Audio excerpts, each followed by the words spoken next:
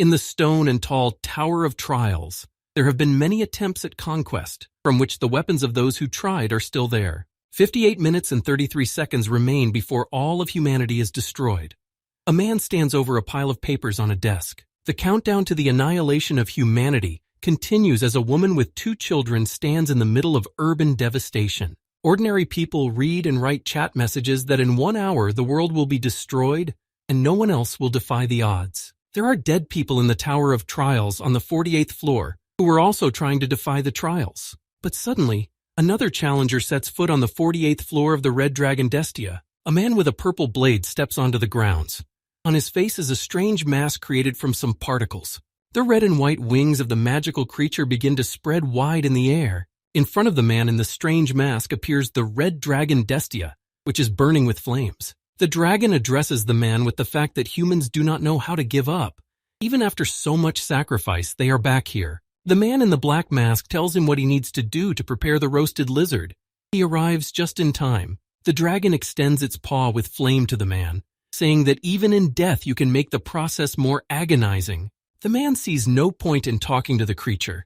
Magical chains appear beneath his feet. The magical golden chains wrap around the man's legs, forming a magical circle beneath them. The red dragon swings its clawed paw at the guy as he stands before the creature, shackled by the chains. The Red Dragon Destia brings its paw down powerfully and deals devastating damage to the stone floor. The man is startled by the dragon's obvious pattern of cornering him and immediately attacks. The Red Dragon Destia reacts aggressively to the man's words, who glances at the creature's movements and realizes its actions. The red dragon is enveloped in flames of fire and is surprised that the man was able to dispel the effects of his skill in an instant. The red dragon claims that the human has simply chosen a torturous path and accumulates fire in its jaws. The red dragon's mouth opens wide and exhales a powerful stream of fiery flames toward the human. The red dragon controls its stream of fire and destroys everything in its path that the flames hit. The man in the strange mask manages to dodge all the blows from the red dragon's stream of fire.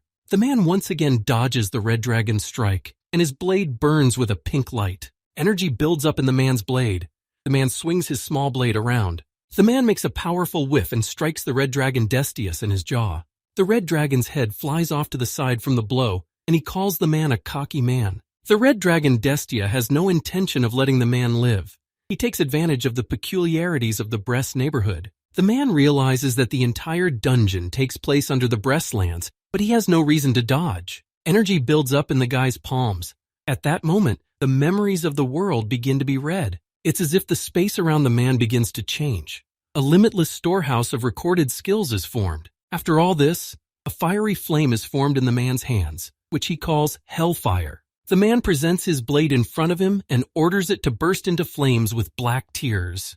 The red dragon taunts the lad for believing in the power of skill, for he himself cannot be defeated by it. The man waves his blade in front of his face and says that it is impossible here, so he will create it himself. The man grasps his blade tightly and again speaks aloud about hellfire and black tears. The man is going to combine these 2 skills of his to combine them.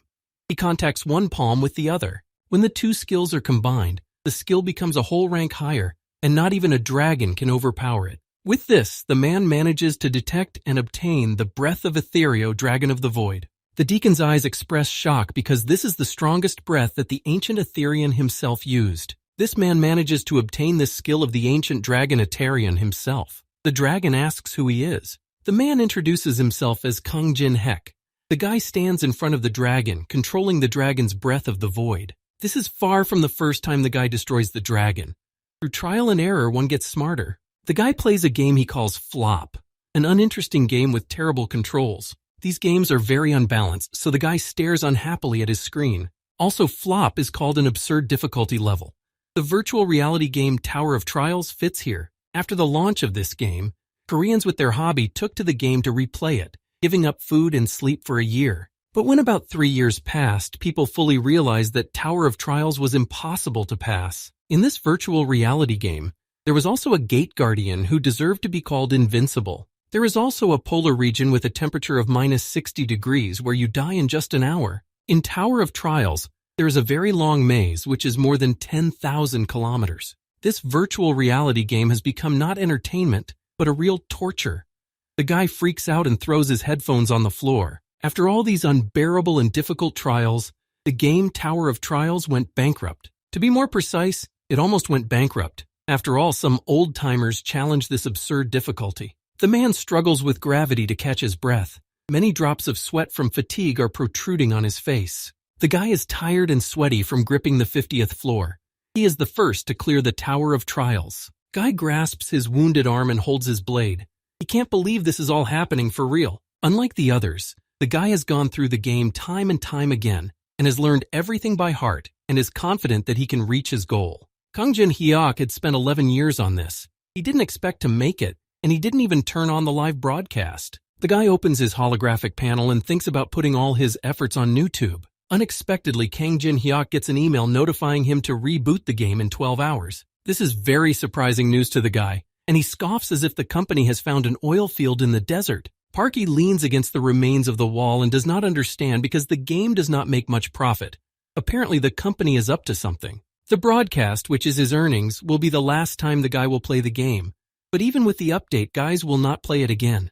Kang Jin-hyuk has no family. He's 27 years old. He can't live on 500,000 won a month forever. He won't be playing sports for the time being either.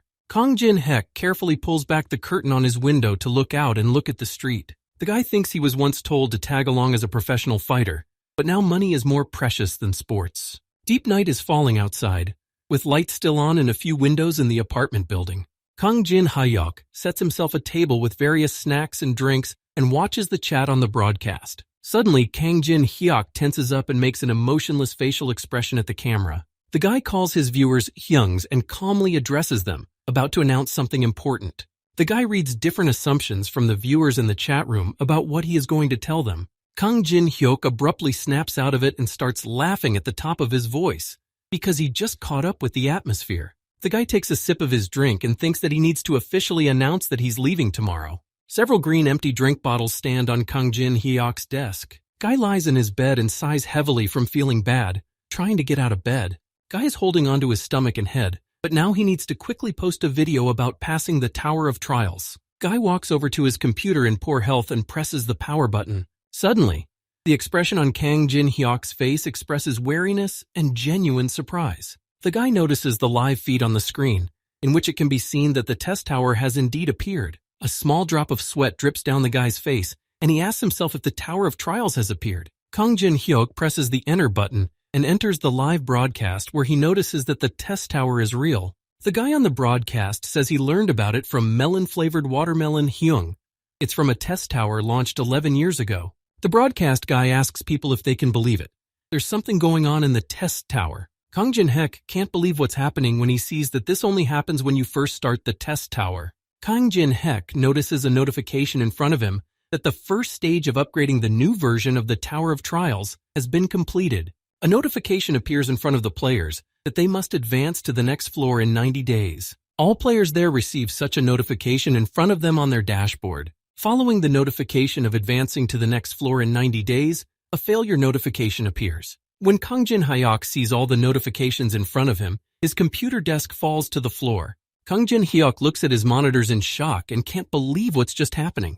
The guy excitedly looks at the notification that says that if he fails, all of humanity will be destroyed. In the Tower of Trials, they write that people's level of adaptability and acceptance of reality is increasing. Kang Jin-hyuk watches all of this excitedly and realizes that he needs to stay calm. He throws his jacket over himself and thinks that if the Tower of Trials is indeed real, now is not the time to hesitate. Guy storms out of his room because he needs to hurry to the place where he can get that item. The guy runs up the stairs, holding onto the banister. The world will probably be destroyed, but there's nothing he can do about it. Kang Jin-hyuk leaps over the railing and his heart feels like it's about to jump out of his chest. A large crowd of people are gathered in the central city, all talking and discussing amongst themselves. One of the people is looking at his phone and wondering what time and what is the fastest way to get to Busan. Two guys are discussing that they can't stay in Korea, so the only way to survive is to go abroad. The girl remarks that the tower has appeared overseas as well. There is no point in going there. People realize that they can't stay in Seoul, so they can't die. Kang Jin-hyuk runs past them. Kang Jin-hyuk stands in front of the escalator and looks down. Now is not the time for him to run, but the time to go forward. He remembers that the Korea server had chosen this place as one of the areas outside the tower. This place is the closest of all 40. Kang Jin-hyuk descends into the central underground room where a beautiful fountain is gurgling. Kang Jin-hek enters the event area, where there are several other players besides him.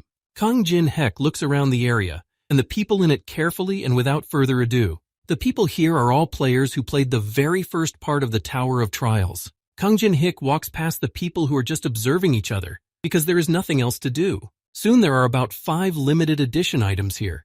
Suddenly some man calls out to Kang Jin-hyuk. The man recognizes Kang Jin-hyuk as the player who has been playing with toys all day and night, hiding in the corner of the room. The man is BJ's partner of Paprika TV and has 500,000 subscribers on YouTube. Successful celebrity Lee Jong-soo. Also, Lee Jong-soo is a spokesperson for a company that Kang Jin-hyuk was also in.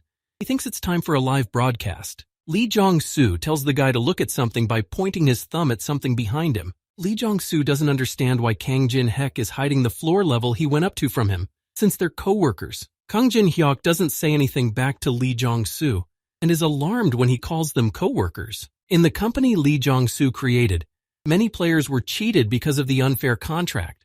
The further it goes, the worse it gets. And all the protesting voices of these guys have been mercilessly drowned out by the force of a huge lawlessness. One of the players of this company covers the camera with his hand.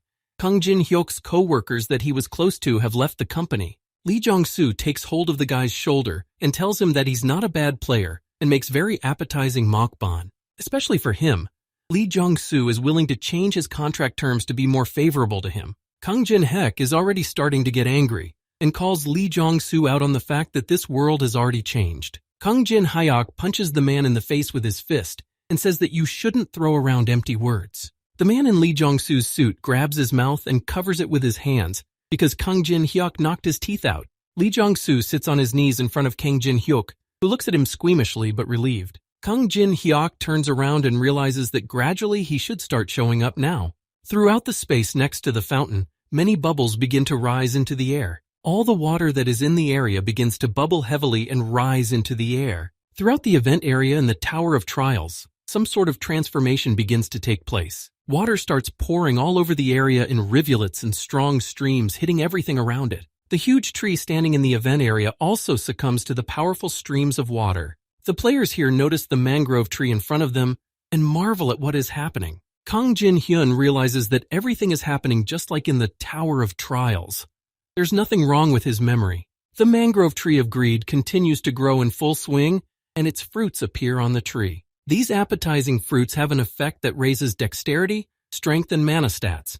Kang Jin-hek knows that this is undoubtedly a good item, but there are only 4 fruits on the mangrove tree. The players start looking around amongst themselves, about to start a battle over the fruit of the mangrove tree. All the players pounce on the mangrove tree and push, throwing themselves at each other for one of the fruits. It looks violent. Lulis are pushing each other, pulling the hair of men and women trying to get to the item first. One of the men's bloody jacket falls to the ground, making the man angry and knocked out. Lee Jong-soo suggests that Kang Jin-hyuk join forces and split the fruit in half. It would be a win-win for both of them. Lee Jong-soo aggressively says that Kang Jin-hyuk is already too late and missed out on one of the fruits. Kang Jin-hek points out to Lee Jong-soo to sit quietly if he doesn't know anything. Kang Jin-hek observes what's going on and realizes that this isn't the time to pry for the fruit yet. The multitude of players continue their attempts to get through the others and get to the fruit of the tree. One of the players manages to grab the fruit of the mangrove tree to get it for himself. The man grabs the mangrove fruit and wordlessly brings it to his mouth and bites it. One of the players, the man in the suit, manages to grab the fruit and gain +3 units to dexterity. The normal people from the players don't even know this mangrove tree with the fruit exists. People who have played Tower of Trials several times will focus their attention on eating the fruit. Kang Jin-hek continues to watch the rowdy people and ponders a plan of action. Kang Jin-hek smirks and knows that the old men will enjoy a more violent spectacle. One of the mangrove tree roots bursts out and is about to attack the people standing nearby. Several more tree roots burst outward in such a way that they even break the stone floor beneath them. One of the players claims that if you eat all the fruits of the mangrove tree, it becomes very dangerous. The players are about to escape, as they have passed this point a long time ago and have died here at least 50 times. Kang Jin-hyuk is standing in the middle of the event area between the other escaping players. The same Lee Jong-soo also turns around and is about to escape from here with the other players. Kang Jin-hek notices Lee Jong-soo leaving and asks if he's really going to give up too. Lee Jong-soo confidently agrees, because the only thing to do in this place is to die. Kang Jin-hyuk tells him that the real reward will only come when all the fruit is eaten. Lee Jong-soo listens attentively to the guy and doesn't believe what he's saying, questioning him further. Kang Jin-hye replies confidently that if he wasn't telling the truth, then why would he stay here? Lee Jong-soo thinks about how he didn't understand why the guy didn't show any interest in the fruit. Now he realized what the issue was. Kang Jin-hyuk smiles contentedly and thinks that he doesn't know about the other, but now he can smell the sweet smells. Lee Jong-soo admits that Kang Jin-hyuk's words are true. He asks what the guy is going to do. Kang Jin-hyuk answers the man in the suit and states that he needs to get inside first. He explains that if they move next to each other, they will become an easy target. They need to approach from both sides. Lee Jong-soo doesn't run away anymore and asks if Kang Jin-hyuk is suggesting that they spread out. Kang Jin-hyuk warns that if even one of them starts to waver, it's all over. Lee Jong-soo isn't about to be set up. Kang Jin-hyuk is already standing in full readiness to snap and sneak in next. Kang Jin-hyuk chooses the right moment and snaps out of his seat, heading towards the designated spot. The man dressed as Lee Jong-soo immediately does the same and follows the guy. The huge mangrove tree begins to rage and make threatening sounds. The huge mangrove tree gives free rein to its long and powerful roots, which get out. One of the roots of the mangrove tree makes a swing and attacks Kang Jin-hyuk, who dodges the blow. Kang Jin-hyuk in the moment thinks about the man in the suit, Lee Jong-soo, who followed him. Lee Jong-soo stands back and says that Kang Jin-hyuk is crazy for thinking that someone would listen to him. Lee Jong-soo smirks, and it's noticeable that he has a few teeth knocked out.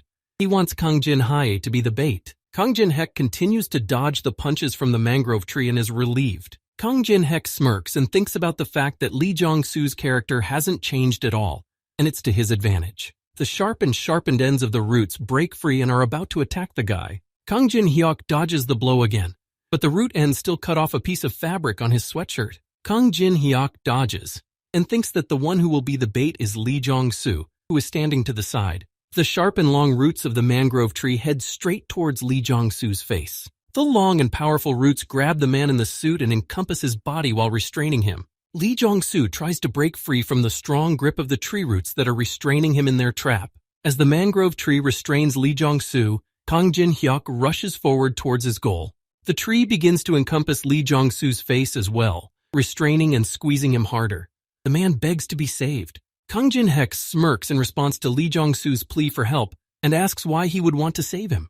Kang Jin-hyuk says that Lee Jong-soo can claim him through that great lawyer. Lee Jong-soo is swallowed up by the mangrove tree trap. The man starts crying as he doesn't want to die like that. The long and powerful roots of the mangrove tree swallow Lee Jong-soo into itself, trapping him.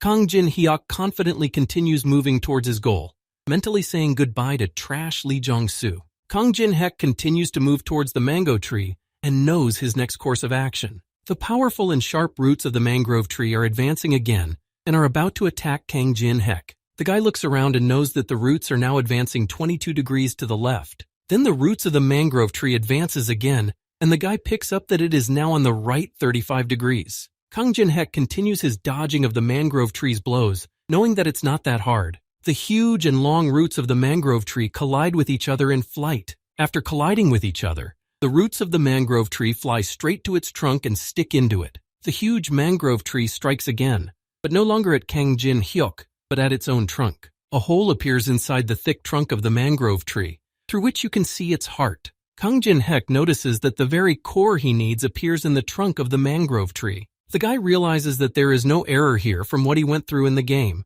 Knowing the exact trajectory makes it hard to let himself be attacked. There are many broken off tree branches lying on the floor in the event area of the challenge tower. Kang Jin-hyuk grabs the first broken off piece of mangrove tree root with his hands. Kang Jin-hyuk suggests to the mangrove tree to not tire of each other and part with the tree heart. The guy knows that the mangrove tree is an event mob, so he won't give experience, but he raises the honor level for 24 hours. The mangrove tree is clearly not happy with this offer, so it starts waving its roots around aggressively. Kang Jin-hyuk stands in front of the mangrove tree that uses the blood-sucking vine skill. Kang Jin-hyuk realizes that even though he is an old man, even he will have a hard time dodging it. Kang Jin-hyuk continues to confidently move towards his goal and assess the situation. Kang Jin-hyuk twists the broken-off piece of wood in his hands and is about to use it. When the mangrove tree attacks the guy with its skill, the guy defends himself with the broken-off piece of wood. When one of the tree's long roots attacks the guy, he takes the broken-off piece of branch and sticks it into the tree root.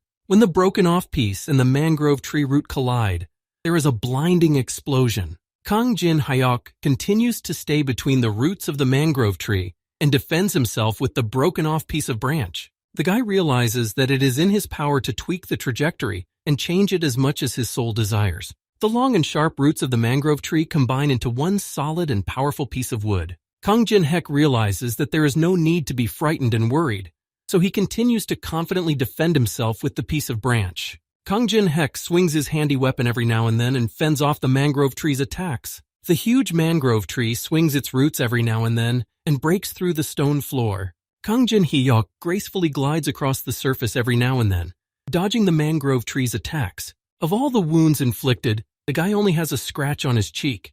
He's been through this many times before.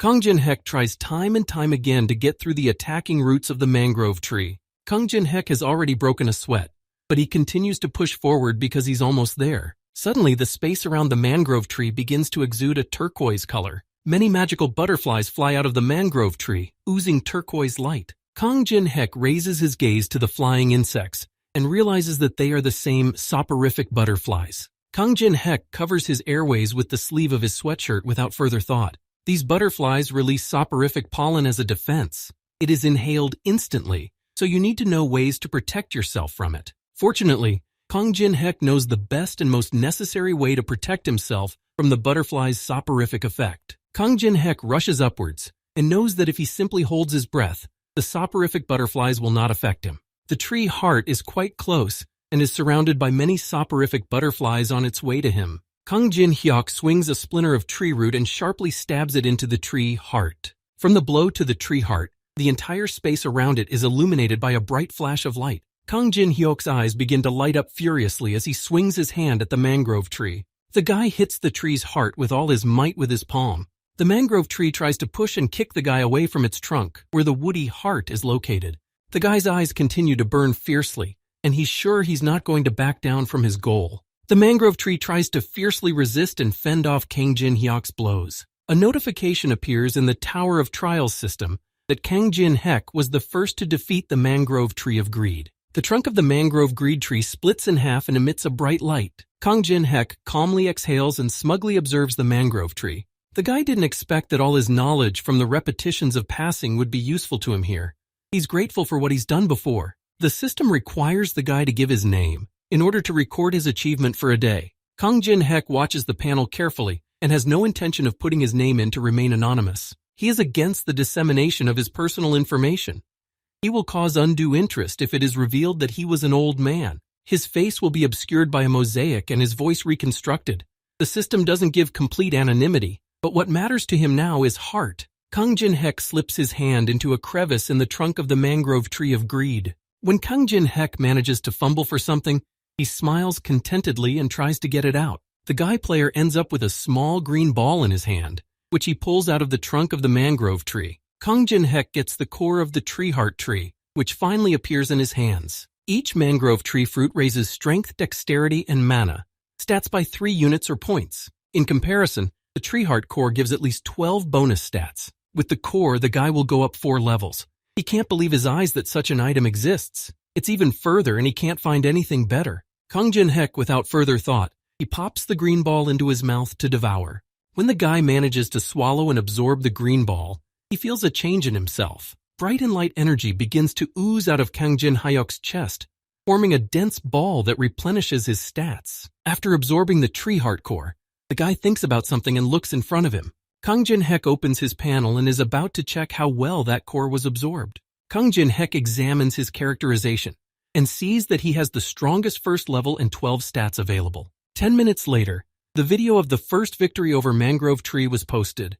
There is an explosion in the comments. All people were convinced that this video was a complete absurdity. It was all about luck or a simple method of destruction was used. But after uploading the video, all doubts disappeared at once. Someone was delighted and someone was not. Everyone reacted in the same way. Moreover, among the people there were some who offered the guy very lucrative contracts just so long as he contacted them. To defeat the Mangrove Tree of Greed, being on the first level is not easy at all, although it is not so surprising.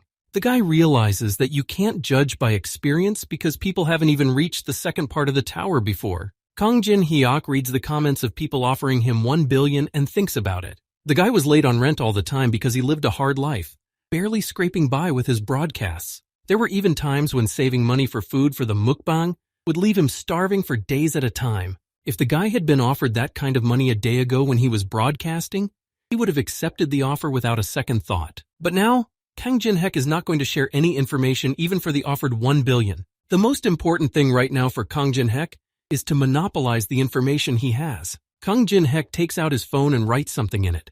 He is pondering the next place he will go to. While the front was busy playing the Tower of Trials game, the mana flowing out from there filled all areas of Seoul. If anything could undergo changes, it was the relics outside the tower, which then became sacred. Not for real, of course.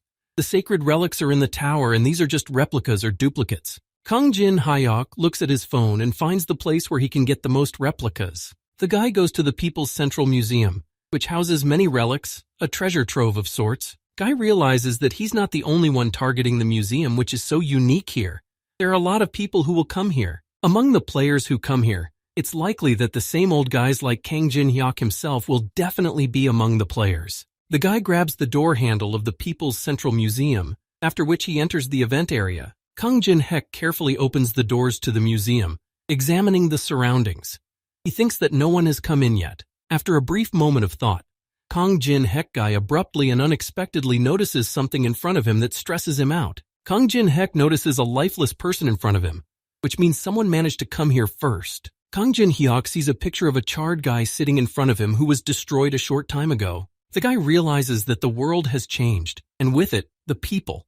But the difference between expectation and reality is the fearlessness of the people. People have set their sights on sacred relics stored in the halls of the Middle Ages and New Ages. The relic that every person who invades here wants to get their hands on is the map of Taedong-jido. The map details where to find the labyrinth with the ruins, what items and monsters are there.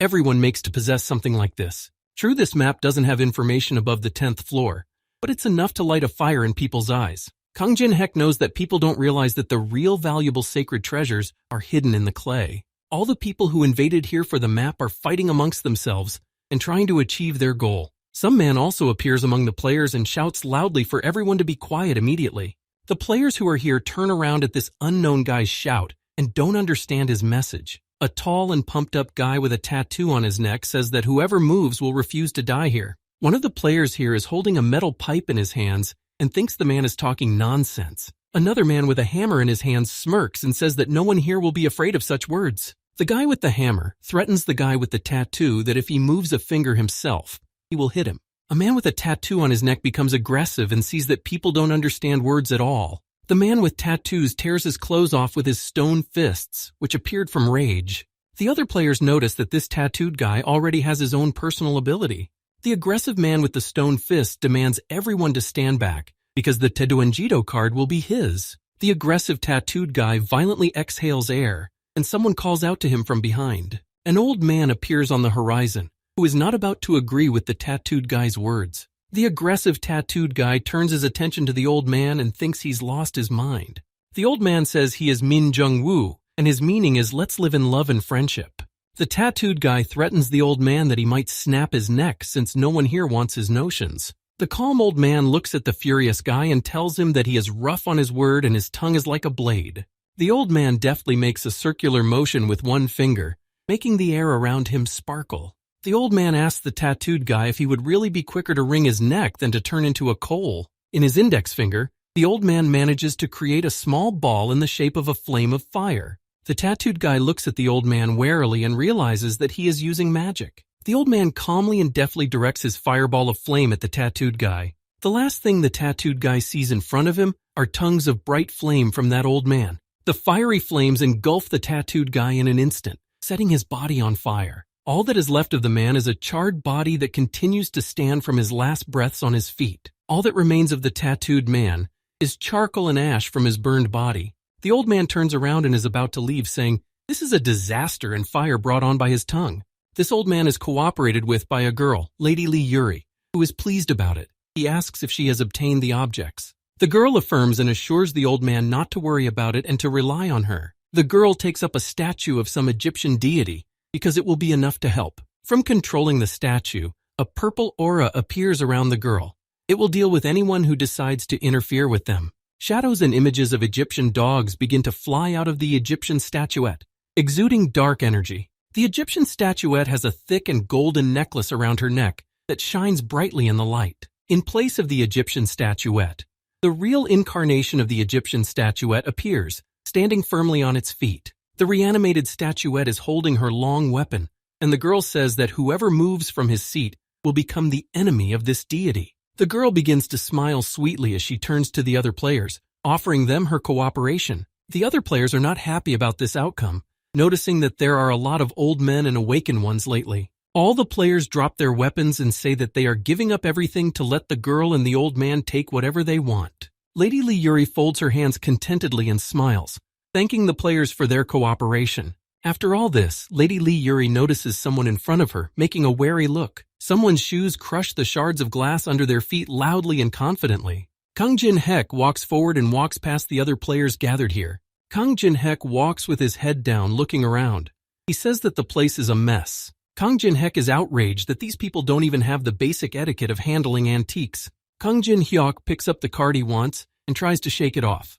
Thankfully, nothing is torn. Suddenly, Kang Jin-hyuk is called out by someone saying that he's the person who broke the atmosphere of fear. The girl Lee Yuri starts to grudgingly scowl and says that she's not messing around here at all. A huge and animated statue of an Egyptian deity takes a step and breaks the stone floor beneath it. Lady Lee Yuri orders the animated deity to get rid of a guy named Kang Jin-hek. The huge and animated statue of the Egyptian deity swings its long spear with a blade on the end. The long spear blade with all its might is heading towards Kang Jin-hek, who is standing motionless. Kang Jin-hyuk stands confidently and doesn't show any emotion. He simply raises his hand up to ward off the blow. With one light swing of his hand, Kang Jin-hek manages to deftly fend off the tip of the long spear. Kang Jin-hyuk effortlessly wrestles the animated statue away from her long weapon, which flies off to the side. Lady Lee Yuri watches their confrontation and marvels at the way the guy fends off the spear blade. Kang Jin-hek knocks back the statuette's spear blade, leaving a furrow in the stone floor afterward. The other players are shocked. Other people are shocked that the guy didn't even dodge and his hands are perfectly fine. This defies common sense. Kang Jin-hek watches the enthusiastic discussions and thinks that people don't know about his stat count yet. Kang Jin-hek looks at the girl in her animated statue, asking about how she's going to act. The girl starts anxiously rummaging through her backpack and stutters as she answers the guy's question. Lady Lee Yuri pulls out some more of the same statuettes from her backpack and tells Kang Jin-hyuk about it. The girl does the same manipulation, causing the figurines to become enveloped in purple energy. Kang Jin-hek watches as the girl manages to awaken the sacred relic incarnation replica of Anubis. Lady Lee Yuri brings her figurines to life and brags about it to the guy, asking for his opinion. Several rebellious Anubis surround the girl, who won't tolerate Kang Jin-hek laughing again. Kang Jin-hek begrudgingly admires the girl's ability to support 5 Anubis at once, meaning she's not of an ordinary level. Kang Jin-hek continues to watch, and also remembers about the same grandfather who used magic recently. The old man used his fire magic. There are so many old men who got out of the nub images. The girl Lee Yuri is not happy with this assessment of her skills from boyfriend Kang Jin-hek. Kang Jin-hek continues to mockingly reply that her skill is somewhere between not bad and it'll do. Lee Yuri's girlfriend notices Kang Jin-hek's behavior and realizes that the guy is cocky for allowing himself to bluff. Kang Jin-hyuk pulls something out of his inside pocket and is about to show it to the girl. The guy pulls out the very same card. It's impossible to feel something if the difference in skills is great. The guy flips the card, just enough for the girl to show everything, so she can see with her own eyes this overwhelming difference. Kang Jin-hek directs his energy into the card, on which silhouettes of tigers are drawn. Kang Jin-hek begins to input mana with the pine tiger replica, sacred relic. Right from the sacred relic, a ruler of the mountain, a huge tiger, appears thanks to Kang Jin-hek's mana. The girl Lee Yuri observes Kang Jin-hyuk's actions and thinks his skills and abilities are absurd. The huge golden tiger steps on the stone floor of the sacred relic and crushes it with its weight. This huge tiger with burning eyes is from the Hosean era. His identity, nameless. He lashes out. One of the Anubis that came to life from the statuette starts chowing down on the aggressive and fierce tiger. Kang Jin-hek strokes behind the tiger's ear and says that some jackal dares to show its teeth to the ruler of the mountain.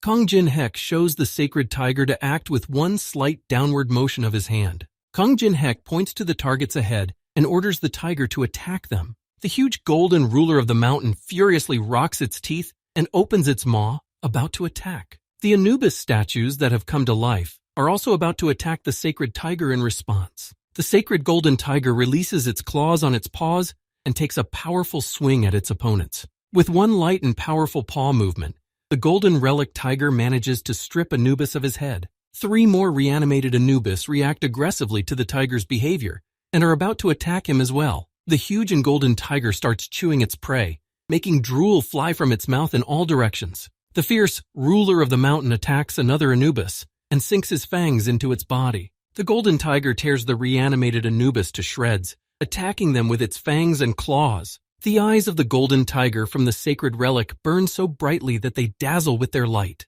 The girl Lee Yuri watches the confrontation between the relics and can't believe it all. The girl has heard of different ways to use sacred relics, but she has never heard of anything like this.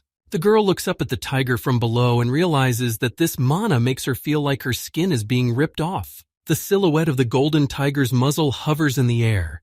Lee Yuri looks at it in fear and realizes that she can't win. A drop of sweat drips down on the girl's face. Lee Yuri anxiously and exhaustedly falls to her knees on the stone floor. Tears begin to appear in the girl's eyes. She thought she had chosen the strongest card. The Lee Yuri girl is disappointed that she made the wrong choice. She is alarmed at who the guy is. Kong Jin-hek walks over to the girl who is sitting on the floor on her knees and looks at him anxiously. Kong Jin-hek approaches her with a confident face and a smirk, demanding her to give him something. The girl grabs the collar of her jacket and anxiously asks what he means. Kong Jin-hyuk gets down on one knee to the girl and demands Tutankhamun's mask from her. The girl gets aggressive and says that it's useless in Korea and where he's going to use it. Kong Jin-hyuk doesn't respond to the girl's words in any way, but simply makes a finger gesture that signifies for her to give him the mask. The golden tiger from the sacred relic with its burning eyes appears next to the girl, scaring her, so she gives it all away. Lady Lee Yuri's empty backpack remains lying on the stone floor among the glass shards.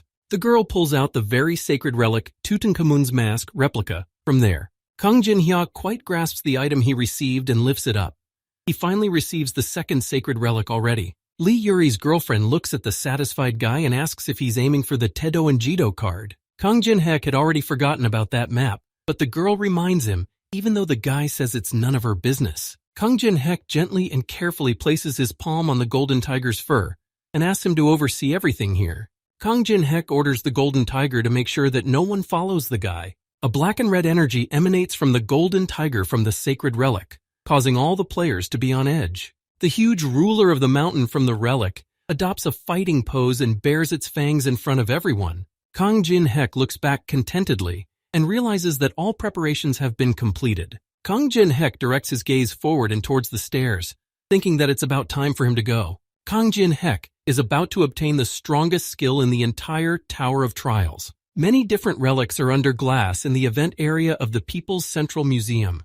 This is where the same old man with magic appears, who doesn't understand how things got this way because of Lady Lee Yuri. The old man appears next to Kong Jin-hyuk, who looks at him and sighs thoughtfully. Kong Jin-hek wonders how the old man snuck in here, and if he defeated Lady Lee Yuri. Kong Jin-hek along with the old man stand in front of some sort of magical barrier that blocks the way. Kong Jin-hek expresses his thoughts out loud that it's a level 1 barrier. The old man realizes that the guy knows about it too. The old man cautiously holds out his palm and says that this is the first time he's ever seen such a barrier. The old man half slides his palm into the barrier and says that whether it's a physical or magical attack, it's all useless. Kong Jin-hyuk follows the old man and also puts his hand halfway into the magic barrier. The guy is enveloped by dark energy and covers his eyes. This is the place where the flow of magic diverges. While penetrating the barrier, Kong Jin-hek notices the word Karpo in front of his eyes. Kong Jin-hek turns to the old man and says that he knows how to break this barrier, but he has a condition. The old man stares back at the guy emotionlessly and doesn't understand what condition he's talking about now. Kong Jin-hyuk says that if the old man uses the flames to affect the barrier non-stop, they'll have a chance to weaken the shield. The old man asks how long it would take to do that.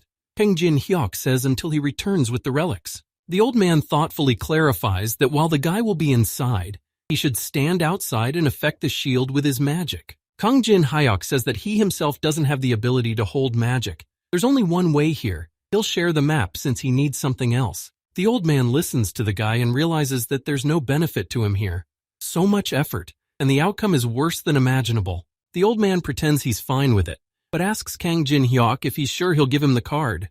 Kang Jin-hyuk smiles and agrees, because he doesn't want to become the enemy of a user with high-level magic. The old man thinks it over but realizes that there is only one way out and he has to trust Kang Jin-hyuk. The old man listens to the young guy carefully and states that he trusts him. Kang Jin-hyuk points at the barrier with his hand and asks the old man to take care of it. The old man is about to exert all his strength and starts to accumulate magical fire flames in his hands. The old man's eyes light up furiously and he makes a powerful swing with his hand with the fire flame. The old man accumulates a great deal of magic in his hands and directs the fire flame straight into the barrier. As the old man starts to hold his flame on the barrier, the defense mechanism weakens and the wall starts to crack. Kang Jin-hyuk waits for the right moment and is about to act as soon as the shield cracks. Kang Jin-hyuk breaks through the cracked barrier of the first level and finds himself outside the barrier. Kang Jin-hyuk has accelerated and is now trying to slow down. Several tongues of flame encompass his jacket. The old man demands the young lad to hurry up because he is already starting to sweat and won't be able to hold the flames for long. Kang Jin-hyuk smiles slightly at the old man and assures him that he will do what is necessary. Kang Jin-hyuk is really not going to indulge the old man and will do everything as he wishes. In the People's Central Museum, there are many different relics behind a barrier, such as a map. Behind another glass rack is another relic in the form of a seal kimono. Also, besides the other relics, there is also some kind of gold ingot that holds something valuable. Kang Jin-hyuk looks around and realizes that unlike the lower floors, there is nothing to indicate that anyone has been here. In front of the guy's face is a glass rack with an iron sword engraved by Tianlun, which has already been broken and the relic is missing. Kang Jin-hyuk realizes that the person who was here has done what he wanted and has already left. He is also the one who put up the barrier. Kang Jin-hyuk realizes that the person doesn't care about the battles. He just got what he wanted and left this place. Kang Jin-hyuk picks something up and begins to examine it. The person who had been here didn't know something. The item that person received was only a second-grade relic. Kang Jin-hyuk found something he wanted. Behind the glass rack, the Lee Dynasty gold coins appear in front of the guy, a personalized ability just for him. These coins are the last piece of the very mosaic to create the strongest skill in the Tower of Trials. Kang Jin-hyuk scrutinizes the items in front of him, going to gather all the necessary ingredients. There's a ceremonial Persian pouring mold and the right eye of Tutankhamun's mask. Kang Jin-hyuk is going to combine these two relics to create something more powerful and stronger. These two relics react with each other. Such a message appears when two matching relics meet. Kang Jin-hyuk contentedly watches the fusion of the two matching relics while immersed in his thoughts. In order to advance further, one must pay their price. Kang Jin-hyuk breaks the rope on the coins of the Lee Dynasty. Kang Jin-hyuk is about to add the gold coins of the Lee Dynasty to the other two relics. Kang Jin-hyuk covers up from the aftermath of the reaction between the three holy relics. Kang Jin-hyuk overcomes the disgusting percentage and succeeds greatly in uniting. Through the unification of the three holy relics, Kang Jin-hyuk obtains the relic Eyes of Truth. They can be used to open a window of another person's state. They are the best eyes in existence, but that's not why he came here. By combining the three relics, a hidden quest is available for Kang Jin-hyuk that unlocks a strange destiny. Kang Jin-hyuk has the ability to copy and save abilities, creating powerful skills afterward. This is Kang Jin-hyuk's personal weapon, the Overrun, in order to become the strongest in the Tower of Trials. The memories of the world are formed. The guy gains the personal ability Unification, but certain details can be changed if the level rises dramatically. Kang Jin-hyuk is distracted from his thoughts by the same old man who keeps destroying the barrier with his flames. The old man is already covered in sweat and says that his strength is running out. If Kang Jin-hyuk is already finished, then he should hurry up. Kang Jin-hyuk looks around thoughtfully and thinks about what he should do now. Kang Jin-hyuk purposefully looks at the old man and thinks about what he needs to do to copy his abilities. The old man continues to hold his fire flame. In order to copy his ability, you have to make Min Jung-woo's true essence manifest. Kang Jin-hyuk sees that the old man is hiding his feelings behind a mask, but he already knows how to be. Kang Jin-hyuk reads the terms and realizes that all he has to do is just make this old man angry. Min Jung-woo holds his fire flame from the last of his strength and is already yelling at the young guy to be quick. Kang Jin-hyuk faces the old man and tells him that he may not use his skill anymore. The old man Min Jung-woo listens to the guy carefully as he continues to hold his flame. Kang Jin-hyuk assures the old man that there was really no special need to use his skill. The old man Min Jung-woo relaxes and asks the young guy why he told him to do that. Kang Jin-hyuk says Karpo, which is Latin for spell of destruction. It was getting through the easy way. The old man didn't contribute to it in any way. Kang Jin-hyuk thinks the old man really fell for it. In the end, the old man's mana was depleted very quickly. Kang Jin-hyuk looks at the picture and thinks that he overreacted, and now he needs to piss the old man off. Kang Jin-hyuk knows everything about the tower down to the smallest detail, so the map is completely useless to him now. The guy is holding a lighter and is not going to give this map to anyone even under these conditions. Old man Min Jung-woo is already getting nervous and asks the young guy in a shouting voice what he's going to do. Kang Jin-hyuk makes a smirking and angry face and says that he already told the old man about it earlier. Kang Jin-hyuk brings a lighter to the card and is about to light it on fire because he doesn't need it at all. With this map, anyone can find out information up to the 10th floor, and the guy's advantage will be gone.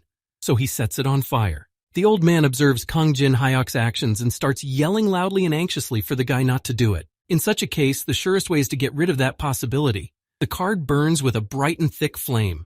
The old man becomes very aggressive and violently insults the guy for burning the card he wants. Kang Jin-hyuk looks scornfully at the old man while the flames burn brightly behind him. He fulfills the needed condition. Kang Jin-hyuk stands proudly and notices that he succeeds in copying Min Jung-woo's fire element skill. The copied element is stored in the memories of the world. It allows him to control fire and increases his affinity with the fire element. Kang Jin-hyuk observes his panel and thinks that the fire element is not a bad stat for the first copying. Old man Min Jung-woo aggressively threatens Kang Jin-hyuk that he will regret what he did.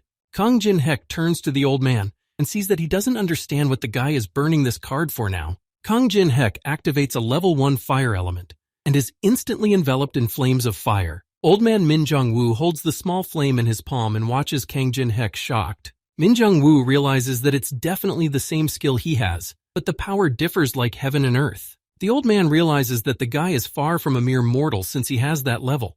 He really doesn't need any card. The old man Min Jung-woo starts to squint contemptuously and turns to the young man Kang Jin-hyuk again. Kang Jin-hyuk tells the old man that if he wants to continue to climb the tower in peace, he should obey the guy well. Kang Jin-hyuk. When he first entered the People's Central Museum, he immediately starts to assess the situation. He realizes that counting him, only 4 old men have appeared in the Tower of Trials. Now that the tower has become a reality, he understands the general desire to reduce risks. The boy stretches his whole body boredly. Wanting to get ahead of everyone else by doing such a thing is foolish. Kang Jin-hyuk's stats and abilities noticeably change in a big way. Be that as it may, as many personalized abilities and skills as possible should fall into his hands. Kang Jin-hyuk gives the old man all the instructions he needs and ends the conversation by saying that he will contact him in due time. Kang Jin-hyuk tells the old man that he will need to raise his level with that girl on the bottom floor. Kang Jin-hyuk remembers the old man and Lady Lee Yuri, realizing that he got that horse that he can do whatever he wants to do with for a long time. The guy's road turns out to be a very long one. The first thing he does is to collect the abilities he needs most in a book called Memories of the World. Kang Jin-hyuk leaves the event district and on the way, he reflects on the fact that he only has one body, so he won't be able to monopolize absolutely every ironic fate. Kang Jin-hyuk sinks back into his thoughts and realizes that he has the ability to get absolutely everything. Kang Jin-hyuk looks very cocky. He can get his hands on all the coolest and most important things. Kang Jin-hyuk walks his way and grabs his stomach.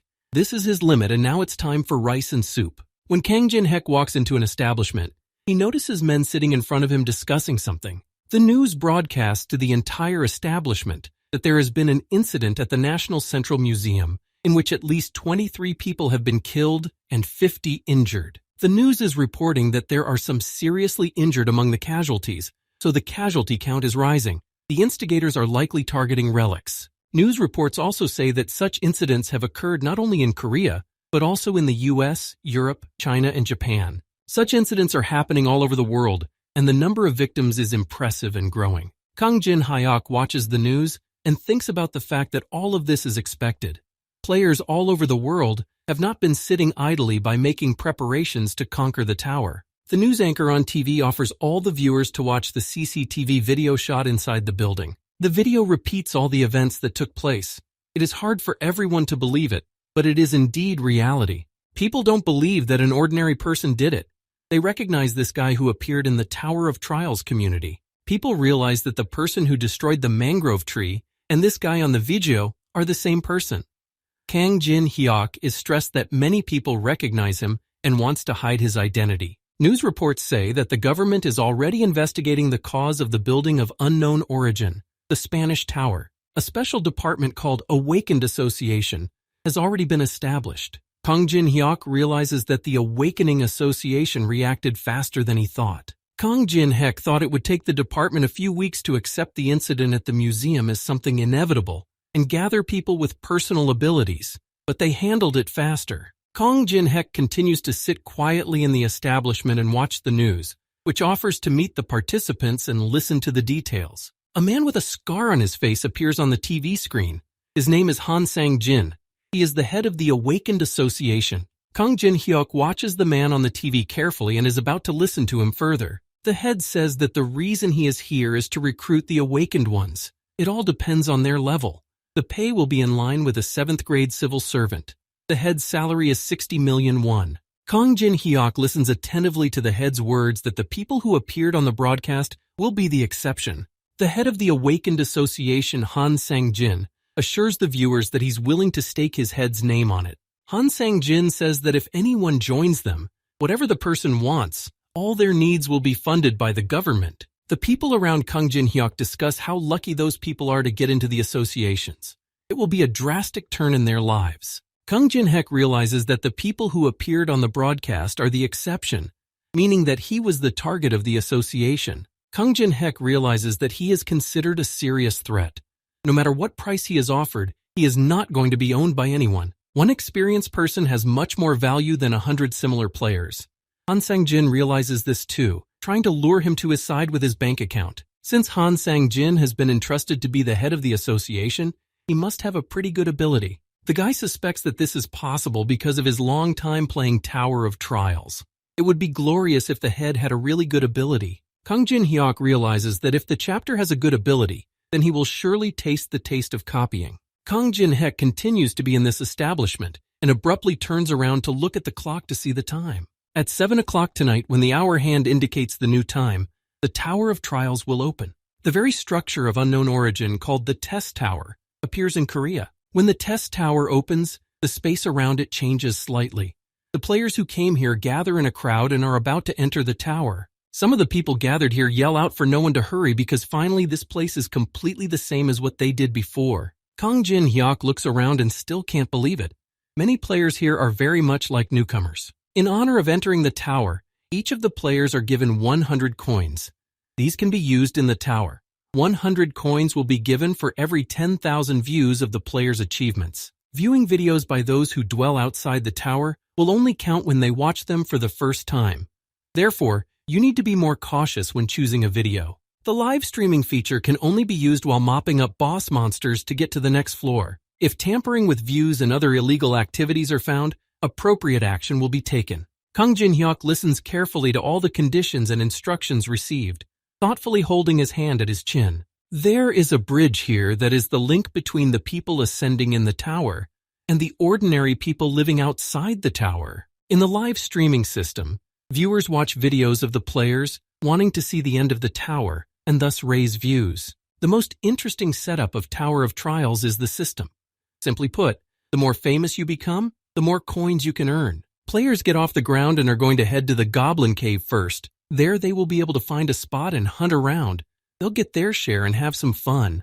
The players running past Kang Jin-hyuk cheekily push him in the shoulders because they're trying to get in the fastest. Kang Jin-hyuk looks around and notices such a rush in people.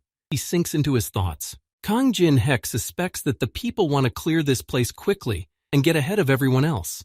It won't be hard to get the copes, but he won't pour the video first. The guy realizes that if he gets some coins for views, but also shares some information, he'll be doing himself a huge damage. Kang Jin-hyuk behaves calmly and measuredly because he knows what he has to do first. Kang Jin-hyuk smirks contemptuously and observes the people in a hurry, realizing that he is choosing a different path for himself, different from others. There was a time when during the sweep of the beginning of the 13th floor, there was no way to advance further. The guy collects all the hidden parts, searching the lower floors to climb up to the next floors.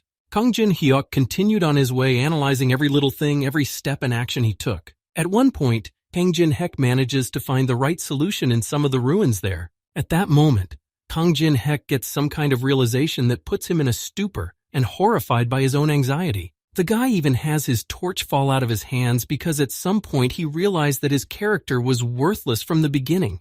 The guy starts shaking from such a bad result while searching the lower floors. The character he had been rocking in misery for years turned out to be a complete nonentity. The guy sees a notification in front of him that he can delete the character, but he doesn't do it yet.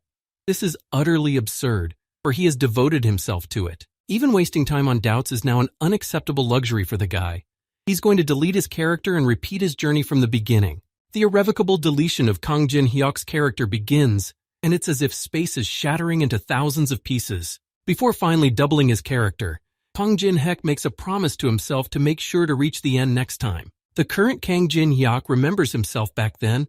It was a whole 6 years ago when he removed his character. A confident Kang Jin-hyuk stands in front of the entrance to the maze named Liverinos.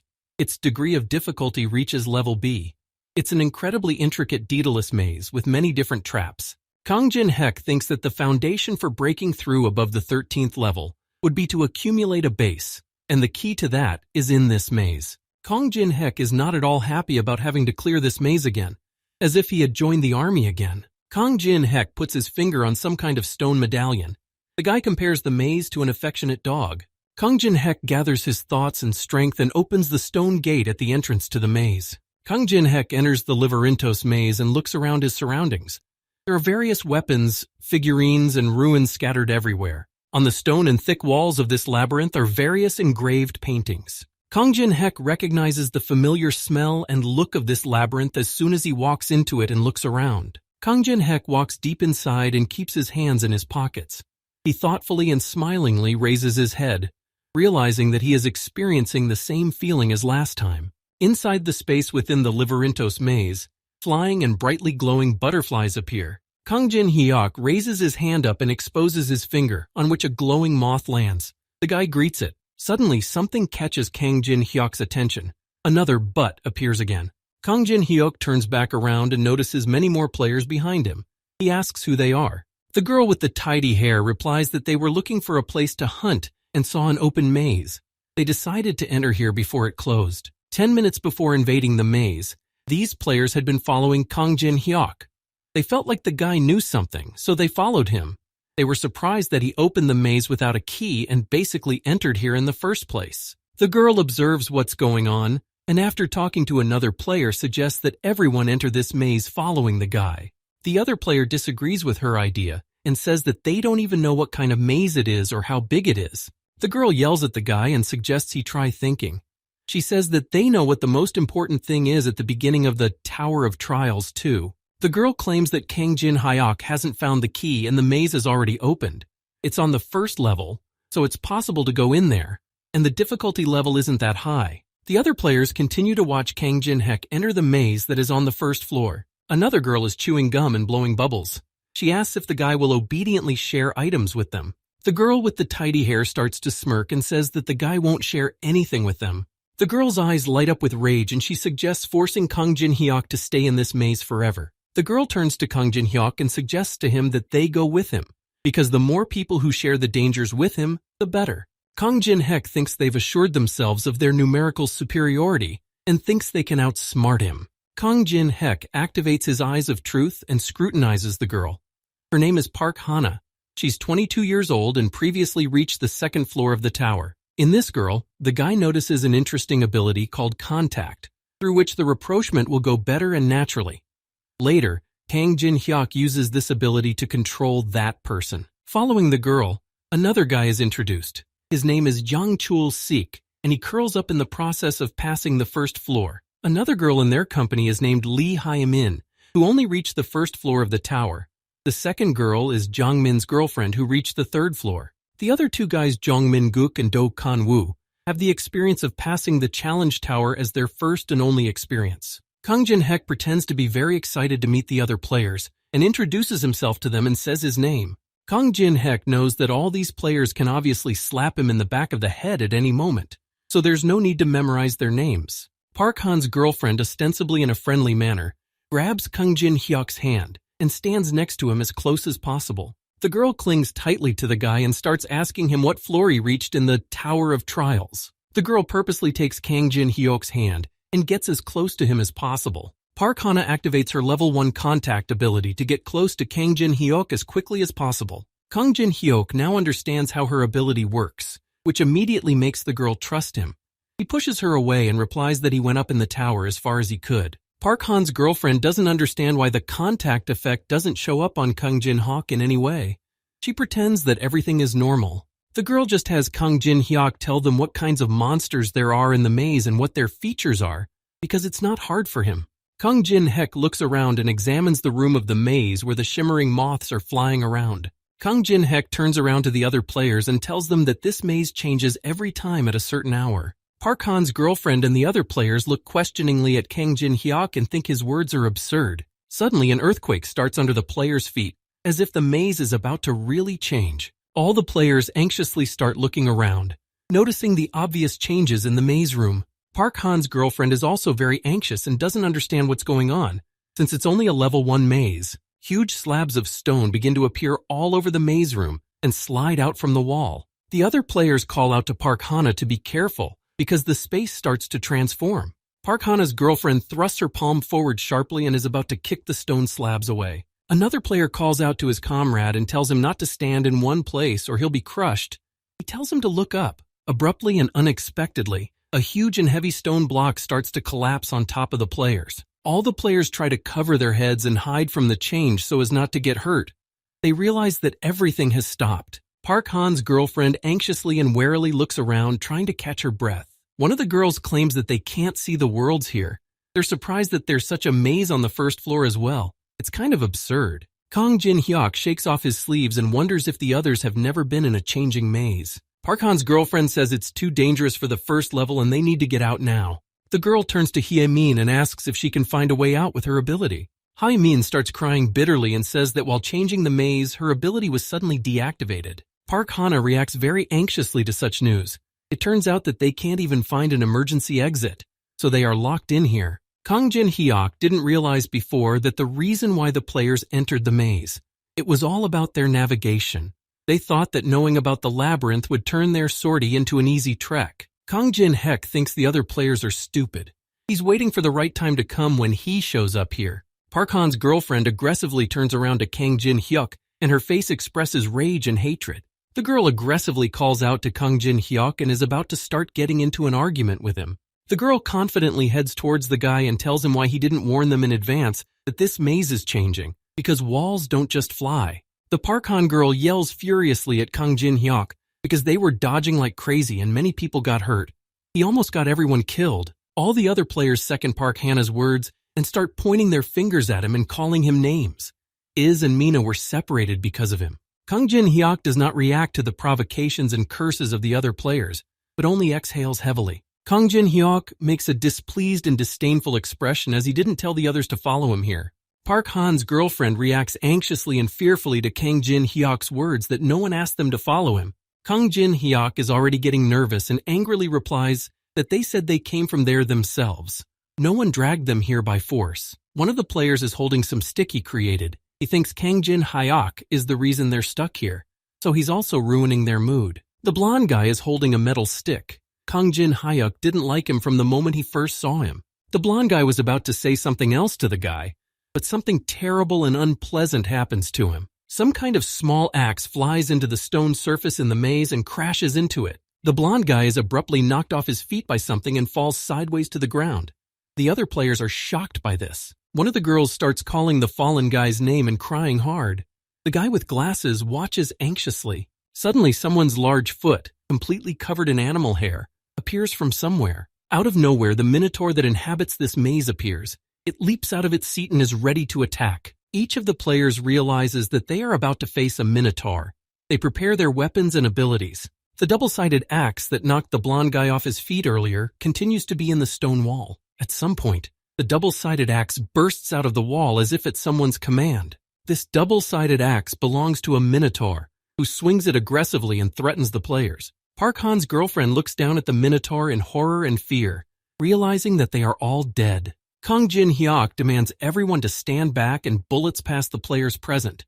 He's going to deal with everything.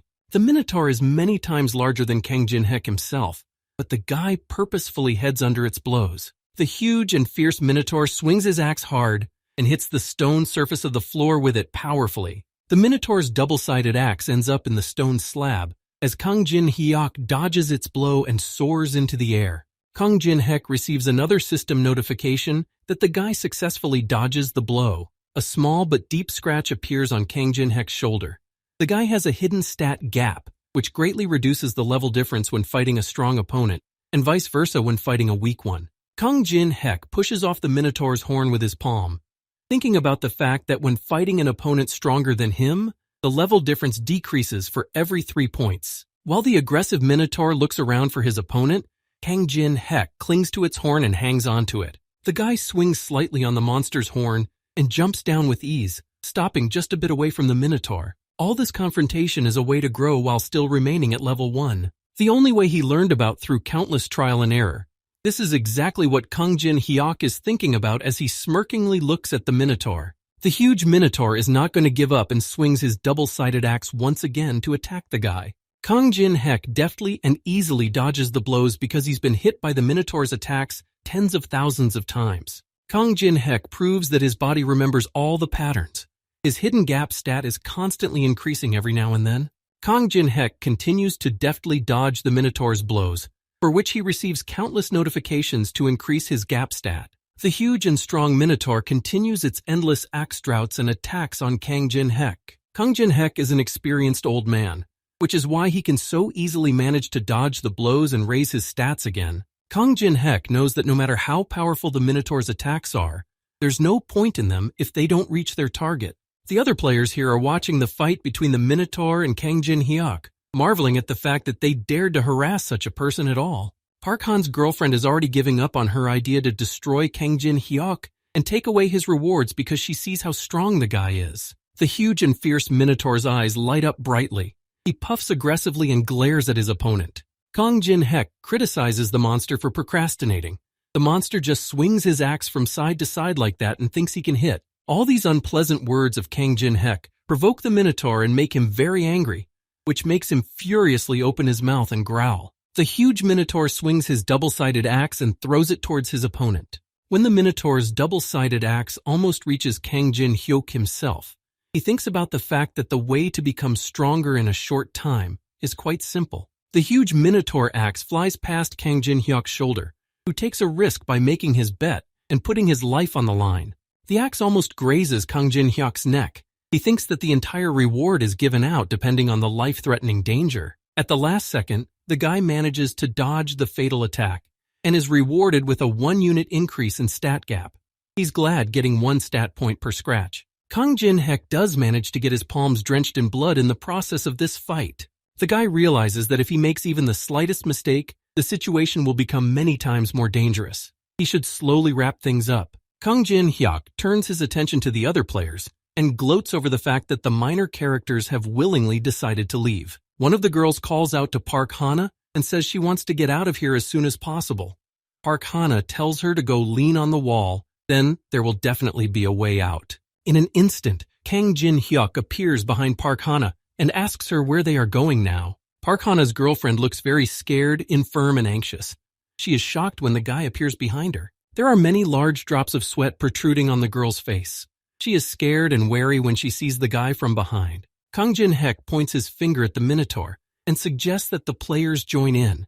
He explains that it's only worth it to dodge its attack and they'll be given a hidden stat. It's easier than it looks. When the huge and aggressive Minotaur swings his axe again, Kang Jin-hyuk gives out that they need to share the rewards with others. Kang Jin-hyuk holds Park Hana's girlfriend by the wrist as the huge Minotaur launches its attack and swings its weapon. The other players are very worried about the girl, crying and looking just as terribly frightened as they reach out to the girl. Park Han's girlfriend looks even more scared and shocked. She looks at the monster and tears appear in her eyes. The aggressive Minotaur's double-sided axe flies through the room in the maze and collapses all the stone structures behind it. One of the players, shocked and very scared, falls to the floor and stares at the large pool of blood in front of him. Kang Jin-hyuk states that the players shouldn't stand there. They should at least try to dodge or keep their distance at all. Kang Jin-hek, without much emotion, without fear or shock, coldly asks the Minotaur about his rightness. The huge Minotaur continues to make some sounds and stands in front of Kang Jin-hek at a distance. Suddenly, the Minotaur's attention is drawn to a shattered stone slab that falls down. The entire space within the area of this labyrinth begins to change and transform again. Kang Jin-hek waves goodbye to the Minotaur as several moving stone slabs appear in front of him. Kang Jin-hek makes a satisfied and smirking face as the stone slabs almost block him from the Minotaur. The guy says they'll see each other later. The surprised huge Minotaur stares in utter bewilderment at the stone wall that appeared right in front of him. The Minotaur's eyes continue to burn furiously, but it does nothing but stand there and breathe aggressively. At some point, the thought crosses the Minotaur's mind to break down this wall with his double-sided axe. The space within the labyrinth soon stops bringing its changes and everything falls into place. Park Han's girlfriend is still trying to catch her breath and come to her senses from the horror that she just experienced. The other players are also lying on the floor and trying to catch their breath because they almost died there.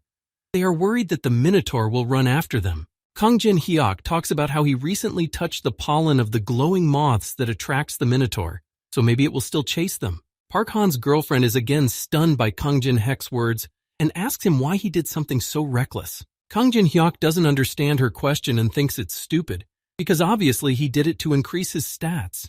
The guy reaches out for the sword that's lying on the ground. Every time the maze changes, he rests a bit and replenishes his stamina. Kang Jin-hyuk puts his blade forward and continues that he's having fun here, once the Minotaur finds him again on his own. It's a beauty. Park Han's girlfriend continues to look shocked and scared. She asks how much longer the guy is going to be doing this here. Kang Jin-hyuk confidently puts a thumbs up and states that he'll do it until he gets out of the maze, which is exactly a month. One of the players dubiously thinks about the fact that this hell is going to go on for another 30 days. Park Hana almost faints and claims that they'll go separately. Park Hana assumes that if they go on without Kang Jin-hyuk, the Minotaur won't chase them out. The guy thoughtfully and uncertainly confirms this. Kang Jin-hek starts to smirk contemptuously and asks which way the guys are going to go in that case. One of the players holds Park Hana up and sees her from here. Kang Jin-hek states that with no landmark, it's many times more dangerous to move around here. Jin-hyuk, in the company of Park Hana's girlfriend, stops abruptly after hearing Kang Jin-hyuk's words. Kang Jin-hyuk checks his blade, then asks Jin-hyuk if he knows where the exit is here. He claims that he knows a lot more about this maze than anyone else. Park Han's girlfriend squints suspiciously in Kang Jin-hyuk's direction and realizes that they simply have no other choice. The girl changes her mind again and changes her mind, intending to follow Kang Jin-hyuk further. Kang Jin-hyuk waves his finger negatively and says that you can't get anything in the world for free. Even bus fare has to be paid for. Kang Jin-hek puts his blade to the face of Park Hana's girlfriend, who barely shows any emotion anymore. Kang Jin-hek points his blade threateningly at the girl and demands she give him all the coins she has. Some guy with a bandage on his head and a nice engraved shield in his hands swings his small blade. A few goblins with different skin colors appear in front of the young lad and watch him in surprise. The lad uses his shield and small blade as an attack and defense on several goblins. The guy deftly tackles multiple goblins now and then while smiling contentedly and shouting out various sounds. At one point, the whole picture of the guy fighting a goblin freezes because it turns out to be a video. This guy's video has over 1 million views and endless comments from various people. The Perry blonde guy with the headband is pretty much watching the screen and realizes that it's enough, and people have gotten into his video. A company of guys realize that all the headlines on the message board are all about them because their blonde guy fought goblins to a pulp. They'll get 1,000 coins from the views. The blonde guy is glowing with happiness and thanks the guys for their help and overall effort in dealing with the goblins. They discuss among themselves that people in the comments think the guy did it alone.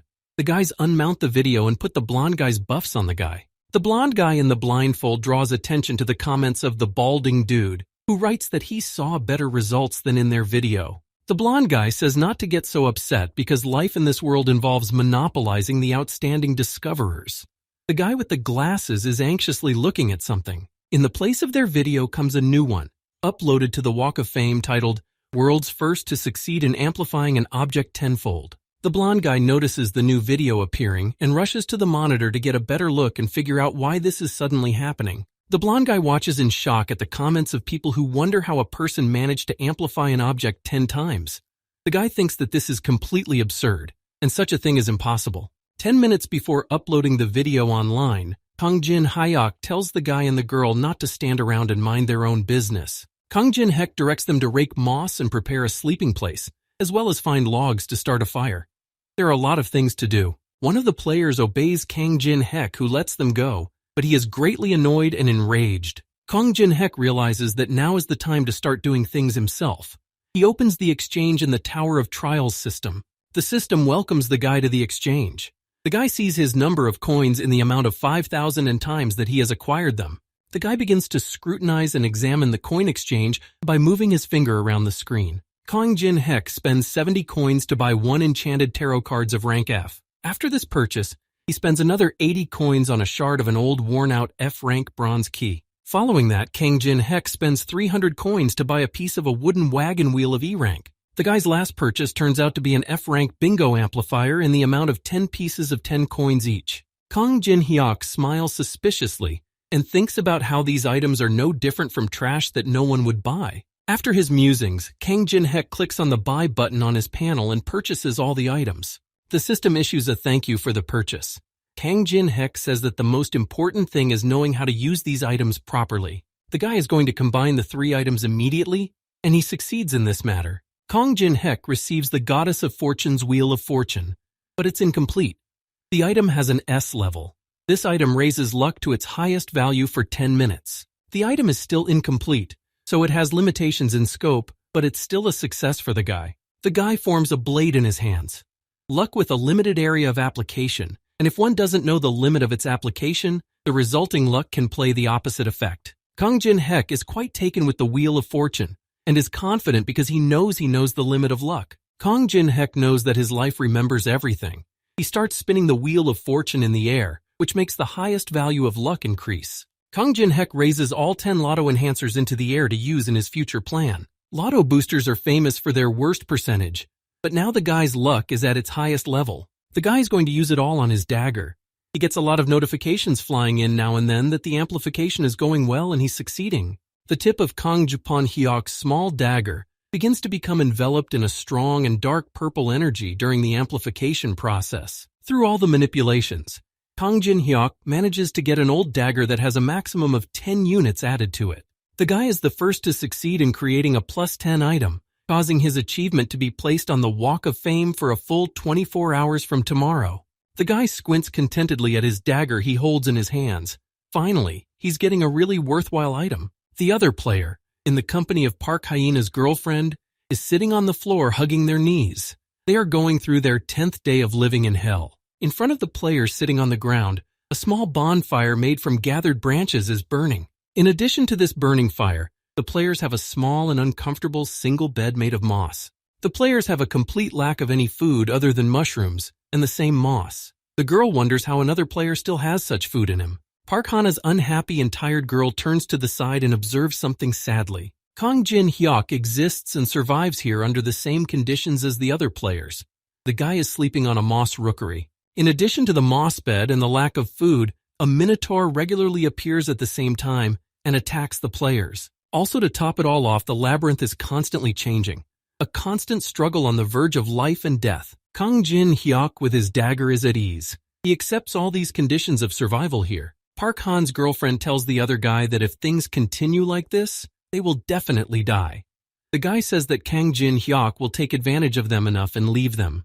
Park Hana opens the system and scrutinizes all the comments from the people watching them. Park Hana's girlfriend turns to the viewers and asks them if they found any information about Kang Jin Hyuk. None of the anonymous viewers have found anything on the guy. The girl anxiously lowers her head and is annoyed that such people were recruited for support outside the tower. The girl stares furiously and angrily at the screen and wonders if they've given the information to Appa and what the Ravens Guild has to say. The girl reads comments that nothing is known about the maze and to wait another 3 weeks before reaching her location. The second player pops something in his mouth and asks Park Hana what their Raven Guild will do. The girl claims that there is no information. While Kang Jin Hyuk is quietly sniffling and resting on the moss bed, the girl is about to tell the second player something. She suggests that they destroy Kang Jin Hyuk and hold out here a little longer until Appa comes to the cave they discovered.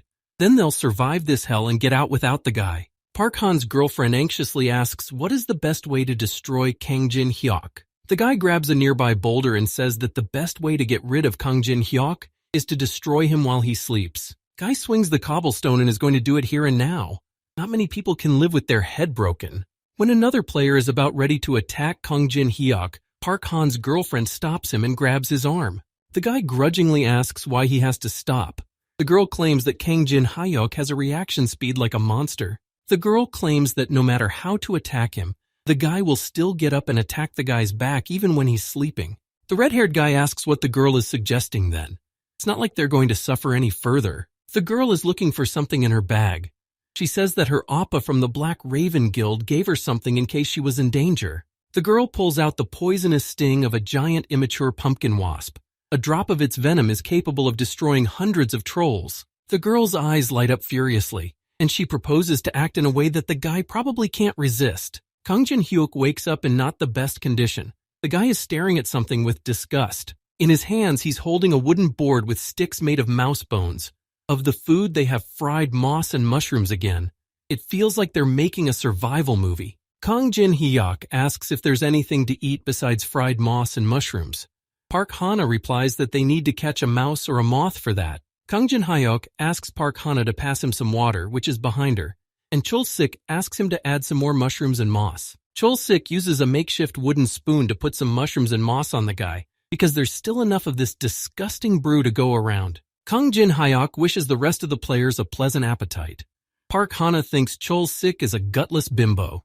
Kang Jin-hyuk begins to eat his disgusting and unpalatable food with sticks made of mouse bones. Park Hana's girlfriend watches Kang Jin-hyuk closely as he eats the poisoned food. Chol-sik's boyfriend also watches Kang Jin-hyuk's meal intently, waiting for the consequences. Suddenly, a wooden board with fried moss and mushrooms falls out of someone's hands right onto the ground with a clatter. Player Chol-sik starts choking on something hard, and dark green foam starts coming out of his mouth. The veins all over Chol-sik's body start to swell up a lot, and he grabs his throat and can't breathe because he ate the poisoned food. The guy continues to beat in frantic convulsions and falls with his whole body to the ground while Park Hana watches in horror. Kang Jin-hyuk calls the players names and says that he would never just accept food from their hands. The girl realizes that he knew about the poison. Chol-sik lies poisoned and is no longer showing signs of life. Kang Jin-hyuk switched plates as the guys put on his refills. Kang Jin-hyuk opens the panel of the test tower system and is about to shake a report on the players because they were secretly doing a live broadcast, and it's illegal. Park Han's girlfriend pretends like she doesn't know what he's talking about since he has no proof. Discussions about this situation continue in the comments. Kang Jin-hyuk reads that the live stream can only be turned on when confronting the boss when going to the next floor. If illegal actions are found, action will be taken. Kang Jin-hyuk files a complaint report against Park Hana. She should have watched her facial expression during the broadcast. It's too obvious on her face. The guy without much thought presses the yes button to file the right complaint against Park Hana for illegal actions. After filing the complaint, a red circle appears around Park Hana's girlfriend with warning written on it. The girl doesn't realize what's going on. Kang Jin-hyuk's application is filed, and all the anonymous people in Park Hana's chat room are deleted. The girl stands in horror in the center of the red circle. The girl turns back around and looks at her panel. All connected viewers leave her live stream and will not be able to watch any videos for a month.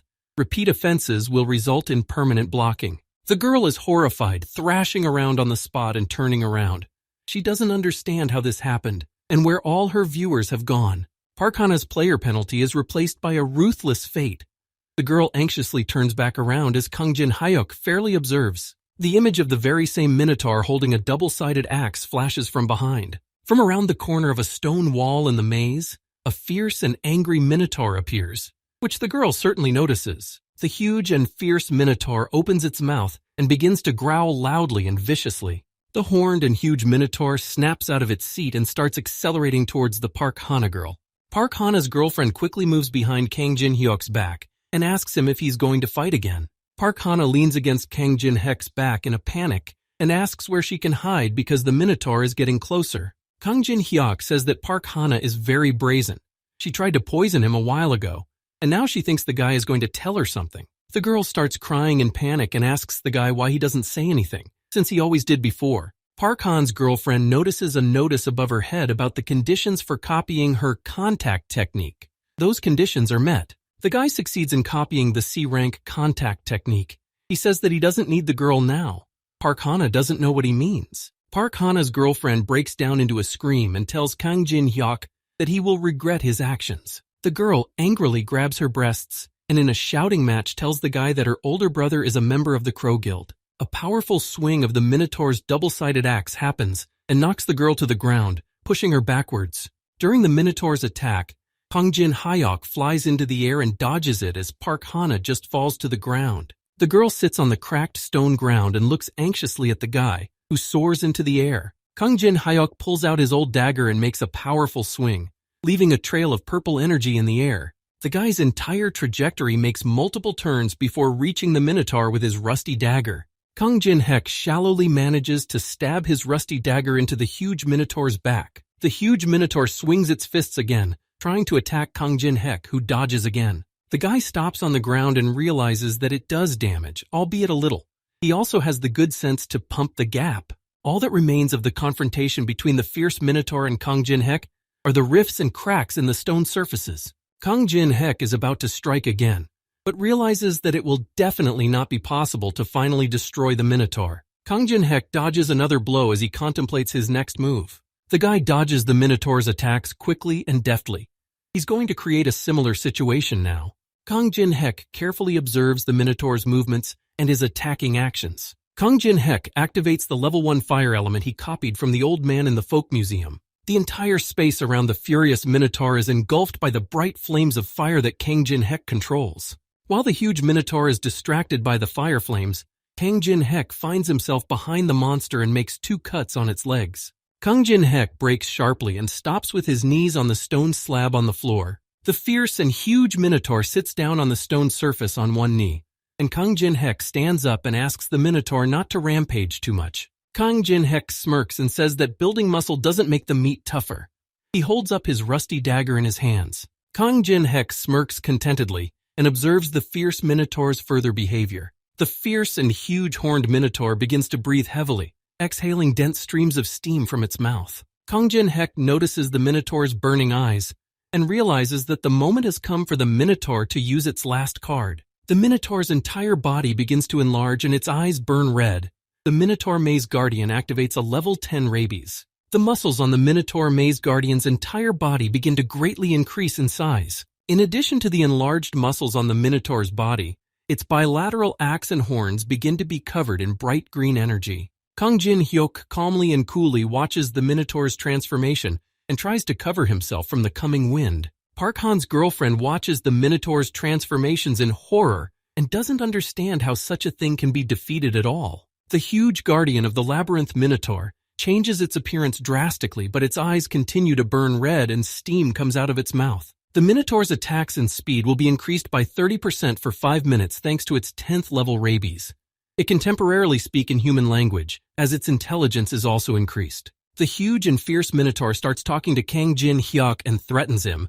He points his axe at the guy. Kang Jin-hyuk activates the energy of his rusty blade and notices that the Minotaur's mana efficiency improves greatly compared to what it was. Kang Jin-hyuk's eyes also begin to light up with anticipation, and he directs the Minotaur to attack him. The huge and fierce guardian of the labyrinth Minotaur threatens Kang Jin-hyuk and says that he will trample him. The furious Minotaur swings his axe and attacks Kang Jin-hyuk, who holds back his blow with his rusty dagger. Kang Jin-hyuk's rusty dagger slides across the blade of the Minotaur's double-sided axe and leaves behind sparks. The Minotaur Labyrinth Guardian's double-sided axe flies away from the impact of the rusty dagger, as does Kang Jin-hyuk's dagger itself. Kang Jin-hyuk continues to defend himself and fend off the Minotaur's strikes with his rusty dagger. Throughout the space of the maze, the energies of the Minotaur and Kang Jin-hyuk's blows and attacks are spreading. Park Han's girlfriend sits off to the side and watches the confrontation between the monster and the guy. She can't believe what's happening. The girl crawls aside and hides behind the nearest wall. She sees that the guy is not just dodging, but also taking the full force of the blows. The girl sees that this boss monster has activated a level 10 skill. Even if all the members of the Black Raven Guild were here, they still wouldn't be able to win. Park Hana's girlfriend thinks that Kang Jin-hyuk is crazy for being able to deflect his blows like that and even resist such a monster. Kang Jin-hyuk endlessly reflects and responds to the attacks of the Minotaur Labyrinth Guardian. It's as if Kang Jin-hyuk is enjoying it, and Park Hana is genuinely amazed at how he can smile in such a situation. Kang Jin-hek continues to confront his opponent, the fierce Minotaur, and thinks about how he felt like he was stuck. Kang Jin-hek hated this reality with all his soul, where it looked like he wasn't moving forward but was treading on the ground. He felt helpless. In his life and in the game, the difficulties were like hell. Right now, however, he had 57 units of gap stat, and this world was reacting to Kang Jin-hyuk. The guy continues to repel the Minotaur's attacks and smiles broadly as his gap stat increases continuously. The energies of the Minotaur and Kang Jin-hyuk meet each other now and then and reflect each other. Labyrinth Guardian Minotaur makes a strong swing with his double-sided axe and powerfully stabs it into the stone surface. The furious Minotaur's eyes express some slight worry, and stone shards fly around. Kang Jin-hyuk soars into the air and looks at the Minotaur with his burning eyes. The guy deftly and easily chops the stone cobblestones. A few quick and deft movements with his rusty dagger, and Kang Jin-hek is already inflicting many cuts on the Minotaur. His rusty dagger is still lit up with dark purple energy, ready to engage in a confrontation once again. The furious Minotaur says that Kang Jin-hyuk is only capable of some tricks. He swings his fist at the guy hovering in the air. Minotaur takes a swing with his fist and says that Kang Jin-hek can't leave a single scratch on him in the end. The fierce and huge Minotaur seems to be stomping in one place while holding his double-sided axe. The ground beneath Kang Jin-hyuk's feet seems to float as he manages to dodge the blows quickly and skillfully. Furious Minotaur's shaking fist stops in front of Kang Jin-hyuk's face when he notices it. The furious Minotaur remains standing in one place motionless as the level 10 rabies time is up. Kang Jin-hek tells the Minotaur that his 5 minutes are up. The Minotaur calls this kid a sassy kid. Rabies is able to manifest the limit of power in 5 minutes. But after that comes a penalty that will put the user into a state of anabiosis for 24 hours. The Minotaur behind the guy goes into a state of anabiosis for 24 hours. Kang Jin-hek checks his panel and sees 57 stat points on it. If you think about it that way, a difference of 19 levels could very well be reduced. Kang Jin-hek examines his panel and realizes that the time remaining is 20 days. His goal is to reach 100 points at the same pace. Park Hawk's girlfriend peeks out from behind her hiding spot and asks if it's over. Kang Jin-hyuk says that the Minotaur's refugeeism is over, but he's only gotten rid of it temporarily. Kang Jin-hek says that if the maze changes again and they wait for about a day, the Minotaur will reappear. Tears appear in the girl's eyes. The guy proves his words about how he was going to be here for a month. As a result, there are now 20 more days left. 20 days later, the events repeat themselves in the same sequence. Inside the labyrinth, there are again devastating changes, and a battle with a Minotaur is underway. The Maze Guardian Minotaur once again channels its energy into a double-sided axe and attacks Kang Jin-hek. When Kang Jin-hek dodges another sharp slashing blow from the right, he receives another stat boost of gap. Kang Jin-hek watches the Minotaur Labyrinth Guardian's every action and strike and dodges a low blow. His gap stat increases again. As the Minotaur builds up his hatred and rage again, he begins to attack. The guy notices in due time that he manages to gather the required 100 stats of gap. Kang Jin-hek swings his fist and hits the huge and furious Minotaur right in the chin, causing it to start flying off. The guy thinks that the further he goes, the weaker the Minotaur gets. He smirks and jokes that it's all about mood. Kang Jin-hyuk fends off the Minotaur with his punch. At one point, the guy deftly moves onto one of the Minotaur's horns to use it to push himself further away. Kang Jin-hek sort of clips the horns of the defeated Minotaur with his foot and tells him that now it's time for them to say goodbye. Kang Jin-hek finally deals with the Labyrinth Guardian Minotaur and turns towards the girl with a satisfied smirk. Kang Jin-hek looks at Park Hana and says that he should think about it and figure out how he should deal with the girl. The girl is extremely disturbed by those words. Kang Jin-hek abruptly gives the girl the news that he's gathering the interns into his old man company from now on. Kang Jin-hek makes a disgruntled expression and doesn't see the desire in Park Hana's eyes at all. Apparently, she's not interested in such an offer at all. The girl blurts out that she's very interested in such an offer and has wanted to join something like this for a long time. Kang Jin-hyuk calls her a very confident candidate. Kang Jin-hek asks the girl about what useful things she can do for their company of old men in the future. The girl tells the guy about her intimacy ability, which will definitely play a role in the future. Kang Jin-hyuk thinks about the fact that he's already gotten himself her ability, so he's not interested in her offer at all. Kang Jin-hyuk steps confidently towards the girl. Park Hana blurts out that she would never betray Kang Jin-hyuk, but he's not interested and asks what else she has to offer. Kang Jin-hyuk gets as close to the girl as possible and leans into her. He calls her a total disappointment. Kang Jin-hyuk claims to be summarizing past interns into the first set of Old Man Company. The girl pleads with him to give him time to think. Kang Jin-hyuk's eyes light up with hatred and contempt. He refuses the girl's plea and request. The girl falls on her knees in front of Kang Jin-hyuk and tells him in a scream that she is ready to give him the Bram ring. The girl grabs onto the guy's leg and begs him to keep her alive. Her older brother tells her that he made a deal with China and provided Goryeo ginseng as payment. Kang Jin-hyuk listens to the girl carefully and is stunned by the news that the Brahma ring has fallen into the hands of the Black Crow Guild. The Brahma ring is one of the best items you can get on the first floor. It increases movement speed, provides magic resistance, and restrains the mana of monsters. Kang Jin-hyuk activates his level 1 Eyes of Truth, which help him realize that Park Hana is telling the truth and is not being devious at all. Kang Jin-hyuk puts his hand on the girl's shoulder and congratulates her for just succeeding in becoming the intern of the old man's company. Park Hana is happy that she managed to survive. Kang Jin-hyuk puts forward the conditions of their old man company. Interns don't get paid a salary, and wherever and whenever she's called, she has to arrive on the spot with a bullet, whether it's 3 in the morning or an island in between. He doesn't care. Kang Jin-hyuk brings up the last and most important point. They need to sign a contract. The girl is surprised that there's also a contract to sign. Kang Jin-hyuk confirms to her to sign the contract. The guy opens and starts reading the memories of the world. The guy uses 2 skills, Contact Level 1 and Fire Elemental Level 1. Kang Jin-hyuk combines the 2 skills and gets a soul brand of rank A. He says it's about to get a little hot. Kang Jin-hyuk grabs the girl's shoulder and pulls her close to him. Park Hana doesn't realize what he's doing. It's not like it's a contract like that. Kang Jin-hyuk points his hand with the soul branding at the girl. He asks if she really thought she was going to stamp it on plain paper. The guy congratulates her for joining the Black Enterprise. The girl tries to stop him. He leaves a level 1 soul stamp on Park Hana's face. The object is obliged to obey the owner's orders, and if broken, the entire body ignites. The huge and powerful gate at the entrance to the maze opens and the boys manage to get out. A system notification is issued that the first floor maze has been traversed for the first time. Park Hana breathes in the fresh air and is happy that they survived there. Park Hana and Kang Jin-hyuk will be on the honor roll for 1 day. Also, each of the players are awarded 5,000 coins for passing the maze. Lavushka is genuinely excited about the rewards for such torment as suddenly Kang Jin-hyuk calls her out and she calls him boss. Kang Jin-hyuk puts his hand forward and demands the girl to give her all the coins she received. The girl frustratedly gives the guy all her coins and now he has about 10,000 coins in hand. At this point, there are no players with more coins. Kang Jin-hyuk approaches the girl again and demands that she bring him the Braham ring within 3 days.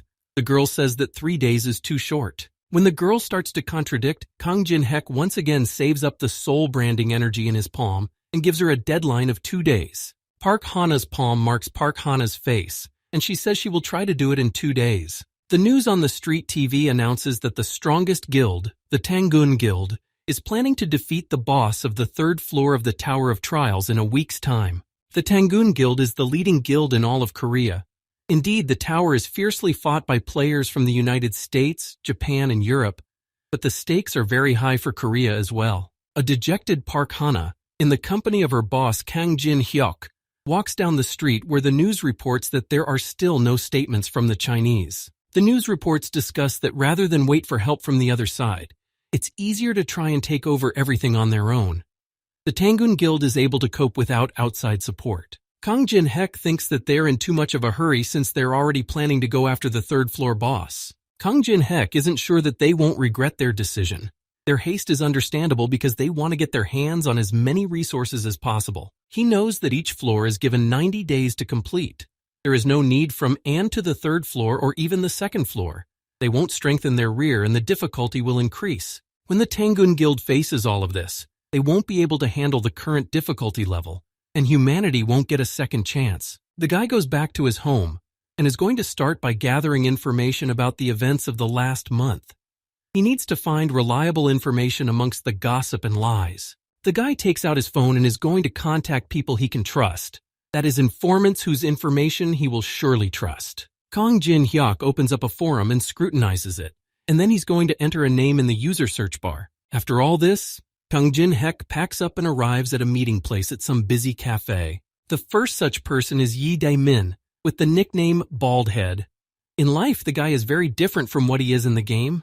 The second such person is a girl named Yu Yun-hwa with the nickname Fire Fist, a very combative girl. Kang Jin-hyuk is wary and confused looking at the guys he played with together 2 years ago.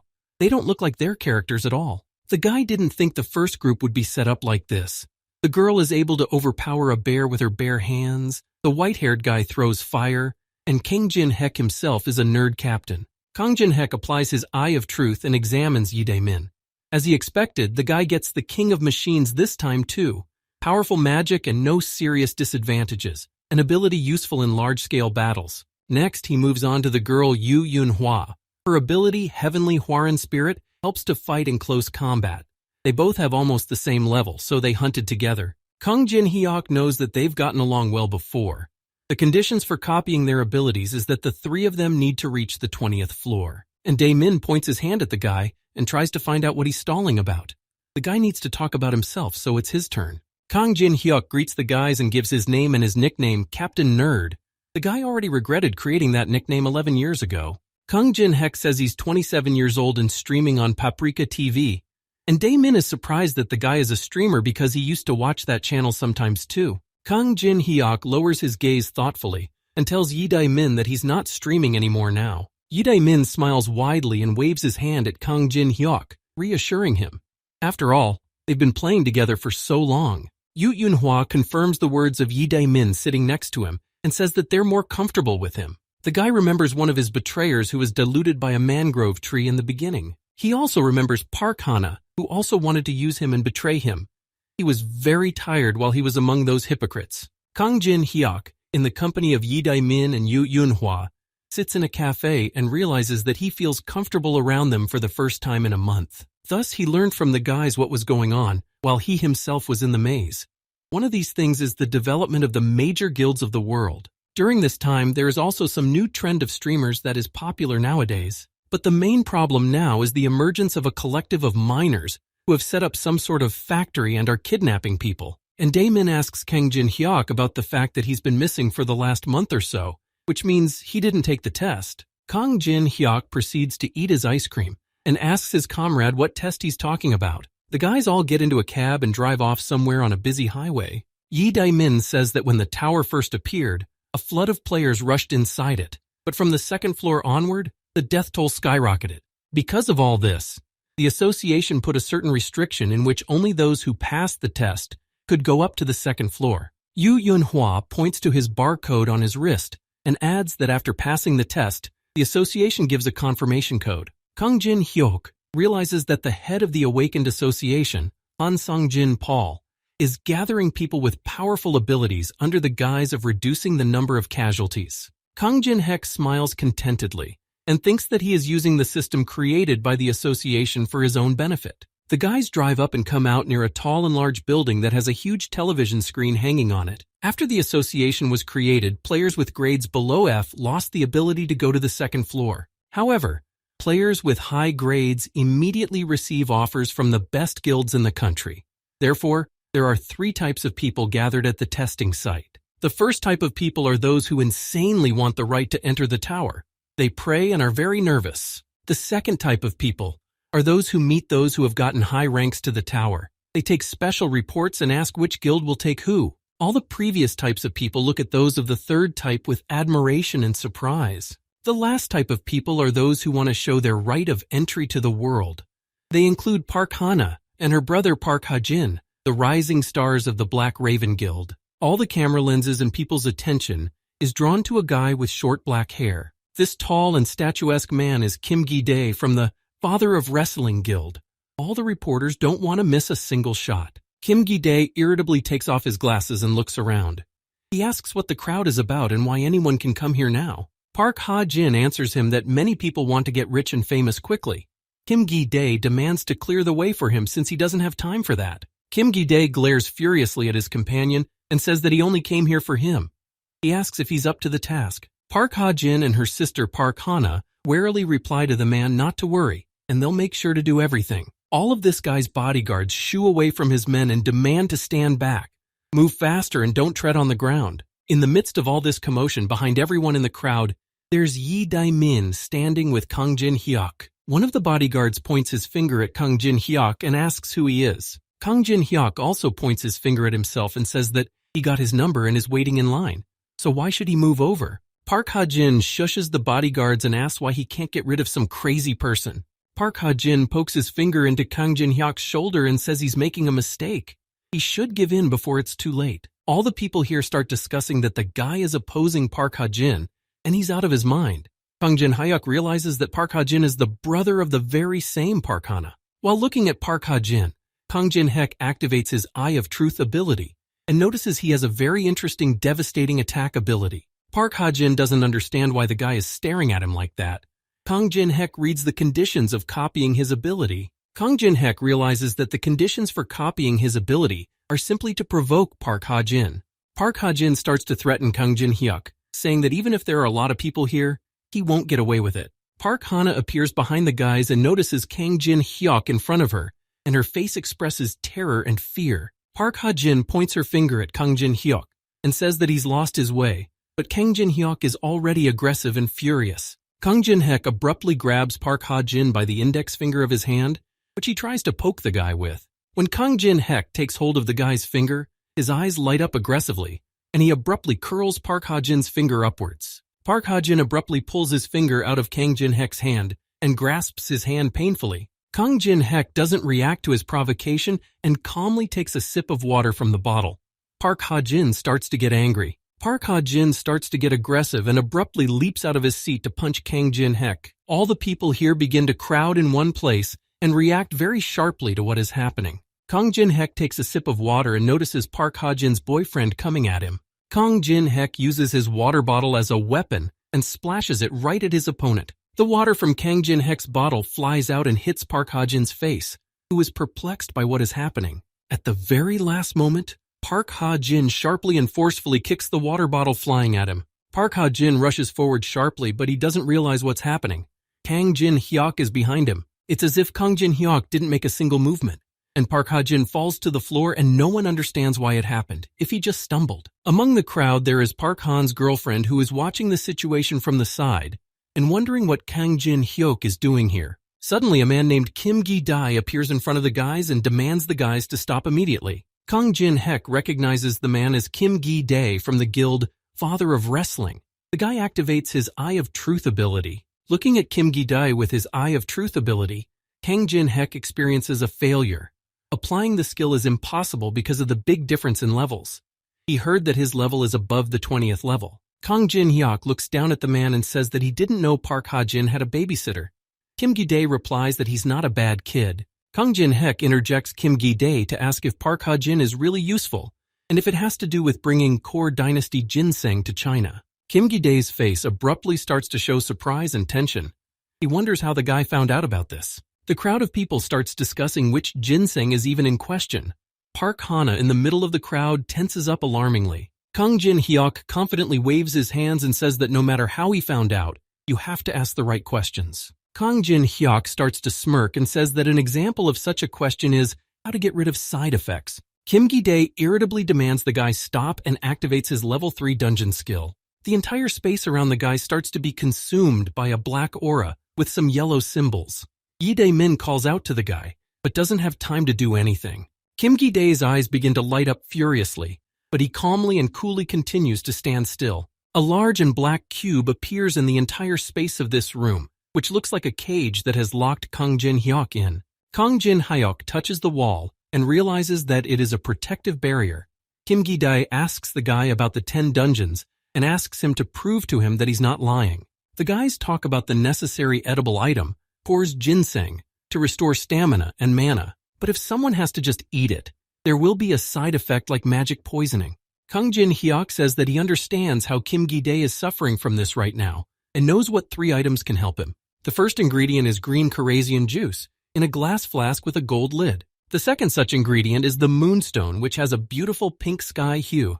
The most important ingredient is mandrake root, that same screaming and deafening plant. Kang Jin-hyuk suspects that Kim Gi-dae is on the lookout for the mandrake root right now. He's ready to tell where it is and asks if the man believes him now. Kim Gi-dae tensely looks at Kang Jin-hyuk, and realizes that everything he said matches what the scouts and explorers said. Kim Gi-dae continues to look at Kang Jin-hyuk and tries to figure out who he is, and Kang Jin-hyuk smirks and waits for the man to answer. Kim Gi-dae pulls out his large blade from somewhere, which is bathed in golden light, and points it towards the guy. He's not happy about all of this, of course, but he's willing to believe Kang Jin-hyuk. The man warns Kang Jin-hyuk not to do any tricks, because then he'll be in trouble. Kim Gi-dae thinks about the high price Kang Jin-hyuk will pay for his help, which is the 10 most valuable dungeons. Kim Gi-dae can't accept such a high price, and is about to end it all here and now. But something in the moment stops him and passes right in front of his blade. Kim Gi-dae becomes alarmed, and his facial expression depicts a look of horrified surprise and shock. Kang Jin-hyuk is enveloped in purple energy and smirks. Kim Gi-dae doesn't seem to have realized anything yet. Kang Jin-hyuk pulls out his rusty blade and says that their deal with Kim Gi-dae and his life is solely in his hands. One of the bodyguards powerfully flies off into a stone wall and expectorates from the resulting pain. Yi Dae-min and Yu Yun-hwa are outside the black cube and fight off the bodyguards attacking them. Yu Yun-hwa's girl has her red energy appearing around her. The girl chases the guards away if they don't want to die. At one point, Kim Gi-dae's third-level dungeon is cancelled and the men disperse. Kang Jin-hyuk asks Yu Yun-hwa to calm down. Yi Dae-min and Yu Yun-hwa try to find out if Kang Jin-hyuk is okay. They are willing to destroy everyone for him. The man Kim Gi-dae turns his back on everyone and walks away. Kang Jin-hyuk says that they were able to find common ground. Park Ha-jin runs after Kim Gi-dae and aggressively tries to see if he's really going to just let Kang Jin-hyuk go. Park Ha-jin slams his fist into his palm and says that if the man gives him a chance, he will come up with a good plan. The man, Kim Gi-dae, aggressively and powerfully grabs Park Ha-jin by the neck in a way that makes the guy drool. The man lifts the guy up while holding his neck. He says that Park Ha-jin is no match for Kang Jin-hyuk. If he pulls something like that again, he'll regret it a lot. The veins in Park Ha-jin's neck start to swell from the strangulation. He squeezes out the last of his strength to say that he understood. The man Kim Gi-dae throws the guy to the floor and walks away with his guards. Park Ha-jin is very curious about what happened inside that dungeon. Park Ha-jin starts to get very aggressive, and his eyes fill with rage. He won't let Kang Jin-hyuk humiliate him anymore. When Park Ha-jin greatly increases his hostility towards Kang Jin-hyuk, the guy manages to copy his stealth skill. He uses it to control his breathing and heart rate. People around are discussing Kang Jin-hyuk, who just tore into Park Ha-jin, while the guy himself goes about his business and is about to take the test. Kang Jin-hyuk looks at the results table and notices Park Ha-nu in first place. He marvels at her abilities as if she drank ginseng. His name is called next. Kang Jin-hyuk walks into the room to take the test where you have to hit a magic stone. All skills can be used. The examiner asks Kang Jin-hyuk if he's only going to use his dagger. He assures him that it's enough. The examiner looks at his tablet without distraction and tells Kang Jin-hyuk to start when he's ready. The examiner turns towards the guy who is walking towards one of the rocks here. The examiner asks Kang Jin-hyuk to walk over to the entry-level stone because he is now standing at the middle-level stone. The examiner shockingly tells him that ordinary players can't even activate a mid-level stone. Kang Jin-hyuk doesn't reply anything to the examiner, but silently swings his blade. He activates the power surge stat. Kang Jin-hyuk's eyes begin to burn with confidence, and he wants to see what all his suffering in the maze is worth. Kang Jin-hyuk simply chops the medium-level magic stone in half with one deft and powerful strike. The examiner opens his mouth in shock because it's impossible. Most of the players don't qualify because they don't have enough magic power to attack a small stone. The examiner watches in shock as Kang Jin-hyuk chops a medium-level magic stone in half. He has never seen or known such a thing. The examiner congratulates Kang Jin-hyuk for obtaining an S rank. He must report this to his superiors immediately. Kang Jin-hyuk grabs the examiner's clipboard and tells him to report it only in a week. The examiner doesn't understand why something like this would be delayed. Kang Jin-hyuk says that for personal reasons, the examiner can only report where he wants to go in a week. Kang Jin-hyuk touches the sharp tip of his dagger and says he knows a couple of worldly wisdoms. The law is far away, but the fist is near. The examiner understands. Kang Jin-hyuk stands leaning against the wall and folds his hands into a lock. He meets Park Ha-nu and asks if she was overtaken quickly. Trainee girl Park Ha-na holds out her palm to the guy, in which is the Brahma ring that Kang Jin-hyuk told her about. The guy examines the ring, which suppresses the monster's magical abilities. The girl screams in panic and says that she fulfilled her promise and asks him to remove the branding. Kang Jin-hyuk cheekily turns around and walks away, waving at the girl. He'll look at her behavior. Yi Dai-min and Yu Yunhua ask in surprise and incomprehension if the guy really has an F rank. They thought it would be higher than theirs. Kang Jin-hyuk says that it's a temporary result and will need to retest in a week. The guys understandably agree. Yu Yunhua says that the second test will be in the dungeon. She asks how he's going to take it. He needs information and demands they head to the tower and he'll write it up. The guy gets in the cab and thinks about the fact that the first test determines rank based on magical power, and whoever passes that test goes on to the second test. The task of the second test is simple. You need to pass one of the dungeons. There's no difficulty limit, and you can choose any opponents you want. Kang Jin-hyuk is going to go to the ancient ruins on the first floor. Neither then, 11 years ago, nor now in reality, no one was able to pass this forbidden zone. The guy with all his preparations heads to the abode of the fallen. He tries to remember the last time he was here. An empty soda can flies into Kang Jin-hyuk. Someone demands that he carry his suitcases there. Kang Jin-hyuk is going to the mountain ruins on the first floor of the Tower of Trials. Having F rank, he can't get there alone. The guild guarding the ruins won't let him go there. Kang Jin-hyuk goes up to the ruins in the company of some guys. The best option is to go there as a porter. One of the men he goes up to the ruins with turns to him and asks him how the guy got here. Kang Jin-hyuk replies that he needs a lot of money to survive. The man replies that everyone here needs money. The man pulls out his phone and shows a picture of his family. He says that he is here to feed his wife and children. The man continues to discuss the picture with the guy, but Kang Jin-hyuk realizes that the man is one of those suicide players. The man explains that with their F rank, they have to be extremely careful. Where they point, that's where they go.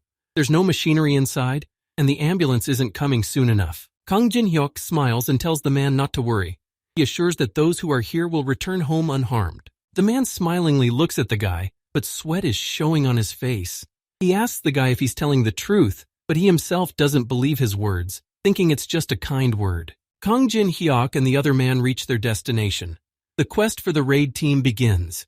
Here, it is necessary to accomplish the capture of the S-level ruins. Kang Jin-hyuk scrutinizes the conditions and notices a special reward for the first conqueror of the Tower of Trials. The guy just gets rewarded with an increase in the luck and adaptability stats, a cold heart skill to help keep calm, and a monopolization skill where the best reward for completing the trials alone is given. Kang Jin-hyuk is very happy about such a wonderful special reward.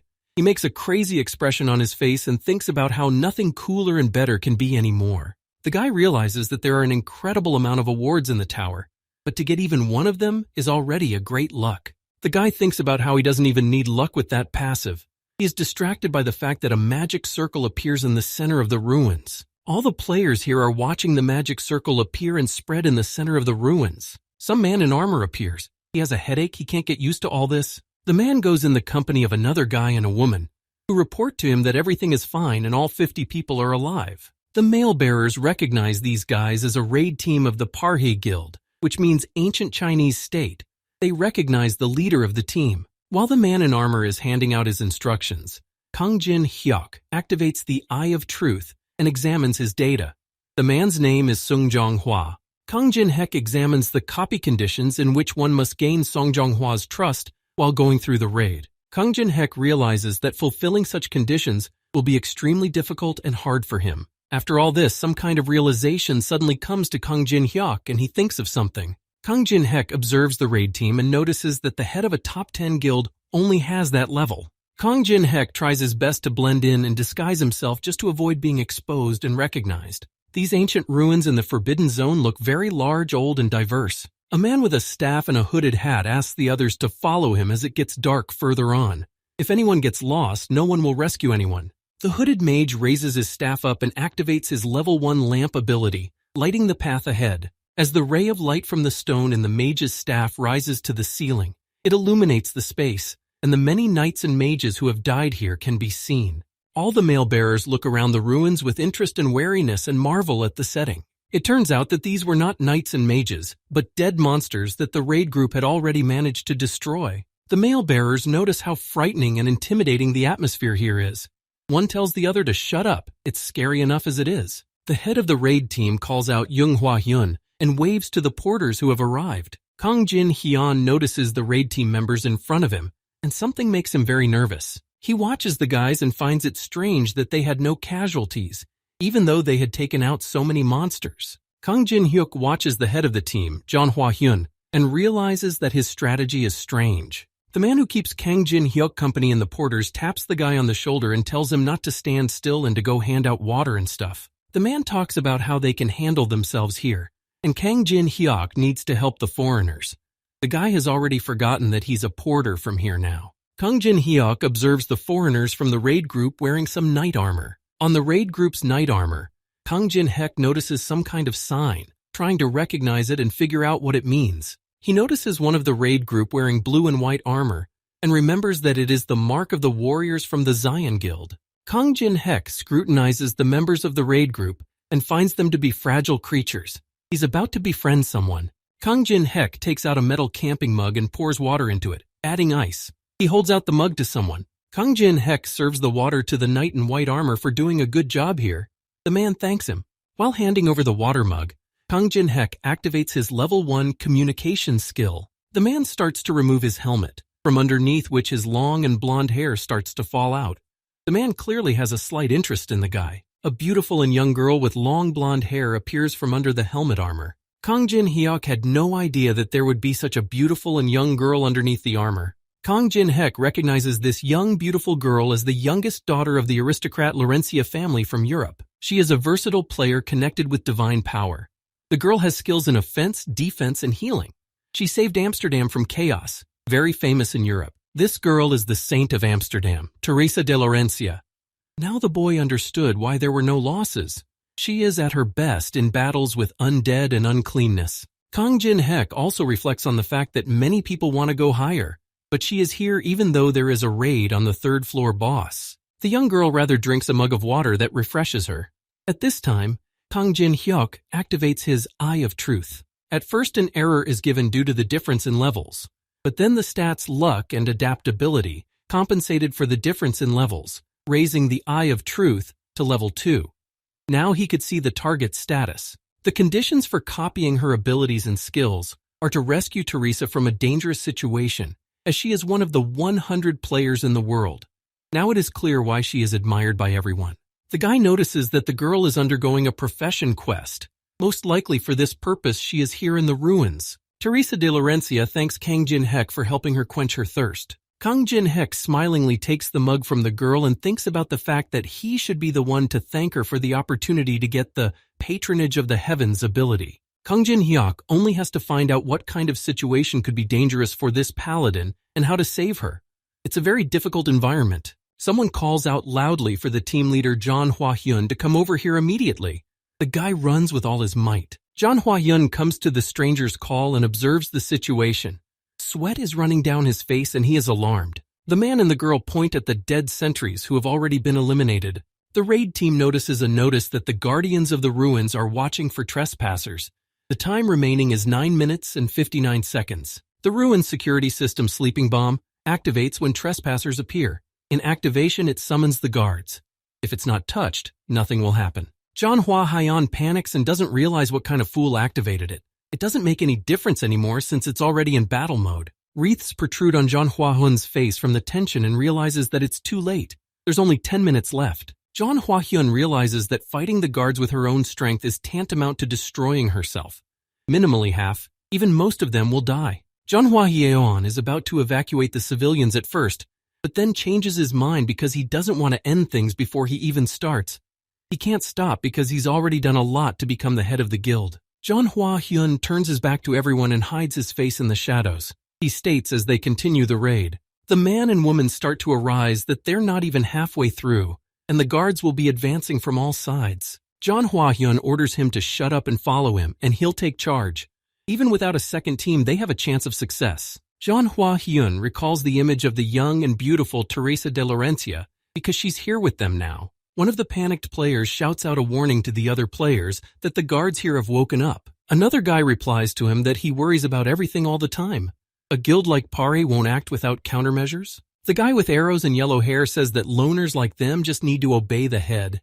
The guild has probably already wiped out all the guards. From behind the arrow guy, whose name is Jin Dae, a huge iron hand appears and grabs a devastating grip. The other players stand in a circle with their backs to each other and personally witness the demise of Jin Dae, who was snatched from the shadows by someone. The curly black-haired guy who panics the most claims that they are now in a very bad situation. From all sides appear the guardians of the ruins, huge reanimated knights in armor with no material bodies. The players need to prepare for battle. Zhanghua Hyun orders everyone to prepare for battle. Tanks are sent forward, forming a formation. Carriers to the back and stay out of the way. Orders are shouted for the tanks to give buffs and the healers to get ready. Everyone scatters to their places. Song Jong-hwan grabs his weapon and activates his level 2 steel defense. All members of the raid team stand in their places and on alert. Sung Jong-hwan activates his level 2 combat concentration. From behind the rest of the raid team, a mage with a staff named Lee Yun-mi rises into the air and activates a level 2 angel song. Song Jong-hwan shouts out to the others that the ruin guards are approaching them. The iron guards are already advancing to attack. The huge and iron guards attack the team leader Song Jong-hwan, who defends himself with his steel defense. A serious confrontation begins between all the members of the raid team and the iron guards of the ruins. The solo players call out to the leader and ask him to send them a tank because they can't stand and need reinforcements. They need healers immediately. The raid girl tries to get the leader's attention on the solo players. Sung Jong-hwan tells everyone to focus on the battle. There will be casualties either way and it's inevitable. Sung Jong-hwa is very tense and irritated. He has no business or time at all to think about the solo players right now. Unlike guild players who act cohesively, solo players are immediately lost in battles like this. The solo player with black wavy hair realizes that the leader heard his words and requests but did nothing. The guy raises his eyes to the iron guards and starts crying because he realizes that the guild has abandoned them. Someone in knight armor rushes to help through the corridors of the ruins at the call of the solo players. Teresa de Laurencia appears among the solo players to save their lives. The girl reacts instantly and disposes of the iron guards. Teresa de Laurencia activates her level 4 cross skill and disarms and then destroys all the iron guards of the ruins. The black-haired solo player with wavy hair stops crying and can't believe his good fortune to be saved. A brave, courageous, and very strong girl named Teresa de Laurencia appears in front of the solo players. The girl quickly runs her eyes and assesses the situation. 2 guards have gone through the raid teams. The non-combat units are now in danger. The girl grips her sword and dismounts because she needs to hurry up and cover the rear of the others. In the rear guard of the Forbidden Zone ruins, the porters' bags are scattered on the floor and bloodied, and the men themselves are dying. A man, one of the porters who showed a picture of his family at the beginning of the journey, sits wounded against a wall and realizes they are in trouble. The iron guards of the ruins that have appeared here begin to attack anyone who gets in their way. The man realizes they are finished. When the iron guards start swinging their iron fists, someone gives them deep cuts even on their armor. Kang Jin-hyuk pulls out his rusty dagger and tells the man that he said back in the beginning that he would return home alive. The man looks at Kang Jin-hyuk in shock and shouts out a warning to him about the Iron Guardian attacking him from behind. The Iron Guardian extends his huge and metallic arm towards Kang Jin-hyuk, who dodges it. Kang Jin-hyuk activates his level 1 fire element and accumulates his fire flame in his palm, intending to counterattack the Iron Guardian. With his fire element, Kang Jin-hyuk manages to attack the Iron Guardian and just blast him into several iron pieces. Kang Jin-hyuk looks at the Guardian that has fallen apart. He hopes that the raid team will finish him off themselves. He needs to stay on the first level and he can't be destroyed. Kang Jin-hyuk approaches the man who wonders how he got that level. The guy wonders who could have awakened the high-level guards and why, for what purpose. The man is wary and at a loss as he looks at Kang Jin-hyuk, who stands in front of him with his rusty blade. Suddenly and abruptly, Teresa de Laurencia appears and snatches the man out from under Kang Jin-hyuk's nose. Kang Jin-hyuk turns around in surprise and looks at the Teresa de Laurencia, who appeared in the man she took. Teresa turns to the guy and says that she thought he was a good man, and he threatened the common porter with his knife. The girl begins to suspect the fact that Kang Jin-hyuk might be the one who awakened the guardians of the ruins, so she arrests him here and now. Kang Jin-hyuk points his finger in incomprehension and surprise, and doesn't understand why she's saying that at all. Teresa de Laurencia attacks Kang Jin-hyuk sharply, but the guy manages to dodge, causing her sword to crash into the stone floor. The girl angrily tells Kang Jin-hyuk not to fight back because she doesn't want to hurt him. Kang Jin-hyuk wonders if she believes herself. Kang Jin-hyuk says that there was some misunderstanding, but the girl is already angry and has stopped listening to him altogether, continuing to attack him. The girl expresses to the guy that she will definitely listen to his excuses later. She swings her sword again. Kang Jin-hyuk again deftly dodges her strike and makes it look like he pushes the girl and throws her to the ground.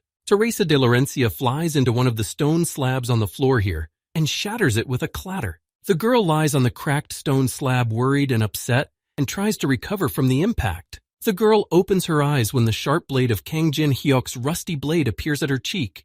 The boy says he didn't wake any guards. Kang Jin-hyuk holds his blade up to the girl's face and says that if he needed to, he would have destroyed them with his own hands. The man carrier asks Teresa why she's doing all this now because Mr. Kang Jin-hyuk saved him. The girl, awkwardly and very embarrassed, looks at the carrier man and realizes that she has done something unnecessary now.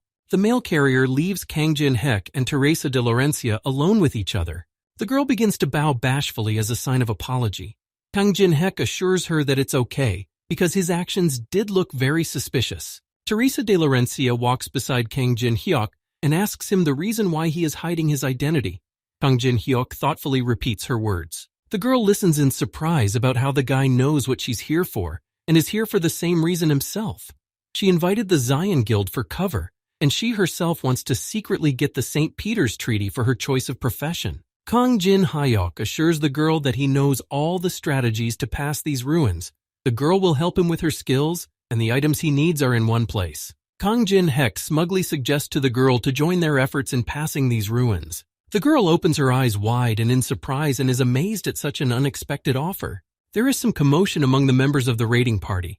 Someone is yelling at someone, forbidding someone else to do something. Sung Jong-hwan starts yelling that they should go ahead and coordinate their actions, and someone wants to go alone. Teresa de Laurencia replies to him that according to their map, there are only 20 kilometers left and everyone knows the strategy. According to the agreement before the boss battle, everyone has the same rights. Sung Jong-hwa doesn't even have time to reply anything to the girl, so he just sighs anxiously and incomprehensibly. Teresa de Laurencia makes a smug and serious face as she looks at team head Sung Jong-hwa. Sung Jong-hwan grudgingly agrees to the girl's wish, but she has to get back to them before they get to the boss's room. Teresa de Laurencia asks the team leader to let her take one of the porters with her, but he doesn't care anymore. Let her do whatever she wants as long as she gets back in time. Teresa de Laurencia turns around with a twinkle in her eye at the porters here to choose. All the men know this is a one-way ticket for them. They tell each other not to make eye contact with her, or she will definitely pick one of them. Among the crowd of porters here, Kang Jin-hyuk raises his hand, showing his desire to go with the girl. The other porters look at Kang Jin-hyuk's raised hand with doubt and judgment. All the male porters begin to grab Kang Jin-hyuk by the shoulders and talk him out of such a stupid idea. Kang Jin-hyuk asks the men if they've ever had an idea when they were young. Kang Jin-hyuk acts out the play, grabbing his chest and saying that right now love is sobbing inside him, even if he loses his life because of his weakness. This whole performance is one powerful spark and lightning strike into the minds of the male bearers, who know exactly what Kang Jin-hyuk is talking about. The men look after Teresa de Laurencia and Kang Jin-hyuk, calling him the last romantic of a generation, remembering their youth. Teresa de Laurencia looks back contentedly at Kang Jin-hyuk walking next to her, who is already tired from the day. Teresa de Laurencia and Kang Jin-hyuk stop at one of the balconies, noticing the many different kinds of foul things below them. Kang Jin-hyuk and Teresa de Laurencia look around the room and assess the situation. The girl points her finger at the sarcophagus in the center of the room amongst the undead. She says that the Treaty of St. Peter is located there. Kang Jin-hyuk turns to the girl and asks if she understands the fact that they need to remove the protection. The girl says yes. A notice appears in front of Kang Jin-hyuk and Teresa de Laurencia's faces, warning them that the master of the Abode of the Fallen is watching them. Kang Jin-hyuk studies the notice and realizes that it's about the boss, but he's never been interested in the players, and now he's suddenly decided to show himself. Teresa de Laurencia points her finger at the notice and asks if Kang Jin-hyuk saw what was written. She doesn't understand what the words mean. Sweat is showing on Teresa de Laurencia's face, and she suspects that this master of the Abode of the Fallen saw them as enemies, but Kang Jin-hyuk denies it. Kang Jin-hyuk smugly points his finger at himself and says that the host just recognized him. The girl is extremely surprised at where he gets such confidence from. Teresa de Laurencia asks Kang Jin-hyuk about the guy knowing the way to pass. The guy replies that he has known about it for quite some time. The girl is about to say something to Kang Jin-hyuk, who looks back at her questioningly. Teresa de Laurencia asks with concern in her eyes if she really has to do it herself. All sorts of evil things continue to roam around the room of the ruins that Kang Jin-hyuk and Teresa de Laurencia have reached. Teresa de Laurencia abruptly leaps off the balcony and soars into the air, holding her sword. The girl, lightning fast, descends to the center of the circle in the middle of the space where various unclean things roam. When the girl appears here, she instantly attracts the attention of these undead and unclean things. Teresa de Laurencia activates the level 5 Battle Song skill that was hidden in her stat. For 10 minutes, all her stats are tripled. Kang Jin-hek points to the girl while saying that she needs to attract the undead's attention, so her task is quite simple. When the girl activates her skill and her petch starts to light up with golden energy, the attention of the undead and the unclean is instantly attracted. Kang Jin-hek instructs Teresa de Laurencia that she needs to release her divine energy, then all the attention will be on her. The girl's eyes are absorbed by the divine power, and she activates her level 5 saint power. The girl presents her sword in front of her face and covers her eyes, spreading her divine energy around. When the unclean and undead reach and begin to touch Teresa de Laurencia's divine energy, they instantly begin to dissolve. Teresa de Laurencia's divine energy spreads everywhere, burning and dissolving various undead. The girl is very skillful and quick with her sword with divine energy to deal with uncleanness and undead. The boundless amount of unclean and undead continue to advance and attack Teresa de Laurencia. Taking advantage of such a moment, Kang Jin-hek snaps out of his seat and begins to stride over the heads of the undead towards his goal. Kang Jin-hek deftly walks over the heads of the undead and realizes that all the undead are now angry at Teresa and are directing their attention to her. The guy moves through the undead and realizes that because of her control over the mobs, he won't join and level up. At some point, some spark and lightning realization crashes into Kang Jin-hyuk's head. Something is going wrong. Suddenly, red lightning bolts start appearing from somewhere and strike right in the center of the room. In the room right in front of everyone, elite undead appear, and special dead monsters rise up. An explosion spreads throughout the space in the center of the ruins, and smoke rises up from the destruction.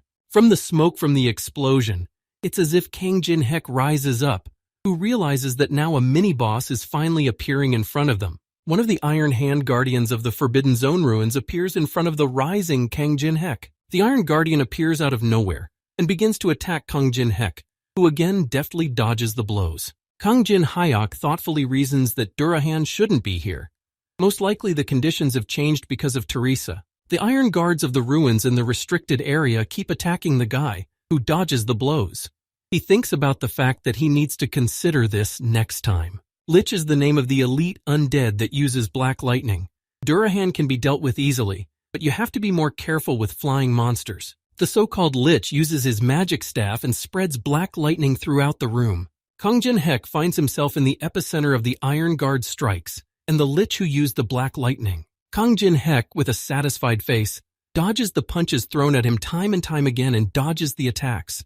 Black lightning that Lich uses flies past Kang Jin-hyuk's face and heads straight for the sarcophagus. Black lightning deals heavy damage to the sarcophagus in the center of the room and begins to destroy it, and cracks appear there. The glass on the sarcophagus begins to crack and break. Kang Jin-hyuk thinks that this kind of defense is not difficult to deal with. Black Lich frustratedly watches as the level 5 magic defense is destroyed. Kang Jin-hek once again dashes through the Iron Guards of the ruins in the restricted area with lightning speed and bullets. With a satisfied and even crazy smile, Kang Jin-hek takes out his rusty dagger and concentrates his power in it. Using his rusty dagger with his power, Kang Jin-hek slashes the many Iron Guards.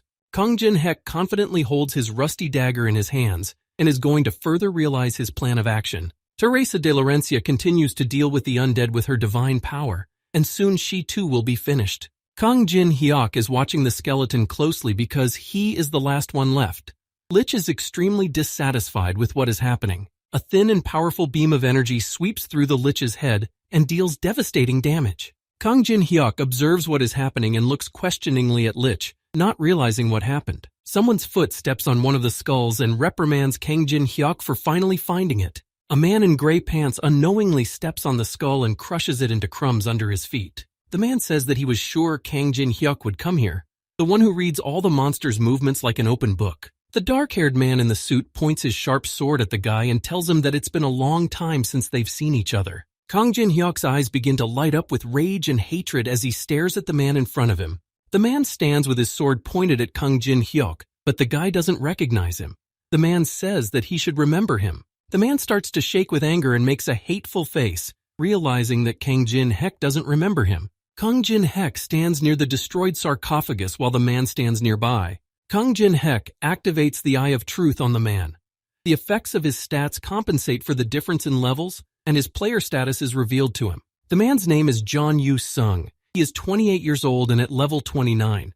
The conditions for copying his skills is a sword fight in which he will lose and his self-confidence will crumble. In Chong Yu-sung's hands is the same iron sword of the Qianlong dynasty, a black sword with the dynasty's engraving on the blade.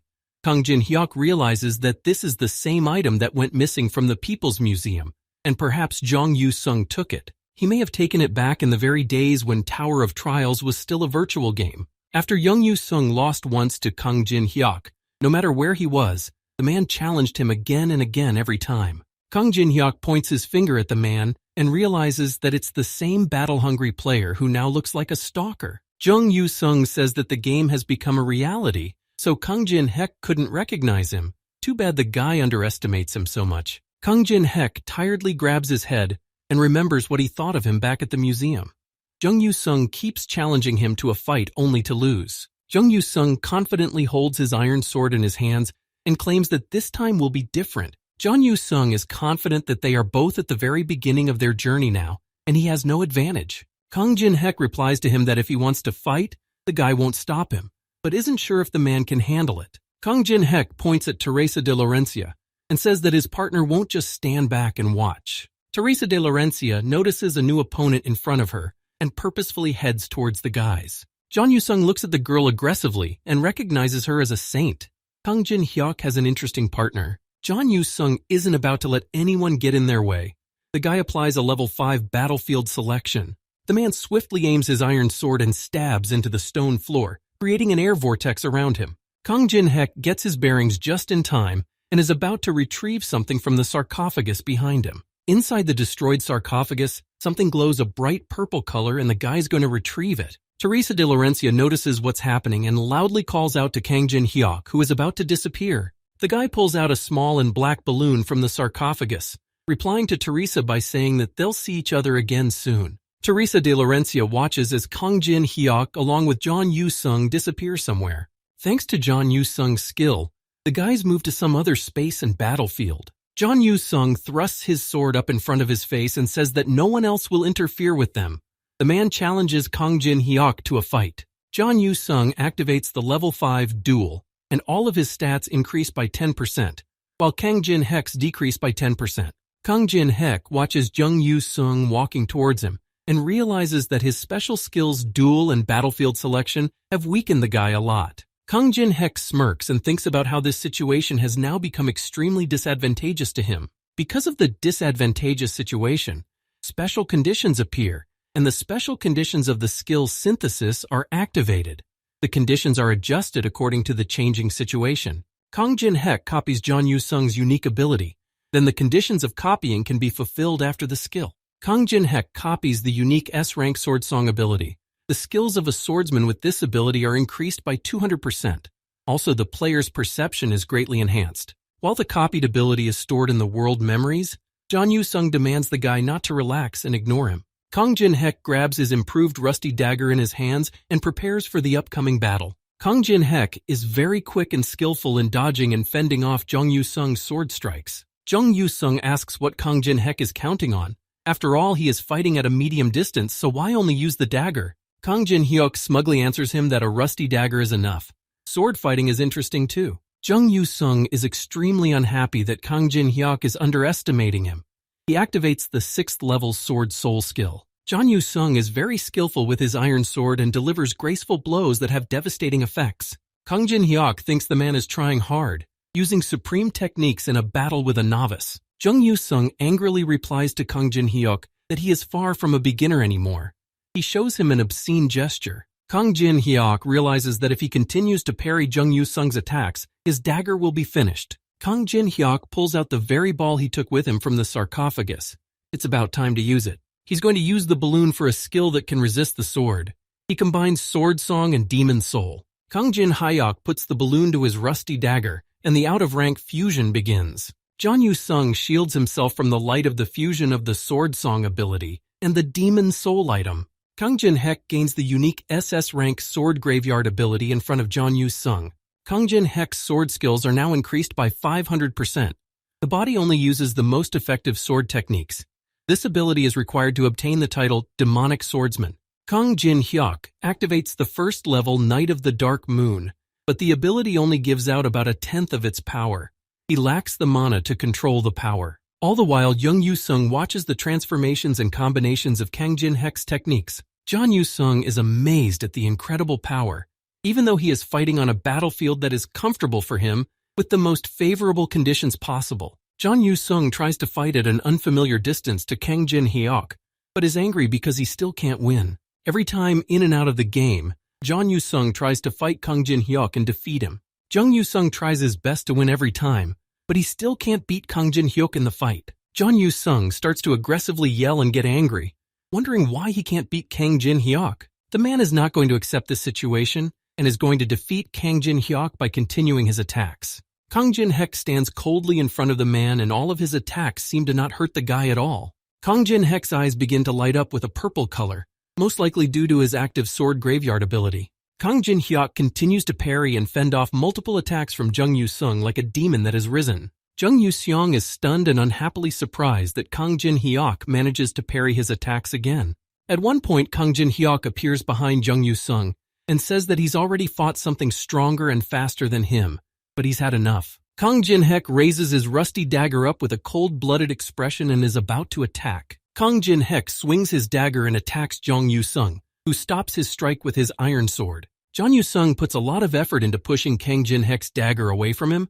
He's extremely tense. Kang Jin Hyuk's rusty dagger strikes right on the hilt of the man's iron sword, where the blade starts from. Kang Jin Hyuk looks like a demon with burning red eyes in the shadows. He pushes Jung Yu-sung away from him with ease. Jung Yu-sung's iron sword flies aside and slams into the ground. Kang Jin Hyuk says that he won again, and he doesn't even know how many times he won in their fights anymore. Jung Yu-sung replies to him that Kang Jin Hyuk has already defeated him 138 times. The guy asks to take his life. Kang Jin Hyuk looks smugly at Jung Yu-sung, who lost to him again. Kang Jin Hyuk surprises the man with his answer when he tells him that next time it will be the 139th attempt. Kang Jin Hyuk tells him about how the Tower of Trials is no joke at all. Even the strongest players die here due to their carelessness. Kang Jin Hyuk says that they need players who are strong and also as persistent as Jung Yu-sung. He holds out his hand to him. Kang Jin Hyuk extends his hand to the man while he thinks about the fact that he needs to wait another 60 days to copy the player's abilities once again. Kang Jin Hyuk is doing all these actions purely for his own benefit. He sees no point in wasting his time searching. There is an excellent target for copying abilities right next to him. Kang Jin Hyuk activates his level 1 communication ability. Jung Yu-sung turns away and says that he admits his defeat this time too, but next time the outcome will be completely different. Jung Yu-sung reverses the effect of the battlefield selection skill. He asks the guy his name because he still doesn't know it, but Kang Jin Hyuk doesn't want to get acquainted. Jung Yu-sung is about to pick up his iron sword and says he's going to call the guy the same as before. Kang Jin Hyuk knows exactly what Jung Yu-sung called him servilely, so he's extremely unhappy that he's going to do that. Jung Yu-sung turns around to Kang Jin Hyuk one last time and calls him like the old-fashioned way, stinker. Kang Jin Hyuk feels very embarrassed and uncomfortable. Teresa de Laurencia is surprised that a man called him stinker. The raid team members turn to their leader John Hwa Hyun, asking him if they've outlasted all the monsters. The man looks at the system and says that the scanning artifact picked up something, but there shouldn't have been anything left there. All of the raid team members notice that this object is moving purposefully in their direction. A huge iron golem appears right in front of all the raid team members. The raid team members also notice that a man with long white hair and pointed ears is sitting on this iron golem.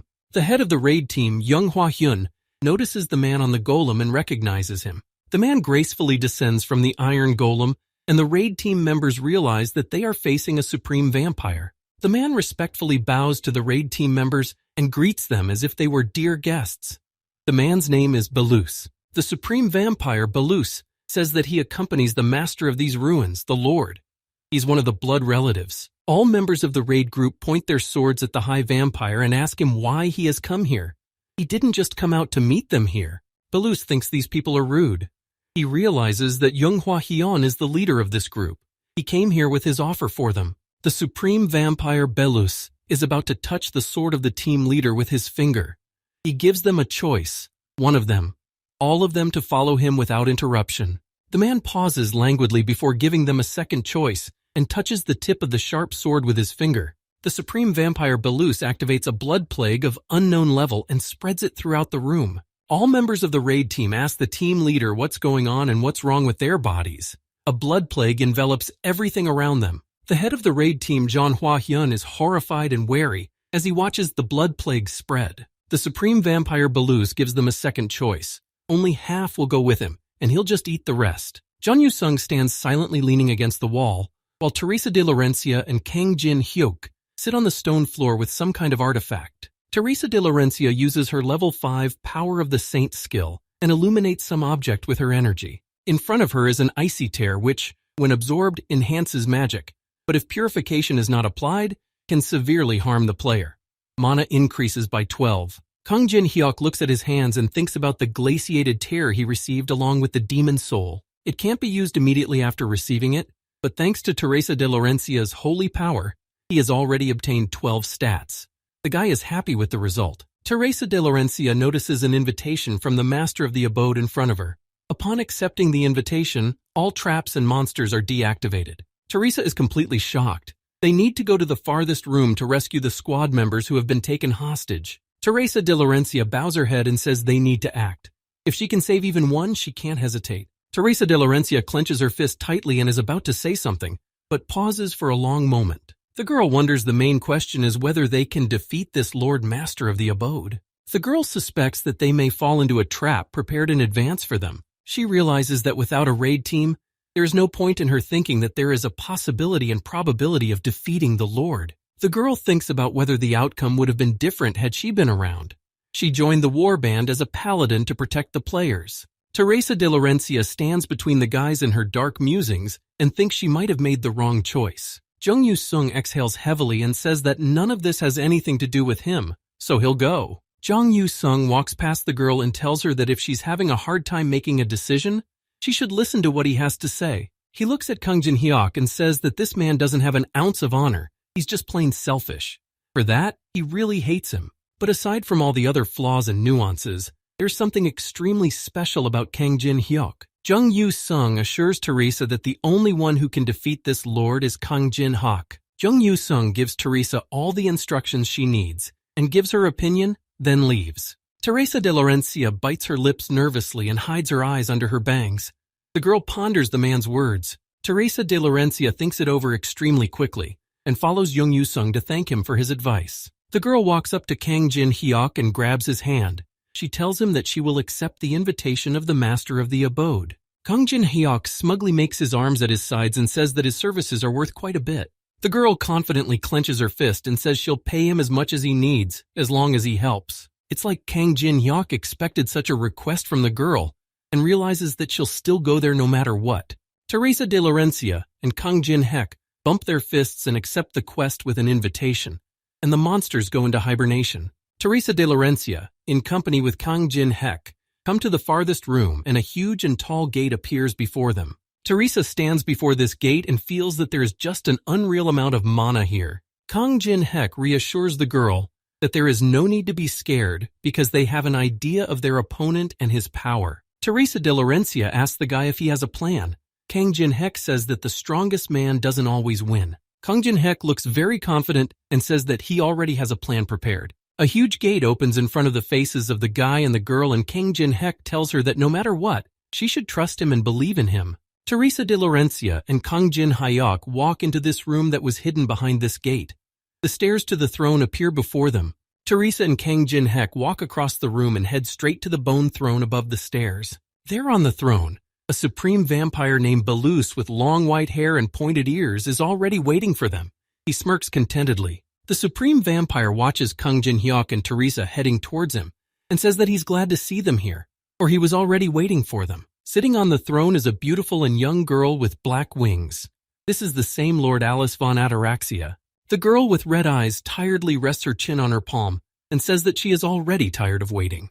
Kang Jin-hyuk coldly asks Alice von Ataraxia if the raid team members and the others are all right. The girl offers him to look and see for himself, pointing upward with her finger. The girl applies a dimension gap of unknown level and can be seen bound people appearing in space as hostages. Kang Jin-hyuk's eyes light up with some kind of yellow color, and Teresa peeks out from behind his shoulder and watches him in surprise. Kang Jin-hek notices among the bound hostages the very same Pak Ha-jin who shouldn't be here. Kang Jin-hek studies the hostages and realizes that it was Pak Ha-jin who awakened these guards. Alice von Ataraxia says that she invited Kang Jin-hek here because of the smell that comes from him. The player's girl shifts her foot over and says that she sensed a sweetness in him that she feels for the first time. The girl gambles and playfully puts her finger to her lips and says that she was very taken by the smell of his blood. Alice von Ataraxia licks her finger and says that his smell is not comparable to that of ordinary people. That sweet and arousing scent of hers. Kang Jin-hek is alarmed and uncomfortable because the Lord is talking about some sweet blood because it's never happened before. Lord girl Alice von Ataraxia smiles contentedly and playfully when she realizes that Kang Jin-hek is alarmed. The guy tilts his head in embarrassment and puts a finger to it. Of course, when a vampire talks about blood, a person can't be calm. The girl tells him not to worry as she eats the delicious stuff very slowly. He will manage to live for another 60 years. Kang Jin-hyuk realizes what it all means. She puts a tube down his throat and keeps it to herself. He refuses to live as an expensive lunch. When Alice von Ataraxia points some long and thin ray at Kang Jin-hek, the guy abruptly and deftly withdraws his shoulder from it. This long and thin ray burns a notch in the stone surface. The girl lord says that his opinion is of no consequence. Lord Alice von Ataraxia aggressively puts a finger with her power forward and says that Kang Jin-hyuk has no other choice. Teresa La Laurencia stands behind Kang Jin-hyuk and asks him if he's okay. The guy replies that he's fine. Kang Jin-hek starts smiling smugly and says that he's not scared because he's not just saying all this for no reason either. Kang Jin-hek gets down on one knee in front of the Lord and says he'll give her something sweeter than blood. Teresa doesn't realize what he's doing. Lord Alice von Ataraxia smirks and laughs at such words, for there is nothing sweeter than blood. The girl says that Kang Jin-hyuk can stop sucking up. Nothing is more important to them than blood. No matter what he proposes, her opinion won't change. Kang Jin-hek confidently raises his gaze to the vampire girl, suggesting her to think again about his proposal. After all, he is willing to offer her freedom. Lord Alice von Ataraxia's gaze changes drastically and expresses shock at what she has heard. She clearly did not expect such an offer from Kang Jin-hyuk. All of Lord Alice von Ataraxia's servants start shouting out that Kang Jin-hyuk dare not speak of such a thing at all. It would tear him apart. Lord Alice von Ataraxia raises his hand up, showing it to the servants. This gesture tells the others to shut up immediately. The girl Alice von Ataraxia confidently gets to her feet and shows herself in front of Kang Jin-hyuk. She says that the guy better back up his words with deeds. Kang Jin-hek shows his respect by standing on one knee and bowing his head in front of the girl. Kang Jin-hek says that if he wasn't responsible for his words, he just wouldn't have come here. The girl Lord Alice von Ataraxia notices such confidence from the guy and is willing to listen to what he has to say. A mask appears in the guy's hands, which he is about to put on himself. The guy introduces himself as Kang Jin-hek. Kang Jin-hek brings the mask up to his face and says that he swears in front of the girl as a representative of the Manga. The guy puts his mask on his face, on which a notch in the shape of a lightning bolt appears. He swears that he will free Lord Alice von Ataraxia. This masked man is someone who has turned his back on the rest of the people because of money, revenge, and personal beliefs. The Mayans looked like grim fighters. They prevented players from climbing the Tower of Trials. Among other things, the Minas helped all the monsters in the labyrinths and ruins. Lord Alice von Ataraxia looks at Kang Jin-hyuk thoughtfully and says that she has heard of the Minas. She asks if he is one of them. With a mask on his face, Kang Jin-hyuk talks about making a connection with the temple on the 27th floor. Kang Jin-hek reveals that the Lord is here, how to cheat the barrier that covered the ruins. Everything was told to him there. Teresa de Laurentia watches Kang Jin-hek and doesn't understand what it all means, and why Kang Jin-hek said he is a Manga. All of the servants and minions of the Lord for some reason become abruptly agitated upon hearing about the temple. The girl lord says that since he knows about the temple, the guy is definitely not bluffing. Kang Jin-hyuk asks if the girl will believe him. Around the girl, blood rises into the air. She's not going to believe him because there's no difference if he's a Manga or not. For centuries they've stayed locked up here, so it's all idle chatter. The girl makes it known that she doesn't like talkers. Alice von Ataraxia doesn't believe him and activates a blood orb of unknown level. The girl's eyes light up with excitement and she says that Kang Jin-hyuk's blood smelled so sweet. She's really sorry for the way things turned out. With her created blood spears, the girl is going to attack Kang Jin-hyuk to destroy. Kang Jin-hyuk continues to act cold-blooded, and doesn't move as many bloody spears fly at him. Teresa de Laurencia abruptly appears in front of Kang Jin-hek to protect him from Lord Alice von Ataraxia's attack. Teresa de Laurencia activates her level 5 Saint Power skill and is about to confront the vampiress. Teresa's ability makes a huge protective barrier appear that stops the vampiress's bloody spears. Teresa de Laurencia orders Kang Jin-hyuk to stay within the barrier as she continues to hold the barrier. Teresa de Laurencia is a bit wary, but hopes that her divine power can handle this attack of the vampiress. After these manipulations, the girl strengthens her barrier and activates a level 5 sacred shield. Lord Alice von Ataraxia starts laughing at the way Teresa lays out against the normal attack. The girl then stops laughing and takes her hand away from her mouth. She begins to get angry. Lord Alice von Ataraxia begins to bare his fangs and says he hates everything holy. Lord Alice von Ataraxia activates a blood blast of unknown level. She plans to destroy everyone in one blow. Teresa de Laurencia lifts her head up and watches the vampiress's attacks. She wonders how long she will last in a case like this. Some kind of insight comes into Teresa de Laurencia's head, and she believes the best that can be. Kang Jin-hyuk's rusty dagger plunges sharply into Teresa de Laurencia's chest, penetrating through her through and through. Teresa de Laurencia starts crying and squints at Kang Jin-hek in horror, not realizing what he's doing. Kang Jin-hek, wearing a Minos mask with a lightning bolt on it, stabs Teresa in the chest with his rusty dagger, showing this picture to the vampiress. Lord Alice von Ataraxia sighs thoughtfully and watches Kang Jin-hek, trying to figure out what he means by this. Kang Jin-hek pulls out his rusty dagger and says that if he proves to her that this isn't all a bluff, will she believe him? Lord Alice von Ataraxia finds this all interesting. She notices that Kang Jin-hyuk has betrayed the comrade who is protecting him. She demands to prove it all with something else. Teresa de Laurencia's hand in iron knight armor grabs Kang Jin-hyuk by the pant leg. The girl tells Kang Jin-hyuk with the last of her strength that they promised to save the squad members. Could it be that this is his whole plan? Kang Jin-hek looks at the girl through his main mask, listening to her extreme words for the moment. Kang Jin-hek swings his rusty dagger again and is about to strike another blow at Teresa de Laurencia. The girl's knight shield is splattered with the thick blood of Teresa de Laurencia that Kang Jin-hek stabbed with his rusty dagger. Teresa de Laurencia's blood also splatters the Mina's mask on Kang Jin-hek. Lord Alice von Ataraxia tries to contain her laughter as she watches Kang Jin-hek's actions. The girl starts laughing loudly and resoundingly. She realized that Kang Jin-hek is on her side and will give him a chance to explain himself. The guy holds up the Bram ring and says to cheat the barrier that is preventing them, he prepared a special spell. The guy shows the Lord the Bram ring and says that if they place your soul in this ring, they will be able to cheat the barrier for a short while. Lord Alice von Ataraxia hears for the first time in her life that you can seal your soul into this ring. There's a reason why Kang Jin-hek was giving up all experience points and staying with level 1.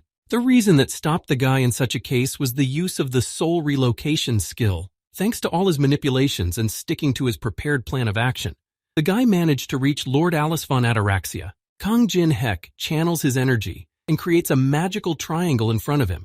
Only a first-level player can activate the soul movement skill. The player Kang Jin-hek meets all the conditions, and so the magic circle of soul movement is activated. The recharge of the shield will trigger after a year, and only one soul can be sealed at a time. Kang Jin-hek turns to the Lord and says that the magic circle will disappear in a minute. If the girl gives her consent, the spell will work. The decision is up to the Lord. Apparently, Lord Alice von Ataraxia didn't believe in Kang Jin-hek's words and actions until the last, but now she has a choice to make. The Lord's minions and servants have been watching from the sidelines and now see with their own eyes how this magic circle is being used. Lord Alice von Ataraxia uses her telekinesis and mentally calls out to her loyal servant Belus. The girl tells him that it's rather difficult to trust Kang Jin-hyuk in this situation. The girl asks Belus to destroy Kang Jin-hyuk and the magic circle if the guy does something suspicious. The girl is going to take that step and trust her life to Kang Jin-hyuk. She has been imprisoned for too long. It's been over 1,000 years. If she doesn't do it now, she may never be able to get out of this dungeon again.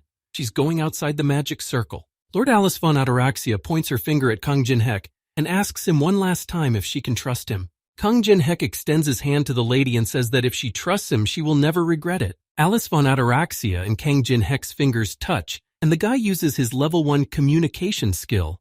The girl shows interest in Kang Jin-hyuk. The girl listens to every last word the guy says and says she'll let him use her soul movement. Bram's ring instantly reacts to her words and starts activating its magic power. Alice von Ataraxia's soul moves into the Bram ring. The magic circle seems to suck the girl into itself, dissolving her silhouette in the air. From the Bram ring comes her voice. She thought it would be uncomfortable inside it, but it's quite cozy here.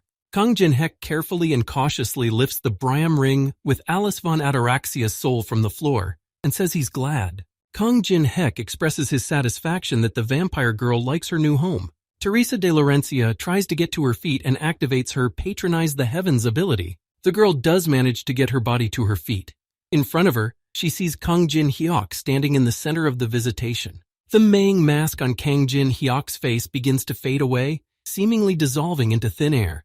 He tells Teresa, "Welcome back." Teresa uses her Heaven's Protection ability, with which she can bring a fallen and dead person back to life. The girl smiles contentedly and sweetly at Kang Jin-hyuk and is already standing on her feet more confidently. Kang Jin-hyuk dissolves the mask on his face as he won't be needing it anymore. The ring lord starts yelling that the guy doesn't dare treat her like that. Kang Jin-hek tucks his Bram ring into his pocket, from where the lord's voice screams for Belus to destroy this vile deceiver. Teresa de Laurencia turns to the guy and says she has a lot of questions, but it's probably best to ask them later. Kang Jin-hek picks up his rusty dagger again and says that now is not the best time or place for questions. The supreme vampire and blood relative of Alice von Ataraxia calls these Shay people stupid. He plans to destroy them. The supreme vampire Belus activates a level 13 blood wave. He is not going to let them live after they betrayed his master. The entire space of the ruins is enveloped by a powerful and thick blood wave, with Teresa and Kang Jin-hek standing in the middle of it. Kang Jin-hek is about to confront the supreme vampire Belus by activating his level 5 fire element. Kang Jin-hek leans on one knee and directs his fire flame to underneath, spreading it around him.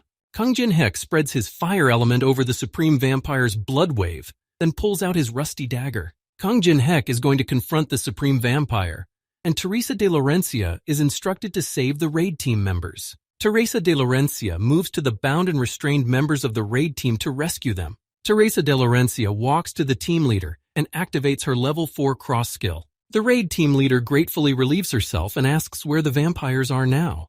Teresa is glad they weren't too late. Teresa de Laurencia turns her attention to Kang Jin-hyuk and says that he is confronting the vampires alone.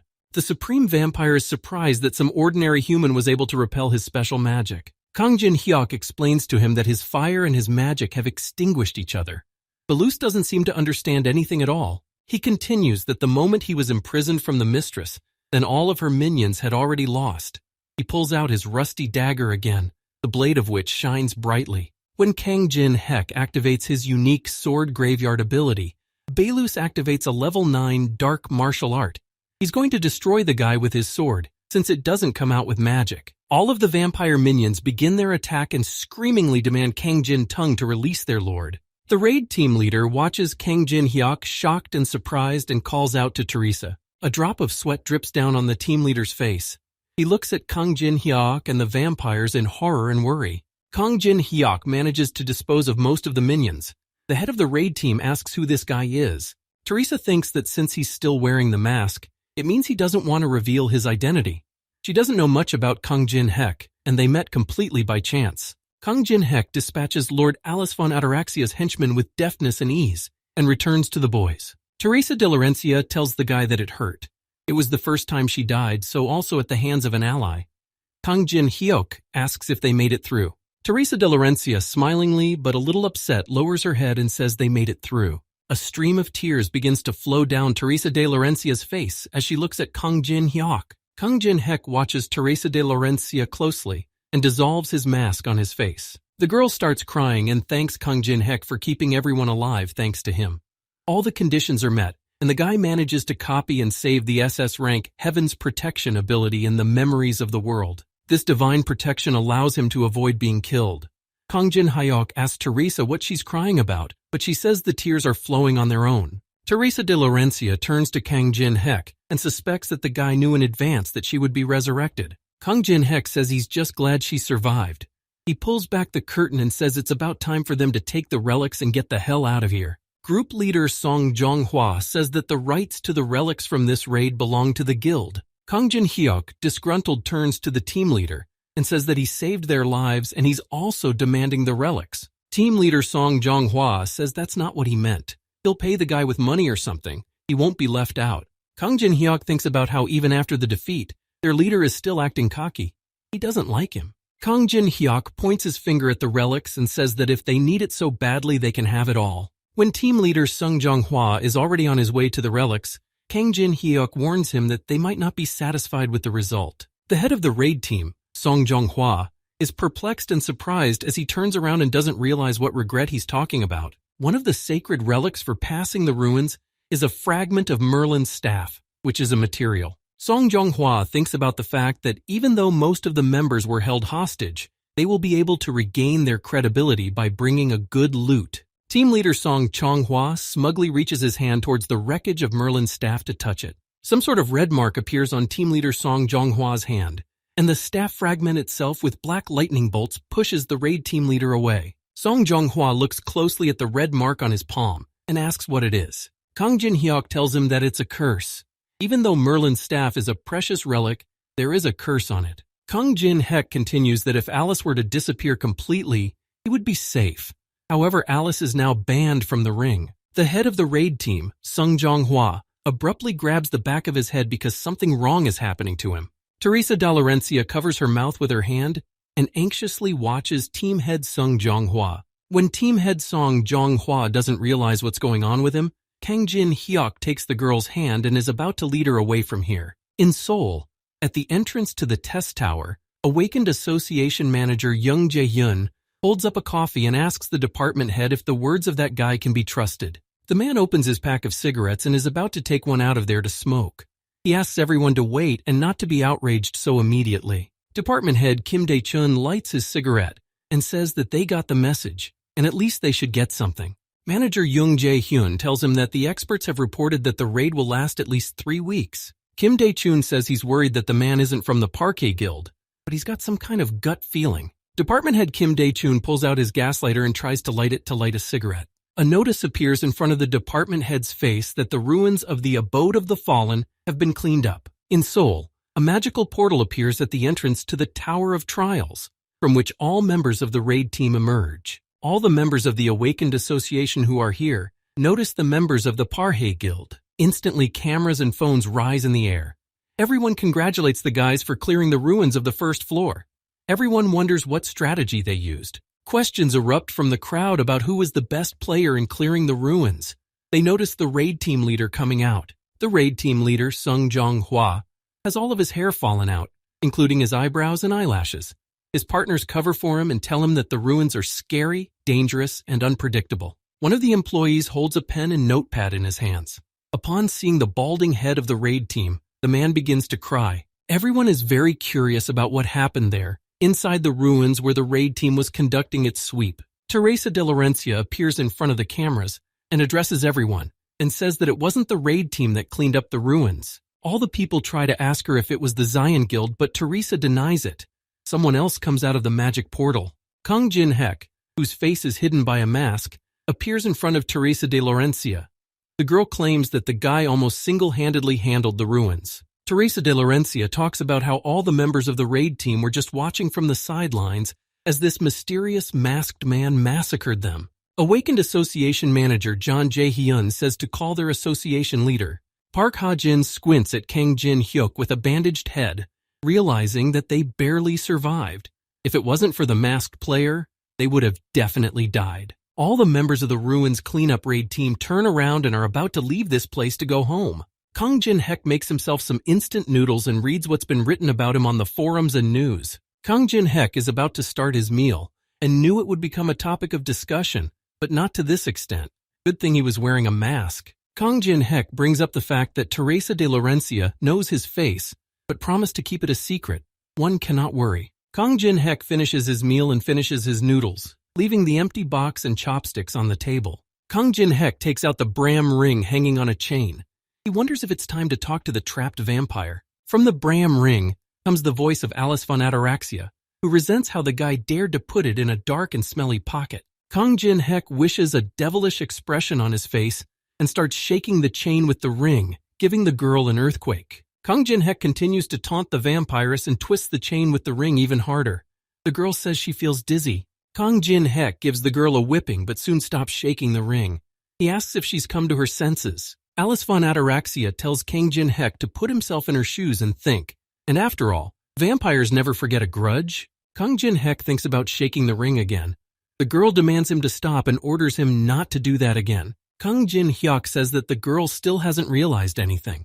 He starts shaking the ring even harder and the girl is about to throw up. Kang Jin-hek devilishly unwinds the chain with the ring, giving the vampiress a carousel of doom. He's enjoying it. Alice von Ataraxia begins to sink into this earthquake and seem to dissolve into space from the violent shaking. 3 hours later, Kang Jin-hek finally puts the chain ring on the table, taunting the vampiress. Kang Jin-hek tells Alice von Ataraxia to stop roaring and come out. He releases the power from the Bram ring. Instead of the Bram ring, Lord Alice von Ataraxia appears in front of Kang Jin-hek, whom he releases. The girl gets to her feet saying that it's finally time for revenge. She'll pay him back 1,000-fold. Kang Jin-hyuk leans his back and arms on the table and looks at little Alice von Ataraxia. The girl resents being so much smaller. The guy explains to her that he only materialized a part of the girl. The girl doesn't understand what part means. He says that she can be called a mini version of Alice, who can use barely 1% of her power. Kang Jin-hyuk thinks about how even though he put a restriction on her, she's still stronger than any vampire. Lord Alice von Ataraxia falls to the floor and covers her eyes with her palms because she starts crying. Kang Jin-hyuk turns to the girl and tells her to stop crying and listen to him. What he said in the ruins are not empty words. Alice von Ataraxia continues to cry and demands him to stop crying because this isn't the kind of freedom she wanted. Kang Jin-hyuk says that he knows it's not freedom, but he will give him the true freedom that the girl longs for. The girl Alice von Ataraxia puts her sad gaze down and continues to cry. Suddenly the girl's eyes light up with hope and she asks what Kang Jin-hek means. Kang Jin-hek tells her that if she helps him destroy those who betrayed her, he will give her back her place as the head of the Ataraxia clan. A new video is uploaded to the honor roll about a raid that was supposed to fail. However, the masked player who appears has completely changed the situation. People are admiringly discussing the masked guy's confrontation with the vampires and the Lord in the comments. Kang Jin-hyuk is holding his phone and cocking his head up. He knows that many guilds have a lot of money indeed. Kang Jin-hek walks up to one of the tall buildings in Seoul. He realizes that all of this seems to be true. Kang Jin-hek is about to put his mask back on, but he's not going to get involved in the guild's affairs or the squabbles between them because he doesn't care about them. Kang Jin-hek breaks down the door at the entrance of the tall building with a bang. They all wanted to destroy him, and he's not going to forgive. Kang Jin-hek appears in front of many guards that are in that tall building. Kang Jin-hek uses his fire element and is going to direct the fire flames to attack. Kang Jin-hek says that for all of this, he will just tear everyone to shreds. He accumulates his fire element in his palm. Shingun-soo is sitting on the top floor of the building, covering his face with one palm in anger and calling someone names. Park Han-jin stands with his head resting on the floor. Shingun-soo let him know that someone should have died in those ruins, but the guy did the exact wrong thing. Shingun-soo thumps his fist loudly on the table and says that Park Han-jin woke up the guards, but ended up accomplishing nothing. Shin-gong-soo, the head of the Black Raven Guild, says that because of some lunatic they can't handle, their guild is losing reputation and may cease to exist altogether. Shingun-soo kicks Park Han-jin with his foot and continues to call him bad names in every way possible. Two bodyguards stand at the door to the guild leader's office, where the sounds of fighting and blows can be heard. Suddenly, the panoramic window in the guild head's office breaks with an explosion that repels the men as well. Some men's boots appear from somewhere. Some man sneaks in with an explosion. Kang Jin-hyuk, wearing a mask to hide his identity, appears here and asks if there is a master of this guild here. Park Han-jin lies upside down and guild head Shingun soon starts yelling for someone to grab this guy already. Park Han-jin rises to his feet abruptly and realizes that now is the opportunity to restore honor in the face of the head. Park Han-jin rises into the air and flies at Kang Jin-hek to restore his name as Park Han-jin's super hands. Kang Jin-hek takes off his mask so Park Han-jin can see his face. The guy smiles contentedly and greets him. Kang Jin-hek punches Park Han-jin in the face. Out of surprise, the guy doesn't even have time to react. Park Han-jin flies into one of the cabinets in the guild leader's office after being hit by Kang Jin-hyuk. Shingun soon points his finger at Kang Jin-hyuk and says that he's the reason they lost their position in the association. He can't just strut around here. Kang Jin-hyuk smugly sits down on the couch. He turns to Shingun soon and says that's not what he has to worry about right now. Guild head Shingun soon's eyes begin to express his anger, hatred, and aggressiveness. Shin Gong-soon's hands reach for his long sword in its sheath that is in his office. Shin Gong-soon activates his level 5 sword flash ability to attack Kang Jin-hyuk. Shin Gong-sun notices Kang Jin-hyuk's calm, relaxed, and cool demeanor, even though he is in danger. Shin Gong-soon brings the tip of his sharp sword towards Kang Jin-hyuk's face, who does not react in any way. Suddenly, some powerful current pierces through Shin Gong-soon's sword and breaks its blade. Guildhead Shin Gong-soo realizes that the guy used an ordinary Korean checker to shatter his sword. On the table in front of Kang Jin-hyuk is an ordinary vase filled with checkers. The guy says that they're very convenient to throw. Kang Jin-hyuk twirls one of the checkers in his fingers and brazenly puts his feet on Guildhead Shin Gong-soon's table. Kang Jin-hyuk smirks and suggests to Shin Gong-sun to finally start their conversation already. Guildhead Shin Gong-soon stands up on the table and approaches Kang Jin-hyuk while simultaneously calling out to him. Shin Gong-soon swings his broken sword and asks if Kang Jin-hyuk came to take revenge on him because he ordered his destruction. All over the building, Kang Jin-hyuk leaves behind devastation and dead people. Kang Jin-hyuk drinks a Korean checker with his magic power and is about to throw it at the guild leader. Kang Jin-hyuk violently throws the Korean checker, which hits the guildhead Shin Gong-soon in the forehead. From the Korean checker hitting his forehead, guildhead Shin Gong-soon falls on his back right on the floor in his own office. Kang Jin-hyuk picks up another saber and glares furiously at the guildhead.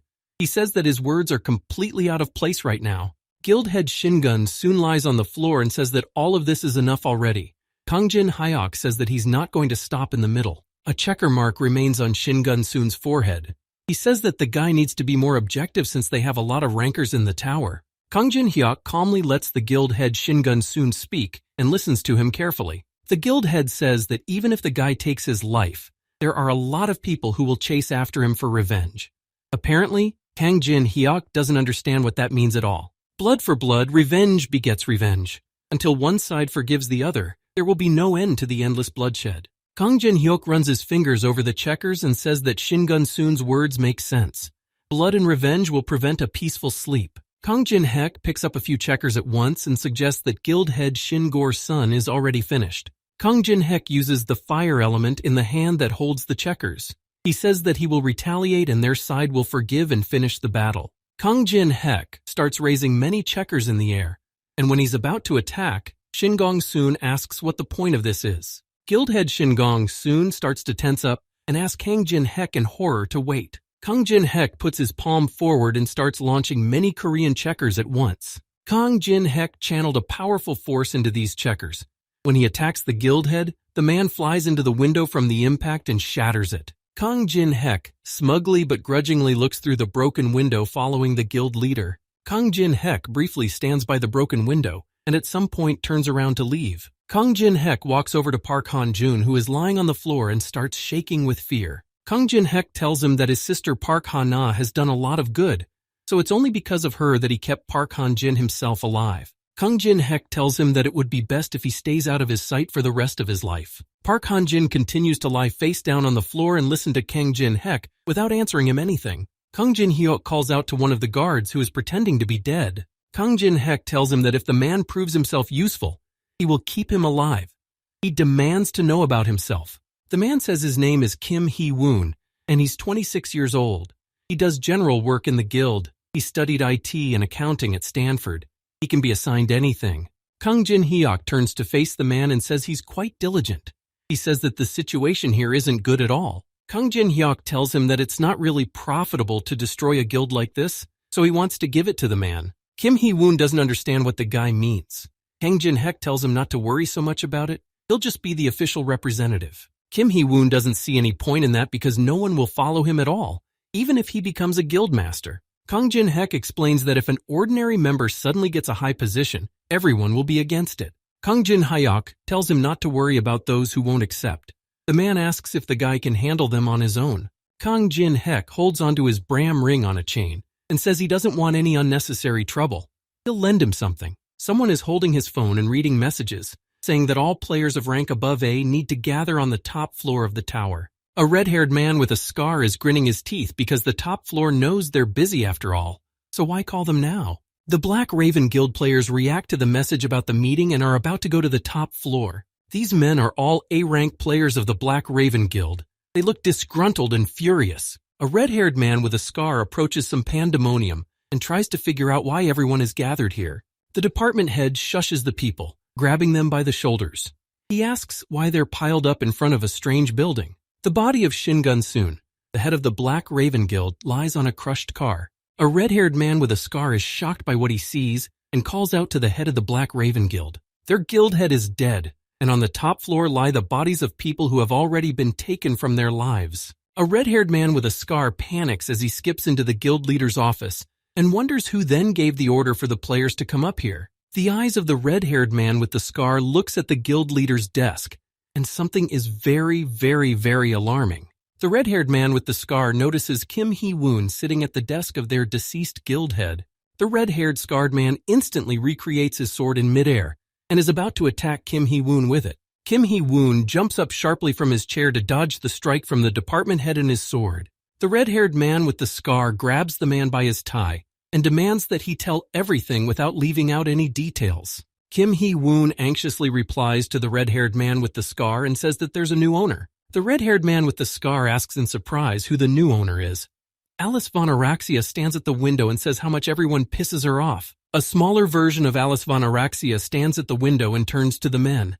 She says she doesn't need to start first. The red-haired man with the scar turns to Kim Hin-woon again and says that it's nonsense that the little girl is blowing this place up. Saying that the girl is petty really sets her off and stresses her out a lot afterward. Alice von Araxia makes a disgruntled and furious look on her face, asking the man who he called petty here. The department head turns his attention to the enraged girl and becomes alarmed. A bright flash of light appears in the panoramic window of the tall Black Raven Guild building. After the bright flash of light, there is a loud and violent explosion. Kang Jin-hyuk turns toward the building where the explosion is coming from.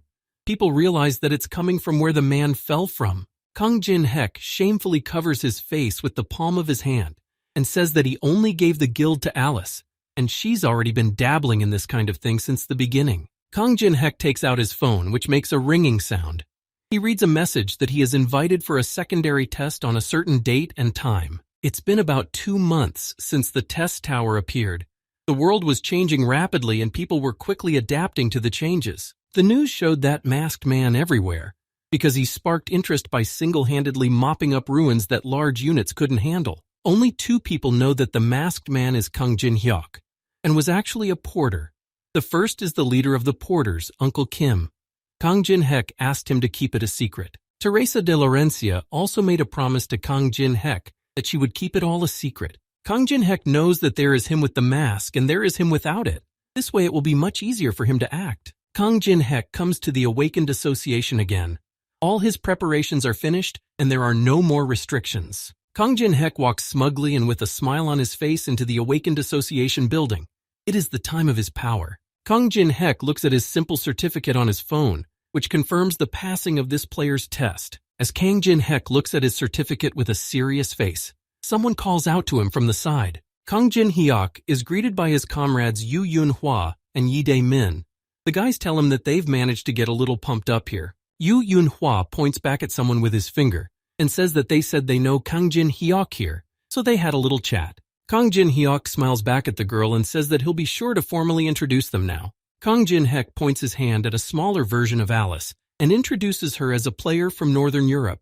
If he says the girl is a vampire, a commotion starts. Kang Jin-hyuk introduces Kim Hee-woon, his appointed manager of the Black Raven Guild.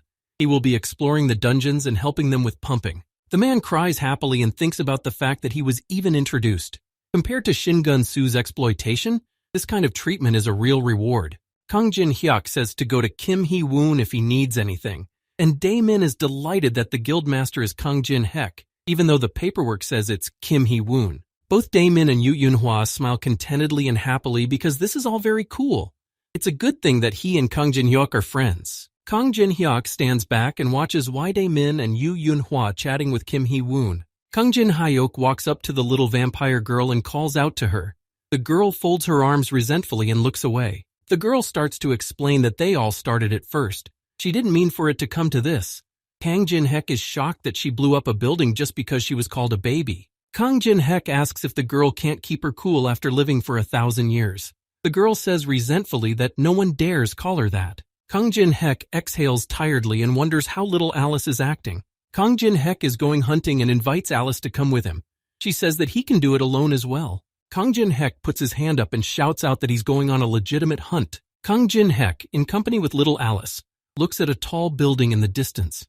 The girl asks if there are still places left to hunt. Kang Jin-hek says that the third cleared is open, but the fourth is not yet open. The most valuable dungeons are under guild control, and everyone thinks there are no more places to hunt. Everyone but himself. Kang Jin-hek comes to the first floor of the tower where Moon Lake is located, the place with the most beautiful scenery in the tower, but for that reason, no one comes here anymore. Kang Jin-hek realizes that he hasn't been here for a very long time. After all, the fate of humanity hangs in the balance, so there is no time to enjoy the views. Alice von Araxia starts talking to the guy in the ring and asks how the guy is going to hunt here. The girl panics and asks him if he's really going to go into the lake and if the water will get into the ring. Kang Jin-hyuk goes into the lake and walks past the 12 statues decorating the tranquil Moon Lake. The guy stops in front of the statue with the fish and says that's the one he wants. This statue isn't just decoration, it has another function. Alice from the ring asks if the statue has a secret button. Kang Jin-hyuk answers her that it's far from simple. The secret of the statue with the fish in the middle of the Moon Lake has only been revealed by 3 players. Very rarely has it been talked about in the community, but no one has been able to find the right key. Kang Jin-hek says it's understandable because it was an unusual key. This key is the moonlight. Kang Jin-hek puts his palm against the hole, through which some sort of mechanism can be seen. The guy explains that using his fingers to adjust the amount and angle of the moonlight. After such manipulations, the system of this statue will begin to respond to the reflection of the incoming light. Kang Jin-hyuk continues to twist his palm in every way possible, properly adjusting the light using his fingers. The mechanism inside the statue begins to respond to his actions. Kang Jin-hek knows that it will open. Kang Jin-hek stares at the statue with his interested gaze, realizing that he has succeeded. In front of Kang Jin-hek, the water splits in 2, and a passage to the lower floors opens up. He invites Alice to come with him. Kang Jin-hek and little Alice get to the -1st floor of the Tower of Trials. The girl wonders what was under the tower here. The girl walks rather close to the stream of water and slips her hand in there. She hasn't felt something like this in a long time. Little Alice covers her eyes contentedly, enjoying the forgotten freedom. Kang Jin-hek notices little Alice's satisfied face and asks her how she feels now. Kang Jin-hek asks the girl if she regretted making a contract with him. The girl blushes embarrassedly. The girl pretends to be offended but is still able to believe the guy a little. She says that what he said didn't sound like a complete lie. Kang Jin-hyuk walks down the stairs and applies Heaven's Protection, activating the sacred power. He begins the 2nd stage of unfreezing the Icy Tear, and his mage power increases by 18 units. Kang Jin-hek exhales tiredly and thinks about the fact that after reabsorbing the tear, it was easier for him to control Alice. Kang Jin-hek activates the fire element and thinks about what little Alice thinks about the players in the tower. He looks at the girl and realizes that even if the game has become reality, Alice, who has lived for thousands of years, does she consider herself part of the game? Kang Jin-hek turns to little Alice and says he wants to ask her one question. As Kang Jin-hek begins to ask his question, his words, voice, and image begin to become severely distorted. Kang Jin-hek notices little Alice's face scared to the point of terror and is surprised himself. The girl asks him what he said and why he scared her so much. Now the guy understands how it works. The thing about the tower was blocked. Now Kang Jin-hyuk realized that he couldn't discuss it with those who lived inside this Tower of Trials. This was already a good thing. Suddenly, the little Alice flying beside Kang Jin-hyuk abruptly turns back and becomes alert. The girl's eyes light up, and she informs her boyfriend that something is now approaching them. From somewhere out of the shadows, the black claws of some unknown monster begin to appear. Kang Jin-hek continues to hold the flames of fire in his palm and turns around towards the noise. Kang Jin-hek calls the minuscule first floor in the Tower of Trials the spawning ground. He instantly attacks the creature with his fire. Some huge scarab-like bug approaches Kang Jin-hek, who attacks it with his fire flame. The incredibly large-sized scarab is completely enveloped by the fiery flames, but continues to rush towards Kang Jin-hyuk. An entire army of huge and fast scarabs head towards Kang Jin-hek, trying to avoid the flames of fire. Kang Jin-hek smugly watches as his fire flames spread to his opponents. Kang Jin-hek stands with his little Alice in front of an endless stream of monsters climbing out of the abyss. A huge 25th level scarab beetle appears in front of the boy and girl. Little Alice shouts indignantly and clutches her hand to her chest. She's really disgusted to see such scarab beetles. Kang Jin-hek is standing in the ruins on the -1st floor, surrounded by many scarabs. He orders Alice to stand behind him.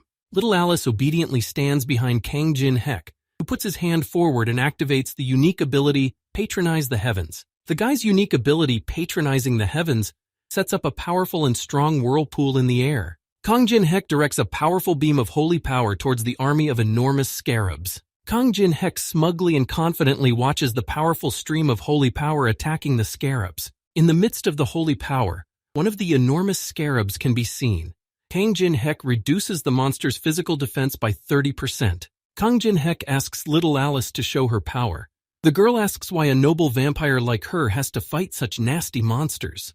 Kang Jin-hek pulls out the chain with the Bram ring and threatens the girl that he will ban her there again if she doesn't obey. The girl understands everything and points her palms to the ground, making a red magic circle appear from where red streams of blood are coming from. Little Alice activates the blood wands of unknown level and directs them at the scarabs. The huge scarabs are enveloped by the bloody putas and are trapped, as if being restrained by the bloody streams. Kang Jin-hek praises Alice satisfactorily and pulls out his rusty dagger. The guy applies a power surge stat. There are 100 such stats in total, and the difference is reduced by 33 levels. Kang Jin-hyuk uses his rusty dagger to strike many times, and he manages to level up several times. The guy is holding his rusty dagger with black liquid dripping down it. He was having a hard time keeping up while he stayed at the first level. He had a lot of stress built up. The number of scarabs only increases, and they surround Kang Jin-hyuk again. The guy is ready to confront them. Kang Jin-hek activates his unique sword graveyard ability, enveloping the space with black and purple energy. Kang Jin-hek gets satisfaction and excitement from hunting scarabs. He says that he is very happy about their appearance. At this time, several members of the Olympus Guild gather in the meeting hall. Frederick, the head of the Titan Guild, folds his hands in a lock in front of his face and says that since everyone is gathered, the meeting can begin. The blonde man says that everyone already knows that the 8th raid on the 4th floor ended in failure. The man talks about the fact that out of 100 people divided into 15 squads, only 9 of them came back alive. To get to the 4th floor, you have to go through the 3rd floor, on which the boss is quite ordinary, but he summons thousands of statues. They need a way to defeat them. One of the men in the red jacket clenches his hand into a fist and slams it sharply on the table he's sitting at. The man in the red jacket is the head of the China Guild, Tang Wei. He realizes that they failed even after using the divine artifact. He asks how he will be ordered to deal from the statues. Teresa de Laurencia is a loner, and she stands next to Maria, the head of the Olympus Guild.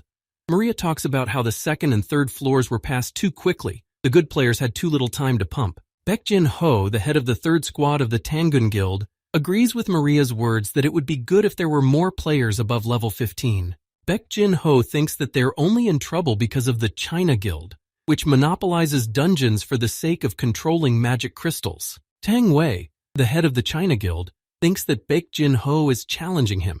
He issues overly serious statements. The men start arguing amongst themselves. Tang Wei says that they are just passing the Tower of Trials for the sake of humanity. He won't stand for insults. Baek Jin-ho says that such an excuse won't help him. The head of the Titan Guild, Frederick, demands the men stop arguing. Only infighting is all they need here. Frederick calmly sits in the center of the table in the same position and says that they are here to solve a completely different problem. Baek Jin-ho stands unhappily with his arms folded across his chest. Maria asks Frederick if he has any thoughts. Frederick anxiously grabs his head and tells everyone that a message came in yesterday from the mains. All the heads of the different guilds are shocked at this news. Frederick says that if they fulfill one condition, they will help them. No one is going to cooperate with them as they are internationally wanted. Teresa thinks about how they are all afraid to interact with the Minas. It's not surprising since the guild's influence is now greater than the government. Teresa knows that the greater the influence, the more important morality becomes. They must act with that in mind. Suddenly, the candles on the huge chandelier in the study begin to extinguish with the flow of the wind. Someone out of nowhere repeats the chapter's words about lowlifes. Flames appear from the fireplace in the study, and some voice from there says something about how he somehow dislikes hearing such things. One of the mains appears from the fireplace and says that pride is a good thing, but the guild heads themselves know they can't do it on their own. Mains flies out of the fireplace and puts out the fire after him. All the guild heads jerk up from their seats and tense up at the man's appearance. Baek Jin-ho tensely looks at Mayan, who thought he dared to show up here at all.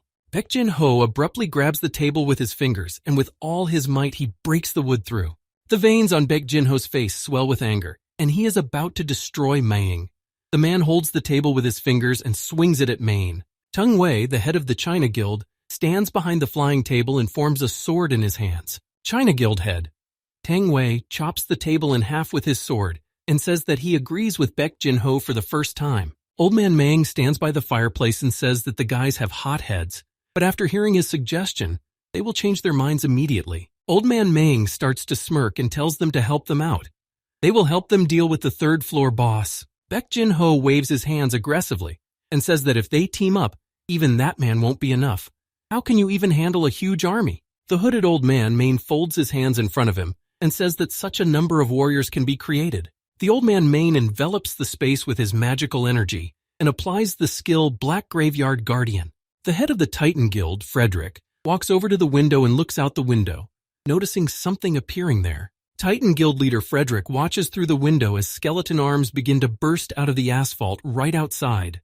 The old man of the Minas says thank you to the long-dead warriors, and there are many useful skeletons here. There are strong people among the main, such as necromancers. Frederick, the head of the Titan Guild, keeps squinting out the window and is simply amazed at the number of skeletons that have risen. A whole huge army of rebellious skeletons appears in front of the building where the various guilds are meeting. The head of the Titan Guild turns to the old man and notices a staff in his hands. Maying realizes that the man recognizes this staff. The old man Main shows his Staff of Greed, which can only be created by collecting all 99 items. The head of the China Guild observes the Main and realizes that it is an amalgamation of the Necromancer and the Staff of Greed. Tang Wei, the head of the China Guild, turns to the others and says that there is a chance to deal with the third-floor boss. Maria doesn't believe his words after all. They're Mina's. Baek Jin-ho agrees with Maria's words and says that it would be the right thing to destroy it here and now. Baek Jin-ho instantly thinks it over and says that if the public doesn't find out about the pact, then the game is well worth the candle. Teresa watches the turmoil as the guild heads can't decide which side to take. Teresa de Laurencia wonders how things have turned out. Everyone has gone crazy since they are going to cooperate with the Mainas. The girl thinks about how if Kang Jin-hyuk was here, none of this would have happened. She thinks about what she should do. Suddenly, a request for a video call from outside comes to the girl. The girl has to choose to accept the video call from Kang Jin-hyuk or not. Teresa de Laurencia accepts the call without too much thought and is very happy to see Kang Jin-hyuk, who asks how she is doing. While talking to Teresa de Laurencia, Kang Jin-hyuk turns around at the noise and doesn't realize what's going on. Kang Jin-hyuk tries to ask Teresa de Laurencia what kind of strange situation she has going on there. Old Man Main turns around at Kang Jin-hyuk's voice and orders him to reveal his countenance since he has raised his voice. Kang Jin-hyuk switches to conference mode while Teresa anxiously watches everything. Kang Jin-hyuk's face appears on the screen in front of everyone in the meeting, but wearing a mask to hide his identity. Everyone in the meeting recognizes this person as the unknown person who cleaned out the first-floor dungeon. That incredible player who cleared the dungeon alone, unknown to anyone. Major guilds from all over the world wanted to get their hands on this player. Now this super rookie player was right in front of them, even though they had made great efforts to contact him before. This caused all the guild heads in the meeting to have dry mouths from the joy of seeing the unknown player in front of them. The old man Meng starts smiling widely and finds this interesting. He too heard about the guy who single-handedly cleared the first-floor dungeon. Old Man asks Kang Jin-hyuk if he knows that there will be a boss capture of a completely different level this time, and Old Man will definitely be able to defeat him. Old Man points to the rebellious skeletons and says that so many summoned are enough, and the guild heads have already given their consent. Kang Jin-hyuk listens to Old Man Mang's words and gloats at him because he doubts his words. Kang Jin-hyuk asks Old Man Main how he's going to deal with his fake Staff of Greed. Kang Jin-hyuk starts to explain, proving his point. Old Man Mang created his staff without the heart of a saint and prison mold dabbed with oil. Frederick, the head of the Titan Guild, turns to Kang Jin-hyuk and says if he has proof. Kang Jin-hyuk explains that the real staff has a red stone under the skull, and the open floors lack some of the materials needed to create the real staff. Kang Jin-hyuk points out the rebel skeletons and says that they are very weak and won't last even a quarter of a day in the boss room. Kang Jin-hyuk says that Old Man Mang will just abandon them in danger, running off with the loot like a rogue. Old Man Main listens to everything the unknown player says and grudgingly calls him cheeky. Old Man Main rallies to the attack telling the others that they will regret not accepting his offer. Old Man Maines says whether the guild heads will be as calm the next time they meet him. He will keep an eye on everyone. Through the window from the meeting hall, you can see that the rebels and summoned skeletons are beginning to dissolve into thin air. The head of the Titan Guild, Frederick, is frustrated and tense as he watches the rebellious skeletons disappear. All the heads of the different guilds are standing in the meeting room, and now they don't know what to do or how to be. An unknown player asks them to leave it to him. They will not have to cooperate with the Minas, and he takes responsibility for the operation. The head of the Titan Guild, Frederick, asks if the guy can really do it alone. Kang Jin-hek confirms it. Frederick tensely thinks about the fact that even if he can't handle it, at least he'll be closer to them. Maria smirks contentedly and thinks about the fact that unlike the deal with the Minas, this deal doesn't have any serious downsides. Tang Wei smiles contentedly and happily, realizing that they can't miss out on such a fortunate moment. Baek Jin-ho smiles widely with his white teeth, and he clearly agrees with what the other guild heads think. Tang Wei asks what kind of payment would suit Kang Jin-hyuk, but Maria stops him and says that the Olympus Guild will fully fund him. Frederick and Baek Jin-ho start arguing amongst themselves about which one of them will provide the unknown player with everything he needs, but he says he doesn't need anything. Kang Jin-hyuk turns to everyone and says that they should limit entry to other players and will let him go through alone.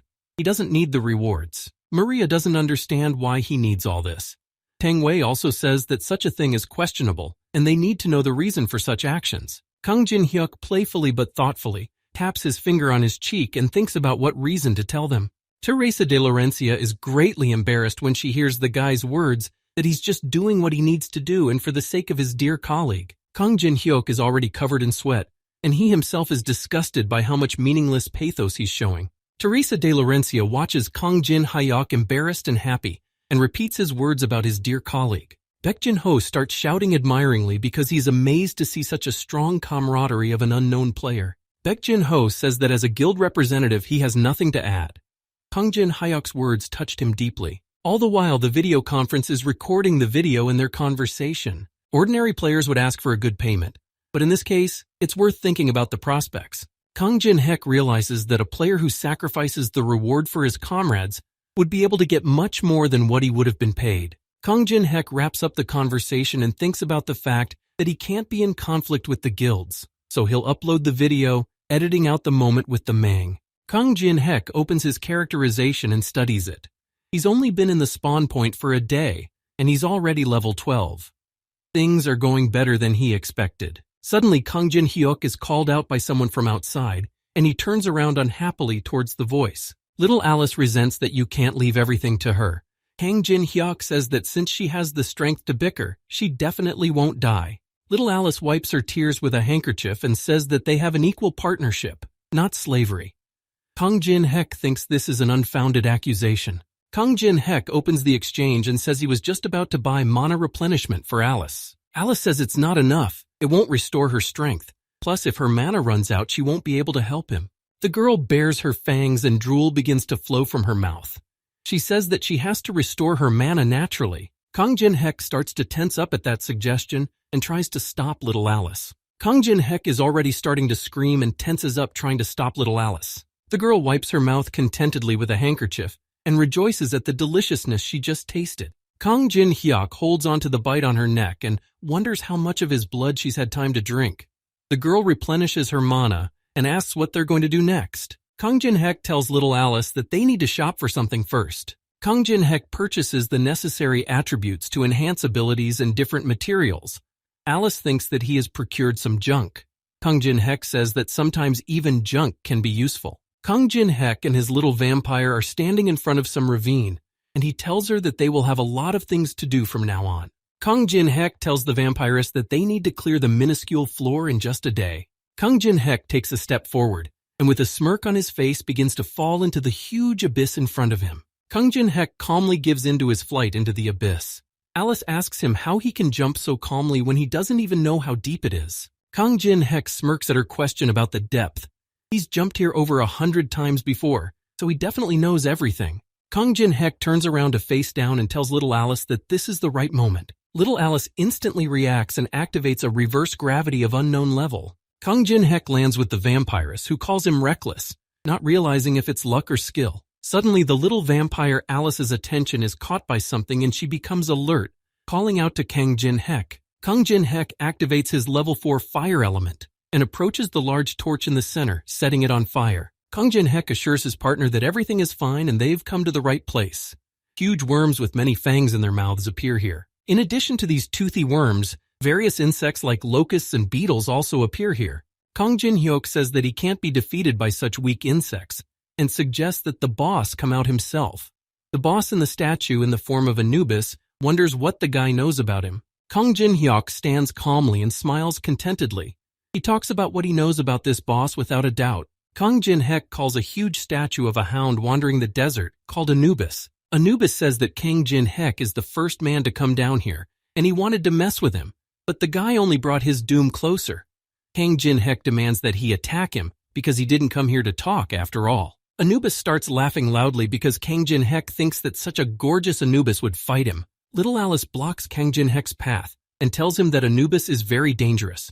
She suggests that he should leave, she can handle him herself. Kang Jin-hek smiles softly with the corners of his lips and is pleased that little Alice cares for him. Kang Jin-hek demands the girl to calm down and observe. Little Alice is worried and tells the guy to temper his ardor. Kang Jin-hek appears before the huge statue of Anubis again and says she will show him what kind of man Alice made a pact with. The huge statue of Anubis puts his hand down, in which he holds his Egyptian staff. He finds the situation entertaining. After Anubis activates his personal ability, Anubis Judgment, he questions the guy about whether he learned about him from that vampire over his shoulder. Anubis asks his first question. Kang Jin-hek knows that the statue always uses this ability on his opponent. When all questions are answered, he activates his absolute judgment of Anubis's judgment. Kang Jin-hek is going to copy his ability through which he can ask questions, but Anubis needs to be pissed off to do so. Kang Jin-hek answers the huge statue's question in the affirmative. The huge statue of Anubis asks the guy his next question.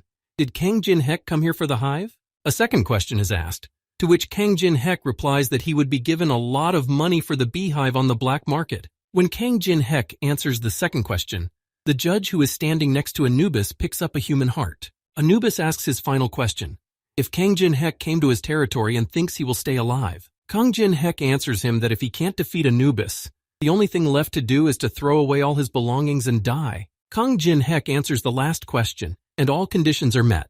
Many spikes appear under the guy's feet. Right now, Anubis's judgment is activated and all stats are reduced by 50%. Anubis' silhouette appears behind the guy. All abilities and skills are sealed for 1 minute. Anubis chooses a representative to pass judgment on Kang Jin-hyuk. A huge locust appears in front of Kang Jin-hek and little Alice, who will be Anubis's representative to pass judgment. Kang Jin-hek watches coldly. Little Alice is disgusted to see the mantis appear. The statue of Anubis introduces the girl and her boyfriend to his representative, whose name is Mentis. He will be passing judgment. The huge black locust with red eyes stares silently at Kang Jin-hek, and Anubis asks how the guy rates him. Kang Jin-hek replies to Anubis that he's very impressed with his representative. The guy transforms something in his hands. Kang Jin-hek says that one mini gramophone that plays the selected music once will be enough for him. It can't be turned off until the music ends. Anubis' statue suspects that Kang Jin-hek wants to use human music to cloud the representative's mind. Kang Jin-hek negatively and surprisingly interjects what kind of mind we're talking about now. A huge flash of light appears from behind Anubis locust representative Mentis. Kang Jin-hek begins to dance, holding his rusty dagger in his hands. He says that one should give oneself to the music wholeheartedly. Kang Jin-hek talks about how this is the perfect music that he found through trial and error. Kang Jin-hek swings his dagger in a dance, a rhythm that perfectly matches the attack patterns of Mentis. Kang Jin-hek, following this rhythm as always, is in complete control of this battle. Anubis watches in shock as Kang Jin-hek moves out of the way of the attacks, taking advantage of the music. This is not luck, but a precise calculation. A few drops of sweat appear on Kang Jin-hek's face and he's about to capitalize on the best moment. 1 minute has passed and Kang Jin-hek is able to use his skills again. As soon as the restriction time runs out, the guy activates the sword graveyard. A wound appears on U-Locust representative Mentis, and a green and thick liquid flows out. Kang Jin-hek stabs one of the mantis's claws. Anubis asks if the guy really thinks he can defeat his representative. Anubis says that Mentis recovers in seconds. If Kang Jin-hek uses up his strength, he's finished. Kang Jin-hek confirms that right now he can't destroy that mantis. Kang Jin-hek shows Anubis his dagger and says that he can make the mantis simply not want to live. Kang Jin-hek stabs Anubis multiple times with his rusty dagger and destroys the mantis's limbs. The huge mantis's eyes express tension and anxiety as Kang Jin-hek continues to attack it. Little Alice watches their confrontation, and she wonders if the guy is really playing around. She knew he was strong, but not that strong. Suddenly, some realization comes to Little Alice, and she begins to suspect that Kang Jin-hek is the one. Little Alice looks at Kang Jin-hek in anticipation and realizes that he can help her exact her revenge. The enormous representative mantis falls to the stone floor with all its weight from Kang Jin-hek's blows. The statue of Anubis asks what his mantis is doing. He orders him to fight and not to run away. The proud warrior chosen by God, representative, falls with his whole body to the ground and shakes with fear and defeat. Kang Jin-hek walks past the remains from the limbs of the mantis with a calm and slow step. Kang Jin-hek embarks on the final stage in which he destroys it. A great warrior believing in his own invincibility, Kang Jin-hek approaches the huge mantis, sitting on its head. By doing so, he humiliates and provokes him. After doing so, the giant mantis instantly rises to its feet and tosses Kang Jin-hyuk into the air. The enormous mantis, the representative of Anubis, seems ready to fight again and will not tolerate humiliation. But he gives up. The statue of Anubis notices that his representative has been defeated because he takes his own life. Kang Jin-hyuk's level increases again. From the mantis, he receives the magic folio of the Duchy of Peltaris. After studying it, he can learn ice magic. Kang Jin-hek touches this magic folio and says that such a thing can only be seen in the middle floors of the tower. Kang Jin-hek gains the level 1 ice creation skill because of his monopolization stat.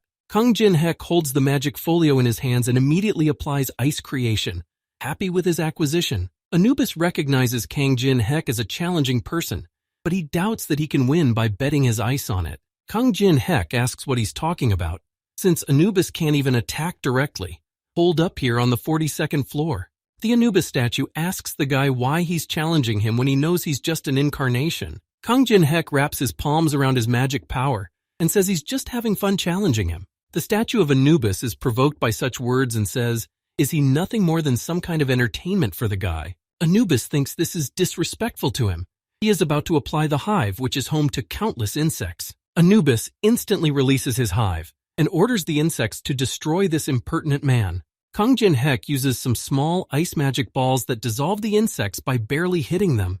Kang Jin-hek notices the incredible amount of insects flying out and continues to attack them. Kang Jin-hek is about to use his fire element ability again, forming a fiery flame in the palm of his hand. Kang Jin-hek begins to form an air vortex around himself while holding the fire flame in his hands. Kang Jin-hek brings his palms together and is about to combine the fire element and ice creation skills. A ball of bright and blue light appears in Kang Jin-hek's hands, which he is going to launch at his enemies. The merging of the two skills in Kang Jin-hek's hands is successful, and he gains a new AA rank Daylight skill. Kang Jin-hek activates his new level 1 Daylight ability, and this bright flash illuminates everything around him. A strong and powerful stream of daylight is purposefully directed at the insect army. Kang Jin-hyuk launches such a bright and dense stream of light upwards, striking all the insects in its path with it. The many insects from the hive of the Anubis statue still have time to watch as the flash of light illuminates everything around them.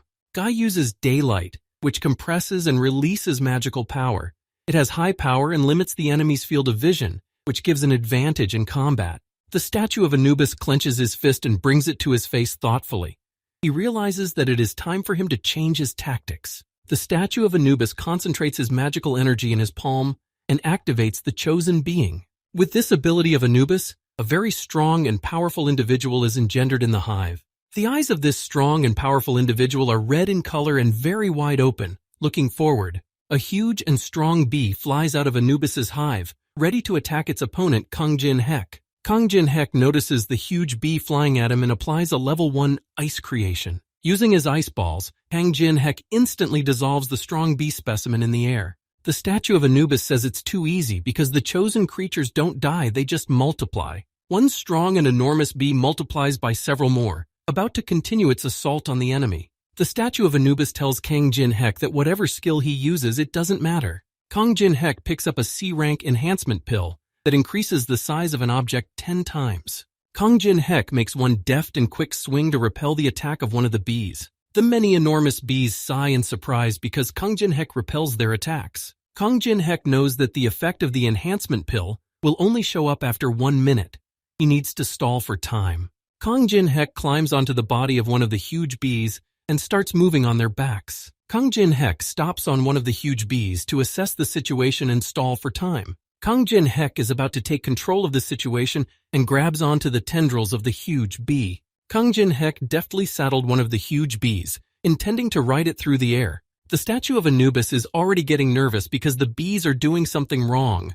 He orders them to quickly destroy the guy. Kang Jin-hek remembers Anubis's words when he said that bees don't die, they just multiply. He sits on a huge bee.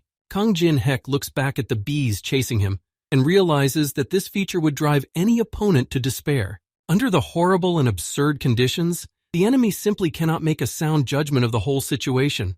One of the bees is attacked. Kang Jin-hek jumps off the huge bee and activates a D-rank obscure cube in midair. Kang Jin-hek combines ability meter, sticky glue, forest web, and two-headed ogre 100 mg snot to strengthen the obscure cube. Kang Jin-hek uses his obscure cube skill to trap several enormous bees in this trap. Kang Jin-hek lands on the ground and thinks that through endless repetition, one can understand the tactics and then intelligently assess the situation. In the obscure cube where the bees are trapped, a small fire flame appears. This fire flame inside the obscure cube appears due to Kang Jin-hek's activation of the level 5 fire element. Kang Jin-hek cleverly traps all the strong bee individuals inside the obscure cube along with the hive. At times, one would come up with an unexpected solution. Strengthening pill of rank C starts its effect right inside the obscure cube with insects.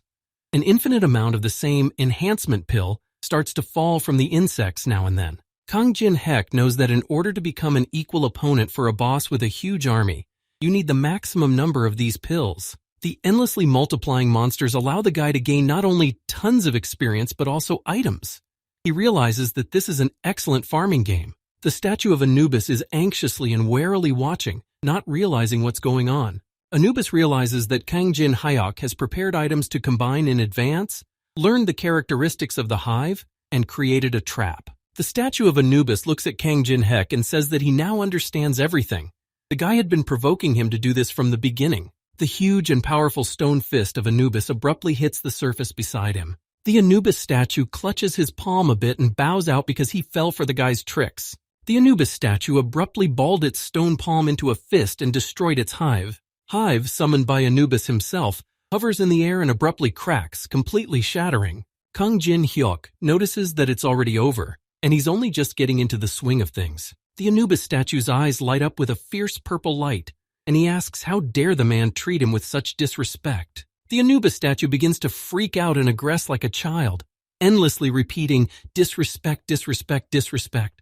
The Anubis statue points his Egyptian staff at Kang Jin-hek and says that he just has to survive and go up to his floor. Kang Jin-hek smirks rather smugly and asks him not to yell Anubis out since he was going to do all of this without him. The Anubis statue blurs into a grin with a grin, and he says that when the guy goes up to him, then he'll punish him for disrespecting him. The eyes of the Anubis statue stop burning with purple light, and it's clear that the Anubis Lodge has been destroyed. Kang Jin-hek fulfills all the necessary conditions and the ability Anubis Judgment is copied into his world memories. Such an Egyptian skill can only be applied to one person once, and if abused, the gods of Egypt will punish the person. The Tower of Trials system issues a notification that the gods of Egypt are showing their interest in Kang Jin-hek, and some are feeling hostility. Kang Jin-hek realizes that Anubis has already managed to snitch on him.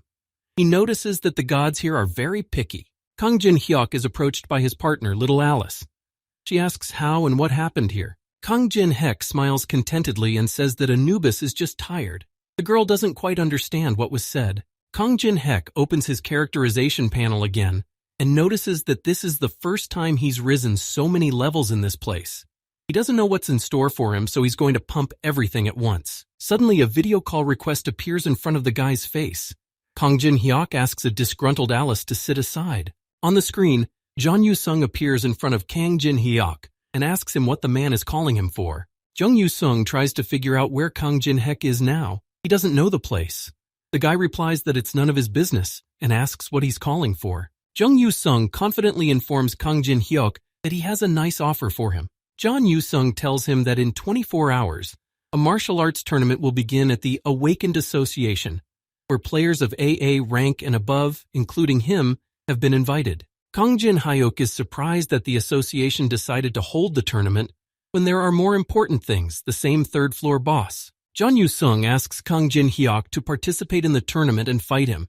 Kang Jin-hyuk asks why he would waste his precious time on this. Kang Jin-hyuk mentally says that only if Jong Yu-sung doesn't have any new skills to copy. Jong Yu-sung assures him that he can't say no. Jong Yu-sung shows Kang Jin-hyuk a card that is a black market pass. This is the reason why he can't refuse him. A blonde man in a suit and holding a microphone taps his pointer and informs him that some item is sold right now. Jong Yu-sung explained to Kang Jin-hyuk that the black market is not a place where players can buy something with coins. The black market is a secret place where invited participants can only purchase items with real money. Kang Jin-hyuk realizes that people are holding these auctions because the Tower of Trials has become a reality. He just needs items to pass the boss on the third floor. He will be able to purchase a lot of good things there. A notification appears in front of Kang Jin-hyuk's face that his video has become a hot new item and has already been discussed. Kang Jin-hyuk edited the moment with the Mang and no one spoke ill of the guilds.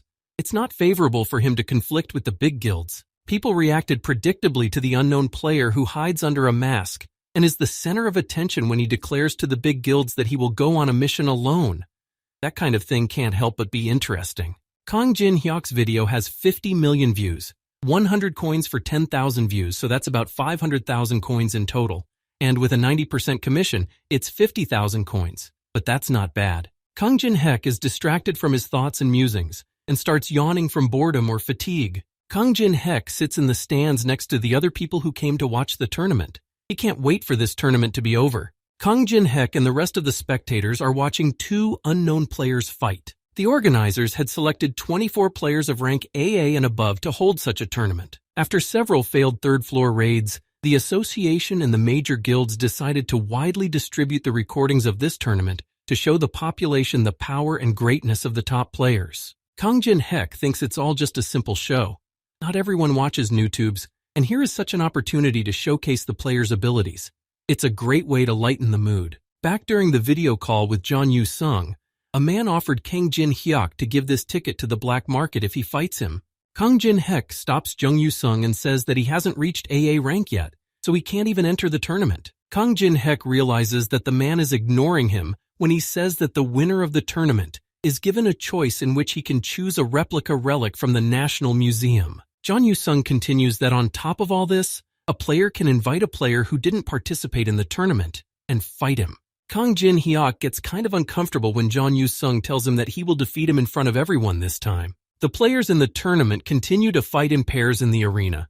They provoke each other and incite each other to do something just to win. Suddenly, a huge dark silhouette appears behind the two unknown players. Anubis appears behind the players, summoned by one of the players who has the summoning technique. The huge Anubis with red eyes swings his fists and slams into the ground, sending the players flying into the air. Those same poor two players are abruptly engulfed by a powerful fire flame that strikes them. The same old man and girl from the very beginning of the Tower of Trials participate in the tournament and fight these two unknown players. The judges and the association representatives say that the old man and the girl are strong. There are many participants here that can be recruited. The head of the Black Luck Guild, Hongdok P rank S, tells his guys that he only has his eye on one participant here. The white-haired man watches as one of the contestants, John Yu-sung, fights in the arena. Hongdok P thinks the guy is just great. His battle control, wide view, and most importantly, many types of attacks. John Yu-sung is the only player who refused to join his guild. He's a very ambitious guy, not like girls. Hongdok P is distracted from his thoughts by some man sitting behind him, who says that he can't look at all of this calmly anymore. The man fixes his glasses and says that if he participated, he would handle everyone and make the one who refused to join the guild kneel. The dark-skinned man takes off his sunglasses and smiles a white smile. It's the ADA-ranked John Do-hyun from the Black Luck Guild. Hongdok P turns to the guy and tells him not to think about the tournament fights, but about the upcoming interview. He's invested in all of this for a reason. John Do-hyun says he knows how to shine in front of the cameras. Hongdok P thinks about the fact that Do-hyun has every opportunity to rise to the S rank in 3 years. If everyone knows that he has nurtured a rising star, the prestige of the guild will increase dramatically. In the huge arena of the Awakened Association tournament, the battles between players continue. Among the players in the tournament, there is a man in a green hat who has 2 blades on his hands and a girl who is constantly blowing bubbles with bubblegum. Someone attacks this man and the girl with gum with a lightning technique that shreds everything with its beams. The old man with fire techniques and his partner are also attacked, which they try to cover themselves from. Jung Yu-sung appears in the tournament arena, attacking and hitting the other players with his sword. On the live broadcast of the tournament from the Awakened Association, the winner, Jung Yu-sung, is already announced. People all over the world are watching this live broadcast, admiring and marveling at the winner, Jung Yu-sung. On a big TV on a street in Seoul, this live broadcast is also on. Jung Yu-sung, as the winner, is offered the choice of a relic or the right to choose his opponent. He chooses the second one. All the people who are watching this live broadcast are wondering who the winner Jung Yu-sung will fight. Jung Yu-sung thrusts his iron sword forward and points it at someone from the stands of the arena. Jo Do-hyun shouts out excitedly and cheerfully that he approves of Jung Yu-sung's choice as he chooses him. From behind, someone's hand grabs the man by the collar of his shirt and pulls him down for him to sit back up. The white-haired head of the Black Luck Guild stops the dark-skinned guy and tells him that he's not the one who picks the winner. The guild leader tells the man to look at the tip of Jung Yu-sung's sword and the direction of his gaze. He looks a little higher. Jung Do-hyun is surprised that the winner didn't choose him because he's sure that other than himself and their head, no one can match him. Jung Do-hyun's attention is caught by some man in the back who is grudgingly about to stand up. Kang Jin-hyuk rises from the podium and says that Jung Yu-sung knows how to harass people. All the spectators and those watching see Jung Yu-sung lower his sword, which means that he really chose Kang Jin-hyuk. The members of the Black Luck Guild are wondering who this person the winner chose is. They are going to run him through all the bases. One of the Black Luck Guild members runs the guy through the bases and says his name is Kang Jin-hyuk, and he has F rank. The head of the Black Luck Guild thinks to himself that if he had picked Jung Do-hyun, the duel would have been spectacular, but he picked an F-ranked player for some reason. After all, he won't get any benefit from it. The guild leader suspects that Jung Yu-sung just wants to publicly bully the weak. He's trying to figure out what this fellow winner is up to. Kang Jin-hyuk approaches Jung Yu-sung and tells him to give up if he plays him again this time, because it's about time he learns to admit defeat. Jung Yu-sung is angered by Kang Jin-hyuk's words, as if he's sure he's going to win again. Or is he saying that after seeing him win? Kang Jin-hyuk taunts Jung Yu-sung and asks how hard he's been training, because he's definitely gotten stronger. Jung Yu-sung grudgingly and irritatedly scowls, saying that he didn't stop for a second to catch up to Kang Jin-hyuk. Jung Yu-sung raises his sword and is ready for battle. Kang Jin-hyuk will have to try his best to get a black market pass. Jung Yu-sung applies the 6th level sword soul skill, making his second stand. That's the blazing sword soul in his eyes. Kang Jin-hyuk shamefully rubs his eyes and thinks that Jung Yu-sung is taking up his cause again. Kang Jin-hyuk is ready to fight Jung Yu-sung, calling him a stalker. The guy uses his fire element. A powerful beam of fire shoots through the spherical roof of the Awakened Association building, where the tournament is being held, leaving behind devastating effects. The entire arena is abuzz with the battle. Jung Yu-sung sits kneeling on the ground in shabby and tattered clothes.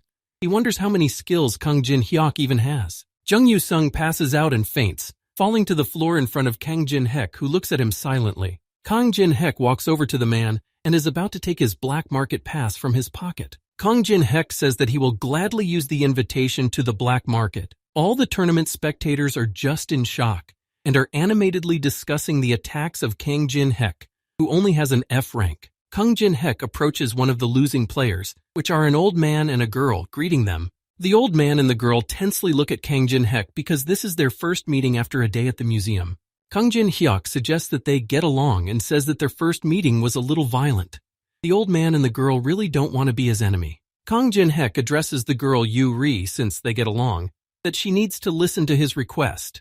He asks her for her phone number. Kang Jin-hyuk immediately says that if she doesn't want to, she can choose not to give it, but keeps her phone ready. Kang Jin-hyuk turns his phone screen toward the girl and says that she can only not give her number if she can handle the consequences. Yuri's girlfriend thinks that it's only lip service but actually a real blackmail. She'll give the guy her number. Some person sitting in the middle of the bleachers between the rest of the people abruptly gets off his seat and disappears. Kang Jin-hyuk watches the man who jumped out of the bleachers and popped into the arena. The man says that it was an amazing fight. The man tells Kang Jin-hek that since he's F rank, he should have lost quickly. But in reality, the guy isn't that easy. Kang Jin-hek activates his third-level Eye of Truth. While John Do-hyun is delighted to see such a show, Kang Jin-hek reads the terms of copying his technique. The man has a hidden intention whose plot needs to be unraveled. Kang Jin-hek doesn't realize what the hidden intention is. He wonders how the system constantly determines the object's desires and intentions, because it's beyond the capabilities of artificial intelligence. John Do-hyun waves his hand at Kang Jin-hek and tells him that he didn't come here to fight. Kang Jin-hyuk asks what his purpose is. John Do-hyun says that they have the same line of work, so they'll have to run into each other often. The man extends his hand to the guy as his co-worker, to which he shows common courtesy. Kang Jin-hyuk activates his third-level Eye of Truth because he doubts John Do-hyun's common courtesy. The Eye of Truth indicates that the man's words are lies. Behind John Do-hyun's calm face, there are dark feelings, anger, rage, hatred. Reporters who have been waiting for a moment like this and his reaching hand to use his giant strength. Along with these young Do-hyun and his guild leader Black Luck, who is expecting something. John Do-hyun wants to surpass the rookie overpowered winner, wants to defeat Kang Jin-hek in front of reporters to shift all the attention to himself. Kang Jin-hek smugly looks at John Do-hyun and realizes that he manages to read him like an open book. Kang Jin-hek gets ahead of John Do-hyun's hidden intention, and the conditions of copying are fulfilled. He copies his giant strength. When Tower of Trials was a game, the guy didn't have the opportunity to copy such a skill because there weren't many players with it. But now that the game has become a reality and other players are getting skills with difficulty, he will gladly collect them. Kang Jin-hyuk scoffs at the fact that he and Young Do-hyun are co-workers. It must be the greetings on behalf of the Black Luck Guild. John Do-hyun sees that Kang Jin-hek isn't a member of any guild, so they would be happy for him to join. Kang Jin-hek asks that if he joins, will they give him a deposit? John Do-hyun replies that he should just name the amount. Kang Jin-hek was already extending his hand towards John Do-hyun's hand to shake it. John Do-hyun anxiously and tensely observes Kang Jin-hyuk's behavior and actions. Kang Jin-hyuk is about to ask one last question. Does John Do-hyun really think he can defeat him with bare strength alone? John Do-hyun smiles excitedly and madly, agreeing with what Kang Jin-hek said. His arm becomes impressively stronger, causing his veins to swell. John Do-hyun activates his level 5 Giant's Hand, gamblingly and hatefully squeezing Kang Jin-hyuk's hand. Kang Jin-hek and John Do-hyun's hands continue to hold each other and clench competitively. Since Kang Jin-hek has already asked John Do-hyun 3 questions, the Anubis court is activated, and John Do-hyun realizes that his opponent's hand is not squeezing through. At some point, something heavy and strong bends Young Do-hyun's head, pulling him to the ground. John Do-hyun gets down on one knee and looks like he can't squeeze Kang Jin-hek's hand, but the guy praises him for holding on so well. Kang Jin-hyuk says that John Do-hyun is kind of confident in his strength, so why isn't he embarrassed to be squirming in pain like that? Where's his pride? Young Do-hyun's hand abruptly unclenches and Kang Jin-hyuk's hand only squeezes his opponent's hand harder. John Do-hyun begins to scream exhaustedly from the pain he gets from Kang Jin-hek's squeezing hand. Kang Jin-hek makes a furious and mad face as he continues to squeeze John Do-hyun's hand, who is already begging him to stop. Kang Jin-hek is not going to continue this circus for long and swings his fist, punching the man in the stomach. The blow to Young Do-hyun's stomach is so strong and painful that he spits out his drool. The man flies back hard and powerfully as Kang Jin-hyuk calls him cheesy and thinks he's nothing. Kang Jin-hek clenches his fist and says that they are definitely not co-workers.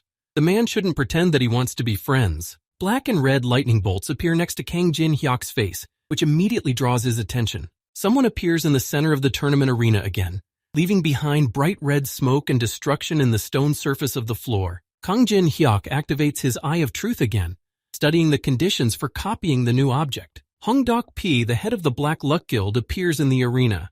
He has come to stand up for his boy Do-hyun. The conditions of copying his technique is to aim to break the ego of this man in a suit. Kang Jin-hyuk replies to Hong Dok-P that he understands how angry the man is, but he should be a little more restrained. Hong Dok-P starts to get hysterical and aggressive, not intending to be more restrained. He suspects that Kang Jin-hyuk is scared of him. Kang Jin-hek coldly replies that he just doesn't plan to beat the guildmaster yet. Hong Dok-P calls Kang Jin-hyuk obscene words and soars into the air. The man activates his Blood Rage energy ability. Everything around the man is enveloped in black and red lightning bolts of his magic power. The man asks if Kang Jin-hek thinks it is possible to defeat the guild master. Kang Jin-hek raises his hand up to activate his level 2 daylight ability. The spectators begin to cover their eyes from how brightly this flash shines and try to realize what's going on. Kang Jin-hek begins to step forward and picks up his favorite rusty dagger. Kang Jin-hek activates the power surge stat and stops Hong Dok-pek in front of him.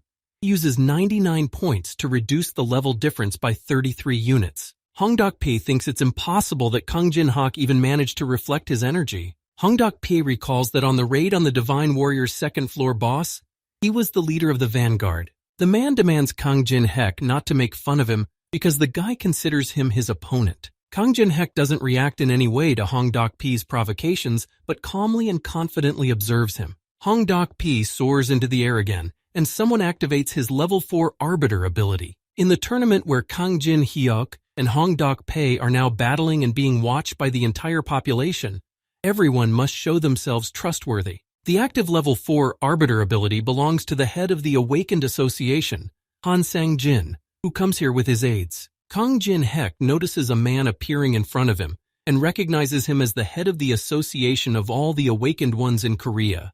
The head of the association, Han Sang-jin, has a gray expression on his face and a large scar on the bridge of his nose. Hong Dok-pek, the head of the Black Luck Guild, immediately complains to Han Sang-jin about Kang Jin-hyuk, who turned a player who was a member of their guild into a wimp. Han Sang-jin replies to him that this isn't a show but a real tournament, so it's easy to get maimed here. Han Sang-jin approaches Kang Jin-hyuk and greets him, then introduces himself as the head of the Awakened Association. Han Sang-jin tells him that he didn't know anything about Kang Jin-hyuk until 20 minutes ago, but Director Park, the person in charge of the tournament, contacted him as a matter of urgency. Director Park called him on the phone and told him that he needed to come as soon as possible because something incredible was happening here right now. Han Sang-jin had encountered a lot of inconsistencies, so he double-checked the test results.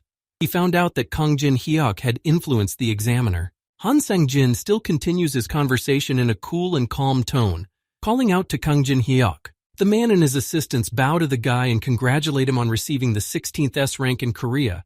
He was given the wrong rank by the association by mistake, so they apologize and take responsibility. All the managers and tournament officials immediately jump up when they hear about the new S-ranked player. We need to call those in the conference room. Everyone rushes out of their seats in the stands and hurries over to Kang Jin-hyuk, pushing the head of the Black Luck Guild and calling the guy special. All the people running through don't notice Young Do-hyun lying on the floor beneath their own, with vomit residue around his mouth. Hong Dok-pek looks at Kang Jin-hyuk irritably and thinks about how this tournament was supposed to be a stage for the Black Luck Guild, but this guy just stomped them out. Hong Dok-pek realizes that he needs to take control of the situation now. He asks the others to wait. Hong Dok-pek stops one of the reporters by grabbing his arm. The man tells him that he has to report that their guild is planning an attack on the third-floor boss. The reporter breaks free from his grip because he doesn't have time. He asks to talk about it next time and contact him later. Hong Dok-pek is left all alone, immersed in his shame, thoughts, and humiliation at the hands of Kang Jin-hek. Kang Jin-hyuk finds himself in the center of attention after what is happening. A multitude of cameras and reporters surround him, blinding him with flashes. Hong Dok-pek doesn't say or try to do anything else. He just shamefully and hatefully lowers his eyes. As Hong Dok-pek turns around to leave, the conditions of copying his technique for Kang Jin-hyuk are fulfilled. The guy gains the unique ability Blood Rage Energy. The news broadcasts and discusses Kang Jin-hyuk's new S-rank player everywhere. Guy observes how lively people are reacting to the video report and leaving comments. Back during the altercation at the tournament, Han Sang-jin told Kang Jin-hyuk that if he was going to Las Vegas, he would be given an airplane as an apology. Kang Jin-hek lounges in his comfy chair and now understands why everyone wants a high ranking, because the attitude is drastically different. Kang Jin-hyuk is provided with an airplane that will take him to his desired destination in comfort. One of the flight attendant girls approaches Kang Jin-hyuk with her cart and dazzles the guy with her joyful smile. The girl lays out some appetizing food and a drink on the guy's table. Kang Jin-hek realizes that this is what first class is all about. Kang Jin-hek contentedly and appetizingly proceeds to his meal, tasting the first-class dish. As Kang Jin-hek contentedly rolls onto the back of his chair and gets high, Little Alice tensely calls out to him. Little Alice tells Kang Jin-hyuk to look at the guy on the airplane who is wearing a white suit and has blonde hair. Little Alice tells Kang Jin-hyuk that this guy smells weird and his blood has a nasty odor. She doesn't even want to taste it. Kang Jin-hek asks why all of a sudden she's complaining.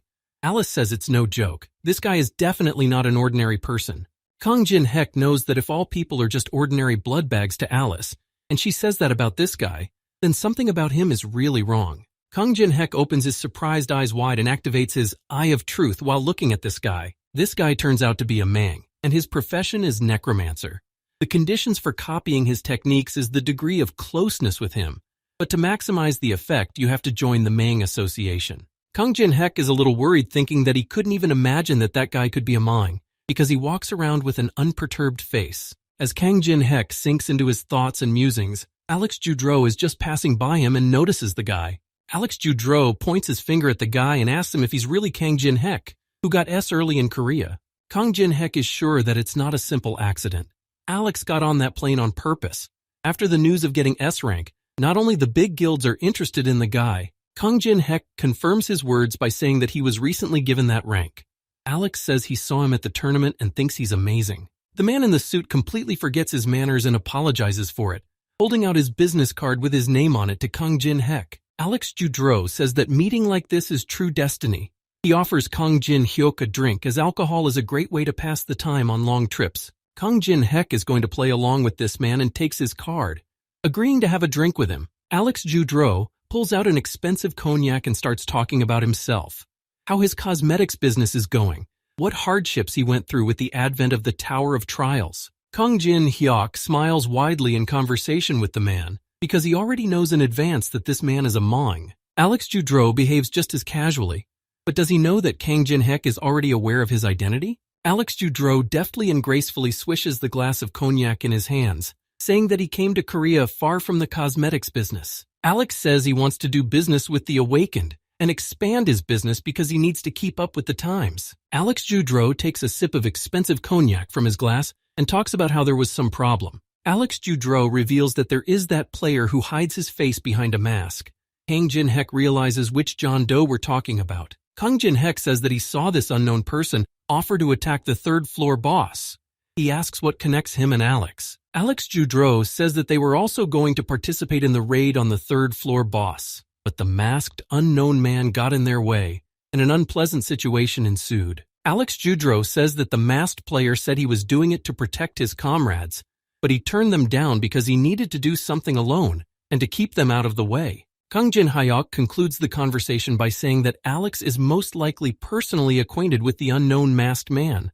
The man confirms this. Kang Jin-hek watches the man and realizes that he's lying with such a calm face. The guy says that John Doe is very greedy, and Alex agrees with what he says. Alex adds ice to his glass and refills it with cognac. He suggests Kang Jin-hek to go with them to the third-floor boss. It will be a big help for them. Kang Jin-hyuk doesn't quite understand what the man means, since John Doe has already said that he will fight alone. Alex Judreau explains that S-ranked players are given discretion, so no one will interfere or touch him and Kang Jin-hyuk. Plus, they'll be able to get the third-floor items. Kang Jin-hyuk refuses to drink. He thinks about how even the big guilds allow John Doe to go through the floor alone, but the Minas are going to block the entrance to the room. Alex wants to get in through Kang Jin-hek. Kang Jin-hek replies to the man that his request is too serious since he just got S-rank, and Alex already wants him to go against the big guilds. Alex Judreau explains to the guy that he's a real businessman. As much as he asks for, so much he offers. Alex shows the guy some kind of bottle. He says that even if someone has an incurable disease, even if their heart stops, there is a medicine that can cure it. Alex Judreau holds a bottle with a special elixir and shows it to Kang Jin-hyuk. Such loot immediately attracts the attention of Kang Jin-hek, who looks at the bottle in Alex's hands in surprise. Kang Jin-hek takes the elixir in his hands and wonders what the main association did to get their hands on this rare item. Kang Jin-hek says that it piqued his interest. Alex Judreau says that so many people want to get their hands on this elixir, and he will give it to Kang Jin-hek in advance. Alex Judreau suggests that Kang Jin-hek sign a contract, activating his level 6 Dead Man's Contract ability. Alex Judreau tells the guy that such a chance is very rare. Kang Jin-hek studies the Dead Man's Pact. Kang Jin-hek realizes that it looks like an ordinary contract, but if the terms of the contract are not fulfilled, the person will be cursed, and with it, death. And if one doesn't sign, then there's no need to worry about anything. Kang Jin-hyuk tells Alex that he can't sign the treaty, He's a very sensible guy and isn't going to turn against the big guilds. Alex Judreau looks at Kang Jin-hek unhappily and realizes that it's not enough. Too bad, because he relied on him. Alex Judreau is going to take the guy's elixir away since he's refusing to work, but Kang Jin-hek isn't going to give it back. A bead of sweat appears on Alex Judreau's face, and he asks what Kang Jin-hek is doing now. Kang Jin-hek contentedly and smilingly holds up the elixir and reminds him that he's being judicious. Kang Jin-hek clutches the elixir tightly in his hands and smirks furiously. Besides, the guy is also greedy, so he should definitely get what he wants. Alex Judreau's face changes in an instant and expresses his anger. He thinks Kang Jin-hyuk's words are nonsense. Suddenly, after this conversation between the two men, a violent shaking of the airplane begins. Alex Judreau doesn't understand what Kang Jin-hek is going to do with so much mana. Does he really want to cause the plane to crash? All passengers on board are informed that they have encountered sudden turbulence. Kang Jin-hek needs to go back behind his seat and fasten his seatbelt. He tells Alex about it. Alex Judreau realizes that Kang Jin-hek knew from the beginning where he belonged.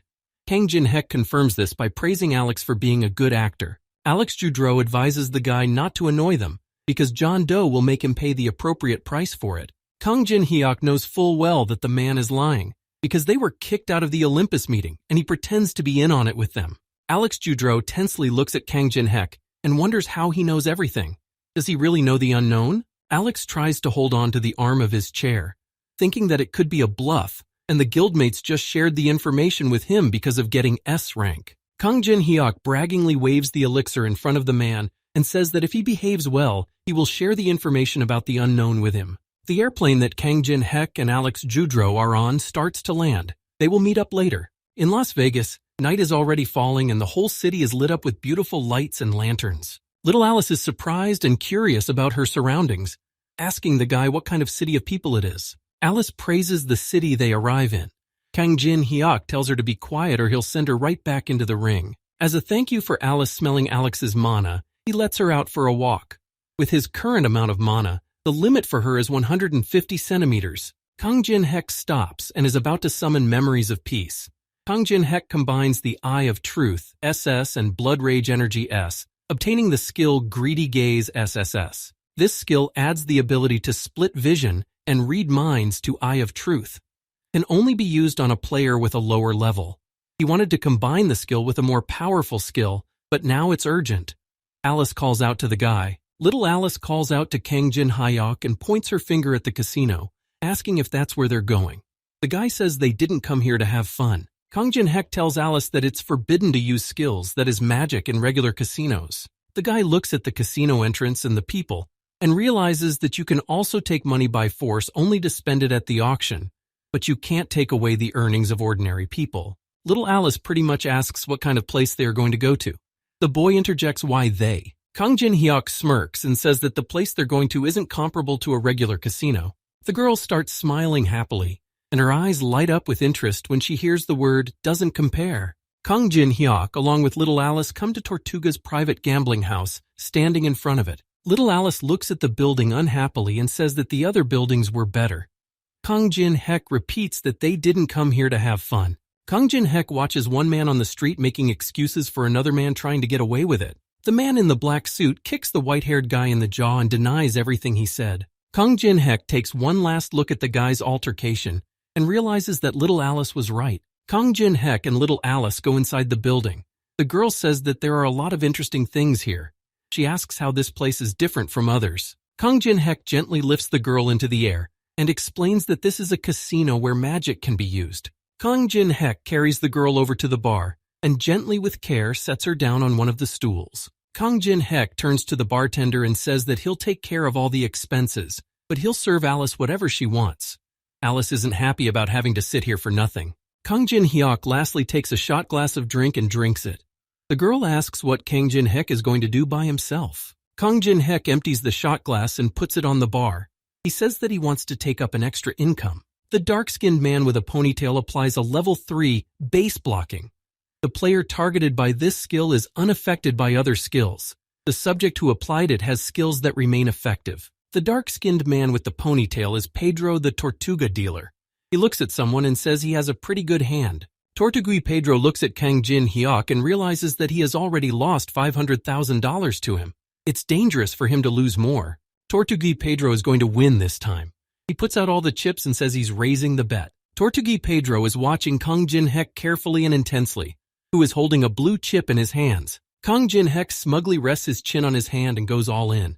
There's about $5 million here. Kang Jin-hek smirks and asks Tortuga Pedro if it's okay, because it's a very large amount of money here. Tortuguí Pedro shows no doubt and says that the dealer is confident at all times. Kang Jin-hek asks which guild controls this place. Tortuguí Pedro answers him that it's the Cleaners Guild that invests and controls. Tortuguí Pedro thinks about the fact that the guy has been silent all this time, and now all of a sudden he's asking questions. It's like Kang Jin-hek reads his mind and asks if it's okay to ask so many questions. Tortuguí Pedro starts to guffaw and justifies that if the visitor is interested, he should definitely answer. At some point, Tortuguí Pedro realizes that Kang Jin-hyuk has the skill of reading minds. Tortuguí Pedro's dark-skinned, ponytailed Tortuguí Pedro says he's going to reveal his cards, even though it doesn't matter. If the guy changes cards the moment they reveal them, the guy can't do anything about it. The man is applying a level 3 sleight of hand skill. Tortuguí Pedro's about to switch cards with his hands, but the very same 2 jacks appear on the table. Tortuguí Pedro notices the same 2 jacks and becomes very tense and genuinely surprised. He wonders how this happened. It turns out that Kang Jin-hek used the skill Anubis Judgment, even though Tortuguí Pedro used the skill and switched cards. This was all just impossible. Kang Jin-hek boastfully says that he feels relieved. He won because the pair of kings in his hand helped him do it. Kang Jin-hek realizes that the new skill Greedy Gaze is beautiful. The mind-reading ability is a pretty good ability. In the event of his victory, Kang Jin-hek is going to take all the chips, encompassing them with his hands. Several men in business suits run up to the table where Kang Jin-hek and Pedro Tortugas are playing. One of the men says that he doesn't know what skills Kang Jin-hek used to get such a winnings, but he will have to follow them. Kang Jin-hek realized how visitors are treated here. The red-haired man in the business suit scowls maliciously and says that they don't call those who receive such winnings as visitors. Kang Jin-hek listens carefully to the red-haired man's claim and starts smirking back at him. The red-haired man is so pissed off by all of this that he wants to end it soon. He demands that Kang Jin-hyuk be brought into the room. The red-haired man lifts his head up and notices a guard flying over his head with blood coming out of his mouth. Kang Jin-hyuk says that hearing such words from their side reminded him of something he heard at the entrance. He recalls what it was like there. Kang Jin-hek swings his fist and says that those who get beaten up like that are complete fools. Kang Jin-hyuk deftly navigates the spaces and manages to dodge a bullet from a gun. One of the guards wearing sunglasses holds a gun in his hands and points it at Kang Jin-hyuk. Kang Jin-hyuk reacts instantly and hits that guard in a way that just drives him into the ground. The Zivak people watching the fight cheer for Kang Jin-hek and incite him to tear the guards apart. While Kang Jin-hek is dealing with the guards in the back, little Alice asks the bartender what the drink is called. The girl replies that it's Kiss of Fire. The girl holds up a red drink. The bartender tells her that this cocktail expresses the budding ardor of love between lovers. Kang Jin-hyuk gambles and frantically fights with the guards, while little Alice looks at the drink and thinks of ardent love. The girl thinks the bartender's story is complete nonsense, so she's just going to drink this cocktail. While Kang Jin-hyuk fights with the guards, the others try to find out when the guild leadership will arrive. The red-haired guard replies that in about half an hour. The red-haired guard realizes that something has gone wrong now. Even though they live in a crime-ridden neighborhood, the red-haired guard watches an enraged Kang Jin-hyuk and thinks that even here it's hard to find such an unstoppable fighter. One of the guards approaches the red-haired manager and tells him that they have a problem. The red-haired man thinks that nothing could be more important than Kang Jin-hyuk fighting with the others. When the red-haired manager takes the phone in his hands and reads what it says, he is shocked and tense. The red-haired man sees the news on the phone that this guy is Kang Jin-hyuk, and he recently received the S rank in Korea. The man tenses up because there are only 20 S-ranked players in America, and now one of them is right in front of him. The red-haired manager realizes that if Kang Jin-hek continues to rampage, he will just destroy their casino. The red-haired manager turns to all the guards and demands them to stop immediately. From the tension and agitation, the red-haired manager pulls back the collar of his shirt in a panic. The red-haired manager takes off his jacket and sits down on his knees in front of Kang Jin-hyuk. He apologizes to him because he acted tactless and didn't recognize him right away. Kang Jin-hyuk asks why the man is suddenly apologizing. Did he really realize that he messed with him for nothing when he found out about his rank? The red-haired manager starts making excuses and says that he didn't mean that. Kang Jin-hek thinks that's absurd. Kang Jin-hek leans over to the man and says that wasn't this place like this originally, where the one who gets beaten is the fool. Kang Jin-hek explains to him that he placed a bet and won the average amount, but they interfered and then also did moral damage. He starts his calculations. Kang Jin-hek brings forward the amount he calculated and says it's somewhere around $10 million. The red-haired manager is just shocked. Kang Jin-hek grabs the red-haired manager by the collar of his shirt and suggests that he shut down their establishment altogether. Kang Jin-hek looks at his phone and realizes that this amount of money will be enough to get the item they want at the auction. Soon it should be their turn. As Kang Jin-hek studies the auction and waits for his turn, a white car pulls up to him and he takes notice. The window in the car opens and a man invites Kang Jin-hyuk in as guest number 117. They take him to the auction hall. Kang Jin-hyuk sits in the car and looks out the window, but it's hard to see what's outside.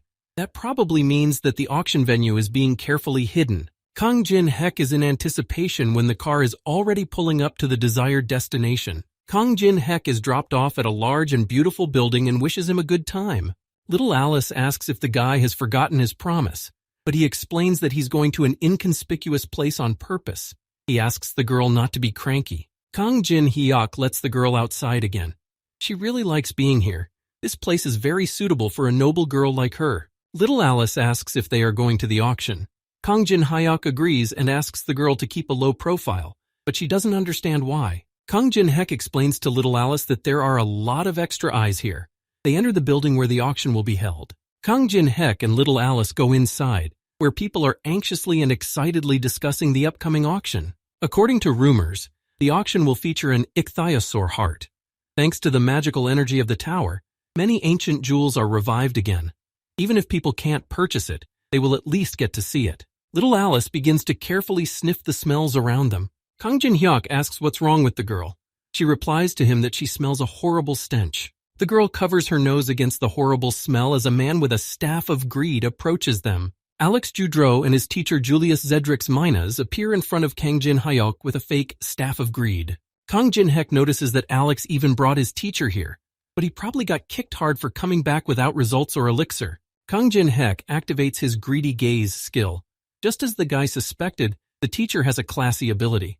The conditions for copying are to study with the dark magic teacher and get an A+ grade. Kang Jin-hek grudgingly examines the copying conditions and is angry that the system is just going crazy offering such conditions. Kang Jin-hek turns to Julius Zedrix and says that thanks to his student, he got a rare item and his flight was unique. Julius Zedrix says that he came here on purpose to clarify about the information he has about the unknown player. Kang Jin-hyuk realizes that this old man is very straightforward. He suggests that the old man discuss it elsewhere, but definitely not in such a beautiful room like here. Old man Julius Zedrix lowers his staff and blocks Kang Jin-hek's path, stopping him. The old man tells the guy that there won't be another time. He needs to deal with the unknown as soon as possible. Kang Jin-hek defiantly pushes Julius Zedrix's staff away to go on about his business. Kang Jin-hek confidently and defiantly says that he can't remember when Mayon's problems became a concern to him. Alex Judreau is angry and stares after the departing Kang Jin-hek, and Little Alice gloats over them. Old Julius Zedrix grabs Alex by the shoulder and tells him to leave Kang Jin-hek behind, because there are other ways. Little Alice says that these stinking people really piss her off and offers to get rid of them.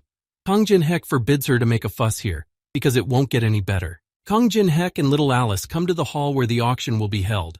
The guy is just going to pick up the item they want, and that's it. Kang Jin-hek notices the talking host on stage and realizes that it's about to start. He offers to go to their seats. The blonde man in a suit on stage announces that they are starting the 175th black market auction. The first item to be auctioned is a meteorite that fell on Arizona in the United States. It emits strong magic after the appearance of the Tower of Trials. Kang Jin-hyuk and Alice are looking for their place. The black market auction host shouts out that they start at $100,000. Kang Jin-hek and Little Alice sit down in their seat, and cries start going around about raising the price of the item. Kang Jin-hek thinks about the fact that there is currently no craftsman who can process the meteorite, so there is no way this item can be used right now. This is an opportunity to buy it for cheap. Kang Jin-hek raises his auction number at a value of $300,000. Kang Jin-hek just purchases the meteorite for himself at the cheapest price he can think of. Someone suddenly cuts off Kang Jin-hek's joy and raises his cost to $1 million. Kang Jin-hek doesn't expect this turn of events at all and is surprised when someone offers a higher value. Kang Jin-hek notices that these people turn out to be Julius Zedric and Alex Judreau. Next, bidding begins on another item, a sealed catalog of a mental hospital. The value is $100,000. Kang Jin-hek picks up his auction number and offers a value of $300,000. Julius Zedric outbids Kang Jin-hek again and offers a value of $1 million to keep the guy from buying the items back. All the people present at the auction are amazed that the old man raises the price 3 times at once and offers $1 million. The auction host hits his gavel and announces that the item has been sold to the elderly gentleman for $1 million. Kang Jin-hek realizes that the old man Julius Zedric has a mind to buy everything the guy has set his eyes on. Kang Jin-hek sits back and smiles evilly, realizing that the old man is going to act like this. Little Alice doesn't understand what's going on with him. The next auction item is a relic of the Mayan civilization found in South America for $500,000. Little Alice doesn't understand why Kang Jin-hek didn't even listen to the description and decided to buy the item.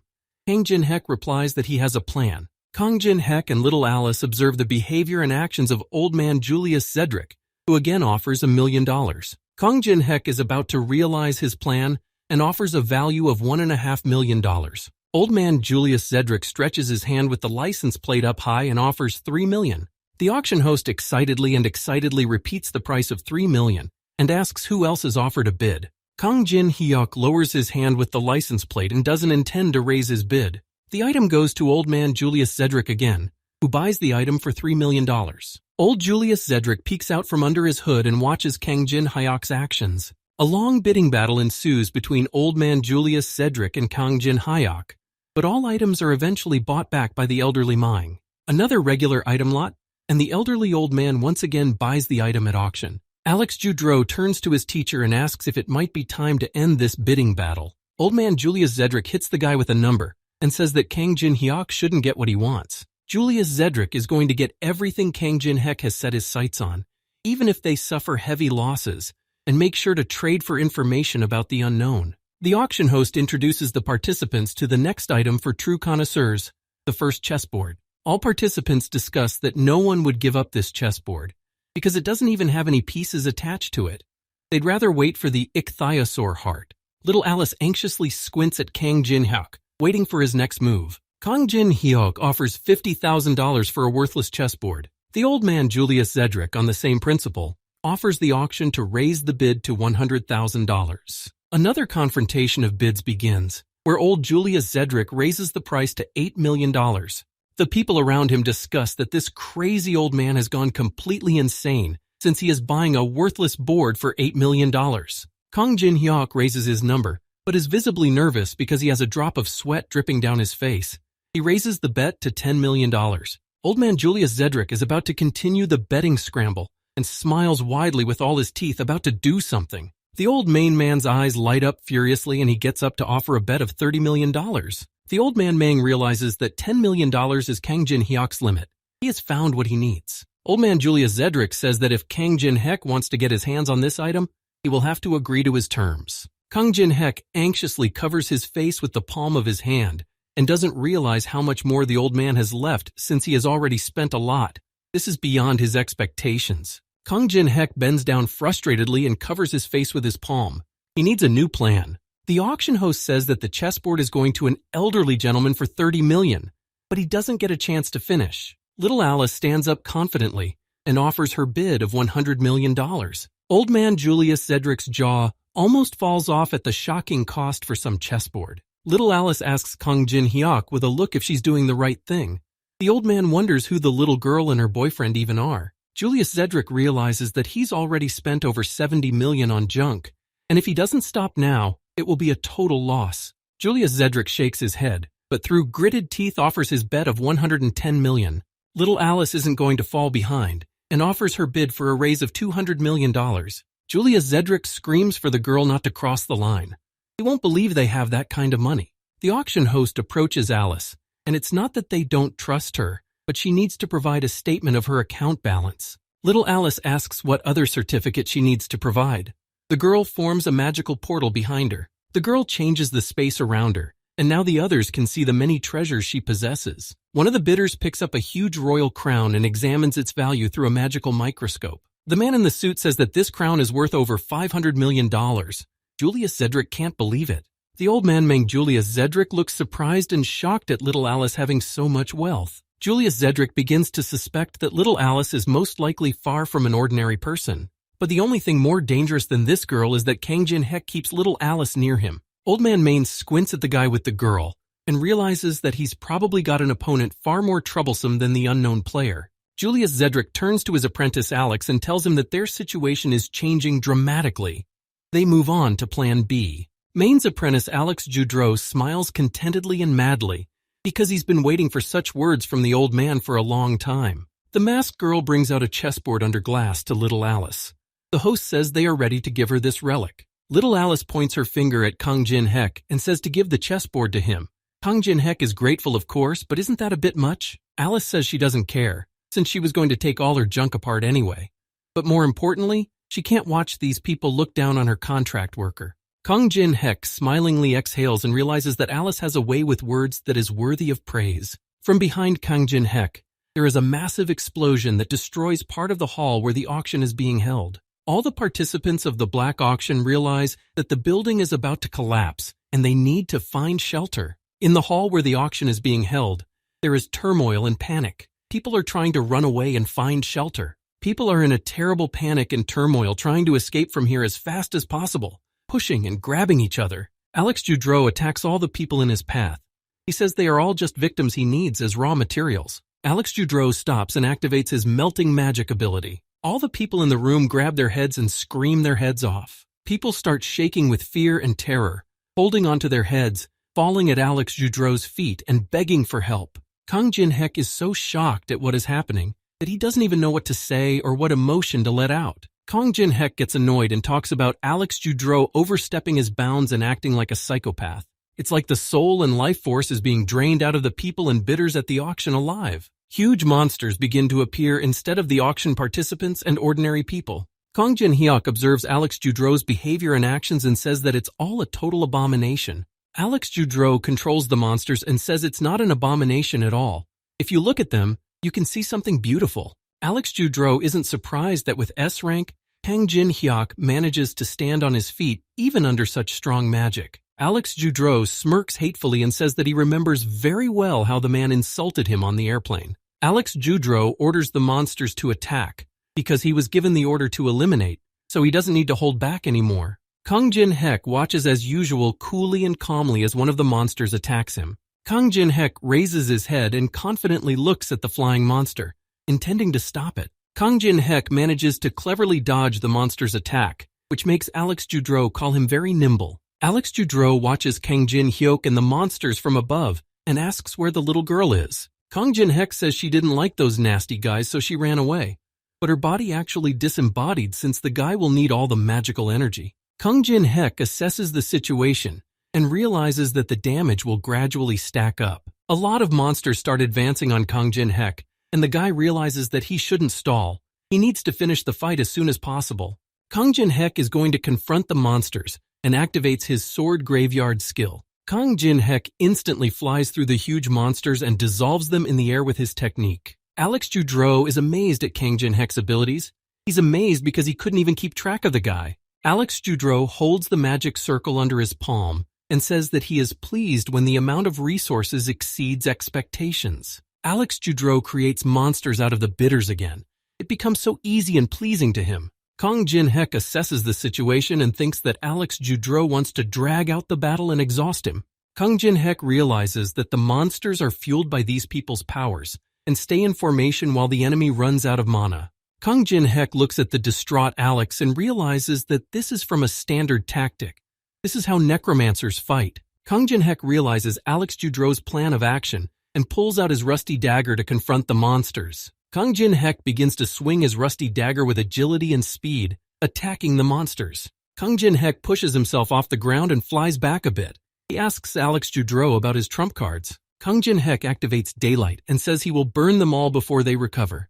Kang Jin-hek rises high into the air and lights up the entire space with his daylight, which the monsters turn on. Alex Judreau covers himself with his hand from the bright light and grudgingly remarks about Kang Jin-hek using this technique again. Alex Judreau had already analyzed Kang Jin-hek's skill after watching the video from the tournament. Alex Judreau realizes that Kang Jin-hek needs to attack before the rays of light united. Alex Judreau watches the streams of bright daylight being directed at the monsters and doesn't understand why they aren't moving. Alex Judreau scrutinizes the monsters and realizes that they all have icy feet. Kang Jin-hek excitedly and frantically almost licks his icy fingers. He's the one who froze the monster's feet. Alex Judreau tenses up as Kang Jin-hek flashes a flash to hide the ice skill from him so he wouldn't see it. Kang Jin-hek shouts loudly for Alex Judreau to get behind him already and releases a wave and flash so powerful that it penetrates through the entire auction building and bursts out. Alex Judreau lies on the floor and painfully tries with all his might to come to his senses from the powerful attack. Alex Judreau tenses and grinds his teeth in fear, saying that all of this is simply impossible. Alex Judreau turns back to his monsters who have disappeared. He calls them out in a panic and calls them cuties. Kang Jin-hek walks up behind the blonde man and says his cuties are a little blown away. Alex Judreau is about to attack Kang Jin-hek, but the guy reacts quickly and stops him with his flash of light. Kang Jin-hek aims his daylight beam at the man and breaks something on him. Alex Judreau is trying to stay on his feet and is going to run out of here to survive. Alex Judreau starts crying in panic because he lost even though he had a huge advantage. He needs to escape sooner rather than later and find his teacher. Kang Jin-hek's rusty dagger instantly stabs into Alex Judreau's chest as he tried to escape. Kang Jin-hek's silhouette begins to emerge from the pall of smoke from the destruction. Alex falls from a blow from a rusty dagger. Kang Jin-hek smiles wryly and tells Alex Judreau that this is the way to throw knives and daggers. Kang Jin-hek walks up to Alex Judreau and says that he's the one who caused this chaos here, and now he just wants to escape. Kang Jin-hek forms something in his hands with his magical energy and is about to tell Alex how he's going to die today. Kang Jin-hek explains that for the next half hour, blood will be building up in his lungs. When they fill with blood, the guy will start to suffocate. Kang Jin-hek continues that death by fire or suffocation comes first, but he can make sure the man doesn't suffer for long. Alex Judreau notices the elixir that will save him in Kang Jin-hek's hands when the guy demands him to tell him about the Manga Association. Alex Judreau grabs Kang Jin-hyuk's pant leg and can't say a word because he chokes up. Alex Judreau tries to do anything to survive. He wants to try and write in his own blood what he wants to say. Kang Jin-hek steps his foot on Alex Judreau's palm, stopping his initiative. Kang Jin-hek says that if a man doesn't want to talk, there's nothing that can be done. Alex Judreau realizes that the guy wasn't going to listen to him. Kang Jin-hek puts his hand in his pocket and is about to take something out of it. Kang Jin-hek throws away Alex Judreau's business card because he won't be needing it anymore. Kang Jin-hek turns around to leave. He wishes Alex an agonizing death and calls him scum. In a secluded corner behind the stage host's counter, many relics are lying derelict on the auction stage. Kang Jin-hek accidentally discovers these relics being raffled off at a black auction. Kang Jin-hek notices a safe created by Michelangelo and an ichthyosaur heart here. With this combination, a subspace can be created for the items. Kang Jin-hek immediately combines these items and successfully creates a huge inventory subspace with plus 5,000 kilograms. Kang Jin-hek is greatly startled when someone behind him suddenly calls out to him and tries to get his attention. Kang Jin-hyuk turns around and sees that very same anchorman with a little boy behind him. He thanks the guy for saving them. Kang Jin-hek realizes that the little boy is the presenter's son. The little boy thanks Kang Jin-hek as well. Kang Jin-hek realizes that he will have to pay for these items, and he says that he's not taking them for nothing, but the presenter stops him. Kang Jin-hek doesn't understand why the host says it's okay about the payment. The host takes off his microphone and tells him that he saw the guy before he passed out himself. After all, Kang Jin-hyuk saved their lives. The male presenter is very grateful to the guy for saving his only son's life. He never thought of denouncing the guy to the higher-ups. Kang Jin-hek feels an interesting feeling for the first time, which he quite even likes. On the third floor of the Tower of Trials in the Cathedral of Hate, a red-haired girl is trying to shield herself from attacks with spears and arrows. The girl's name is Melina. She is furious that there are so many defenses put up here. I can't believe I have to go through this every time. Next to her is a guy in strange glasses who tries to calm her down because he is in a bad mood. The girl Melina abruptly turns to the guy with glasses and asks him about his bad mood. The girl threatens him with a curved blade and tells him why she should worry about his bad mood. The guy says it wouldn't hurt if she doesn't plan on getting killed. Some man walks up to the girl and the guy and shouts at them to stop now. The man's clothes have some weird organization emblem embroidered on them with an inverted cross and the Roman numeral 7. The man in the freaky mask says he can't even believe the guy and girl have survived together for over a decade. Melina, the redhead, and the guy with the glasses look at each other hatefully, and the masked man asks why they're always like cat and dog. People are seated in some kind of chapel. The masked man is about to announce the reason he's from Conscripted. There's a new character that needs special attention, Kang Jin-hyuk. The red-haired girl Melina suspects that Kang Jin-hyuk has played before, but that doesn't mean he's stronger than the other rankers. The masked man demands the girl to be vigilant, because Kang Jin-hyuk may have already climbed higher than them. But the girl denies it because those who have climbed up to the 20th floor are considered cool. The redhead Melina notices the support of the guy with glasses, who also confirms her words. The guy in glasses explains that they chose the unpopular virtual reality challenge tower to hide from international police surveillance and know the tower well. Melina says that others just don't have that much to worry about. Melina suggests that Kang Jin-hyuk might have been playing this heartless game just out of idleness. The girl pensively lifts her head up and says that only a sick person would keep trying to pass this game. The man in the freaky mask thinks about how the guys don't take his words seriously, but at least they understand each other. You can't underestimate Kang Jin-hyuk. The man in the plague mask realizes that a threat needs to be eliminated. He turns to the girl and her boyfriend and demands they follow Kedrick. The man appearing behind him asks for help so he won't be in trouble. The girl says that this old man is very troublesome. Yu Yunhua turns around with his whole body to take a swing and kick his leg. Yi Daimin is wearing a protective helmet to avoid getting hurt unnecessarily by the girl. Yu Yunhua swings her foot and kicks Yi Daimin right into his protective red helmet. The protective helmet flies off Yi Daimin's head and he falls to the floor. The girl asks if he's okay. The guy shakily points a finger up. Yi Daimin makes a compress on his head as the girl gets out of the bath and wipes his hair with a towel. The guy suggests she look at something on the clipboard. Yi Daimin shows Yu Yunhua a video of an unknown player who will be broadcasting a raid on the 3rd floor. He keeps watching him, and it seems like the guy isn't that easy. Yu Yunhua assumes that the guy is just bluffing. Yi Daimin partially agrees, but there's something special about him. The guy and the girl discuss the Tree Man Temple in the 3rd floor boss's room.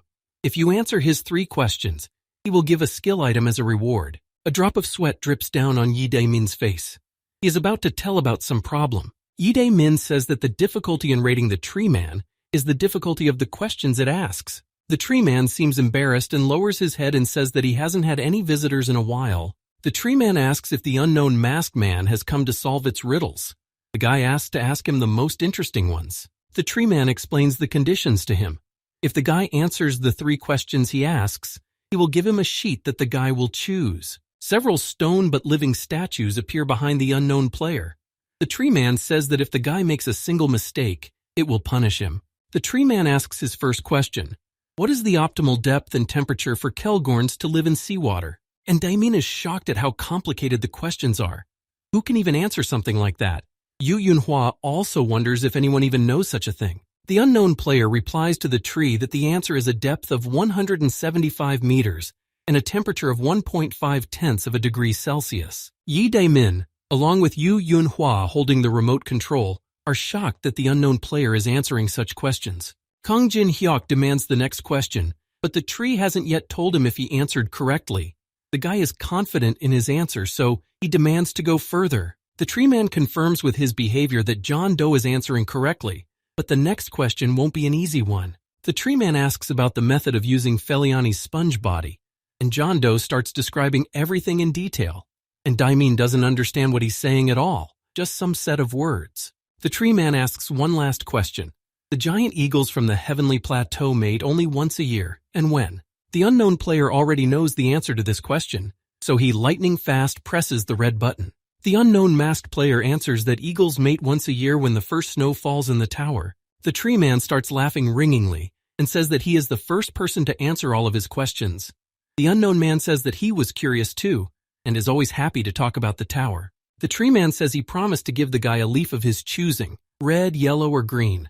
The comments under the broadcast are full of excitement. The red leaf is a fire modifier, the yellow one is a defense boost, and about the green one, Yi Daimin says he knows it's a movement speed boost. Yu Yunhua says that the guy is facing a protracted boss fight, so he'll most likely choose movement speed. She would choose that. The unknown player says he doesn't want the regular sheets and wants something else. He demands to give him the black leaf that the tree man is hiding. The tree man's eyes look like they are capable of hypnotizing. He asks how the guy knew about the black leaf. Yi Daimin and Yu Yunhua look at each other, not realizing which black leaf he's talking about. The tree man says he can't give the unknown man the black leaf and offers him one green leaf, in addition to the red one, a very favorable deal. The unknown man turns around and is about to leave.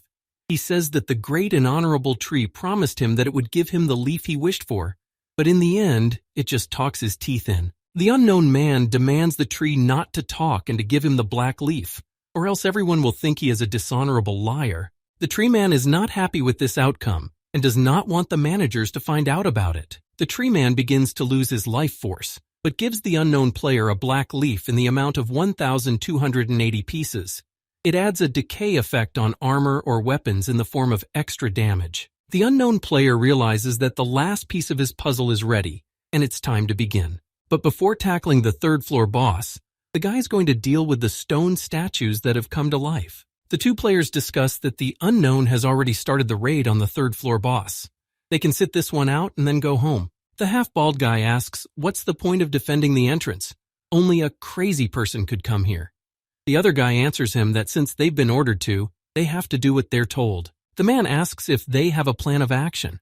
If one gets too worked up about it, it won't work out. As the men finish their dialogue, standing and guarding the magic gate, they notice that everyone around them abruptly disappears. Black and gloomy circles begin to appear under the feet of the guys guarding the magic portal as they try to figure out where everyone went. From these black magical circles, long and flat threads of ribbons begin to appear and wrap around their feet. The boys are trapped, bound by the purple ribbons.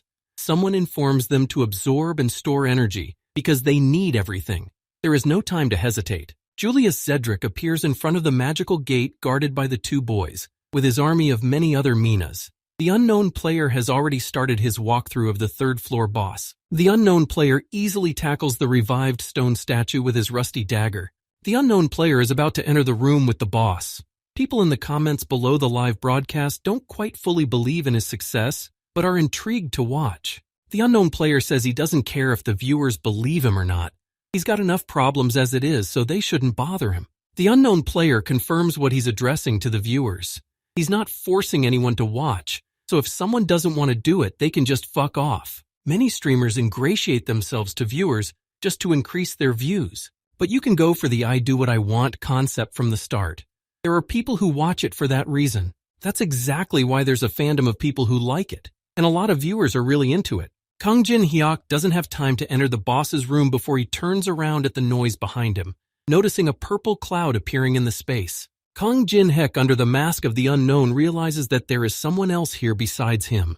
Kang Jin Hyuk, under the mask of John Doe, covers the camera with his palm and announces that he is ending today's broadcast, but the viewers are extremely upset and puzzled by this. As the unknown player ends his broadcast, a multitude of various undead and unclean things begin to descend. The Minas appear, pointing their palms forward and creating magical circles in them. In the space of one of the locations of the Tower of Trials, a whole army of undead appears. In addition to the rest of the undead, there are also animated stone statues with glowing red eyes. The undead controlled by the Minas start attacking the reanimated stone statues. A fierce confrontation begins between the undead from the Minas and the reanimated statues. On a steep and high cliff above the confrontation between the undead and the statues, an unknown player sits and watches. Kang Jin Hyuk, under the mask of the unknown, suspects that it's all Minas and the sides are equal, but he might be wrong. Kang Jin Hyuk, under the mask, observes the confrontation and realizes that the undead side is slightly stronger. The Minas holding control over the undead say that the blow is headed for them, and they need to push a little harder. As one of the Minas is about to push back another order, something flies into him from the side and strikes him. The mains realize that a long-range attack is coming, and they need to deploy their shields. The mains direct their magic circles towards the ice stones that are attacking them. They try to figure out where this attack is coming from. Among the animated stone statues, the Minas notice the same masked man who is directing his ice attacks at them. One of the Minas with his undead army says that this guy is alone, and so he needs to be eliminated quickly and continue the attack. The army of rebellious undead rushes towards Kang Jin Hyuk under the mask of the unknown, unleashing their arrows. Kang Jin Hyuk, under the mask of John Doe, deftly moves among the reanimated statues to avoid the attacks. Kang Jin Hyuk, under the mask of the unknown, raises his palm and uses his Heaven's Protection skill. A bright divine light envelops the space and absorbs all undead opponents into itself. The mains realize that it is impossible to control the undead because of Kang Jin Hyuk's holy skill under the mask of the unknown. They need to concentrate on thought control, but a huge knight from their undead starts attacking them. The Mayans loudly inform Mr. Zedric that their third team has been destroyed. The elderly Julius Zedric calls the other Minas names and says that he can see perfectly well without them that the team has been destroyed. Kang Jin Hyuk, under the mask of the unknown, realizes that there are 4 teams created to effectively control the undead, and now one of them has been destroyed. If he manages to destroy the first one and break their network, their control will be completely destroyed. Kang Jin Hyuk, under the mask of the unknown, moves among the enemies with ease and uses his fire element. He beckons the monsters towards him. Kang Jin Hyuk, under the mask of John Doe, attacks one of the statues with his fire flame and says that with that speed, the statue will definitely not be able to catch him. Kang Jin Hyuk, disguised as John Doe, tries to escape from the fighting Moai statue, which rushes after him. The mains realize that the Moai battle statue is now moving towards them. It's time for them to stop asking stupid questions and stop the monster. Kang Jin Hyuk, under the mask of John Doe, appears behind the 2 mains and grabs them by the shoulders, denying what they are about to do. Kang Jin Hyuk, under the mask of the unknown, informs them that they can't stop him. A huge battle statue of Moai jumps up and is about to land on the undead with its weight. Kang Jin Hyuk, under the mask of the unknown, immediately disappears quickly, leaving the hooded Moai anxiously watching. The battlestone statue of Moai lands on the undead man with loud yells and screams. The mains inform Julius that their first team is also destroyed. If this continues, they will be surrounded. Julius Zedric starts screaming and asks what kind of enemy they are facing. He keeps messing things up every time. Julius Zedric activates his Pyramid Keeper skill. One of the mains tells him that if he uses this skill now, he won't have any mana left for the boss, but the old man knows everything without him. Julius Zedric is already so pissed off that he's going to concentrate all his power and destroy the enemy. Julius Zedric orders the Guardians to wake up.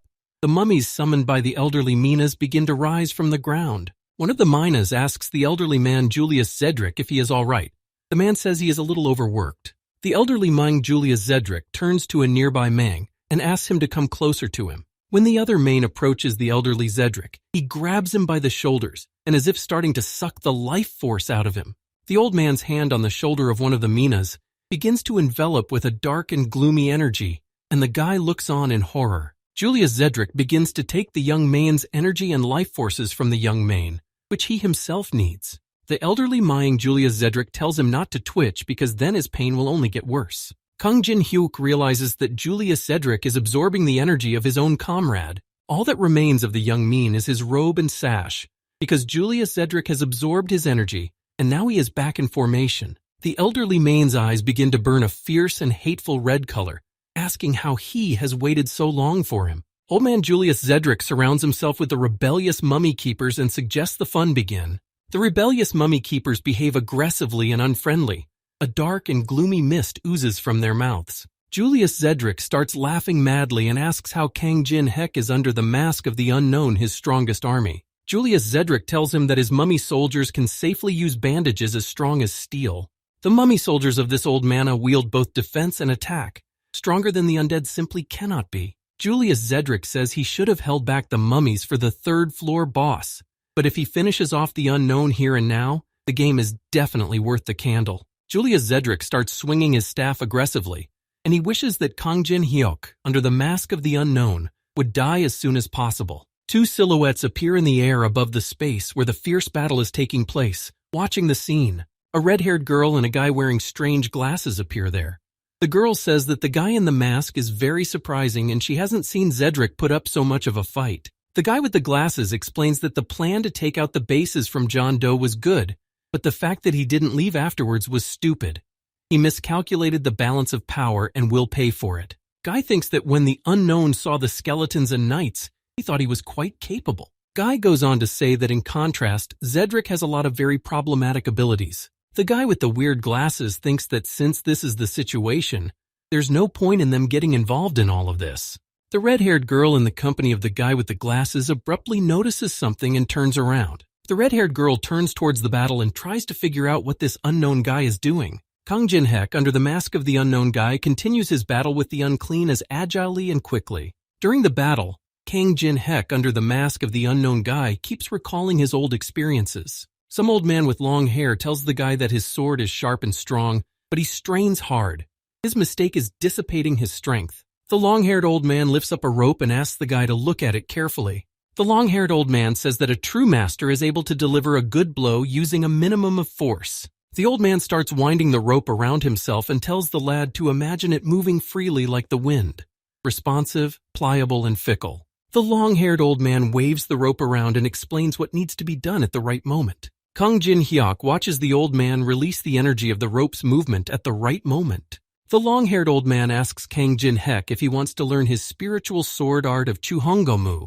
Remembering the whole experience, Kang Jin-hek, under the mask of an unknown person, the guy recovers part of the spiritual art of sword Chuhongomu skill, and now it can be reproduced. When Kang Jin-hek attacks the unclean and Julius Zedric, the comprehension of his spiritual art of the sword Chuhongomu skill increases rapidly. Old man Julius Zedric realizes that the vortex from the guy's spiritual art is so strong that it attracts everything around him. In the center of the space at one of the locations of the Tower of Trials, Kang Jin-hek summons a huge and powerful vortex. Kang Jin-hek, under the mask of an unknown player, is about to use the fifth type of sword dance, soul destruction. Kang Jin-hek, under the mask of an unknown player, summons a simply devastating attack that spreads to all opponents. The elderly main Julius Zedric activates his double shield to protect himself from the unknown player's attacks. Julius Zedric is angry at the guy and doesn't understand. After all, it's only been 6 months since the world changed, so how did the guy get such power?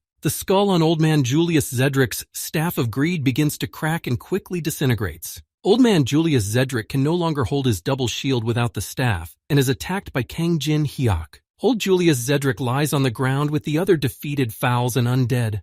Old Julius Zedric begins to shake with fear and realizes that he needs to run away because he will definitely not win this fight. Julius Zedric shouts out an order for someone to hold the guy back and protect him. Kang Jin-hek, under the mask of John Doe, approaches the old man and says that the apple doesn't fall far from the tree, just like his student. Kang Jin-hyuk says that at first he brags that he has an advantage, but when he realizes he can't win, he runs away.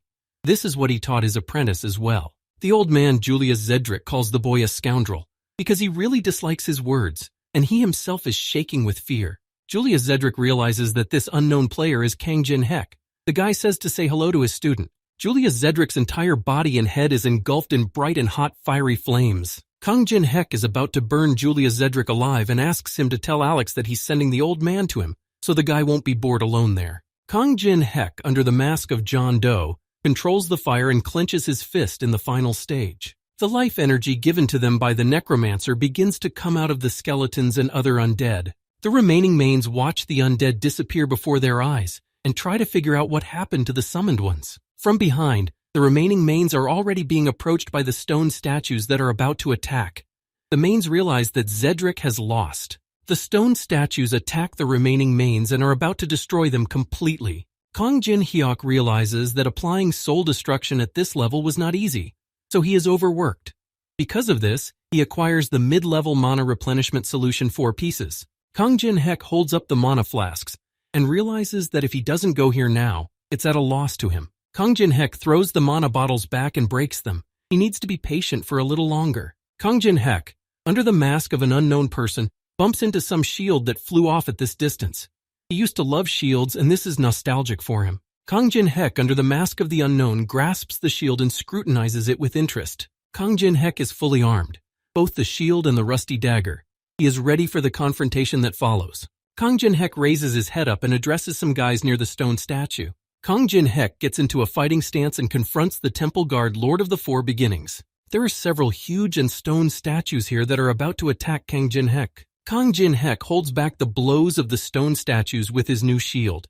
He says that he likes their silence. Kang Jin-hek, under the mask of John Doe, deftly and quickly dodges the blows that are coming at him. Kang Jin-hek makes multiple strikes with his rusty dagger and chops stone statues into pieces. Kang Jin-hek, under the mask of an unknown person, demands from the already spitting out the key because he is already tired. The stone statues are shocked at the guy's demand and tensely stare in his direction. Kang Jin-hek, under the mask of John Doe, continues to deftly and quickly blow the heads off the stone statues. Kang Jin-hek raises his shield upwards and wonders if the stone statues had such a pattern. The Lord of the Four Beginnings puts his arm forward using the weather of knowledge. He is holding some sort of golden object. In the stone statue's hand is the very key that Kang Jin-hyuk needs. It is a golden key with a flower on the hilt. The stone statue of the Lord of the Four Beginnings sticks this key into his chest leading to the main hall, and it starts to react. Kang Jin-hyuk is watching intently and his face expresses anxiety and tension. Through the manipulation of the stone statue, the entity outside the gate of the main hall responds to his call. Kang Jin-hyuk observes what is happening and realizes that the stone statue has decided to act for sure. A huge flower bud appears in place of the stone statue of the Lord of the Four Beginnings. Instead of the flower bud, many hands of some huge creature begin to appear. Kang Jin-hyuk realizes that he immediately summons his big brother. The Bodhisattva thousand-armed Avalokiteshvara appears.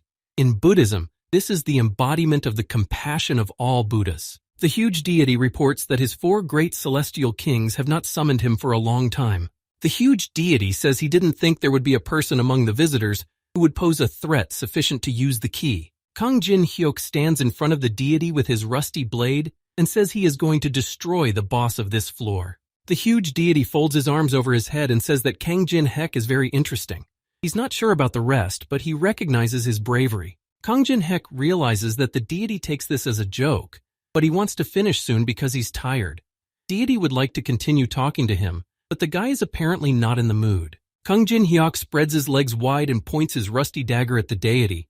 He says that chatting with statues is just so much fun for him. The huge deity says that every moment of life is the greatest gift and the guy is pretty stupid. The huge deity takes in all of his many dream hands and tells Kang Jin-hyuk to enjoy it while he can. Kang Jin-hek covers himself with a shield as the deity tells him that when doom comes, he'll miss that moment as well. The huge deity looks calm and cold-blooded. He is about to enter the fray. The huge deity forms some kind of magical green ball in his hands and is about to aim it at the guy. Kang Jin-hyuk once again deftly dodges and avoids the green magic beam of the huge deity. The huge deity's blows hit Kang Jin-hek's shield, which is already starting to crack. Kang Jin-hek realizes that the deity has tremendous power. As he blocks the blows, he feels like his body is crumbling, but he has to be patient. He will only get one chance. The huge deity starts to smile quite a bit and is surprised that the guy manages to resist his sonic blows. Huge deity gets into the excitement of this confrontation and says he's getting more and more interested. Kang Jin-hyuk crosses his arms in front of him and is about to activate ice creation.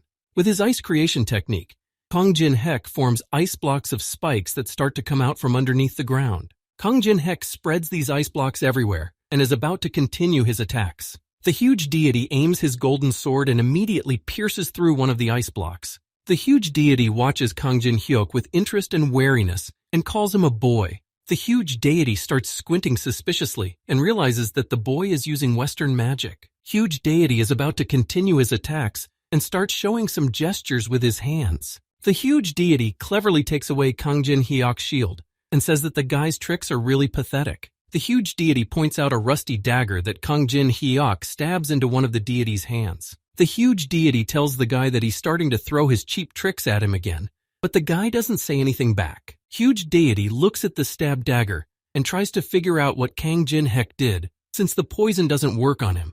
Kang Jin-hek shows his fist shrouded in red energy and says it's called blood energy. If wounded once, it can deal damage continuously. The huge deity is about to remove his hand with the rusty dagger. It doesn't make any difference and such a trick won't work twice. Huge deity asks what Kang Jin-hek is going to do next since he only took away one of his arms. Kang Jin-hek kicks the deity's lost arm and says that he's right. To deal with him, he clearly won't have enough. And the guy knows that the same method won't work twice. Kang Jin-hek pulls a large ball out of the deity's hand. He says that he got exactly what he needed. The huge deity realizes that the guy was targeting the hand with the gem from the beginning. Kang Jin-hek says to let the deity blame himself since he let him get his hand. Kang Jin-hek combines the grimoire of the Principality of Peltaros and the Avalokiteshvara gem. Kang Jin-hek obtains the Golden Dawn of Lemegeton of S rank. It contains a description of 72 demons and allows you to unleash your magical abilities to the limit. Kang Jin-hek realizes that all of this is enough. The guy applies the greedy gaze. The conditions for copying Avalokiteshvar's technique are that within 5 minutes, he must be made mad using the ice technique, and a beautiful statue must be created for him, as the deity hates Western magic. Kang Jin-hek studies the conditions for copying the deity's technique and notices that he needs the necessary music and attire. Kang Jin-hek rereads the information again. He thinks he got it right about the song and the statue. The system is going more and more crazy. Kang Jin-hek stands in front of the deity and is about to pick out the right clothes.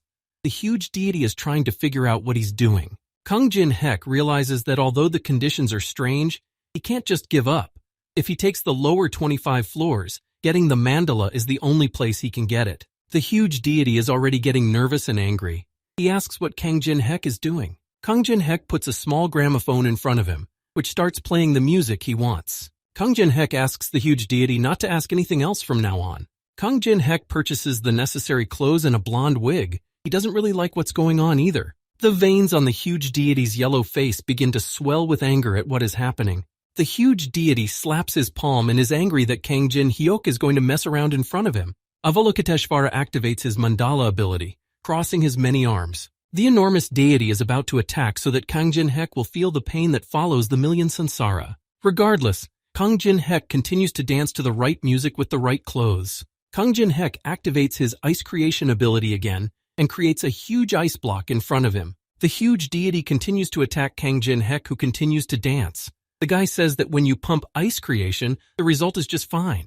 The huge deity is extremely unhappy with everything that is happening, which Kang Jin-hyuk creates and does.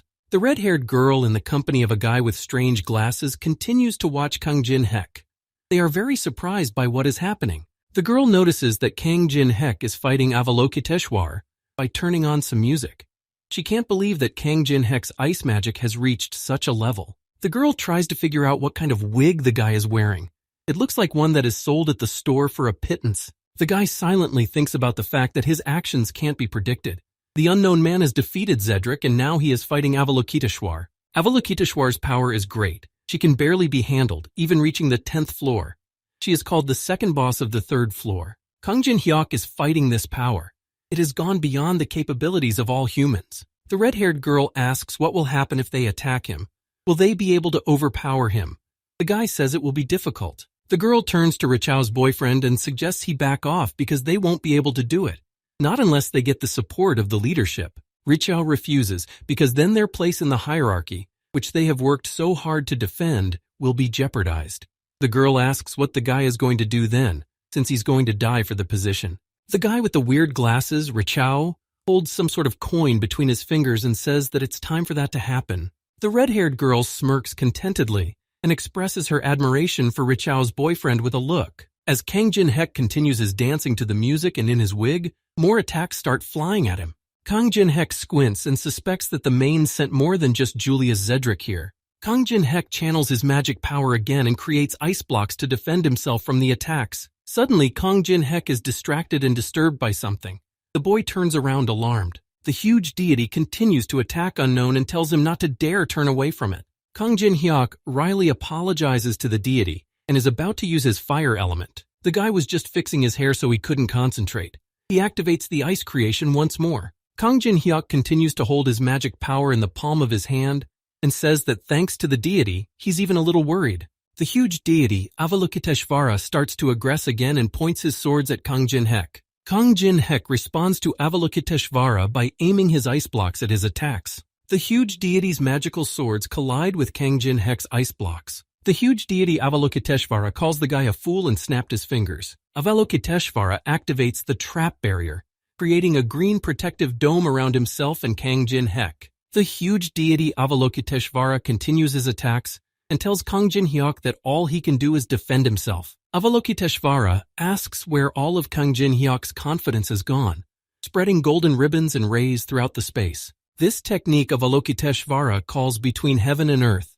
Kang Jin-hek is trying to figure out what he should do next. Kang Jin-hek continues with his tactics and activates ice creation again. Kang Jin-hek creates a huge ice block that envelops him and creates a sort of magical ice protective dome. The huge deity Avalokiteshvara notices that Kang Jin-hek is protecting himself with the ice block from his attacks. Avalokiteshvara takes his protective trap barrier in his huge hands and says that it's useless for the guy to resist. The huge deity uses his disgrace.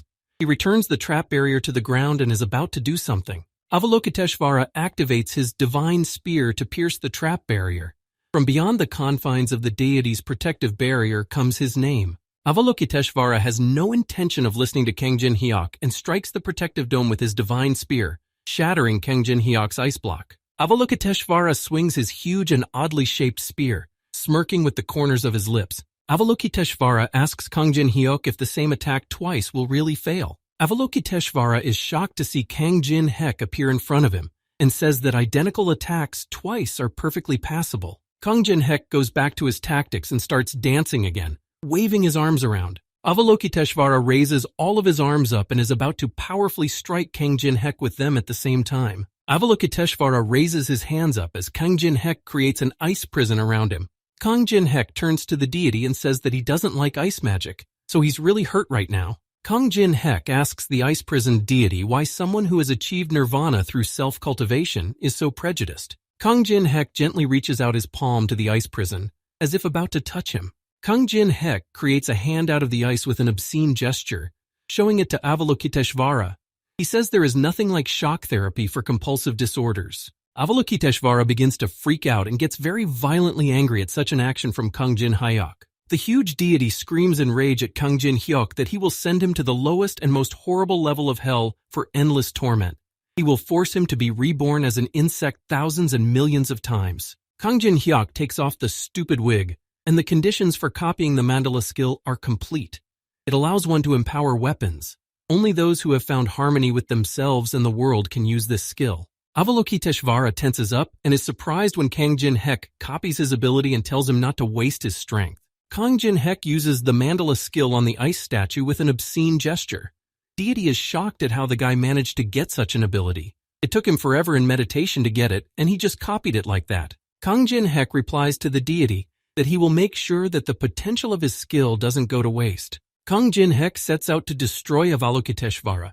He lifts the ice statue into the air. Kangjin Hyok swings his arm and sticks his arm forward, aiming the ice statue directly at Avalokiteshvara. The huge ice statue hand stabs directly into Avalokiteshvara's chest with its finger. The huge deity begins to seem to dissolve into the air, losing its silhouette. The huge Avalokiteshvara's body abruptly cracks and collapses from Kangjin Hyok's blow. Kangjin Hyok sits down tiredly on the wreckage of the destroyed Avalokiteshvara. His level increases many times. Kangjin Hyok receives the stone key and carefully holds it in his hands. Thanks to it, he is able to summon the boss of the area in question. Kangjin Hyok realizes that this boss was persistent and troublesome. It's gotten harder than in the game and it's quite tangible. Kangjin Hyok is about to leave this place. He's pretty tired after his battle with Zedric and Avalokiteshvara. Kangjin Hyok is going to spend his new stats to increase his mana from 71 to 77 units. Kangjin Hyok begins to stretch tiredly. He needs to prepare something on Manhwa Recap next time. Kangjin Hyok clenches his fists contentedly and realizes that he still has some things left to do. The Tower of Trials is a place with a special atmosphere. As night falls, the temperature drops rapidly, and the aggressiveness and strength of the monsters increases. Therefore, at night, most players leave the tower or stop hunting and find a safe place. Kangjin Hyok sets up a place to sleep and puts out a brazier on which he fries huge shrimp, which can only be caught in the river near the temple on the 3rd floor of the Tower of Trials. Kangjin Hyok dissolves some of his mask on his face and starts to eat the fried shrimp. He is tired. Kangjin Hyok feels the same flavor he couldn't enjoy outside the tower, and now he's eating it again. He needs to copy some cooking skill next time. During Kangjin Hyok's meal, something distracts him a lot when he hears a rustling from the bushes. A red-haired girl and a guy with glasses come out from behind the bushes, having come for the delicious smell. The girl says that they too will have to spend the night here, and if they can join before dawn. They were supposed to leave before dark, but they couldn't. The guy and girl approach the eating Kangjin Hyok in complete silence. Kangjin Hyok allows the guy and girl to sit down, especially since it's not that cold here. They look at each other. The girl takes a seat and introduces herself as Melina. The guy's name is Richao. Kangjin Hyok says that they must have suffered a lot. Kangjin Hyok says that he has made quite a lot of food and is going to treat his guests with it. The girl Melina looks at the plate of huge shrimp and her mouth starts drooling. The guy forbids the girl to eat it because they don't accept food from the hands of strangers, especially not from someone who hides their face under a mask. Kangjin Hyok asks if the mask bothers them. Richao replies that they only wear the mask when they want to hide something. Kang Jin-hek says that they are sitting around the same campfire after all, so if they are uncomfortable, he can take it off. Richao and Melina are surprised by that answer and question if he can really do that. Kang Jin-hek says that it's not fun to just take the mask off and suggests a game. Kang Jin-hek says they're all interested in learning more about each other and suggests they each ask 3 questions. If they answer all 3 questions, he will gladly take off his mask. Richao realizes that if you just have to answer the questions, you don't have to tell the truth. Even though he won't know the truth of the words, it certainly won't go to their disadvantage. The red-headed Melina turns to Richao and expresses her interest in the situation with her gaze. The boy nods in response. The girl takes their rusty coin and tosses it up to choose who will be first. The girl offers to choose who to start with using the coin. She chooses the obverse. The girl flips her rusty coin one more time and it falls on the obverse side. The girl shows the coin to Kang Jin-hyuk and says they start first. The guy notices a barely noticeable magic in the coin. With this Caligula's coin, they can pick a target and infuse magic into it for 5 minutes, and then they can influence the opponent's mind. The girl tries to choose the first question she wants to ask. The girl Melina finishes her musings and asks if any of Kang Jin-hyuk's comrades are here. Kang Jin-hyuk understands this practical question. The girl wants to know the number, but he replies that he came here alone. Now it's his turn to ask the question. Kang Jin-hek asks that they were kind of going for the boss, but ended up just watching. It was obvious to them that he was fighting. Melina answers him that they were waiting for the right moment to enter the temple. It's a place with a bad reputation, so they had to be careful. Melina next asks why the masked man came to the tower. Is the reason for money or fame? Kang Jin-hyuk realizes that if their interests align, the girl will win us over to her side. The guy says that if he says what he wants, will they be able to fulfill his conditions? Melina replies that if their interests align, they are capable of a great deal. The guy with the weird glasses, Richao, smirks contentedly but doesn't enter their conversation. Kang Jin-hek is about to ask his final question, and if they answer him, he'll take off his mask like he promised. Kang Jin-hek stirs the embers in the fire and asks if the Mayan Association really thinks the 2 of them will be enough to stand up to him. The red-haired girl Melina starts grinning widely and says that it happened just as she thought it would. The girl says that Kang Jin-hyuk already knew their true colors. They saw with their own eyes how he stood up to Avalokiteshwar alone. The girl says that Kang Jin-hyuk was already overworked. They have already realized that he is very weak. The girl rather informs that out of the 2 of them, 2 will be quite enough now. He can be handled with just 1 coin. The girl puts her hand with the coin forward, pointing it at Kang Jin-hyuk. Kang Jin-hyuk continues to sit quietly as the girl swings her coin, but nothing happens. Melina doesn't understand why the coin isn't working or if it could have broken. Richao asks what she's doing. Kang Jin-hyuk stands up and holds a plate of shrimp in his hands. He says there's nothing wrong with the Caligula coin. Thanks to Melina's Anubis judgment, she can use the coin now, as his skill blocks players from using skills and reduces all stats by 50%. Richao realizes that they've been exposed and tells the girl to go to Plan 2 and use the skill, but she replies that no skill is working right now. Kang Jin-hyuk carefully and calmly puts down the plate of shrimp, saying that the guys are in turmoil right now. 2 wooden statues appear in front of Kang Jin-hyuk. The gods of the temple are pleased with his offering. The guy needs to choose a subject to hold the judgment of Anubis. The totem pole Great Warlord is chosen by the enemy. The second totem pole Afterlife Warlord is also chosen by the enemy. Melina and Richao are watching fearfully and anxiously, and the girl says she has never heard of such a thing. These guardians of the land, Great Warlord and Afterlife Warlord, are about to attack Medina and Richao. Richao thinks and realizes that the sacrifice awakened the pillars, so it wasn't just a simple meal. Kang Jin-hek says he's tired and lies down on the ground, resting his head on a log. He tells the guys not to move rashly.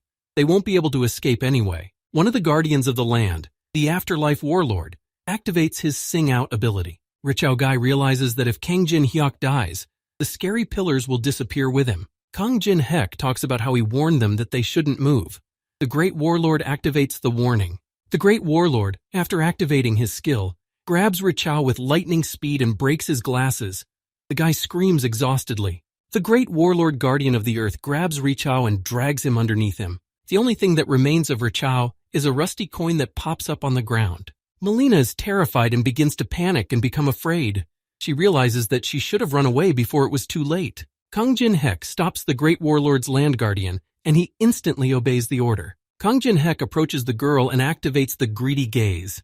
He has already figured out their situation, so he offers to move on to the conversation. The greedy gaze skill is cancelled from the difference in levels. Kang Jin-hyuk realizes that even his luck stat didn't help him this time. All that remains of Richao is a lifeless body. Kang Jin-hyuk hopes that they will sincerely answer his questions from now on. The girl asks what he's interested in. Kang Jin-hyuk says he's already heard about the main, only he can't understand their motives. If they don't climb the tower, humanity will disappear. So why are the Minas bothering the players? The red-haired girl Melina is about to tell everything, but there is an exclamation from outside that she is not allowed to do so. Richao tries to get out of the ground with his last strength and says that the girl is not allowed to say anything. The Great Warlord's Land Guardian pillar becomes active again, but there's no way the guy's going to say anything. The red-haired girl Melina looks at Richao in fear and horror, and tears appear in her eyes. The girl falls to the ground and stares into the huge hole in the ground where Richao was dragged. Kang Jin-hyuk says that living true to an idea until the end is certainly cool, but only at the right time and place. Kang Jin-hyuk tells her that he doesn't let those who make attempts on his life live. Only if the girl tells him the right information, then he'll stay alive. Kang Jin-hyuk holds a rusty dagger in his hands. Information is expensive, but not as expensive as a life, of course. A drop of hope appears in the redhead Melina's eyes that the girl wants to hold on to. She says she doesn't know the real names of those who were sent after Kang Jin-hyuk, but they call them Lancelots. There are 11 others in the group besides him, but she's from the mercenaries, so she doesn't know. Kang Jin-hyuk confidently and brazenly sits down in front of the girl, activating his greedy gaze and realizing that her words are true. He demands to continue. The girl continues that the leadership told them if they collect the 12 cursed relics of the tower, then even if humanity disappears, they can survive and get a big reward. Melina ends her story by saying that she doesn't know anything else. Kang Jin-hyuk sees that her words are pure truth. That's all he's been able to find out. They're all crazy and even worse than he ever thought of them. Kang Jin-hyuk knows that the purpose of the Minas is to summon the devil. Would they really survive even if humanity disappeared? One will have to act with this information in mind. Kang Jin-hyuk thanks the girl for the important information he might need. The girl asks if she can go in that case. Kang Jin-hyuk denies her words, but the girl arises because he said he'll let her live if she tells all the information he needs. Kang Jin-hyuk stands up and starts pacing towards the girl. He will keep his promise, but only after he makes a pact. Kang Jin-hyuk concentrates magic power in his palm. Melina asks what kind of treaty we're talking about. Kang Jin-hyuk activates the soul brand in his palm. The contract states that the girl will obey him. The girl Melina realizes that this is 100 times better than just dying here like this. The girl prepares herself for the upcoming contract and closes her eyes, from which teardrops are flowing. Kang Jin-hyuk realizes that he's got everyone captivated by his broadcast, so it's understandable that they'd be annoyed that the guy is just going to upload another video instead. Kang Jin-hyuk walks out onto a wide path surrounded by bamboo bushes.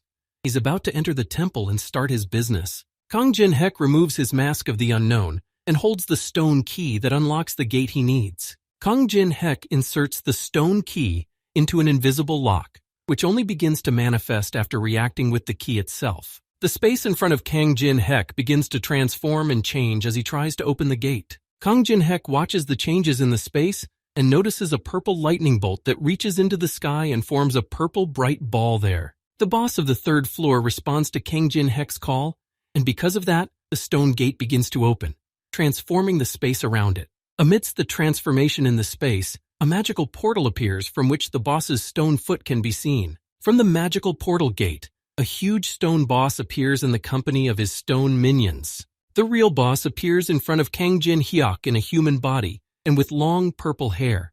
He has a small cup in his hand and asks who dares to disturb his rest. Kang Jin-hyuk activates his greedy gaze on the 3rd floor boss Muhan. His stats make up for their difference in levels, but for the same reason, the guy can't copy his abilities. Muhan sits on the head of a huge stone minion. He says that many tried to fight against his army, but only Kang Jin-hyuk summoned him by using the key. Muhan continues to sit on the head of his huge statue. His stone army is 100,000 souls. He asks Kang Jin-hyuk where his army is. Kang Jin-hyuk is wearing a white cape and smirks contentedly in response to Muhan, quoting his question about the army. Kang Jin-hyuk is about to use the first chessboard he received at the auction, activating it in his hands. Kang Jin-hyuk puts his chessboard laddie on the chessboard, and a chessboard opens up all over the space. Kang Jin-hyuk uses his magic power and summons magic chess pieces, in the number of 2,851 pieces. Muzan thinks Kang Jin-Hek's action is a good idea. With this method, one can become the replacement of an entire army by himself. But what such a small thing can do against him is unclear. Kang Jin-Hek smirks back at Boss Muchan and says he's not done yet. The guy opens his panel and buys reinforcement pills in the same amount as the chess pieces on the board. The pills are applied to them. Ordinary chess pieces of the standard look and size begin to enlarge and transform into real warriors. The boss of the third floor, Muhan, is watching the scene contentedly and with interest, sipping his drink from a white cup. He recognizes that Kang Jin-Hek is different from those who came before. Kang Jin-Hek smiles contentedly with a wide smile as 2,851 huge chess soldiers appear around him. Kang Jin-Hek expresses with his face full of confidence in what he is doing and in defeating the third floor boss. One of the black-colored horse-shaped chess pieces is carved and refined like a sculpture by some man. An old man with fire techniques turns to the girl Yuri, asking her to prepare a few more pieces because his joints are aching. Park Hana grudgingly cuts the figures and says that if they had any goals set, they'd know how many they have left. What are they supposed to think if they were just told to make sculptures? Yuri starts infusing the figures with some magic. She says they don't have time for idle talk right now. The old man kneads his shoulder and says they've already made over 2,000 pieces. Yuri says that if Kang Jin-Hyuk, that demon, doesn't like the figurines, they'll be finished. The girl opens one of the drawers in the table and starts putting magic-infused chess pieces in it. Yuri looks at the chess pieces they've made and realizes that if things turned out like this, it would only be to their advantage to have Kang Jin-Hek on their side. Kang Jin-Hyuk sits down on the chess piece in the shape of a horse and picks up the knight's sword. He says that he hates to hear a confession from someone who just sits on his third floor and hides behind the servants, besides bluffing. The third floor boss looks at Kang Jin-Hyuk in bewilderment and doesn't understand what he's talking about or what exactly he means. Kang Jin-Hek explains to him that he defeated a couple weak players and now he's showing off. That's why he's stuck on the third floor, because he doesn't have the abilities to go higher. All of the monsters in the Tower of Trials guard each of their floors and use that floor's energy. Not only players, but they themselves can climb the tower and increase their power. The boss of the third floor, Muhan, starts laughing and calls Kang Jin-Hek a nice kid because he thinks that because of his lack of strength, Muhan can't go up to the fourth floor. Kang Jin-Hek sits on his horse from the chessboard and is completely confident in his words. Muhan is tied to his third floor. Boss Muhawk gets to his feet and tells Kang Jin-Hek to think as he pleases. Apparently, his goal is to piss off his opponent. Muhan explains to Kang Jin-Hyuk that the difference in army size and level of tactics is obvious, so defeating them with his forces is simply impossible. Third floor boss Muhan orders his first battalion of stone statues to begin their attack. Kang Jin-Hek scrutinizes the enemy army, which has 1,000 statues in the vanguard. Mon wants to see how Kang Jin-Hek will react. Kang Jin-Hek raises up his knight and chess sword, activating the first chessboard skill. By activating the skill, the attack and defense of the chess pieces on the field increases by 30%. Kang Jin-Hek begins to give orders to the chess pieces, the outermost pawns 3 steps forward, and the first row to prepare for defense. Listening to Kang Jin-Hek's orders, the pawn chess pieces activate the shield wall skill. Kang Jin-Hek yells orders the chess pieces to maintain their battle formation when enemy spears and arrows start flying at them. When the stone minions of third floor boss Muhan's stone minions begin to attack, the pawns hold their defenses with their shields. All of Kang Jin-Hyuk's chess pieces are endowed with magical powers. They continue to hold their defenses. The pawns from the chessboard hold their stone shields tightly, and Kang Jin-Hek orders them to stand to the last man. Kang Jin-Hek gives the next order, this time to the rooks from the chessboard. They apply their hail of arrows skill. A multitude of arrows from Kang Jin-Hek's chess pieces are directed towards the opponents. The stone statues. The stone statues, the minions of the third floor boss Muhan, begin to raise their shields and also hold their defenses. The elephant figures activate their wave of fire skill and raise their burning torches upwards. Many tongues of bright flames of fire begin to envelop the stone statues of Muhan. The fiery flames create many strong and powerful vortices that engulf the opponents. Muhan smirks and says that Kang Jin-Hyuk managed to deal with the advanced group in seconds. That's worthy. Third floor boss Muhan puts his hand forward and orders the second and third battalions to come forward. A whole 100 elephant chess pieces attack their opponent's flank, and the knight pieces activate a wedge formation. Kang Jin-Hek is going to break through their formation and rush faster than lightning, When they collide, their damage will be increased by 200%. The stone statues and minions of the third-floor boss Muhan are preparing to attack Kang Jin-hyuk's chess pieces. The knight chess pieces, along with Kang Jin-hyuk, rush into the enemy formation and attack them head-on. Muhan watches Kang Jin-hyuk's actions carefully and realizes that he is quite skilled at leading an army. He looks at Kang Jin-hyuk and realizes that he manages to switch to attack or defense in a timely manner, as well as give accurate and timely orders. Muhan observes a suspicious hole in their formation.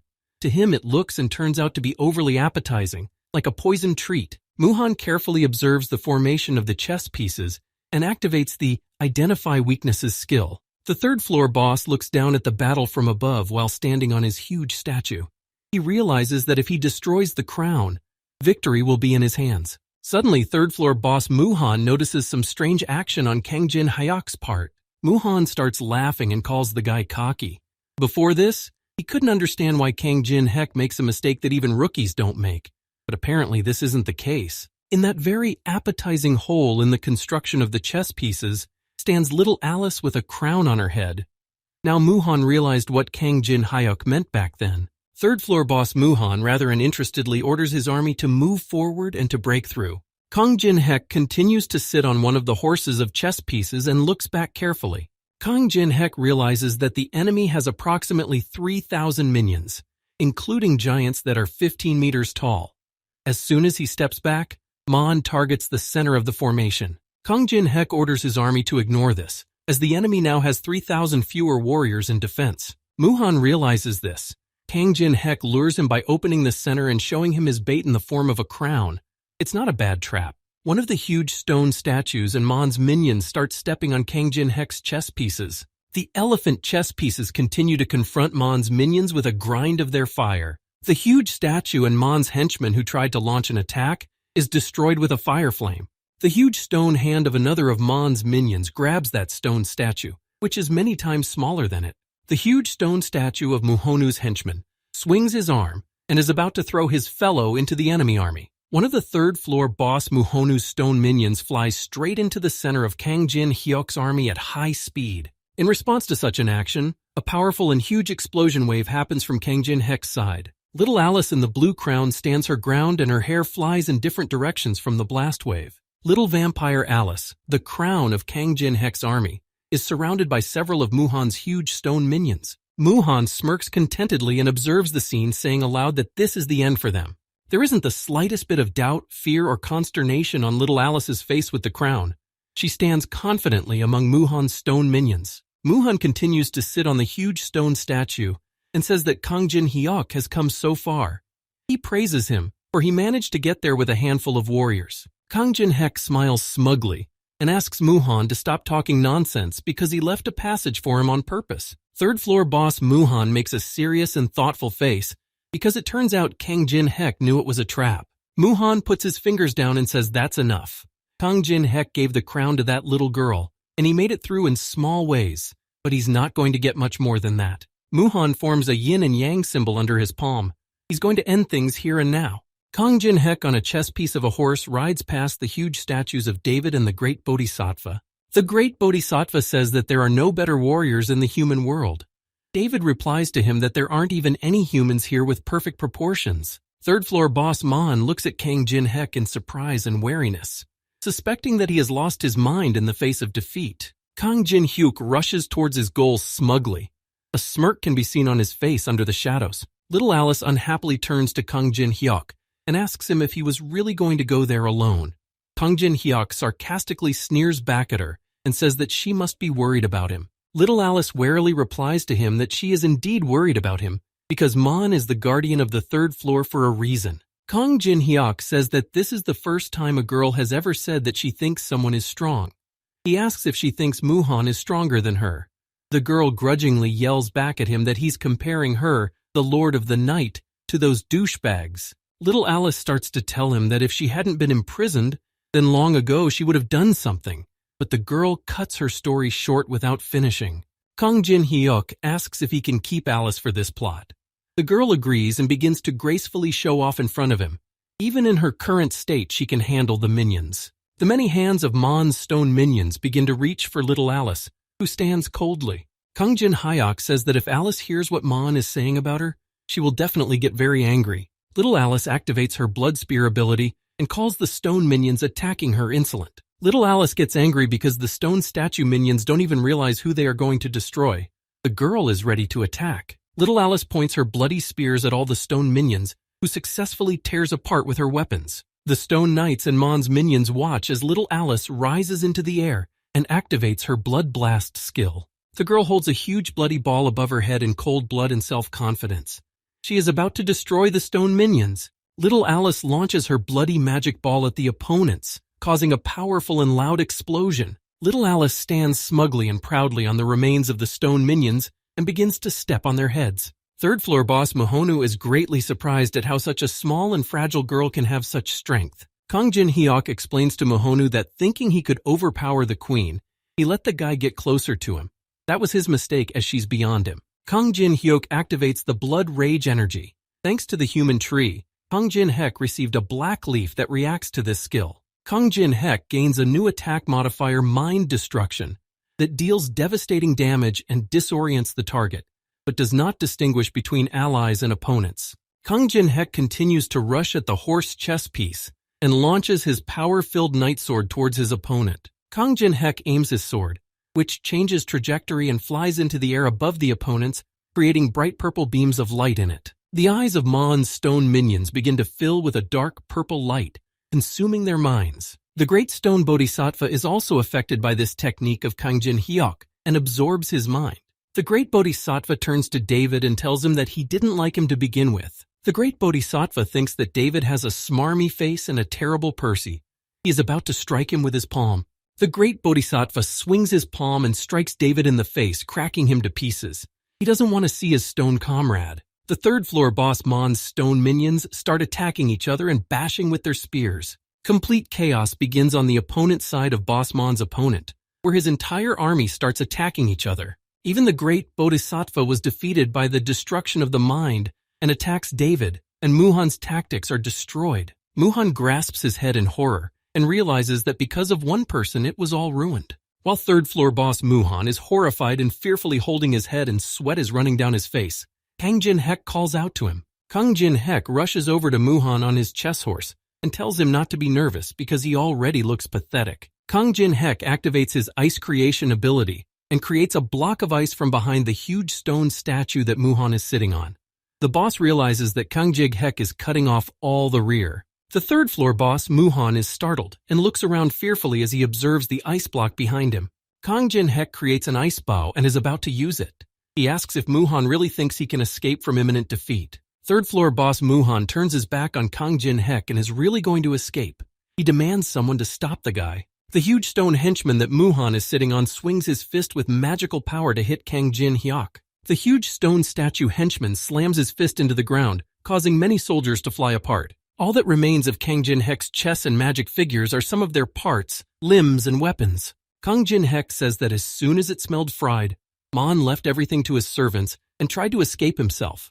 The guy activates the mandala skill. With both the ice creation and mandala skills activated, they begin to work in unison with each other in Kang Jin-hyuk's hands. Kang Jin-hyuk checkmate his opponent Muhan, channeling all of his magical power of skills and abilities into him. The golden arrow from the mandala skill heads towards Muhan and hits him in the neck, instantly damaging him. A bright divine and golden light begins to penetrate Muhan's third floor boss body.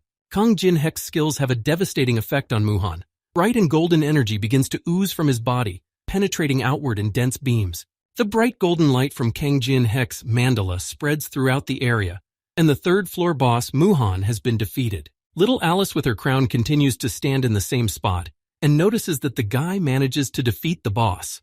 She smiles contentedly. Kang Jin-hyuk's entire team in the faces of Old Man, Park Hana, and Yuri notice that the fourth floor of the Tower of Trials is opened for him, and 90 days are given for him to conquer it. Some of the heads of the various guilds also notice that an unknown player manages to conquer the third floor. Teresa de Laurencia begins to smile with tears in her eyes when she realizes that Kang Jin-hyuk has managed to complete his plan. Kang Jin-hyuk is left behind by the rash of changes he left behind in his battle with Muhan. Kang Jin-hek, amidst the explosions, notices the system notification that the third floor of the test tower has been successfully passed. Kang Jin-hek's level is steadily increasing again and again. He's going to put all his stats into mana, and after that, he's going to look at the drops. All the treasures that can be obtained after eliminating a monster are divided into mana by color. From the first 10 floors, only red-colored lowest-ranked treasures fall out. Kang Jin-hek receives an orange-colored chest as a reward. This is most likely due to his monopolization skill, which triggers when he gets rewards alone. Kang Jin-hek opens the chest and receives many items. A pink diamond, a paramount right, a soft grain, living water, a sunseed, and a snail spewing fire. Kang Jin-hek opens his magic pouch and is about to hide all the items he received there. He is surprised at how much stuff he was given.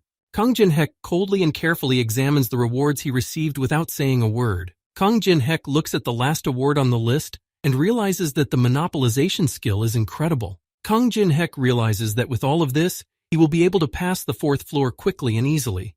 Little Alice watches the guy and realizes that she will never get used to his facial expression. Little Alice exhales with relief and looks at Kang Jin-hyuk with concern and acceptance, realizing that he is completely incorrigible. The heads of the various major guilds are once again gathered in one of the meeting buildings, waiting nervously for something. The head of the Olympus Guild smiles widely and realizes that the unknown player actually managed to single-handedly accomplish the task. The other guild heads realize that they have received another hero. They were given another 90 days to prepare for the next floor. They would need to train much harder. Only the man in the red jacket is not happy with what is happening now. He thinks that this kind of success will not be good for them at all. The unknown man has gotten everything, the loot and the views. The man nervously leans his hands on the table and is asked what he now means by his words. Teresa angrily tells him that the unknown was cleaning up after them because they couldn't cope and almost teamed up with the Minas. Thanks to the unknown player, humanity got another 90 days without the Minas getting involved. Teresa de Laurencia fiercely defends the unknown player as they begin to lash out at him after he helped them deal with such a crisis. Teresa de Laurencia asks Maria and Beck, the other guild heads, to support her in these words, but they are not going to do it. Teresa de Laurencia is completely bewildered when she realizes that no one is going to support her, which makes the girl very upset. Tung Wei proudly turns her head away when Teresa realizes that everyone else is thinking the same thing as Tang Wei himself. Teresa de Laurencia is only in surprise and shock at such an act from the guild heads. The girl simply has nothing else to say about it. Teresa de Laurencia is upset but seriously and angrily informs everyone that she immediately declares her resignation from their association. Maria is surprised by this action and asks if Teresa has made a serious decision. She should think it over carefully because Maria has done so much for her to get her here. The head of the association says that this is not a passing yard and you can't just join or leave. Only those who can really protect humanity get an invitation. The elite are gathered here. The head of the association says that if Teresa leaves them, she will never be able to come back here again. Is she really going to trust the unknown with her life? The girl leaves and says she will trust him with everything, just like she once trusted her life to him. Kang Jin-hyuk walks along the coast, thinking about how he's tired and has too much money in his pocket, so he might as well go to a nice hotel. Suddenly, Kang Jin-hyuk gets a phone call and on the screen, the guy notices that Yu Yunhua is calling him. Kang Jin-hyuk picks up the phone and knows that the girl called him before, but he was in the tower so he couldn't pick up the phone. Yu Yunhua informs Kang Jin-hyuk on the phone that Grandpa won't open his eyes. The girl lowers her head frustratedly. Kang Jin-hyuk listens to the girl carefully and asks her where she is now. Yu Yunhua is the granddaughter of the legendary martial arts master Yu Chun-yong, a great master of Korean martial arts.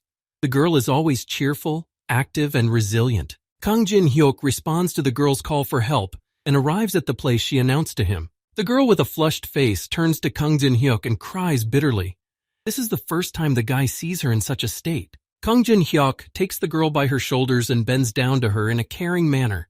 The guy asks her to tell him what happened after all. The girl tells him that it all started after the appearance of the Tower of Trials, when there was an incident in Incheon. Kang Jin-hyuk realizes that he was in the maze with Park Ha-noi at that moment, but replies that he saw such a thing on the news. Yu Yunhua reveals that her grandfather was there at the time. He defeated the monsters that awakened after the outbreak, but was badly injured and didn't recover at all. The girl opens the door to her grandfather's room and says that he's only getting worse now. This man, her grandfather, is Yu Chun-yon, a martial arts master who was considered the strongest in all of Korea. The guy activates his greedy gaze and realizes that she can copy his technique if she saves his life. Kang Jin-hyuk scrutinizes the man and doubts that this is a man who has never entered the Tower of Trials. A doctor appears from behind and walks into their room. He asks Yu Yeonhwa what's going on here. The A-rank healer Ho Jin-soo says that the person who came with the girl is an ordinary fighter who can't do anything besides fighting. Even an S-ranked person can't do anything to help here. Kang Jin-hyuk turns to Heo Jin-soo, the hitman, and says that he's known Yu Yeonhwa for a very long time and came to see if he could do anything for her in this situation. Ho Jin-soo snarks and sarcastically apologizes, calling it all a misunderstanding. He thought that Kang Jin-hyuk showed up here to become a legendary healer as well. Yu Yeonhwa clenches her fists in anger and says that she was desperate enough to call Kang Jin-hyuk here, who is not a healer even though he is strong. The girl claims that the best experts in the field are here, except that her grandfather isn't getting better at all. Healer Ho Jin-soo takes off his glasses to wipe them clean.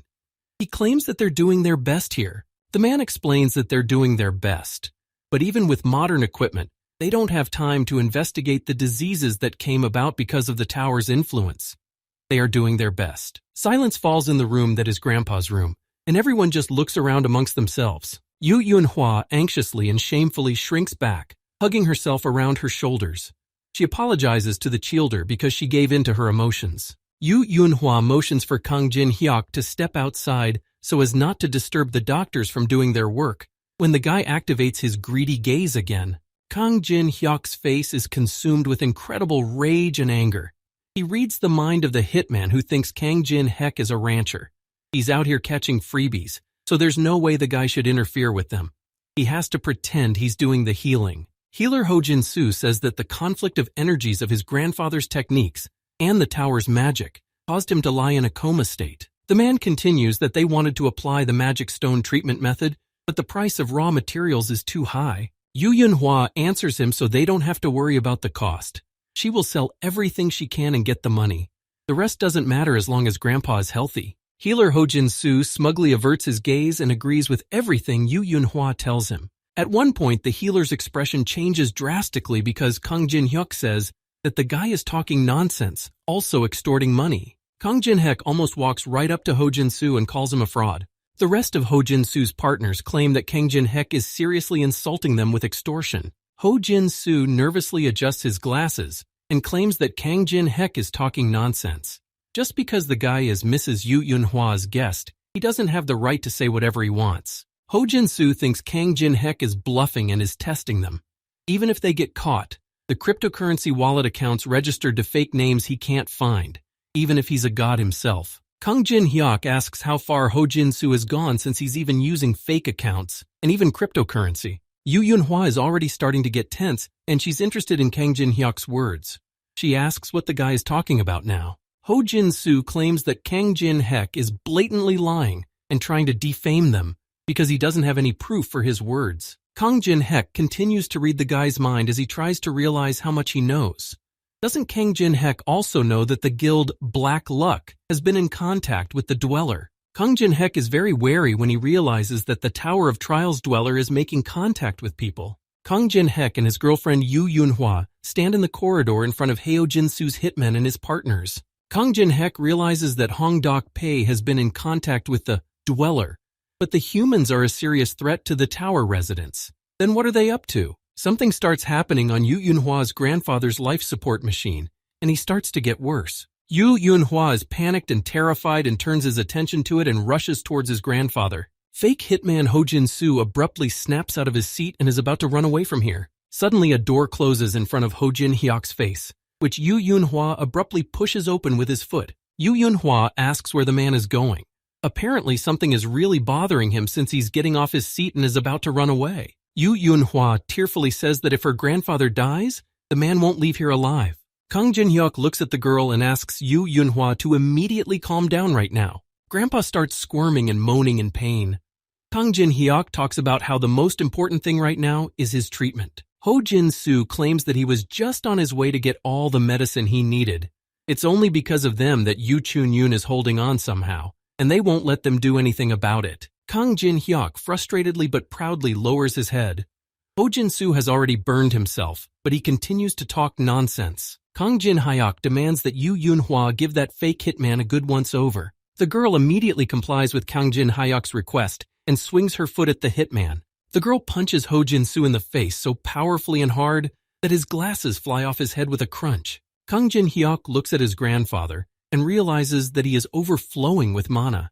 This is a severe case. A normal person would have gone to the other world a long time ago. Kang Jin-hyuk is not going to let Yu Chun-yong die here, so he pulls something out of his magic pouch. Ho Jin-soo watches Kang Jin-hyuk and realizes that the guy has the very same elixir appearing in his hands. Kang Jin-hyuk holds the cherished bottle in his hands and sees that the man really knows something since he realized what it is. The guy was going to use the elixir on a special occasion, but he's known the girl Yu Yunhua for quite some time. Kang Jin-hyuk pours the entire contents of the bottle on his grandfather because he can't miss an opportunity like copying Yu Chun-yong's technique. Yu Chun-yong's grandfather begins to absorb the elixir of life, filling his entire ailing body with it. The bloated blue veins on Yu Chun-yong's grandfather's arms start to disappear thanks to the elixir of life. Yu Chun-yong becomes normal and his entire body is no longer covered in bloated veins. The man lets out some exclamations. Yu Yunhua runs up to his grandfather as soon as she realizes that he is on the road to recovery and feeling better. Kang Jin-hyuk watches contentedly as the resilient and strong Yu Yunhua starts crying bitter tears. The guy fulfills the copying conditions and obtains the heavenly flower cultivation technique that can absorb magic in the atmosphere. Ho Jin-soo observes what's happening and realizes that it's simply impossible that Grandpa is really cured. The fake hitman Ho Jin-soo and his partners try to make a quick and sneaky getaway, while the guy and girl are distracted by Grandpa. A foot in Kang Jin-hyuk's boot appears from behind, kicking Ho Jin-soo's Hitler in the back, and he falls. Kang Jin-hyuk puts his foot on the fake Hitler and says his assistants can go. The look on Kang Jin-hyuk's face shows that he is extremely unhappy with what is happening. He will talk to Ho Jin-soo separately. Ho Jin-soo's fake hitman falls with a thud into some back room with boxes, brooms, and more. Ho Jin-soo, with a swollen and disgruntled face, asks Kang Jin-hyuk what he's going to do to him, if he's going to let him die. Kang Jin-hyuk stands in the doorway and says he won't destroy him for embezzling money. He'll only let him go if the man returns all the money he's stolen in the meantime. Kang Jin-hyuk assures Yu Yunhua not to worry. He'll explain everything himself. The guy offers the hitman an offer that can't be refused. Ho Jin-soo suspects something is wrong, since Kang Jin-hyuk is going to let him go for nothing. Kang Jin-hyuk smugly looks at Ho Jin-soo and asks what the problem is. Maybe he's just sick of living. While Yu Yunhua continues to take care of her recovered grandfather, a message arrives on her phone that approximately $28 million has been deposited into her account. Fake hitman Ho Jin-soo tries to escape from this place as fast and as soon as possible. Mentally, he is glad that he is still alive. Kang Jin-hyuk and little Alice on his shoulder are watching the escaping Hitler. The girl can't believe that Kang Jin-hyuk would just let someone go. The guy asks her to follow the escaping man. Little Alice realizes that Kang Jin-hyuk ended up letting the man go on purpose. Kang Jin-hyuk explains to her that even if you push these 6 men, you can't get much information. They need to find out where their base and leaders are. The girl understands everything and immediately plans to fulfill Kang Jin-hyuk's request. The guy asks her to keep a low profile during his surveillance. Kang Jin-hyuk doesn't look after little Alice, but even so he realizes that the girl is very happy. Kang Jin-hyuk asks Yu Yunhua to come out of Grandpa's room for a while so he can check on the absorption of the elixir. Kang Jin-hyuk carefully and finally makes sure everyone has left the room and turns around to Grandpa. Grandpa opens one eye and asks if the guy knew he was already conscious. He thought he was faking it just perfectly. Grandpa starts to straighten his shoulder and realizes that in this case, it was his breathing that gave him away. Kang Jin-hyuk says that he can't be picked on. Grandpa turns to Kang Jin-hyuk and apologizes to him for having to cheat. Kang Jin-hyuk understands his wariness since he showed up here unexpectedly and cured him. He would be suspicious of himself in such a case. Grandpa starts laughing loudly because Kang Jin-hyuk has guessed his thoughts as accurately as possible and has nothing to add. The guy realizes that the man is now healthy. Kang Jin-hyuk tells him that Yu Yunhua was very worried. Usually the girl doesn't even ask for help, but this time she even texted him. The grandfather realizes that he is friends with his granddaughter. Kang Jin-hyuk tells the man that he wants to ask him one question that the grandfather is willing to give his answer to, since Kang Jin-hyuk saved his life. The guy asks what happened during the breakthrough. Grandpa strokes his scar on his shoulder as if remembering something. He starts to tell that when it all started, he was on his way to a conference. Grandpa remembers everything that happened. He is traveling in a car with other people when suddenly something happens and he wonders what it is. Right between the tall high-rises in the middle of the city, some kind of magical breach in space appears. Grandpa wonders where it came from. Out of this huge and magical breach, many spider-like monsters start crawling out. The spider-like monsters purposefully get out of the magical breach and move towards the humans. One of the spiders gets as close as possible to an officer who can't find his gun. The spider opens its jaws and is about to bite him. To save the officer who lost his gun, Grandpa had to jump out of the car and take charge of the situation. He kicks the spider with his foot. Grandpa all over his body begins to build up and concentrate magical energy. He tells the officer to evacuate the people while he deals with the monsters. Some unknown man appears among the stone rifts, saying that there are some pretty good shots among the humans as well. This man has a lush and voluminous hairstyle that looks like a hedgehog. He offers Grandpa to play with him. Grandpa deftly and quite quickly deal with the monster spiders that have climbed out of the rift. Grandpa has a few drops of sweat on his face. He knows that somehow he can handle those huge guys. Some unknown man wearing woven sandals and holding a sword moves toward Grandpa. The gray-haired grandfather's attention is sharply attracted by something, and he realizes that now he is in danger. A man with voluminous hair and dark hair rises into the air and smiles maliciously. Grandpa suspects he's going to be difficult to deal with. The dark-haired man strikes Grandpa in the shoulder and chest, leaving behind a wound. There's no way Grandpa can get this guy. When the dark-haired man delivers his blow to Grandpa's shoulder, he is instantly behind him. Grandpa squirms in pain and a little blood trickles out of his mouth.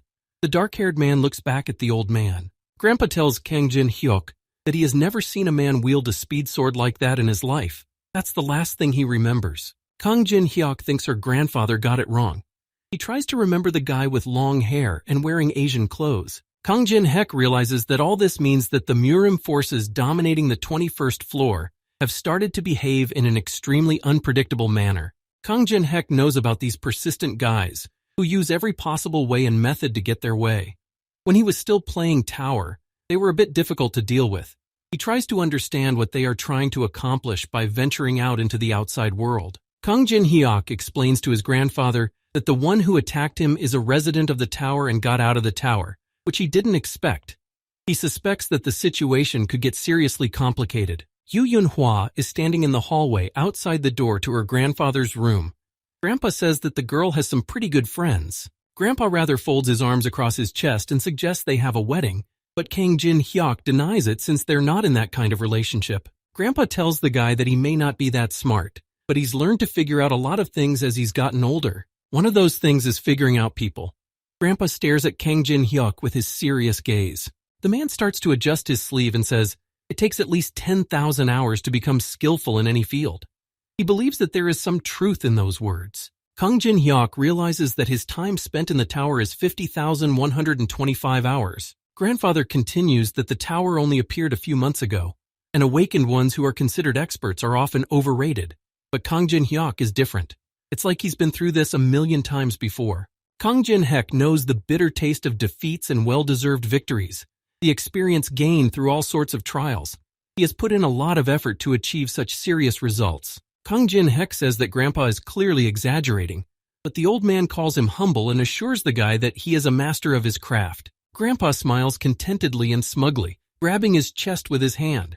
He wants to repay the guy for saving him and asks what he can do for him. Kang Jin-hyuk clarifies if he can ask for anything, since it's a thank you from Korea's most prestigious martial arts master. Grandpa continues to smile contentedly in response, and tells the guy to worry about her and to voice his request soon. Yu Yunhua has been standing at the entrance to her grandfather's room the whole time. At some point, Kang Jin-hyuk comes out of there, and the girl turns around on him. Yu Yunhua asks how her grandfather is feeling. Kang Jin-hyuk tells her that the elixir has penetrated his body and has begun to take effect. In a few days, he'll be completely healthy. Yu Yunhua rubs the back of her head in embarrassment and asks how she can thank Kang Jin-hyuk, but the guy doesn't ask for anything in return. Kang Jin-hyuk's eyes fill with greed and satisfaction. He says that her grandfather reimbursed him in full. Yu Yunhua's grandfather slowly and leisurely gets up from his bed after talking to Kang Jin-hyuk. The man starts to cry but smiles slightly. He didn't think Kang Jin-hyuk would ask for something like this. Kang Jin-hyuk climbs up to the 101st floor of some rich high-rise building he rented a room in. Kang Jin-hyuk walks up to the large and panoramic window. He is busy thinking and smiles slightly. He realizes that money is a great thing. Kang Jin-hek goes to the landline and calls the room service to ask them for a favor. Kang Jin-hek is brought an entire table on wheels that is completely stocked with various food. Kang Jin-hek gets down to his meal after long periods of fasting and being busy with the trials in the tower. Kang Jin-hek almost chokes on his drool as he begins to dine on what the room service has brought him. These flavors are great for him. Little Alice is lying on the couch and says that the guy's food is very appetizing. Kang Jin-hyuk tells her that until a few months ago, he used to eat whatever he had to, and people would watch him eat and pay for it. On the TV in Kang Jin-hyuk's room, the news or some show comes on and the girl says that they have invited experts on the Through the Tower of Trials program to come and see how it goes. The news girl introduces Yong Yoon-seok, a ranker of the Tangun Guild, the strongest guild in Korea, to everyone. The girl asks to greet the man with applause. The man and the host sit down at a table, and she asks him, what is the key moment in conquering the tower? Jang Yoon-seok says that the most important thing is to become strong as quickly as possible. There are two methods for that. The guy says that the first method is the most common and well-known one.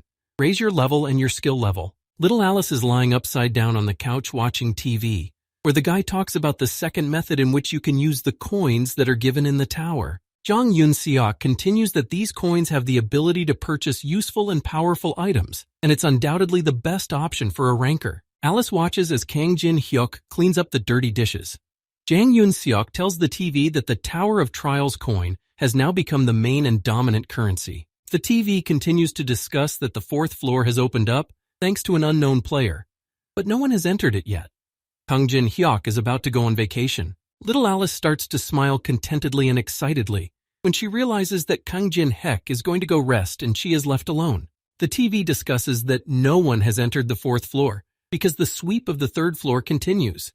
Alice pulls out a bottle of alcohol and a glass for it. Jang Yoon-seok clarifies on the TV show that whoever clears the third floor first will be the first to get to the fourth floor. He reveals that the fourth floor is a special dungeon. 100 attack waves must be endured and mopped up. The key to the sweep is to capture and hold the base. The whole problem is that if the player who enters cannot defend the stronghold, the fourth floor will be locked down for 20 days. Jang Yoon-sung says that there is a huge risk that something irreparable will happen if the floor is not cleared within 90 days. He thinks that even John Doe wouldn't act so rashly. Kang Jin-hyuk is about to take a shower when the TV show continues. There they discuss that humanity could be destroyed. That's the risk. Tower is now the supreme ruler of the world. Kang Jin-hyuk turns on the shower and douses himself with water. The TV show says that the principle of causality is being ignored. If you look at it from that perspective, a scenario where humanity disappears could happen. The anchorwoman asks if it's worth sticking around for at least a month. Jang Yoon-seok agrees. In order to enter the fourth floor, out of the 90 days allotted, 30 at least must be allotted for preparation. Jang Yoon-seok suggests to the girl host to rest this month somewhere nice, and the girl happily agrees. As Jang Yoon-seok gets behind the wheel of his car, a notification pops up for him that an unknown player has announced the start of the fourth floor.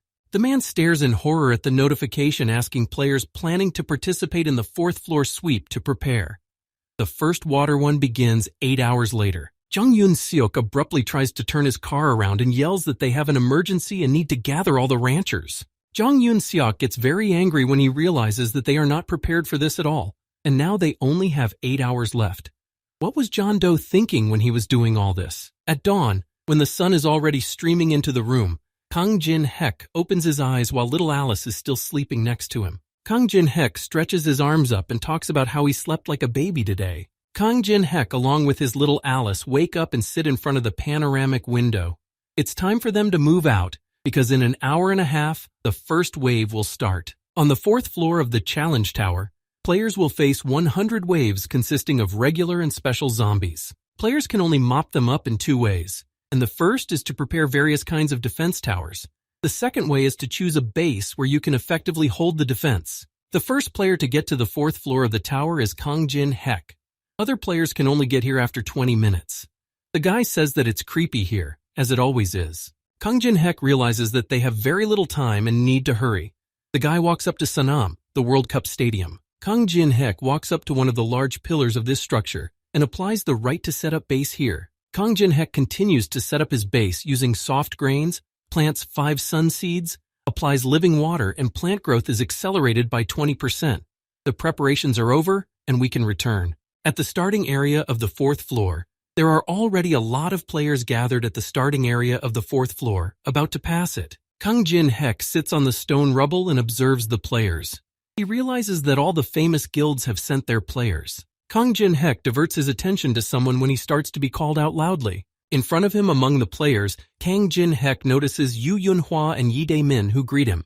That's when the very same Teresa de Laurencia appears and greets Kang Jin-hyuk as well. Yu Yunhua and Yi Dae-min are very surprised when they notice Teresa here. Kang Jin-hyuk says that he's the one who called her here. Kang Jin-hyuk apologizes for the rambling because there was no time to explain and needed to act urgently. All the guys willingly responded to his request, and that's why they showed up here. Teresa de Laurencia looks away embarrassed and says she'd rather be with Kang Jin-hyuk. The rest of the players notice Teresa in the company of Yi Dae-min, Yu Yunhua, and Kang Jin-hyuk, then start discussing them. Kang Jin-hyuk realizes that even though the players are small in number, they are great. He asks if everyone is prepared. Yu Yunhua asks if all of them will be enough. There are very strong waves of zombies here. Yi Dae-min says his summoning skills aren't high enough, so it will be difficult. Kang Jin-hyuk says if it's going to be easy, it's not interesting. He specifically chose Sanam Stadium as his base. The guys start to panic because it takes at least 100 people to hold such an area. Yo Yunhua says that Tower of Trials is no longer a game, and if Kang Jin-hyuk dies, there will be no more respawning.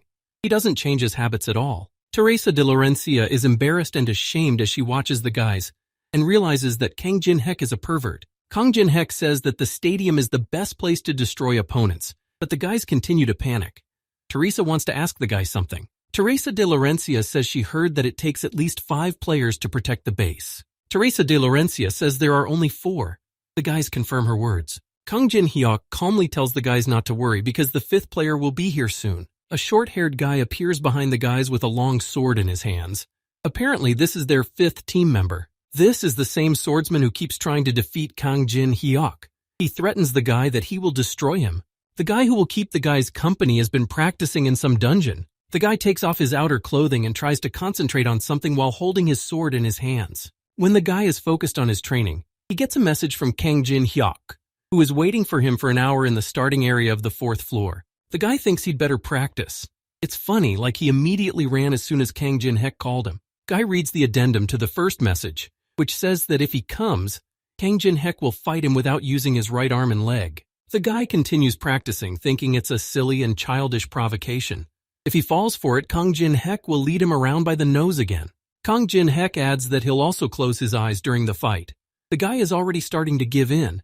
Anger will be the fuel for his future revenge. When Kang Jin-hek asks him if he's a coward, the man immediately responds and can no longer hold back his impulses. The guy appears in the 4th floor area and approaches the guys, threatening Kang Jin-hyuk.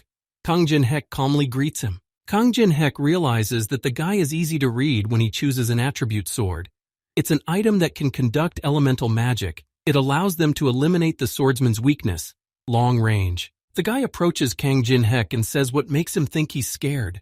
He's going to show him everything here and now. The man sticks his sword forward aggressively and in a rage, concentrating his magical power in it.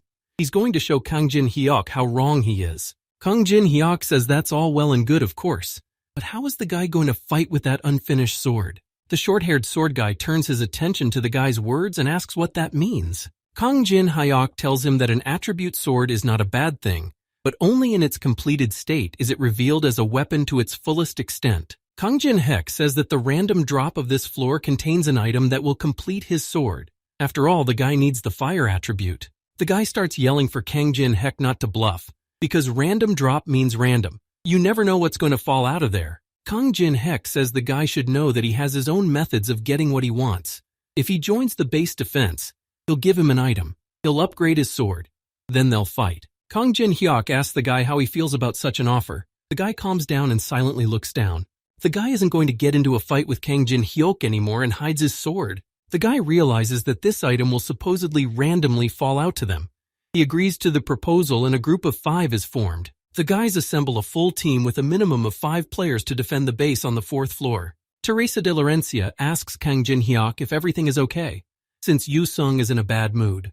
The guy reassures her that as long as the agreement is in effect, the guy won't betray them. Kang Jin-hyuk confirms that Yu Sung does make a creepy impression, since he's a man of honor. Suddenly breaking into the conversation, Yu Yun-hwa turns to Kang Jin-hyuk and is about to say something to him that she forgot about. Yu Yun-hwa holds out some tedious attribute to Kang Jin-hyuk and holds it out to him. The girl gives Kang Jin-hyuk the paired dragon swords. Because of the Tower of Trials, the ancient relics have gained magical power comparable to that of artifacts. Yu Yun-hwa says that these swords were asked to be given to him by her grandfather. He treasures them very much. She asks how the guy managed to get them, to which he replies that his grandfather just treats him well. Kang Jin-hyuk removes the sheath from the paired dragon swords and notices a note that says dowry from his grandfather.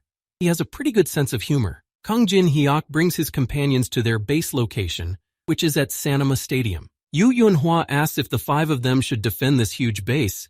Yu Sung thinks Kang Jin-hyuk is reckless, but the guy says he has a plan. Some voice calls out to the guys from outside and says he was wondering who chose such a stadium as their base. Some guy with dark hair and a hat in his company are standing among the pillars. He turns to Kang Jin-hyuk and now realizes whose base this is. Behind his back, this dark-haired guy has a red gold sword with an interesting symbol on the hilt. Kang Jin-hyuk watches the guy carefully and notices the pattern on his sword. He seems to recognize him. A man with long black hair wearing a white hat and a hoodie with a jacket on top calls out to Kang Jin-hyuk. It seems like they already know each other. As the guy heads towards him and Teresa, Kang Jin-hyuk recognizes his pattern. It's one of the Murim members from the 21st floor. Kang Jin-hyuk realizes that first the Black Luck Guild, now the Triad. It turns out that the occupants of the tower are really getting out. Kang Jin-hyuk is asked if he really is who he says he is. The guy confirms that he is. The guy with long hair and a hat introduces himself as Namgung Hyun, but Kang Jin-hyuk doesn't even want to hear it. Kang Jin-hyuk says he shouldn't even introduce himself. He knows well enough how crazy the guys in Namgung's family are. The long-haired guy in the hat doesn't expect to hear that from him at all, so he's surprised and alarmed. Teresa de Laurencia asks Kang Jin-hyuk what's wrong with these Namgoons. Kang Jin-hyuk says that they've known each other for a long time. Kang Jin-hyuk knows that they are the master clan of the Murim world, residents of the 21st floor of the tower, the Namgung family, elite warriors with an incredible ego. The long-haired guy in the hat starts to threaten and insult the guy, but Kang Jin-hyuk interrupts him. Kang Jin-hyuk parodies him and starts repeating his words. "You're a lowlife. Do you even know who I am? How can you insult Namgung's family? I will destroy you and all your family." Kang Jin-hyuk demands that this part be left out because he's already heard enough of these low-grade villain phrases. Kang Jin-hyuk feels that their family no longer has any pride left to protect. The guy doesn't understand how Kang Jin-hyuk knows about him and his family. The long-haired man in the hat starts to get aggressive and yells about how dare Kang Jin-hyuk insult Namgung's family. Kang Jin-hyuk activates his greedy gaze on Namgung Hyun. In order to copy one of his abilities, the guy needs to locate all the Murim residents in the Triad. Kang Jin-hyuk is surprised that there are other residents besides him. If they just wanted to get a little close, this is all a bit over the top. Teresa de Laurencia turns to Kang Jin-hyuk and asks what they're going to do, but the guy keeps quiet. Kang Jin-hyuk thinks to himself that it doesn't make any difference to him what their task is. He'll just copy the skill.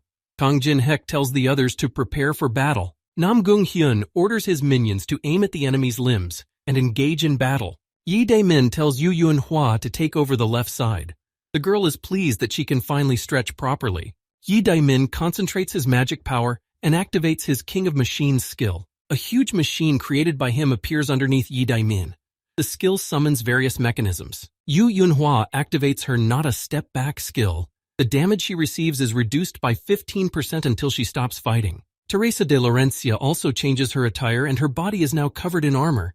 She will be covering the rear. Yu Sung says that every time he sees Kang Jin-hyuk in action, he realizes that the guy doesn't care about the circumstances. Kang Jin-hyuk says he needs about 3 minutes for everything and asks Yu Sung to stall for time. Yu Sung turns toward his opponents and says that he won't even need 3 minutes for everything. Yu Sung says that he'll do just fine on his own without Kang Jin-hyuk. He dodges the first attacks. Teresa de Laurencia activates Holy Reinforcement and Battle Song to help the allies. For 10 minutes, all of the allies' stats increase by 5, and Yu Yun-hwa and Yi Dae-min, noticing this, are very happy about this outcome. Yi Dae-min, using his mechanisms and machines, fires many missiles aimed at the enemy. The missiles instantly head towards their target and hit it, leaving behind a massive explosion. Yu Yunhua deftly continues to fight his opponents in hand-to-hand combat, striking quickly and hard.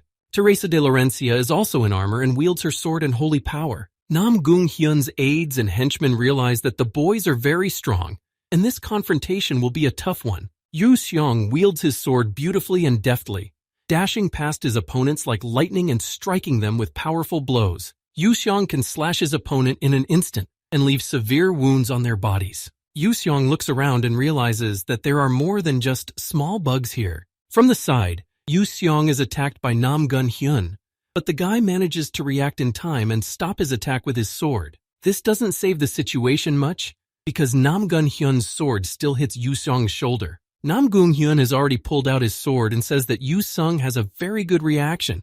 Apparently the guy is good at something. Nam Gun Hyung says that you can't become a swordsman without knowing the basics. He will personally show him what the sword art of a true master is all about. Nam Gun Hyun begins to concentrate his magic power into his red-gold patterned sword. Nam Gun Hyun's eyes burn with rage, and he is about to use his Emperor's sword already on the attack. Yu Sung stands in front of the guy and realizes that he's about to be attacked. There are many magical energy streams moving towards him. Yu Sung tries to hold back all of Nam Gun Hyun's attacks, but realizes that his blows are very heavy. Compared to the Triad, he is many times stronger. At some point, Nam Gun Hyun breaks through Yu Sung's defense and hits him with his longsword. For a moment, Nam Gun Hyun stops to look at his opponent. Some large magic ball flies at Yu Xiong, but the man doesn't do anything and just stands in a stupor looking at it. Suddenly, Teresa de Laurencia appears in front of Yu Xiong and covers the blow with her night sword. While Yu Yunhua is dealing with the other guys, Kang Jin Hyuk appears and says that Teresa's reaction to everything was very timely. Kang Jin Hek puts his palm out in front of his face and says that he's ready, and it's his turn to attack. Kang Jin Hek puts one finger and palm forward, activating his fire element skill. A multitude of tongues of fiery flames Kang Jin Hek directs towards his opponents. The flames of fire surround Nam Gun Hyun, forming a vortex around him and trapping him in its trap. Nam Gung Hyun starts swinging his sword at the fire flames and says that such weak magic can't defeat it.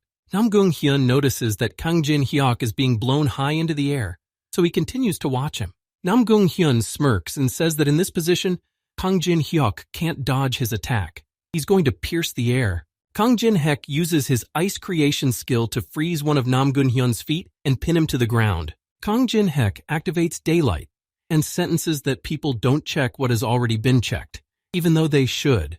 Double check if the hearth is out. Kang Jin Hyuk directs a powerful and bright stream of daylight towards Nam Gung Hyun. Nam Gung Hyun starts sweating with horror and creepy surprise. He didn't expect such strong blows from Kang Jin Hek. Some man in a fur jacket suddenly appears here as Kang Jin Hek delivers his punch. The man throws a cross kick and scatters Kang Jin Hek's daylight. Kang Jin Hek notices a man appearing and unknown, who repels the guy's punch and intervenes in their battle. The man brings the other partners with him as well. He says that Nam Gung Hyun definitely can't make it here alone. Now two teams appear against each other. Kang Jin Hyuk with his company, and Nam Gung Hyun with the other Triad residents. The man with the hedgehog hairstyle says that he didn't think there was someone outside the tower who had so much internal energy.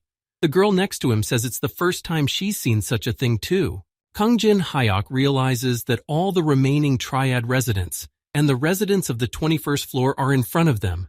The copying conditions are met, and the guy gets the infinite step, which he combines with the sword graveyard, obtaining the demonic Sword King steps. Kang Jin Hek is content with what he gets.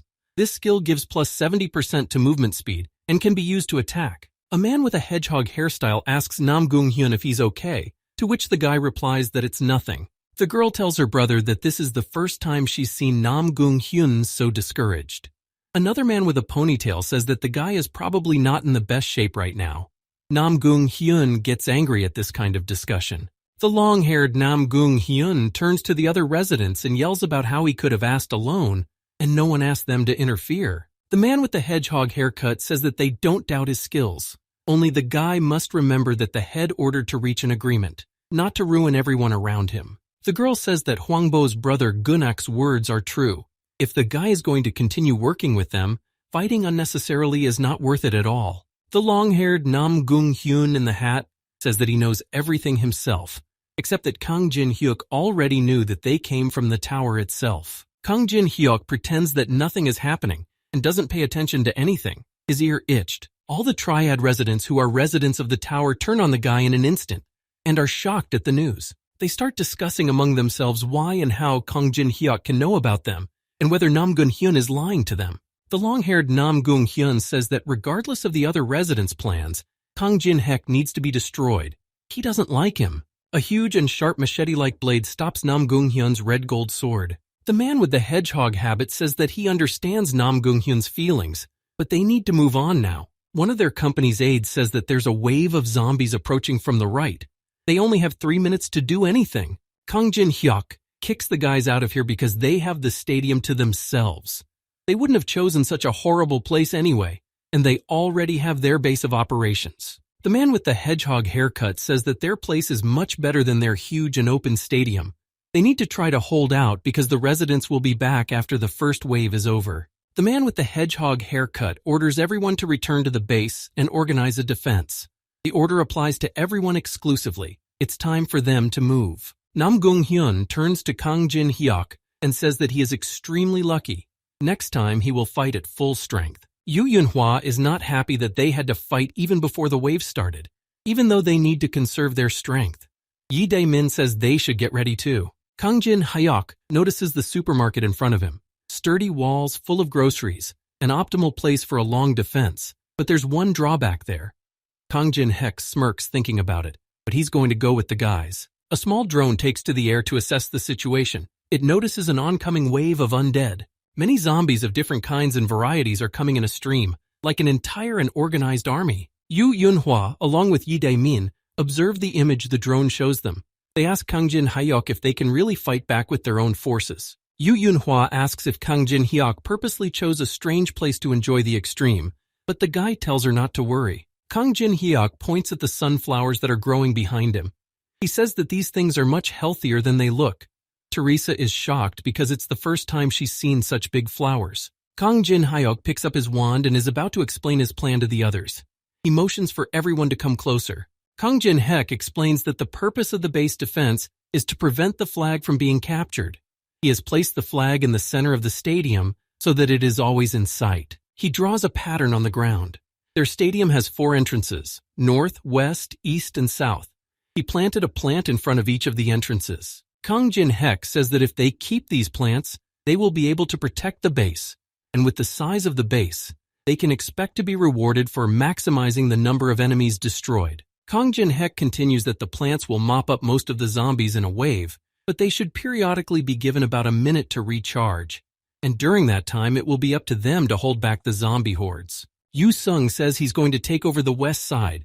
Kang Jin-hyuk demands that he not overdo it and let himself get bitten by the zombies. Yu Sung angrily turns on the guy and says, does he really think some pieces of rot can overpower him? Kang Jin-hyuk says that Yu Sung literally just said something like that and got the full brunt of it from their Murim guy.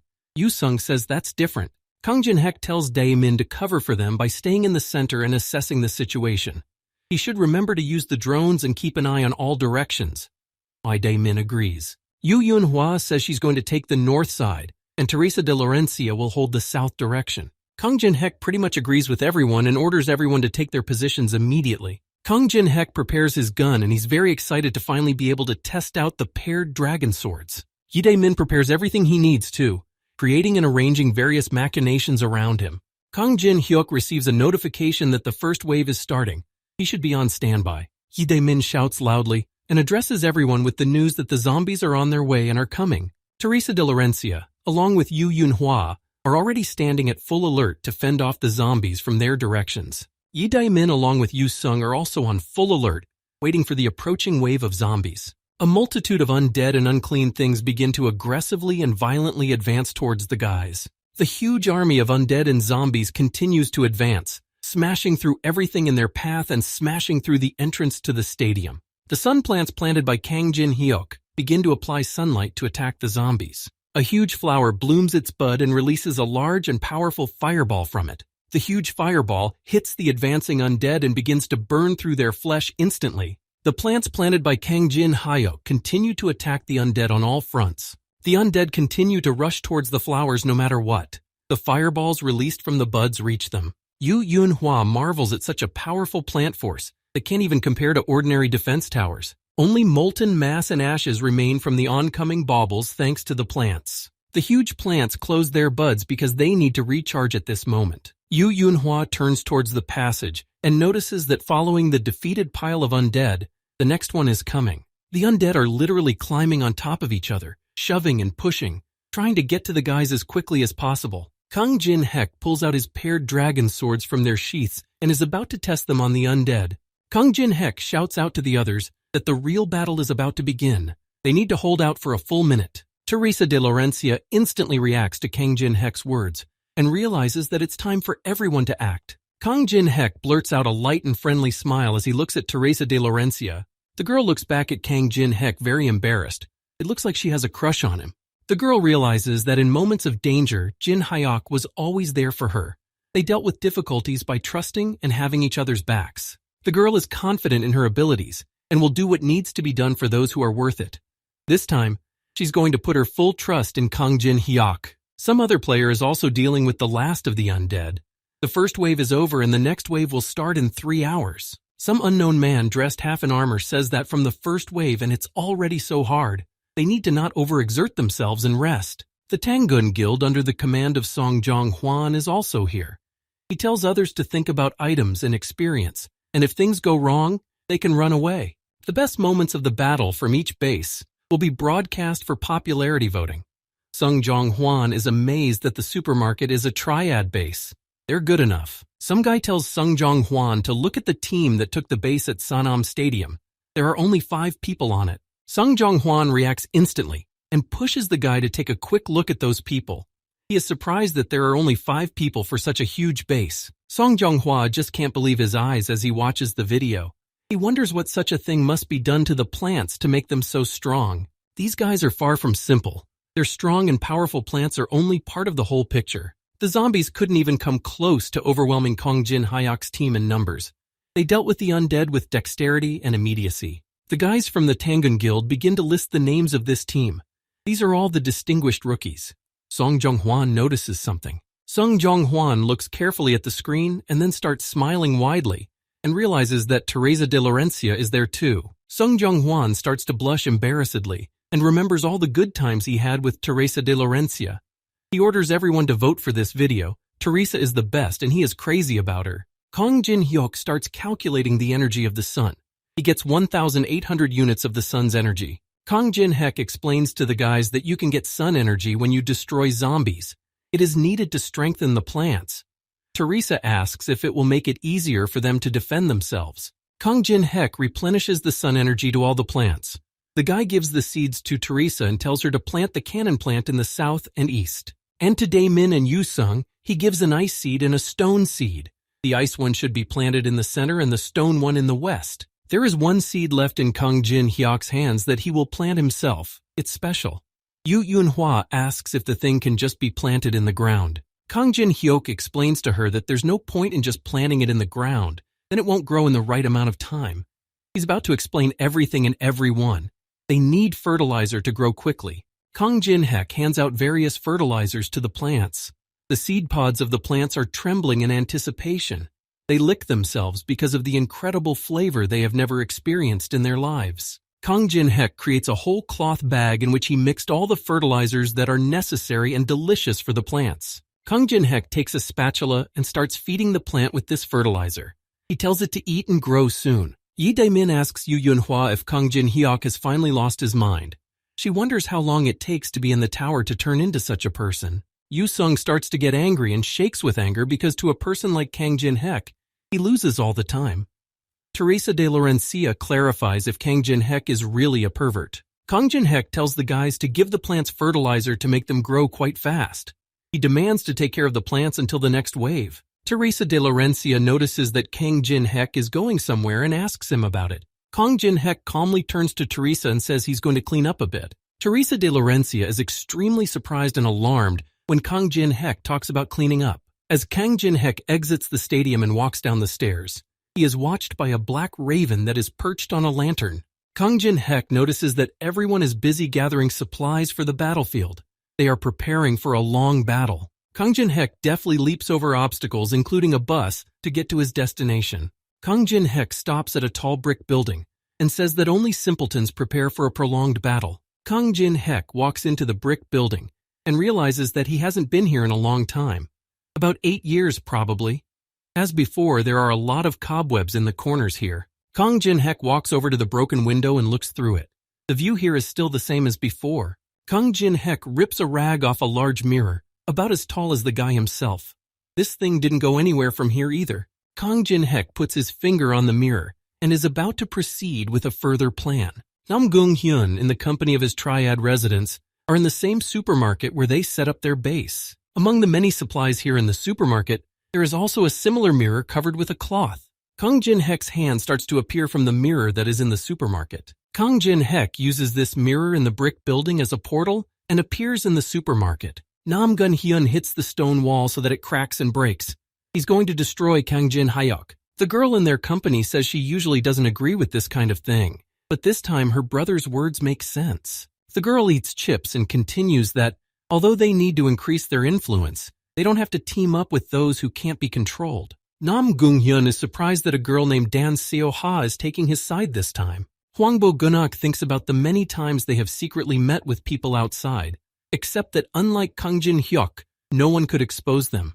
He tries to figure out how the guy managed to reveal their identities. Hwangbo Gunak thinks about actually destroying Kang Jin-hek, and then there will be no reason to worry. Suddenly, there is some kind of shaking in the supermarket and everyone doesn't realize what's going on. One of the triad members asks what happened.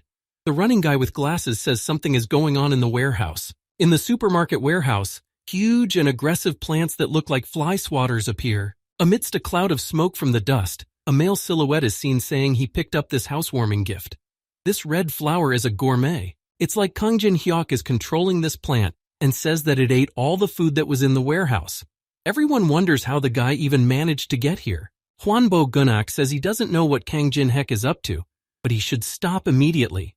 Kang Jin-hyuk asks what the reason is. Hwangbo Gunak gets angry and yells at Kang Jin-hek, who he says doesn't realize what he's doing. Kang Jin-hyuk starts picking his finger in his ear, supposedly unable to hear anything. He talks about some kind of queen. All the triad residents bulge their eyes in surprise and are alarmed that the guy knows about the queen. The rest of the triad starts whispering amongst themselves, trying to figure out which queen they're talking about now. Kang Jin-hek says that if the base, which is defended by over 200 people, falls before the third wave, the mistress of the fourth floor, the womb of the dead, nicknamed Queen, will emerge. Kang Jin-hek covers his eyes thoughtfully and says that he kept thinking about how he could fulfill such a condition. Kang Jin-hyuk makes it clear that he was lucky because these guys chose the supermarket as their base. Dan So-ha says that it's impossible to defeat the queen even if you team up. So why does Kang Jin-hek want to summon her here considering he knows all about it? Kang Jin-hek smirks furiously and says that he's just too lazy to mop up stupid zombies every time.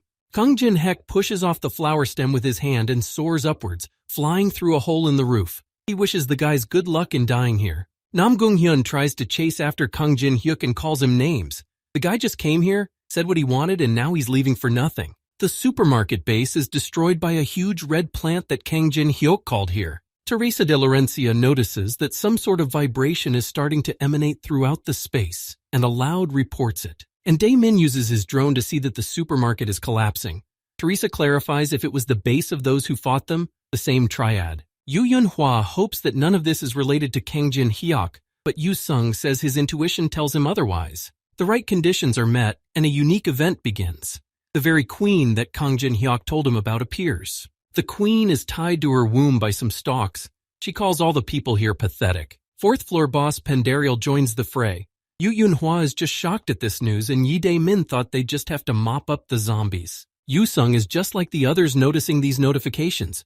He tries to figure out what Kang Jin-hyuk is trying to accomplish by such actions. Kang Jin-hek climbs onto the roof of a tall building and looks down, picking a good spot for himself. Kang Jin-hek pulls out the item he got from the third floor boss, the solar eclipse stone. It can cause darkness by covering the sun, thus enhancing skills with the darkness attribute by 100%. Kang Jin-hyuk clutches the solar eclipse stone in his hand, thus activating its effect. With the activation of this stone, the moon obscures the sun and total darkness ensues, which enhances skills with the same attribute by 100%. Zombies react to the darkness and the absorption of the sun.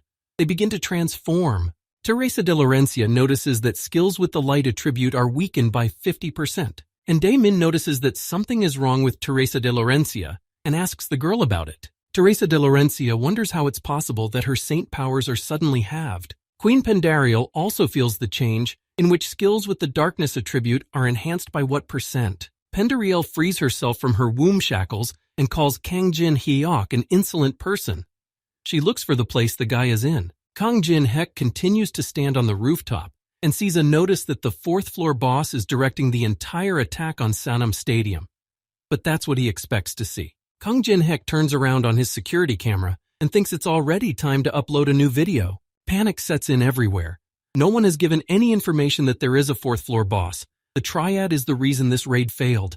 A man tries to stop Song Yu-hwan, who is trying to escape, but he won't listen to him. There's a new uploaded video on the Tower of Trials website, and people are already starting to comment on it in a variety of ways. Yu Yunhua with Yi Daemin notices Kang Jin Hyuk's video with a huge number of views.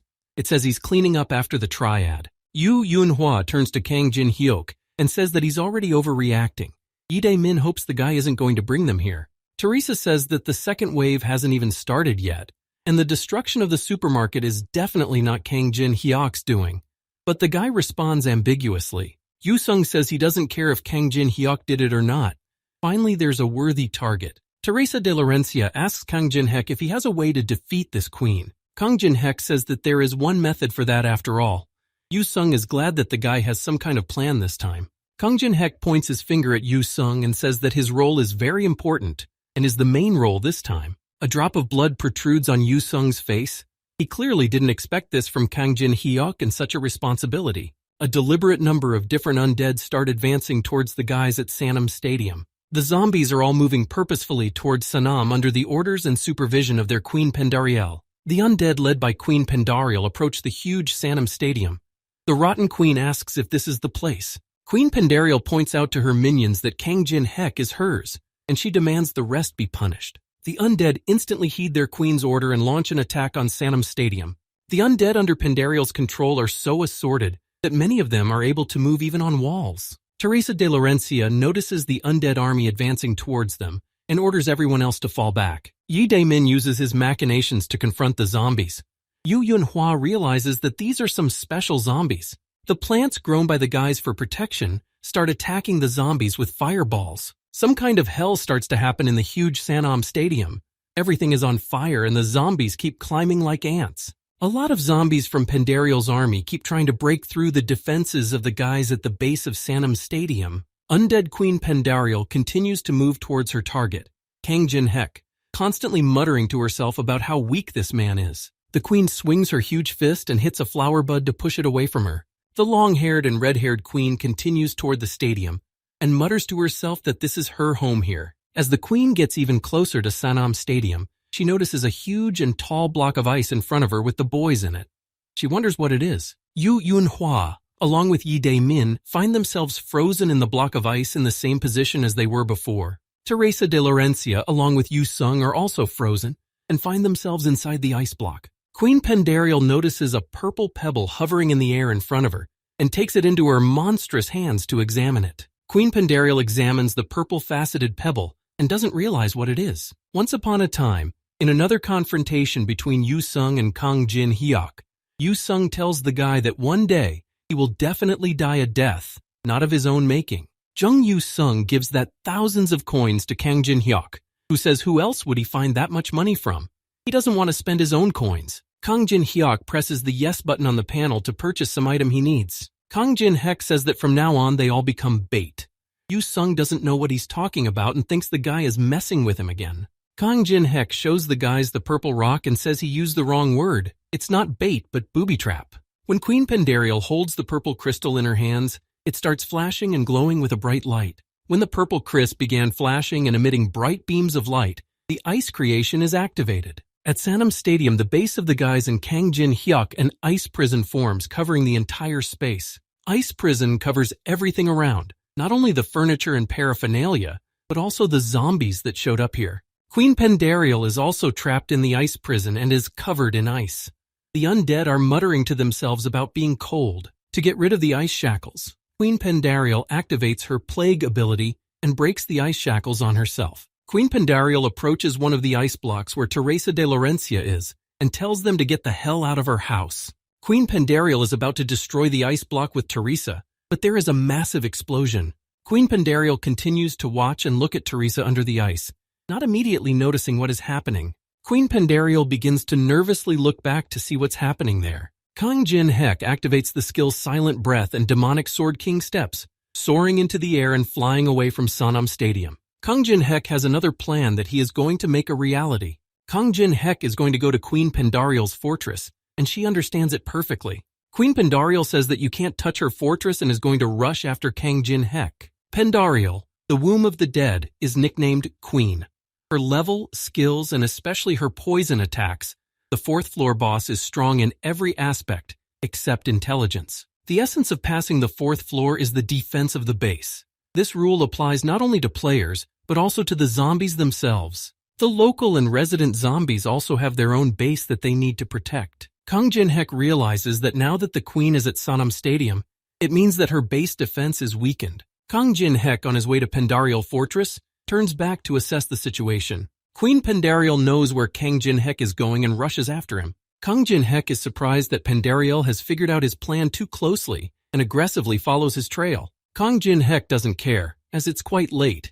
He's had a good run and now he should have enough time to do whatever he's planning. Kang Jin Hek is already approaching Queen Pandarial's fortress, where various zombies are also roaming around. The zombies of different kinds and varieties turn around to see Kang Jin Hek flying at them. Kang Jin Hek flies into the fortress and activates Graveyard of Swords, then augments this with Heaven's Protection. Kang Jin Hek becomes enraged and aggressive, intending to tear this fortress into splinters. Kang Jin Hek deftly deals with the zombies that stand in his way of Queen Pandarial's fortress. Kang Jin Hek realizes that things are just as nasty here, and he needs to end things quickly. Kang Jin Hek flies up to the outskirts of the fortress and thinks to himself that something should have shown up by now. In a pile of skeletons and remains, Kang Jin Hek notices a red flag sticking out of the ground, signifying Queen Pandarial's base. Kang Jin Hek rushes forward and looks cocky.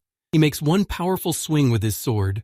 Kang Jin Hek deftly and quickly dodges the attacks he receives from one of the Zombarians. Kang Jin Hek slams down hard on the ground and leaves behind smoke and dust. He realizes that someone has already appeared. Butcher, a guardian who protects Queen Pandarial's flag and only sees Kang Jin Hek as food and meat, appears. Kang Jin Hek is about to attack, and while doing so, he thinks about how he's going to deal with the butcher this time. The huge butcher with two heads swings around and flaunts his garden and sharp scissors like a weapon. The huge and fierce butcher swings the blades of his scissors, but Kang Jin Hek doesn't get that strike. Kang Jin Hek stops the butcher's blades with his paired dragon swords that Yu Yunhua's grandfather gave him. Kang Jin Hek tells the butcher that his paired swords aren't just a piece of metal. He activates the fire element skill. Kang Jin Hek soars into the air and ends up on the butcher's head, hitting him with the fire technique right in the skull. The huge butcher begins to scream in horror, and the damage done by Kang Jin Hek, his head begins to melt. The two-headed butcher tries to get rid of the fire on his body, as Kang Jin Hek slumps to the ground. Kang Jin Hek holds his paired dragon swords in his hands and realizes that the butcher has incredible regeneration. Kang Jin Hek engulfs the two-headed butcher with fire to restrict his view, and he himself is about to use his paired dragon swords. Kang Jin Hek begins to deliver lightning fast and multiple strikes all over the enormous butcher's body. The two-headed butcher starts to get aggressive and tolerates the guy's blows. He says that he can't be destroyed by this just like that. Kang Jin Hek deftly gets behind the back of the huge butcher at one point, who turns around in surprise at him. Kang Jin Hek is about to argue with the enormous and two-headed butcher, activating his mandala skill. A bright golden divine light begins to penetrate the body of the butcher, who squints at it. On the fourth floor in Queen Pandarial's fortress, a huge bright dome appears in Queen Pandarial's fortress, covering the space. Kang Jin Hyok's level increases when he has already achieved his 31st victory.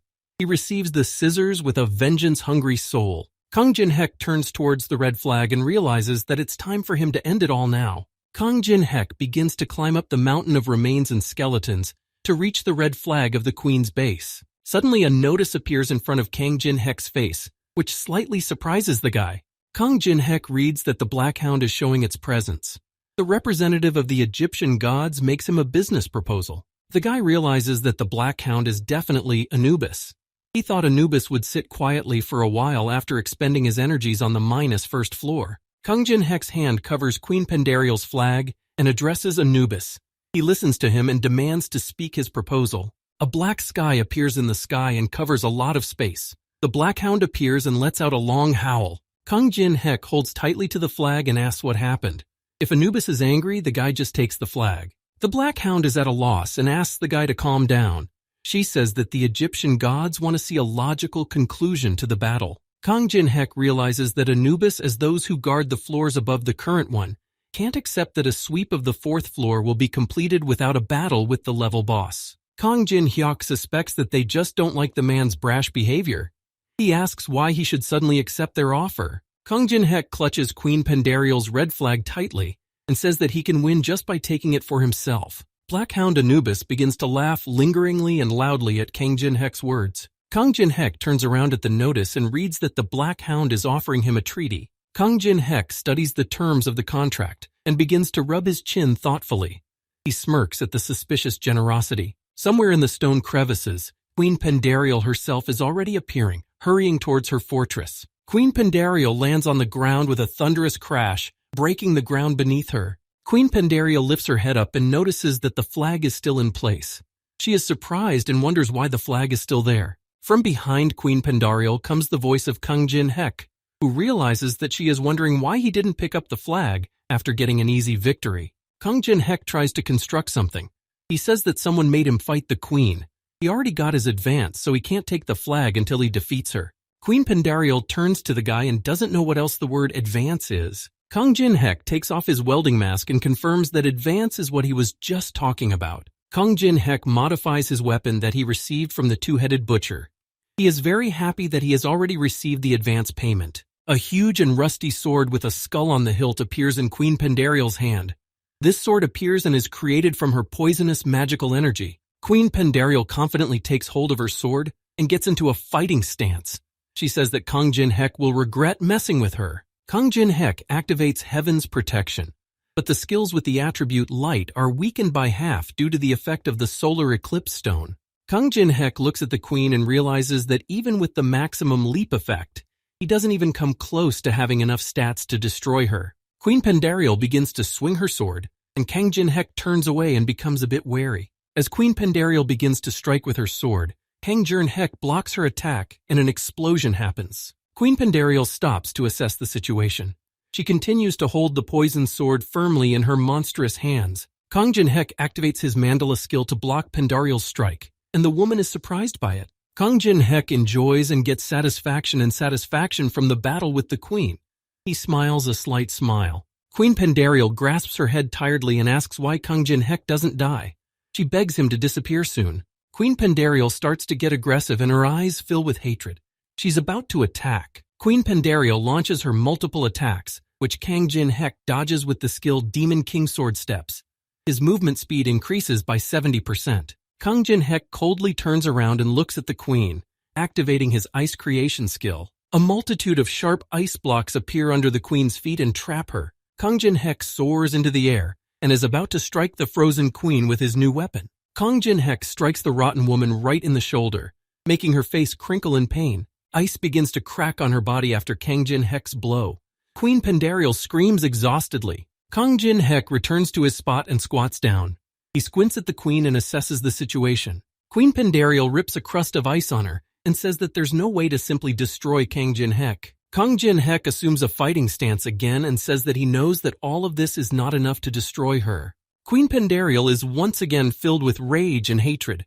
The woman speeds up and is about to strike again. As Queen Pandariel once again takes another swing with her sword, Kang Jin-hek activates the ice creation. Kang Jin-hek manages to restrict Queen Pandariel's view thanks to his technique, which he uses to freeze her eyes. The rotten woman tries to get rid of the ice growths on her eyes and begins to become disoriented in space due to this. Due to her disorientation, Queen Pandariel misses, and Kang Jin-hek calmly avoids her attack. Kang Jin-hek begins to unwind his modified scissor weapon and strikes Queen Pandariel. Queen Pandariel's eyes are once again filled with lust for revenge and hatred for the pitiful man. Queen Pandariel starts to attack again, but Kang Jin-hek tensely tries to block her strike with the scissors. Kang Jin-hek's eyes are also filled with anger, rage, and the desire to destroy the monster. Kang Jin-hek pushes away from the queen with his scissor weapon and soars into the air. Queen Pandariel begins to swing her rusty and rotten sword above her. Queen Pandariel stabs her sword into the ground and activates her funeral march skill, raising many rotten tentacles into the air. Kang Jin-hek seems to get a little lost, and his scissor-like weapon falls out of his hands. He remains in the air. As Kang Jin-hek makes his deal with the Black Hound Anubis, the deity rejoices. Kang Jin-hek begins to fall down from the sky, past the tall and abandoned buildings of the 4th floor, arm outstretched upwards. As an advance, Anubis offers Kang Jin-hek a jackal fang that increases his movement speed by 10% and his attack power by 30%. Kang Jin-hek tells Anubis that this is not enough. He will only engage the queen if Anubis agrees to one condition of his. Anubis wonders what kind of condition Kang Jin-hek is offering. The guy says he's not asking for anything special, but there is one B rank item, a white branch, that he asks to be given to him. This white branch is a fairly common item and is used for medical purposes. It can be obtained on floors higher than the 10th floor. To Anubis, who is on the 42nd floor, such an item is nothing but useless trash. The Black Hound Anubis accepts Kang Jin-hek's condition and smiles widely with his sharp fangs. Kang Jin-hek receives the items White Branch and Jackal Fang. He won't be able to take the flag until he defeats Queen Pandariel. Kang Jin-hek smiles in all his 32 and picks up the White Branch item he needs. The Black Hound Anubis's face tenses up, and he expresses his misunderstanding and surprise. Kang Jin-hek starts combining the items White Branch, Jackal Fang, and Revenge-Hungry Soul Scissors. Kang Jin-hek looks contentedly at his new weapon, which begins to emit a bright purple light. The combining of the items in Kang Jin-hyuk's hands goes well. He was doing this in the air while being attacked by Queen Pandariel. In Kang Jin-hyuk's hands, the Scythe of Causal Dissection appears. It is an artifact of the great god that has the effect of absolute justice. It destroys that which cannot be destroyed and dissects that which cannot be dissected. Queen Pandariel begins to tense up at the sight of the weapon in Kang Jin-hyuk's hands. This appearance of the divine artifact does not correspond to the 4th floor, so there is a recalculation of the effects, and it can only be used once. Kang Jin-hek reads the changed conditions and realizes that he only has one chance to win. He's fine with that. Kang Jin-hek is not going to give up and starts swinging his new weapon to destroy Queen Pandariel. Queen Pandariel tensely looks up at Kang Jin-hek and realizes that she is in real danger. The rotten woman Pandariel realizes that she can't dodge such a blow. She wonders what she should do next. Kang Jin-hek is holding a new divine staff and is about to attack the queen. The woman is about to attack back at the same time. With eyes burning with excitement and rage, Kang Jin-hyuk swings the staff and strikes the queen. The tip of Kang Jin-hek's staff and the tip of the queen's sharp rotten sword make contact in the air. When the two weapons come into contact, a small explosion occurs and Queen Pandariel's sword shatters into many pieces. Kang Jin-hyuk still manages to reach Queen Pandariel and strike her in the shoulder with his new staff. All this time, Kang Jin-hek didn't doubt his abilities one bit. He smiles contentedly and gamblingly as he stabs Queen Pandariel. The Black Hound Anubis, who had been watching the battle taking place all this time, opens his mouth in shock. Tears appear in Queen Pandariel's eyes as she realizes that she is coming to an end. Queen Pandariel suddenly finds herself as a little girl and is in some house sitting on a rug. An opening door appears in front of the little girl, holding her pet, with sunlight oozing through it. The small and long-haired girl gets to her feet and walks towards the huge door that opens in front of her. Queen Pandariel's eyes begin to express resignation to the situation and her doom. Kang Jin-hyuk tells the queen that Muhan could only hide behind the backs of her servants, but this woman was much stronger. Queen Pandariel begins to dissolve into thin air and dies when Kang Jin-hek says goodbye to her. The boss of the 4th floor finds himself defeated. As Queen Pandariel dissolves into thin air, Kang Jin-hek is about to leave and his level rises again without end. Sonam Stadium's base begins to get rid of the ice blocks, and he receives a notification that Kang Jin-hek has successfully defended his base. All of Kang Jin-hek's team members get rid of the ice that is melting. They are each given 5 random boxes of A-rang. Teresa de Laurencia smiles and realizes that she didn't completely trust Kang Jin-hyuk for nothing. Teresa de Laurencia sits on her knees and looks up at the sky, realizing that Kang Jin-hek did well this time too. The news begins to discuss what happened in the tower, even though it's been a full 24 hours since the 4th floor burst. The news is discussing that no one can believe it. Everyone expected it would take at least 20 days to fight off 100 waves. When Kang Jin-hyuk meets up with Yu Yunhua and Yi Dae-min, the news discusses how they did it in one day with their team. That's all the power of an S-ranked player. Kang Jin-hyuk says he realizes he was late, but he had to bring someone with him. Yu Yun-hwa asks who he's talking about. Little Alice, who the guys met last time, shows up. The girl grudgingly says that it's pretty messy for a banquet hall. Kang Jin-hyuk says he brought her here because she's now part of their old man team too. And Dae-min is surprised at such a silly name for their team. Kang Jin-hyuk asks where Teresa is now. Yu Yun-hwa tells him that she'll be here in about an hour. She tells them not to wait for her and to get to eating. Kang Jin-hyuk listens to the guys and turns the other way, where someone catches his attention. Standing nearby is Yu-sung, and Kang Jin-hyuk didn't expect the guy to show up here too. Yu-sung says he only came to learn the secret to getting random rewards. Kang Jin-hyuk gives the guy a friendly hug on his shoulder and says he'll tell him the whole secret, only the guy doesn't need to choke and have a drink with them. The other part of Kang Jin-hyuk's team walks into the restaurant. The security guard and current guild director, Park Hana, Yu-ri, and the old man with the fire. They bow before Kang Jin-hyuk and call him president, congratulating him on successfully completing the 4th floor. Kang Jin-hyuk tells everyone to eat to their fill and as much as they can. In honor of the 4th floor sweep, Little Alice pays for everyone. Little Alice pulls out 2 gold coins from her pocket to show everyone that she has the ability to pay for everything. A delicious meal is set on the table. 2 plates of breaded fried chicken legs and 2 mugs of beer. Kang Jin-hyuk gladly takes one of the mugs of beer and practically drinks it in one gulp. Kang Jin-hyuk drinks a mug of beer and feels great. Little Alice sits next to him at the table. The girl proceeds to eat the fried chicken legs and says that she can't believe that she can eat so many delicious things for only 2 coins. The girl looks at the fried chicken leg and says that she's tasted a lot of meat, but here the flavor is just on a whole other level. Kang Jin-hyuk keeps up with Little Alice and proceeds to get to her plate of fried chicken legs. Little Alice gets aggressive when Kang Jin-hyuk takes up her plate of chicken legs. Kang Jin-hyuk agrees with her and relinquishes her plate of food. Alice says she'll never forget it. The guy looks at her and thinks, who would have thought that she's one of the strongest residents of the tower? Yi Dae-min is already pretty drunk on beer and tries to strike up a conversation with Yu-sung.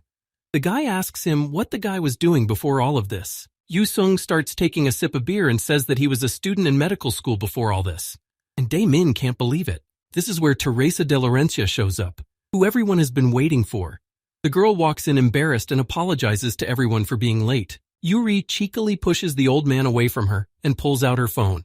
She actually sees the very same Teresa de Laurencia in front of her. Kang Jin-hyuk smilingly watches as the girls offer Teresa to take a picture and post it on the internet. Kang Jin-hyuk begins to reminisce about his past where he went through a tower of trials and was always alone. Now Kang Jin-hyuk has a whole team assembled, with the help of which he managed to achieve better results and heights. Little Alice notices Kang Jin-hyuk's behavior and asks him why he's suddenly smiling.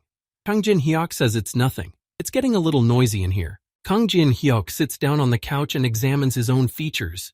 He notices that he has already risen 3 levels. Kang Jin-hyuk used to think that he was advancing in the most perfect way, but now he's advancing so fast that it's not even comparable to the past. Kang Jin-hyuk is trying to figure out if it happened because of the changes he received after the game became a reality.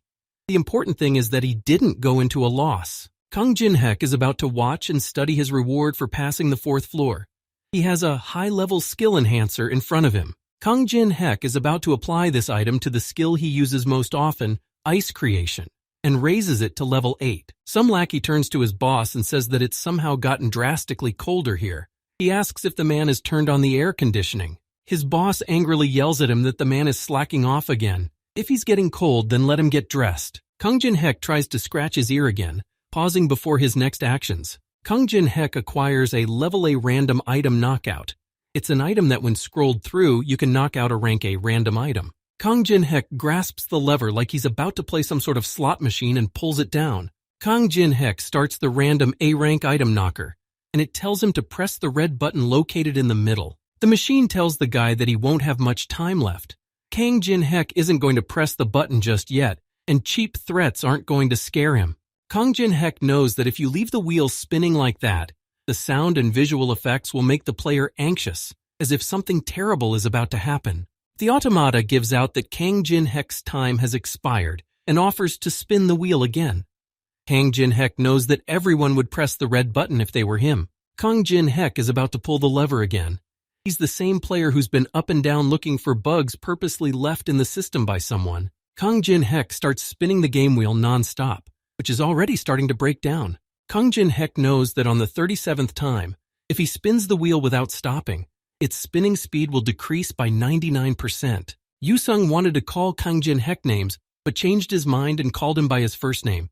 He asks if what he says is true, that it's possible to knock out a desired A-rank item this way. Yu-sung asks how far Kang Jin-hyuk has gone. The guy lets him choose his desired item this way too. Yu-sung gets the item he wants and has wanted for a long time. He perfects his sword and says that he can definitely defeat Kang Jin-hek now, but this method has consequences. The item will disappear after a week. Kang Jin-hyuk sees how happy Yu-sung was when he collected all the attributes. The guy can't wait to see his face after a week. Kang Jin-hek receives an A-rank tricolor pill item. Considering that he can only use it for a week, it's the best option to pass the next floor. Now Kang Jin-hek is going to use the most important and last item to pass the 5th floor. He uses the entrance ticket for the Great Magic Library. The Great Magic Library appears in front of Kang Jin-hyuk.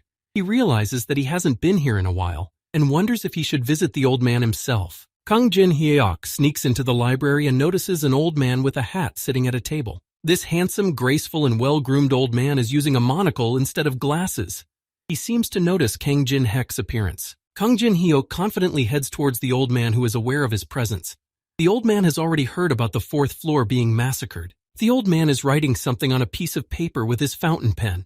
He did not expect that immediately after passing the floor he would have visitors. The old man wearing a monocle stands up and greets Kang Jin-hyuk. He introduces himself as Rick Hennessy. He is the manager of this library. Rick Hennessy is an influential person of the middle level of managers and is in charge of the Great Magical Library in the Tower of Trials. Kang Jin-hyuk is excited about this meeting with someone in charge. He introduces himself to the old man with his name. The man begins to descend the stairs and says that this is the first time he has ever seen a person come here so quickly. The old man continues that not only was he able to get here, but in the huge labyrinth he found him immediately. This is a very interesting case. Kang Jin-hek continues to smile at Rick Hennessy and says that just luck is on his side. Kang Jin-hek starts going through the books on the bookshelf. The old man tells him that he can take any book he wants, but there are no books here at the level he can read. Rick Hennessy says that at the very least you need to understand the rune language. Therefore, it's beyond Kang Jin-hek's grasp. Kang Jin-hek grabs the red book and reads its title, Teachings on Elevation to the 6th Circle, written by the Mage Imperial Telemos. He asks the old man if he's right. Old man Rick Hennessy is alarmed when he realizes that Kang Jin-hek knows the rune language. The guy replies to him that he by nature likes to learn new things, so he knows a little bit of everything. Rick Hennessy observes Kang Jin-hek and realizes that he's a player who's about to pass the 5th floor and already knows the rune language. The old man wants to ask the guy one question. Rick says that he realizes perfectly well that the guy is different from the other players, at least in the fact that he managed to get here. Only he feels like he has some kind of special support behind him. Kang Jin-hyuk smirks and calmly turns to the old man, asking what kind of support he's talking about. Kang Jin-hek activates the judgment of Anubis and says that the Egyptian gods are indeed behind him, who helped him get here and get the information about the tower. Rick Hennessy is shocked and doesn't understand how this is possible. He can definitely feel the energy of Anubis. Does that mean they are already showing interest in the players? No target is chosen, so Anubis's judgment of Anubis is deactivated.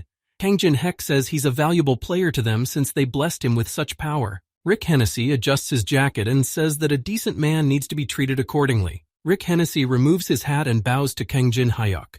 He apologizes for underestimating his dear guest from the beginning.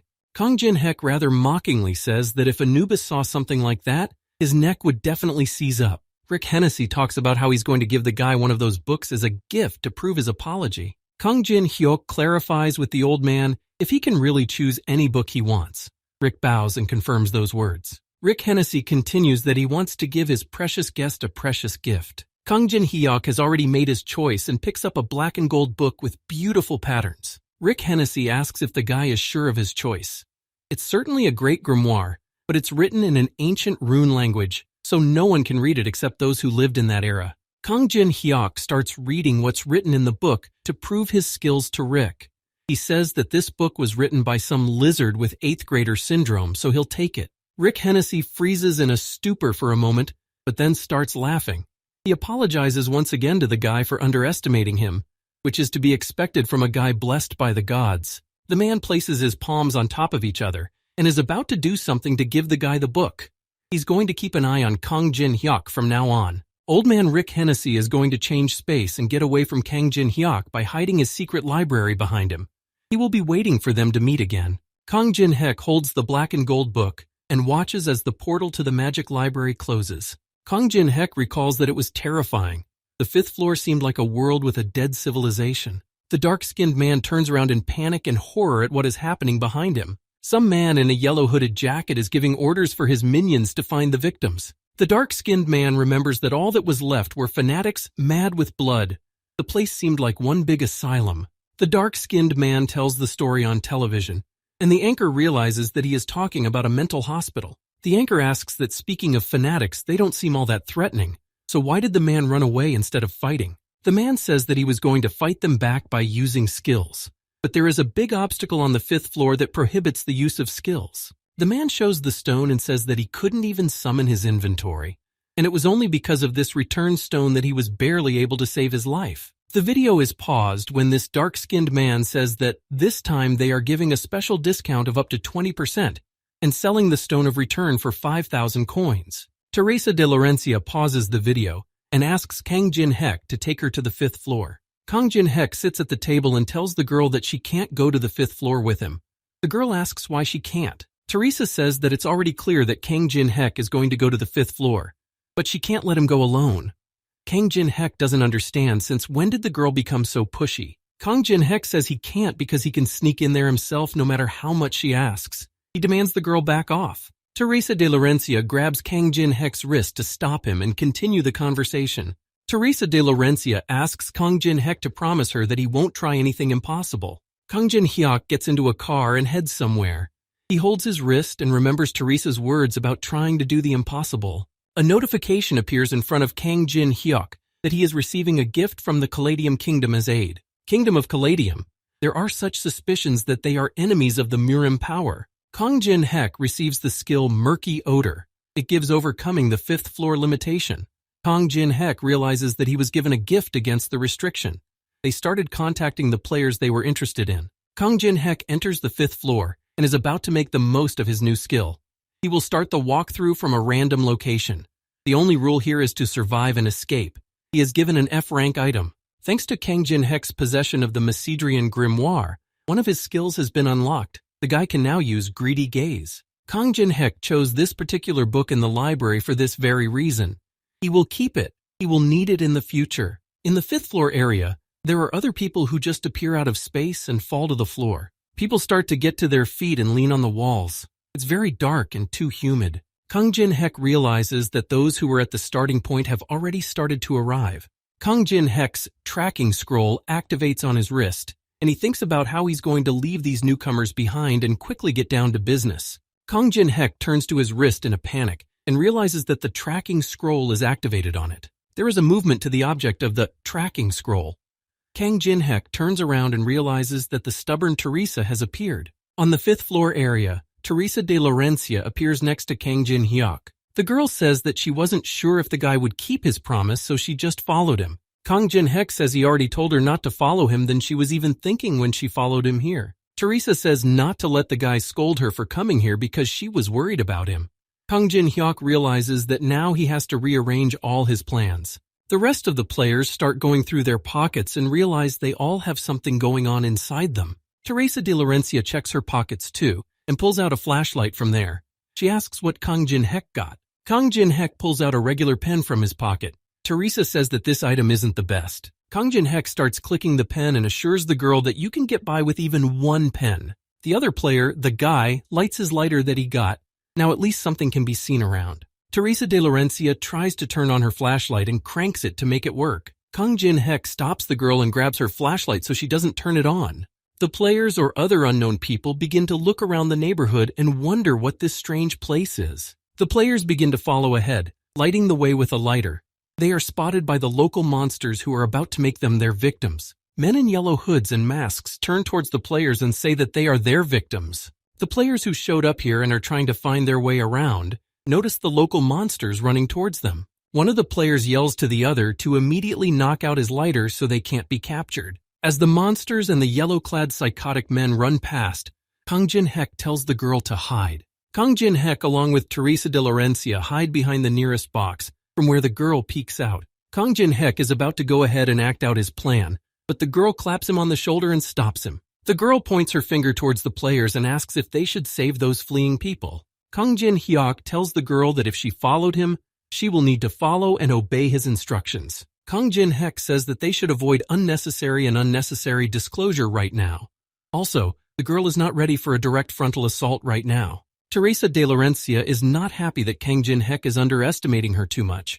She has also prepared and brought some things with her. Teresa de Laurencia shows the guy the Renaissance stones and says that she bought them not only for herself, but also for Kang Jin-hek. Kang Jin-hek loudly and demonstratively slaps his palm on his face, showing the stupidity of Teresa's act. The other players try to hold the door open so they don't launch the fifth-floor lunatics chasing them to them. The players realize that at this rate the psychos will soon break through. They ask the players behind them to help. The dark-skinned girl is holding the rebirth stone in her hands and is asked what she's about to do. The dark-skinned damsel says that she's going to get the hell out of here. She wishes everyone a happy stay here. The revival stone breaks in the dark-skinned girl's hands and she is shocked at what is happening. The other players notice that the revival stone doesn't work in the girl's hands. They've all bought their own revival stones. The psychos from the fifth floor in yellow clothes do burst through the doors and push all the players away from her. The muscular and huge body of some monster appears in front of them, holding its weapon. The players here notice their opponent in front of them and dissolve in terror. A huge and muscular man wearing a helmet and holding a weapon attacks the players. Teresa de Laurencia notices that the revival stone breaks in her hands as well. Kang Jin-hyuk is amazed that the girl believes everything that is shown on TV. Teresa de Laurencia dissolves into despair and frustration. She bought as many as 2 pieces to give Kang Jin-hek one. Suddenly, Teresa de Laurencia starts to hear the sounds of fighting coming from somewhere behind her. Teresa de Laurencia realizes that now is the time for them to leave.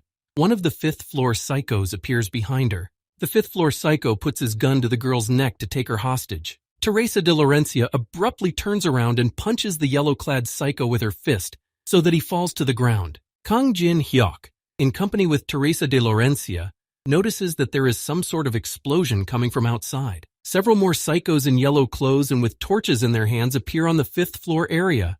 Teresa de Laurencia asks Kang Jin-hyuk if they've really been exposed already. The guy agrees that they have. The lunatics talk about how God desires holy blood.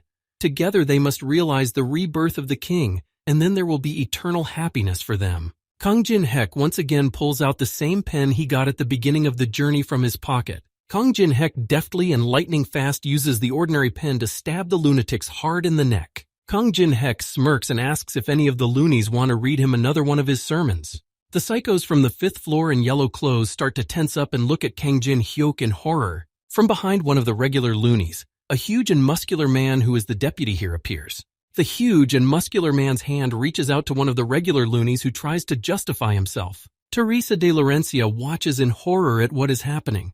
Kang Jin-hek asks her if the girl ever played hide-and-seek. Kang Jin-hek points his finger at the muscular man and says that he wants to play with them, so the girl should stay out of his way. The huge and muscular man in the helmet raises his arms and is about to swing his weapon. The huge and muscular deputy slams his weapon into the floor, but Kang Jin-hek and Teresa de Laurencia dodge. The hide-and-seek begins. One of the yellow-clad psychos falls to his knees and bows to the pink-clad man, who asks if they're catching victims. The man in pink and purple clothing with a medallion around his neck says that their god is making more victims.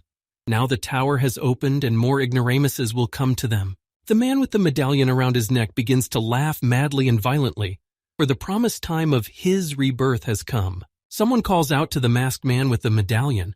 One of his minions asks him to look at something. The monitor shows a video of a huge and muscular deputy chasing Kang Jin-hyuk and Teresa de Laurencia.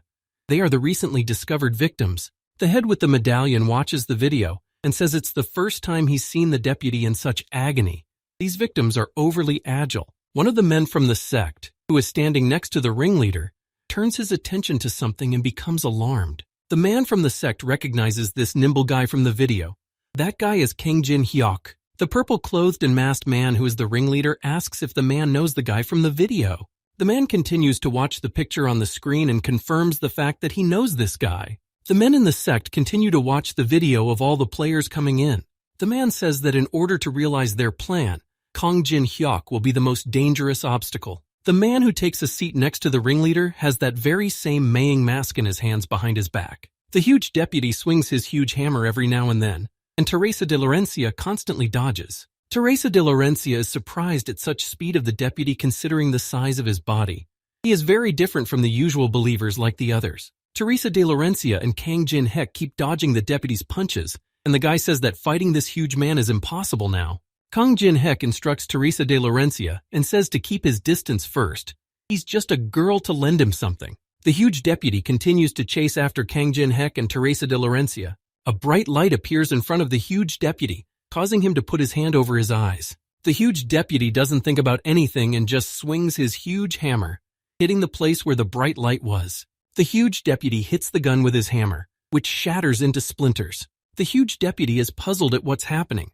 Kang Jin-hyuk says that this way they can buy some time to devise a plan. Kang Jin-hyuk, along with Teresa de Laurencia, hides behind the nearest shelter and asks for the girl to listen to him. Kang Jin-hyuk points his finger at himself and says he'll get that huge deputy on himself. The girl asks if they'll run from him again since they just got away from the deputy. Kang Jin-hyuk says it's okay.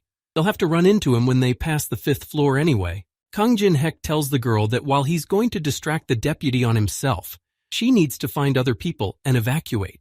They came here with the revival stones, but now they can't get out of here because of him. Kang Jin-hyuk continues that he will try to clear the 5th floor as quickly as possible, even though it's gotten a little more problematic. Teresa de Laurencia agrees with him frustratedly, but she herself realizes that it's all because she was the one who came here for Kang Jin-hyuk for nothing. Kang Jin-hyuk notices Teresa de Laurencia's despair and frustration and doesn't say anything back to her for a while, but then asks the girl to remember something. Kang Jin-hyuk throws a small pebble at the deputy's head and calls out to him to get his attention. Kang Jin-hyuk looks at the big-headed deputy mockingly and asks if he's too bad at playing hide-and-seek. The big-headed deputy starts to follow Kang Jin-hyuk, who distracts him to himself and runs away. Teresa de Laurencia watches from hiding as Kang Jin-hyuk distracts the big-headed deputy. Teresa de Laurencia quietly and carefully peeks out, waiting for the right moment to take further action. Kang Jin-hyuk tells Teresa de Laurencia to use something at the right moment. Kang Jin-hyuk answers the girl's question and says that when it comes, she will definitely feel it. Teresa de Laurencia looks in the nearest drawer with various bats and other paraphernalia.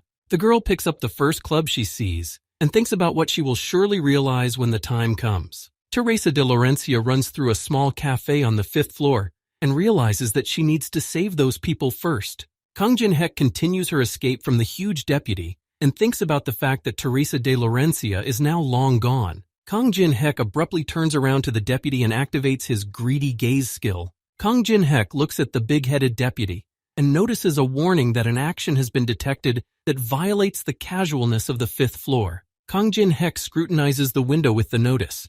He reads that a rotting heart is showing interest in him.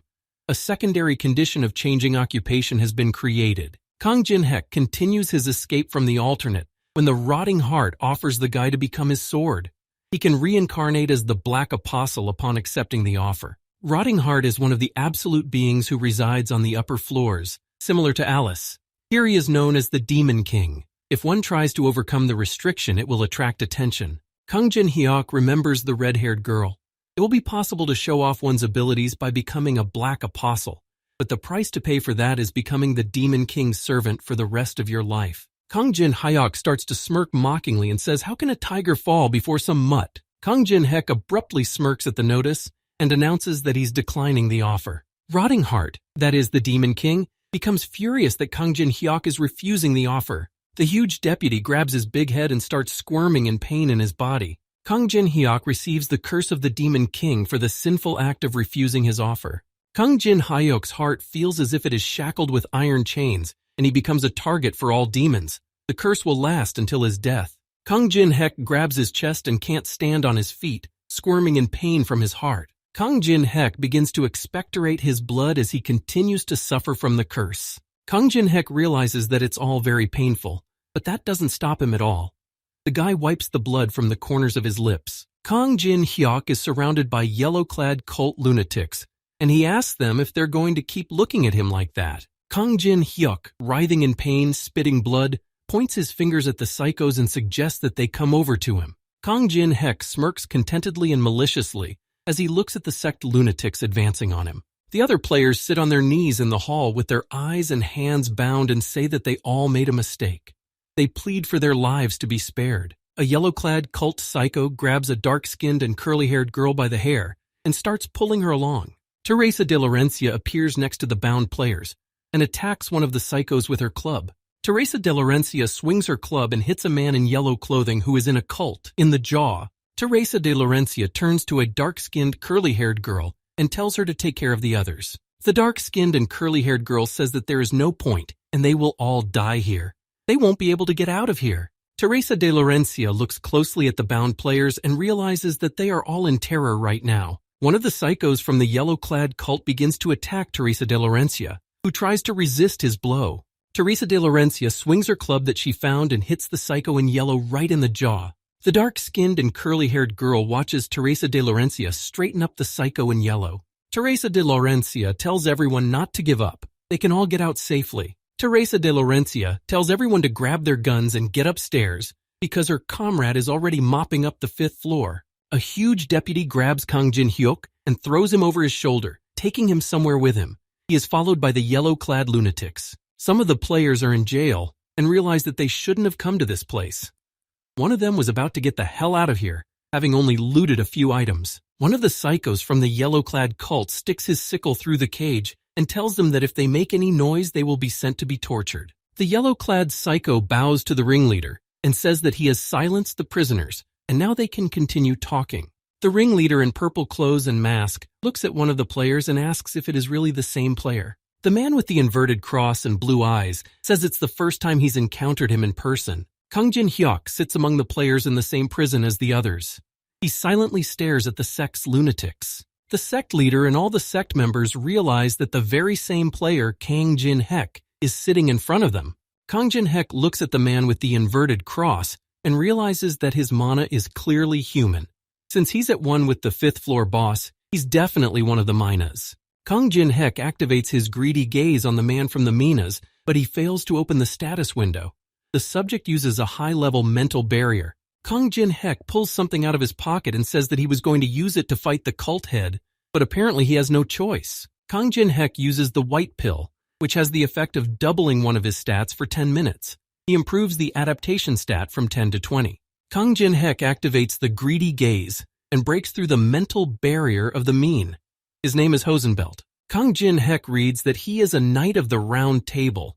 He must be the influential person of the Maying Association that Melina was talking about. He's much more influential than he thought. Kang Jin-hyuk realizes that this meta barrier is what beckons his eyes. Later on, he can become the foundation in defeating the deity. The conditions for copying his ability are that one must learn his knight name, and before that, one must act like a schoolboy with 8th grade syndrome. Kang Jin-hyuk, shamefully and out of stupidity, wonders who is even running this Tower of Trials system. He can only fulfill such conditions after 6 bottles of soju. Hosenbelt has been watching Kang Jin-hyuk closely the whole time and asks him why he's silent right now. Kang Jin-hyuk peeks out from under his palm and says that he was busy suppressing his powerful force of darkness within him. Hosenbelt stands with the sect leader in front of Kang Jin-hyuk's prison, and they answer him nothing.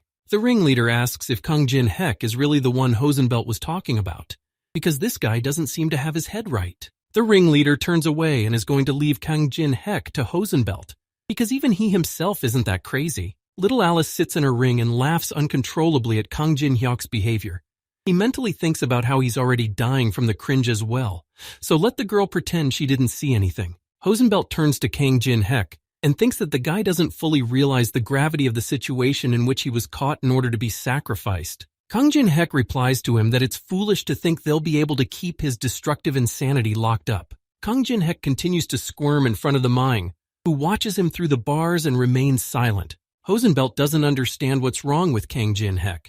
Maybe he's hiding some kind of trump card.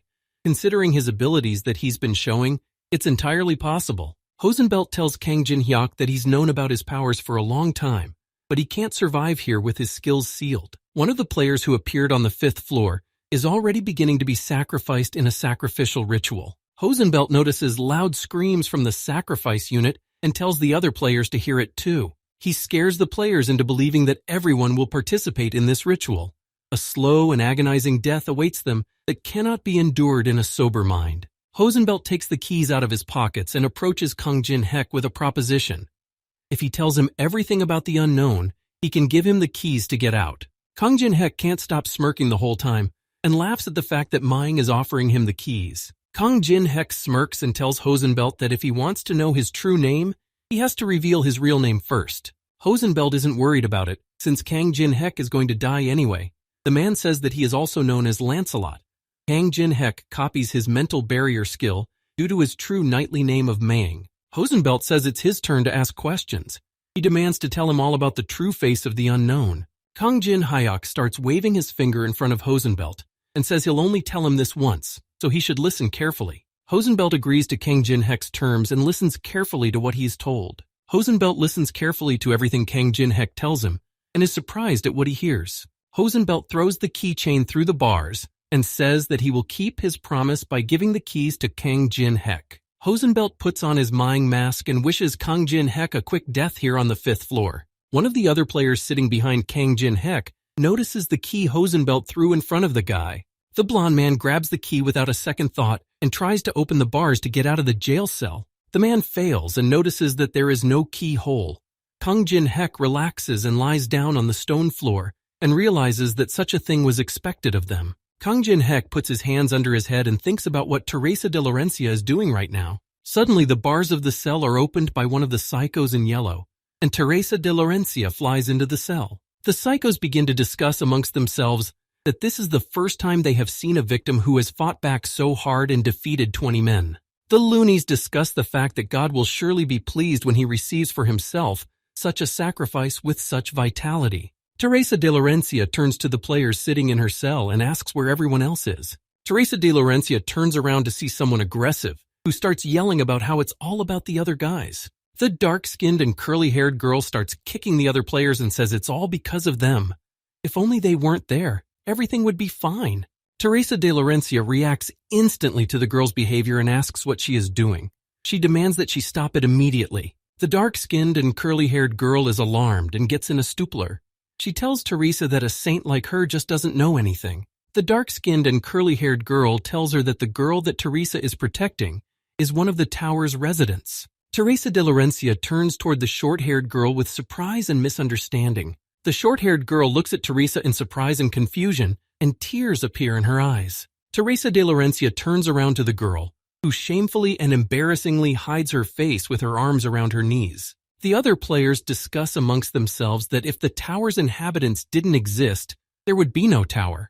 Oh, and they wouldn't be cooped up here either. A dark-skinned and curly-haired girl points her finger at the short-haired girl and says that she's the reason for everything. The other players back her up. The girl with short hair and tears in her eyes begins to shake with fear and terror. The short-haired girl in tears is already covering her eyes, thinking she's about to get smeared. Teresa de Laurencia grabs the dark-skinned girl by the wrist and tells her to stop acting like this. It doesn't matter if she's a resident of the tower or not, she's grabbed just like everyone else. The girl with the short hair tearfully looks behind Teresa de Laurencia, who is protecting her. Teresa de Laurencia does not back down and is not about to give up. She continues to fiercely defend the girl with short hair. Teresa de Laurencia's eyes fill with anger and frustration. She continues to nag the girl with her stare. Teresa de Laurencia sits down next to the girl in tears and asks her what her name is. She says that as long as her little sister is around, no one will touch her. The girl with short hair, embarrassed and shyly, answers Teresa that her name is Andrea. Teresa de Laurencia smiles sweetly and says that the girl has a very pretty name. She now understands her name. The girl lived in some village where she worked like the rest of the inhabitants and carried baskets on her back. The girl tells that one day the faithful lunatics in yellow came to their village. These lunatics in yellow said that they would keep all the villagers alive if they would sacrifice someone to them. After all this, the villagers of that village, since she was an orphan, told her that she should be a sacrifice for their village. The villagers told the little girl that it was a great honor and there was nothing they could do about it. Teresa de Laurencia sits the little girl down beside her and begins to hug her tightly, comforting her. She realizes that she must be very lonely. Teresa de Laurencia looks at this little girl Andrea with kind and caring eyes. Teresa realizes that even though she is a resident of this tower, she is still no different from an ordinary person. The yellow psychos from the Believers are discussing among themselves that they should already have the next victims ready. one from each cell. One of the yellow psychos says that if no one is chosen, they will all be sacrificed at once. They'll have to try a little harder to live a little longer. The dark-skinned and curly-haired girl and the other players grab their heads and start screaming in terror that they aren't going anywhere and they don't want anything. One of the players, an unknown girl, turns to Teresa and the girl and looks at them with a crazed look. Teresa de Laurencia holds the girl tightly in her arms and has no intention of giving her up. The player suggests sacrificing the child. She's not even human after all. Teresa de Laurencia jumps up and blocks the path of the other players. She demands that everyone wait and take their time with their decisions. The other players are not going to listen to Teresa and indulge her instructions. They are aggressive and violent. The yellow-clad psycho says it's fine that they're going to fight. God will only be even more pleased with this outcome. The face of the yellow-clothed psycho marvels and expresses his surprise. The man stands in a stupor. Kang Jin-hyuk raises his hand in the air, nominating himself. He is going to go as a victim. The other players who are in the cell with Kang Jin-hyuk say that they are okay with his decision, and this way they will survive. The yellow-clad psychos tie all the prisoners with ropes and lead them in one formation to sacrifice them. Kang Jin-hyuk holds in his teeth one of the colored pills he once received and took with him. As the prisoners are led in formation for the sacrifice, Kang Jin-hyuk spits the pill into the water drain. The red and white pill that Kang Jin-hyuk spits out flies straight into the water in the drain. The yellow-clothed psycho turns around to look at Kang Jin-hyuk, who pretends he didn't do anything just now. Kang Jin-hyuk looks at the yellow-clothed psycho's back and realizes that all the necessary preparations are now complete. Kang Jin-hyuk realizes that right now, Teresa has most likely already been caught and is sitting in a cage. With her temperament, he is sure that she will be the first to be called into the role of victim. This is the first time Kang Jin-hyuk is going through this part this way, but so far, things are going smoothly. Just as he planned, a hidden quest appears for him, in which he needs to destroy fanatics and the ringleader to increase his adaptation stat. Kang Jin-hyuk thinks about the stat reward given every time, but he didn't expect it to be adaptation. As Kang Jin-hyuk continues to move among the other prisoners, he hears loud screaming and yelling. A multitude of yellow-clad fanatics begin to shout and worship their god, giving them their glory. Among the stone ruins in the center is a deputy with his huge hammer among the four pillars. Kang Jin-hyuk raises his head in surprise and notices how many fanatics have gathered here. Kang Jin-hyuk turns around to one of the other players who is vomiting. He thinks that it's not too bad here for him to vomit. A huge wooden door amongst the stone ruins opens and falls to the floor with a clatter. The order to bring in the next victims is heard. In the center of attention among the stone ruins stand two big men in helmets and with a large weapon in their hands. The yellow-clad fanatics begin to push the prisoners forward with their sickles and knives on sticks. All of the prisoners, including Kang Jin-hyuk, are released from the shackles on their arms in the form of a tied rope. Kang Jin-hyuk listens as the fanatics loudly worship their god, who desires horror-filled sacrifices. One of the yellow-clad fanatics starts yelling into a microphone. He asks which sacrifices give the god the most joy. The other fanatics stretch their hands up and say that God desires majestic sacrifices worthy of a god. The fanatic in the yellow robe continues to yell into the microphone and tells everyone to witness the sacrifice. The fanatic in yellow points his hand at Teresa, who is tied to a pole. She has sacrificed herself for a child she does not know.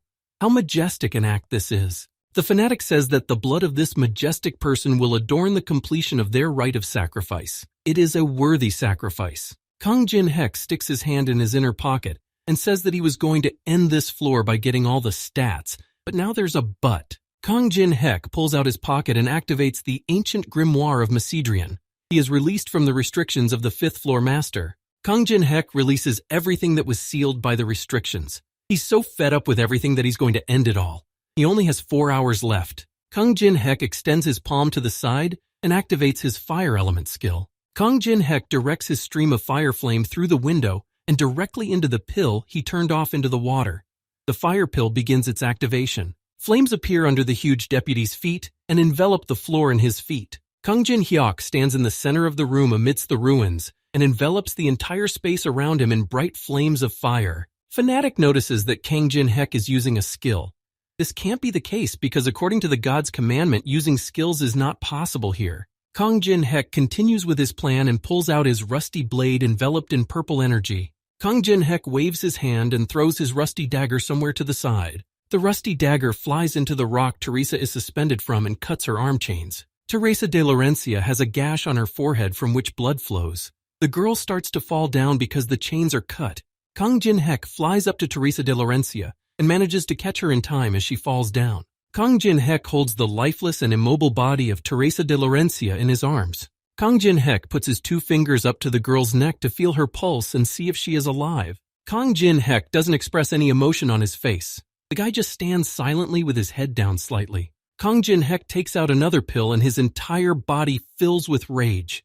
He doesn't care about stats or anything else anymore. He's just going to destroy everyone here. Kang Jin-hek pops the black pill of darkness into his mouth and bites it with a snap with his teeth. A gloomy and black aura appears around Kang Jin-hyuk. He is about to erect a black barrier. The yellow-clothed fanatics begin to get lost in the black smoke because they can't see anything amongst it. Kang Jin-hyuk's face expresses his thirst for revenge and his desire to destroy everyone here. He exhales the air furiously. Kang Jin-hyuk pulls out his dragon pair swords and a black aura continues to spread around him. The entire space around Kang Jin-hek is covered in a black and purple shroud. The guy uses the sword graveyard skill. The yellow-clothed fanatics continue to look around, but they can't see anything because of the black smoke. One of the fanatics in yellow throws his sickle on the floor and begins to pray to the great god of darkness to answer their call. He is joined by 2 more fanatics, and they appeal to the almighty and great god of the Demon King to lead them. The yellow-clad fanatics are distracted from their prayer by something and they turn away in horror. The yellow-clothed fanatics look at Kang Jin-hyuk through the shroud of black smoke. They feel his energy. It is the energy of the Demon King god. The yellow-clothed fanatics perceive Kang Jin-hyuk as the god of the Demon King and rejoice that he has answered their prayers. Kang Jin-hek, using his dragon pair swords, flies through the fanatics with lightning speed and cuts them down. Kang Jin-hek manages to destroy the enemy, causing his adaptation stat to be improved by 0.1 of a unit. Kang Jin-hyuk continues to destroy the fanatics and receives an improvement in his adaptation stat for each one. In the middle of the black and purple smoke and veil in the center of the room, Teresa de Laurencia lies lifeless. Teresa de Laurencia continues to lie unconscious on the stone floor with her hands chained together. Teresa de Laurencia has previously fiercely defended the little girl because this is not the right thing to do. The little girl begins to cry and hide behind Teresa de Laurencia, who claims that the girl is still just a little child. The other players begin to contradict Teresa and say that the little girl is just an NPC and not a human being. They demand that she be given to them. Teresa de Laurencia unsubscribes the dark-skinned girl and another player with her in company to protect the little girl. Teresa de Laurencia says that they probably all thought that without skills, she was just an ordinary weakling, but they shouldn't be deluded by that. Teresa de Laurencia confidently holds her fists in front of her and says she will defeat them all, even if they pounce on her all at once. The dark-skinned girl realized that Teresa was going to choose the next victim among them herself. The dark-skinned and curly-haired girl wipes the blood from her mouth with her hand and says that Teresa pretends to be kind, but in reality is just like everyone else. Teresa de Laurencia turns to the little girl Andrea and looks at her with a sad look. Teresa de Laurencia begins to pat the girl's head lightly and tells her that she will definitely come back again. Teresa de Laurencia turns toward the bars, behind which the bigot in yellow stands and waits for them to make their choice. The bigot in yellow begins to smile widely and madly, and drool flows from his mouth. He says that Teresa de Laurencia is a victim worthy of a god. On the 5th floor area, among the abandoned living quarters lie the bereft fanatics, who were massacred by Kang Jin-hyuk. Teresa de Laurencia finally comes to her senses and tries to get to her feet to realize what is going on around her. Teresa thinks about how she and Kang Jin-hyuk ended up being the ones trying to do the impossible. Teresa de Laurencia comes to her senses, and the first thing she sees in front of her is Kang Jin-hek. Teresa de Laurencia smiles lovingly and gently at the guy because she knew he would definitely come for her. Kang Jin-hek looks at Teresa de Laurencia carefully and looks confident. He smiles slightly. Thanks to Kang Jin-hek's rusty dagger, the chains on Teresa de Laurencia's hands are broken. Kang Jin-hek receives 23 stat adaptation for the hidden quest. Now all that's left to do is dispose of the cult leader and get out of here. Teresa de Laurencia approaches Kang Jin-hek and informs him that she needs to go somewhere now. Teresa de Laurencia opens all the cells from the prisoners and frees the players, who are surprised that the girl managed to survive. Teresa de Laurencia runs up to the bars of the cell, where she herself was sitting, and calls out loudly to the girl Andrea. The little girl sits on the stone surface and notices Teresa, whom she happily calls out. The little girl jumps into Teresa's arms and the girls hug each other tightly. Teresa is very happy to see that Andrea is in one piece. Kang Jin-hyuk asks how to make sense of it all. Teresa reveals that Andrea is a resident of the tower. The fanatics captured her and had to make her either a victim or one of the fanatics. Kang Jin-hyuk looks at Teresa de Laurencia unhappily and can't believe he's wasting his precious 10 minutes on something like this. Suddenly some interesting idea and thought pops into Kang Jin-hyuk's head. Kang Jin-hyuk looks at Andrea, who is hugging Teresa de Laurencia tightly, and remembers that she is a tower dweller. Kang Jin-hyuk's head is once again visited by some interesting and mysterious thought. Kang Jin-hyuk approaches little Andrea and asks her if he remembered her name correctly. Kang Jin-hyuk asks the little girl why she didn't become as religious when all the locals fanatically believe in God. Little girl Andrea sadly and wistfully lowers her head and hides her eyes in the shadows. The little girl Andrea sadly answers Kang Jin-hyuk's question with the fact that she didn't want to believe that God exists at all. Tears start to appear in Andrea's eyes, and she says that her villagers sold her because she has no parents. The little girl begins to shake with anger and says that if there really is a God, he is the creator of this hell of despair. The little girl Andrea starts crying bitterly and says that if this was God's plan, he is a complete heartless lowlife. Kang Jin-hyuk watches emotionlessly as little Andrea cries bitterly on the sidelines. Kang Jin-hyuk tells the girl, not knowing if this will comfort her or not, but as soon as he was born, he was abandoned in an orphanage and grew up all alone. Kang Jin-hyuk stands next to little Andrea and tells her that life without parents is very hard indeed. Teresa de Laurencia can't believe what Kang Jin-hyuk is saying about himself right now. Kang Jin-hyuk says that he had to move on. No matter how much Andrea blames someone or takes offense, it won't change anything. Little Andrea starts to twiddle her fingers in embarrassment and says that as long as the cult leader is alive, nothing will change. Kang Jin-hyuk remembers thanks to the girl that there is still a cult leader left. He is about to offer the girl something. Kang Jin-hyuk turns to little Andrea and says he can destroy the cult head. If the guy destroys the cult head, the girl will be able to live in a world free from the power of this lowlife again. Kang Jin-hyuk activates the soul brand and demands the girl to become his partner and subordinate in return for his offer. The little girl Andrian agrees to Kang Jin-hyuk's proposal without a second thought. Kang Jin-hyuk touches the little girl's chest with his finger and leaves his soul brand on it, which burns with a blue flame. Kang Jin-hyuk quite strokes the little and joyful girl's head and tells her to take good care of him from now on. Suddenly, Teresa de Laurencia realizes that she didn't do anything like that for Kang Jin-hyuk. So why is she acting just like his partner? Kang Jin-hyuk invites Teresa and Andrian to follow him in order for them to destroy the cult head, and in the meantime, Macedrian's grimoire expires, and all skills are blocked again. The cult head is sitting on his knees in some cramped room, furnished with various jug-like vessels. The cult head smiles madly and is about to open one of the jugs that are here.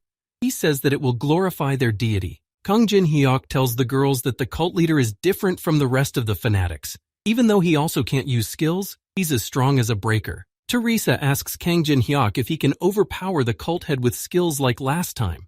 The guy says that's what he originally planned to do, but nuances came up. Kang Jin-hyuk explains to Teresa that time is up, and he can't use the skills right now. Kang Jin-hyuk says that he can be fought in hand-to-hand combat as well, but he has one strong and powerful artifact in his hands. That artifact is the vase that eats evil, an artifact that destroys the enemy with a spell with absolute precision. Teresa interjects about what absolute accuracy we're talking about, and if that means they can't win.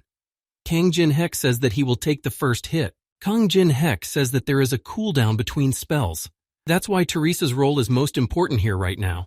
Kang Jin-hyuk says that she definitely needs to overpower the head before he uses the artifact again. Kang Jin-hyuk with Teresa and little Andriana walk up to the huge metal door and the guy asks if they're ready. Teresa de Laurencia, along with little Andrian, shakes her head at the same time, showing the guy that they are ready to proceed. Kang Jin-hyuk starts twisting the lever and tells the girls not to forget anything. If they remember everything he said, they will definitely get out of here. Kang Jin-hyuk, in company with Teresa de Laurencia and Andrian, enter the room where the cult leader is already standing in front of them. The cult head turns around with crazy eyes at the guests who entered to him and looks at them. The cult head calls the guys humans, who ruined the ceremony and came to see him in person. This is all very interesting. Kang Jin-hyuk asked the cult leader where his partner went. He got his wish, so he just left. Kang Jin-hyuk grudgingly realizes that one of the Minas is very savvy, even though he wanted to destroy him here. The cult head adjusts his hood and says that he doesn't know how Kang Jin-hek managed to use skills while ignoring God's restrictions. The cult head rips off his purple jacket and shouts that he will definitely sacrifice Kang Jin-hyuk, making him repent for all his wrongdoings. Teresa de Laurencia notices the very artifact Kang Jin-hek was talking about in the cult leader's hands. Kang Jin-hek snaps out of his seat and calls out loudly for Teresa to come with him immediately. Teresa de Laurencia steps straight towards the cult head and is about to swing her fist. Kang Jin-hyuk appears behind the cult head and also attacks the man and hits him with his leg. Teresa de Laurencia also jumps up and hits the cult head right under his knee to knock the man down. The cult head either smiles cockily or grins madly. He continues to fend off Kang Jin-hyuk's leg kicks. At some necessary and definite moment, Kang Jin-hyuk turns to Teresa de Laurencia and says to act now. The girl tears off a small piece of cloth and listens intently to Kang Jin-hek, who gives her instructions. Teresa de Laurencia appears behind the cult leader and inserts the cloth into his mouth, pulling it all the way back over his head. While Teresa de Laurencia is holding the cult head back, Kang Jin-hek steps on him and is about to attack him. The little girl Andrea stands behind Teresa de Laurencia's shoulder and watches in panic. The sect head begins to shake his whole body because he didn't expect such an attack from the victims. The head of the sect shakes his head violently and thus pushes Teresa de Laurencia away from him. Teresa de Laurencia flies into the stone wall with a rumble and breaks through it with her weight. Kang Jin-hek is going to attack next and wants to confront this muscular sect head. Kang Jin-hek unhappily turns around at the sect head, who dodges the blow. Kang Jin-hek abruptly and quickly appears in front of the sect head and punches him in the jaw with his fist from below. Kang Jin-hek steps back a bit to keep the proper distance as the man grabs his head. Kang Jin-hek tells the sect head that they slaughter monsters dozens of times bigger than him with their bare hands. He's sure the man won't defeat him in hand-to-hand combat. Teresa de Laurencia tries to get to her feet and says she didn't expect anything else from Kang Jin-hek. The purple-haired sect head starts laughing madly and says that Kang Jin-hyuk is the best victim. The sect head grabs the clay artifact and says that Kang Jin-hek will be the first sacrifice in his ritual. The sect head picks up his artifact and is about to open it, reading out loud some incantation. The man opens the artifact, from which blue streams of magical power fly out. He says that it will be a joy to his lord. Teresa de Laurencia realizes that the sect leader begins to read and use the spell that Kang Jin-hek was talking about. Kang Jin-hek begins to become enveloped in blue streams and reprimands Teresa to remember that this spell has a long cooldown. Kang Jin-hek tells the girl to look closely at the eyes of the vase, which will tell when the artifact is ready to be used again. Kang Jin-hek smiles at the girl and tells her to remember to take care of everything else. Teresa de Laurencia stands in a stupor and listens to Kang Jin-hek with surprised eyes. Powerful streams of blue-black energy begin to painfully penetrate Kang Jin-hyuk's body in front of Teresa de Laurencia. The little girl Andrian watches in shock and opens her mouth in horror. A barrage of negative emotions descends on Teresa de Laurencia. She stands in a stupor and doesn't understand what she should do next. Teresa de Laurencia sees Kang Jin-hek's body falling to the ground in front of her and hurriedly heads towards him. Kang Jin-hek dies unexpectedly. Demon King's curse disappears because of his death. The sect head holds the artifact in his hands and rejoices at the fresh sacrifice. God will definitely be very happy about this. Teresa de Laurencia tries to pump and bring Kang Jin-hyuk to consciousness. She asks him to wake up and open his eyes. The sect leader starts laughing loudly and crazily and says that the death of a comrade is a very painful thing. Teresa de Laurencia begins to get angry, and her eyes fill with rage through her tears. She turns to the head of the sect. The sect head says that if the death of a comrade is not agonizing for Teresa, then she is the wrong victim. He kicks the girl again. Teresa de Laurencia flies backwards from the impact with a clatter as little Andrian calls out to her from the side. The head of the sect hears little Andrian's voice and turns in her direction, smiling widely and madly. Little Andrian hides behind one of the cabinets, and the sect head notices her and now realizes where she has been all this time. The sect head's hand begins to reach for little Andriana to take her for himself. The girl is shaking with terror and fear. Teresa de Laurencia appears and jumps on the sect head's neck. The man did not expect such actions at all. Teresa de Laurencia tightly wraps her arms around the sect leader's neck and is about to throw him backwards over herself. Teresa de Laurencia manages to powerfully throw the sect head backwards so that a cloud of dust and a loud rumble is left behind. Teresa de Laurencia begins to cry again, but her eyes are filled not only with tears but with rage. She will not let Andrea be taken from her. The sect head holds the artifact tightly in his hands and says that Teresa still has the strength left to fight. The muscular sect head looks like a clown. His eyes turn red and open as wide as possible. He stares at Teresa with a crazed look. Teresa de Laurencia is getting punched time and again by the sect head, who destroys everything in his path. The cult head seems to be enjoying it all and is ready to fight on when Teresa is on her last breath. Teresa realizes that it's impossible to stand against the sect head without using skills. The muscular sect head gives glory to his god out loud again and leaps out of his seat to attack Teresa. The sect head starts throwing multiple punches at Teresa, but the girl dodges and tries to back away from the battle slightly. During one of her dodges, the girl grabs the first shard lying on the floor. The girl swings her arm with all her might and launches a sharp shard of one of the vases at the head of the sect. Through her machinations, the girl manages to knock several chandeliers from the ceiling to drop to the ground. The sect head turns around at the fallen chandeliers and laughs at this. He believes that the girl will not be saved by the darkness. Teresa de Laurencia at this time is trying to run away somewhere. Teresa de Laurencia runs away and sits on the floor trying to catch her breath. She thinks that her action will reduce the sect head's outlook. The girl contemplates a plan of action.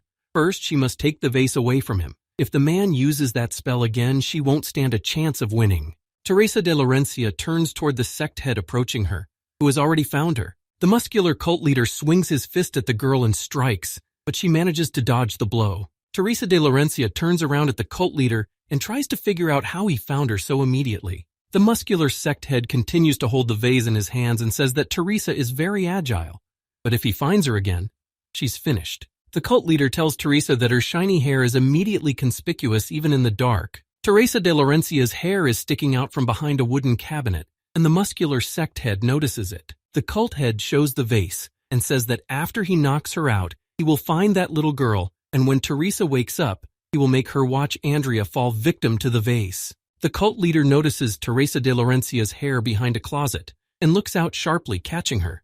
The girl is alarmed at the sight of him. The muscular cult head swings his fist at the girl again, but she manages to dodge again. Teresa de Laurencia dodges the sect leader's blows with agile and quick movements. The sect head smirks contentedly and says that Teresa de Laurencia is so strong that she seems endless. Teresa de Laurencia hides from the cult head again. He tells her that she can hide wherever she wants. Finding her is only a matter of time. Teresa de Laurencia realizes that you can't waste the precious time that Kang Jin-hyuk has won. If she loses here, then Andrea will die as well. Teresa de Laurencia is once again hiding in some clay vase and jug den, trying to catch her breath and think of a plan of action. Teresa de Laurencia picks up another piece of vase shard from the floor and looks at it closely. The muscular cult leader walks between the cabinets and broken vases, chanting praise to his lord. He holds his artifact in his hands. The muscular sect head once again meets Teresa de Laurencia's hair sticking out from behind a cabinet in his path. The cult head continues to grin madly and says he's changed his mind. He will keep him alive if the girl swears that she will become a believer. The cult head offers to make Teresa a saint of the demon king god, so the girl can bring little Andrea with her. The muscular sect head with a vase in his hands abruptly peeks out behind the closet and is about to grab Teresa's hair. The sect head grabs Teresa de Laurencia's hair and realizes that it is just her severed piece of hair. Teresa de Laurencia appears behind the sect head and rushes towards him to snatch the vase-shaped artifact from his hands. Teresa de Laurencia begins to cut her hair short. Compared to Kang Jin-hyuk, her hair is a complete trifle. The girl is very serious and confident. She briefly cuts off her long and beautiful hair. The head of the sect finally stops smirking and his face expresses surprise and wariness. Teresa de Laurencia, with her hair cut off, tries with all her might to reach up and snatch the vase from the sect head's hands. The sect leader swings his fist and is about to hit the girl, who realizes that the man has a very fast reaction speed. Suddenly from the other side, a vase lands on the head of the sect head and disassembles from the blow. Little Andrian appears and drops the vase on the sect head to help Teresa de Laurencia in some way. The sect head begins to bare his white teeth again and begins to aggress at the little girl. When little Andrian distracts the sect head with a vase, Teresa de Laurencia manages to snatch the vase-shaped artifact out of his hands. Teresa de Laurencia snatches the vase out of the sect head's hands and praises little Andrea aloud. The sect head begins to smile and asks what Teresa is going to do with the artifact, if she is going to sacrifice herself.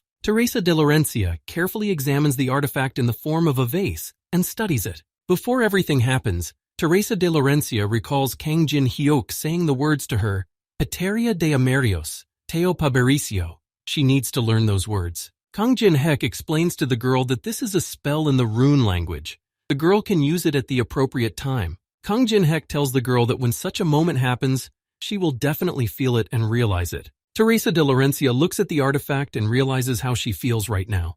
This is the right moment. Teresa de Laurencia begins to repeat the words Kang Jin-hyuk gave her and instructed her to learn. The eyes on the sect head's artifact skull begin to burn brightly with blue light as the girl begins to recite the spell. The sect head points his finger at Teresa in shock and asks how the girl knows the ancient language of runes. Teresa de Laurencia replies to the sect head that an old man told her that she could do it instead. Thanks to a spell cast by Teresa de Laurencia, the artifact begins to activate and absorb the sect head into itself. The sect head begins to cry madly and in terror because this is impossible.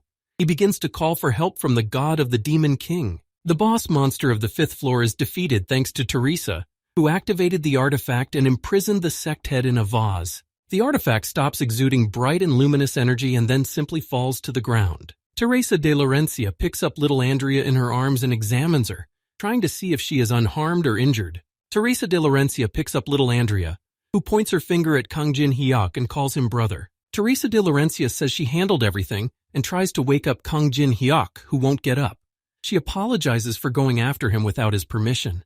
Teresa de Laurencia starts crying bitterly and promises Kang Jin-hyuk that she won't do it again, just so long as he wakes up. The influence of the Demon King god disappears due to the absence of the monster boss. The restrictions on skill use are lifted, and Kang Jin-hek begins to move his fingers. Teresa de Laurencia watches as the guy activates Heaven's Patronage. With this skill, Kang Jin-hek can resurrect once if it's not instant death. The skill has a cooldown of 240 hours. Teresa de Laurencia and little Andrea happily and joyfully watch as Kang Jin-hek is resurrected. Kang Jin-hek rises, and before he can say anything, the girls call out to him loudly and joyfully. Kang Jin-hek smirks slightly and tells the girls that dying turned out to be quite painful. Kang Jin-hek asks why Teresa de Laurencia is crying again, just like she did in the maze. She replies that the tears are coming out of her eyes. Teresa de Laurencia stabs Kang Jin-hek in the chest in a friendly and caring way, and the guy expectorates blood. Kang Jin-hek tells Teresa de Laurencia that he's still in pain, for which the girl apologizes again. The guy asks why the girl cut her hair. Teresa de Laurencia asks the guy why there's still no message about opening the next floor, since they handled the 5th floor boss. Kang Jin-hek explains that the condition for clearing the 5th floor is to escape from it.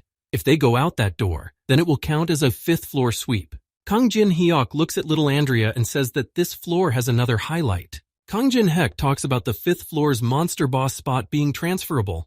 Kang Jin-hek picks up an artifact and says that since the condition of the sweep didn't include eliminating the boss, whoever picks up the artifact will become the new master of this floor. Kang Jin-hyuk sits down on his knees in front of a little girl and says he's entrusting her with the position of ruler. Teresa de Laurencia is surprised and shocked at such news, as well as little Andrea herself. Kang Jin-hek tells her if she remembers that the guy promised her that she would live in a world without a cult leader. Kang Jin-hek places the artifact in the girl's hands and tells her to live her life as she wishes. Now no one can make her unhappy. A notification appears in the Tower of Trials system that the floor ruler's position has been handed over. Andrea's transformation begins. To match the title of ruler, her body begins to gain instant improvements. Teresa de Laurencia watches the bright light from as little Andrea begins her transformation. A tall and beautiful girl with long purple hair appears in front of the boys. Andrea has grown up, no longer small. Andrea confidently clenches her fist and smiles gratefully at Kang Jin-hyuk and Teresa. Andrea bows to the guy and assures him that all of the entities here, including herself, will follow his will. The ruler of the 5th floor swears allegiance to Kang Jin-hek. Kang Jin-hek is the first to be able to gain loyalty from the monster boss. For this, he is registered in the Hall of Fame. Kang Jin-hek strokes the head of a grown-up Andrea, who has tears dripping from her eyes. He tells her to keep the smile on her face from now on. The grown Andrea turns to Teresa de Laurencia and looks at her with sincere gratitude. Andrea abruptly throws herself around Teresa de Laurencia's neck and hugs her tightly. The girl asks to visit her more often. Teresa de Laurencia carefully and lovingly hugs the girl back and promises her that she will visit her. As Kang Jin-hyuk and Teresa de Laurencia say goodbye to Andrea, the 6th floor of the tower is revealed, with 90 days to go before the cleanup. People around the world read the news about how Kang Jin-hek has cleared the 5th floor. People praise him and think that he deserves better recognition. People all over the world are commenting on how Kang Jin-hyuk is cleverly straightening out and literally living a second life. Their team up with Teresa is simply fire. Fraudster and journalist Eun-gen is turned to trial after all for his revival stone scam. Some guys at the bar are celebrating the sweep of the 5th floor and are going to have a drink in honor of such a momentous occasion. One of the injured players thanks Kang Jin-hyuk for managing to survive. He thought there was no other way out of this hell, but Kang Jin-hyuk changed everything. Yoo-sung watches the video of Kang Jin-hyuk sweeping the 5th floor, and his face doesn't express joy and contentment at all. Rather the opposite. Yoo-sung starts to get angry and doesn't understand why Kang Jin-hyuk doesn't give him a chance to get close to him. There is a loud knock on the door of Yoo-sung's room because someone has come in. Yoo-sung turns around at the door. Suddenly, instead of entering normally, the wooden doors are destroyed by someone with a rumble. A blonde-haired man wearing a white masquerade mask walks into Yoo-sung's room. The man smiles and points his sharp sword at Yoo-sung. Instantly, his sword appears in Yoo-sung's hands. The guy asks sharply and rudely who the blonde man is. The blonde man in the white mask bows slightly, placing his palm against his chest. He says his name is Kawain. The man says he didn't expect the unknown to have such a small house. He expected to see more luxury. A drop of sweat appears on Yoo-sung's face, and he doesn't understand what unknown has to do with this, and what's even going on. Yoo-sung becomes angry and aggressive when he realizes that the person behind all of this is Kang Jin-hyuk. A loud and violent explosion happens in one of the high-rise buildings, blowing out windows and glass. Passers-by are startled and pay attention to the explosion. Kang Jin-hyuk comes to some place and his ear once again starts to itch badly. Little Alice's hands point someone to a rack of handbags. This is the starting point. The girl extends her hand and points to the end of a long table. That's the end point there. Little Alice smiles contentedly and says she buys every single thing she just pointed to. Kang Jin-hyuk turns to Little Alice and says that inflation is coming because of her. The girl doesn't care. She doesn't even know what it is. Kang Jin-hyuk, as payment for teaching Andrea, allowed Alice to enjoy a civilized life, although it's more like the girl is just taking retribution. Little Alice takes on the task of teaching Andrea. She teaches her to live like a boss, to stand like a boss, to schedule the boss's day. Alice teaches Andrea the basic knowledge that every ruler should have, sort of like an introduction to bossology. Kang Jin-hyuk does all of this because he's sure how he'll reap his rewards from all of this in the future. Kang Jin-hyuk is studying his characteristics again. He's getting stronger and faster than he thought. Considering the points he got for the hidden quest on the 5th floor, he has as many as 78. He realizes that even guild rankers who raised their stats through dungeons should be around level 30. If one were to add another leap, a stronger player than him simply can't be found. Kang Jin-hyuk couldn't even imagine receiving such an item as a reward for passing the 5th floor he was given. Kang Jin-hyuk had received a boundary-breaking mirror. It connects to any desired location in the Tower of Trials on the first 10 floors. As the player grows, the allowable floor is added. Kang Jin-hyuk realizes that he still has a lot of preparation to do, so he stows his item in his pocket for now. The current director of their guild gets a call from Kang Jin-hyuk and says something to him over the phone. Kang Jin-hyuk replies to the man that he has business with him. He asks if everything is quiet in their guild. The guild director says that Kang Jin-hyuk has become very popular lately, and they're broadcasting about him on all the channels. A lot of people come to them just because of him, and that's how they get stagnant. Kang Jin-hyuk asks how many of those people there are. The director replies that there are several hundred a day. He asks how he can help the guy. Kang Jin-hyuk says he'll send the director a list of something. The director needs to book it all. In addition to the list, Kang Jin-hyuk also demands that the director arrange for him to meet with the Fighting Fathers Guild. Kang Jin-hyuk goes to some cafe and buys himself a drink. The guy sits and drinks his drink when the man across from him asks if he took a break. The man's name is Kim Gi-dae. He is from the Fighting Fathers Guild. The man has been waiting a long time for a call from player Kang Jin-hyuk. Kang Jin-hyuk says that this is the first time they've seen each other since that test, and it's really been a long time. Kang Jin-hyuk realizes how good it is to have strength, and because during the test, Kim Gi-dae was very proud like a peacock. Kim Gi-dae is no longer so proud and pretentious now. Instead, he has become very closed, polite, and humble. Kang Jin-hyuk apologizes to the man for the mandrake incident because he was busy cleaning up the tower. Kim Gi-dae politely bows his head and says it's perfectly fine. Kang Jin-hyuk tells him to relax. Kang Jin-hyuk offers the man to change the terms of the contract as an apology. He heard that their guild owns 10A rank dungeons on the 3rd floor. Kang Jin-hyuk offers to change the terms of the contract and give one of the dungeons from the guild's holdings to him. Kim Gi-dae realizes that the guy is offering to give him 1 rank a dungeon on the 3rd floor instead of 10 on the 1st floor. Kim Gi-dae suspects that the guy will never tell him the recipe for the antidote, so he also raises the terms of the contract. Kang Jin-hyuk starts to smile widely and contentedly, agreeing with Kim Gi-dae's words. The man understands him correctly. Kim Gi-dae turns to the guy and asks him on what grounds he's changing the terms of their contract. Kang Jin-hyuk explains to him that there is inflation, raw material price increases, and wage increases. Kim Gi-dae says they're not a charitable organization, and he didn't come here to listen to his absurd demands. The man with the psycho gets up from the table and rests his hand on the table. He only wasted his time coming here. Kim Gi-dae is about to leave here and pretends he didn't hear anything. Kang Jin-hyuk smiles contentedly at him. Kang Jin-hyuk tells the man that the Grey Temple labyrinth he owns on the 3rd floor is not passable in any way. Those words stop the man. Kim Gi-dae warily turns around to Kang Jin-hyuk and asks how the guy knew that. Kang Jin-hyuk says that he is also a guild master, albeit unofficially, so he can get this kind of information whenever he wants. Kang Jin-hyuk hears that they never stop trying to pass the Grey Temple that they have monopolized. Every time they fail, causing his guild's reputation to suffer greatly. When this happens, his place as leader is threatened as well. The man is angry at such words. Kang Jin-hyuk tells all the information and suggests Kim Gi-dae to go through this maze instead of them.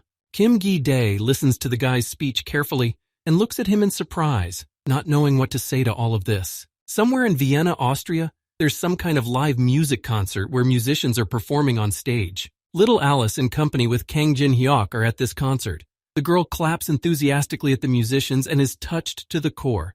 Kang Jin-hyuk is enjoying the masterpiece of the era. Kang Jin-hyuk completes the quest to go to the concert 7 times and fulfills the required conditions. Kang Jin-hyuk successfully copies the skill Absolute Hearing of rank F, as well as understanding instruments of the same rank. In the same establishment, in a restaurant, Kang Jin-hyuk and Little Alice are set a lot of delicious food on the table. Little Alice beckons the waiter and asks him to bring them 2 bottles of the most expensive thing they have. Kang Jin-hyuk proceeds to eat and thinks about finishing all the chores and going back to Korea today. The guy has a lot of tasks to do, cooking and eating at the restaurant. Little Alice turns to the guy and says, "Why are they just sitting there quietly having fun even though she doesn't mind at all?" Kang Jin-hyuk replies to her that it will benefit them in the future. For now, she needs to enjoy herself while she can.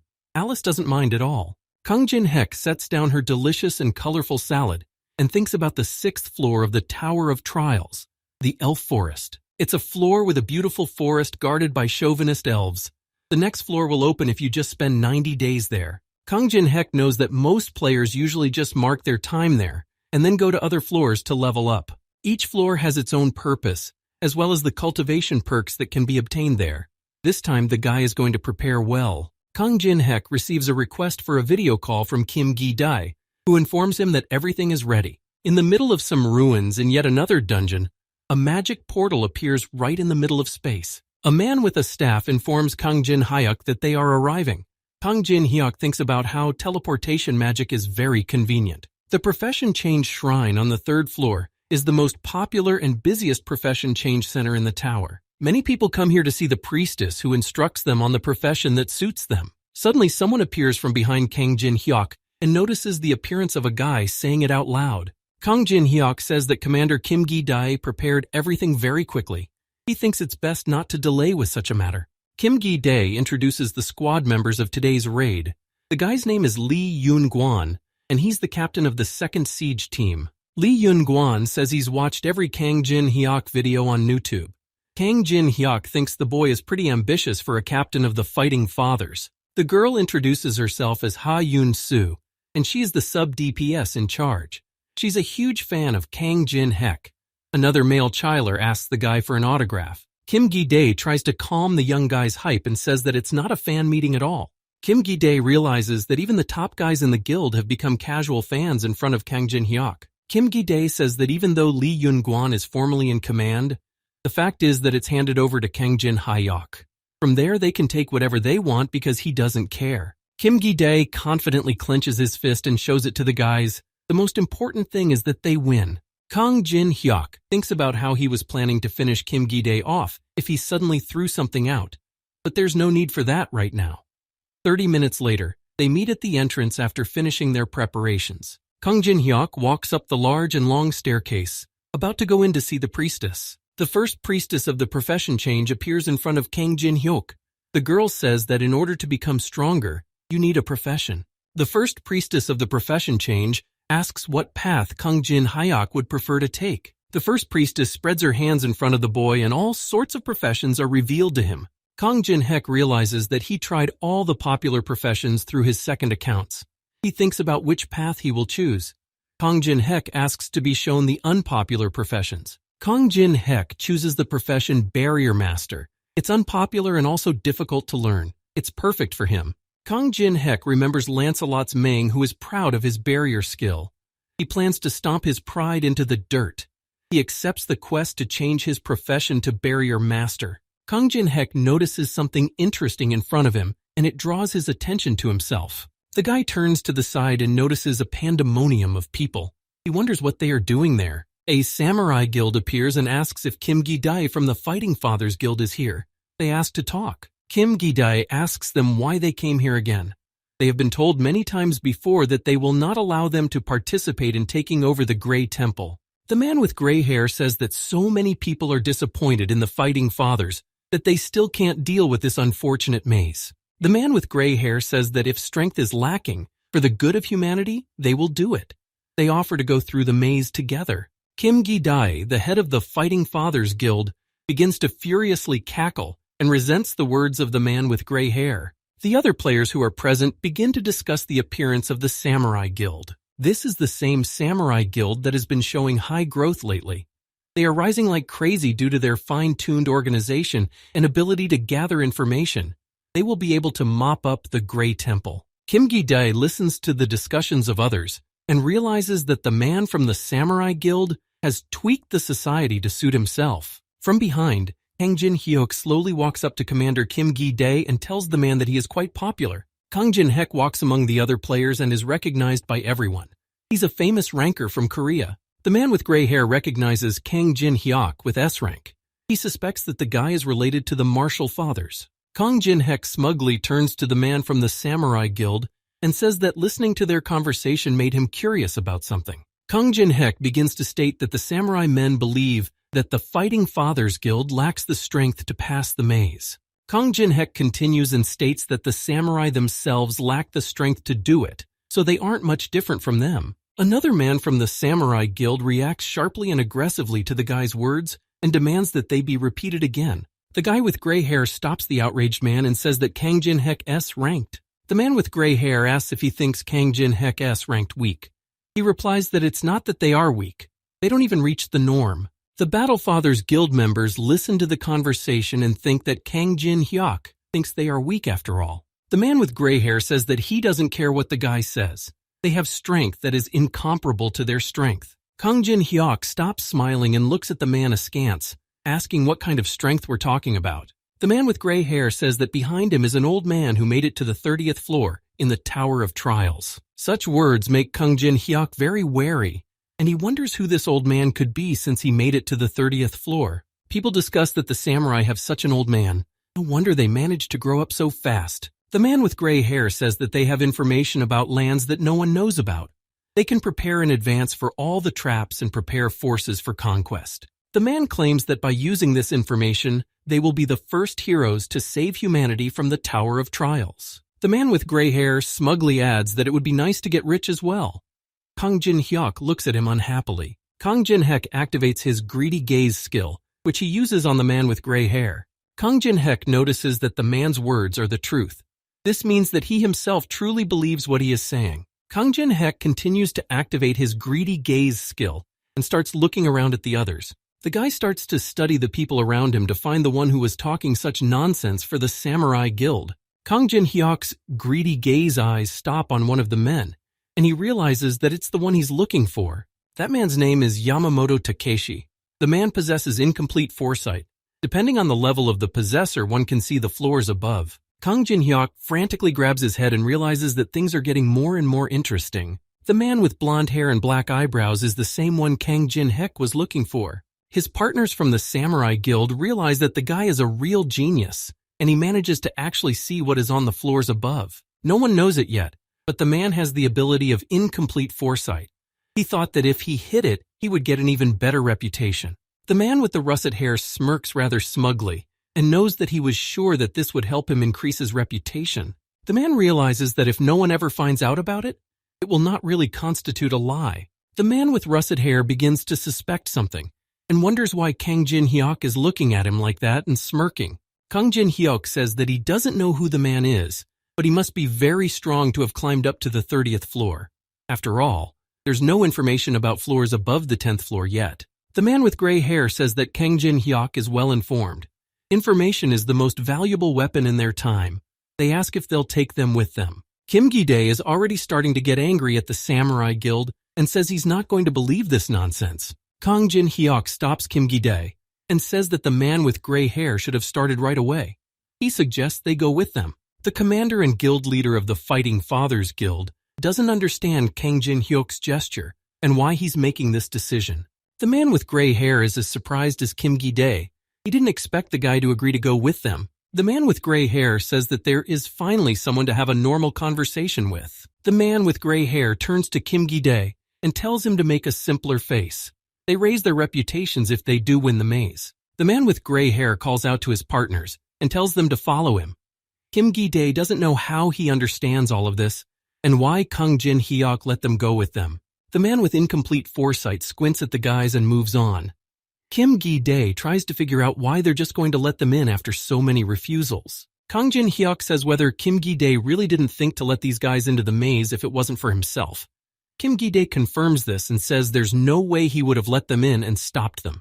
Kang Jin-hyuk tells the guild leader that this is no way to behave because the guys want to be heroes of humanity. Kang Jin-hyuk smirks fiercely and offers to give them a chance to feel what it's like to be heroes by infringing on someone else's prey. Kim Gi-dae squints at Kang Jin-hyuk and thinks he's crazy.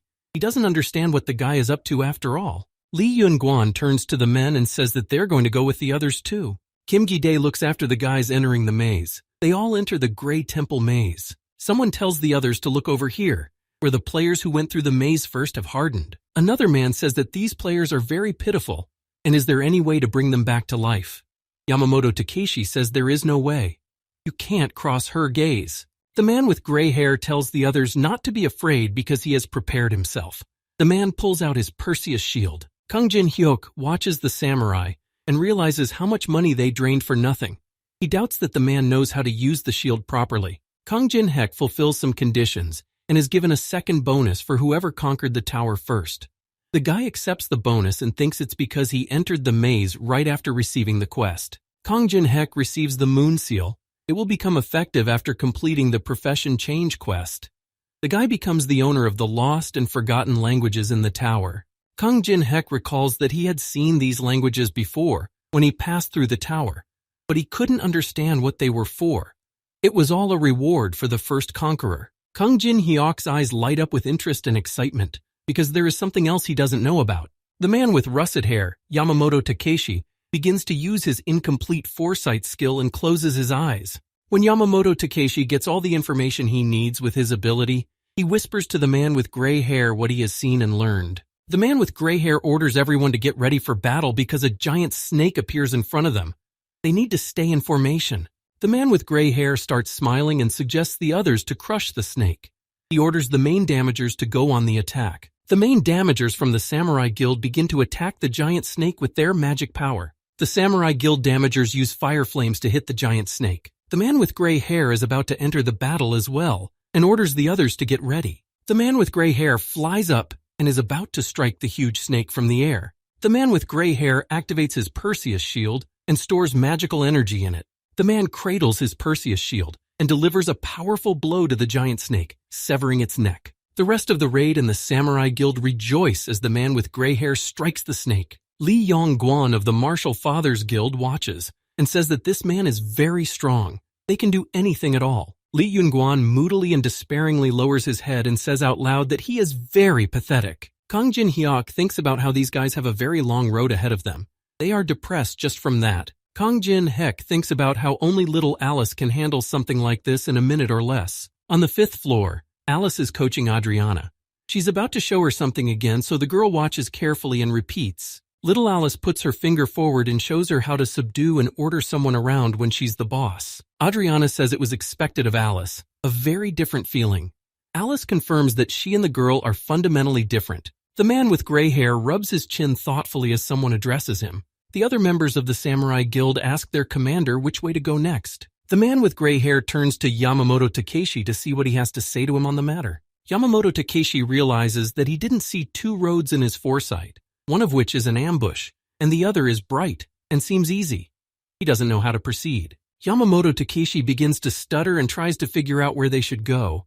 He hesitantly says they need to go left. Kang Jin-hyuk says that's what you'd expect from an old man. Normal people would have chosen the road to the right, dangerous and with ambushes. Sensing a catch here, Kang Jin-hyuk says the man is aware that people with this mindset, this maze sends people straight to hell. He doesn't know who the man is, but he believes him. Yamamoto Takeshi and the man with the gray hair look at each other with satisfaction, as they now know where to go. Yamamoto Takeshi leads everyone to the left side. Kang Jin-hyuk obediently follows him. Kang Jin-hyuk realizes that the man's foresight is far worse than he thought. Kang Jin-hyuk mentally and silently smirks at the fact that Yamamoto Takeshi chose the left side after all, because there is no right path here. No matter what he chooses, both paths will lead him to hell. One of the raiders notices some laser traps along the way and asks what they are. Yamamoto Takeshi says it's a simple trap. He tells the other guys not to worry so much. These laser beams are heading straight toward the raid members, who don't understand why this is happening. The Samurai Guild members activate the Mana introduction skill. They realize that the lasers are getting closer and they need to block them. One of the lasers does pressurize one of the raid members and severely injures him in the shoulder. Yamamoto Takeshi realizes that the laser is breaking through their blocking. They should use more mana. The man with gray hair tells Takeshi to stand behind him so the man doesn't get hit by the laser trap. Yamamoto Takeshi realizes that this is all because of Kang Jin-hyuk, though he won't be able to get out of here in one piece. Yamamoto Takeshi is distracted from his thoughts, and something catches his attention strongly. Kang Jin-hyuk's quest to change his profession to barrier master begins. He creates magical symbols in the air. Kang Jin-hyuk stands in front of his entire team of guild battle fathers and creates a barrier that protects them from laser traps. Kang Jin-hyuk brings his hands together and exposes 2 fingers from each hand. A magic ball forms above them. Kang Jin-hyuk activates the imperfect physical barrier. He fulfills the first condition of his quest. When the laser traps begin to overwhelm their team, Kang Jin-hyuk protects everyone with his abilities. A girl from the Fighting Fathers Guild looks around the barrier and asks what it is.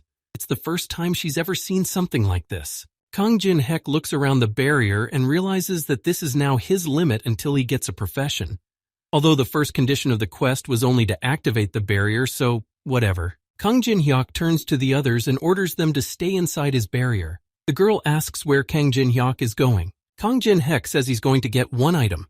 It can be picked up when you dodge the laser traps 300 times. Lee Yoon-guan and her partner are shocked by Kang Jin-hyuk's action and can't believe it. Kang Jin-hyuk says that if there are those who want to join, they can come out. It's not at all as difficult as it may seem. Kang Jin-hyuk starts smiling smugly and covers his eyes, enjoying everything. The guy starts snapping his fingers rhythmically and says that all you have to do is set the right rhythm. Kang Jin-hyuk begins to deftly, quickly, and gracefully dodge the laser traps that are aimed at him. Kang Jin-hyuk smugly continues to dodge and says that it's as simple as that. Lee Yoon-guan admiringly watches Kang Jin-hyuk's actions and can't believe his eyes. While the Samurai Guild is fighting the lasers, screaming in pain, Kang Jin-hyuk calmly dodges and manages to smile through his teeth. Lee Yoon-guan asks Kim Gi-dae if they'll be at a disadvantage if they give everything to Kang Jin-hyuk after passing. Kim Gi-dae says that the guy is too young to understand everything. There are times when you have to accept even a loss. Kim Gi-dae continues that if you're not confident in your own abilities, then backing down, that's also a strategy. Kang Jin-hyuk continues to dodge the lasers with a cold-blooded expression. Lee Yoon-guan watches Kang Jin-hyuk and now understands why Commander Kim Gi-dae said that. Kang Jin-hyuk stops when the laser traps stop advancing. He completes the covert mission. Kang Jin-hyuk gets a reward for shedding sweat. The guy gets the blazing flame stone. Kang Jin-hyuk's joy and contentment is distracted by loud yells from somewhere on the other side. One of the raid members from the Samurai Guild grabs his lost arm and screams in pain. The man reports to Yamamoto Takeshi that one of their partners is dead. He demands that they get a cholera over here. The man with gray hair orders everyone to stand up and count the number of injured and dead. Kang Jin-hyuk begins to sneeringly wonder how many wounded they have. His barrier was only for 30 people. He couldn't let everyone in at once. The man with gray hair starts to get aggressive and violently calls Kang Jin-hyuk names. The man with gray hair says that everyone on Kang Jin-hyuk's side is alive and unharmed. Did the guy really know about the trap? Kang Jin-hyuk confirms it. The man with gray hair is amazed at Kang Jin-hyuk's indifference and says that people died here. Kang Jin-hyuk starts to tell the man with a serious face that he only let them come with them for one reason. The man with gray hair was rubbing it in about an old man who made it to the 30th floor, so he has no right to be angry. Kang Jin-hyuk raises his tone and starts yelling about how no one forced or asked them to follow them. The man with gray hair calls Kang Jin-hyuk a scumbag and says that the guild samurai won't just let him get away with it. Kang Jin-hyuk is amused by this. Kang Jin-hyuk points the way forward and says that this is not a good time to talk about such things. Special conditions are met where 50% of the raid is destroyed by traps. Kang Jin-hyuk is to receive the blazing flame. This is where the guardian of the Grey Temple awakens. A man with gray hair and his companions notice a snake and ask what it is. Kang Jin-hyuk tells no one to relax because things are just beginning. A fire-eating snake appears. Kang Jin-hyuk smirks madly and says that if a man wants to say something, he needs to survive first. A huge fire-eating snake appears in front of the maze raid participants. This snake is a favorite pet of the jellyfish. Its body is composed entirely of flame, making it impervious to all physical attacks. The man with gray hair grabs his injured arm and says that they haven't even built up yet. Kang Jin-hyuk says that since the man has realized his situation, he should give Kang Jin-hyuk something.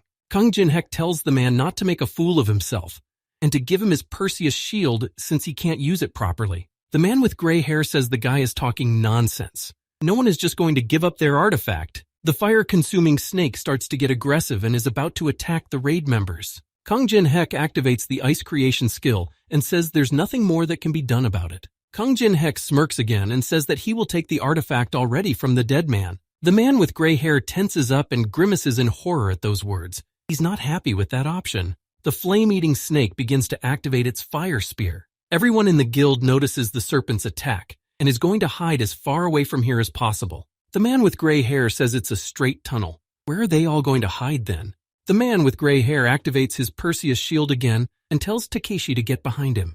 The man with gray hair covers himself and Takeshi with his Perseus shield from the serpent's fiery flames. The man with gray hair shouts to Takeshi to make sure he survives.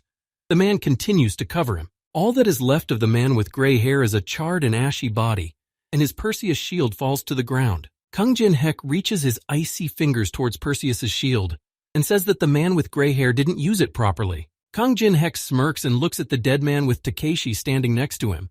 He says what good is an artifact if its owner is brainless? Yamamoto Takeshi gets angry and asks who Kang Jin-hyuk is and why he acts like he knows everything. Kang Jin-hyuk scoffs and says is the foresight that Takeshi was so proud of not helping anymore. Yamamoto Takeshi is surprised and shocked at the words of Kang Jin-hyuk, who really does know everything. Yamamoto Takeshi thinks it's impossible. Has Kang Jin-hyuk really seen his skills? Yamamoto Takeshi asks how Kang Jin-hyuk is related to the Tower of Trial because he can't see his future.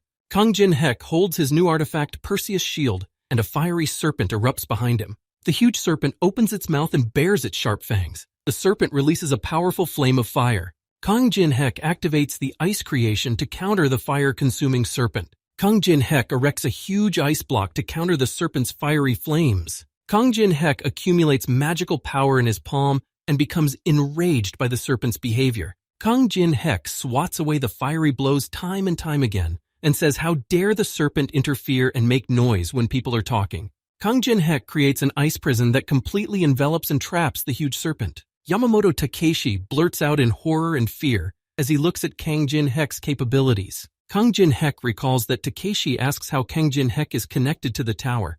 The guy answers him that he is the exiled god of that tower. Takeshi is surprised when Kang Jin-hyuk says that he is a god.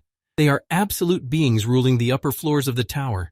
Takeshi now understands why Kang Jin-hyuk's abilities are beyond the capability of mankind. Yamamoto Takeshi drops his head to the floor and says how dare he even dare not immediately realize this.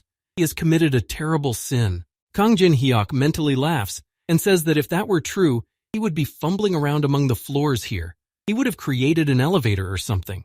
Kang Jin-hyuk tells Takeshi that he was banished into a human body, which is why he has that look now. He thinks Takeshi's skills will be useful to him when he conquers the upper floors. Yamamoto Takeshi thanks Kang Jin-hek for being a guy who thinks so highly of him. Kang Jin-hek sits down in front of Yamamoto Takeshi and suggests that Takeshi conquer this tower together. Yamamoto Takeshi rejoices that being chosen by the god himself is a once-in-a-lifetime opportunity. Yamamoto Takeshi continues to bow to Kang Jin-hyuk, and he says that it is a great honor and he will try his best. Kang Jin-hek says that as a sign of proof, he will leave a mark on the man. Kang Jin-hek activates the soul mark and says that this mark will burn him to the ground if he betrays the guy. Kang Jin-hek leaves the mark on Takeshi and says that now is not the time to reveal himself, so he better keep it a secret. Now it's time for Takeshi to go and do what needs to be done. Physical Imperfect Barrier begins its deactivation around the members of the Battlefathers Guild raid. Lee Yun-guan realizes that Kang Jin-hek has defeated the monster that destroyed the entire samurai guild. He thanks the guy for making sure they survived. Lee Yun-guan says it's a shame that there was no help from them. Kang Jin-hyuk is pleased that the guy is thanking him. Kang Jin-hyuk turns away and says it's too early to thank him, like it's over. He says she's not the kind of person who will easily accept the death of her favorite pet. Lee Yun-guan turns to the other contestants and tells them to get ready to fight. Under no circumstances should they look at Medusa. One of the guild members didn't quite finish hearing what he was told, and a tentacle with scales appears behind him. The short-haired guy's face is encompassed by two green and female hands that are about to turn his face. The face of Medusa appears in front of the short-haired guy's face, looking him straight in the eye with her red eyes. The same Medusa that Kang Jin-hyuk was talking about appears. She turns the guy into stone. Medusa aggressively starts waving her long tail and breaks the guy's stone silhouette. Medusa turns to the humans and calls them insolent. She is extremely displeased that they have invaded her temple. The boss of Medusa's Grey Temple appears. On top of everything else, they also destroyed her favorite pet baby. Medusa begins to spread her magical energy throughout the space. Everyone in the raid closes their eyes. Lee Yong-guan orders everyone to calm down and pull themselves together. After all, this is what they all came here for. Lee Yong-guan activates General Command, which increases the raid members' fear resistance and morale by 20%. His partner activates Lightning Discharge in her hands and continues to keep her eyes closed. Medusa starts to get aggressive and calls people pathetic. Medusa dodges the lightning discharge and tells the man to look where he is aiming. Medusa is extremely angry that everyone in the raid is closing their eyes in front of her. Medusa swishes her tail around and asks if she looks like a fool, only capable of petrification. Lee Yun-guan gets hit by Medusa's tail and begins to painfully expectorate her blood. The girl, Lee Yun-guan's partner, keeps her eyes open and listens to the sounds. She wonders if someone here is injured. While the girl is trying to figure out if the guys are okay because she can't see anything, the jellyfish is about to attack her. Medusa aggressively and violently swings her clawed hands and swipes at the girl. Medusa's cheek is hit by the Perseus shield artifact, which Kang Jin-hek hits her with. Kang Jin-hek attacks Medusa and prevents her from hitting the girl. He pushes Medusa aside with his shield. The huge and scaly Medusa flies off into a stone wall, which collapses and leaves behind pillars of dust. Kang Jin-hek overlaps with Perseus's shield and tells the others to fall back. The Medusa is now exclusively his. Lee Yun-guan, along with the rest of the raid, grabs the wounded and tries to run away, opening their eyes. Medusa asks Kang Jin-hyuk why the guy looks into her eyes and doesn't turn to stone. Through the use of the greedy gaze skill, Kang Jin-hyuk becomes immune to petrification. He tells her that it's all because she's weak. Medusa starts smiling cheekily and gamblingly, calling Kang Jin-hyuk a cheeky person. Medusa activates the Gorgon's Might. Her magic attack power is increased by 30%, and Kang Jin-hyuk's movement speed is reduced by 15%. Medusa is about to destroy Kang Jin-hyuk and says she will melt him. She activates the acid solution with her snakes on her head. Kang Jin-hek activates the demonic Sword King steps, and his movement speed increases by 70%. He asks how she was going to destroy him if she herself can barely crawl. Medusa activates her Poison Strike and swings her clawed hand at Kang Jin-hek. Kang Jin-hek picks up the Perseus shield, and the sacred artifact answers its master's call. Kang Jin-hek's physical and magical defense increases by 300%, illuminating Medusa with a bright light. Medusa realizes that she has even used the Gorgon's Might, but her blows still fail. Kang Jin-hek purposefully and confidently rallies to deal with Medusa, accumulating his magic power in his fingers. Kang Jin-hek deftly flies past Medusa and leaves some sort of seal on her forehead. Kang Jin-hek activates the sealed coffin barrier and seals Medusa in it. The last condition to finally become a barrier master was to successfully lock the boss monster in the barrier. Medusa tries to get rid of the chains and the coffin in which she is sealed. She wonders if the guy thought he could lock her up so easily. Medusa breaks the barrier and says he won't be able to lock her in that pathetic glass box. Kang Jin Hyuk watches coldly as Medusa breaks out of the barrier he created. The huge and angry jellyfish once again begins to swing its scaly tail at Kang Jin Hyuk. The jellyfish begins its multiple attacks on the guy, who manages to dodge and escape. Kang Jin Hyuk manages to shatter the stone walls and floor in his confrontation with Medusa. Kang Jin Hyuk is about to counterattack Medusa and activates the giant's hand skill. A powerful and strong energy appears in Kang Jin Tung's hands and fingers, allowing him to lift even stone blocks. Kang Jin Hyuk picks up 2 huge chunks of stone floor in both hands and throws them towards Medusa. Medusa begins to fight off the stone debris flying at her and calls Kang Jin Hyuk a non-entity. Medusa continues to fight back and reprimands that such a thing won't work on her. Kang Jin Hyuk dodges her counterattacks as well. Medusa tells Kang Jin Hyuk that it's time to stop throwing debris, but Kang Jin Hyuk grabs another one in her hands. Suddenly, the realization comes to Medusa that the guy was trying to throw rocks at her for a reason. She realizes that Kang Jin Hyuk's actions don't look like he was going to do her any harm. Medusa becomes wary and tensely cowering, trying to figure out what Kang Jin Hyuk is up to. A magic circle appears around Medusa, creating a dense and bright barrier for her. Kang Jin Hyuk crouches down on one knee and grins at the realization reaching Medusa late. Medusa realized that Kang Jin Hyuk was drawing runes using the ashes of dead people while he distracted her with stones. Kang Jin Hyuk activates the 3rd-level barrier Sealed Coffin and traps Medusa. Medusa begins to squirm as the great binding force encases its target in shackles. Kang Jin Hyuk runs around the barrier and says that Medusa can't get out of there since he put a lot of effort into creating it. Medusa starts squirming and wiggling her body, demanding to be let out of there immediately. Kang Jin Hyuk suggests that she not waste her strength on that. Kang Jin Hyuk locks the boss monster in the barrier and completes the quest. The 3rd condition for becoming a barrier master has been met. It is very difficult to lock the boss monster in the barrier alive, so people only catch the goblin boss from the 1st floor. Due to catching a high-level boss, Kang Jin Hyuk changes his profession to rune interpreter of the barrier master's highest grade. He can realize the essence of a rune and create a new barrier that didn't exist. Kang Jin Hyuk starts squirming with happiness and joy at getting a secret profession. Kang Jin Hyuk realizes that the more difficult the conditions, the more generous the rewards. If he keeps digging, just how much more he can get. Kang Jin Hyuk receives the engraving of the Moon Seal. The barrier's activation time is reduced by 25%, and their effectiveness is increased by 30%. Kang Jin Hyuk is very pleased that he was even given the enhancements. He's already excited to torment everyone with it. Medusa sits locked up and asks what Kang Jin Hyuk is going to do with it now. Kang Jin Hyuk says he doesn't know yet. Maybe he should make an armor out of her skin. The girl tenses up. Kang Jin Hyuk looks at the roaring Medusa and thinks about how destroying monsters is a common thing to do. After all, you can get experience points, rewards, and items from them. Kang Jin Hyuk knows that there are no rewards for destroying Medusa. Outside the temple, her head loses its petrification ability, and after its demise, the armor made from its scales permanently damages the wearer with its poison. Kang Jin Hyuk wonders what use Medusa is. He purchases 3,350 coins worth of various items. Kang Jin Hyuk buys all the items he needs and starts diligently mixing them in a bowl. Kang Jin Hyuk gets a bright red-pink liquid in the brass bowl, who starts to draw something on the ground. Due to Kang Jin Hyuk's drawing, a secret communication line was drawn through the magic circle. Kang Jin Hyuk contacts Hennessy, who runs the magic library.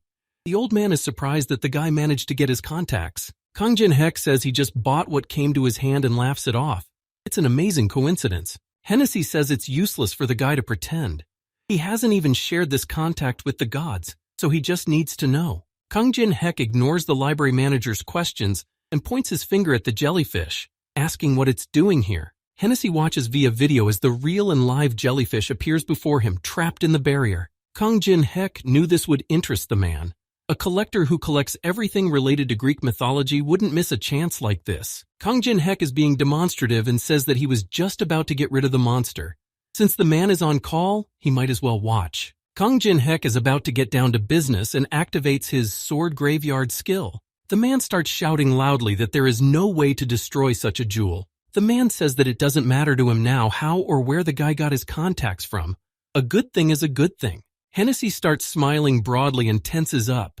He'll open the gate leading to the library for the guy. They'll talk when they meet. The man's eyes light up with excitement and interest. He suspects that things could get a lot more interesting from this meeting. Kang Jin-hek watches the man carefully and wonders what's wrong with his smile. Hennessy creates a rift in space, which is the gateway to his magical library. He invites Kang Jin-hek to join him. Kang Jin-hek enters the gate that appeared without a second thought and heads over to the old manager. Kang Jin-hek finds himself far from the magic library. Hennessy greets him on the 42nd floor of the Tower of Trials, in the city of ancient Egyptian gods. Hennessy's eyes glow brightly with a blue color. A man greets Kang Jin-hek in the white oasis. Kang Jin-hek didn't think at all that he would get to the 42nd floor so soon. This is his first time meeting the gods before reaching the 100th level. Kang Jin-hek had assumed that he would end up in the Great Library, but he didn't expect to appear here. Could it be that Hennessy is here on vacation? Hennessy adjusts his suit and says he wishes he was on vacation, but he's here for work. The Egyptian gods reside here, which the guy is well aware of. Hennessy's face turns serious, and he says that the gods themselves wanted to meet the guy. Everything worked out more than well and to his advantage. Kang Jin-hyuk smirks and notices the old man's manner of speech. Something tells him that the man found out about his lie with the blessing by the Egyptian god. Various creatures of Egyptian mythology quietly walk around their head and turn toward the guy. Everyone starts discussing the fact that there is a man walking there. They've heard that humans have entered the tower, but for them to have gotten here already, it's impossible. Hennessy leads Kang Jin-hyuk somewhere and points his hand at something, asking if the guy knows what it is. Hennessy tells him that there used to be a sphinx standing here, but now it's just a huge crater. Old man Hennessy tells him that he showed up here after it was revealed that the guy was covering himself in the name of Anubis. Kang Jin-hek examines the stone on the ground and says it's all some kind of pity. He heard that this statue had high artistic value. Hennessy asks if the guy isn't afraid of absolute beings that have great power and rule on the upper floors. Kang Jin-hek throws a pebble over his shoulder and isn't sure if he's afraid of these beings or why he should do it at all. Kang Jin-hek smiles smugly and tries to shake his palms off. He says it's not even the 50th floor. Old man Hennessy listens to Kang Jin-hyuk's words and starts laughing loudly at the top of his voice. He is interested in all of this, and the guy continues to not disappoint him. The black-pawed hound named Anubis hits the armrest of his chair with his fist. Anubis, god of perdition, says that Kang Jin-hek has defamed his name and now dares to stand before him. Osiris, the god of resurrection, thinks Anubis looks very funny. Rick Hennessy salutes the gods. Kang Jin-hek says he was led here by this old man's trickery. He didn't come here to see Anubis at all. Anubis starts to get hysterical and psychotic, calling Kang Jin-hek a very nasal and insolent man. Rick Hennessy creates a magical barrier and says that Kang Jin-hek has come here as his guest. Rick Hennessy turns to Anubis and asks if he is going to break the laws of the tower in front of him. Anubis silently and barely audibly clucks as Osiris continues to voice and laugh loudly at him. Rick Hennessy notices that Kang Jin-hek's player didn't even flinch, as if he already knows all the laws of the Tower of Trials. Anubis declares that if he can't destroy Kang Jin-hek himself, he will do so according to all the rules of the tower. Anubis begins to summon his warrior, who is about to emerge from the huge coffin. The warrior of Anubis's black hound is the guide of the departed, who emerges from his coffin. Kang Jin-hek realizes that the strongest warrior that the 6th floor player can resist has summoned the guide of the departed. Rick Hennessy realizes that with his current characteristics, Kang Jin-hek can't win. He wonders what the guy would do in this situation. Anubis sends a request for a duel to Kang Jin-hyuk. If the guy manages to stand for more than 5 seconds against his warrior, he will be able to take one item from the treasury. Kang Jin-hek starts smiling cheekily and asks again if he only needs to stand for more than 5 seconds. And that's it. Kang Jin-hek doesn't immediately announce his decision to God Anubis and opens the exchange to stock up. Kang Jin-hek buys a royal blood that costs 2 million coins. He only has 1,000 and penny coins left. Kang Jin-hek activates Heaven's protection and uses it on the artifact. The sacred royal blood is created. After the manipulation's done, Kang Jin-hek accepts a duel request from Anubis. Kang Jin-hek activates the demonic Sword King steps and flies lightning fast past the warrior, who gets his head blown off. The extreme change in characteristics is fatal. Kang Jin-hyuk's damage has been increased by 1,500%. The Anubis warrior is defeated. Kang Jin-hyuk didn't even need 5 seconds to do so. Osiris and Anubis are simply shocked at what is happening. It's amazing that a person from the 6th floor was able to defeat an Anubis warrior. Kang Jin-hek squints contentedly at Anubis and wonders aloud what he should choose from his treasure trove. Anubis starts to get aggressive and yells out wherever Kang Jin-hek saw such a thing to attack right after accepting a duel. The sun god Gore appears and interrupts and stops Anubis. Anubis made a promise himself whether he's going to break the tower's rules or not. Anubis rises and gets up from his throne, freaking out and walking out of here hysterically. He tells Horus to do as he wishes. The sun god Gore apologizes to the boy and the old man. He asks them to follow him. Gore will show them where the treasure room is. The sun god Gore points with his hand to the mountain of treasures they have. He invites the lad to choose what he likes. Sun god Gore escorts the men to the treasure house and says that a promise is a promise. Kang Jin-hyuk's eyes start to glisten at how smug he is with himself and can now choose his reward. The sun god Gore says there's some but. The guy would have gotten here sooner or later anyway. Sun god Gore suggests that Kang Jin-hyuk become a resident of the tower by choosing someone from among them gods. Gore says that then the guy will gain power, which is more precious than all the jewels. This time he'll actually get their support. Rick Hennessy realizes what Gore's words mean. He wants to offer the player from the 6th floor a once-in-a-lifetime choice of power. Rick Hennessy starts rubbing his mustache and smiling. The guy ends up getting the support of the gods anyway. It's all very interesting. Kang Jin-hek refuses the offer that the sun god Gore makes him. Rick Hennessy didn't expect the player's refusal. The sun god asks in surprise and shock if Kang Jin-hek really doesn't need his offer. The guy confirms it. Kang Jin-hek says he's going to conquer floors much higher. So what's the point of him getting help from here then? Kang Jin-hek smiles through all his teeth and points his finger at what he's going to pick out in the treasury. A vein protrudes on the sun god Horus's face because he tenses up and holds back his emotions. He calls the boy impertinent. Sun god Gore straightens up Kang Jin-hyuk's business and goes out to the balcony where the god of perdition Anubis is waiting for him. Sun god Gore says that Anubis is in trouble for having a temper as always. Anubis asks what that wretched Kang Jin-hek chose as his reward. The sun god Gore tells Anubis that the guy picked a black ancient egg. Anubis clarifies if Kang Jin-hek knew what he was choosing. The sun god Gore claims he couldn't verify that, so he doesn't know, but something he's 100% sure of. Regardless of what the guy does with the egg, it could be a huge disaster for humanity. Little Alice is distracted from her business when she's shopping through her phone. Alice is surprised that Kang Jin-hyuk chose a black ancient egg. The girl asks why Kang Jin-hek chose it. After all, he must realize that if he hatches it wrong, there will be trouble later. Kang Jin-hyuk pretends he didn't know that information. The girl points her finger at the egg and says that, let's say Kang Jin-hyuk can somehow survive. But what if the town disappears? Where will she shop then? Little Alice suddenly assumes her true form and moves back into the ring. Alice is outraged because she asked her boyfriend not to bring her back into the ring so suddenly. Kang Jin-hek asks her to wait there for now. In front of Kang Jin-hek, an ancient black egg covered in shiny and black and purple scales is lying on the table. Kang Jin-hek fills his body with magical energy and says that he is doing this for the first time in so long. The guy's eyes fill with madness and he realizes that he should concentrate properly. The only thing Kang Jin-hek knows about the ancients is one phrase said by the wacky adventurer Phasis: delicious mana is the key to success. Kang Jin-hek activates the fire elemental, then casts the ice creation skill effect on top of it as well. After that, the guy activates the heavenly protection, then the heavenly flower cultivation technique. The ancient egg absorbs mana from the air. Kang Jin-hek drinks the egg with different techniques and mana. He asks it if it likes such an enticing taste. Kang Jin-hek holds the ancient black egg in his hands and infuses it with mana. The egg begins to glow brightly with a purple light. Suddenly, the shell of the egg cracks, and a cute and cuddly dragon-like creature hatches from there. Kang Jin-hyuk looks at the dragonkin and realizes that it has hatched.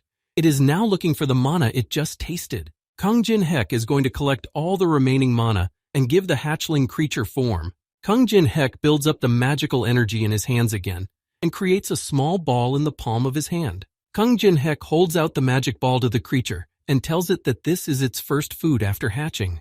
The black dragon cub repeats Kang Jin-hek's words and begins to smell the yummy treat. The small and black dragonkin doesn't think long and eats the magic ball from Kang Jin-hek's hands. The carving of the seal on the ancient takes place.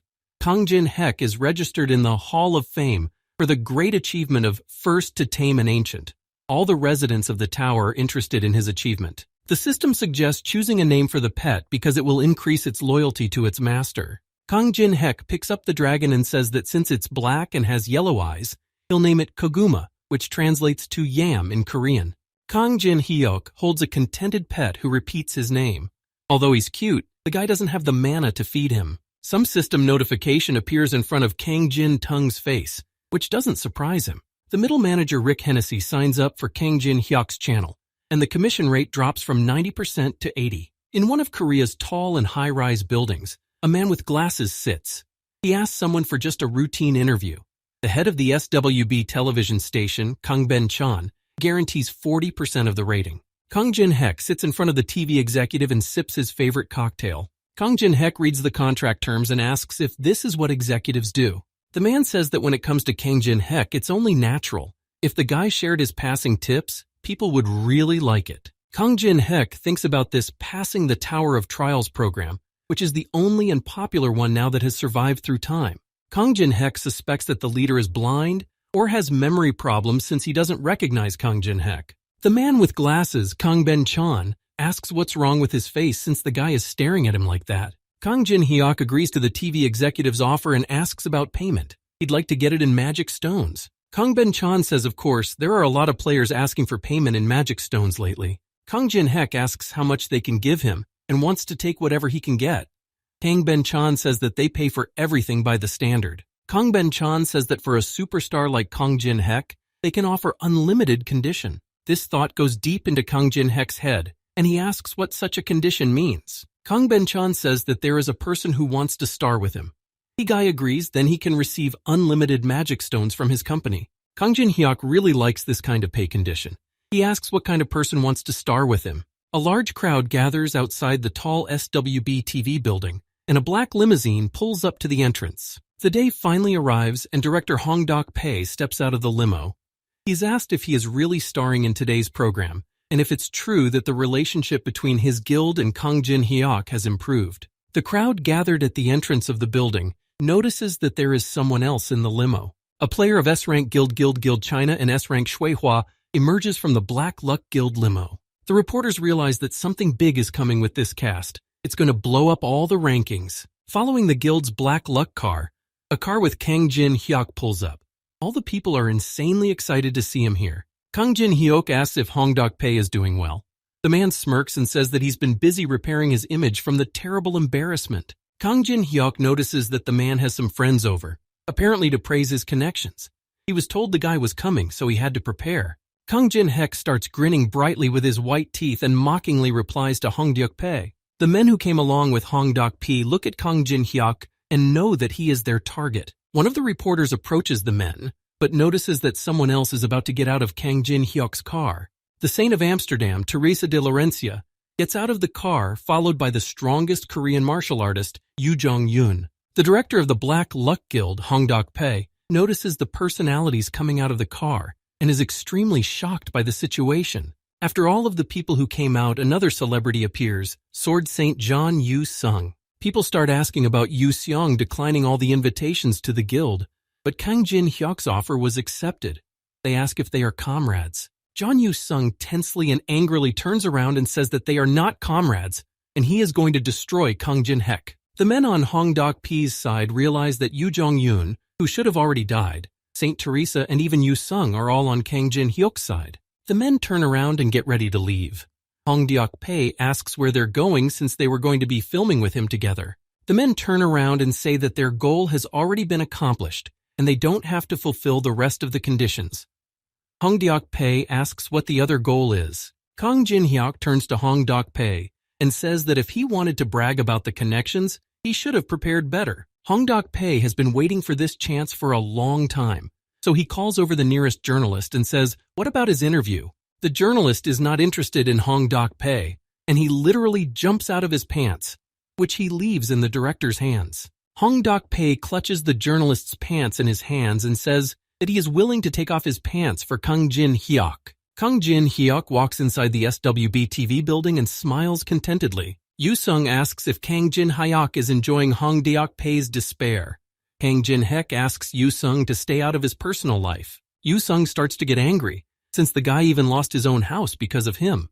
Kang Jin-hyuk remembers that he told Mainam that John Yu-sung is the unknown. Kang Jin-hyuk demonstratively spreads his hands and says that he has no idea what Yu-sung is talking about. John Yu-sung states that by comparing the 16 videos he made with Kang Jin-hyuk, one can immediately realize that unknown is Kang Jin-hyuk. Kang Jin-hyuk becomes alarmed when he realizes that John Yu-sung is the real stalker. Kang Jin-hyuk and John Yu-sung begin to be examined and pawed by the male guards at the entrance of the building.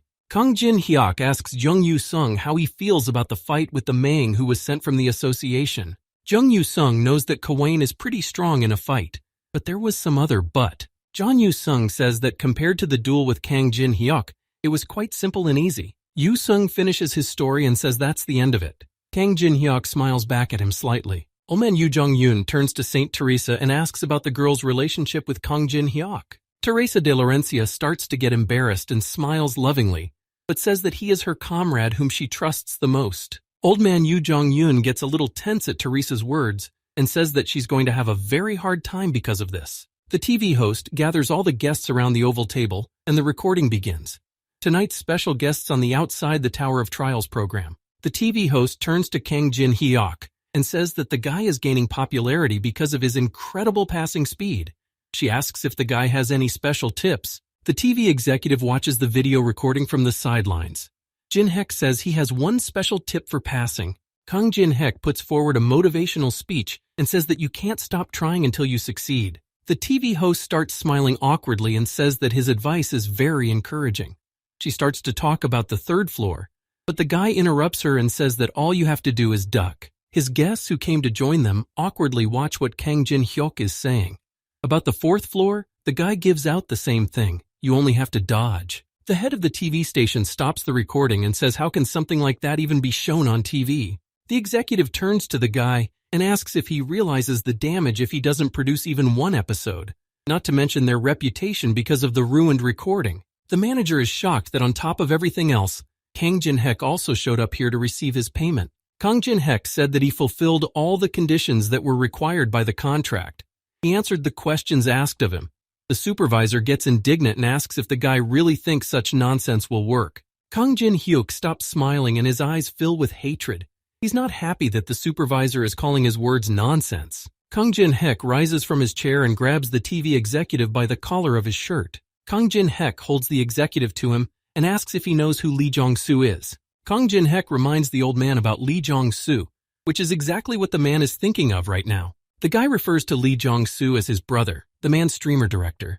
He and he together kept the streamers like cattle with their slave contracts. Kang Jin-hyuk reminds the director how he came here once with other streamers who had gathered and showed up to protest. Kang Jin-hyuk reveals that he realized a lot of things about his life because of that, like how to wag his tail so he doesn't end up on the street. Kang Jin-hyuk asks, at a time when they were almost surviving because of rigged contracts, what they told them back then.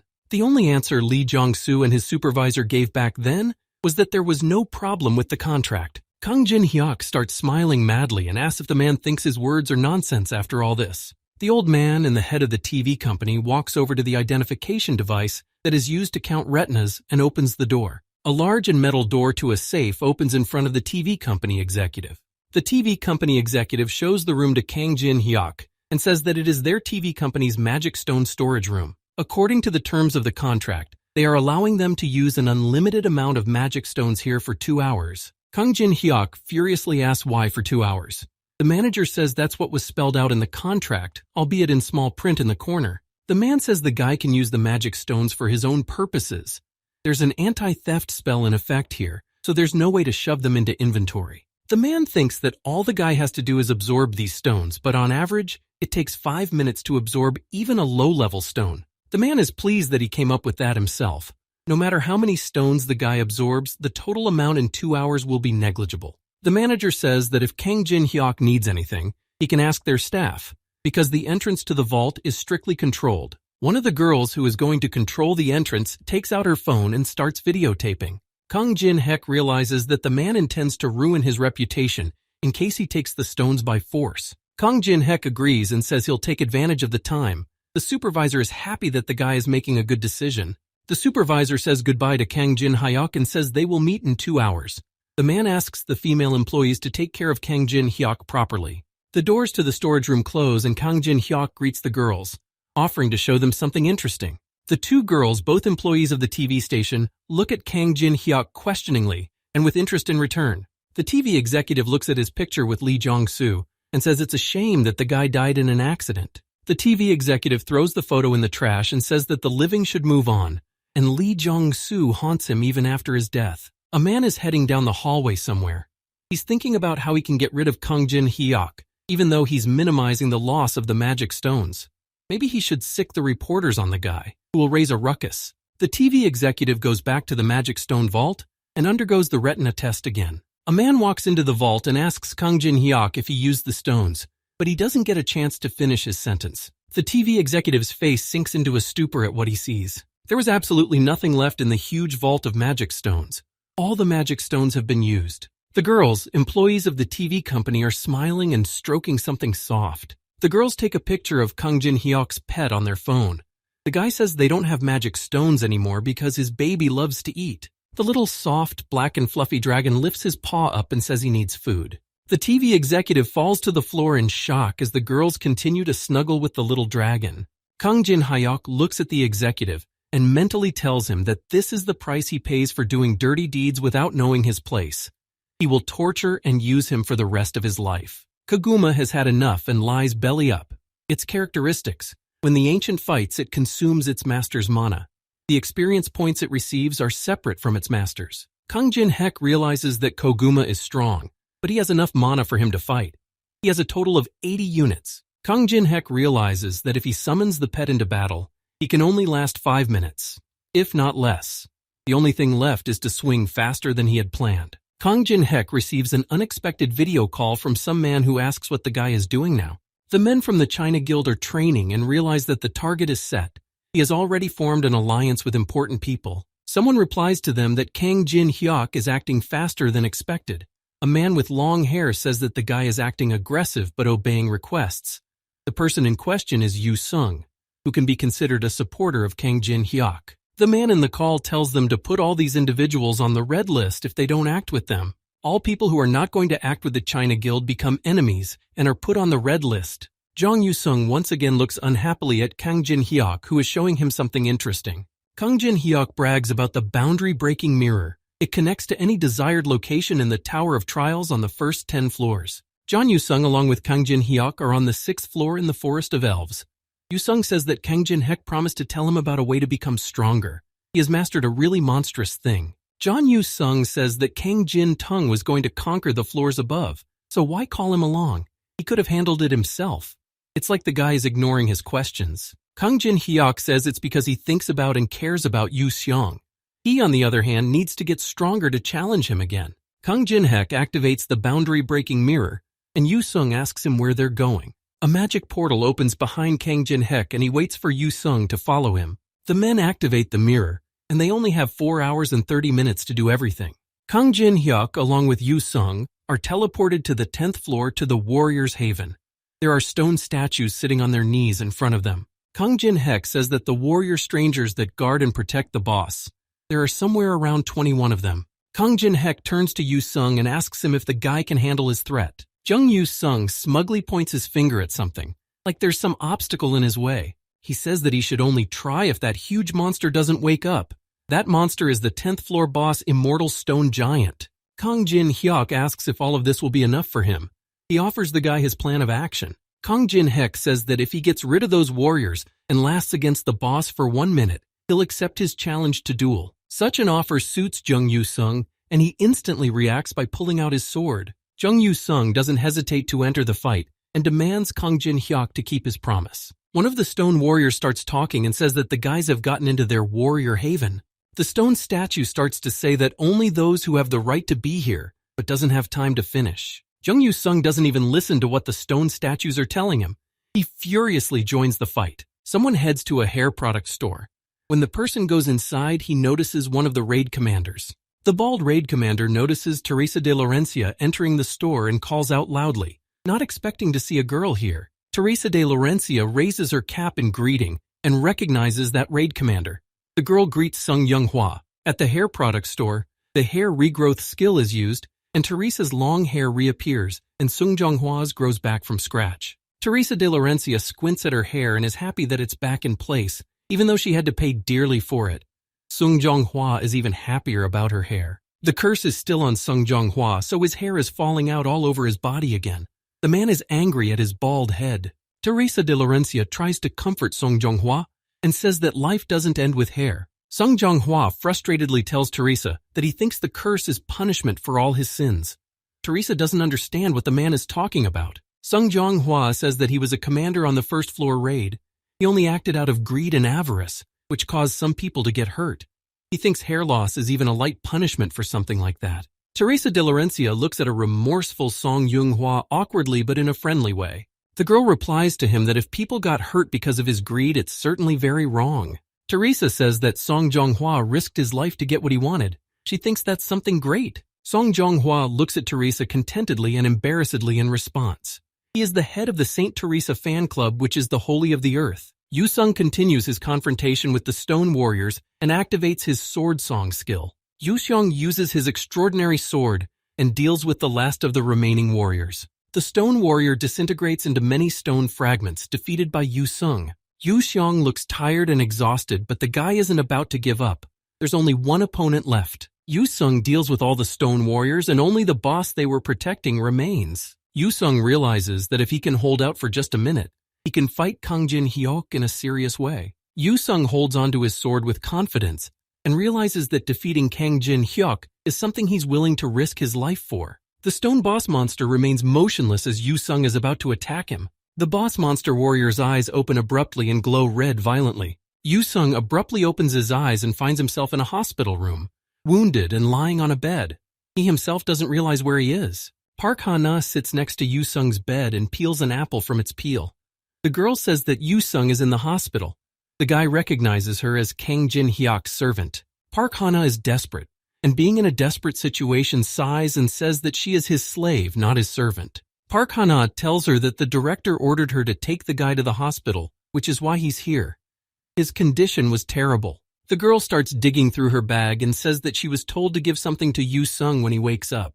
The girl pulls out some obscure rock from her purse and holds it out to Yu-sung. Yu-sung takes the black and shiny stone in his hands. The guy seems to recognize what it is. Yu-sung remembers that he was fighting the 10th floor boss when he activated the absolute skill Invulnerability, and damage stopped going through him. Yu-sung realized at some point that neither physical nor magical strikes were passing against him. Even his attribute sword had broken. Yu-sung turns to Kang Jin-hyuk in his last breath, who says that the guy only lasted 21 seconds. Kang Jin-hyuk pulls out his unknown mask and tells Yu-sung that he still has a long way to go. Kang Jin-hyuk under the unknown mask is going to confront the boss and activates the demonic Sword King steps. Yu-seong watched as Kang Jin-hyuk managed to dodge all of the boss's attacks with impossible precision. The huge and stone monster boss swung its weapon and attacked the guy without stopping. The stone monster activates its sanctuary skill, and the attraction power increases by 500%. Yu-sung is injured lying on the stone surface and is amazed at the terrible pressure this monster is creating. Yu-sung looks at Kang Jin-hyuk and thinks about how even he can't handle something like this. Then what is he going to do? Just when Yu-sung thought it was all over for Kang Jin-hyuk as well, the guy says that he was waiting for something and accumulating magic power in his palm. Kang Jin-hyuk activates the first level barrier, enhancing spells. It amplifies the effect of spells by a set area per second. Kang Jin-hyuk says it's time for the monster to really become a rock. He sets the activation direction, the center of the barrier. The huge stone monster is trapped in the barrier trap created by Kang Jin-hyuk. The huge stone boss begins a strange transformation and decreases in size. Due to its invulnerability, the damage on it never goes through. A small and shiny black pebble appears in front of Kang Jin-hyuk instead of the huge stone monster. Yu-seong is simply shocked at what is happening. Kang Jin-hyuk defeated the boss as if he was showing off in front of him. That's the last thing the guy remembers.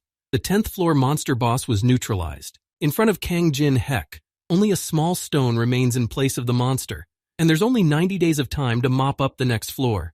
Kang Jin-hyuk defeats the immortal stone giant and copies its vulnerability ability, the time being reduced several times.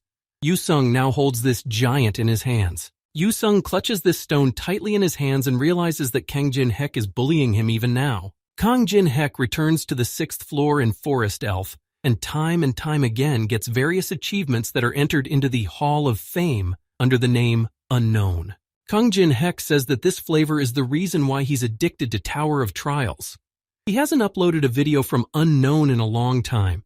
He needs to make up for the coins he spent in the battle with Anubis. Thanks to Jung Yu-sung getting rid of the minor bipeds, he was able to concentrate his energies on creating the very barrier that required a lot of mana. As Kang Jin-hyuk is immersed in his thoughts and climbing the system, he is called out by little Alice from the ring. The girl informs Kang Jin-hek that someone has been following the guy all this time, but he's been aware of it for a while now. Alice is surprised that the guy knows about it and doesn't do anything about it. That's not like him at all. Kang Jin-hyuk replies to Alice that the place they're headed to hates outsiders. They won't get anything out of this battle, so he'll just leave it at that. A man sits on a branch with a camera and watches the guy. The masked man reports that Kang Jin-hek is now heading to the elf forest on the 6th floor. In Beijing, at the China Guild, Li Qian reports to someone that Kang Jin-hek has taken not only the 5th floor, but somehow the 10th floor as well. The man he reports all this to stands in front of them and asks them what they've been doing all this time. Li Qian receives his punishment for inaction. The superior deprives him of one ear. Li Qian silently endures the pain he is feeling. The warden calls him pathetic since he didn't do any errands properly. The head of the China Guild is S-ranked player Nam Gong Chong. Forever he has to intervene for the case to even begin its course. The girl takes a seat next to Li Qian and is about to hilly his lost ear. Nam Gong Chong demands that she leave him alone. The man puts his sword away and tells Li Qian to remember this when he looks at his wound. He won't get away with one ear next time. The man says that he doesn't know the reason why Kang Jin-hek stayed on the 6th floor, but they're better off for it. He orders Shui Hua and Tang Chao to head there and regroup. Nam Gong Chong orders his men to burn down the forest with Kang Jin-hek and then eliminate all witnesses. On the 6th floor in the Forest Elf, the masked man is ordered not to take his eyes off the target. The masked man continues to sit on a tree branch like a ninja, watching Kang Jin-hyuk. From behind the masked man, a girl with short hair appears. Judging by her pointy ears, she is an elf. The girl is about to attack him. The elf forest on the 6th floor is one of the best resting places in the Tower of Trials. After all, only after staying there for 90 days, the 7th floor will open automatically. Therefore, many people come here for the purpose of simply resting. A fluffy rabbit with one horn in the middle appears next to a man who came here to rest. The girl tells the guy not to go there because it is the territory of elves and it is dangerous. The guy can't resist the horned rabbit. The girl pulls the guy back by his ear and tells him that elves don't like outsiders. If the guy doesn't want to get an arrow in the head, he should head back. The guy came here to have fun and she grumbles. A fluffy and horny rabbit hops into the nearest bushes and a masked man is knocked out in front of him. The elf girl, fully armed from head to toe, was about to set a trap for the player, but so far only the masked man had been caught. The red-haired elf girl hops onto the branch where the masked man was sitting. She watches Kang Jin-hyuk carefully. The girl excitedly stares after the guy and wonders who he is that he's being followed like this. The red-haired girl realizes that his behavior doesn't look like he's up to something. Maybe he's just lost. The girl knows that only the experienced ones can get out of this forest. He will never find his way out. Kang Jin-hek smells something. Kang Jin-hek smells something and realizes that he should turn left now. The red-haired elf girl knows that you have to spend a lot of time in the forest to fashion a path by smell. The girl is extremely surprised that an ordinary human knows such a non-obvious way. The red-haired elf girl realizes that there is nothing wrong with this, because the guy is already approaching the illusion barrier. The elf girl is already aware that once Kang Jin-hyuk gets into it, he'll endlessly walk in circles until he's exhausted, wandering through endless illusions. The girl is just going to watch it happen. When Kang Jin-hek eventually passes out, she's just going to carry him outside. Kang Jin-hek walks up to the illusion barrier and says, "Who is so bad at creating barriers? There should be passive collateral here, not active collateral because it cuts the effectiveness in half." Kang Jin-hek is going to correct the illusion barrier and says he doesn't know who made it, but he probably skipped all his grammar lessons. The red-haired elf girl is the very creature that created the barrier. The girl is alarmed and tries to figure out who this Kang Jin-hek is. Kang Jin-hek has known for a long time that an elf who looks like a newcomer has been following him. Kang Jin-hek starts to exemplarily stretch and activates the kitchen of another world. He pretends to be very hungry. Kang Jin-hek proceeds to prepare a delicious meal using his magical kitchen. The red-haired elf girl watches the guy, and her drool flows as she looks at the food. She realizes that the man knows how to cook. After a while of her observations, Kang Jin-hek does something stunning, and the elf girl reacts violently to it. The girl instantly gives away her identity and jumps behind Kang Jin-hek, reminding him that he is in the sacred forest of the elves. The girl loads her bow and says how dare a guy cook animal meat in such a place and thus insulting the forest. Kang Jin-hyuk fries some cutlets on a skillet. The guy manages to get the elf's attention and brings her out of hiding. Kang Jin-hyuk becomes indignant and claims that he's not cooking animal meat at all. It's just ordinary beans. Kang Jin-hyuk offers the girl his dish. If she doesn't believe him, she can try it herself and see for herself. The elf girl still doesn't believe Kang Jin-hyuk and claims that the guy is lying to her because the cutlets are very similar to meat cutlets. While the red-haired elf girl continues to resent and argue, her nose smells the odor of the dish. The girl takes a sniff and tilts her head towards the dish, making sure that it really smells like beans. Kang Jin-hyuk knows that the elf race in the Tower of Trials just love music and cooking, but among them, animal meat is strictly forbidden. Kang Jin-hyuk wants to understand what would happen if he let an elf taste a dish similar to real meat. Kang Jin-hyuk offers the girl his best work and knows that she won't be able to contain her curiosity. The girl is already drowning in her drool. The elf girl really can't hold back and grabs a fork with the cutlet to taste it. Before taking a bite of the piece, she once again asks if the guy is really offering her non-meat animal meat. Kang Jin-hyuk demands the girl not to insult his skills and dedication to cooking. He won't allow himself to lie or pull dirty tricks with food. The red-haired elf girl is alarmed by the guy's words, but doesn't hesitate to bite into the cutlet. The elf girl begins to chew the cutlet greedily to savor its flavor. The elf girl's eyes fill with delight and she says, "How can something be so delicious?" The red-haired elf girl starts greedily eating one cutlet after another, unable to stop. She didn't think the guy would turn out to be the person to introduce them to the new dish. The girl greets the guy and says her name is Sylvia. She is the ranger of this forest. The girl apologizes that she was wrong about Kang Jin-hyuk. The girl bows a little and asks the guy what she can do for him as an apology. Kang Jin-hyuk already knows what he needs. He asks if he can visit the elf village. Sylvia accompanies Kang Jin-hyuk to her main village located in the elf forest. With a disgruntled and aggressive face, Kang Jin-hyuk introduces himself to someone and says his name. A long-haired and gray-haired male elf sits in front of him and introduces himself as Penheim, the head of the elf forest. Kang Jin-hyuk remembers his name and shows it to the elf. He asks if he's welcome here. Another elf appears behind Kang Jin-hyuk and points his bow at the guy. He asks how can a stranger who came from an unknown place expect a warm welcome here. This elf's name is Teslan. He says that wretched humans have no right to be in the sacred forest. To copy his skills, Kang Jin-hyuk needs to fire an arrow with more accuracy than him at least once. Kang Jin-hyuk looks at the guy with a greedy gaze and realizes that the guy is still the same. Even in the game, he really hated people, though it was probably because of the mess Kang Jin-hyuk made back then. When an arrow flies at Kang Jin-hyuk, he says that Sylvia invited him here. Kang Jin-hyuk pulls out his dagger and fends off Teslan's arrow. He says the guy is being too rude to the guests. Kang Jin-hyuk points his dagger at the elf and asks if he should have brought a gift with him. Teslan reacts to the guy's actions and says he has a pretty good reaction for a human, but he'll put the next arrow right through his head. Sylvia turns to Teslan and demands that he stop. She explains that she brought him to the village as an apology for the attack. Teslan rudely demands that Sylvia be quiet and tells her that strangers are not welcome here. They'll deal with it after he's dead. Sylvia points her hand at Kang Jin-hyuk and says she didn't invite him by accident. The guy is a talented cook. The red-haired elf starts drooling and says that the guy is capable of cooking real delicacies. Penheim and Teslan immediately react to Sylvia's words about real delicacies in cooking. Teslan keeps pulling the bowstring and says that there's just no way to change their minds. Penheim stops him. Penheim's mouth starts to drool as well. He says there's no need to rush and let the boy prove his words with deeds. Teslan grudgingly turns to the elder as Kang Jin-hyuk smirks contentedly. The elven fig is a special fruit that contains mana. By eating it, one can increase the power of their magic. And the day when the elves harvest the special fruit and thank the forest is called the Moonlight Festival. Kang Jin-hyuk is going to prove his words with actions and activates the skill Kitchen of Another World. Kang Jin-hyuk is deaf with the food he prepares in front of the other elves of this forest. Kang Jin-hyuk sets up a long table where the elves are seated.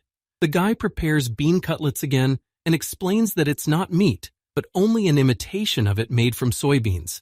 The elves one by one start to get down to the soybean cutlets made by Kang Jin-hyuk. They all rave about the dish. Teslan also has a portion of soy cutlets in front of him, but he shakes his head in displeasure and refuses to eat them. Kang Jin-hyuk picks up the plate and is about to take Teslan's portion of soy cutlets away from him. Kang Jin-hyuk says the guy will get around to it, because just a little while ago, he was still going to shoot him. Teslan stands frustrated and furious among the elves, who who are enjoying the delicacy he didn't get. Penheim carefully and politely wipes his mouth with a handkerchief after the meal. He calls the dish marvelous. Penheim gets up from the table enthusiastically and says that the stranger has gifted them with such a delicious meal. The atmosphere only gets better. All the elves begin to thank their forest benefactor and are about to start the Moonlight Festival. The elves living in this forest take out their musical instruments and start playing different music on them. Penheim begins to hand the rest of the elves each a piece of a special fig, wishing them that the power of the forest will come with them. The people who have come to rest in the elven forest notice how noisy it has become and realize that the elves have thrown a party. They wish they could peek in. One of the players says that the elves have a very bad temper. If you get in their face, they will want to kill you immediately. But the guy continues that it's quite safe to be around them, and then turns his head to something. The player turns to the fire and realizes that all his comrades have been destroyed by some ninjas in black. The man cries out in horror and tries to figure out what's wrong. A sharp knife is placed to his throat. Men and women dressed as ninjas destroy all witnesses in their path on orders from higher-ups. Sylvia praises the little elf, who almost accurately hits the target with his bow. Kang Jin-hek sits on a bench with Penheim and tells him that he's heard what marksmanship elves have from birth and in their blood. Penheim says that it's common for them. Penheim smiles contentedly and asks what Kang Jin-hyuk thinks of their Moonlight Festival. Penheim tells the guy that they rarely invite outsiders to their festival. Because of the fig effect, they have to hide in the forest. Penheim is certain that elves love entertainment and food as much as other creatures. Penheim laughs in a friendly manner and says that above all else, elves value their peace. Kang Jin-hyuk listens attentively to Penheim and says that elven wisdom amazes and impresses him. Teslan approaches Kang Jin-hek from behind and says, "How dare an outsider judge them, the elves?" Kang Jin-hek smirks mockingly and asks if Teslan is offended because he didn't get any food. Teslan expresses his displeasure and says that being able to cook doesn't change his race. His being here denigrates the holy elven forest. An aggressive argument ensues between Kang Jin-hek and Teslan, and Penheim awkwardly tries to break them up. Kang Jin-hek reaches out his hand and pulls an arrow from behind Sylvia's back. He suggests that they have an archery competition. Kang Jin-hek offers his terms and says that the loser will leave this forest forever. Teslan confidently and smugly covers his face to contain his laughter.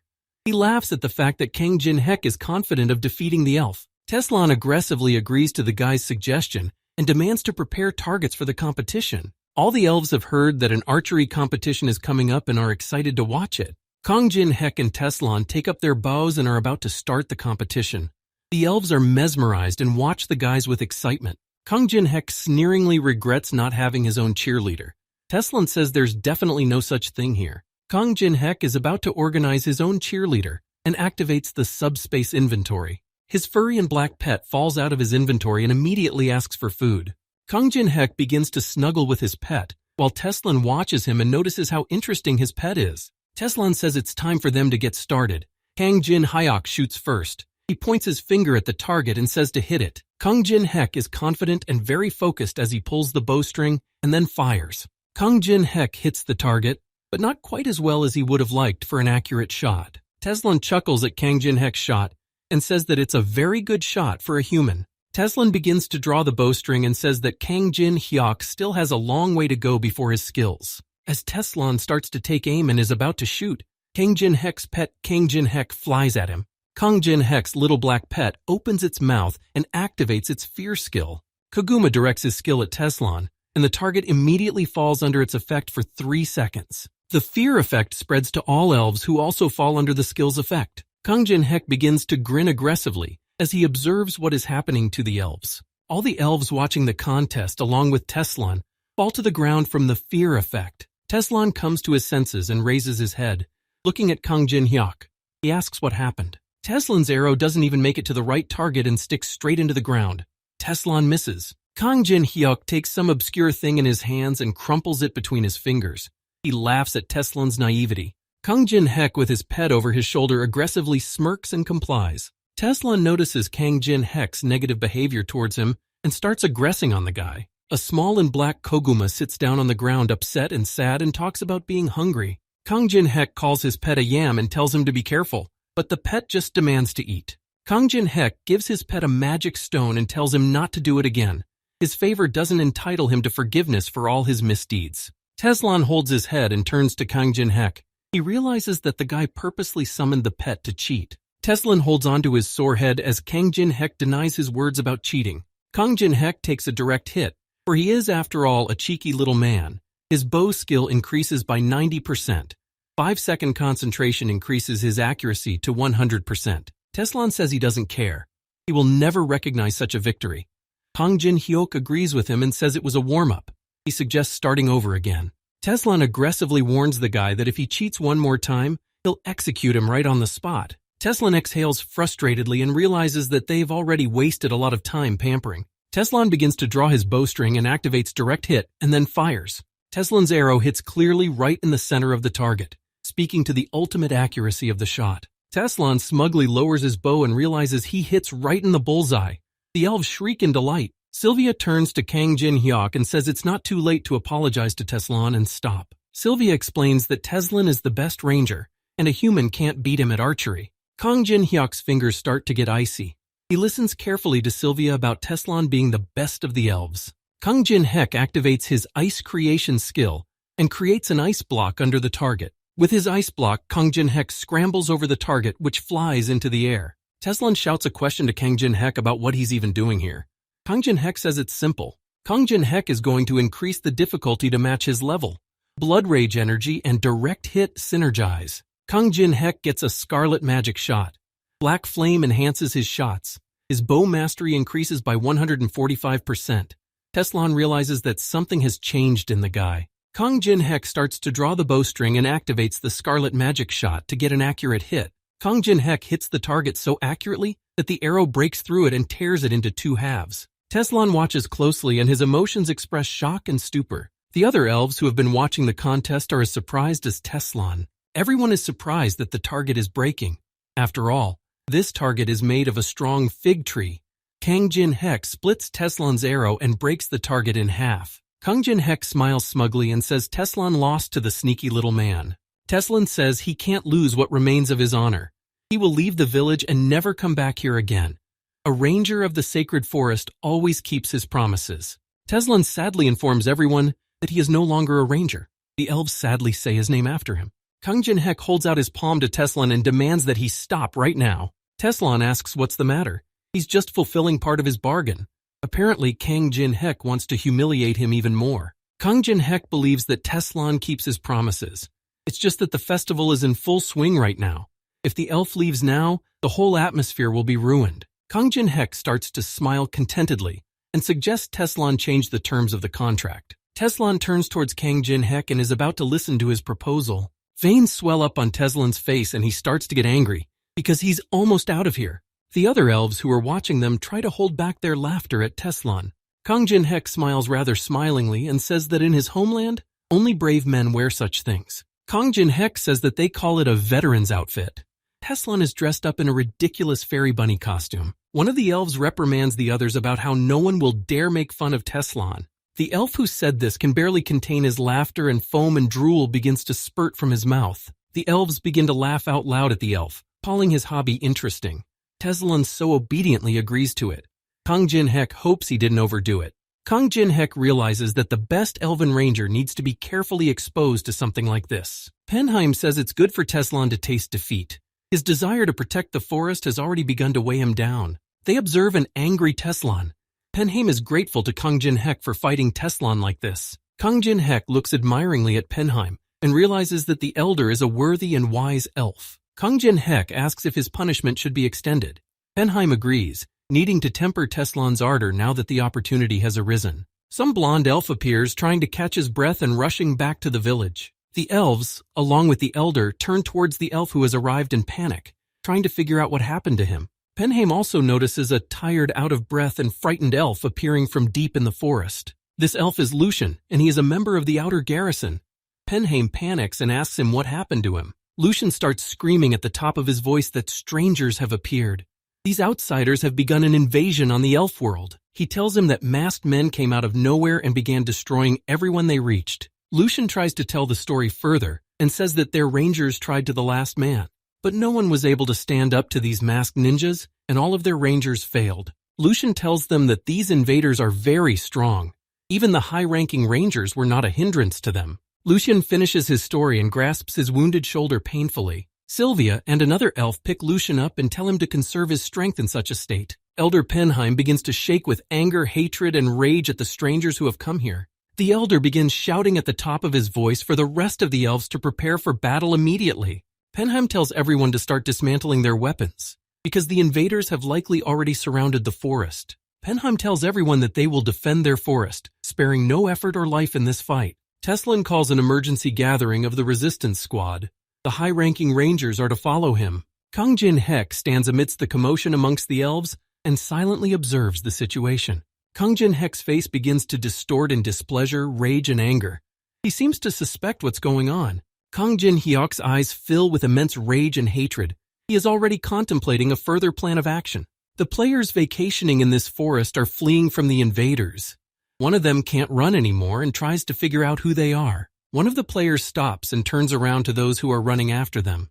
He tells them that they are just regular players. The invaders begin to attack the remaining players. The players are unable to resist these people. The hooded and masked man tells the others that no witnesses should be left behind. Everything in this forest must completely disappear. As the hooded and masked men massacre the players, one of them is hit by an elven arrow. From the bowl of the forest, the best ranger Teslan jumps out. He is about to confront the invaders. Elder Penheim and the other elves enter the forest and assess the situation in horror. Elder Penheim takes the dead girl in his arms and realizes that their mother's children have been so brutally exterminated. Elder Penheim apologizes to the dead elves and says that he failed to protect them. Teslan stands behind Elder Penheim and begins to fill with rage and hatred. Teslan turns to the other elves to remember something. If they encounter survivors, they are to be evacuated to the center of the village. There they will be protected. Tears of sorrow protrude on the faces of Sylvia and the other elves, but the face expresses vengeance and hatred. Spotted enemies must be mercilessly finished off. Teslan begins to furiously give orders that it is time for them to avenge their enemies for their brothers and sisters. Kang Jin Hek approaches Teslan and tells him that revenge is a good thing, and he's just about to ripen a plan. The ninjas receive a message that they are losing 2 signals. They realize that the elves are out for revenge. Pretty quickly it all happened. The girl Shui Hua from the China Guild gives the others orders that their main target is Kang Jin Hek. The forest is protected by a barrier, so the guy won't be able to summon outside help. Shui Hua says to send more scouts to the village. They are bound to discover the target. The ninja men from Squad A and Squad C give the girl their understanding and accept her order. Shui Hua explains the plan. Their forces are 150 men. There are 3 with S rank. They will start advancing deep inside. At least one will definitely detect Kang Jin Hyok. The girl compares the situation to dinosaurs. After receiving the coordinates, they will gather all their forces and attack the target. No matter how strong Kang Jin Hek is, no one will be able to resist 3 S-rank players at once. Shui Hua confidently moves towards his target and thinks about the fact that soon Kang Jin Hek will disappear as well. They won't leave a speck of dust from him. Suddenly and abruptly, someone attacks the girl as she dashes through the tree branches. The girl falls to the ground in surprise and does several somersaults from being hit in the face. The girl manages to get back on her feet and catch her balance. She notices Kang Jin Hek on a branch in front of her. Kang Jin Hek recognizes these ninjas as the guys from the China Guild who were prowling around near the TV building. Kang Jin Hek smiles smugly and says that he hopes these people will pay for interrupting him. Shui Hua starts to smile contentedly as she looks at Kang Jin Hyok. The girl didn't think that he would show up to them by himself. Several members of the China Guild scour the elf forest in search of Kang Jin Hyok. Squad A receives a message that the target has been located. Such a signal is given to them by Squad B. A masked man with a long sword turns to his partners and tells them that they are going to head towards Squad B. The man notices an approaching threat from outside. The elves begin to attack them with bows and arrows. Teslan shows up here along with the other rangers. He says that they are their targets for the day. The masked man begins to tense up and aggressively calls the elves real natives. Kang Jin Hek starts activating his sword graveyard skill, then activates demonic sword king steps. Shui Hua orders the others to keep their distance and scatter. All the members of the China Guild squad begin to scatter around the sides and tree branches. Kang Jin Hek keeps the members of the China Guild squad from leaving and uses his ice creation skill, piercing their bodies. Shui Hua hides behind a tree and realizes that Kang Jin Hek is much stronger than in the video. They could be killed before the backup arrives. She realizes that she has to stall for time. Kang Jin-hek continues to control the ice blocks when the girl calls out to him loudly. The girl tries to distract Kang Jin-hek and says that she doesn't know what he forgot here, but it seems like there's something valuable in here. Kang Jin-hyuk asks why they care. He demands to not stall and attack sooner rather than later. Shuihua tells him that they are destroying everything and narrowing the encirclement ring. While he's here, the others are already destroying the village. The girl informs him that when the village is destroyed, the item they covet will disappear from this world. Kang Jin-hyuk doesn't quite understand what the girl means by destroying the village. The girl thinks about the fact that if the thing he wants is in the village, he will definitely go back there to protect it. Shuihua thinks that she has recreated a perfect plan, and when he returns to the village, they will have time to regroup. Kang Jin-hyuk starts to laugh lightly and quietly at the girl's words, covering his mouth with his fist. The girl becomes alarmed when she hears Kang Jin-hyuk's laughter. She doesn't realize what's going on. The girl tries to figure out what's going on and why the guy is acting like this. She asks if he cares about the village. Kang Jin-hek denies what he said and says that he cares about the extermination of the village, but he already realized what they were up to. Kang Jin-hek expresses his thoughts that their plan is just an ordinary circus. Something is going on in the elf village. The men of the China Guild raise their heads up and notice the girl above them. They try to figure out why she is here. Little Alice's skinny legs begin to descend from the sky. She talks about how she doesn't care about the elves at all. Little Alice starts to get aggressive and says that they shouldn't have interfered with her partner's plans. Little Alice starts activating the Blood Spear's skill. The girl says it's enough to take them all down. One of the men of the China Guild begins to shake with fear and says that the girl is a real monster. Little Alice puts her palm out towards the men and tells them to disappear. The girl points her bloody spears at them. Little Alice's bloody spears begin to penetrate the bodies of the members of the China Guild. A massive explosion happens at the site of the elf village, which forms a red domed ball. The girl Shuihua tries to contact the other members of the squads, but to no avail. She doesn't realize what's wrong. A man lies wounded on the ground and tries to contact the others. He requests help to the village. Little Alice looks at the mountains of dead members of the China Guild and says she is bored, because this can't even be called a normal warm-up. The girl descends from the air to the ground and notices elves peering out from behind a tree behind her. Little Alice turns to the elves with a disgruntled face and folds her arms in front of her. The girl turns to the elves and asks them if they serve alcohol in their village. Shuihua continues to try to contact the others. She realizes that their main forces have been neutralized. She doesn't understand how the guy managed to pull this off. The girl pops out from behind the tree and orders the others to create a blood demon circle together. Kang Jin-hyuk turns in her direction without interest and doesn't understand what circle the girl is talking about. Kang Jin-hek is surrounded by the remaining members of the China Guild, forming a circle around him. The Shuihua girl starts activating her skill's psychotropic poison injection. Thanks to it, her troops become resistant to fear. The members of the China Guild turn into walking zombies that seem as if they can't be penetrated by anything. Kang Jin-hek stands in the center of the circle and notices one of the ninjas about to attack him from above. Kang Jin-hek has a lightning-fast reaction. He instantly turns around and kicks away the attacking men with his feet. Another opponent appears behind Kang Jin-hyuk, who is already swinging his sword at him. Kang Jin-hyuk turns around with the same deft movement and fights off the man with his weapon. He thinks that they all here have already gone head over heels. Kang Jin-hek uses the ice creation with one hand, while using the other to fend off the attacks with his sword. Shuihua hides behind another tree again and observes the situation from above. The girl notices how strong Kang Jin-hek is. The girl remembers about Ten Chao and thinks about how they really need his help right now. Another unit of the China Guild continues to confront and fight the elves who are avenging the victims. One of the elves activates his archery skill and attacks one of the ninjas of the China Guild. Sylvia sits down on her knees and activates her captive roots skill, which starts to come out of the ground. Her captivating roots begin to completely encompass the body of the man from the China Guild and restrain him. Teslan draws his bowstring and is about to fire a shot. He tells his opponents that they can't get away from them. Teslan is about to get revenge and releases 3 arrows from his bow. They will pay for all they have done to his forest and comrades. The man from the China Guild activates archery skill, and his defense is boosted by 50%. Ten Chao seizes the moment and reads messages from Shuihua, who calls him for help and says they have Kang Jin-hek. Ten Chao finds himself restrained by tree roots. He realizes that the elves are just trying to buy time. Ten Chao begins to strain and get rid of the roots that are restraining him.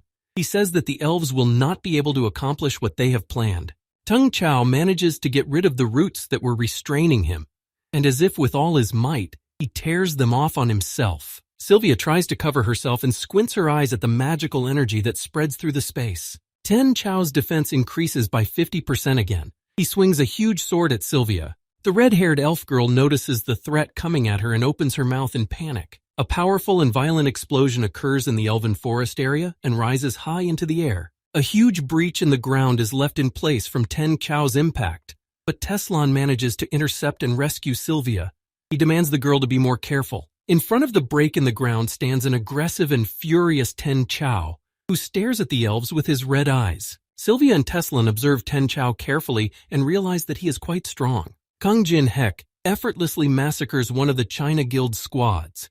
He demands Shui Hua to finally show herself to him. The girl comes out from behind a tree and realizes that they didn't last until the others arrive. There's no point in hiding any further. Kang Jin Hek will only be able to copy her skill if he defeats her when he is poisoned by her venom. Kang Jin Hek studies the conditions of copying the skill and realizes that it's not an easy task.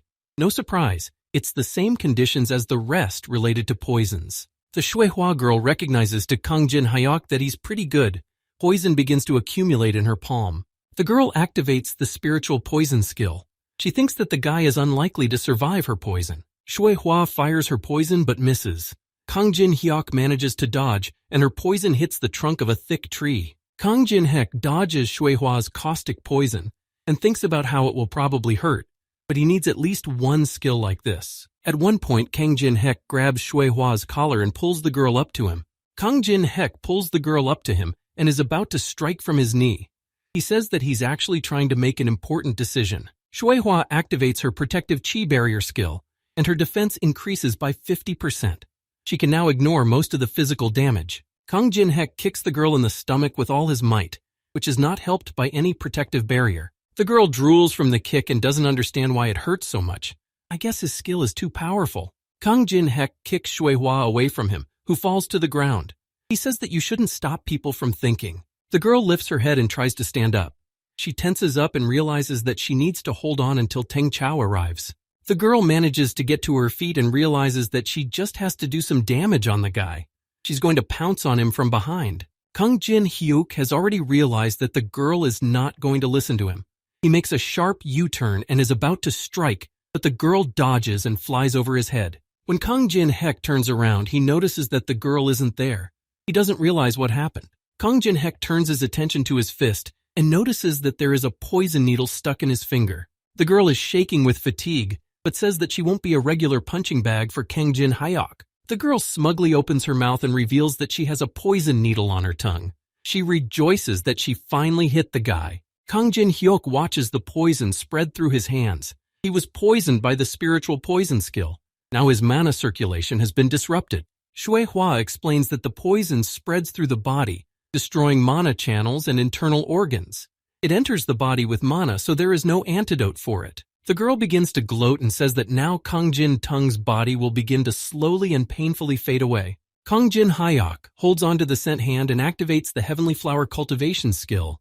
His mana recovery rate is now increased by 30%. Kang Jin Hek accumulates his magic energy in his fist and manages to get rid of the needle. Kang Jin Hek gets rid of the needle, which falls to the ground. He interjects Shui Hua about the antidote. The guy starts smiling madly and says, "Who needs that antidote anyway? He's not that weak." The girl pulls out her blue blade and smiles. She realizes that she won't be able to get out of here alive. Kang Jin Hek swings his fist with magical energy and hits the girl right in the face. Teng Chao is already rushing to Shui Hua's aid with all his legs. His face expresses worry and wariness. Kang Jin Hek doesn't stop his continuous attacks and now hits the girl with ice blocks. Kang Jin Hek's face expresses concentration and confidence. He attacks the girl without stopping. Shui Hua falls to the ground from the blow she received, and her small blade falls out of her hands. Teng Chao is very close to save Shui Hua and help her confront Kang Jin Hyuk. A furious and aggressive Kang Jin Hek pulls out his sword and is about to give Shui Hua one last blow. From behind Kang Jin Hek, the same Teng Chao appears and activates his Sword of Abundant Chi skill. The confrontation between the China Guild and Kang Jin Hek rumbles throughout the forest. Ten Chao asks if the girl can stand up as he covers her with himself. Kang Jin Hek activates his greedy gaze and studies Ten Chao's features.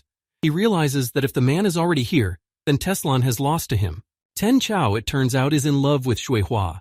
For her sake, he uses the most devastating blow. If Kang Jin Hek defeats Ten Chao without getting injured, he will be able to copy one of his skills. Kang Jin Hek is trying to figure out if eradicating evil will be useful when the Sword of Abundance is completely useless against the Sword of Souls. Kang Jin Hek suddenly thinks about what happened to the system and why it knows about other people's feelings. Suddenly, something strange begins to happen to Kang Jin Hek. His perception in the tower system starts to ripple and float. Ten Chao says that Kang Jin Hek has started acting strange. He tells the girl to get up while there is still time to do so. Shui Hua looks tired and asks where the others are. Ten Chao says it's just the two of them left. Shui Hua starts smiling desperately and says that in that case, Ten Chao needs to listen to her. After her battle with Kang Jin Hyuk, she realized something. Ten Chao helps the girl to her feet. Shui Hua states that they can't win this battle, even if they have Li Keqiang with them. Ten Chao looks at Kang Jin Hek and asks if he's really that strong. The girl states that they won't be able to return to the triad. Shui Hua starts to pull down the mask on Ten Chao's face and states that they only have one option left. The girl pulls the mask off of Ten Chao's face and kisses him. She says that all they have left to do is continue on with the mission. Kang Jin Hek continues to aggressively shake his head to come to his senses from the strange effects. Kang Jin Hek looks at the couple squeamishly and disgustedly and asks what they're doing here. Shui Hua starts to smile slightly, and the green and corrosive poison she's using starts to smoke from her mouth. Ten Chao also starts to smile widely, and the same green and acrid poison smoke oozes out of his mouth. Shui Hua activated the psychotropic poison injection skill. Ten Chao gains fear resistance due to the effects of the poison. The man says he has no regrets. Kang Jin Hyuk realizes that Ten Chao and Shui Hua have decided to see their case through to the end. In that case, he himself will also become as serious as possible. The guy activates the sword graveyard, and his mastery of blades and swords is increased by 500%. Shui Hua, along with his comrade Ten Chao, abruptly leaps out of the way to attack Kang Jin Hyuk. Ten Chao activates the colossal sword form, the second technique. The man is about to use the colossal split. Shui Hua activates the snake strike skill and suggests the man to finish off Kang Jin Hek as soon as possible. Kang Jin Hek crosses his paired dragon swords and is going to use the soul-chasing sword dance, the eighth technique, one with shadows. The barter of communication disruption that had been spreading over the elven forest begins to crumble. Ten Chao's huge square blades remain abandoned on the ground, and the man himself lies immobilized on the ground. Ten Chao takes his last breath and dies. Kang Jin Hyuk manages to emerge victorious once again. The skills Thousand Poisons and Eradicating Evil are copied by Kang Jin Hek. He can now control various poisons and see the target's location and route on the map. Kang Jin Hyuk tries to stretch his arm and realizes that the eighth technique is still hard for him. Apparently his whole body will be sore tomorrow. Kang Jin Hek thinks about what he should do now with the China Guild. That's how their attack on the guy ended. Ten Chao and Shui Hua died holding each other's hands. A quarter of the elven forest was burned and many elves lost their lives. Teslan lost to Ten Chao and was seriously injured, but thanks to Sylvia, he managed to stay out of danger. Teslan has a cloth bandage over his eyes. The elf thanks Kang Jin Hek for stopping the attack on their forest. Kang Jin Hek tells Teslan to stop pussyfooting around and focus on his recovery. The elf elder was in great shock because he only gave orders during the battle without leaving his house. Little Alice became the idol of the young elves and became an avid drinker. Meanwhile, Kang Jin Hek activates the 8-star barrier Great Fortress. Kang Jin Hek also activates the 3-star barrier Dimensional Gap and Mystical Manipulation.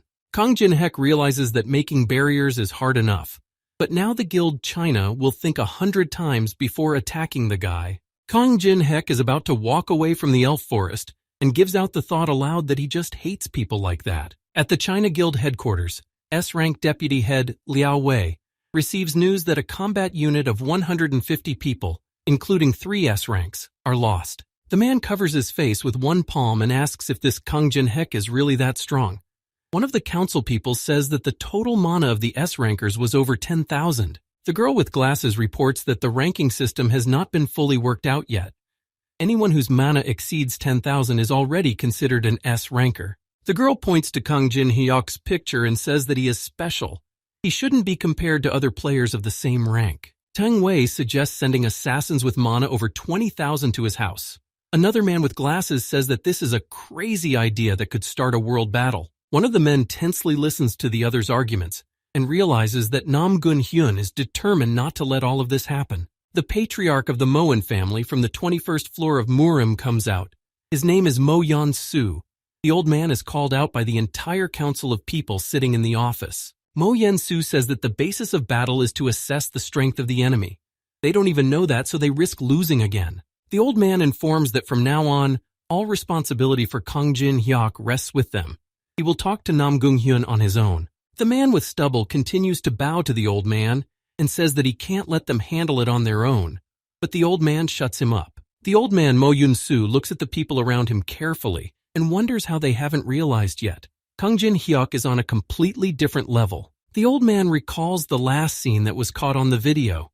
He's sure it was the 8th technique of the sword dance haunting the souls. Mo Yun-su thinks about the fact that this skill is rare even in Murima, and the outsider learned it as high as the 8th level, but they still have another chance nonetheless. The elves in their forest and central village continue to repair the damage that the China Guild has done to them. Some of the elves are surprised and excited to notice someone in front of them.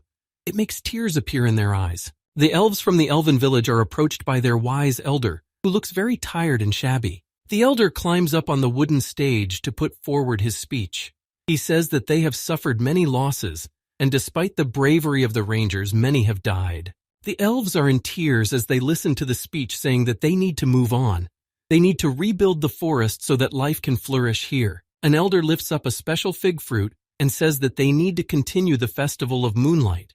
They will celebrate for the sake of the departed to overcome the sadness. In the elf village, the festivities continue, and everyone raises their glasses to their friends who have returned to Mother Nature, to their comrades. Kang Jin-hyuk also attends the festival and activates the kitchen of another world to prepare delicacies. Sylvia tells the elder that who would have thought that a traveler randomly encountered in the forest would be so helpful to them. Kang Jin-hyuk continues to hand out his soybean dishes. The children are delighted with the food they receive. Kang Jin-hyuk notices a little elf boy sitting there without appetite. When all elves are basically known for their gluttony, Kang Jin-hyuk observes the little elf closely and suspects that he's just in severe shock. Kang Jin-hyuk's attention is caught by someone who came here wearing pink-colored high-heeled boots. The other elves are shocked and turn around in surprise at the person who came, as well as Kang Jin-hyuk. Teslan appears, dressed in that same infamous rabbit costume. No one expected to see him here like that. Kang Jin-hyuk mocks Teslan and says that he liked the clothes since he's still wearing them. Teslan starts to get indignant that that's not true. Teslan says that he always thought strangers were a threat to their forest, thinking they were coming for mana-soaked figs. Teslan realizes that in fact it was just a worthless massacre, and the one who stopped it became not him at all. Teslan gratefully tells Kang Jin-hyuk that because of him, all the surviving elves were saved. Teslan explains that he wore the outfit because he lost a bet. He voluntarily dressed up in it because he wants to show his respect. Kang Jin-hyuk exhales unhappily and says that it's not interesting anymore when he wanted to dress up in it himself. Teslan starts to get embarrassed and it makes him blush a lot. Someone laughs at him at the top of their voice. Little Alice can't contain her laughter and says she's never seen such stupid clothes before. Little Alice laughingly falls to the ground and holds onto her stomach. She can't even imagine who would agree to such a thing. Teslan looks at the vampiress in bewilderment. The little elf boy, who had previously sat without appetite, begins to laugh lightly and quietly. The other elves who had come to the festival support the boy's laughter and begin to chuckle as well. Sylvia, in company with the rest of the elves, starts laughing so hard that she wipes the tears from her eyes with her finger. Teslan also involuntarily begins to giggle slightly and the atmosphere picks up a good bit. Kang Jin-hyuk is quite observant of what's going on and realizes that Alice has managed to keep the situation going. Elder Penheim appears behind the guy and calls out to him and asks him to step back to talk. Elder Penheim leads Kang Jin-hyuk to some kind of temple, which is under the roots of a thick and large tree. The elder extends his hand to the 2-star barrier and confirms his identity. The entrance has been unlocked. Kang Jin-hyuk, along with the elder, goes inside the temple. Penheim tells him that it is an old warehouse that holds the village treasures. No one can enter here without his knowledge. Kang Jin-hyuk looks around because he didn't expect to enter such a place at all. Elder Penheim holds out an instrument called the Descartes to Kang Jin-hyuk. Playing it can enhance the effects. The elder hands Kang Jin-hyuk this instrument. It's his thanks for saving him. He will always remember Kang Jin-hyuk. Kang Jin-hyuk says that he doesn't really need the harp that much. If the elder wants to give a gift so badly, he would want something else. The elder realizes that Kang Jin-hyuk is telling him about the molar and pentagriff's fang that are behind the glass. The elder tells him that these things have been passed down since the time of their ancestors. The elves received them in gratitude for healing a god. The elder shoves the harp into Kang Jin-hyuk's hand and says that he has no right to dispose of other powerful weapons. The elder adds that according to prophecy, the molar and fang will one day find their owner. Kang Jin-hyuk holds the harp in his hands. Kang Jin-hyuk evaluates the possessions that the elves have. He can't believe that they have such a thing here. The elder continues to lightly bow to Kang Jin-hyuk in gratitude with a slight smile on his face. Little Alice has already gotten knowledgeably drunk on alcohol and turns to the elves to immediately raise their glasses. At this time, taking advantage of the moment, Kang Jin-hyuk walks over to the barrel of alcohol and holds up some kind of flask of liquid. Little Alice raises her glass and says that one day she will take over this place. The elves add that on top of that it will also save their lives. As the elves raise their glass to the savior Alice, Kang Jin-hyuk pours purple liquid into the barrel of alcohol. The elves all amicably begin to raise their glasses and drink to the salvation of their village. Kang Jin-hyuk also sits down at one of the tables and looks forward with a focused face, but he doesn't drink from his glass. Kang Jin-hyuk notices the attention of the elven elder who sits across from him. Elder Penheim also raises his glass along with the others and is about to drink. Elder Penheim doesn't think for long and drinks his glass of alcohol in a volley as well. Kang Jin-hyuk looks at the elder in bewilderment and raises his glass. He didn't realize what just happened. The guy puts his drinking glass on the table and realizes that he needs to pick up the items he needs and get out of here. Kang Jin-hyuk returns to the very temple where the elven elder took him. He recalls that the barrier there was a 2-star barrier. Kang Jin-hyuk approaches the temple and notices that the very same barrier is not here for some reason. While the elves are lying on the ground drunk, Kang Jin-hyuk takes this opportunity for his own gain. Little Alice is also lying on the ground drunk. Kang Jin-hyuk activates the Brahm ring and absorbs the subjugated soul into himself. Kang Jin-hyuk manages to sneak into the temple and retrieves the elven weapon he needs. He thanks the elves for such a gift. The elf elder Penheim falls asleep and drools in his sleep.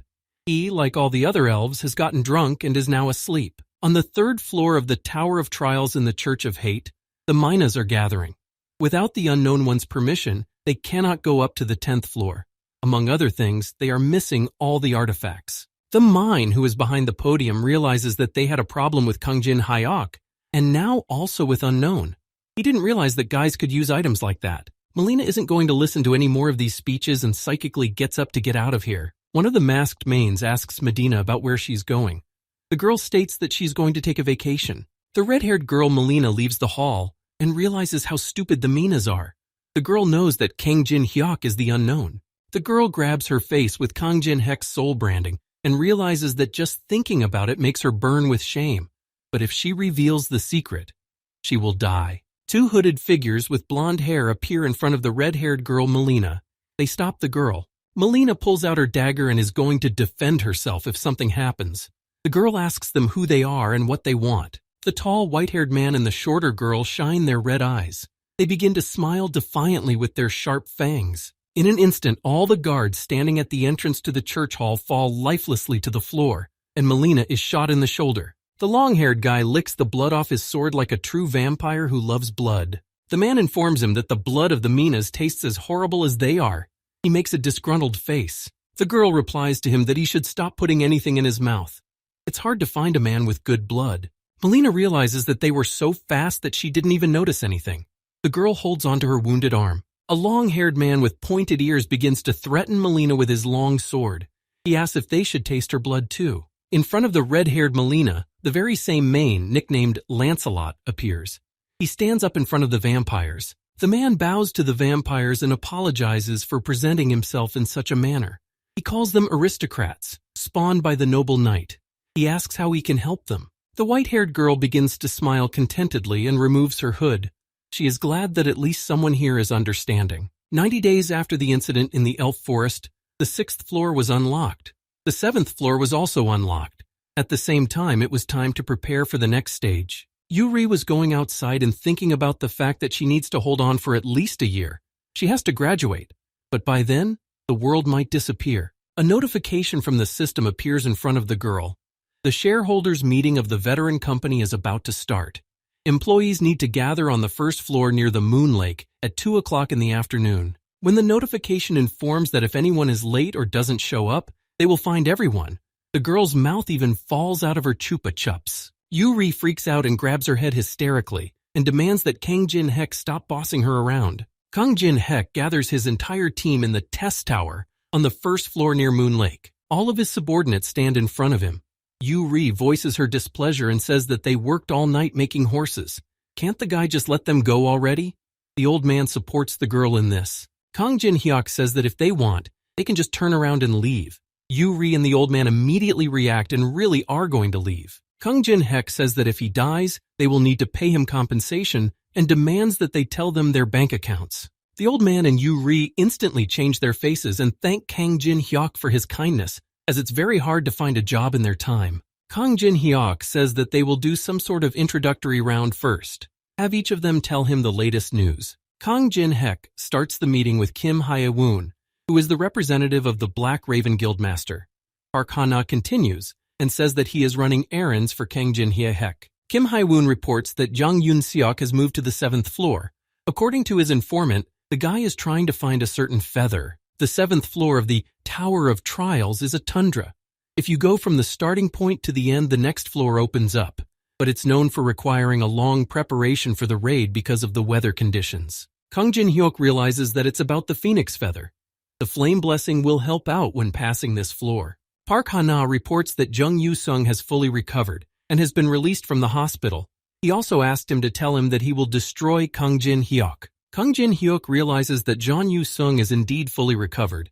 He calls for the next one. Kneeling down in front of Kang Jin-hyuk is the same Yamamoto Takeshi from the Samurai Guild. Yamamoto Takeshi introduces himself to the others and says that it is an honor to meet Kang Jin-hyuk again. Takeshi holds out his sword to the guy and says that he stole the item he wanted from the Medusa Shrine. He thinks they're furious because their national relic is missing. Kang Jin-hyuk praises him for his excellent work. Kang Jin-hek receives the Fontaine Heavenly Sword, but it's useless now. It's worth trading it for something worthwhile in the future. Kang Jin-hyuk is approached by Andrea. She informs everyone that she is in charge of the 5th floor in the Tower of Trials. Andrea informs them that the organization of power on this floor is complete. Even though the players rarely show up, she prepares it just in case. The others look at Andrea in bewilderment and don't understand what she means about being in charge of the 5th floor. Kang Jin-hyuk tells the others that Andrea is the boss of the 5th floor. He thinks the girl is already very tired and praises her for doing a good job. The others start to panic and ask in horror about why the monster boss is here now and what the guy is even up to. Kang Jin-hyuk looks at Andrea and realizes how much the girl has grown. Is it really all thanks to Alice? Kang Jin-hek wags his finger and demands the guy stop running around. Let the next one continue. The red-haired Melina, who is a member of the Demonic People's Association, appears. The others are shocked to hear about such an organization. Kang Jin-hyuk demands the girl to stop being quiet and tell her news. The girl says that there was an important incident recently. Melina reveals that an association came to them. Kang Jin-hek clarifies where she's from and if she's from the top floor. The vampirist points to her symbol and says that they are blood relatives of the Dekazus family who worship Amulas. The vampires say that if the mains help them out, they will help them achieve what they want. They hear that they need a relic from the 11th floor. Main Lancelot is interested in such an offer and asks what the vampires want in return. The male vampire informs them that a prisoner has escaped from the ruins of the 1st floor. They ask for help in catching him. Redhead Melina listens to the conversation between the vampires and the Minas and doesn't realize which prisoner they are talking about. Kang Jin-hek listens to Melina's story, who says that they gave the Minas the renegade bracelet from the 11th floor. Their leadership didn't expect anything like that. Kang Jin-hek starts to react violently to what Melina is now telling him. The guy tries to figure out what the reason for this reaction is. Kang Jin-hek finishes the meeting, and a small and angry Alice appears, smashing everything in her path. She says that these vampires are among those who betrayed her. The girl gets aggressive and starts yelling that she's going to find them and destroy them by tearing them to pieces. Alice turns to Kang Jin-hyuk and reminds him that he promised to help her get revenge. Alice informs him that this is the perfect chance to do such a thing, but Kang Jin-hek doesn't say anything back. Kang Jin-hek replies to Alice that he will definitely keep his promise. The girl smiles contentedly and looks back at him. Little Alice becomes alarmed when Kang Jin-hek tells her that they should be more careful. Kang Jin-hek tells her that he doesn't have enough mana to fully unleash Alice's power. Right now, revenge could hurt them themselves. Kang Jin-hek tells the girl that she should refrain from wearing the necklace for a while. The girl starts to resent it, The guy tries to stay calm and starts smiling. He asks the girl to trust him. Little Alice immediately stops arguing with Kang Jin-hyuk and puts her head down frustratedly. Little Alice tells Kang Jin-hyuk out of frustration that she wants chicken legs. The guy agrees with her and tries to comfort her by letting her eat the whole thing. Kang Jin-hyuk realizes that he's succeeded in comforting Alice now, but he'll need to prepare for something like this next time. On the 7th floor in Tundra, a group of players begin their raid. They discuss that the Eastern Sea is also blocked. There is too much ice there. They discuss the fact that the temperature there is low and the air is humid. There is no way to make a fire. The path to the gate is also not visible because of the blizzard. The raid in the tundra is trying to pass the second attacking section of the Tangun Guild, where Jang Yun-seok is the captain. They are trying to keep warm. Jang Yun-seok tells his subordinate to stop whining and look for other ways. They must get through the 7th floor by any means necessary. Another subordinate enters their tent and tells the captain that there is something he needs to see. A trained Kang Jin-hyuk appears in front of Captain Jang Yun-seok. Jang Yun-seok asks the guy what could have brought him here. Kang Jin-hyuk informs him that he's here to clear the floor. Kang Jin-hyuk tries to warm his hands and says that the guys have done a great job here already. Jang Yun-seok says that they don't need Kang Jin-hyuk's help. They are capable of handling everything on their own. Kang Jin-hyuk hides his mouth behind his jacket collar and says that he didn't tell them that he was going to help. Kang Jin-hyuk walks past Jang Yun-seok and tells him not to get his hopes up. He came here for the phoenix feather and they just happened to be in his way. Jang Yun-seok says that occupying this place is their exclusive right. It turns out that Kang Jin-hyuk wants to say that he's going to invade private territory. Kang Jin-hyuk says that Jang Yun-seok is being ridiculous. Someone really thinks that the 7th floor is the Tangun Guild zone. Jang Yun-seok is very unhappy with Kang Jin-hyuk's words and resents that this is a real provocation. Kang Jin-hyuk immediately replies to him that this is not a provocation, but a fair competition. Kang Jin-hyuk continues to walk forward and tells Jang Yun-seok to try and stop him if he wants to. Jang Yun-seok starts to grudgingly and aggressively scowl in response to Kang Jin-hyuk's words. Jang Yun-seok and his subordinate turn around and go back to their tent. Captain Jang Yun-seok's subordinates try to warm themselves by the fire they managed to build here. Kang Jin-hyuk moves toward them, but one of the men stops him and says that entry is forbidden. The man stops when he realizes that the player in front of him is Kang Jin-hyuk. He is a big fan of his. The man wonders why he's here. Kang Jin-hyuk replies that he needs to look at a thing here in the woods. The man stops him and tells him that this area is very dangerous. They're standing here for a reason. Kang Jin-hyuk walks by and thanks him for the warning. But they don't have to worry. Everything will be fine. The man turns to Kang Jin-hyuk and says he didn't even notice how he passed by, but he's walking in the snow. The man looks after Kang Jin-hyuk and thinks about how the S-ranker's gait is very different from theirs. The man realizes that he needs to report this to the management. He contacts the captain via video, who orders them to gather a team and pursue Kang Jin-hyuk. The man interjects why they need to go after the guy. The captain informs him that Kang Jin-hyuk is heading for the pen. If they follow him, they are guaranteed success. Captain Jang Yun-seok tells the men to keep their eyes on him. That's an order from the captain. Kang Jin-hyuk follows the footprints left by the men from the Tangun Guild, but there are no bodies. A huge stone cobblestone appears in front of Kang Jin-hyuk, with some symbol scratched out with claw marks on it. Kang Jin-hyuk turns back and notices the men who are following him. He asks why they're following him, since they said it was dangerous. The men try to excuse themselves and say that they couldn't leave a guy alone in a place like this. They thought he might need a guide. Kang Jin-hyuk doesn't understand what the man is saying at all. The man thinks it's gotten even colder in this area. The men along with Kang Jin-hyuk hide in the igloo from the cold that Kang Jin-hyuk is creating and warm themselves by the fire he made. The man says that it's good to be an S-ranked player. The man warms himself by the fire he made and feels relieved. His name is Gua De-ho. Kang Jin-hyuk activates his greedy gaze skill and studies the people sitting there. He realizes how boring their skills are. Kang Jin-hyuk realizes that these guys were told by Jang Yun-seok, their captain, to follow him. Gua De-ho tries to pretend it's not true. Kang Jin-hyuk tells the man not to lie if he doesn't know how to do it. He realizes that the captain must have sent them to go out to the phoenix feather. Kang Jin-hyuk continues to explain that seeing how they came here to such a dangerous place, he has only one conclusion, and it all made sense to him at once. Kang Jin-hyuk adds that the guys shouldn't think about him blaming them. There are more annoying problems right now. Kang Jin-hyuk talks about a boulder with a strange sign on the outside. One of the girls replies that it's an ice troll mark. She's heard of them. They are the strongest mid-rank monsters on the 7th floor. Kang Jin-hek remembers the stone boulder and realizes that the mark on it belongs to the Ice Blades, the strongest clan of ice trolls. Kang Jin-hek asks if they mean to say that this is the territory of the ice trolls, but the girl denies it since their territory is to the west. Kang Jin-hyuk replies that that's exactly what confuses him. Their being in this area is very unnatural. Kang Jin-hek knows that the only route to the island with the phoenix feather runs through here. He asks himself if they are trying to get the feather by ignoring its resistance to the ice. Kang Jin-hyuk begins to squint tensely and concludes that something doesn't add up here. The girl notices his uneasiness. Towards the igloo where Kang Jin-hek and the guys are sitting, an attack begins and arrows fly. Kang Jin-hek already knows about this and reacts in time by activating ice creation and stopping the arrows with ice blocks. All the participants start to run out of the igloo to try to find a successful hiding place from the attack. A man hides behind a tree and tries to ask someone where they are about to be attacked from. Another member of their company, along with a girl, hides behind a log. He replies that he can't see anything and doesn't know where the attack is coming from. The man peeks out from behind the tree and yells to Kang Jin-hyuk that he needs to hide, but the guy confidently steps towards the attackers. Kang Jin-hyuk looks up and notices glowing spots and a spark on the high slope.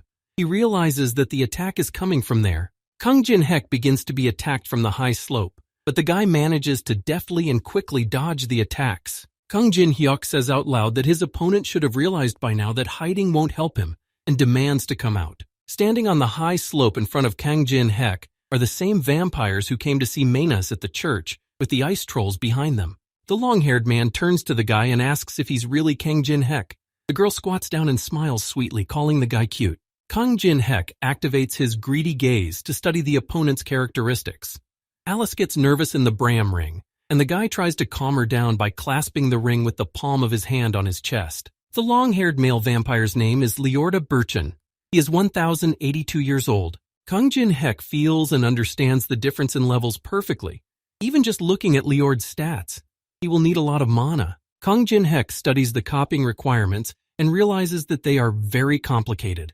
There are a lot of penalties for each of them. A male Guadaho crawls up to Kang Jin-hek in the snow and tries to ask the guy if he's okay. Kang Jin-hek directs Guadaho to pick up his comrades and get out of here immediately. They need to run out of the forest and call for help.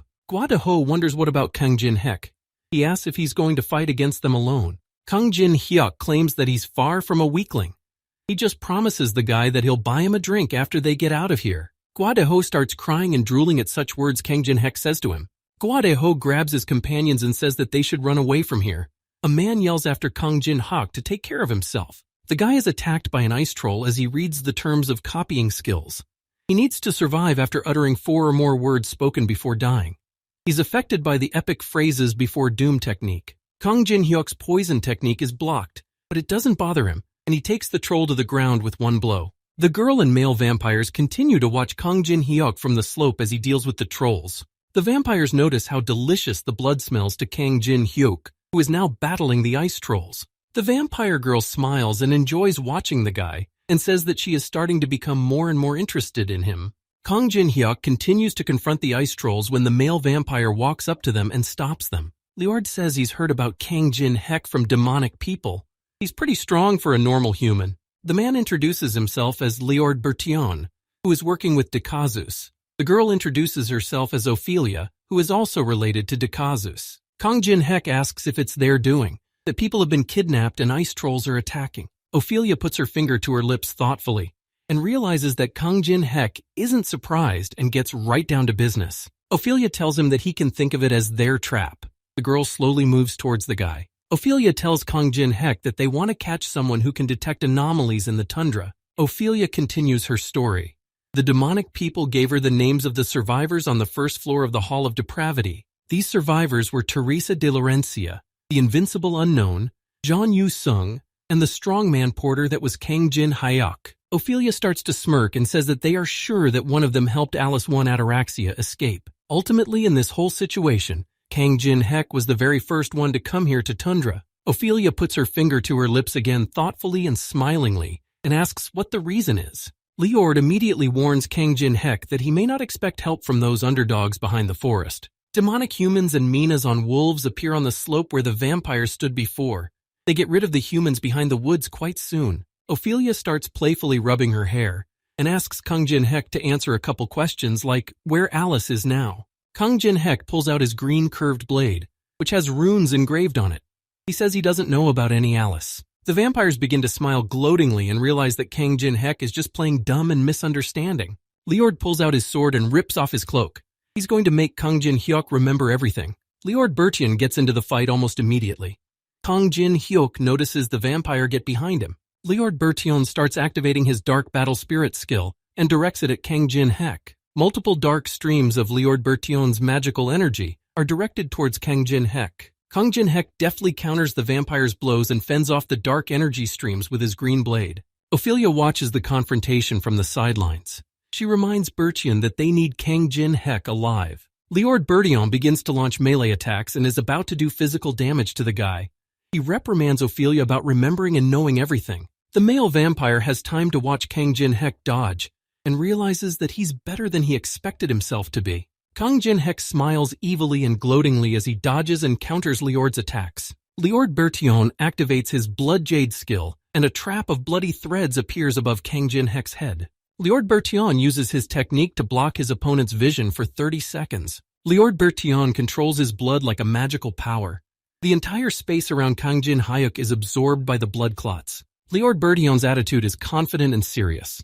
He controls the blood clots and tenses up a bit. Liord Bertian begins to activate the blood spikes that appear from the blood clots. Kang Jin-hek begins to smile even though his vision is now completely blocked. Kang Jin-hek uses his fire element skill and removes his blocked vision.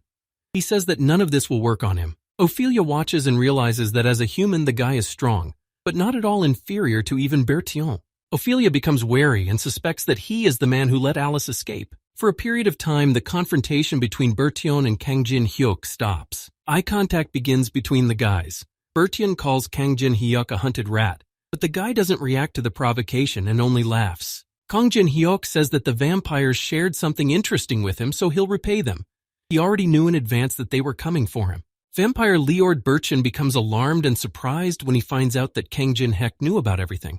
The guy says he has many sources of information. A whole group of people are heading towards Jang Yun-seok's hideout in a hurry to take them down. Among them is the red-haired Melina. Jang Yun-seok notices the horde of people coming at them and shouts to everyone that there is an ambush. He orders everyone to get into a defensive stance. Among Captain Jang Yun-seok's team, 3 people wearing fur hoods appear and realize that the enemies are advancing quickly. One of these people is Teresa de Laurencia. This is immediately recognizable by her shiny blonde hair. Teresa de Laurencia raises up her sword and is about to confront the demonic people. The girl activates her skill, Holy Blessing, and the divine power increases by 20%. She informs everyone that she will help, only they should take their positions. Jang Yun-seok turns towards the trio and realizes that Teresa, Yi Daimin, and Yu Yunhua are there. The Minas and demonic men move in on their wolves and advance on the settlement. One of them gives the order to destroy everyone. A fierce battle begins between the members of Captain Jang Yun-seok's raid and Kang Jin-hyuk's men with the demonic men in the Minas. Jang Yun-seok makes one quick and deft movement with his sword, pulling it out and sliding it back into the sheath again. The ice technique is triggered and freezes the demonic humans, tossing them into the air. Jang Yun-seok looks around and realizes that it will take a long time to clear the sword of debris. Liord Bertian and Ophelia look amongst themselves when something happens and it alarms them. Kang Jin-hyuk says he has something in store for them. The guy smirks and asks if they like his gift. Outside the forest, in a small settlement, a violent and destructive battle continues. Yi Daimin activates his Monarch of Machines skill and fires at the demonic people, undermining them. At this time, Yu Yunhua uses his mana replenishment skill and directs it at Yi Daimin's machines. Yu Yunhua is just as involved in the battle as everyone else and continues to fight off the enemies. Teresa de Laurencia casts a divine buff. The demonic people realize that they can't stand up to the divine power. One of the Minas turns to Sir Lancelot and says they should retreat to regroup. The man under the mask of the Minas, nicknamed Lancelot, begins to fidget and cackle with anger at the situation. Among the trees in this dense forest, a bright light appears that is characterized by divine power. Ophelia begins to get a nasty feeling and turns towards the divine power. The vampire Ophelia begins to get nervous and squints as she looks at the divine light, which infuriates her. Ophelia turns to Bertian and calls out to him loudly to tell him what happened. Liord Bertian doesn't even wait for the girl to tell him everything and says he feels it too. Liord Bertian activates his blood pool skill and envelops Kang Jin-hyuk with bloody ribbons all over his body. Lord Bertillon creates a small bloody ball in the air that almost explodes. Ophelia informs him that the divine force caused an unexpected change, and they should retreat for a change of plan. Kang Jin-hyuk activates the fire element and shatters the small bloody ball. He had already told the vampires that it wouldn't help them. Kang Jin-hyuk lifts his head up and looks after the two vampires who are about to retreat. Lord Bertillon turns to Kang Jin-hyuk one last time and tells him that he will destroy him with his own hands. Kang Jin-hyuk puts his palm out towards the vampires and is about to use a bright flash. Kang Jin-hyuk activates his daylight skill and is about to aim it at the vampires. A mocking smile appears on Kang Jin-hyuk's face, and he asks what Bertillon is yapping about. From the daylight skill, Kang Jin-hyuk leaves a huge trail among the trees in the forest. Kang Jin-hyuk wonders if he got rid of the vampires. He successfully performs phrases before doom 2 out of 4 times. His fire element is blocked, and the cliché doesn't let him down. The ring on Kang Jin-hyuk's chest starts beating again, and he asks Alice to calm down for now, because it's not the best time yet. At the Tangun Guild camp, one of the members thanks Teresa for being so helpful in the battle. The man starts bowing to the girl and says that she is the only reason they are able to survive. The girl says that she was only happy to help. Jang Yoon-seok is wary and frustrated looking at some symbol that is under his feet. Teresa turns to the captain and informs him that the camp is badly damaged. The demonic people are sure to attack them again. The girl suggests that the captain retreat to the tower now, and she and Kang Jin-hyuk will provide a safe path. Jang Yoon-seok grudgingly and hatefully turns around at Kang Jin-hyuk's name and realizes that he's the cause of all the trouble again. Teresa de Laurencia turns to the side and notices someone who catches her attention. Kang Jin-hyuk comes back here and Teresa with Yi Dae-min and Yu Yun-hwa waving happily towards him. Kang Jin-hyuk sees Yi Dae-min and Yu Yun-hwa running towards him and says what an unexpected encounter. He thanks them for coming here. Yi Dae-min says that Kang Jin-hyuk contacted them very suddenly, and Yu Yun-hwa needs something here in the tundra. Yu Yun-hwa turns back around to show Kang Jin-hyuk that there's someone else standing there. Behind the rest of the guys is John Yu-sung, who is hiding his gaze in embarrassment.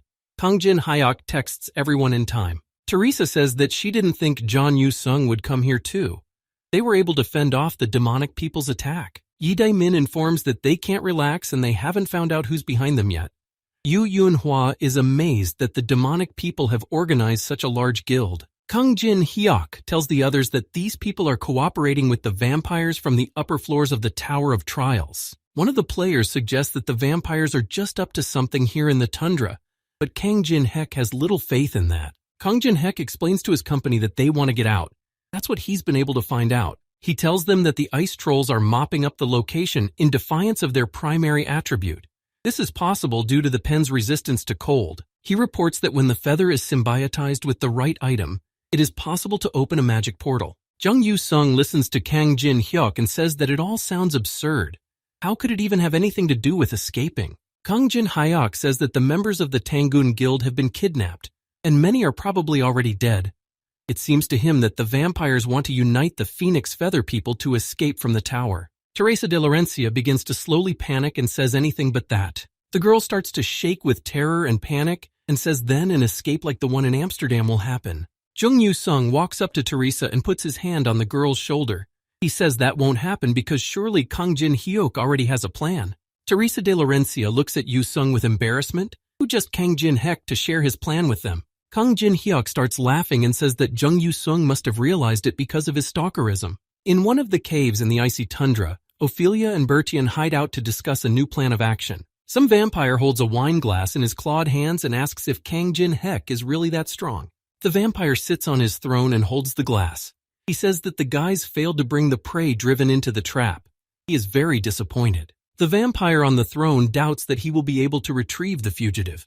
Bertillon apologizes to his master and says that something unexpected has happened. Ophelia reveals that Kang Jin-hyuk was already waiting for them. He also easily fought back against Bertillon. The vampire sitting on the throne is surprised that the human was able to withstand their attack. Ophelia bows her head in frustration and says that something else happened besides all of this. Ophelia informs her master that she felt Alice von Ataraxia's energy during the fight with Kang Jin-hyuk, and the shadows of the cave where the vampire lord is sitting begin to come out the undead head. The vampire lord begins to smirk and says that they will find the vampire girl before they are supposed to. The vampire lord sits on his throne and shakes his wine glass. He argues that there's at least some use for a guy with a girl. Both Damon and Yunhua will support them in the forest. Kang Jin-hyuk proceeds to tell the plan of action. They're going to use drones to lure demonic people to their place. Teresa and the stalker will separate from the group in order to accomplish a completely different task. Yu-sung is surprised that Kang Jin-hyuk calls it a plan. Kang Jin-hyuk says that Yu-sung has no choice. Oh, and why does he even resent him if he's doing his requests anyway? The Tangun Guild will leave the camp and go to the outside of the tower.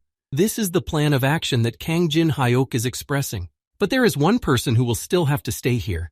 That choice falls on Jang Yun-seok. Kang Jin-hyuk turns to Jang Yun-seok and asks what he is following him for.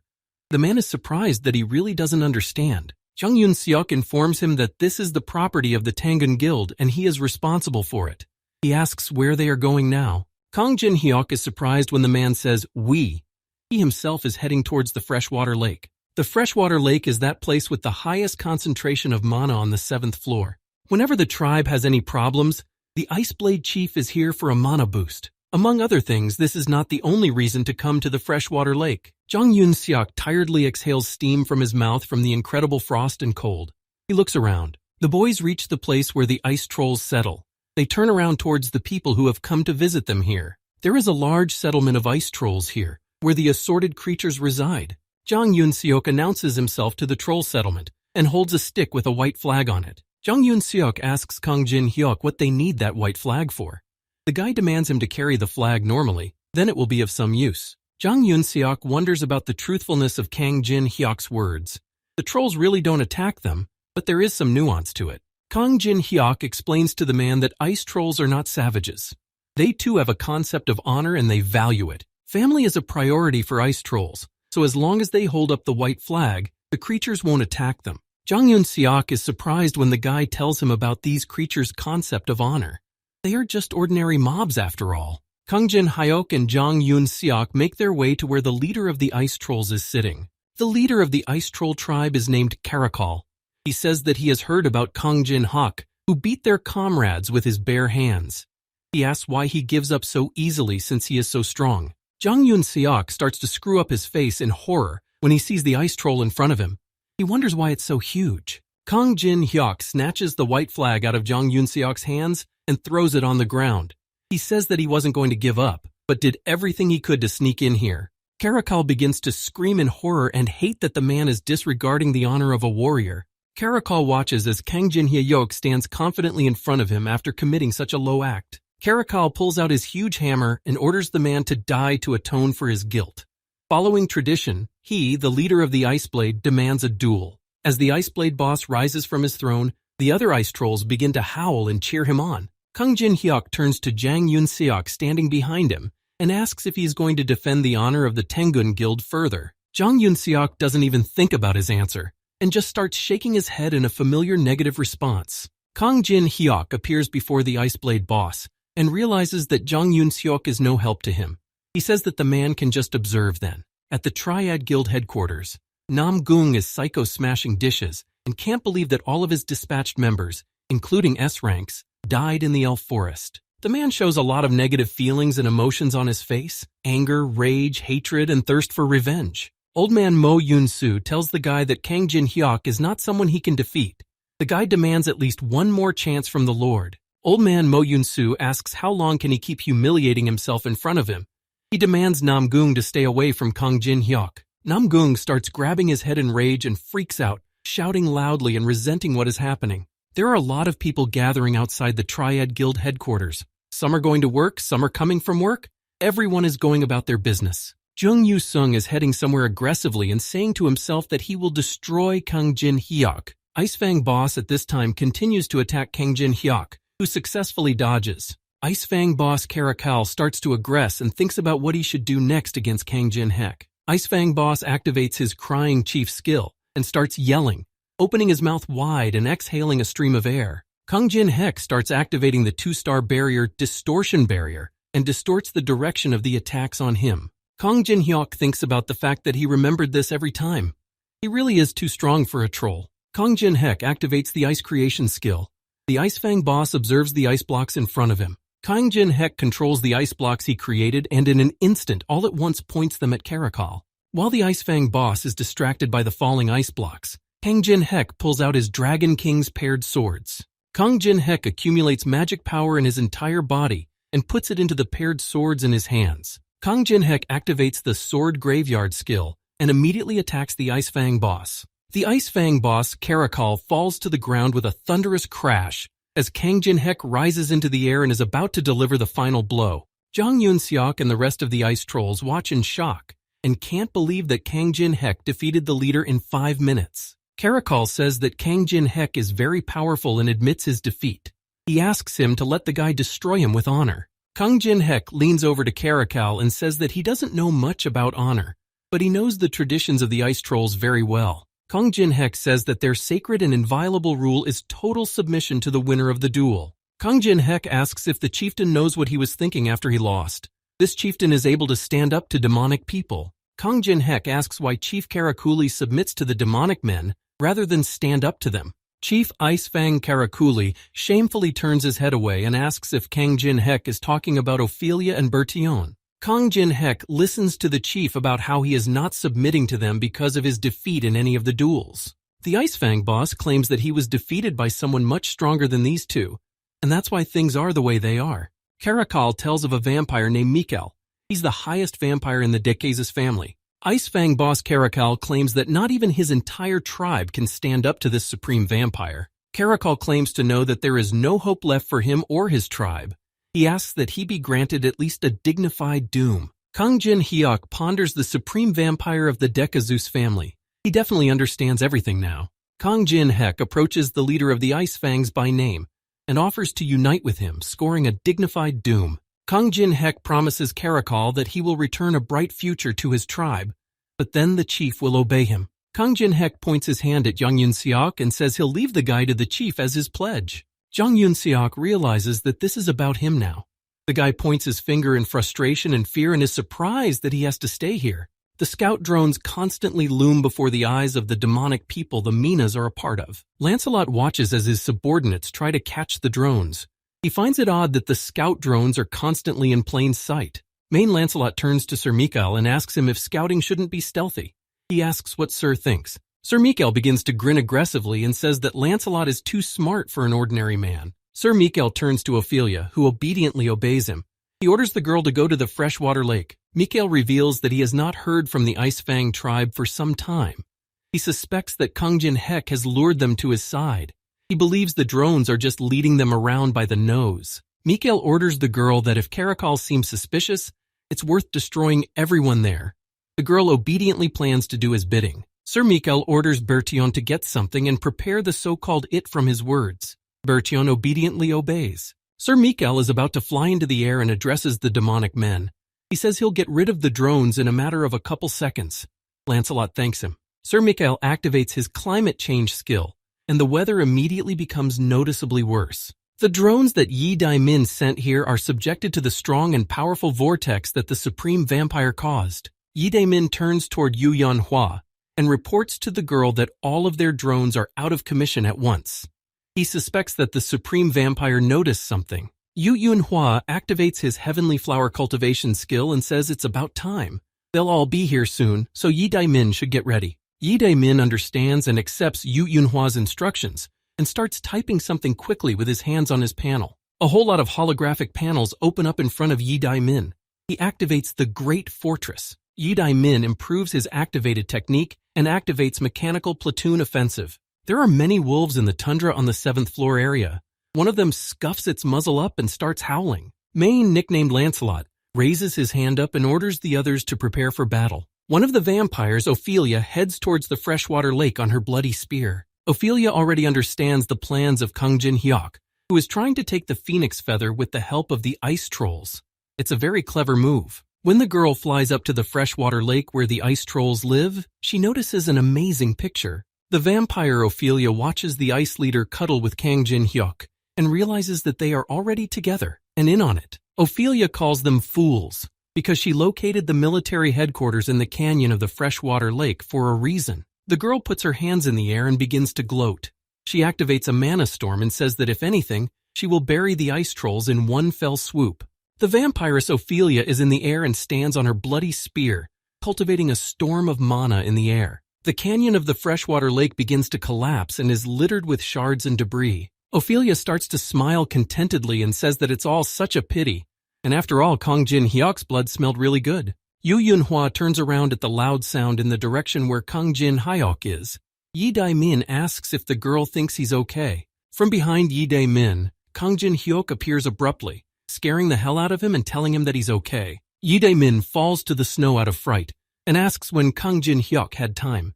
He needs to make at least some sounds when he walks. Yu Yunhua realizes that since Kang Jin Hyuk himself is here, then who are there by the lake? Kang Jin Hyuk smiles and turns towards the lake, not going to answer the question right away.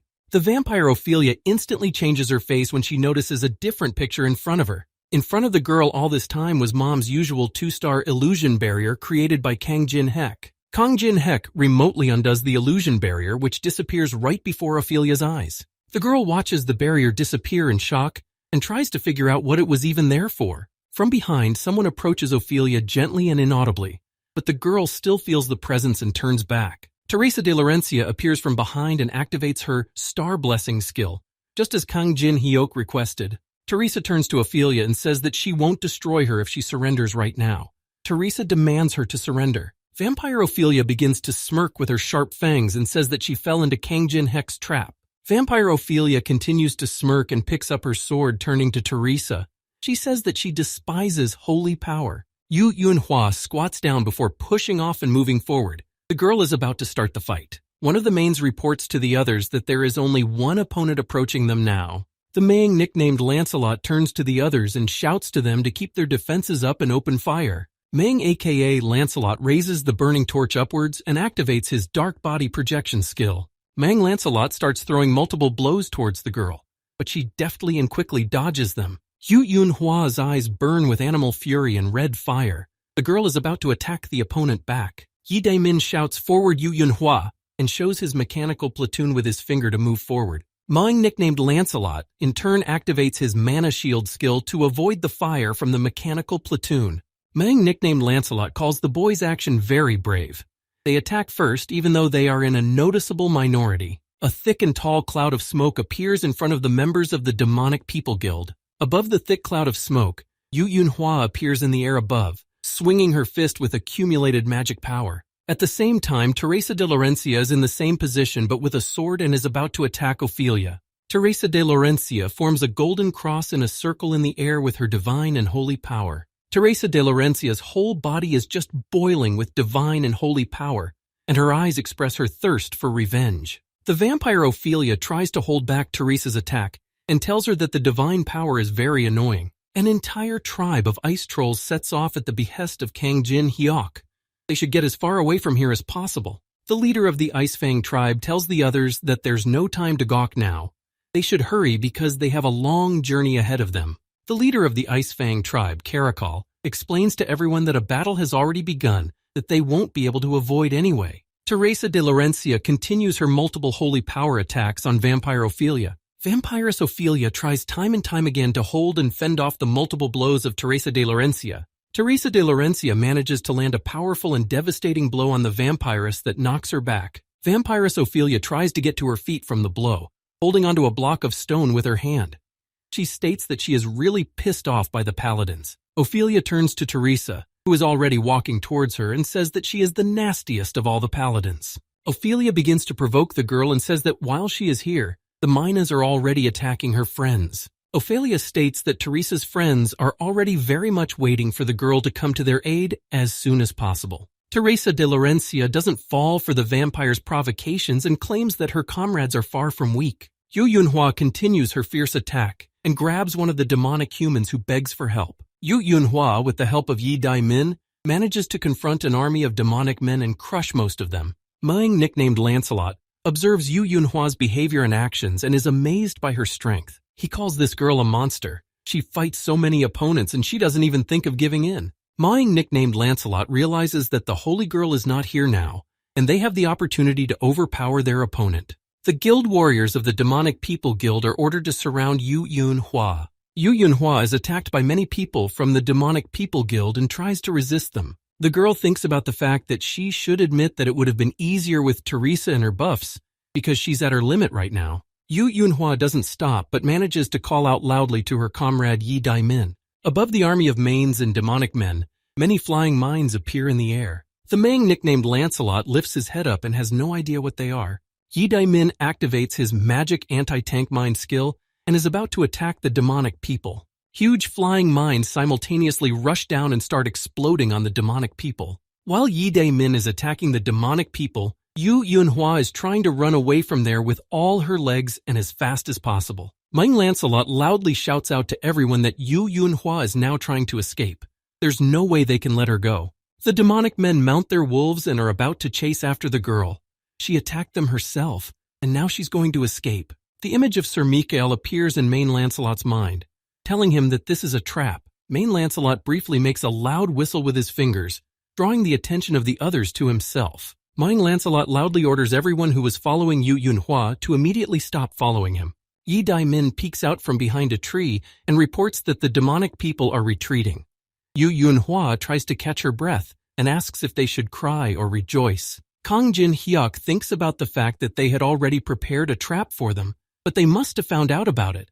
It also took them so long to set up the mines and now they're useless. Suddenly, some realization comes to Kang Jin Hyuk, and he turns to the others to all head towards the crest of the mountain immediately. Mang Lancelot begins to activate the Dark Gravity Well skill, directing its effects towards the forest. Multiple and powerful Dark Gravity Well attacks begin to hit the dense forest. The mechanical platoon that was summoned by Yi Daimin is also being attacked by the Gravity Well. The Minas from the demonic people notice the people who are trying to escape from the forest. The demonic men are going to go around the forest and catch up with them. Lancelot mentally laughs at the fact that the guys are going to run away from the wolves through the snowy forest. Kang Jin Hyuk, in company with Yi Daimin and Yu Yunhua, continue their escape and climb up the slope. Yi Daimin slightly loses his balance and says that it's very hard to climb and run in the snow, but they should hurry up.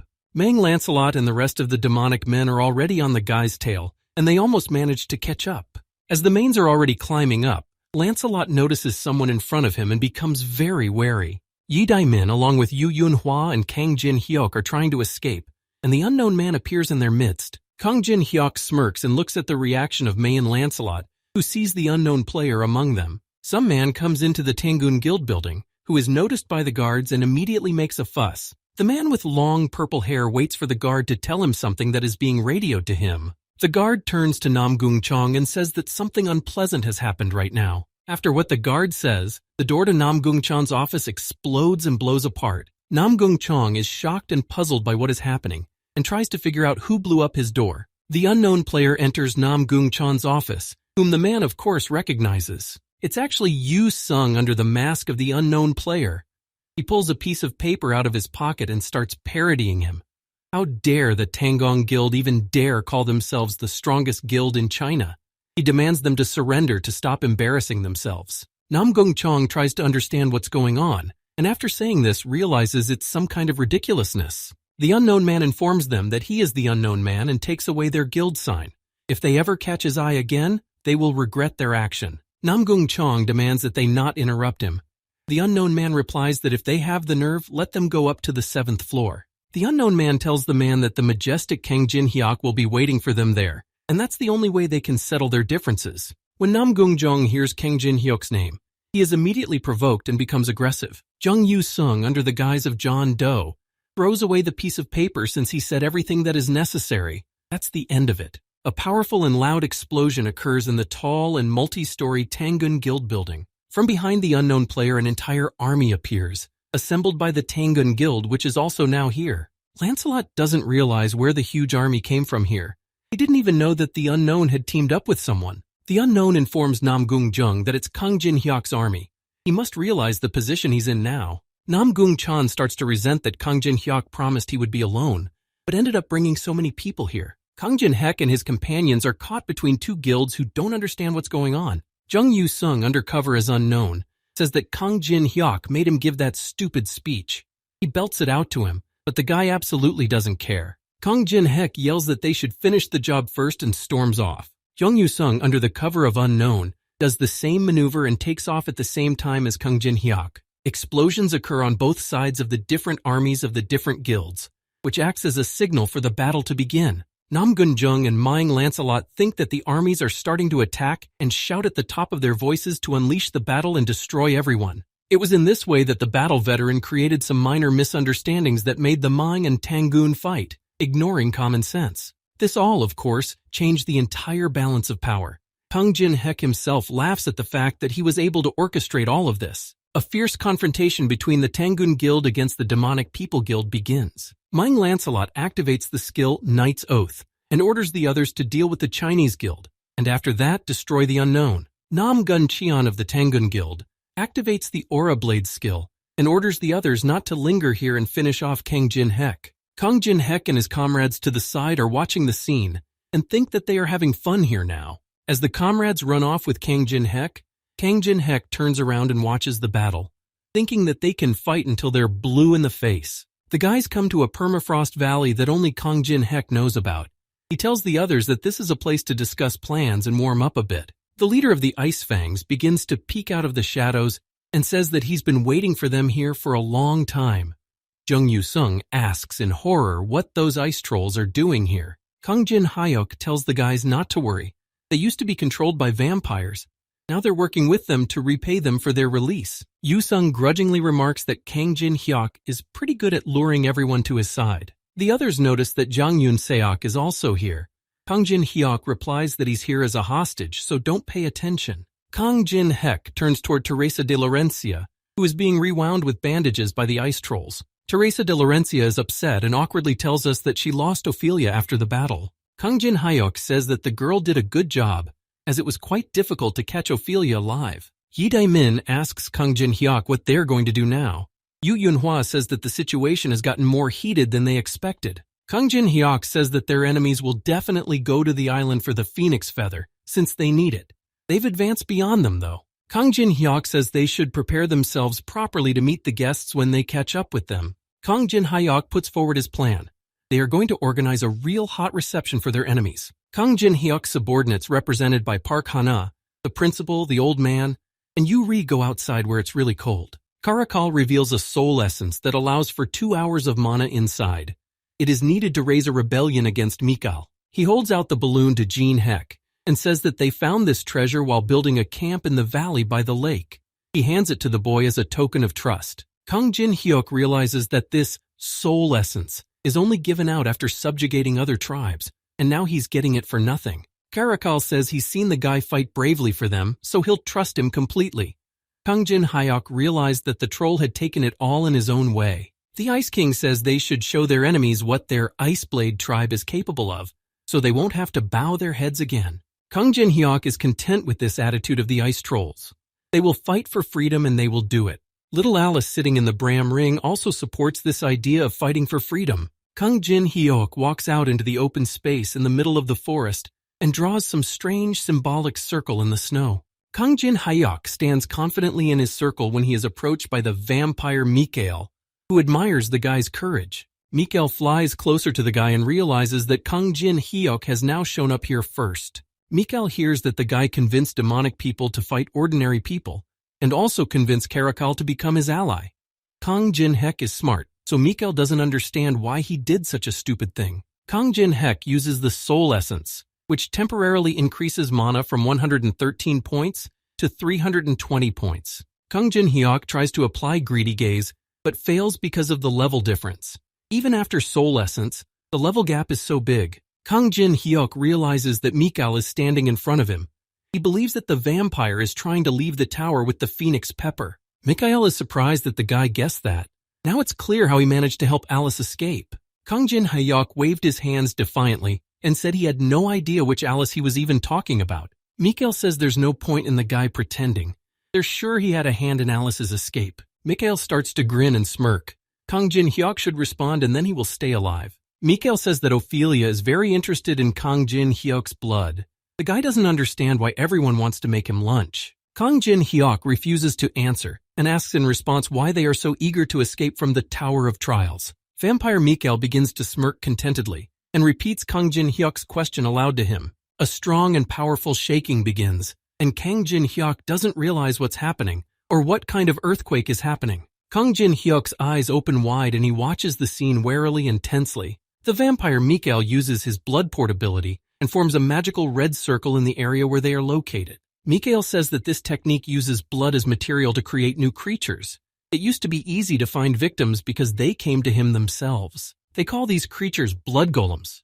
He asks Kang Jin-hyuk's opinion of these cuties. Mikael says they need the phoenix feather to send them beyond the Tower of Trials to get more human blood. Mikael frantically yells that they will continue to create golems using all available blood until they create an army to conquer the tower. Kang Jin-hyuk had never seen such a thing.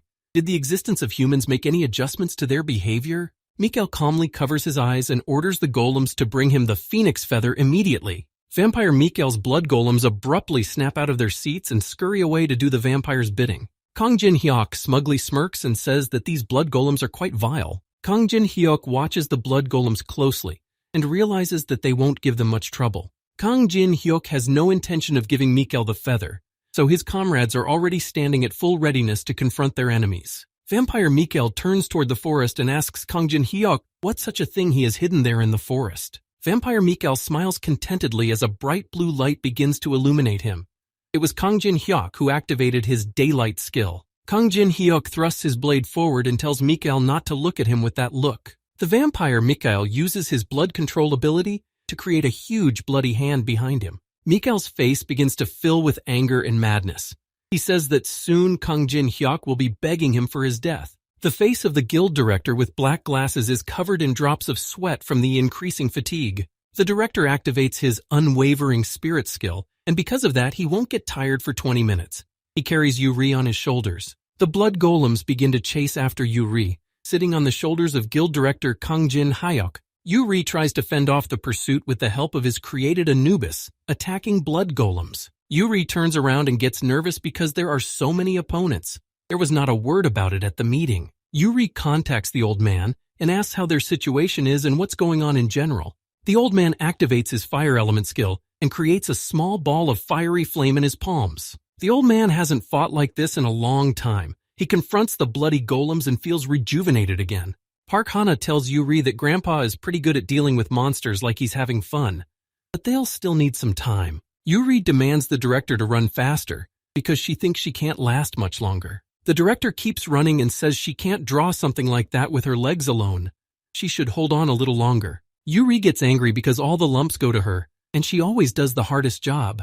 A divine bright light appears, attacking the blood golems and sweeping over their heads. Teresa de Laurencia holds her holy sword firmly in her hands and continues to confront the bloody golems. One of the blood golems manages to grab hold of Teresa's shoulder and pull the girl sharply toward him. After this attack on her, Teresa becomes angry and aggressively rocks about to retaliate. The girl activates her Holy Blast skill, and a bright divine beam of light rises into the air, after which she stabs her sword into the ground and the monsters explode. Teresa realizes that everyone is putting their best foot forward. The monsters will definitely break through if they give up their positions. The girl rises to her feet again and realizes that she just can't let this happen. The monsters start coming at her. Kang Jin-hyuk isn't far behind either, and is about to fight the vampire Mikael, who provokes him himself. The vampire Mikael concentrates the blood in his hands and activates his blood fist to punch Kang Jin-hyuk. Mikael begins his attacks with a bloody fist, and Kang Jin-hyuk deftly and quickly dodges the blows. Kang Jin-hyuk rises into the air, as he is surrounded by Mikael's huge bloody fists. Several bloody fists grab the guy and clinch to bind the guy in their trap. Kang Jin-hyuk activates his Star Blessing skill and breaks the trap of Mikael's bloody fists. Mikael watches Kang Jin-hyuk's actions and is surprised that he even has divine power. Kang Jin-hyuk isn't going to stop and attacks Mikael with his fists, but the vampire won't stop him. When Mikael dodges Kang Jin-hyuk's punch, he notices his crazy face and it makes him very wary and tense. Mikael looks back at the guy and realizes that this man is just insane and looks like a psycho. Kang Jin-hyuk looks pleased and mad, though his attack clearly didn't work on Mikael and he realizes it. From behind, two vampires approach Mikael and tell him they are done with their business. Mikael tells them to bare their blades to attack the guy together. The two vampires look back and forth between them strangely and with incomprehension, but are about to do Mikael's bidding. Kang Jin-hyuk smiles and giggles because it's totally mean to attack three people against one person. Mikael doesn't understand why the guy is saying that, but he's got a grin on his face. Mikael gives him one last chance to tell him where Alice is now, and then he will let him live. Kang Jin-hyuk denies knowing about it. Mikael says that Kang Jin-hyuk is a liar and is going to attack him from behind with his huge bloody fist. Kang Jin-hyuk makes one powerful and strong swing of his hand and chops the bloody fist in half. Kang Jin-hyuk reacts in time and dodges the blades of the second vampire who is about to attack him. The vampire starts aggressively and violently yelling about where Alice is now, while attacking Kang Jin-hyuk at the same time. Kang Jin-hyuk says he had nothing to do with it at all when Ophelia starts her attacks on the guy as well. Kang Jin-hyuk looks back at Ophelia unhappily and says he doesn't know where Alice is. He's getting tired of repeating all this. From behind, Mikael's bloody fist approaches Kang Jin-hyuk and does so very quickly and sharply. A bloody fist strikes Kang Jin-hyuk, causing the guy to fly off sharply and violently in the other direction away from the enemy. Kang Jin-hyuk still manages to stay on his feet to avoid falling from the bloody fist strike. Kang Jin-hyuk flies a short distance away from Mikael, who strikes again with his huge bloody fist. Vampire Mikael smirks and says he'll make a real chop out of the guy. Maybe this will help him remember what he needs to remember. Kang Jin-hyuk finds himself in the midst of an attack by a vampire. One hits him from the front, while the other attacks him with his bloody fists. Kang Jin-hyuk dodges and deflects attacks every now and then, even though he receives minor injuries. He doesn't even bat an eye at the blows. Park Hana continues to help the rest of his comrades and draws something on the white snow. Yuri helps the girl Park Hane and channels her magic power into what Park Hana is doing. Yuri starts smiling contentedly and says out loud and shouting out loud that all the preparations are ready. A strange dent in the snow appears between the vampires, which begins to glow brightly with a pink light. They don't realize what's happening. Kang Jin-hyuk activated the 4-star barrier shackles of reality. The vampire is shocked when the guy only had time to create such a big barrier. Kang Jin-hyuk is annoyed that all the vampires do is ramble on about Alice. The vampires don't listen to him. Kang Jin-hyuk pulls out the Bram ring and hands Alice his mana. The girl is really pissed off and is about to go outside. The vampires are wary and surprised to see Alice appear in front of them. Mikael begins to fairly and cackling with interest as he watches the vampire Alice appear in front of them. The very same Alice von Ataraxia finally appears, and appears before everyone in her full form. The limitations of the test tower have been loosened, and the limit of Alice's abilities increases by 20%. The girl covers her face with her hands. Alice von Ataraxia begins to fill with anger and rage when she shows up here and realizes the limits of what she can do. Alice von Ataraxia fills her body with so much rage that everything around her is consumed by her magical energy. Ophelia is shocked as to why Alice still has so much strength, even after so many years imprisoned in the ruins of the tower. Alice von Ataraxia says she lost too much during her banishment into infinite darkness, and the other vampires will make it up to her. The ice troll King Caracal is headed somewhere, and holds hostage Jang Yun-seok in the palm of his hand. Kang Jin-hyuk contacts the guy via video link and says it's his time to be helpful. He really needs his help. Kang Jin-hyuk says he should hurry because he doesn't know how long his men will last. He needs to find the magic crystals. They are the basis for the magic procedures with Caracal. The Ice Troll King notices the coming danger and tells the blood golems to attack. Caracal uses his white beast skill and transparency is applied to his weapon. Attack power and attack speed are increased by 15%. Caracal manages to deftly and quickly dispatch several blood golems with his powers. Caracal says that such monsters would not guard magic crystals. He has a hunch and it should be tested. Jang Yun-seok tenses up. Why does he have to work as some kind of assistant since he's the head of the Tangoon Guild? Caracal tells Jang Yun-seok not to worry because he's going to protect him. Jang Yun-seok squints at Caracal in surprise because he didn't expect to hear this from the king of the ice trolls. The boy casts his gaze downward thoughtfully, mulling over everything he's heard from the king of the ice trolls. Caracal claims that he just can't lose the only person who can contact Kang Jin-hyuk. In the circles of the forest, a whole huge army of bloody golems appears amidst the white snow. Alice von Ataraxia rises up into the air, and the blood golems watch her mesmerized. Alice von Ataraxia rises high into the air and activates her blood orb skill.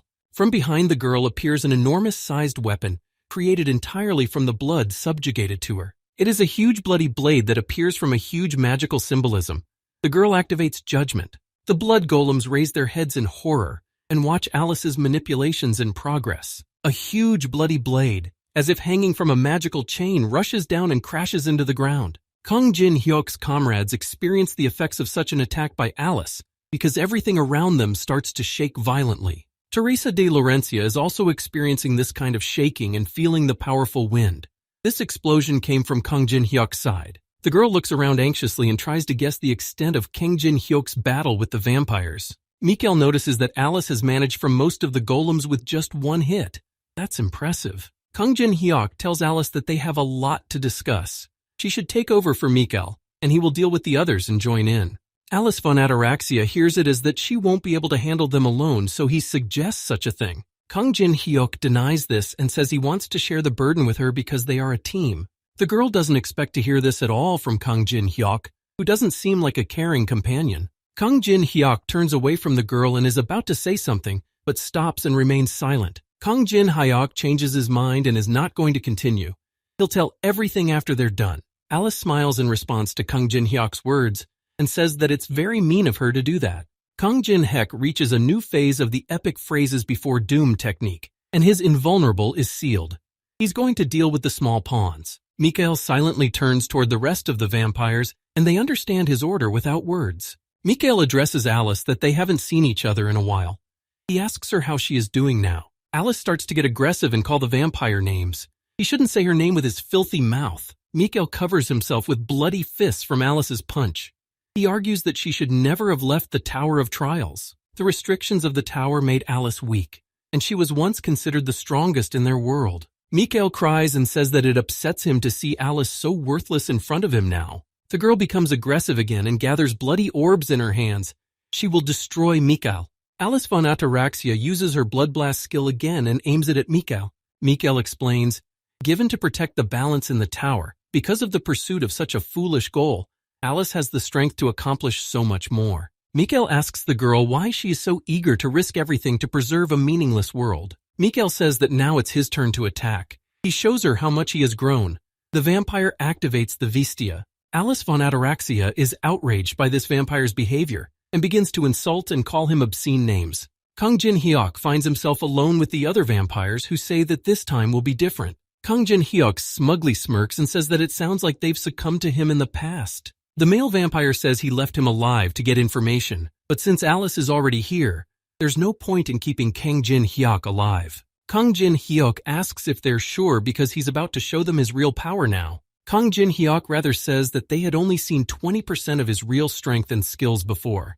The vampires look at Kang Jin-hyuk, who is bragging about himself in front of them with incomprehension and awkwardness. Kang Jin-hyuk reaches the final phase of epic phrases before doom, and mana absorption is successfully copied. He can now steal some mana from his opponent. The guy cuts his palm slightly and left the vampires alive just for the sake of copying this skill. When fighting vampires, sucking up mana is vital. Kang Jin-hyuk is going to combine the skill he received with his divine skill to resist vampires. Kang Jin-hyuk gains soul absorption, which allows him to obtain the spirit stat. Ophelia realizes that the guy has a skill that only vampires use. It's not just sucking up mana, it also connects him to divine power. Kang Jin-hyuk demands the vampire to stop staring at him and rather try to taste his skills and strikes. With its soul-sucking effect, Kang Jin-hyuk steals 3/10 of his mana from a male vampire. Through all of this, the guy manages to still get 1/100th of a spirit stat. The guy licks himself nice and sweet. The spirit stat harmonizes with other stats and fills with vitality. It's a secret stat that Kang Jin-hyuk discovered after trying 62 different combinations. Ophelia is shocked at what's happening. Spirit is a stat that never stops growing. Therefore, Kang Jin-hyuk's development would now be full and rapid.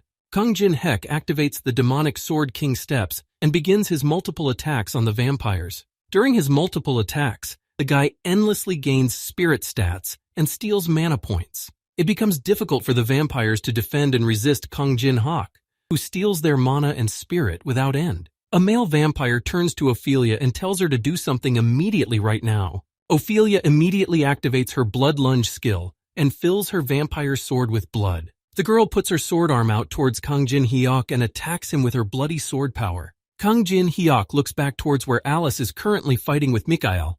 He realizes that she can't handle him now, so he should return as soon as possible. Kang Jin-hyuk realizes that time is short, so it's worth forgetting about stats. He asks the vampires what exactly Mikael wants. Kang Jin-hyuk concentrates his magic power and is ready to fight. If they tell him everything, he will consider letting them live. Kang Jin-hyuk activates the sword graveyard skill, and the vampires don't understand what's going on with his mana. Has he hidden his true power? Bertian starts reprimanding Kang Jin-hyuk about how they're not going to fall for his tricks. Ophelia is extremely unhappy with Betrayal openly provoking Kang Jin-hyuk and yelling at him. Kang Jin-hyuk turns his back on the vampires and says he only needs one right now. Kang Jin-hyuk hilariously looks around and asks if Miss Ophelia is ready to talk. Ophelia starts to tense up and looks at Kang Jin-hyuk in horror, not realizing what's in store for her now. Mikael continues to fight Alice von Ataraxia, dodging and avoiding her attacks and techniques. Mikael aims his bloody fist directly at the girl, thus pinning her powerfully and forcefully to the ground. A huge bloody fist strikes the spot where Alice von Ataraxia is with full swing. The girl defies such a blow and tears into Mikael's bloody fist in an instant. Alice is already realizing as the battle progresses that she is starting to run out of mana, and it just might not be enough. When Alice is in the air and begins to fall, Mikael appears above her with his bloody techniques. Mikael starts screaming furiously at the top of his voice and creates a massive, violent explosion that can be heard throughout the neighborhood. The blood golems continue their assault on Kang Jin-hyuk's comrades who are trying to hold their defenses. Ice King Caracal continues to fight the blood golems with his white beast skill. Caracal, among the bloody golems, spots the very same magic stone he and Yoon-seok were looking for. Caracal heads to the crystal and says to win this battle, it must be destroyed. Caracal tells Jang Yoon-seok that he'll clear the way for him. The guy just needs to get his hands on the magic crystal. Yoon-seok realizes that now he has to get through all these monsters and destroy that huge magic crystal, and he doesn't like it. He says Caracal has a family to protect, and all he wanted to do was be popular with the women. Jang Yoon-seok just wants to become more successful, so Caracal asks him to do some nonsense. Caracal tells the guy not to be dramatic. Life is much simpler than he really thinks it is. He just needs to do what he can at the moment. Jang Yoon-seok tries to take cover in Caracal's palm to avoid getting hit in the golem fight. Caracal goes on to slay golems and says it's all the credo of a real man. Caracal deftly wields his ice techniques and dispatches several golems in a matter of moments. Caracal opens his palm and tells Jang Yoon-seok to go and do as he was told. Yoon-seok doesn't have much time left to carry out the instruction he needs. He immediately heads towards the crystal. Jang Yoon-seok recalled being congratulated for now being the second captain of the Tangun Guild and being handed a sword. The guy enthusiastically examines the guns when he is told that he will have everything: guildies, cars, money, and women. Jang Yoon-seok remembers looking at his new sword and now wonders what it can really do. He thinks about what he can do at the moment. Then he approaches the crystal and destroys it, thereby destroying the mana source of the blood port as well. Opponents watch as the guy destroys the magic crystal and the magic circle is destroyed. A huge magic circle in the vicinity begins to disappear when the captain destroys the magic stone. Mikael begins to crouch tiredly and painfully as he is robbed of his only source of mana. Kang Jin-hyuk's comrades also realize that the magic circle is disappearing and marvel at it.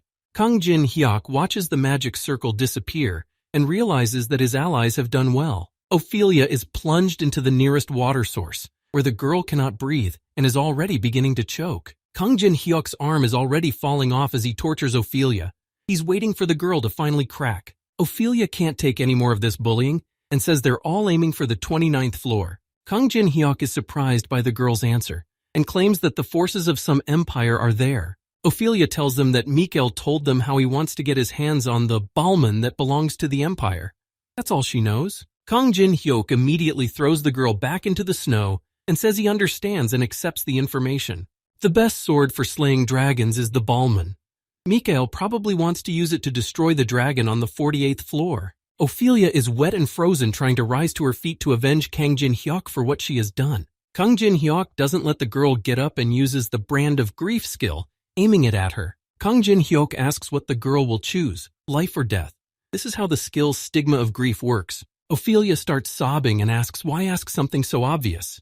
She really wants to live. Kang Jin-hyuk gets her opponent's consent and now sets the brand of grief on her body. The girl starts to burst into tears when Kang Jin-hyuk is about to leave and says she'll look forward to their work together. Alice von Ataraxia is no longer able to deftly defend and hold her defenses in front of Mikael. Mikael holds Alice back with his huge bloody fist and says that Alice has enjoyed her escape enough. Mikael tells the girl that the time has come when she will have to go back. Kang Jin-hyuk appears and activates the sword graveyard skill to protect his little Alice. Mikael is surprised that his Vistia even withstood Miss Alice's attacks, and Kang Jin-hyuk managed to cut it. The girl is very excited about the appearance of her contractor. Kang Jin-hyuk says that she has done a good job and now she should rest. Alice closes her eyes and falls into a deep sleep. She is tired, exhausted, and in need of rest. Kang Jin Hyuk tells Mikael that he will now be his opponents. The essence of souls will wear off in half an hour. Mikael begins to aggressively and violently attack Kang Jin Hyuk, who dares to show up here again. Kang Jin Hyuk confronts Mikael with his sword graveyard skill, fending off the vampire's attacks. Kang Jin Hyuk uses his sword technique and constantly gains spirit stat units due to the soul-sucking effect. Alice is already coming to her senses and wonders if Kang Jin Hyuk was always this strong, even though she was with him all the time. Alice realizes that the guy just plain grew up while she and he were separated and battling separately. Mikael gets angry and calls Kang Jin Hyuk a very annoying gnat who is interfering with his plans. Mikael starts concentrating the blood in his palms again to hit the guy with another technique. Kang Jin Hyuk at that time uses his paired dragon swords to confront Mikael. Mikael starts aggressively yelling about destroying Kang Jin Hyuk. He blasts the blood he has accumulated from himself. A huge bloody fist rests on the stone ground and Kang Jin Hyuk chops it into small cubes. Mikael watches in shock and bares his snow-white and sharp vampire fangs. Kang Jin Hyuk deftly and lightning fast, and in an instant he whizzes through Mikael, ending up behind him. Kang Jin Hyuk unhappily turns around and realizes that Mikael had used the mana barrier skill. Kang Jin Hyuk realizes that because of too much difference in mana level, his punches aren't getting through, and it will take him forever to catch up to the vampire. Jang Yoon-seok is already drawn into the situation and begins to confront the blood golems along with Caracal. The rest of Kang Jin Hyuk's comrades don't stand idly by and fight the bloody vampire monsters either. Yu-sung stands overstated and says he's sick of having to play the role of Kang Jin Hyuk's pawn. Yu-seong notices the same Yoon-seok who is from Tangun. He defeated everyone with his broken sword. Yu-sung carefully observes and studies the guy because he didn't expect him to be tougher than he thought at all. Yoon-seok says that Chief Caracal is dying and asks for someone to help, as he is his comrade who protected his life. Teresa de Laurencia responds instantly and goes downstairs to help Caracal. Teresa de Laurencia sits down in front of the leader on her knees and uses her holy healing skill. Teresa de Laurencia is very serious and focused. She keeps hilting Caracal. The girl finishes and says he's in no danger now. Yoon-seok tries to shout to the leader of the ice trolls. Yu-sung turns to Teresa and notices that the girl is losing consciousness and falls to the snow with her whole body. Yu-sung lays the girl down against a nearby tree and realizes that she passed out because she's overexerting herself. Kang Jin Hyuk told everyone not to come there under any circumstances. They should go with the wounded to the designated place. Yu-sung thinks about whatever Kang Jin Hyuk is doing right now. He should hurry up because everyone here is already on edge. Kang Jin Hyuk uses the greedy look on Mikael with the stats of adaptation and luck. Mikael is the hunting dog of the Decazeus family and the ultimate vampire who plays the very role of the Black Wings. In order to copy his skill, Kang Jin Hyuk needs to survive a battle with this strongest vampire. Mikael notices that interesting smirk on Kang Jin Hyuk's face again. He's amused by the way the guy is acting. Mikael activates the hiding moon claws and is going to see how long Kang Jin Hyuk can smile. Mikael swings his bloody fist and points it at Kang Jin Hyuk to continue his attacks. Kang Jin Hyuk stands on alert as the vampire Mikael's bloody attacks are directed at him. Kang Jin Hyuk once again uses his sword graveyard skill to deal with Mikael's bloody streams. Kang Jin Hyuk tries time and again to straighten out Mikael's bloody fist with his paired swords. Mikael grins and smirks aggressively because he's already imagining how he's going to strip the guy's teeth one by one. Suddenly, a bow that is already loaded with 3 magical arrows appears in Kang Jin Hyuk's hands. Kang Jin Hyuk activates the magical red shot and fires it directly towards Mikael's head. After the strike, Kang Jin Hyuk bounces back and increases the distance between him and the vampire. A tiny scratch and a drop of blood appears on Mikael's face. The vampire says the kid's got a lot of tricks up his sleeve. It's more of a childish thing, though. Mikael begins to tense up and activates the Hellfire that destroys the world skill to attack. Alice is frightened and tells the contractor to hurry up and leave, because he won't survive if he gets hit by such an attack. Kang Jin Hyuk states that he needs to take a hit to survive and continues to smile. Alice starts to tense up and screams about what is this guy carrying. He needs to get out of here soon. Kang Jin Hyuk activates his Perseus shield skill, and the very shield he activates appears in front of Alice. Kang Jin Hyuk gives the girl this shield for her own protection and tells her to just watch. Alice starts shouting the guy's name loudly and starts to get unreasonably tense, worried about her contractor. Mikael's face begins to tense up so that his veins swell. He opens his mouth wide and makes some noise. Hellfire appears, collapsing the space and ground beneath it.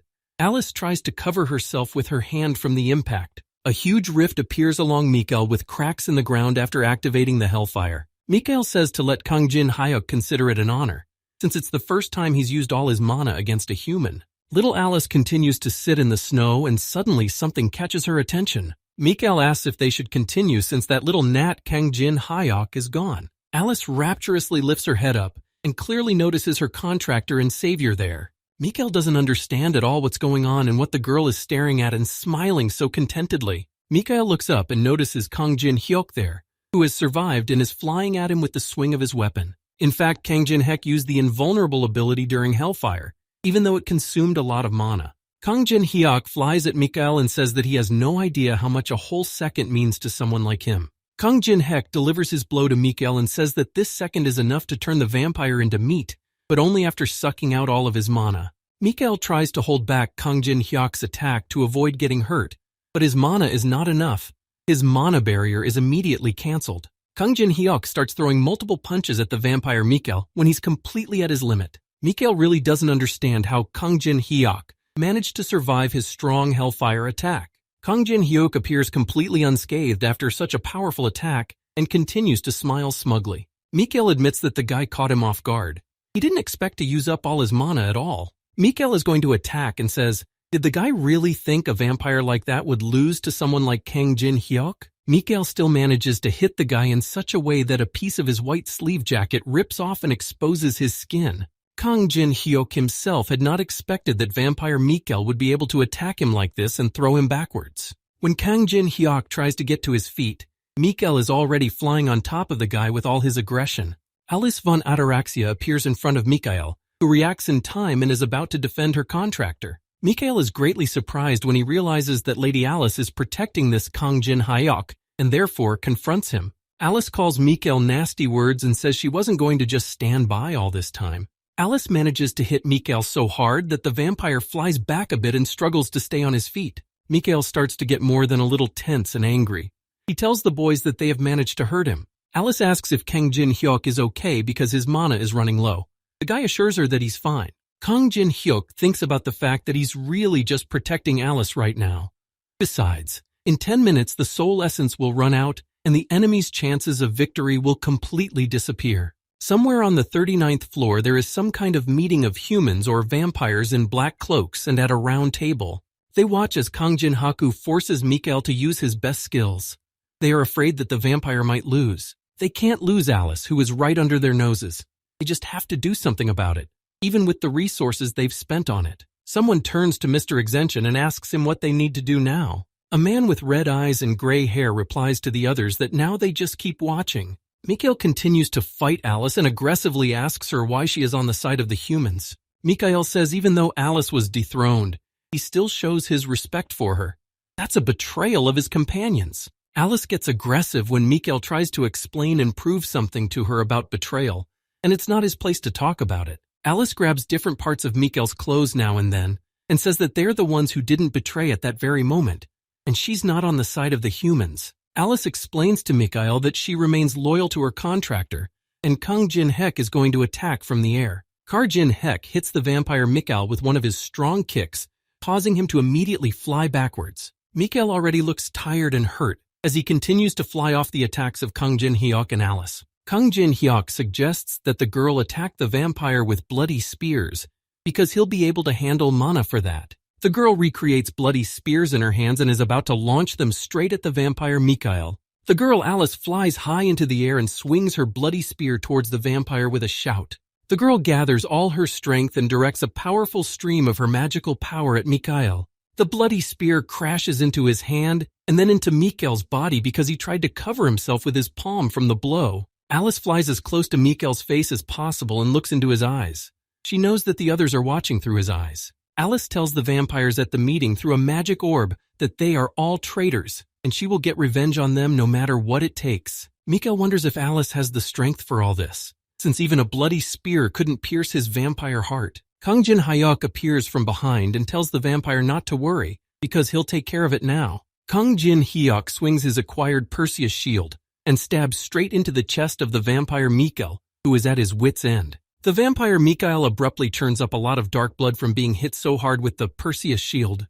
Kang Jin-hyuk pierces Alice's bloody spear with his Perseus shield, causing them to manage to punch a hole in the vampire's chest. Kang Jin-hyuk fulfills the conditions to copy Mikael's skill because he manages to survive the battle with that vampire. Kang Jin-hyuk copies the claws hiding the moon's skill as Mikael falls to his knees on the ground and is defeated in battle. The blood portal abruptly collapses when Kang Jin-hyuk's level drastically and rapidly increases by multiple times. Kang Jin-hyuk abruptly faints and falls into Alice's lap when she tells him that it was a light matter.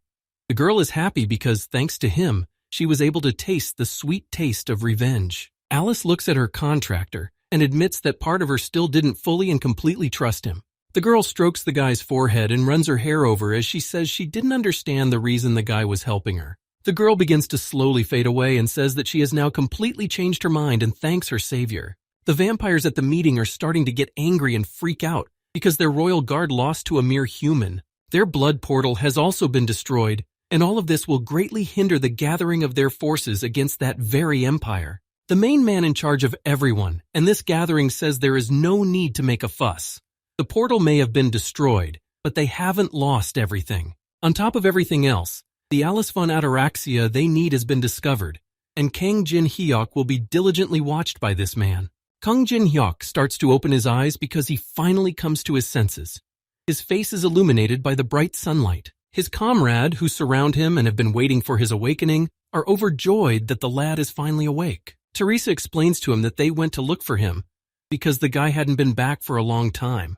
Then they brought him here while he was unconscious. Teresa de Laurencia tells Kang Jin-hyuk that they only found dead vampires in the area where they fought. Kang Jin-hyuk thoughtfully grasps his chest, on which rests the Bram ring in which Alice is sealed. Teresa asks what's wrong with Kang Jin-hyuk, but he assures her that everything is fine, and it's just petty trifles. Kang Jin-hyuk turns to his comrades who did a great job and helped him through such a tough battle. Kang Jin-hyuk starts to smile widely and contentedly because he suggests that everyone should start eating since he's hungry. The demonic people continue to fight the China Guild, who are pitted against each other by Kang Jin-hyuk. One of them grabs the other's hand and stops him, ending the battle.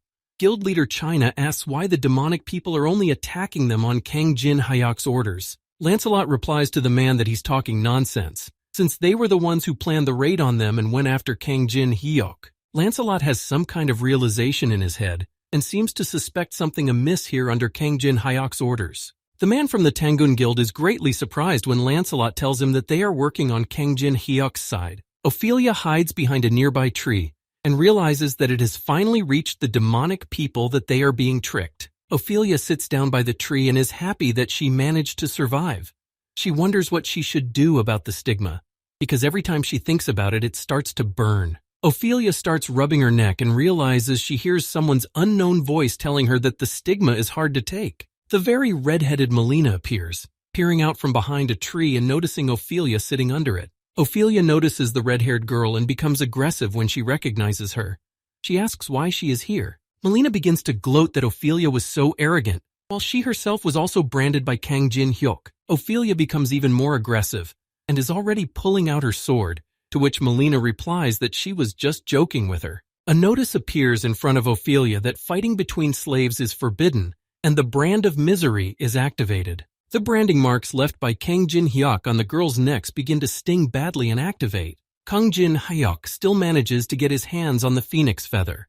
It increases cold resistance by 50% and can be used to create an item with a special ability. Kang Jin-hyuk realizes that mopping up the 7th floor with a feather will be many times easier than taking candy from a child, but he should eat first. Kang Jin-hyuk sets up a long table full of delicious food.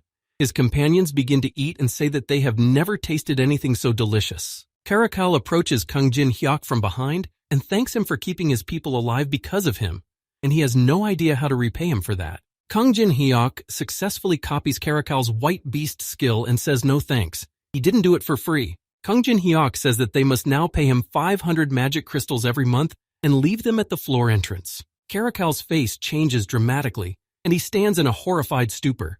He clearly did not expect such a high estimate of the payment. Yu-sung stands back and quietly calls Kang Jin-hyuk names. He's disappointed that he's the one he chose as his opponent. Kang Jin-hyuk laughs that Yu-sung says these things and eats his food, but the man eats because he's angry, and his blood pressure rises when he thinks about what Kang Jin-hyuk told him to do. Kang Jin Hyuk says they can easily fix that. He offers to bet since there's not much food left. Kang Jin Hyuk says whoever catches the biggest fish wins, and the loser makes a video calling the winner Mr. and posts it online. Yu Song lightning fast rips off his outer clothing and immediately plunges into the nearest body of water with his blade in his teeth. Yu Sung starts to get furious, thinking that victory will be his, and there is no way he will back down. A water dragon appears in front of the man. Kang Jin Hyuk's comrades are calling Yu Seong a simpleton for falling for this again. It's too cruel even for him. Yu Yunhua abruptly throws some object into Kang Jin Hyuk's hands and says she found it when the guy was out. Kang Jin Hyuk is holding a strangely shaped metal pendant. Mikael was going to use it on Alice. Kang Jin Hyuk thanks Yu Yunhua for giving him the item. He realizes that he needs to study this pendant. Kang Jin Hyuk asks where Jang Yun Seok suddenly went. Yu Yunhua says he doesn't know. He hasn't been around for a while. The white-haired man looks at the notification in front of him that the 7th floor has been passed and the achievement Company Veteran has been obtained. He is very nervous. The man becomes violently aggressive, grabbing the table and turning it over with his anger. He reprimands Jang Yun Seok for the fact that they send him so much support, and the guy ended up giving everything to Kang Jin Hyuk. He says that Yun Seok was supposed to sweep the 7th floor on his own, and his report was just useless. The white-haired man asks how the guy managed to break his sword since it's worth a lot. Yun Seok doesn't care.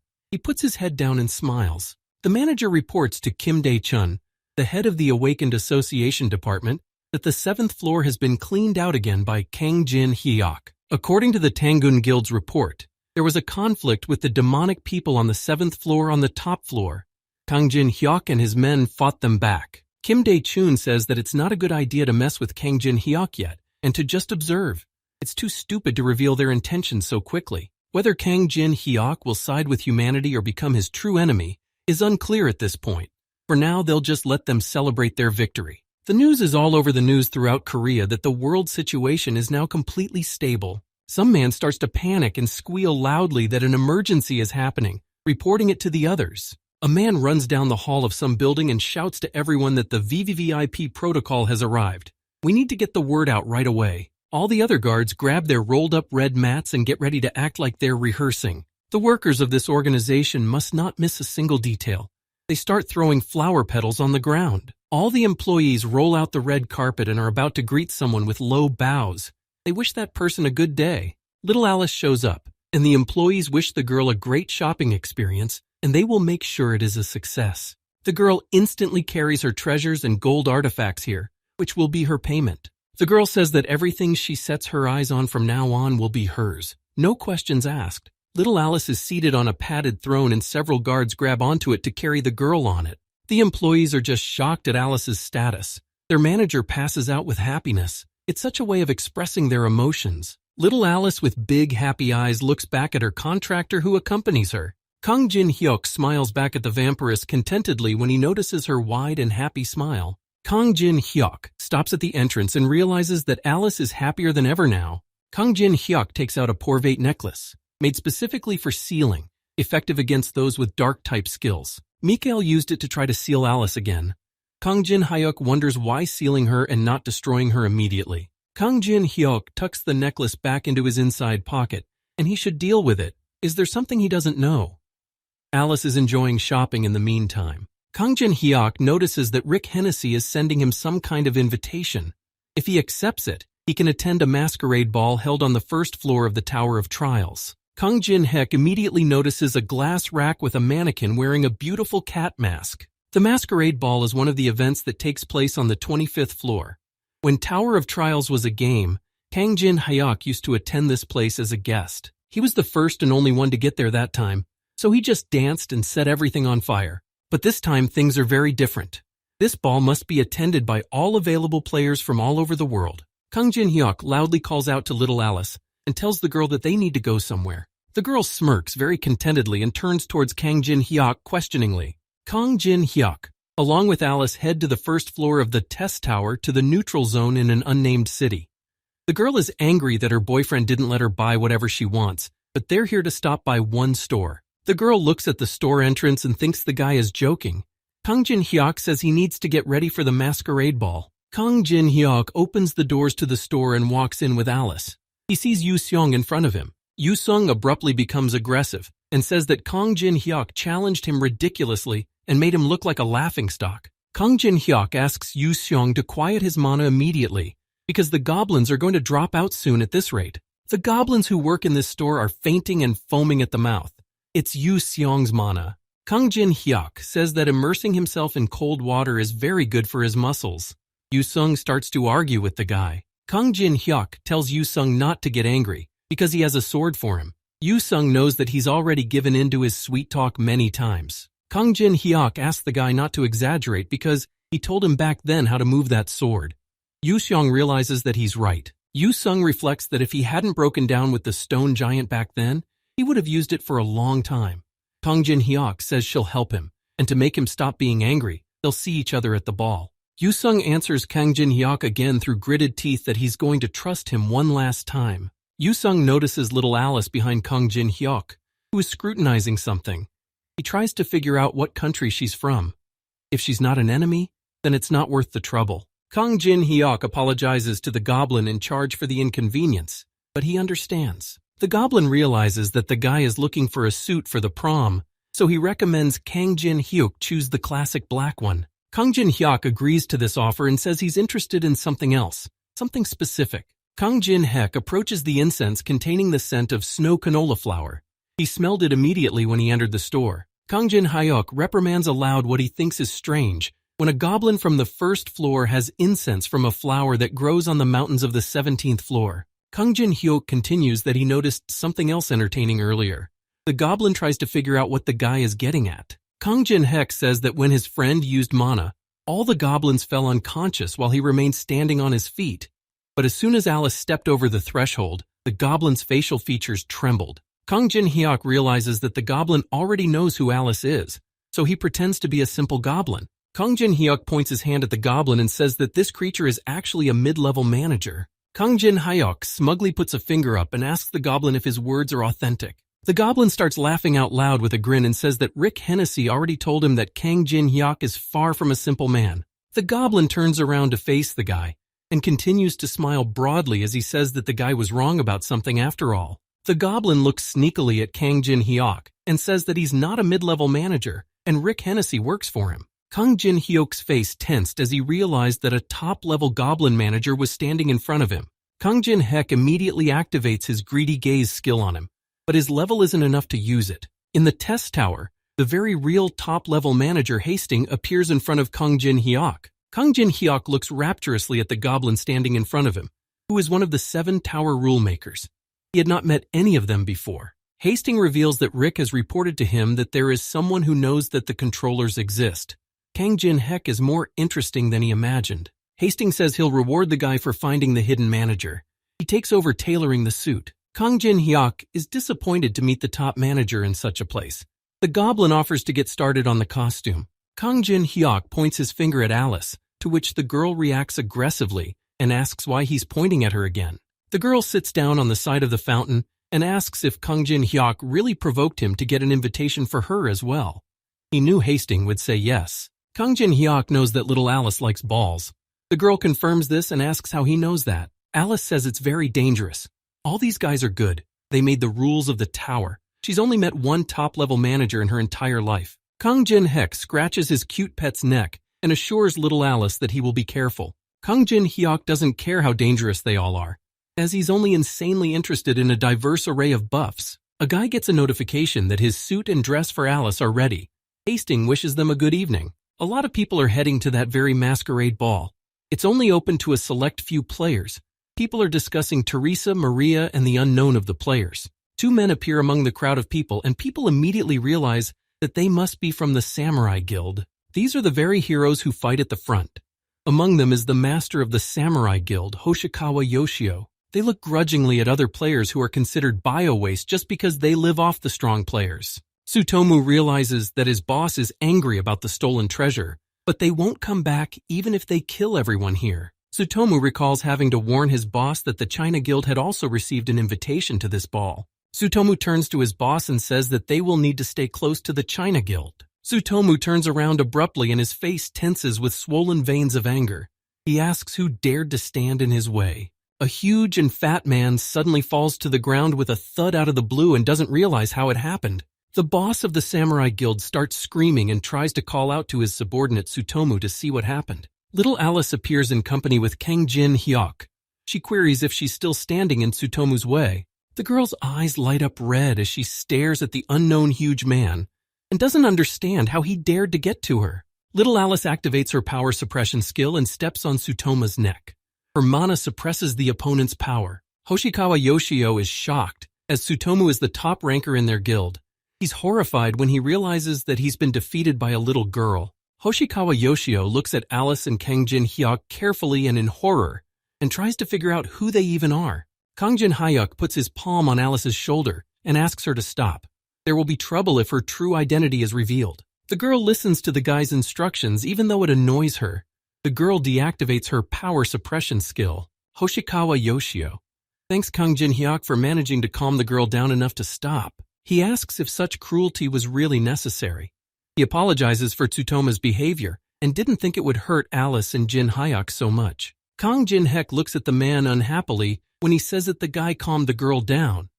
Kang Jin-hyuk activates the ice creation and hits Tsutomu with a small ice hammer. Tsutomu's mask on his head splits from the impact as Hoshikawa Yoshio looks on in horror and open-mouthed at what's happening. Little Alice tactfully covers her mouth with her fingers and just watches in shock. Kang Jin-hyuk says that the men in the samurai guild didn't understand anything.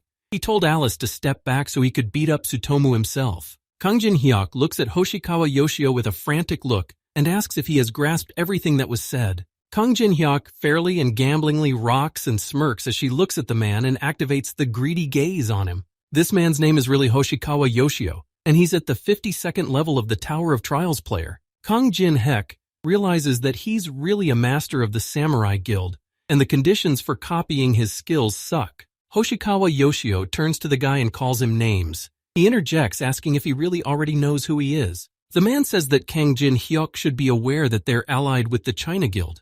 He won't get away with it. Kang Jin-hyuk removes his mask and shows his face to Hoshikawa Yoshio, who definitely recognizes him. People in the crowd start to look back at Kang Jin-hyuk and of course recognize him. Hoshikawa is just a nobody in front of him. Kang Jin-hyuk looks around at the crowd of people, and he's annoyed that they're so noisy.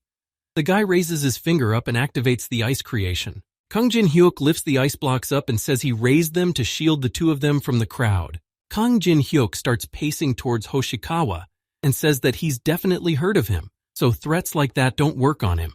Kang Jin-hyuk threatens Hoshikawa with a sharp ice block and says he doesn't care what they do there, but he advises them not to get in his way, and it doesn't matter who Hoshikawa is. Little Alice rises into the air and starts to fly away from Tsutomu. Kang Jin-hyuk says it's time for them to go. Little Alice hums a little song contentedly as she follows Kang Jin-hyuk. The boy puts his mask back on and they leave Hoshikawa alone behind them. Hoshikawa Yoshio starts to get aggressive and aggro following the departing and annoying Kang Jin-hyuk. Kang Jin-hyuk, along with Little Alice, enter the event area of the masquerade ball. Alice realizes how much there is to fit on one floor. Kang Jin-hyuk has never been to a ball with so many people before. He has a strange feeling. Kang Jin-hyuk looks around and notices that Teresa de Laurencia is also here. Next to her is Maria, the one he saw at the conference. Kang Jin-hyuk looks around further and notices that a stalker named Yu Sung has come here as well. Kang Jin-hyuk turns the other way and notices other people who surprise him. A girl pulls a guy back by his suit sleeve and asks him what he thinks about some guy. Some girl points her finger at a girl in a puffy pink dress and asks about her. Kang Jin-hyuk says that she will beg them to let her go. Casey, an independent S-ranked player, and the same player Judelo discuss amongst themselves the funny people around them. Kang Jin-hyuk notices Judelo and Casey in front of him and recognizes the twins as the top European players. These twins love to intentionally provoke a battle and destroy everyone around them just for laughs. Kang Jin-hyuk looks at them and realizes that these two are just bags of skills to him. He just has to keep an eye on them.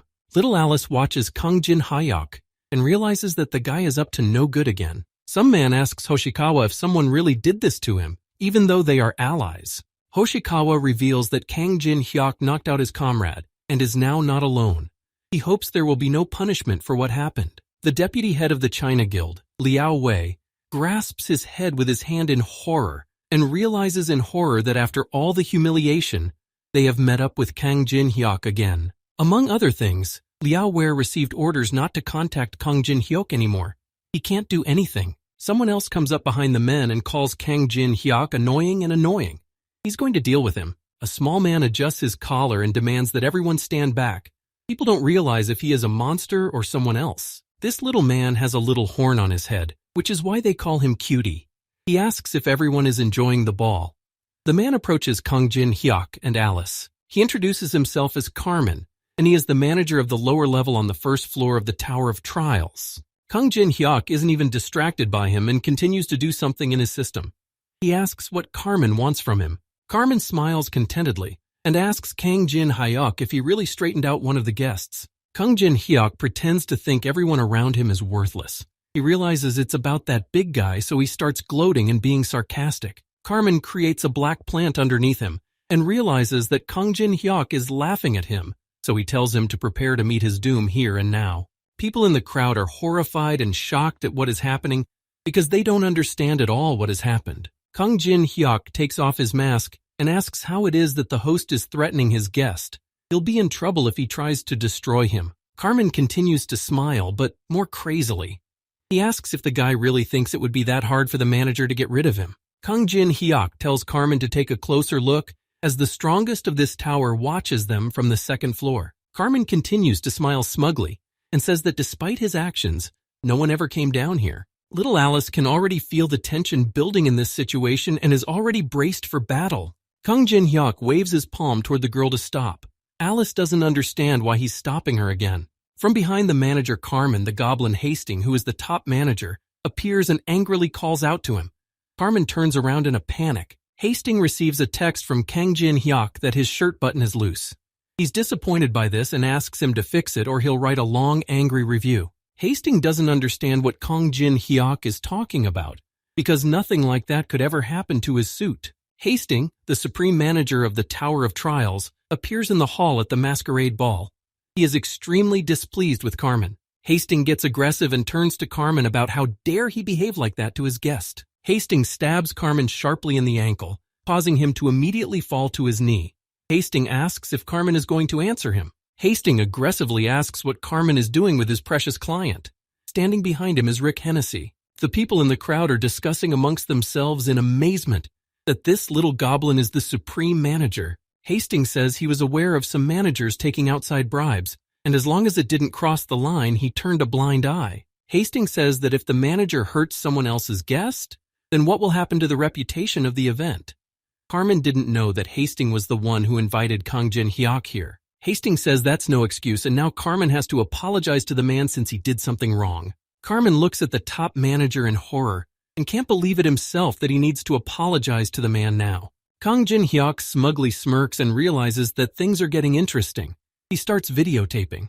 Kang Jin-hyuk stands up in front of lowly manager Carmen and tells him to try and speak from his heart. The low-level manager Carmen starts bowing in front of Kang Jin-hyuk and apologizes dryly and unpleasantly. Kang Jin-hyuk asks unhappily, Carmen's porridge hasn't been eaten since this morning. He needs to apologize much louder than he is right now. Carmen starts to get aggressive and calls Kang Jin-hyuk a regular pathetic person, but stops herself. A pissed-off and furious Hastings appears behind Carmen and stops him from continuing this behavior. Carmen falls at Kang Jin-hyuk's feet and bows his head low. He tries to sincerely apologize and is sorry. One of the strongest is watching from the second floor, and he's impressed since Kang Jin-hyuk is using the manager like this. The old man in armor now understands why His Majesty gave him the gift. He's going to get this boy on his side. The old man in armor looks back at the other old man who is helping the China Guild and realizes that they can then end the war with that vile aristocrat. Rick Hennessy brings his fist up to his mouth and begins to activate his special microphone skill. Rick Hennessy addresses the guests and says that because of the problems that have arisen, he will be hosting the ball himself. He's going to finally talk about why everyone is gathered here. He says the Masquerade Ball is an event for hopeful players. However, all this is not its main feature. Today, players will choose a faction with which they are going to conquer the Tower of Trials in the future. Rick Hennessy begins to launch the main event of the Masquerade Ball. He wants the players to show everyone if they are worthy. They need to choose any maze or source between the 10th and 30th floors to complete. The player who gets the achievement will be given an advantage. Rick Hennessy says that they wish the players good luck on behalf of all the managers, and he and Hastings get away. Players who attended this Masquerade Ball look back in horror at the closed doors from the managers. People start whispering amongst themselves and trying to figure out what Rick Hennessy meant when he talked about whether they were worthy. Maria starts whistling loudly to the entire masquerade ballroom to get everyone's attention. The girl turns to the others and states that they are all equals here and should stop whispering like cowards. Maria says the situation has suddenly gotten complicated. They need to work together and solve the problem. Why don't they start with each other? Kang Jin-hyuk looks at Maria, who is once a player, always a player. For her, it's all out of the blue too, but she bravely takes on the job. Stalker Yu-sung approaches Teresa de Laurencia, who is happy to see him here. He says they're back on the same page. One of the men doesn't understand what it means to work together. Apparently, she wants to be chosen herself. I mean, she used to be the enemy of humanity. Maria tries to calm the raging crowd as Kang Jin-hyuk is already heading towards the terminal with location selection. Kang Jin-hyuk walks over to the terminal and presses the red button with confidence, selecting the 25th floor in the Valley of Kings. Maria and the rest of the players look back in horror at Kang Jin-hyuk, who has already decided everything and for everyone. Yu-sung irritably covers her face with her hand when she sees Kang Jin-hyuk's behavior. Teresa is thrilled that the guy is here again. All the players begin their movement to the chosen location. The people in the crowd are extremely unhappy with Kang Jin-hyuk's behavior, but he doesn't care. Players move to the 25th floor in the Valley of Kings. They can leave after completing the maze or choosing a faction. Kang Jin-hyuk tells Alice that the place looks just extraordinary and very impressive every time. The people in the crowd unhappily exclaimed at Kang Jin-hyuk, who had carried them here without any preparations. Some are starting to become filled with power and are going to do more than everyone else to become the chosen one. Maria says that nothing good will come of it if they go against each other. Maria says that they don't know what this place is, but surely Kang Jin-hyuk already has some kind of plan. Maria turns toward Kang Jin-hyuk to talk to him, but there's no sign of the guy. He's already disappeared. Maria asks in horror where Kang Jin-hyuk went and why he's already gone. Alice just spreads her hands apart. Kang Jin-hyuk makes his way inside the dungeon in Valley of the Kings and tries to find the right spot in the stone wall. Kang Jin-hyuk clicks on the right stone and 5 paths to the tomb of the kings open up. He can only choose one in 1 minute. Kang Jin-hyuk sees this creepy alert in front of him. Anyone who sees it will think it's the road to the treasury. Once he picks the door with the element, it will immediately open. Then the spirits guarding it will also appear. But if he still didn't decide anything in the allotted seconds, all doors would open. Kang Jin-hyuk was right, and that's what happened. The first salamander spirit appears, displeased that he is always first. He half asleep sees a human in front of him. The monster introduces himself as Salamander, the first spirit guarding the Tomb of Kings. Kang Jin-hyuk is about to pay for disturbing the peace. Kang Jin-hyuk turns back around and addresses someone, scoffing at the fact that Salamander is going to destroy him. Kang Jin-hyuk turns to his black pet and asks what he thinks about the whole thing. The dragon cub is now ready to fight. Salamander looks with incomprehension at Kang Jin-hyuk's pet, which he notices beside him. Kang Jin-hyuk contentedly and calmly puts 2 earplugs in his ears and smiles as if he knows the entire outcome of the battle. Kang Jin-hyuk's little black dragon opens its mouth and activates its flame skill, aiming it at the salamander. From the large salamander spirit, the small pet that originally came out of the door reappears. The other players open the doors to the inside of the dungeon and are subjected to a strong gust of wind from the energy that emanates from there. Teresa de Laurencia turns to little Alice and is about to ask the girl something about all this now. Teresa de Laurencia asks Alice if Kang Jin-hyuk said anything to her about where he went. Alice is silent and doesn't answer anything. Yu-sung turns to the girls and says that the guy is probably inside where that energy is coming from. Doing reckless acts is Kang Jin-hyuk's hobby. Little Alice suddenly grabs the hem of Yu-sung's jacket to get his attention. The girl pulls out some very plain and black pebble from her pockets, which she shows to Yu-sung. Little Alice throws this pebble aside, entering the dungeon to check something out and show the others. When the stone hits the door threshold, Yu-sung notices traps being activated throughout the dungeon. Teresa de Laurencia realizes that little Alice already knew about the traps. That's what was expected of Kang Jin-hyuk's partner. Teresa de Laurencia has a strange feeling, as if she has encountered an aura as frightening as Alice's somewhere before. In addition to the salamander, several other spirits appear. Sylphid, the wind spirit, and Dwarf, the earth spirit. The spirit of water, Undine, resents it because the salamander told them he wouldn't need their power.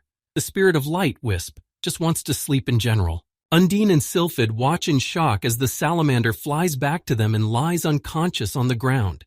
They begin to panic. Salamander tells the others to shut up immediately and listen to him carefully. The devil is here now. The other spirits who guard the king's tomb listen intently and don't understand what devil is being talked about. Salamander ends up pulling out all of his fellow spirits to confront Kang Jin-hyuk's pet. The black dragon's eyes begin to burn with rage and the desire to destroy everything around him. The old man who helps the China Guild watches Kang Jin-hyuk, and what he sees shocks him. The old man realizes that Kang Jin-hyuk's pet is a dragon. He wonders how the guy managed to get his hands on it. Kang Jin-hyuk activates his brand of grief skill and subdues 5 spirits. The guy unlocks an incredible achievement and gets 5,000 points.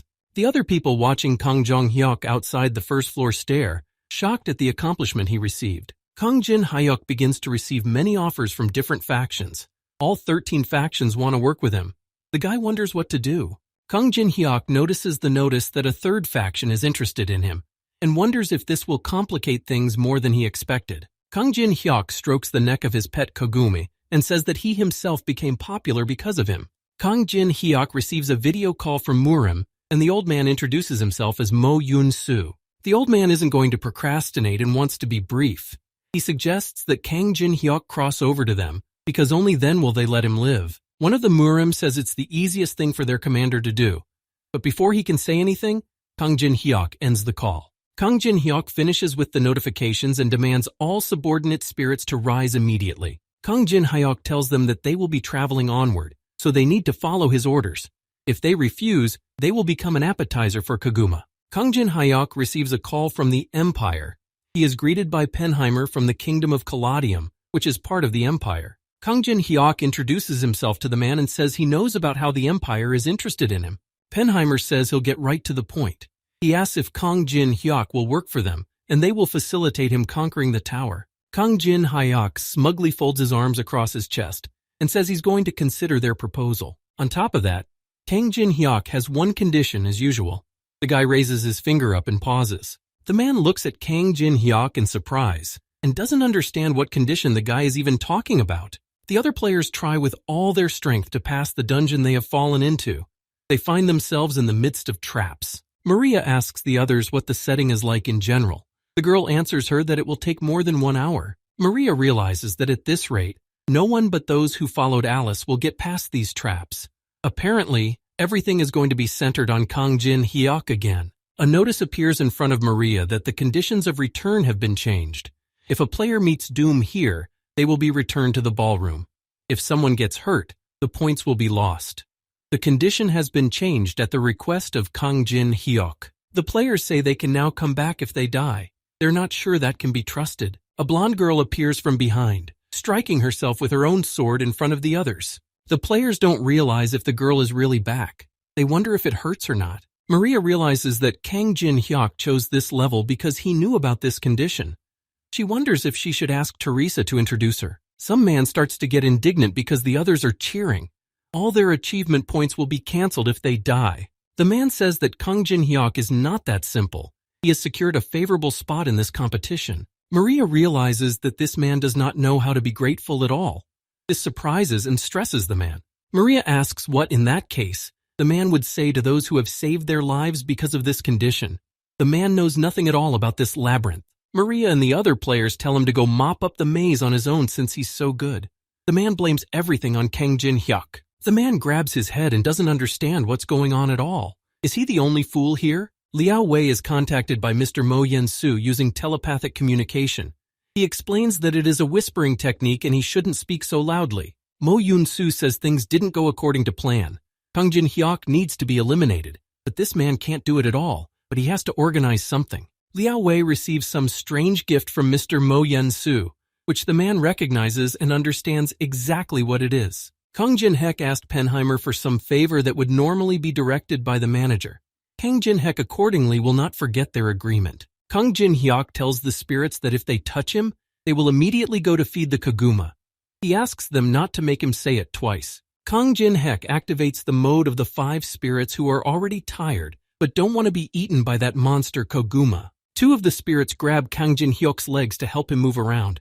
The guy praises them for doing a good job. When Kang Jin-hyuk notices something off to the side, he demands the spirits to stop now and now they stay here. Kang Jin-hyuk notices one of the dead players in front of him who was just left here for nothing. It surprises him. Kang Jin-hyuk realizes that whether it was because of a monster or a trap, this dead person wouldn't be here, meaning he died at the hands of another player. Those same twins get a thrill out of dealing with players. Their blood smells so wonderful. They do it just for the fun of it. As children, Casey and Judelo witness the brutal destruction of their parents by some psychopath. In such an absolutely dire and difficult situation, these twins manage to accomplish something impossible. Working as a team, these two quickly and deftly deal with the criminal who attempted to assassinate their parents. But of course, after such a horrible situation, these twins couldn't stay the same and would never be the same again. Kang Jin-hyuk watched this story on the system, which frustrates him. The conditions of copying are to fulfill all the perverted desires of these twins. The twins Casey and Judelo are already going to attack Kang Jin-hyuk, only doing it for fun and entertainment. Kang Jin-hyuk pulls out his Dragon King pair swords and reflects the twins' blows. Their speed and strength and combined attacks all look good. Kang Jin-hyuk deftly finds himself between the twins and strikes each of them simultaneously with both feet. Casey and Judelo look amongst themselves and settle for knowing how strong Kang Jin-hyuk is. Casey and Judelo break free from Kang Jin-hyuk's grasp and are going to try to attack the guy again. The twins are going to conjure up an amalgamation of their two weapons they both use and make a more powerful one. Casey and Judelo activate the twin skill and copy their partner's weapons, creating a common one. This succeeds. Synergy is activated, and the attack power increases by 200%. Judelo gamblingly beckons Kang Jin-hyuk over to him and says they will only take one hit. He wants to feel Kang Jin-hyuk's unusual blood on his hands. Kang Jin-hyuk rubs his neck tiredly and notices how energetic the twins are turning out to be. The guy agrees to their wishes. Sir Penheimer's subordinates congratulate him for managing to sign Kang Jin-hyuk, but so far he has only gotten a promise in his favor. One of the subordinates says that the guy will definitely help the old man in the power struggle on the middle floors. He really did a great job. Mo Yun-soo freaks out when he sees Penheimer so satisfied.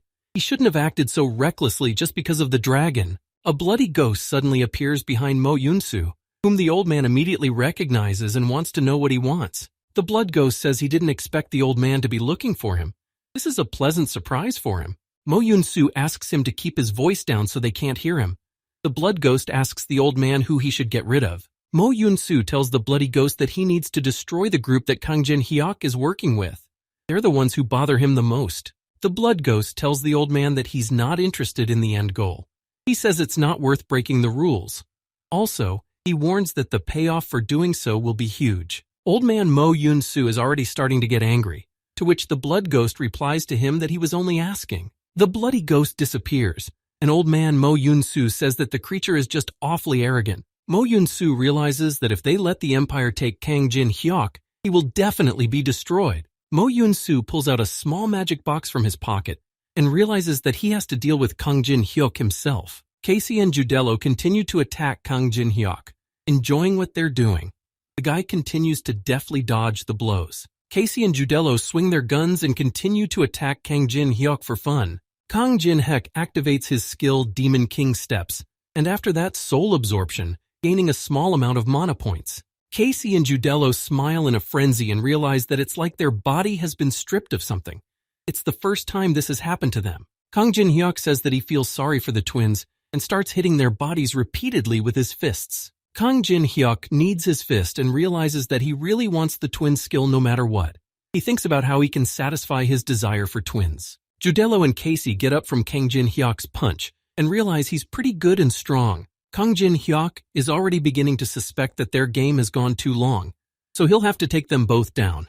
Judelo and Casey suddenly sit down on their knees in front of Kang Jin-hyuk, who doesn't realize what they're doing or what's going on. The twins say they realize that they can't defeat Kang Jin-hyuk with their own strength, so if they can't destroy someone with such delicious blood, they'd better become one family with him. Kang Jin-hyuk's face shows surprise and stupor at the desire the twins express to him. Kang Jin-hyuk activates his Brand of Doom skill and is about to use it on the twins, who are smiling madly and can't wait to do so. The guy didn't think it would turn out like this.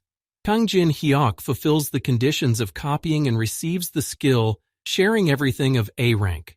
Thanks to it, he will be able to temporarily use the skill of the opponent he is familiar with. Judelo and Casey hang on to Kang Jin-hyuk and say that they are now family and will always be together until the day they die. Yusung, along with Teresa de Laurencia, move after little Alice and ask her where Kang Jin-hyuk went. Yu Sung tries to find out where they're going since they can't get an answer out about where Kang Jin Hyuk went. Alice says she doesn't know anything. Yu Sung is already getting angry and aggressive, saying, "What does this little Alice even know?" Teresa tries to calm him down. Suddenly, Alice turns to the guys and says that she wasn't going to say anything, but apparently she has to. Alice begins to sniff and feels a line of mana that points their way and connects her to the contractor. Alice points her finger to that road. If they follow that road, they will definitely find Kang Jin Hyuk. Someone appears from behind and asks if what Alice said about the road is true. The boys turn back together, and at the same time, a lot of half-ghosts start coming out of the wall, which look a lot like real people in masks. The Lord of the Murim clan blood ghost shows up and won't let the guys leave like this. He says they will all die here and now. Teresa de Laurencia and Yu Sung get into a fighting stance and tell Alice to stay behind them to protect her. Alice's face expresses fierce displeasure because Kang Jin Hyuk is far away right now, and so she has no mana at all. Kang Jin Hyuk, in the company of Judelo and Casey, is heading down a dungeon corridor somewhere.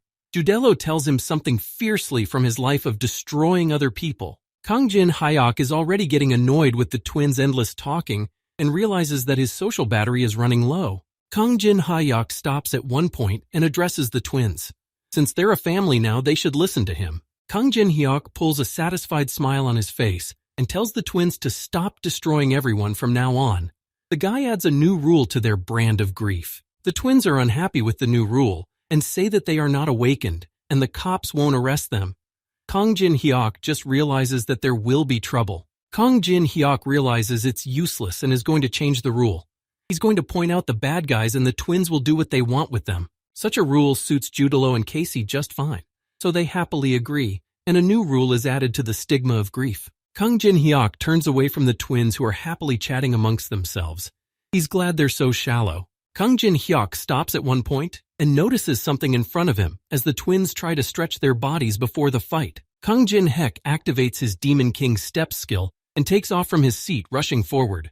The twins ask him to wait for them. Bloody and shadowy half-ghosts are about to attack Yu Sung, Teresa de Laurencia, and Little Alice. Little Alice is immobile and cold-blooded as she watches the shadow ghosts about to attack her. Teresa de Laurencia appears in front of Alice, activating the Holy Enhancement skill and increasing her physical abilities. Teresa de Laurencia activates a sacred shield to protect Little Alice from the coming danger. Teresa de Laurencia turns to Little Alice and tells her to stand behind her so the girl can protect her. Yu Song also confronts the bloody half-ghosts and activates his skill's sword chi haunting souls. His face expresses equanimity. Suddenly, Lord Blood Ghost appears in front of Yu Seong and sharply attacks the man who tries to hold back his blow. Blood Ghost notices that Yu Song can use sword chi even though he is not from the tower himself. He wonders who he is. Yu Seong aggressively swings his sword and demands the bloody ghost to back off. He has no intention of telling the stranger anything. The blood ghost flies away from Yu Seong and smiles contentedly, noticing how perky this man is. These words hurt Yu Seong, who reacts strongly to the words about perky. He's going to show the ghost how perky he is. Yu Seong activates his Song of Blades skill. He was going to save this skill for someone special to him. The blood ghost starts to chuckle and looks at Yu Seong, trying to figure out what he was muttering. Yu Seong repeats that this special skill of his was going to be used on another. Yu Seong uses the sword art of pursuing souls, unity with the blade. Yu Seong is lightning fast and deft in dealing with the half-ghosts who obey Lord Blood Ghost. Teresa de Laurencia watches Yu Seong in shock, and even she herself didn't expect that the man is so strong in reality. The Blood Ghost activates his Ghost Blood Blade skill. He sees that Yu Seong was skillful enough to use this skill. But what a pity. Blood Ghost points his blade at Yu Seong and says that it just so happens that his opponent is himself, even if Yu Seong is good enough. The bloody ghost stabs Yu Seong with his ghostly blade, and the man abruptly begins to regurgitate his blood. The blood ghost looks at the defeated Yu Seong and is surprised that he has reached such a level on his own. The blood ghost swings his huge metal sword and is going to destroy Yu Seong, because such talent is going to be lost. Teresa de Laurencia appears, who is going to protect her comrades. The girl activates the cross skill to attack the blood ghost. Blood Ghost gets into a fighting stance and continues to smirk. This skill of Teresa de Laurencia's annoys him greatly. The Blood Ghost turns to Teresa de Laurencia and Yu Seong and says that it was a mistake for a man with holy power to come here. The Blood Ghost turns to Teresa and says that she should have protected that little girl Alice, who continues to act indifferent and quiet. Blood Ghost suspects that if Alice has been behind all this time, then she's not so good at fighting. Little Alice looks on with complete indifference as Kang Jin Hyuk appears. Kang Jin Hek shows up here activating his sword graveyard skill, but Alice claims he's already too late. Kang Jin Hyuk instantly handles a whole crowd of bloody half-ghosts that attacked his comrades. Lord Blood Ghost immediately gets tense when he notices Kang Jin Hyuk in front of him, and the fact that he has massacred his minions. The Blood Ghost looks at Kang Jin Hyuk's back and realizes that he didn't even have time to follow his movements. Teresa de Laurencia enthusiastically calls out Kang Jin Hyuk and is very happy that he's here now. Kang Jin Hyuk turns to Yu Sung, who is being abducted by Teresa de Laurencia, and asks why he keeps losing. Teresa de Laurencia says that Yu Sung is not weak at all. It's just that the opponents were too strong.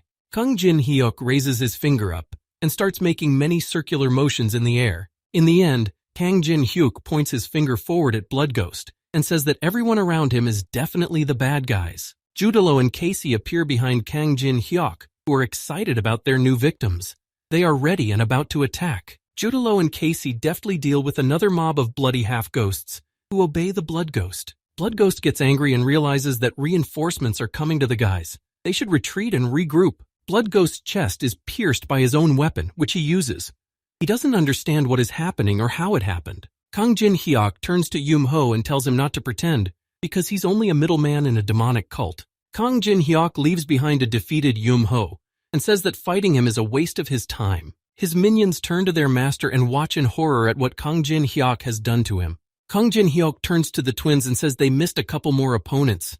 The twins are already tearing towards them. Yu Sung observes and realizes that Kang Jin Hyuk managed to destroy the opponent, who easily interrupted his ult with just one strike. Yu Sung aggressively but frustratedly lowers his gaze to the floor and thinks about how much more he has to grow up to Kang Jin Hyuk. Yu Sung looks at a satisfied Kang Jin Hyuk and realizes that his level is far behind Jin Hyuk's. In the dungeon remains the face of a whole crowd of dead minions of the Blood Ghost and the leader himself. Kang Jin Hyuk praises Judelo and Casey for a job well done.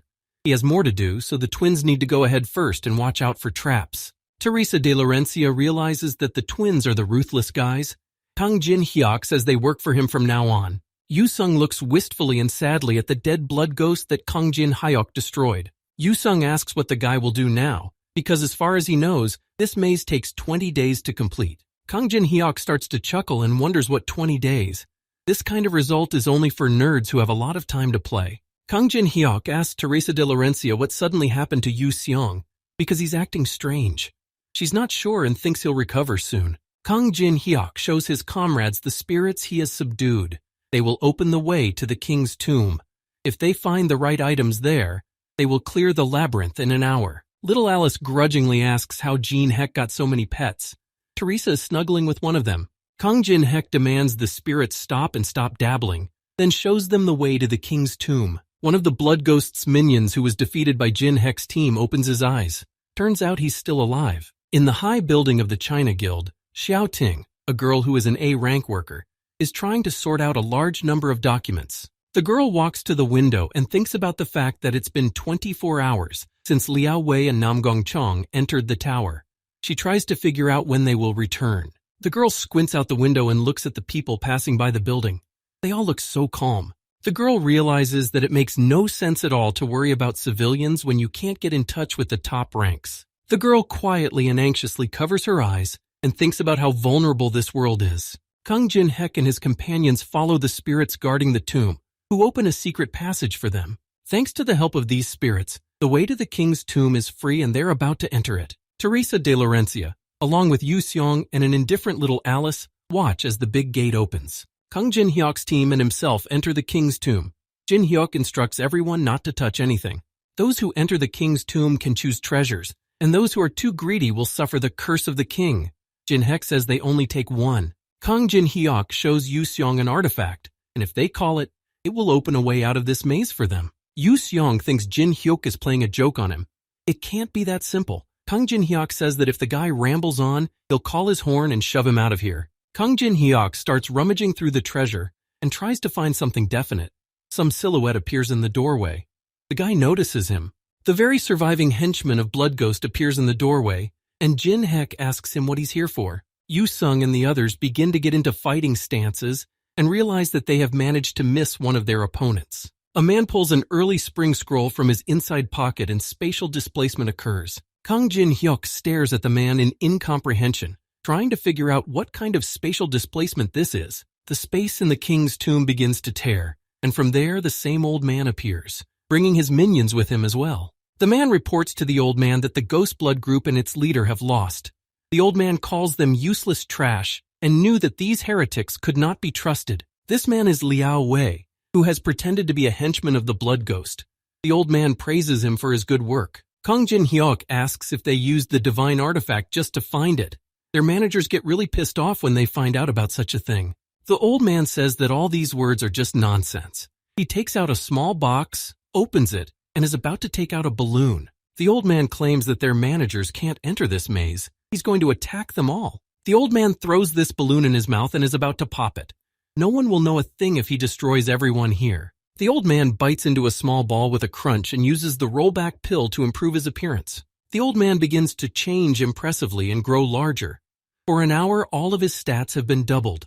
When the time expires, all unused power will dissipate. Yu Sung and Teresa de Laurencia try to cover themselves with their hands from the mana wind that comes from the old man. Little Alice grins contentedly and is about to engage in this fight as well. She happily wonders how such weak creatures dared to do such a thing. Suddenly, little Alice abruptly disappears and moves into another space without realizing it herself. Kang Jin-hyuk moves Alice back into the Bram Ring and thinks her interference is unnecessary right now, and she should just rest. The enraged old man pumps a bunch of muscles on his body and gives the order that everyone here must be destroyed. Teresa de Laurencia looks into the situation and tells Kang Jin-hyuk that there's a lot to oppose, but the guy disagrees with her. Kang Jin-hyuk replies to Teresa that if that's the case, they can summon someone too. The girl looks at Jin-hyuk questioningly. Kang Jin-hyuk turns to the 5 spirits to activate their battle mode.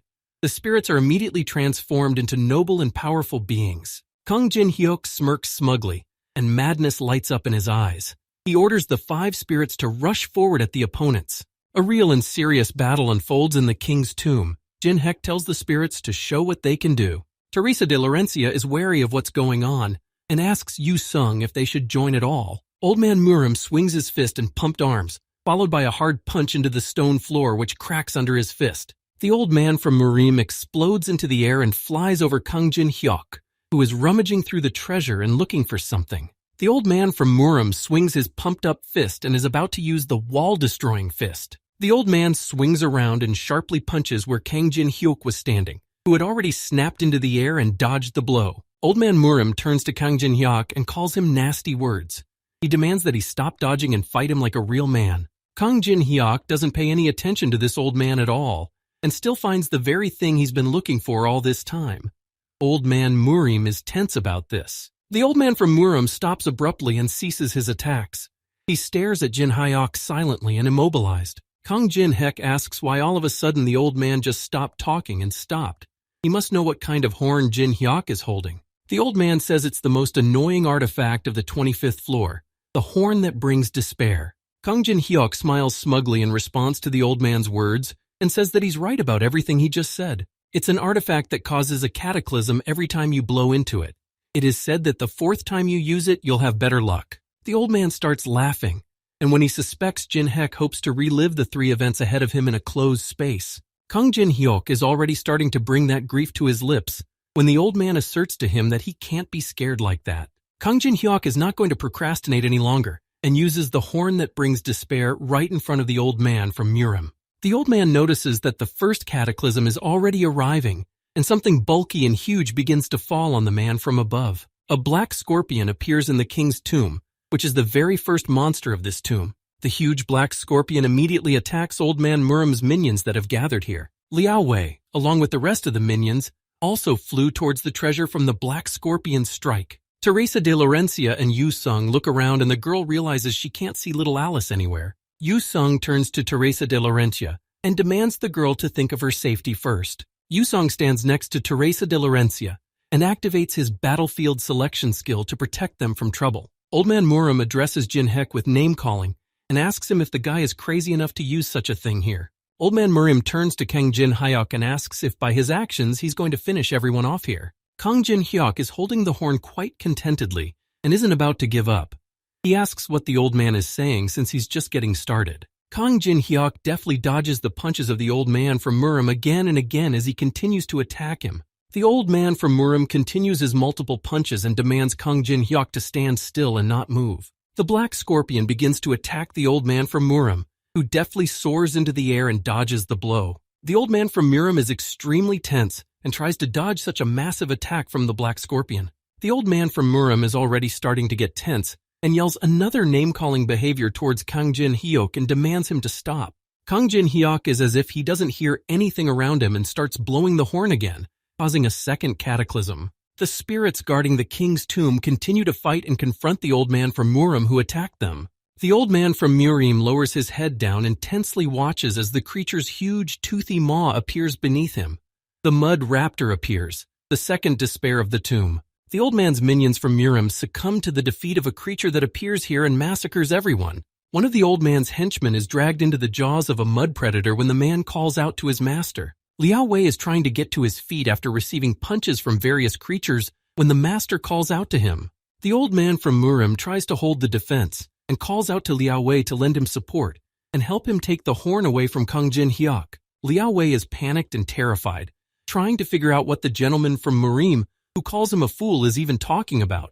The old man explains to Liao Wei that this horn is the thing that is causing all this chaos around them right now. The old man says that such a thing is too good for Liao Wei, but he needs to take it now. The old man turns to Liao Wei and orders him to fetch the horn by all means with all his strength and persistence. Liao Wei grasps his sword, which is framed with golden symbols. He's about to carry out his master's order. The 5 spirits who guard this tomb continue to diligently and powerfully confront their opponents. The 5 spirits are going to fight the black scorpion and mud raptor that Kang Jin-hyuk summoned. Meanwhile, Kang Jin-hyuk continues his battle with a pumped-up old man from Murim who keeps attacking him. Kang Jin-hyuk doesn't attack the old man back, but only manages to deftly and quickly dodge his blows. The old man from Murim thinks about how he should be more patient now, fighting Kang Jin-hyuk. The man realizes that Jin-hyuk will keep blowing the horn since he's already started. It is said that on the 4th time, a man will have tremendous luck.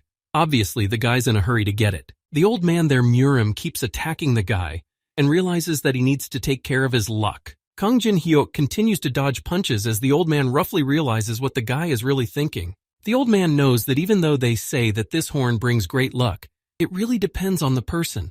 The old man from Murim knows very well that one of the men will find good fortune and the other will fall into terrible despair. Kang Jin-hyuk climbs to a high place and there again blows the horn, causing a third cataclysm behind him. The space in the king's tomb begins to tear, and from there a thought body, the third despair of the fungus, emerges. The thought body begins to concentrate its magical and dark energy to attack everything around it. Someone in the crowd shouts out to the rest of the crowd that the body of thought splits everything it touches. Kang Jin-hyuk takes out his Perseus shield to dodge and defend against the blows of the huge thought body that appeared here. Kang Jin-hyuk realizes that if he purely accidentally drops the horn from his hands right now, it will all be over at once. Kang Jin-hyuk purposely pretends to accidentally lose the horn from his hands, which falls to the ground with a clatter.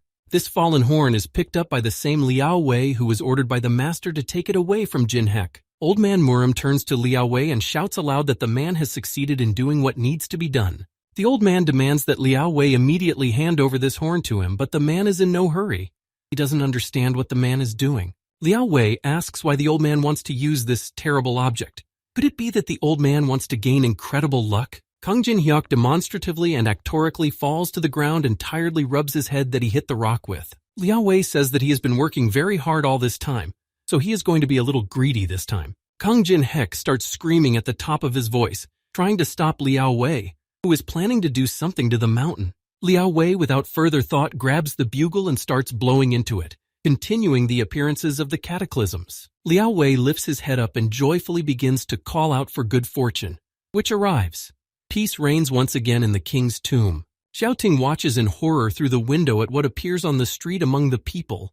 The girl exclaims in horror at the sight of it all. The ordinary civilians who were passing by the China Guild building at this time look around in horror. In the ordinary world, the same 3 despairs that had been summoned in the Grobnica on the 25th floor of the Tower of Trials appear. Yusung sits on the stone floor as Teresa de Laurencia wanders back and forth and can't settle down because she doesn't know what's up with her comrades. Yu Sung turns to Teresa de Laurencia and demands the girl to save her strength and calls her a saint. Yu Sung pulls out a drink bottle from somewhere and says to get out of here. You have to knock him out or wait for time to run out. Teresa de Laurencia turns to Yu Sung and asks how he can even rest for such a situation. Doesn't he care about Jin Hyuk at all? Yu Sung's face changes dramatically and stops drinking, calling Jin Hyuk bad words and being surprised by Teresa's words. Yu Sung starts giggling and says that it's been so long and the girl still doesn't get it. Most of the situations are under his control. He picks up on things that others don't pay the slightest bit of attention to. He thinks that what is happening now is also part of his plan. The man holds out a restorative potion to Teresa and says that there is no point in interfering. She should therefore sit down and rest. Teresa de Laurencia silently observes and looks at Yu Sung, who continues to restore his strength with potions. After the time expires, Yu Sung's battlefield selection skill is deactivated and they go back again. Teresa de Laurencia observes the setting and wonders where all the despair of the king's tomb has gone. Liao Wei grabs his head and screams in terror about something.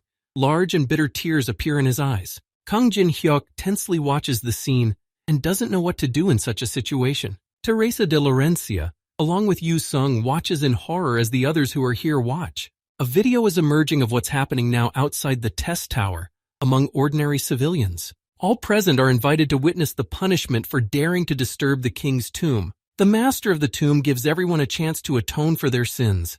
A portal is created to the place where the three cataclysms are located. An old man from Murim tries to calm and hold Liao Wei, who has to go there to the cataclysmic events because his homeland is on fire. The old man explains to Liao Wei that even if he goes there, he will be completely useless. That's why he asked him to give the horn to him. The old man from Murim pulls out his artifact and uses the scroll of early spring. Spatial displacement occurs. The Lord turns to the others and orders them to grab the wounded and head back. That is an order. The old man takes one last look as the three despairs lash out and Jin Hek and his team look on. The old man thinks about what would have happened if he had used the horn last. There would have been despair in Murim. The old man realizes that he wasn't able to get rid of Kang Jin Hyuk this time, but maybe he was lucky this time. The despair that has broken loose begins to destroy everything and everyone in its path.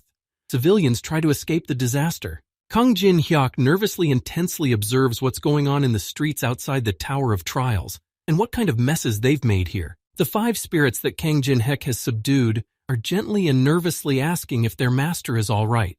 Kang Jin Hyuk looks like a bomb that's about to explode. Teresa de Laurencia notices what Kang Jin Hyuk is up to and tries to stop him from what he's up to. Kang Jin Hyuk doesn't hesitate to go through the portal that the king of the tomb opened. He's going to atone for his sins. The China Guild building explodes and begins to collapse.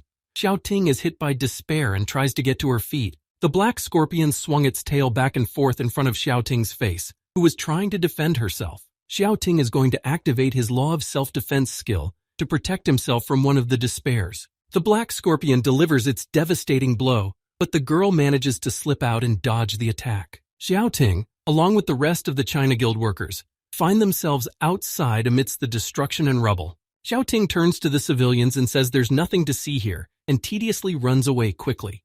She gets to her feet and faces the monster. The girl realizes that she needs to hold out until Mr. Nam Gun-young comes back here.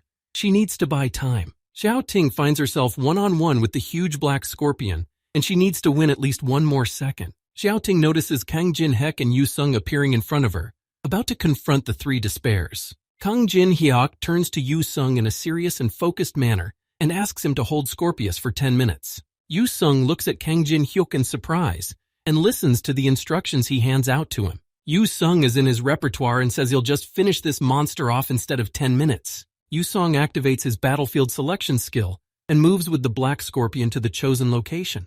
Yao Ting recognizes the guy in front of her. It's Kang Jin Hyuk. The girl asks in surprise what he is doing here. Kang Jin Hyuk tries to keep his image and not show how frustrated and stressed he is. He says that he is here to gain experience points. Kang Jin Hyuk deftly and lightning fast as one of the desperados attacks the nearby civilians. Teresa de Laurencia also joins the battle and activates her holy reinforcement skill. Teresa looks around and realizes that many people have not yet had time to evacuate. She needs to help here. Teresa de Laurencia looks at one of the desperados and realizes she must hold it off to save as many people as possible. One of the despairs begins to chow down aggressively and glares back at Therese, about to continue its attacks. A huge shadowy despair rises up into the air and concentrates its dark magic power, swinging its limbs. Teresa de Laurencia puts her shield in front of her to protect herself from the shadow despair attack. The mind of one of the civilian despairing thought bodies is infected with something, from which a mutation begins. Teresa de Laurencia tensely looks around and realizes that people are starting to mutate. People turn into walking zombies who obey the despair of the thought body unquestioningly. Teresa de Laurencia finds herself in the midst of mutated humans who are already on a rampage about to pounce on her. Teresa de Laurencia tries to fight off and defend herself from the mutated humans using her sword and shield. A huge, despairing thought body appears before the girl and shows her its power and majesty. The huge creature begins to rage again with its sharp fangs, showing everyone its power and strength. Yu Sung at this time is fighting a black scorpion on his battlefield that he chose to distract the monster. Yu Sung abruptly deactivates his battlefield selection skill and his stats increase by 10%. All of the opponent's black scorpion stats are reduced by the same 10% at this time. Yu Seong does not lose the opportunity to attack. Yu Sung thinks back to Kang Jin Hyuk's face and has never seen him like this. No wonder even he can't be perfect. Yu Song emotionally and furiously activates his Song of Blades skill and attacks the black scorpion with many blows. Yu Sung quite watches as the black scorpion falls to the ground and is defeated by the guy's blades. Kang Jin Hyuk climbs to a high place on one of the rooftops and watches an enraged predator, which is one of the despairs. A hidden quest appears in front of him. He needs to destroy 3 despairs, and the reward will depend on the result. Alice offers Kang Jin Hyuk her help because she's quite capable of handling them alone. The guy refuses because there are a lot of prying eyes. Kang Jin Hyuk thinks about the fact that he originally planned to launch Despair at Murim and decorate the kickback pill with martial arts techs, but Liao Wei's greed ruined everything. Kang Jin Hyuk takes one last look at the dead civilians and jumps down from the roof. He's really pissed off by all of this. Kang Jin Hyuk draws his bow, using 3 arrows at once, then shoots at the predator without hesitation. With his arrows, Kang Jin Hyuk activates the 2-star corner barrier to seal the monster. Kang Jin Hyuk leaps down from the roof, finding himself right above the huge and fanged maw of a predator of despair. Kang Jin Hyuk is extremely unhappy with the situation and uses his mandala skill on despair. Kang Jin Hyuk aggressively attacks the predatory despair and promises himself that he will be more careful in his calculations from now on. Teresa de Laurencia pushes back, trying to heal the mutated humans who are chasing her. The girl uses her holy healing skill, hoping to the last minute that she can rid them of the mutation. Teresa de Laurencia realizes that these people must not touch her, or they will be badly wounded by her sacred power. Teresa de Laurencia looks back on the despair of the thought body and realizes that she needs to get rid of it by all means. The girl leans towards the ground and touches the ground with her palms, activating her Holy Fall skill. Teresa de Laurencia directs a bright and thick beam of sacred power across the earth that envelops the feet of Despair's body of thought. After these manipulations, the girl snaps out of her seat and zippers through all the mutated humans. Teresa de Laurencia reactivates her Holy Enhancement skill and attacks Despair with her Knight Sword. Teresa de Laurencia manages to lightly pierce Despair's body as she is immediately thrown backwards away from the monster. The girl stops and realizes that her sacred power is active. She needs to get to the cataclysm while avoiding the people it controls. The desperate thought body begins to become aggressive and irritated, preparing its next attack on Teresa. Despairing thought bodies point their ribbon tentacles at the mutated humans and bring them close. Teresa de Laurencia watches in horror at what is happening. She did not expect this turn of events. Teresa recalls being told as a child that it was their responsibility to protect people in danger, even if they had to risk their own lives. Her parents had told Teresa that this was the truest burden of the Laurencia family. She needed to always remember that. Teresa de Laurencia finds herself in a terrible situation that throws the girl into shock. A thought body massacres all civilians right in front of her eyes. Teresa de Laurencia begins to lose her own sanity when such a picture throws her into a real shock. The girl begins to beg as despair destroys her. Saint Therese shows signs of infection. The huge despairing thought body begins to chuckle and watches Teresa de Laurencia extinguish before his eyes. From behind the despairing thought body comes another despairing predator about to fall on its own kin. The huge predator despair flies away from Kang Jin Hyuk's punch and clearly hits the second despair that Teresa is fighting. Kang Jin Hyuk's eyes light up with rage and hatred when he asks what Teresa is doing there. While the despairing thought body tries to get up, Kang Jin-hyuk rushes towards Teresa. He realizes that this despair is annoying her. The girl continues to sit motionless on her knees to the point of despair, and the guy tells her it's too much. Kang Jin-hyuk appeals to Teresa de Laurencia that he can't let the girl die here like this. In the rift of space through which despair has entered the ordinary human world, sacred chains are seen. Kang Jin-hyuk's pet appears from the rift, manifesting the form of the ancient dragon Koguma. The restrictions of the Tower of Trials are in effect. The system displays a notification that Kang Jin-hyuk's mana consumption is increasing by 50%. The guy aggressively says that he doesn't care about mana. Thanks to Kogum, an overwhelming superiority is activated that instantly begins to take effect on the body of thought. The huge black dragon Koguma concentrates his magic power and is about to powerfully strike despair. Kang Jin-hyuk seizes the moment and activates his 3-star defense barrier, covering himself and Teresa. Kang Jin-hyuk tries to protect the girl, who keeps muttering to herself for him to destroy the despair. The black dragon Koguma activates the unique skill Blade of Punishment, destroying the despair thought body with it. A huge breach in the pavement appears in the place of the despair thought body, and a notification is issued that the despair has been destroyed.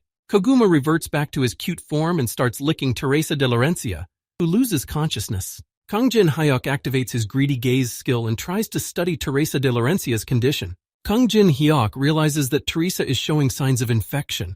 Alice asks him if Saint Therese has really fallen. Little Alice from the ring asks the guy if he knows the consequences of infecting the holy girl. Kang Jin-hyuk is tense and serious about Teresa de Laurencia and knows the implications of it all. Kang Jin-hyuk realizes that now in the future everyone should be more careful when being around the girl. Yusong deactivates his battlefield selection skill at this time, and a notification is issued that the Black Scorpion has been destroyed. Here comes a wounded and exhausted Yusong, whose level is constantly and repeatedly raised. Yusong raises his head and sees Kang Jin-hyuk in front of him, who realizes that the man has done well. Yusong tells him to let Kang Jin-hyuk look down on him all he wants. He still has a long way to go. Yusong points the sharp tip of his sword at Kang Jin-hyuk and says that he realizes now that he can get to him. Kang Jin-hyuk doesn't react to Yusong's words in any way and looks at the man seriously and focused. Kang Jin-hyuk shoves a new sword into Yusong's hands and tells him that he should throw away all his broken things right now. Yusong realizes that Kang Jin-hyuk is giving him the very same heavenly spring sword. The guy praises the man for doing a good job. Kang Jin-hyuk receives an urgent message about whether he is going to return to the ballroom. The Supreme Manager informs everyone that having escaped the observer's oversight, Murim's forces have interfered with the trial. As manager of the higher floors, he bows to the guests and apologizes profusely for the situation. The manager says that words alone won't fix all this. He snaps his fingers and a magical portal appears above him. Hastings says that Murim has committed an intolerable crime. He will not turn a blind eye and sends him his punishment. Hastings says that as a fine, they will confiscate all the coins Murim possesses. Those who choose sides should take this into consideration. One of the guests that are in the ballroom begins to crouch down and looks aggressively at Hastings. The man realizes that he can't get in touch with either Carmen or Mo Yun-soo. He had no idea that Murim could go bankrupt. He tries to figure out where Liao Wei is. Suddenly the man is jostled by someone, and he tries to apologize, but notices that it's Yusong with their Heaven Spring sword. The man turns to Yusong and says that he stole that sword and is now wearing it so brazenly in public. Yusong turns on the man in a rage and with hatred in his eyes as he begins to accuse him of stealing. The man doesn't have time to react, even if Yusong is recognized, and instantly the hair from his head disappears. The man is horrified and awkwardly bows his head as he remains hairless. And Yusong realizes that this sword is pretty good. Kang Jin-hyuk successfully replicates the nudge skill, which increases strength and speed by 25% when she exposes her sword and makes the first attack. Hastings and Kang Jin-hyuk are left alone on the balcony. The manager says that everyone is excited because of the sudden quest. Hastings says that Kang Jin-hyuk was originally supposed to choose the same side as them. Hastings says he is sorry that there was a breach. He apologizes again for not preventing the tower forces from interfering. Kang Jin-hyuk says there's nothing the manager could have done about it anyway, so stuff happens. Hastings smiles contentedly and says that Kang Jin-hyuk has survived, or to be more accurate, defeated them all. Hastings asks Kang Jin-hyuk what he's going to do now. Is there something the manager can help him with? Kang Jin-hyuk brazenly and unashamedly tells Hastings that there are as many as 2 items in the help. Hastings along with Kang Jin-hyuk return to the ballroom and say that they have a big announcement to make. Hastings tells everyone that player Kang Jin-hyuk won't be joining the existing factions, but people don't realize what the big news is. Hastings rather points at Kang Jin-hyuk and says that he's going to start his own faction instead. People in the crowd begin to exclaim in surprise and shock as to how such a thing is possible and has never happened before. Hastings tells us that Kang Jin-hyuk scored 1.5 million points today. He fulfilled a hidden condition by scoring over 1 million points, which gave him the right to create his own faction. Manager Hastings thinks to himself that they don't know how Kang Jin-hyuk knows about such a hidden function. Penheimer appears and says that he, as a representative of the Empire, protests such action. Kang Jin-hyuk silently watches as the serious representative of the Penheimer Empire heads towards him. Hastings cheerfully says that one side of the tower has refused to accept the formation of a new force, and such a refusal is valid for a year. Penheimer asks Kang Jin-hyuk what that means, since he promised them to come over to their side. The guy denies it and says he would only consider cooperating with them. Penheimer realizes that Kang Jin-hyuk never thought of agreeing. They had spent so many resources to fulfill the conditions he had set for them. Penheimer gets aggressive and says he shouldn't be forced to repeat himself twice. The guy is obligated to keep his promise. Kang Jin-hyuk doesn't react in any way to Penheimer's provocations and only begins to smile contentedly in response. Kang Jin-hyuk realizes that representatives of all factions are watching them. If he loses, his idea will just turn to dust. Kang Jin-hyuk thinks this is all great news because it's an opportunity to utilize it. Kang Jin-hyuk turns to Alice, who replies to him that, like he said, she doesn't do anything. Kang Jin-hyuk tells the girl that he will take some skill from her. He uses sharing everything and makes an exchange with Alice's blood trail skill. He can now control the blood of all living things within a certain range. Penheimer finds himself face-to-face with Kang Jin-hyuk, who immediately activates the new skill Blood Trail. The people in the crowd watch in horror, shock, and surprise at what is happening in front of them regarding Kang Jin-hyuk. Penheimer feels as if the blood in his body is starting to boil when Kang Jin-hyuk started using his skill. Penheimer looks at an enraged Kang Jin-hyuk and realizes the guy is someone he can never convince to move in with them. Penheimer starts to tense up and says he's going to take it back, just so the guy will stop. Kang Jin-hyuk deactivates his skill and realizes that he managed to convince Penheimer and he's happy about it. Hastings just watches in shock at what Kang Jin-hyuk is doing and doesn't realize how the man has such power. Rick Hennessy turns to Hastings and says he should keep his eye on the guy as closely as possible. Rick Hennessy starts to smile contentedly and squints at Hastings. He's sure that Kang Jin-hyuk will exceed their expectations. Hastings realizes that none of this was a joke. With Penheimer taking back his words, Kang Jin-hyuk needs to pick a name for his new faction. Kang Jin-hyuk begins to have second thoughts and registers a new name for his faction, Veterans Company. Penheimer walks away through the magic portal. He hopes that they will see each other again, and then they will talk more about their relationship. After that, he behaved with more restraint. Beijing's recovery from the breakthrough was moving very quickly. Even without a single attempt to get to the truth, a huge memorial was set up to commemorate all those who died during this debacle where people gathered. Xiaoting comes to this memorial to honor her comrades when reporters pester her with questions. Xiaoting angrily turns around to the reporters, letting them know that she is not going to answer them to anything. The guild that was considered the largest in the country, according to Xiaoting, had disintegrated because all the leaders and the head were missing. Xiaoting tells the reporters that it wasn't the guild forces or even the government that saved them during this debacle. Xiaoting goes on to say that the first people to arrive on the scene were Jung Yu-sung and Kang Jin-hyuk. Xiaoting says that if it wasn't for all of them, the memorial standing here would be much bigger. Some guy in a hoodie also came to the memorial. That guy turns out to be Kang Jin-hyuk. He notices a girl crying with her mother in front of the memorial. Kang Jin-hyuk looks at the women and activates his cold heart skill on himself to ease the pain and stress. The guy carefully places a white carnation at the memorial, and thanks to his skill, he keeps his composure even in stressful situations. Kang Jin-hyuk and little Alice return home together, where the girl plops down on a soft bed and says she thought she'd go crazy from boredom. The girl turns to her contactor and says that she didn't expect Kang Jin-hyuk to create a new and different faction of her own at all. Kang Jin-hyuk is going to spend 1.5 million coins to raise the number of members of his faction to 23. After Xiaoting's interview, the revenue from his channel's views had increased dramatically, and he was going to spend it wisely. Kang Jin-hyuk increases the number of faction members, then starts sending out invitations to new members. Kang Jin-hyuk receives a notice that a new member is joining the faction, and Kang Jin-hyuk is very happy about it. John Yu Seong is the first person to accept Kang Jin-hyuk's invitation to join his faction. The next ones to accept Kang Jin-hyuk's invitation were Yu Yunhua, Yi Daimin, Yu Ri-gang, Melina, and many others.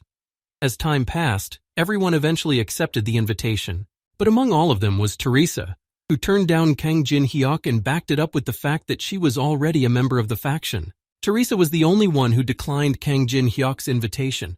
Obviously, as a paladin, she had joined the Empire. He had expected a similar outcome. Apart from all the others, the guy sends an invitation for Andrea as well. The boss of the 5th floor also joins the faction and becomes a member. Kang Jin-hyuk realizes that he now has an almost endless supply of resources from the lower floors, but that's not the end of it. Kang Jin-hyuk is going to use free copying. He will use this reward he received for destroying the thought body. Now the guy can copy someone's skill without fulfilling the conditions of copying, and he copies Osiris's Sun Shrine skill. Now Kang Jin-hyuk can reproduce the power of the sun. As a cherry on the cake, he's going to improve all his stats. The guy is trying to keep the endless notifications away from him. Kang Jin-hyuk opens his features and scrutinizes what he currently has. Kang Jin-hyuk smiles smugly and realizes that he's even more perfect now than he was before. Kang Jin-hyuk, with an angry and mad face, continues to look at his stats, characteristics, and stuff, while Alice watches him. The girl giggles quietly at the guy and thinks about how she's never met someone with such an evil smile before. It was still hard to get used to. Suddenly, some abrupt realization comes to Alice, which doesn't exactly encourage her or make her happy. The girl reasons in her head that Kang Jin-hyuk was the first to borrow her blood trail. Plus, there's a lot of weirdness around him. There are things that only the one living in the tower can know about. The girl is about to get out of bed and ask Kang Jin-hyuk about all of this. When the girl gets up, she feels like she's dissolving into space and looks like a nuisance. Little Alice is trying to figure out what's happening to her, when suddenly Kang Jin-hyuk turns around and notices that something is wrong with the girl. Kang Jin-hyuk immediately asks Alice what's going on with her and what happened. Alice remains silent for the time being. The girl grabs her head and completely forgets what she was thinking just now. She kind of wanted to ask him what his future plans were. Kang Jin-hyuk replies to the girl with absolutely no emotion that the further plans were to go to the 8th floor. Kang Jin-hyuk starts to smirk and says he's going to take care of a couple other things before all this. Kang Jin-hyuk goes to meet with Hastings, to whom he makes his second request. He asks for a letter to be given to Yang Ho Meng of Murim. Hastings thinks it's not all that hard to memorize and asks what's the big deal about the letter. Kang Jin-hyuk says that the letter contains a deal offer. After that, the guy goes to the 5th floor to the Stalactite Cave. Kang Jin-hyuk notices Yang Ho Meng in front of him on one of the pillars and is glad he came here. Yang Ho Meng is a man with long hair and stubble, who is the leader of the Murim faction's Black Wind Society. Kang Jin-hyuk pulls out some book and shows it to Yang Ho Meng, offering to get down to business and activating his greedy gaze. Murim is one of the main powers of the middle floors of the Tower of Trials, a world where superhumans who have mastered the martial arts live. The strongest of such people is called the Heavenly Rider, and those who worship him call themselves the Heavenly Rider cult. Among this group, because of his skills, Yang Ho Meng is considered one of the worst superhumans of Murim. Now, after Murim lost all his coins, his drive to succeed has reached its peak. Yang Ho Meng appears in front of Kang Jin-hyuk with a serious face and asks the guy what he wants. In order for Jin-hyoku to copy his skill, it is necessary to give him a ray of hope that will lead him to success. Kang Jin-hyuk abruptly throws the book into the hands of Yang Ho Meng, who deftly catches it and doesn't realize what's wrong with it. Yang Ho Meng realizes that Jin-hyuk gave him the item first and asks what that means. The guy says that he already got what he wanted, so he should take the book. Yang Ho Meng doesn't know what Kang Jin-hyuk has in mind. I don't care. He brought the elite members of the Black Wind Society here anyway. Yang Ho Meng realizes that if this is indeed the secret book of a swordmaster, it will surely help him succeed. As Yang Ho Meng begins to open the book, he realizes that he now has hope for success, and Kang Jin-hyuk fulfills the conditions of copying. A man opens a book and sees children's drawings on the pages, which are based on some fairy tale or story. Yang Ho Meng looks awkwardly and warily at the pages of the book and realizes that he has been hoodwinked to the fullest. Yang Ho Meng asks what it is. Jin-hyuk replies that it's a diary that the sword master kept as a child. It was damn hard to get it. Yang Ho Meng realizes that the guy is messing with him. He spent a fortune to get here, and he called him here for such nonsense. Kang Jin-hyuk says that they've been idling all this time, so he decided to show them something as a disciple of the Dark Emperor Dragon that rules over heaven and earth. When Yang Ho Meng hears such words, His face abruptly begins to express surprise and genuine shock. The dragon ruling over heaven and earth, the Dark Emperor, is the right hand of the heavenly horse. Young Ho-men knows, as does Jin-hek, that this is an important figure with the same roots as their Black Wind community. Young Ho-men has no idea how some outsider could know about all this, and orders his elite fighters not to move. Young Ho-men asks how Kang Jin-hyuk dared to desecrate the name of the one he served. He shuts his filthy mouth with his own hands. Kang Jin-hyuk is smiling contentedly as always, and realizes that everything went according to his plan and turned out more than well. Young Ho-men is aggressive and furious. The man activates his Black Sky skill, intending to attack Jin-hyuk. Young Ho-men realizes that Kang Jin-hyuk was able to stop his Black Sky technique just by using his fist alone. Kang Jin-hyuk sharply pushes Yang Ho-men back so that he falls backwards onto the ground. His fighters are worried about their leader. Kang Jin-hek begins the fusion of two techniques, Sword Graveyard and Black Sky, concentrating magical power in his hands. Kang Jin-hek knows he can copy and merge the abilities he's received forever. Combined skills always turn out to be an improved version of the original skills. Guy smiles smugly. Kang Jin-hek activates his Black Sky Emperor art skill. Yang Ho-men realizes that this is the same Dark Emperor technique. Kang Jin-hyuk is going to use his Dark Fist that destroys all humanity to hit Yang Ho-men. Horror and panic appear on Yang Ho-men's face when he notices Jin-hyuk in front of him using the Dark Emperor technique. A huge hole appears in the stalactite cave, bringing a huge hole to the surface from Kang Jin-hyuk's blow. Yang Ho-men looks back at her in horror. Kang Jin-hyuk approaches a shocked Yang Ho-men and asks if the man believes him after something like this. Kang Jin-hyuk smiles smugly and clenches his fist. He claims that he is actually a disciple of the close emperor. Young Ho-men starts crying and remembers hearing about the emperor coming out of the tower to recruit skillful disciples. He has already taken his first step. Young Ho-men abruptly drops his head to the floor in a bow and salutes the Dark Emperor disciple in front of him. The rest of his elite fighters mimicked their head's example and also bowed before Jin-hyuk on their knees.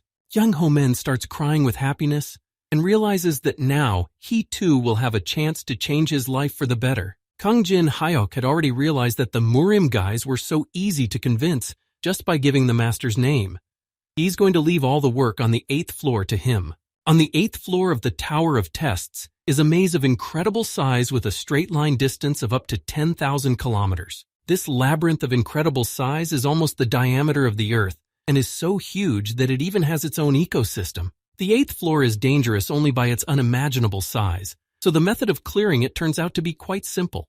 This method of getting through the 8th floor is only a necessity to find the power crystal, which is located somewhere inside the maze. Thus, Melina, who is the demonic people's trump card, was sent there for reconnaissance. The hundreds of gates leading to the labyrinth are crowded with trading stalls, because you can make a fortune on items from the labyrinth. Melina contentedly examines the crystals on the counter and remembers that she's been working hard for Jin-hek, so now she can finally relax and look around a bit. When the girl tries to ask the seller how much the item she's interested in costs, Kang Jin-hyuk appears out of nowhere. The girl immediately puts on her glasses and turns around sharply to escape from Kang Jin-hyuk as soon as possible. Kang Jin-hyuk asks Melina where she's going and abruptly activates the branding he once left on her face. Kang Jin-hyuk asks the girl if she came to the 8th floor to see the double exposure. The girl tells him that the Lancelot has informed her how the 8th floor is getting cleaner every time. Kang Jin-hyuk thinks that double impact is the phenomenon of large-scale movement of multiple floors. Melina tries to cool down her branding on her face left by Kang Jin-hyuk, which stings and burns madly. At some point, the girl starts to feel strange attention on her, so she abruptly recoils and throws her dagger. A long-haired guy appears, hiding in the shadows and fending off Melina's dagger, which she threw at her. Kang Jin-hyuk comes between the girl and the guy and asks Medina to stop because they are allies here. Kang Jin-hyuk asks if it's okay to throw a dagger at the first person he meets. The girl replies to him that you don't have to hide yourself in the shadows. Kang Jin-hyuk is about to introduce a guy and a girl to each other. The guy from the shadows is named Wol-yeon, and he's from the Black Wind Society. Right now, Wol-yeon is only serving Kang Jin-hyuk on the orders of Yang Ho-men. So in order to copy his skill, you have to earn his trust. Kang Jin-hyuk carefully squints at Wol-yeon and Medina and tries to figure out how he can gain this guy's trust. Melina pokes her finger at Wol-yeon and asks why the guy is dressed like that. Is this really a historical one-actor play? Melina begins to be surrounded by elite fighters who report to Yang Ho-men and Wol-yeon, who also protect them. Kang Jin-hyuk asks Melina to temper her fervor. Besides Wol Yan, there are 30 other people hiding in the shadows. Melina says the situation is shaping up nicely. There should be enough of them all to clear the entire 8th floor. Melina turns around and is about to leave again, saying goodbye to Kang Jin-hyuk until their next meeting. Kang Jin-hyuk activates the brand of grief again to stop Melina and put her in her place. The girl turns around in the other direction and is already calling her director Kang Jin-hyuk after her. 20 kilometers from the entrance to the 8th floor, a team appears, reporting something to their commander. Jack Friedman is the commander of the Rockheed Guild and is considered a rank A player.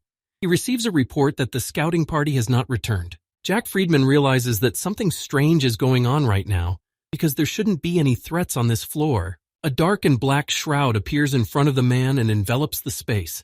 The man tries to understand what is happening here. Jack Friedman senses someone's presence behind him, so he immediately reacts and activates his body enhancement skill. Many arrows start coming from somewhere, which Jack Friedman deftly fends off with his sword. Jack Friedman senses an incredible power and tries to figure out what that power is. There are no monsters here with such power. The members of the raid, led by Jack Friedman, realize they are surrounded and need to grab a gun. Jack Friedman turns back with his team and notices the small creature standing in front of them. The raid, led by Jack Friedman, realize that they are just ordinary goblins. A witch-like girl with short pink hair tells the others that she will deal with them herself. The girl immediately activates her fireball skill and launches a powerful flame straight into the crowd of goblins. A powerful and violent explosion happens, which has no effect on the goblins, and they burst out of the fire, advancing on the humans. One of the little goblins flies past the witch dramatically and scratches her cheek with his sharp dagger. The girl abruptly grabs her throat and starts coughing, expectorating blood. The others realize that the goblins are using poison and need to be careful. The participants turn to the commander and ask what they should do in such a situation. Jack Friedman himself doesn't know what to do. Jack Friedman watches the goblins closely and studies them, realizing that these are no ordinary goblins. They are strong and could very well overwhelm them. Jack Friedman stops in the middle of the battlefield and tries to catch his breath as he suddenly notices something in front of him. Jack Friedman tries to look closely into the crowd of his competitors and spots Wol Yan there, who has been hiding in the shadows all this time. Wol Yan puts his long finger to his lips as if to indicate for Jack Friedman to be quiet and silent. Wol Yan raises his hand with his finger up in the air and orders his elite fighters to destroy all the goblins. Jack Friedman and his team watch as the shadow fighters deftly and quickly destroy the goblins that attack them. Jack Friedman notices some man who smugly and in victory puts his foot on a dead goblin. The same unknown player appears in front of the raid commander, with the red-headed Melina standing next to him. Kang Jin-hyuk scrutinizes the appearance of the attacking goblins and notices a familiar symbol on their heads. From somewhere from the side, a multitude of arrows start flying in again, which Unknown catches with his hiding moon claws skill. Kang Jin-hyuk turns around to the direction where those arrows flew from and tries to see who is the culprit behind this chaos. Several large and tall trolls appear in front of the Unknown, also painted with goblin-like symbols. These were their arrows. Kang Jin-hyuk isn't going to hesitate and activates his Demon King Step skill to attack the opponents. The huge and tall trolls begin to swing their huge spears and launch them at the Unknown.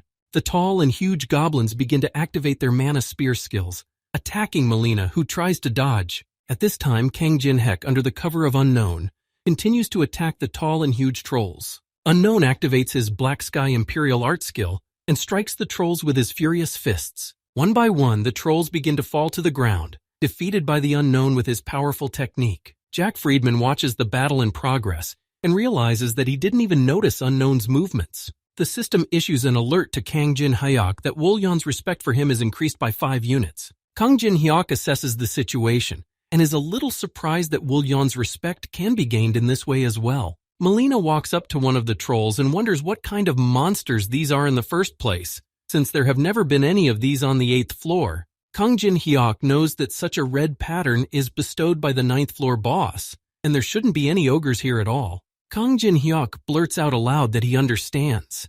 This is the effect of the double influence that Melina was talking about. Kang Jin-hyuk, along with Melina, turn back around and look up, noticing something above them from above. There are several different beings looking at him in the magic ball. Kang Jin-hyuk says what it means. The 8th and 9th floors have joined together. One of the creatures with long claws and thick body hair looks into the orb and realizes that the pesky intruder Unknown has arrived here as well. The girl, covered in fur and looking like an animal, scoffs aloud at the fact that everything was done for him. Rick Hennessy gets himself a fancy tub of water and fills it with rubber duckies.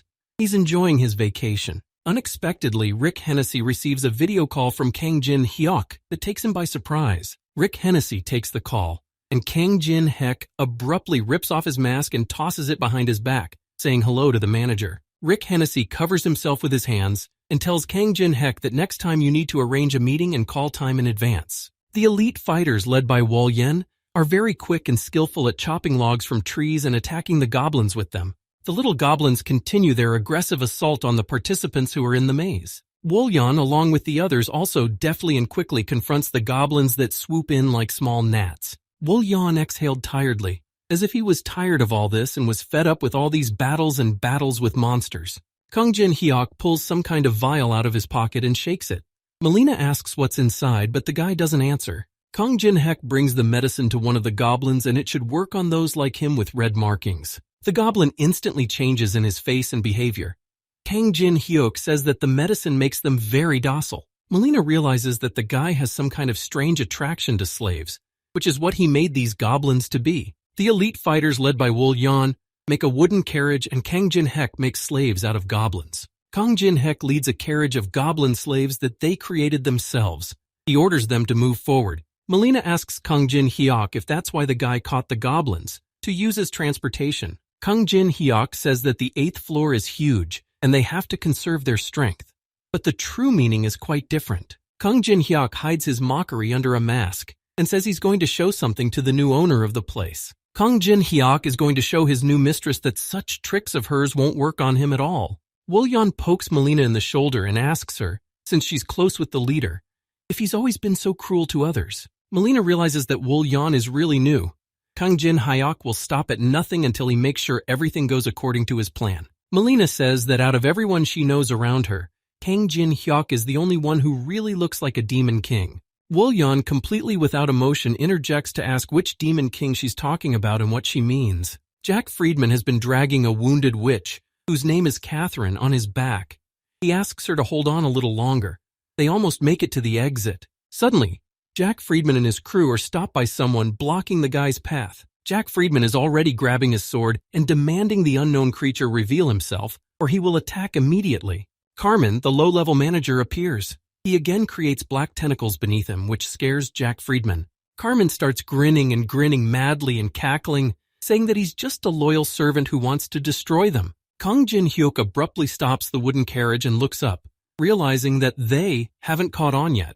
Kang Jin Hyuk quickly acquires a cheap pick and activates a 3-star reinforcement barrier. Kang Jin Hyuk activates his fire element skill and is going to see if the hosts will ignore such a thing. Kang Jin Hyuk starts forcibly amplifying the item cheap pickaxe, causing a bright light to illuminate all around. Melina watches in genuine surprise and realizes that Kang Jin Hyuk's actions really worked. Kang Jin Hyuk creates a temporary diamond pickaxe that increases the mining radius by 200%. Kang Jin Hyuk orders all the subordinate goblins to immediately stand against the wall, and they obediently comply. The obedient goblin slaves start grabbing diamond picks and demolishing the wall that gets in their way. Melina watches everything that happens and smiles slightly, even though she thinks it's all completely insane. Melina watches as a multitude of goblin slaves hack away at the approach with diamond pickaxes. If this keeps up, it won't take a week to clean up. Melina looks at Kang Jin Hyuk and wonders why his methods are always so absurd. Maybe she should go to his side. Some creature appears behind them, laughing at what is happening and demanding they stop, or there will be nothing left of the 8th floor. Carmen appears through a rift in the wall and says she knows exactly what John Doe wants to tell him. Melina and Wol Yen are already grabbing their swords and daggers, but Carmen stops them and tells them to take their time. Carmen points to his magic portal, which contains the hostages he has trapped there. Carmen says that there are some dear people there that the unknown has just saved. His power inflicts terrible wounds on them. Carmen says that if blabbering on without further ado, they need to follow him, and only then will he let the hostages go. The unknown is not going to talk to this stupid manager and activates the hand of the giant on him. The unknown man covers Carmen's mouth with his palm, and the manager realizes he didn't even have time to react. The unidentified man says he doesn't care about ordinary hostages, so Carmen won't be able to take him with this. Kang Jin Hyuk says that sending someone who knows how to open portals to him was the dumbest thing to do.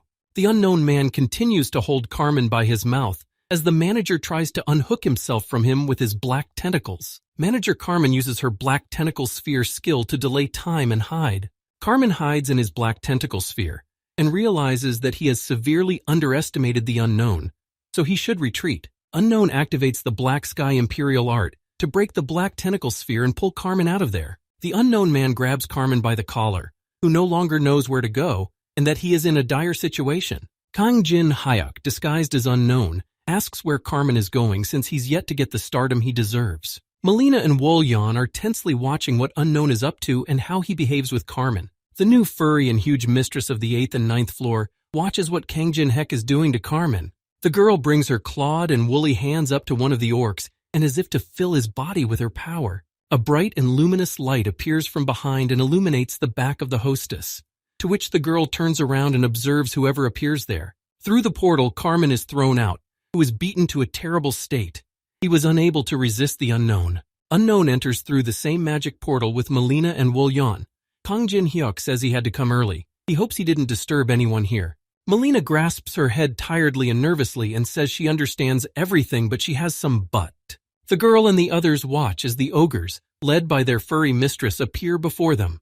Melina thinks that's too much. Wolyon approaches Kang Jin Hyuk under the mask of Unknown. With the fact that there are too many enemies, they will try to clear a path of retreat. Kang Jin Hyuk calmly and coolly addresses Wolyon and pauses. The guy tries to figure out what he wants and waits for him to continue. Kang Jin Hyuk asks if Wolyon has forgotten who he is. The man replies that he is a disciple of the Dark Dragon Emperor who rules over heaven and earth. Kang Jin Hyuk assures Wolyon that such enemies can't even lay a finger on him. He should only watch. Kang Jin Hyuk tells Wolyon that no matter what happens, he should just trust him.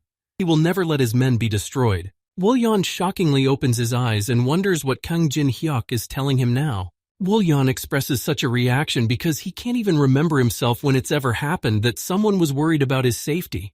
Wolyon constantly dealt with his injuries alone, and it had been so long ago that he had managed to forget such care. Wolyon smiles lightly and warmly in response to Kang Jin Hyuk's words and orders, and his respect increases by 20 units. The new mistress of the 8th and 9th floors requires her subordinates to get rid of trespassers.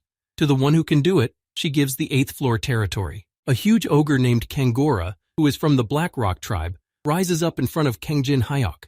He's going to trample Kang Jin Hyuk into the ground. The huge ogre begins to aggress and immediately swings his huge axe without delay. A small moment, and this huge ogre is already lying on the stone floor and defeated by the enemy. The rest of the ogres and other creatures that obey the new mistress watch in shock at what is happening here. Kang Jin Hyuk, under the mask of the Unknown, takes the fight, and the others are shocked that the guy took out Kanger in one punch. Kang Jin Hyuk scrutinizes the surroundings and knows that there are 3 monster bosses on the 9th floor. Unknown looks at the creature that is the new host and realizes that he doesn't observe the remaining 2 bosses here. They are clearly up to something. The new mistress of the 8th floor realizes and notices that the Unknown is already here and she needs to buy time. The woman points her finger at the guy and demands her subordinates not to stand in a pole, but to attack all at once, ordering them to bring her the heads of these people. Jack Friedman is trying to stay conscious and contact help through the live feed, but she is unavailable. Jack Friedman beats his fist on the ground aggressively and out of helplessness and realizes that he needs to figure out a way to contact the others. At the American Awakened Association, Ashley works in the media department. A girl is yelling at someone because Jack Friedman is missing on the 8th floor. The man replies to her that the players from India and Russia are greatly upsetting the international situation right now. At the moment, sending America's best players will not be possible for national security reasons. All this is explained to the girl by Hedges, who here is the emergency manager for the Awakened Association. The man says that on top of everything else, the 8th floor is a huge maze. Jack will get out of it alive if he tries. Hedges realizes that Jack Friedman is her boyfriend, but she shouldn't be so dramatic about it if that's the case. Ashley starts to fill with rage and psychically hits the nearest surface. She thinks that national security has nothing to do with it. They can't even save one player. Ashley is highly stressed and worried because she feels on her own that Jack Friedman is now in grave danger. The girl is wearing the same ring on her hand as Jack Friedman. The girl receives an incoming request for gaze sharing from Jack. Jack Friedman's point of view is now available for Ashley, so she can see what his situation is right now. Jack tells Ashley that the Unknown is already here. He himself doesn't know how it all happened, but the 9th floor boss is here on the 8th floor, and leading a bunch of monsters.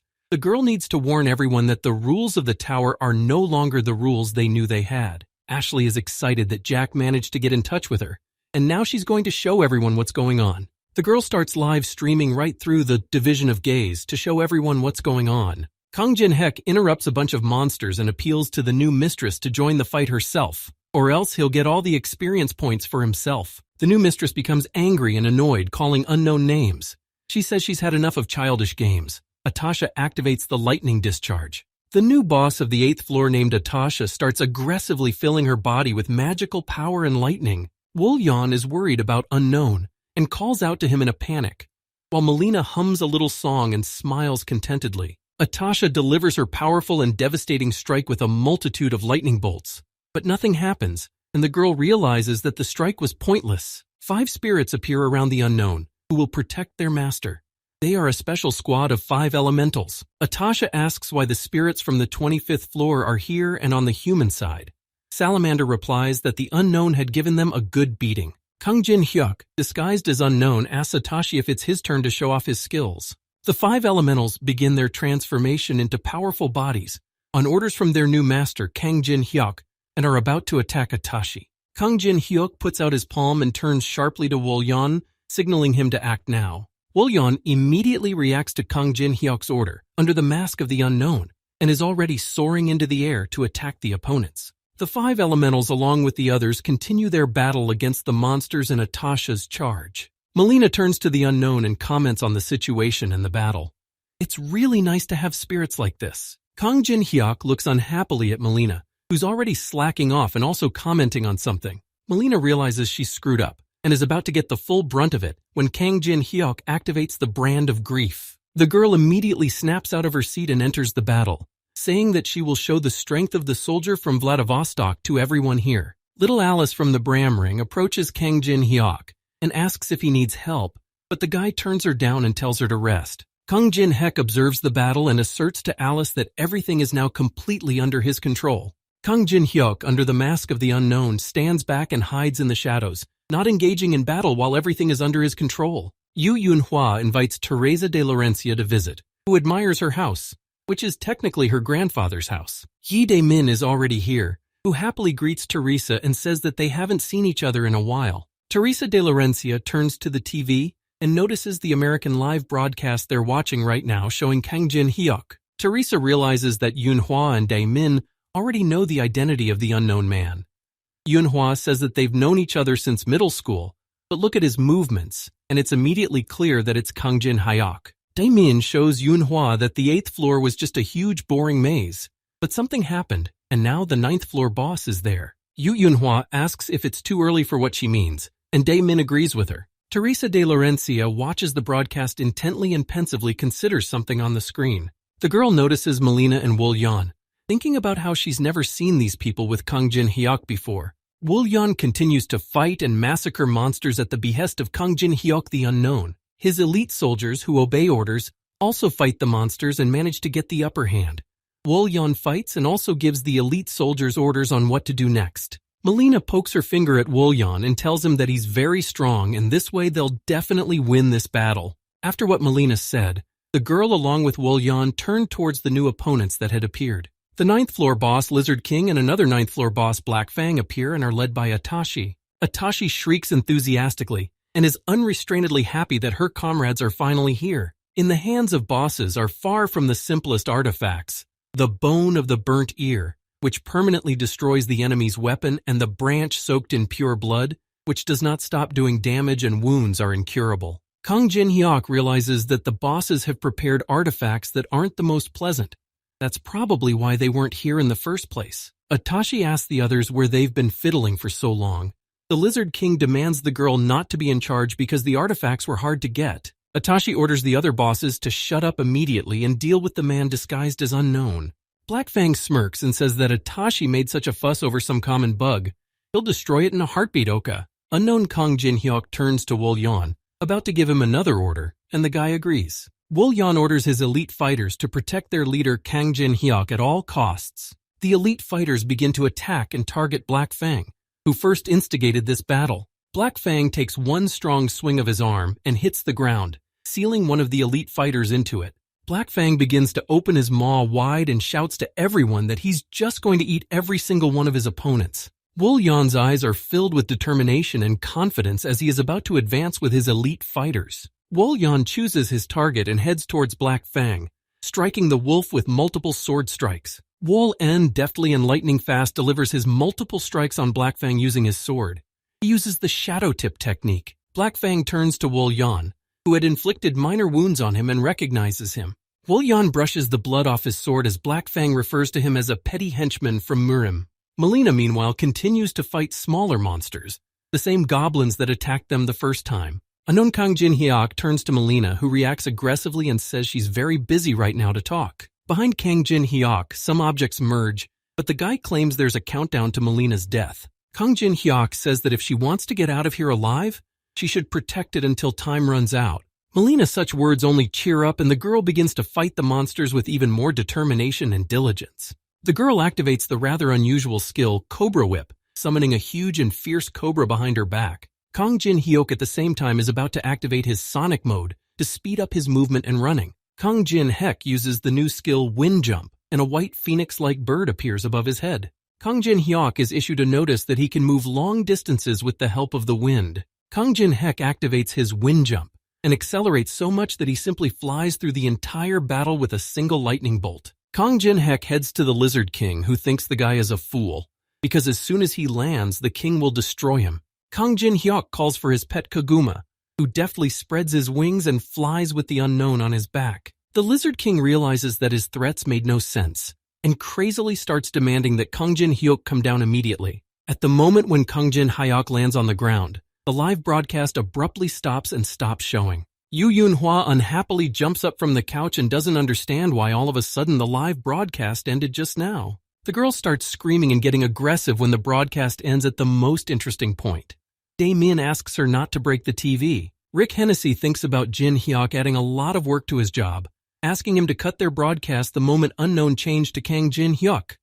It's an intolerable environment for cooperation. Kang Jin Hyuk will give Rick the scales of the ancient in return for such help, because only he himself can do it and get it. Rick Hennessy realizes that there's no way such a precious treasure can be missed, and so he complies with the guy's requests, but he doesn't understand why he needs a barrier from the higher beings who can't invade the 8th floor right now. Suddenly, a multitude of signs appear in front of Rick Hennessy, warning of some sort of danger and a bug in the system. Rick Hennessy immediately rushes into a magical rift that will transport him back to his office in the library. Someone shows up at the library, self-condemning himself about how he didn't expect Kang Jin Hyuk to think things through so much. The creature is going to break the system and destroy the barrier from the higher beings.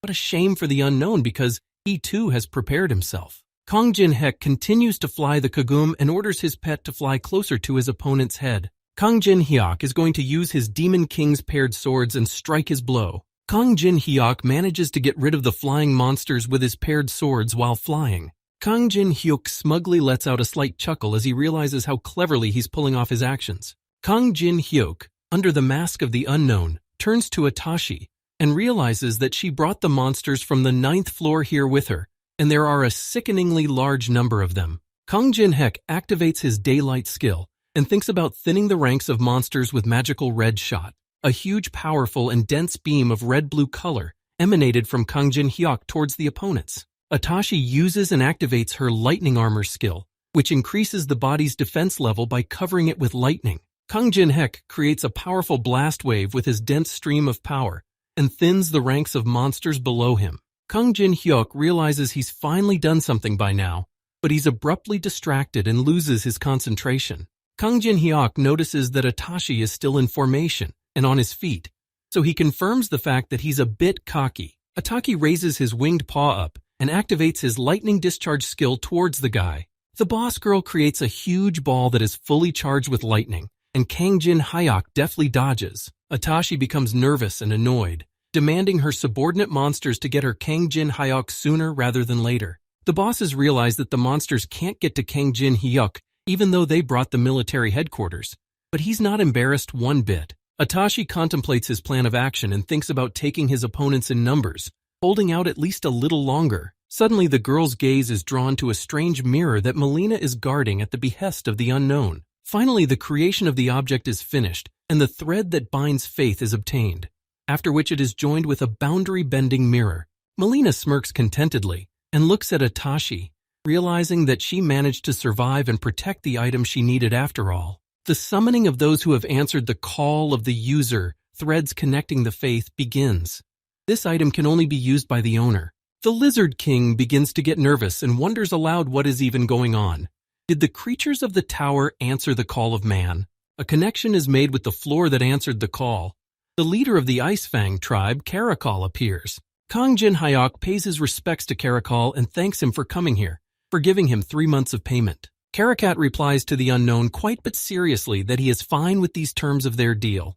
Caracal raises his bugle and begins to blow it at full blast, calling all of his tribe to join the battle. Caracal shouts out that they will fight for the glory of the Ice Fang tribe and orders the rest of the orcs to move into battle. The Lizard King becomes aggressive and responds to Caracal's call for their battle. The monsters begin their fight amongst themselves. The leader of the Ice Fang, Caracal, and the Lizard King begin to fight amongst themselves while their subordinates fight each other. The Lizard King manages to ask Caracal during the battle why the ice trolls are cooperating with humans at all. The leader of the Ice Fang tribe, Caracal, does not answer the Lizard King's question and simply grabs him by the neck, driving him into the ground. Caracal raises his huge axe upward and says that there is no warrior in the world that will not answer the call of his savior. Atashi observes that Caracal manages to destroy the Lizard King in such a short time, and it's impossible. Wulyon continues to fight Black Fang, who is already on his last breath and barely opposing him anymore. Atashi watches the circumstances in shock and tries to understand why things have changed so drastically all of a sudden. Kang Jin Hyok comes down to the ground and approaches Atashi. Everyone is so busy. Is she going to continue watching all of this? Kang Jin Hyok, under the mask of unknown, is determined and offers the girl to start what he has planned. The boss girl starts to get aggressive and her body fills with bright lightning bolts. She is surprised that the guy thinks that he will be able to overpower her alone. She activates the lightning armor and forms an electric defense. Kang Jin Hyok stands up in combat readiness and clenches his fist using his mandala skill.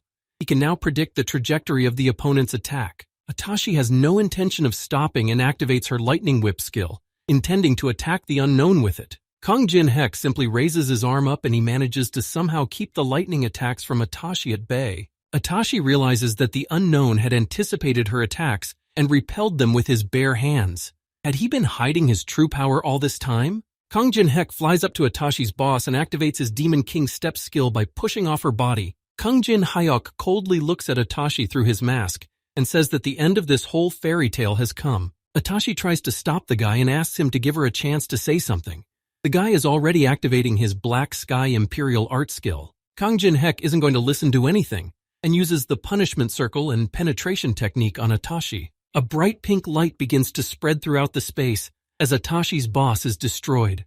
The leader of the Ice Fang's tribe, Caracal, watches rapturously and marvels at the unknown. Wulyon is just as smiling and enthusiastic in calling out his leader, who manages to straighten out the 9th floor boss Atashi. Black Fang is almost completely scarred and orders his monsters to begin their retreat immediately.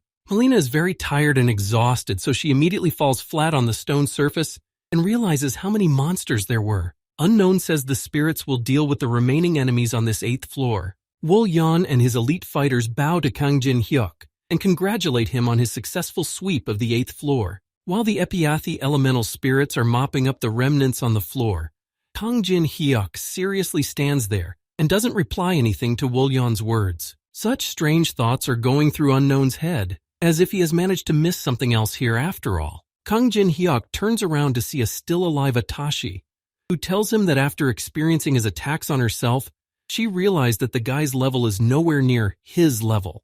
Kang Jin Hyok reacts surprised and wary to such words, and doesn't understand what exactly Atashi is telling him. Kang Jin Hyok lifts his head up and notices a huge and red ball shrouded in black lightning bolts under the ceiling. Kang Jin Hyok's face changes dramatically and begins to express tension and lack of understanding of the whole situation. A strange red orb appears in front of Kang Jin Hyok and begins to spread throughout the area. The space around Kang Jin Hyok begins to sink into a strange shroud that envelops everyone and everything.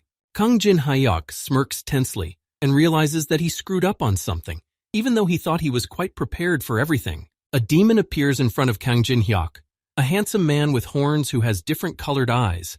The unknown man didn't expect to see him here. An hour earlier, Kang Jin-hyuk had called out to Melina and asked her about the double exposure they had discovered when they had invaded another floor. Kang Jin-hyuk asks why the girl didn't tell him the reason why she was sent to study him. The guy uses his brand of grief skill again to get the girl to give up. The girl grabs her face and surrenders that it's all the higher-up's fault. They said she might meet someone special if she followed here. Kang Jin-hyuk continues the brand of grief action and tries to figure out who special someone Melina is telling him about right now. Kang Jin-hyuk faces the demon and thought he had prepared enough for everything when he signed the contract with Rick. Kang Jin-hyuk scrutinizes the demon that appeared before him and realizes that here he has met that special one. The demon turns to Kang Jin-hyuk and realizes that he is the man who interfered in their plans and is going to unmask the guy. The demon man lowers his head to Kang Jin-hyuk's neck and notices the very same bram ring with Alice on it. The demon explains to Kang Jin-hyuk that it's not so easy to save in his world of images, and someone tries hard to protect him.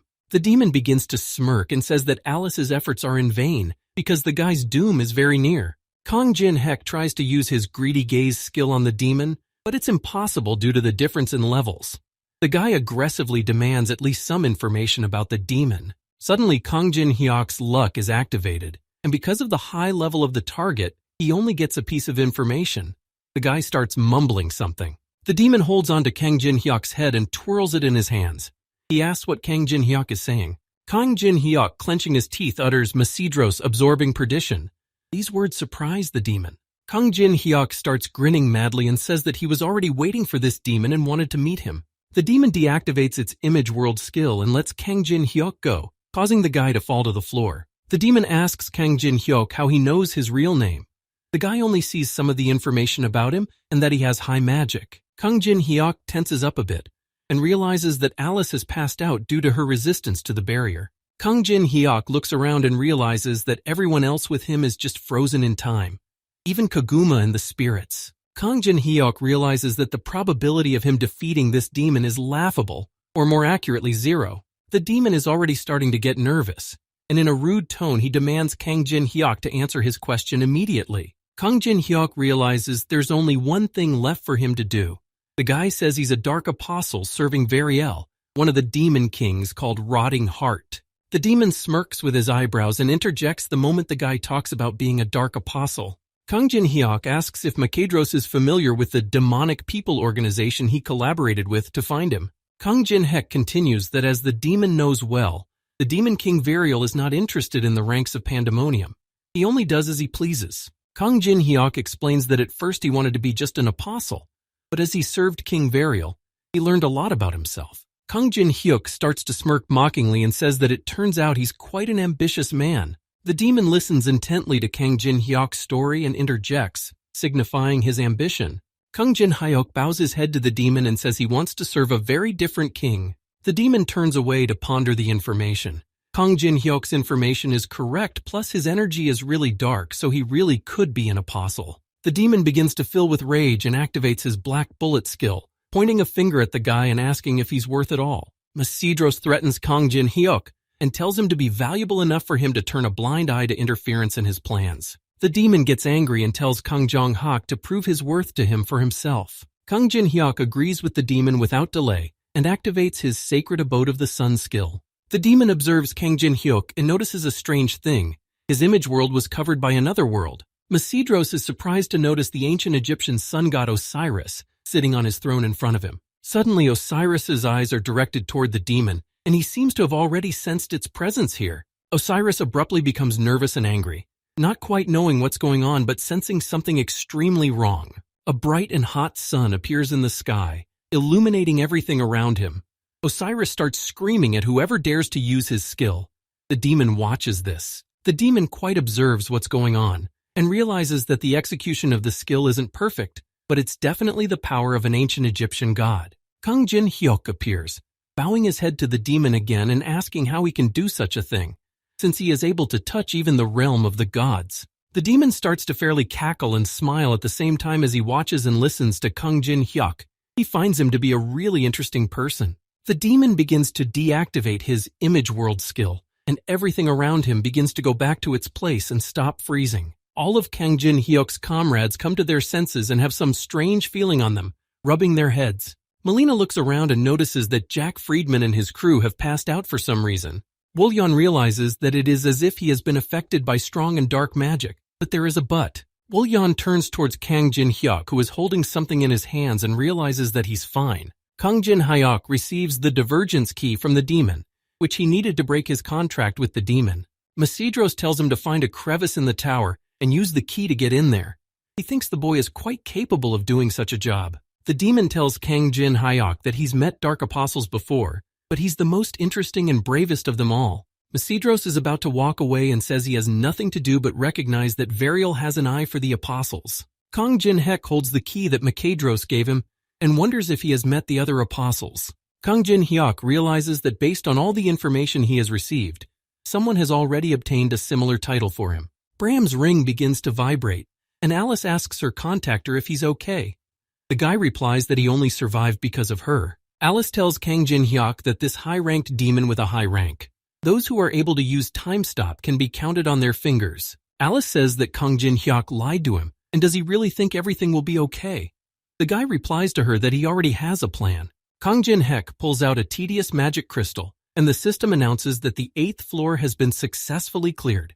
And since Atashi has been destroyed as well, the 9th floor appears to be cleared as well. Woo-yeon walks up to Kang Jin-hyuk and congratulates him for managing to clear the floor and what he's going to do next now. Kang Jin-hyuk's level increases manifold, and he turns to Woo-yeon with a disgruntled face and says that he will complain. Rick Hennessy returns to his great magical library and settles into his workstation. A distraught Kang Jin-hyuk appears and leans over to Rick Hennessy, asking if they have 1 minute to talk. Rick Hennessy explains to the guy that the barrier preventing the higher beings from entering is one he created with his own hands. He continues that while he was gone, a hole was created in the barrier. Kang Jin-hyuk realizes that the hole was created in the barrier that the mid-level manager put up. Kang Jin-hyuk grudgingly turns to Rick and asks how he's going to justify his absence, but the manager remains silent. Rick Hennessy explains to him that Murim had unexpectedly invaded the Empire that day, and he, as manager, needed to be present. Kang Jin-hyuk tenses up after hearing the news that Murim has unexpectedly invaded the Empire. Kang Jin-hyuk thinks about the situation and knows that the Murim must have weakened after confiscating the coins since they were able to organize an invasion.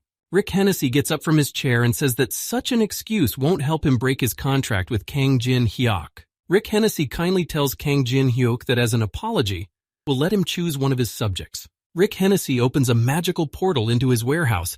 As Kang Jin-hyuk knows, specimens are very rare here. Rick Hennessy smugly adds to the conversation that even the very ability to purchase them is already a generous enough reward. Kang Jin-hyuk looks at the old man without emotion and thinks about how the manager is trying to shove something of his items at him. Kang Jin-hyuk exhales tiredly and asks if the currency for the purchase will still be the scales of an ancient, and calls for his Kaguma. Kaguma begins to shine his scales in front of Rick Hennessy, who can't resist the creature. Kang Jin-hyuk tells the manager that he wants to trade 1 scale for a crack compass.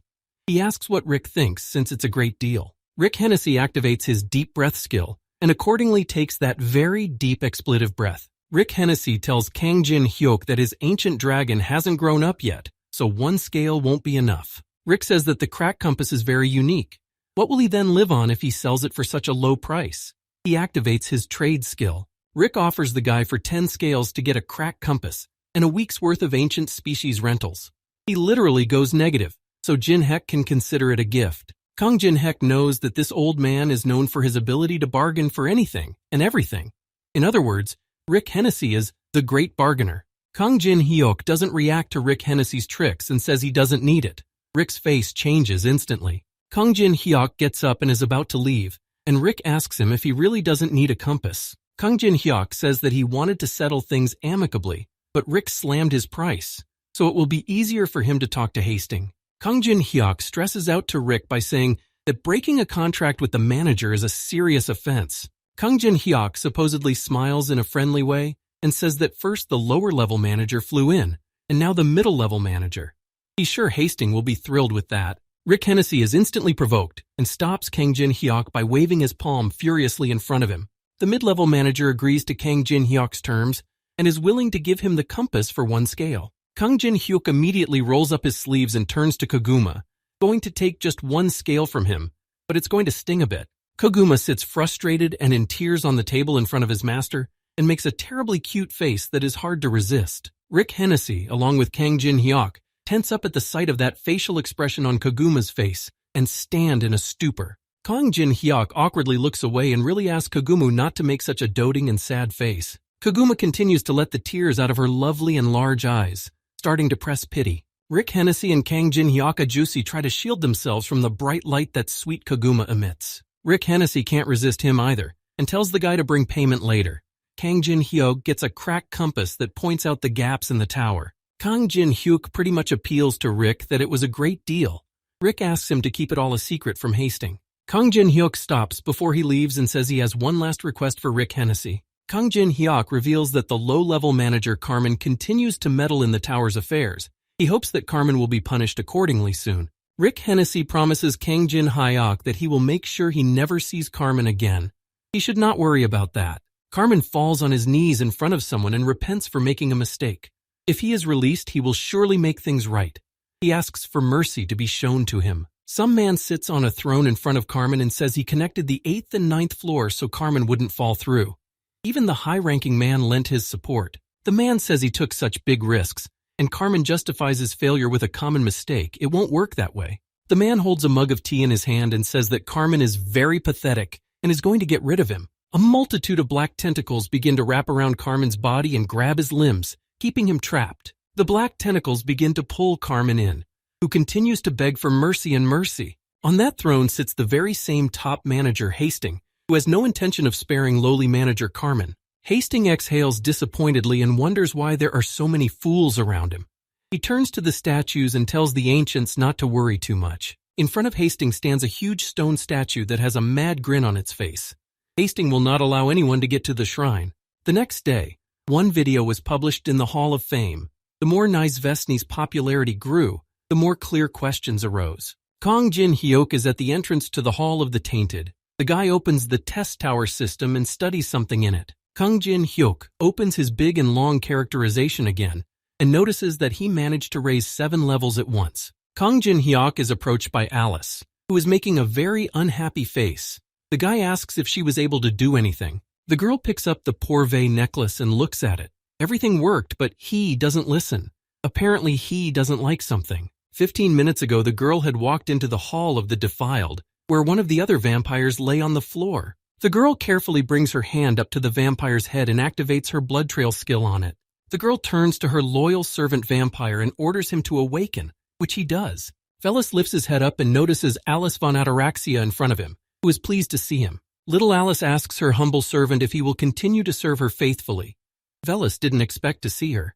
Velis puts his palm to his heart and bows to Alice von Ataraxia, saying he will continue to serve her. The vampire tells Alice that he, the vampire, Alice's loyal servant, will serve her for the rest of his days. When the girl seals Velis in the necklace, the vampire gets annoyed and yells about how he can't believe Alice the noblewoman signed a contract with some scum of a human. Kang Jin-hyuk watches Velis inside the necklace, freaking out and hysterical that he doesn't want to live like this and put up with such thoughts. Kang Jin-hyuk exhales unhappily as he realizes what this is about and why Velis is so nervous. Kang Jin-hyuk and Alice return home together.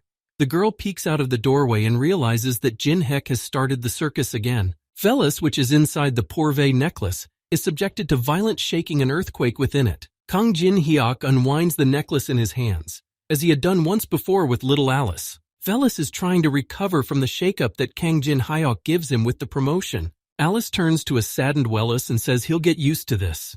Kang Jin-hyuk is much better than he thinks he is. Kang Jin-hyuk gets a new message while little Alice tries to bring up Velis's necklace and pours herself some wine. The guy warns her that he's going to be gone for a while. Kang Jin-hyuk dresses in a hoodie with a big hood and meets Penheimer at the bus stop. Kang Jin-hyuk is surprised that Penheimer is coming all the way from outside the tower. Apparently, the Empire has plenty of coins. Penheimer takes off his sunglasses and says the world outside the tower is awesome. He asks the guy if he fits in locally. Kang Jin-hyuk says he looks like a tourist, so he needs more practice. Kang Jin-hyuk moves with Penheimer to the nearest cafe, wondering what the old man is telling him. Penheimer informs Kang Jin-hyuk that the Sky Racer has finished his training and was seen during the invasion on the 24th floor. Kang Jin-hyuk tiredly takes his forehead and realizes that Murim's strongest figure has come to move. This is very problematic. Kang Jin-hyuk thinks about the fact that he should have gotten out after they managed to clear the middle floors of the tower. Kang Jin-hyuk himself wonders if the believing part of Murim decided to team up with the heavenly horse to win the battle. Kang Jin-hyuk is trying to find out what Penheimer came here for. Does he really want to ask him to get rid of the heavenly horse? Penheimer denies such words and says the Murim invasion is their problem. Such a request would simply be out of line. Penheimer says that their defense system was completely destroyed in the last invasion. They looked into the matter and found that it was someone from the Empire. Kang Jin-hyuk asks Penheimer if this means that the Empire has a spy. The old man finishes his dessert and confirms these words. Penheimer turns to Kang Jin-hyuk again and says they have only one thing to ask of him. They need to find that spy. Penheimer says that if the guy catches the spy, the Empire will back him up and provide a shortcut to the upper floors. He'll contact him when they start the rat hunt. Lastly, Penheimer adds that according to their scouts, the Murim are planning something big again. The boy should be prepared. Kang Jin-hyuk returns home and thinks about the invasion of the higher demon on the lower floors, the return of the heavenly horse, and the battle on the middle floors. Kang Jin-hyuk turns towards the mirrored surface and realizes that the tower scenario he knew is changing. Everything is happening much earlier. Kang Jin-hyuk pensively raises his head and looks up. Will he be able to continue to cope with these events? Suddenly, at some point, the glass that Kang Jin-hyuk is looking into begins to crack before his eyes. Kang Jin-hyuk stares coldly at the broken glass as passers-by run up to the scene and try to figure out what it was. Kang Jin-hyuk realizes that he needs to unwind. He enters the first floor of the Challenge Tower at the amusement park. Little Alice looks around and is surprised that there is even such a thing on the first floor. Jean Heck replies to her that not many people know about it. Velas appears in front of little Alice, covering the vampiress with himself and demanding she follow him. He will protect her. Velas confidently clenches his fist and is going to defend Miss Alice, his mistress, at all costs. Little Alice slaps Velas sharply on the head to bring him to his senses, for they came here undercover. Teresa de Laurencia appears from behind, who also showed up here at Kang Jin-hyuk's invitation, and he is happy to see her here. Teresa de Laurencia smiles awkwardly and tells Kang Jin-hyuk that they haven't seen each other in a while. The guy doesn't understand why she's so awkward. Teresa de Laurencia smiles sadly and knew he wouldn't be alone, but somehow still hoped for a date. Kang Jin-hyuk gives Teresa a friendly hug and asks why she's embarrassed. Is it because she didn't join his faction? Kang Jin-hyuk points his finger at Yu-seong and says he even called a stalker over here. The guy hopes she won't be bored. Jeon Yu-sung is aggressive as always and asks if they're really going to train. Kang Jin-hyuk answers back and says yes. Kang Jin-hyuk claps his hands and says since they're all here. And then Alice interrupts him and asks what they're doing here. A notification appears in front of all of Kang Jin-hyuk's comrades that the amusement park event on Hardcore is activating. Some sort of capsule flies up in the grounds, from which a plush rabbit suddenly jumps out. The plush rabbit turns out to be quite friendly and welcomes the boys to the park. His name is Ravi, and he will be their guide. Ravi tells the guys that this event has only one purpose. They need to survive and escape from this hell. Ravi makes a mad face and says it won't be easy. They won't be able to use their skills and items. Ravi frantically reports that terribly powerful monsters will be chasing them. He opens a hellish amusement park. Plush Ravi turns around and introduces the guys to the popped-up strongest monster of this park, the Horror Raccoon Man. Even little Alice is scared out of her wits when the plush Raccoon Man opens his maw and starts galloping. Little Alice turns away because she doesn't want to look at such a vile creature, and herself automatonically punches her opponent in the face with her fist. The plush Ravi stands in a stupor as he watches the boys deal with the monsters without too much trouble. Teresa de Laurencia tells Kang Jin-hyuk that the monsters here are much weaker than they thought. Yu-sung confirms this and calls this place boring. Kang Jin-hyuk is not lagging behind, and in the company of his comrades also deals with monsters. It seems that they have become too strong, and this event can be thought of as a vacation.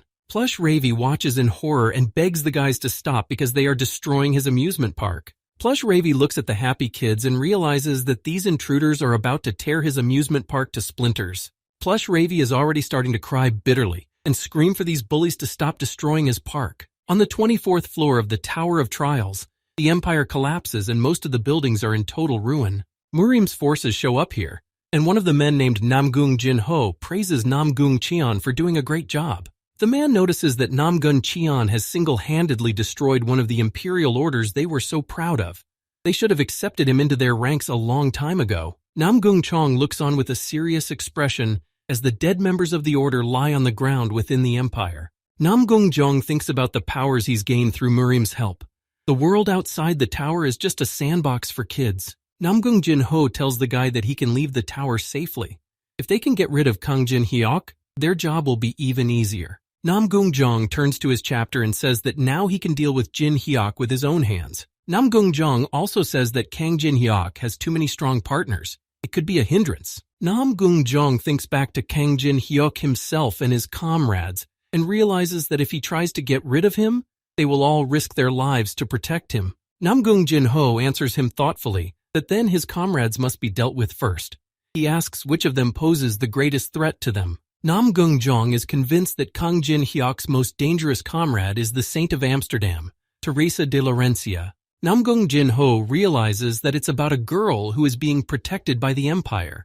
This will be a great opportunity for them. If they get rid of Teresa de Laurencia, it will be the perfect opportunity to get rid of the rest of Jean Heck's henchmen as well. Teresa de Laurencia meets Maria in Amsterdam in some cafe. Maria asks if Teresa really went with Jean Heck, not just the two of them, but the whole company. Teresa de Laurencia, with a smile on her face, confirms Maria's words and says it was fun all the same.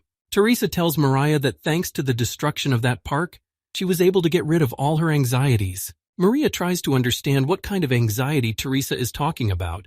Apparently, she's been worried about the events in Beijing all this time. Maria tells Teresa that her frequent encounters with Jin Hyok have made her too much like him. Relaxing by destroying things is his specialty, but Teresa denies it. Teresa lowers her gaze thoughtfully but continues to smile. She says that after the last walk she realized something about Jin Heck. Teresa says that Jin Heck seems like a willful and selfish person, but there are many wonderful people around him. The girl remembers the past and says that since they first met, Jin Heck has always been full of confidence. Teresa recalls that Kang Jin Hyok always knew what needed to be done and never once hesitated. Among other things, Teresa realizes that the time she spent by his side was filled with joy. Teresa de Laurencia smiles and says she finally realized that now he won't be able to spend as much time with her as he used to. Maria watches Teresa and thinks about how anyone would get jealous. But Teresa is just upset. She's a sweet child. Maria is distracted from her thoughts and asks Teresa and her to introduce her to Jin Heck. The girl is extremely unhappy about this. Teresa de Laurencia suddenly notices something in the sky that catches her attention strongly. Mary and Teresa lift their gazes to the sky and don't understand why it has changed color and become so strange. A violent shaking starts, which is like an earthquake. The girls start to shake along with the table where they are sitting. Maria begins to tense up and asks Teresa what is going on and why the earthquake started. Teresa tensely watches the sky and realizes that this is no ordinary earthquake at all. Teresa suddenly and abruptly gets out of her seat and is about to head somewhere, and Maria anxiously calls out to her. Teresa de Laurencia looks tense and anxious. The girl thinks about the fact that it can't be what is happening now. Some construction continues on the 5th floor in the Tower of Trials on Andrea's property. Kang Jin Heck visits Andrea and starts practicing with her. The girl needs to look at her opponent's feet when she moves. From time to time, she needs to add false kicks. Kang Jin Hyok says that the upper floors of the Tower of Trials are now open. He asks if the annoying players at Andrea have decreased. The girl replies in a friendly manner to Jin Heck that sometimes strong rankers come in, but it's not a problem for her. Andrea is confident and serious. The girl is going to show Jin Hyok what she can do. Andrea activates her punishment strike skill and talk about how despite everything, she herself has become much stronger than she was. The girl attacks Kang Jin Hyok with her skill, but the guy dodges as always. Andrea admires his skills. Andrea falls to the floor, frustrated and saddened, and lowers her head because Kang Jin Heck blocked her punch so easily.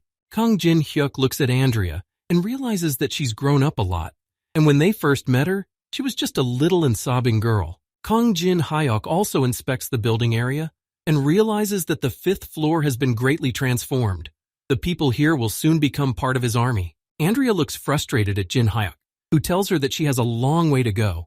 She needs to get up. Nothing will change if she sits still. This is also where little Alice appears, along with her servant Velis. Alice says that this is not what she taught Andrea. Kang Jin Hyuk looks at Alice and Andrea and realizes that they get along even better than he thought. Andrea will become much stronger under Alice's care. Jin Heck also notices that Velis is also slowly settling in and is no longer acting as aloof as he used to. Unexpectedly, Kang Jin-hyuk receives a video call invitation from Han Sang-jin, the head of the Awakened Association. Kang Jin-hyuk takes the call and tells the man that they haven't contacted in a while.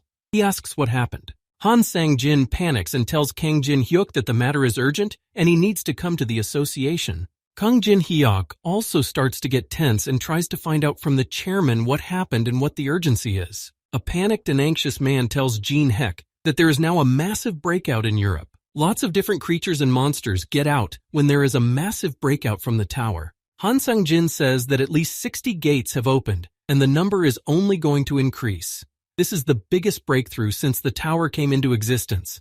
It is happening now in France, Germany, the Netherlands, and England. Han Sang-jin doesn't stop his story and continues that the breakthrough is now happening simultaneously all over Europe. The chairman also adds that the guilds and the army are currently forming a defensive front. Lots of military personnel and players from different guilds confront various monsters from the Tower of Trials. Han Sang-jin makes his point and says he doesn't think they'll all last long on defense. Among the regular military personnel, some player appears who uses his flame strike skill on monsters. The military turns around in shock and surprise at the player who shows up here to help them. Maria from the Olympus Guild shows up and says that the military attacks don't make much sense. They'd better help the residents with evacuation. In addition to Maria, Teresa de Laurencia appears here and activates her Holy Enhancement skill. The girl, with the help of her sacred and divine power, slays a multitude of monsters with a single blow. Teresa de Laurencia turns to Maria at just the right moment and says that now is the time. Maria is also determined and informs Teresa that she was just about to do the same thing. Maria sticks her palms forward sharply and uses a flame strike on the advancing monsters from the tower. Maria looks over to Teresa de Laurencia, with whom they are now teaming up and doing well. Maria looks at Teresa and realizes that the girl definitely feels guilty about the events in Beijing, but she's trying so hard. Maria smiles to herself and marvels at Teresa, thinking she is an amazing girl in person. Some sullen and grim creature appears behind Maria, telling her in the back that her skills in magic are good for humans. Maria begins to feel an overwhelming feeling like a huge flow of mana that consumes her completely. A huge creature that looks like an overgrown skeleton with glowing blue eyes appears behind Maria. The mana shield that Maria had created around herself for her protection was destroyed, and a weapon with 2 large blades slams into Maria. A strong and powerful explosion occurs on the territory of Amsterdam, which densely destroys everything in its path. Teresa de Laurencia turns toward Maria in panic and horror, and realizes that something terrible has happened to the girl. As Teresa de Laurencia looks toward Maria, she feels some horrible and huge creature breathing down her back. The huge and grim knight rushes at Teresa without a second thought, who manages to duck and dodge the blow. The girl stops in the middle of the nearest stone ruins and tries to catch her breath. The creature realizes that Teresa is really tough. The great knight of perdition appears before the girl. He says that he has been looking for Teresa de Laurencia for a long time and has finally found her.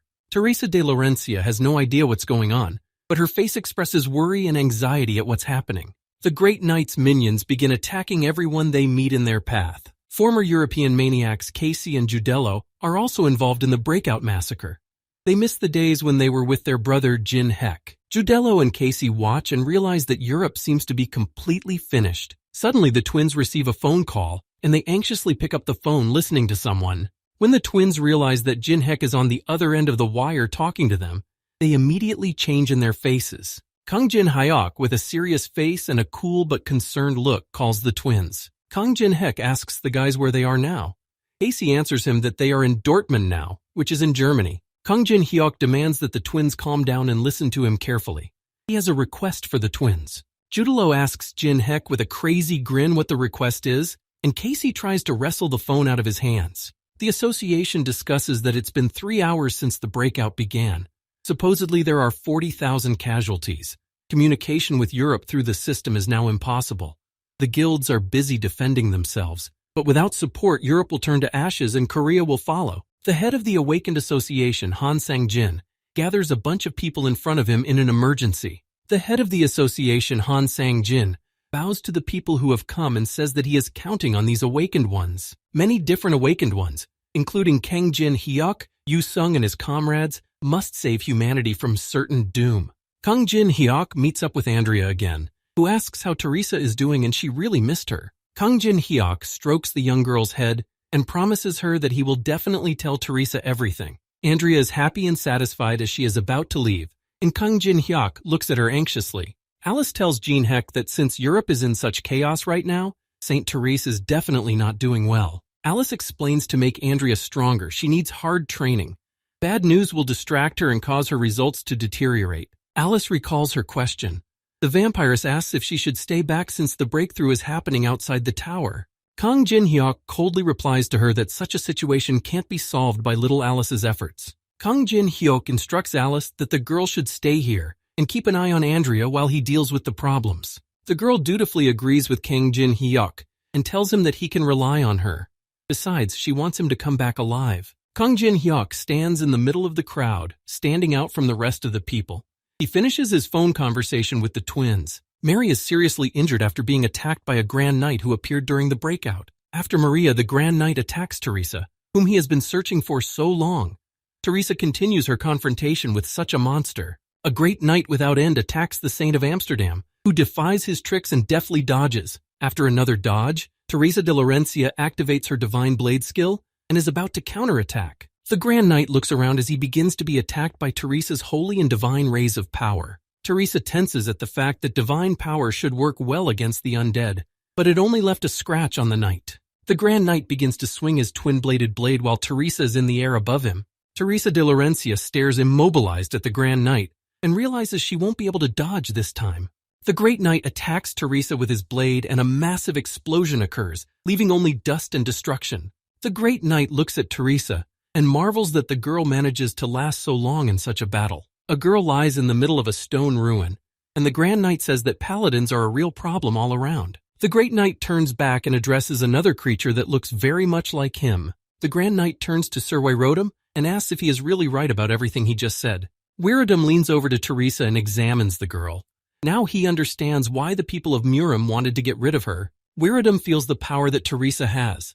Her sacred power is indeed strong and very pure. Wyrodum leans even closer to Teresa's face and notices a very strange thing. He senses another interesting energy in her. Wyrodum turns to his underlings and says they are taking her for themselves. Most likely he is about to break his promise. Wyrodum says he has found something more interesting and more valuable than Doom. He orders to take Maria with him as well. Someone's hand with a phone takes pictures of what is happening. Judello asks Casey if the girl had time to film everything that was going on. He says that all those monsters look really strong and he's not sure they can handle it. Casey is typing something into her phone and laughing madly and saying that they definitely can't fight monsters like that. The girl sends all the pictures she took to Kang Jin-hyuk, including not only photos but also videos. Kang Jin-hyuk gets a text from Casey with pics and reads what she writes to him. It's all those skeletons' fault, and the girls are being whisked away to the palace in Amsterdam. When Casey talked about how only another monster would defeat such monsters, she had Kang Jin-hyuk looking furiously at the resulting pics. Nam Gun-hyun, Hwanbo Gunak, Chae Gal-jong, and Dan So-ha appear in the breakout territory in Europe. These people came here for a reason. A company of people from Murim look around and assess the situation in Amsterdam. There is a terrible demonic reality here. Dan So-ha's girlfriend asks why the Murim entrusted such a job to skeletons, and Nam Gun-hyun supports her opinion. Hwanbo Gong-ak turns around towards some person who appears here and is about to put forward a speech. Some girl asks if they thought it worked out this way, because they all failed on the 4th floor of the Tower of Trials. Master Marima appears, the first of her contemporaries to achieve perfection. He is a short-haired girl in a dark kimono. This girl's name is Baek Seo-lin, and her nickname is Volcano Conqueror. She's greeting the others. Sol-lin says that a warrior is only valuable when he follows orders, not when he questions them. They should be aware of this point. The rest of the Murim, led by Hwanbo, awkwardly agree with Sol-lin's words as she addresses them. Wyrodum appears and asks if everyone is gathered. He welcomes them to the new land of the lost. He also introduces himself by his name. Wyrodum asks, "Isn't this place amazing? Many battles and battles must have been fought here." Wyrodum begins to shriek in admiration and rejoices at the abundance of the dead he can bring back to life. Baek Sol-lin calls out to Wyrodum and orders him to stop such talk. They are here to make sure his promise is fulfilled. Wyrodum pauses for a long pause and then lets out that this Miss Sol-lin definitely doesn't like any romance. Wyrodum pulls out Teresa de Laurencia's broken shield as evidence and says that this saint is no equal to him. Nam Gung-hyun happily grabs Teresa's shield and says that finally this girl has met her doom. Wyrodum says that this reaction is to his liking.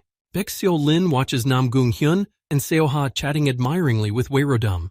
Baek Lin doesn't express any emotion with her face because what's happening doesn't impress her much. There are many military helicopters gathering in the Amsterdam territories, assembling an entire army to counter the breakout. Kim Dae-chun informs everyone that they will soon enter Amsterdam airspace.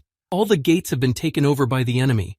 Once they land, there will be nowhere to retreat to. Kim Dae-chun asks if Kang Jin-hyuk is really arranging the squad he's assembled before he lands. Kang Jin-hyuk smiles contentedly and replies to Kim Dae-chun that the four of them will be quite enough for a confrontation. Yoo Yoon-hwa smugly says that they've encountered something like this many times. Yi Dae-min tensely says that the scene is completely different, outside the tower. Kang Jin-hyuk asks what happened to Jung Yu-sung, since this is the first time he's asked for this surgery on his own. Yu-sung indifferently covers his eyes and replies to Jin-hyuk to shut up. He's just doing what he wants to do. Kim Dae-chun stands up and asks Kang Jin-hyuk if there are any further instructions on the plan. Kang Jin-hyuk tells the others that the boss is a strong lich named Weirodum. As long as he has a supply of dead, his army will not run out. The guy explains that the fewer citizens he destroys, the less his powers will be. It is necessary to block the other gates while they are sorted out there. Ranchers from all over the world are arriving in Europe by both air and land. They will try their best to help Kang Jin-hyuk's unit. Kim Dae-chun wishes them good luck. The pilot of one of the helicopters informs the others that the enemies are beginning their assault on them now, and Dae-min blurts out that he's going to deal with them himself. He activates his King of Machines skill, and Dae-min further activates his magic shot skill, and his drones start attacking the monsters. Yi Dae-min assesses the situation and says that there are too many enemies, so he won't be able to help the other planes.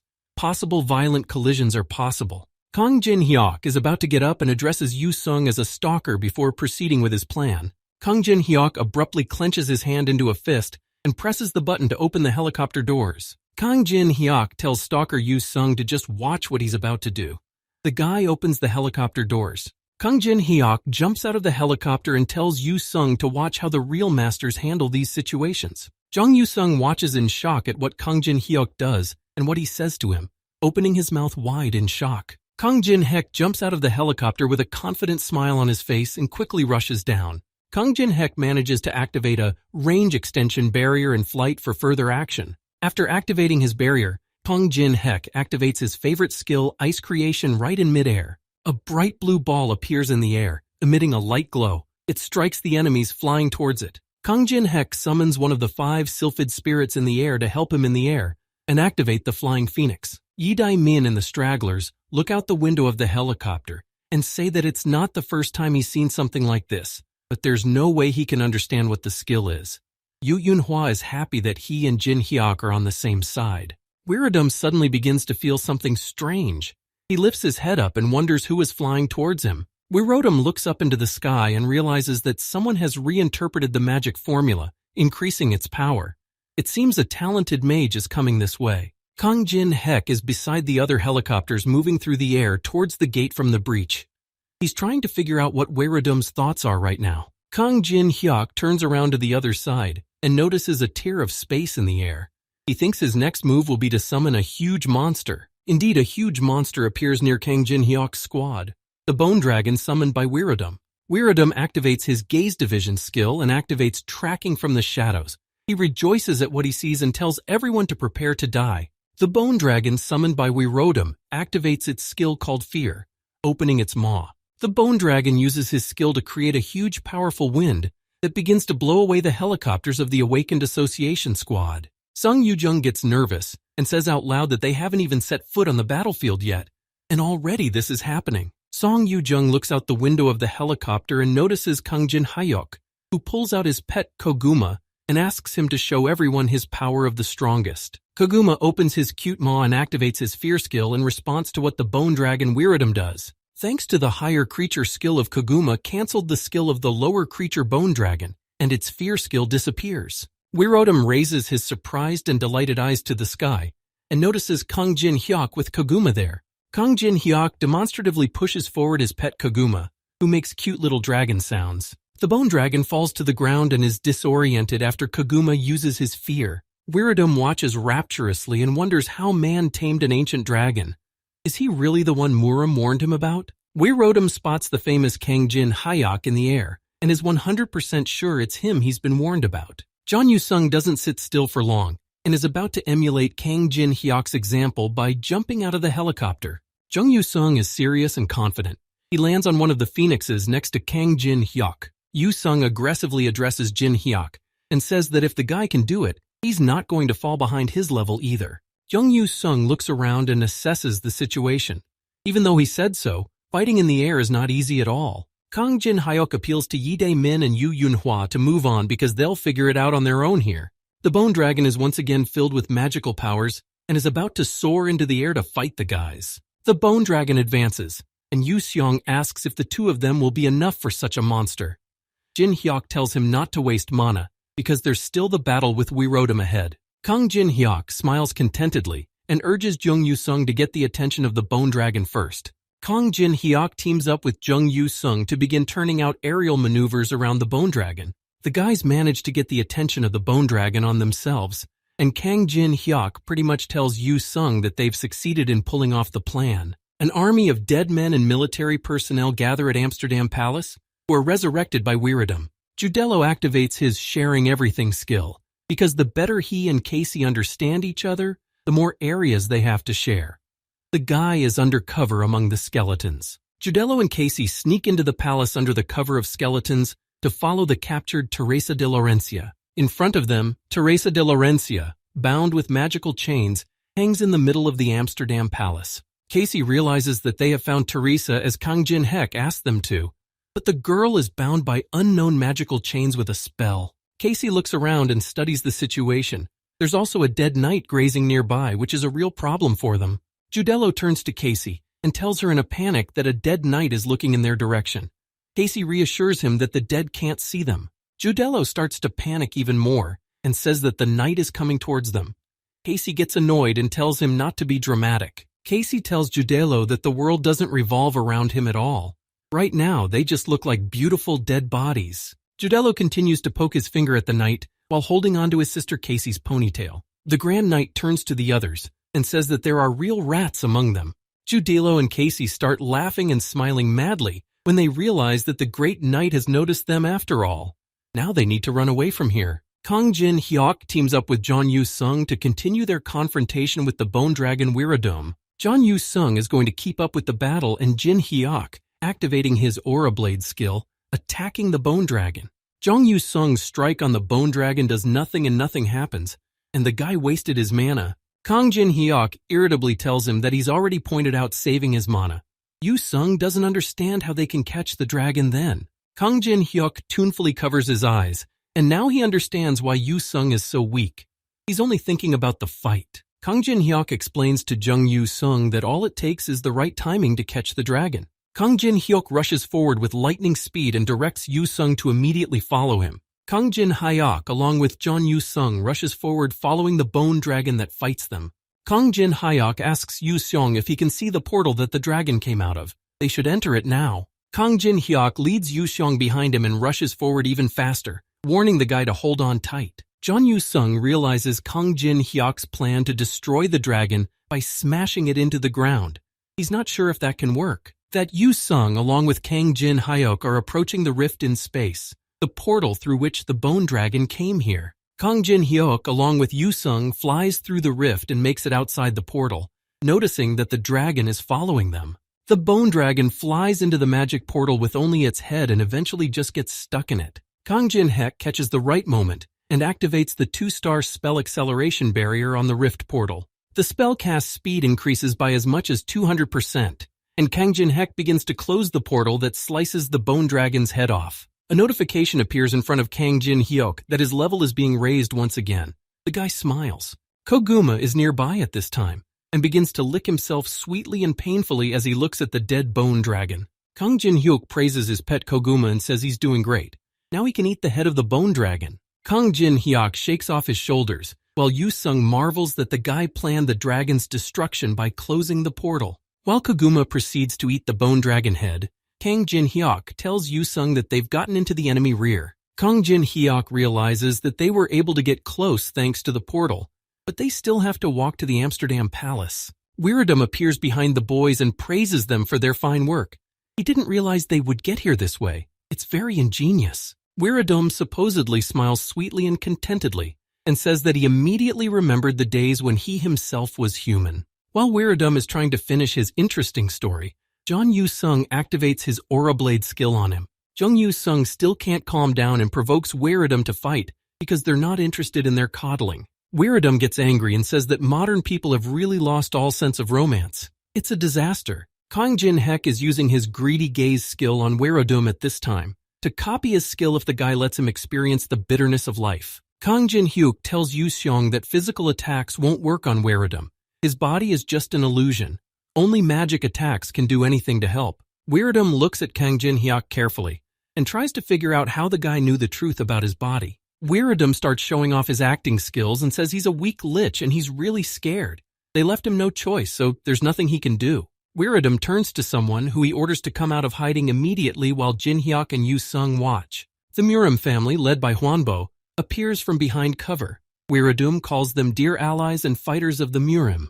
Behind the rest of the Murim fighters, a girl named Baek-seo-lin appears, who will also participate in the battle. At the same time, a helicopter-borne military detachment is being assembled in France to confront the breakout. In one of the helicopters is Baek Jin-ho, who is the head of the 3rd squad of the Tangun Guild. He asks Jang Yun-seok, the head of the 2nd squad of the Tangun Guild, if he's eager to fight, because he used to run around with girls. Jang Yun-seok says that he decided to take a mindset after all, constantly remembering the words of Ice Chief Caracal. Baek Jin-ho smiles contentedly and looks at the guy, saying that he looks enthusiastic. Baek Jin-ho along with Jang Yun-seok open the helicopter doors and bomb down. The heads of the Tangun Guild rumblingly land on the first car underneath them and leave behind an explosion.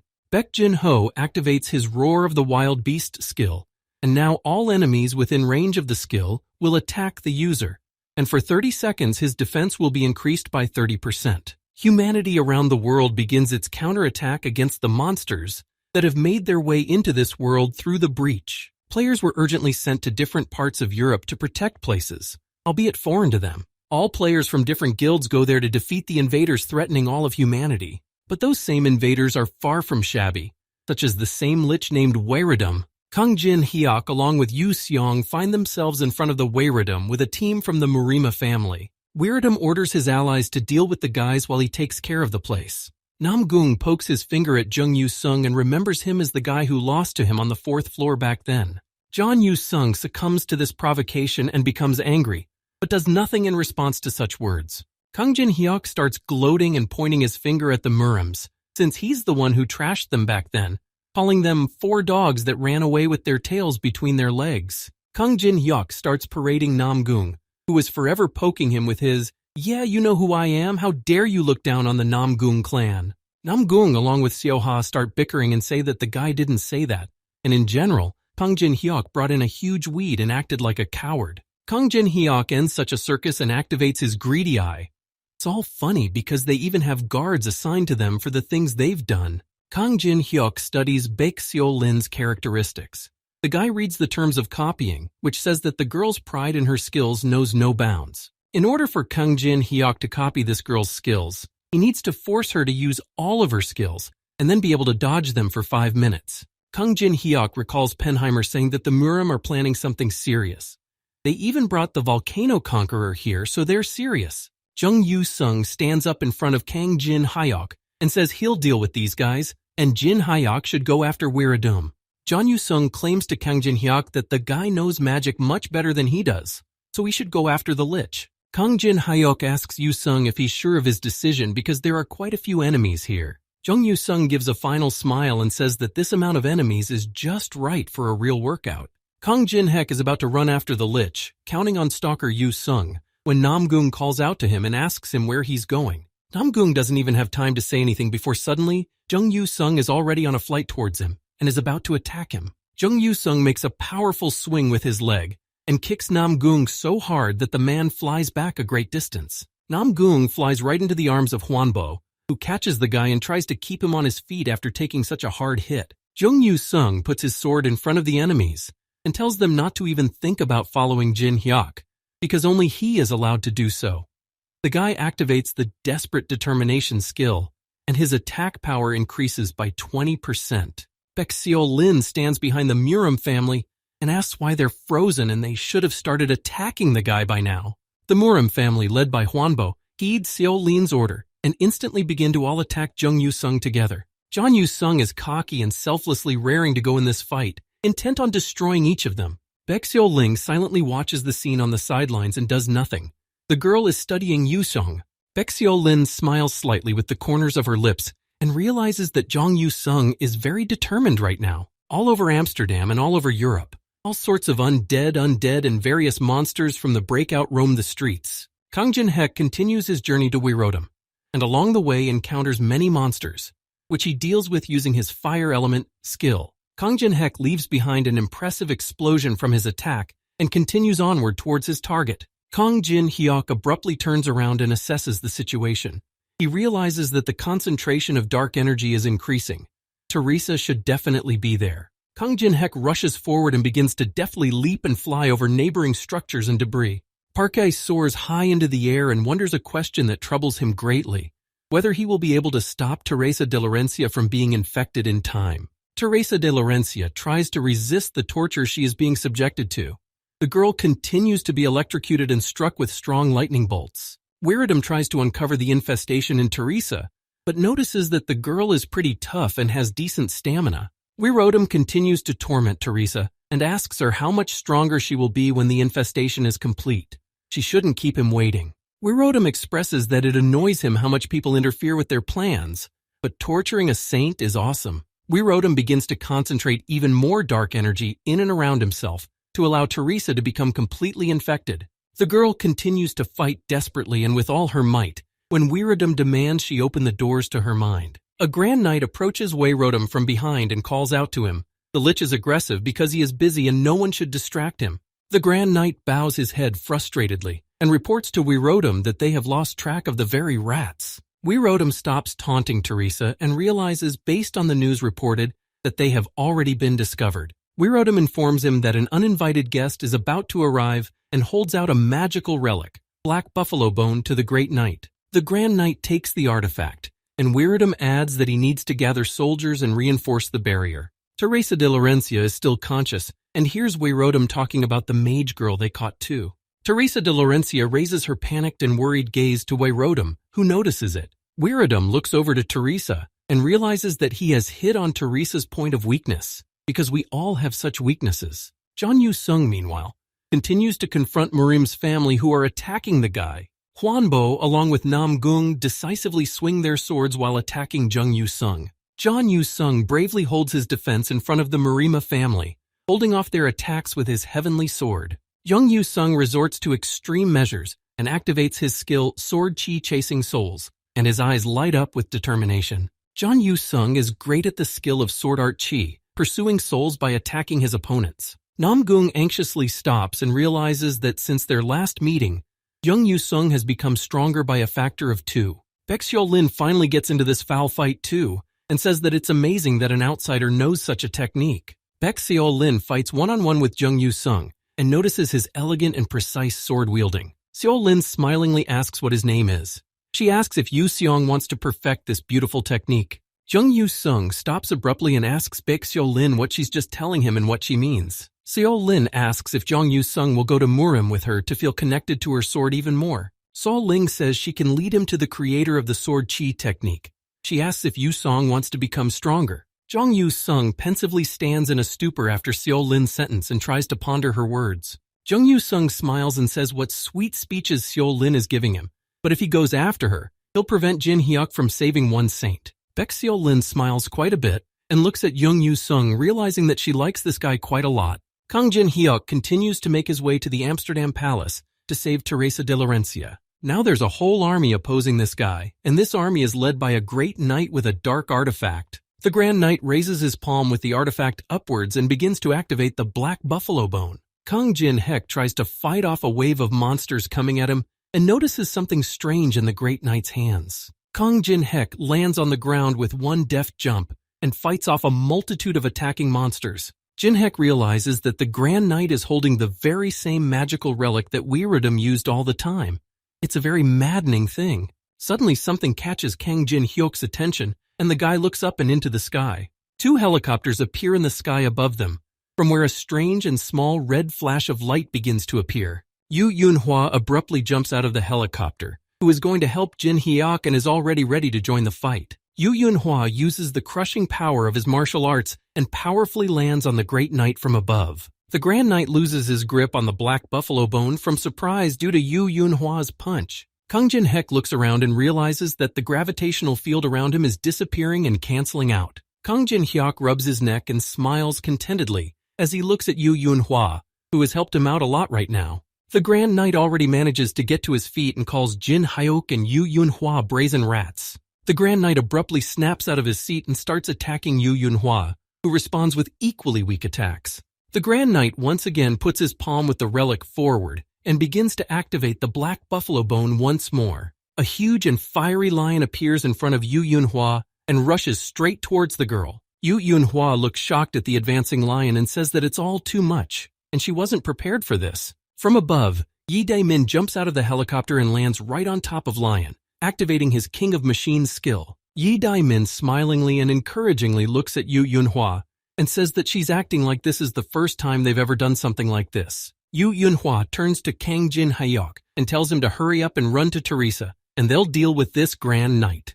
Kang Jin Hyuk isn't going to waste a minute, so he abruptly snaps out of it and runs to Teresa de Laurencia. Another whole army of skeletons and undead appear in front of Kang Jin Hyuk, as if they are purposely standing in his way. Kang Jin Hyuk remembers Weirodom and realizes that it's all his doing and he's the one blocking the guy's path. Kang Jin Hyuk abruptly starts yelling to someone that he'll do what they want, only they need to hurry up and get out soon. Judello and Casey appear and answer his call.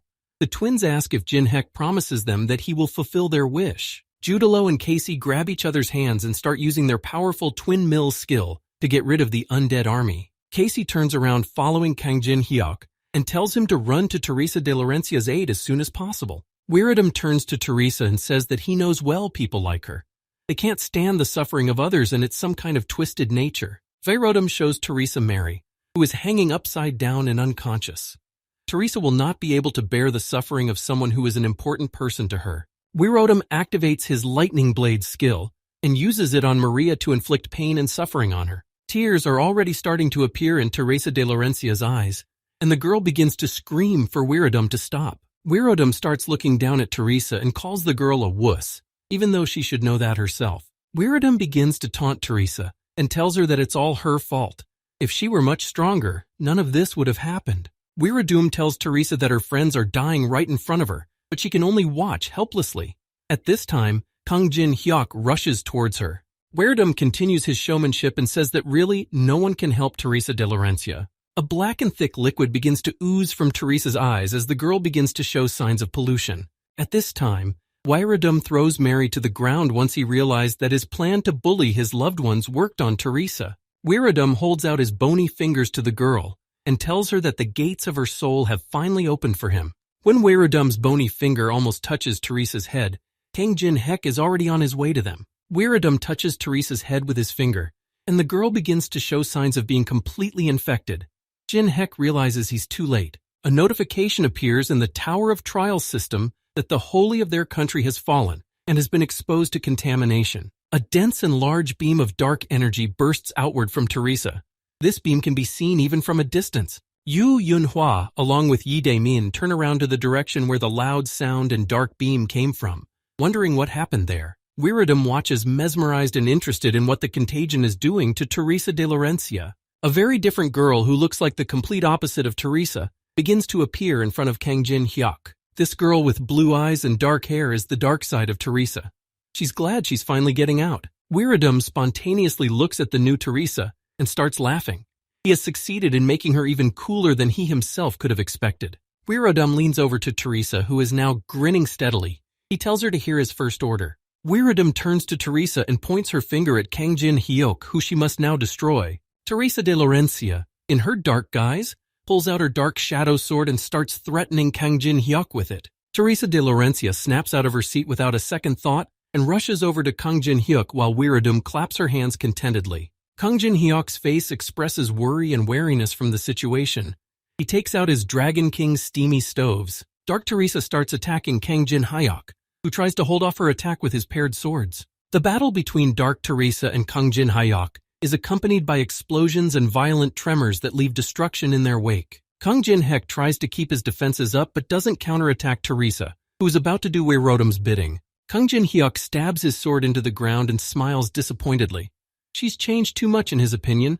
He liked the old Teresa much better. Teresa de Laurencia smiles aggressively back at Kang Jin-hyuk and thinks he liked her weakness more than she does now. Judalo, along with Casey, hide behind the nearby wreckage and watch Jin-hyuk and Dark Teresa battle. The twins watch Dark Teresa and say admiringly that they think this girl is very cool. Teresa de Laurencia continues to attack Jin-hyuk without end and says she feels much better now, as she had a very hard time because of Saint. Teresa is about to pounce on Jin-hyuk and says that no matter how hard she tried to get closer, he was still hanging around with other girls. Kang Jin-hyuk dodges a punch from Dark Teresa, who says that the same vampire appeared next to him, and yet Saint Teresa didn't even know her secret. Dark Teresa begins to become even more filled with rage and questions whether Jin-hyuk was really just bullying her. Dark Teresa straight glows with a dark and gloomy energy.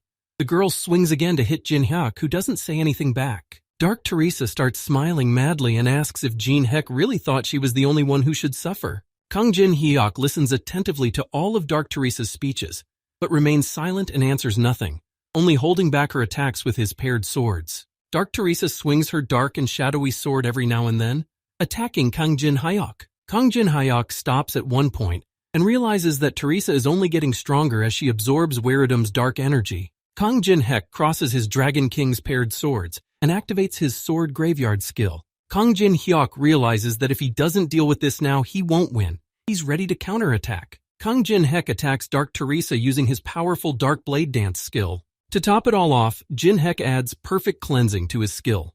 The girl fights back from his strong punch. Dark Teresa starts smirking brightly again and notices that Kang Jin-hyuk is very nimble and quick in his movements. Kang Jin-hyuk brings his sword up to Dark Teresa's neck but stops.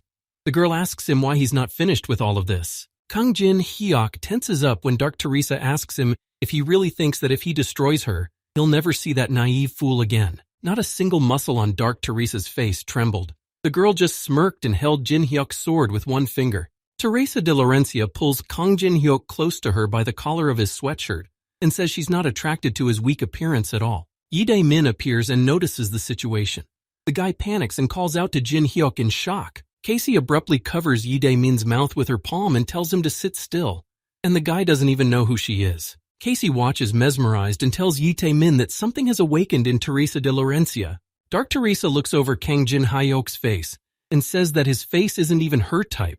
So what did Saint Teresa see in him? Teresa de Laurencia brings her face closer to Jin-hyuk's face, and some strange realization comes into her head. Dark Teresa brings her hand to Kang Jin-hyuk's chest, from where dark and bright red energy oozes out. Dark Teresa gathers Jin-hyuk's dark energy into her hand and says that this energy is very much okay and to her liking. It was as if Kang Jin-hyuk already knew how the situation was going to play out and just silently smirks back at the girl. Wei-rodom is somewhere off to the side and starts yelling at the girl to stop stalling and destroy Jin-hyuk. Dark Teresa confidently clenches her fist and turns to Wei-rodom, telling him that she doesn't want to destroy Jin-hyuk. Wei-rodom opens his mouth wide in shock and horror because he didn't expect his Dark Teresa to refuse to follow orders. Dark Teresa calls Wei-rodom a skeleton and tells him that his magic is pretty good, but Jin-hyuk's energy is much better. The girl walks away from Wei-rodom. Teresa squints at Jin-hyuk and tells him that another Teresa likes him. Jin-hyuk realizes that now he just owes Teresa his life. Veraduma watches them in horror and can't believe that the girl chose the kid over him because he did so much to resurrect her. Wei-rodom even broke his promise to Murim and afterward tortured the wretched humans to resurrect her. Wei-rodom realizes that Dark Teresa only needed Kang Jin-hyuk's dark energy to change sides. He's not going to forgive that. Wei-rodom abruptly sends his magical energy towards the Great Knight, taking the magical relic from him. The black buffalo bone returns to the hands of its dark master Wei-rodom, who intends to use it. Wei-rodom begins to rock aggressively and says that Jin-hyuk will pay for everything he took from him. The black buffalo bone awakening begins. Teresa de Laurencia, along with Kang Jin-hyuk, watch as a magical relic is activated in front of them. Dark Teresa smirks contentedly and tells Kang Jin-hyuk that the very same grand night she will take on. All the undead and unholy things that have made their way into the world through the breach begin to rear their heads and end the battle. The head of the Tangun Guild notices the strange behavior of the undead and wonders where they have so abruptly decided to go. The manager of the Awakened Association also surprisingly begins to shake his head around to assess the situation.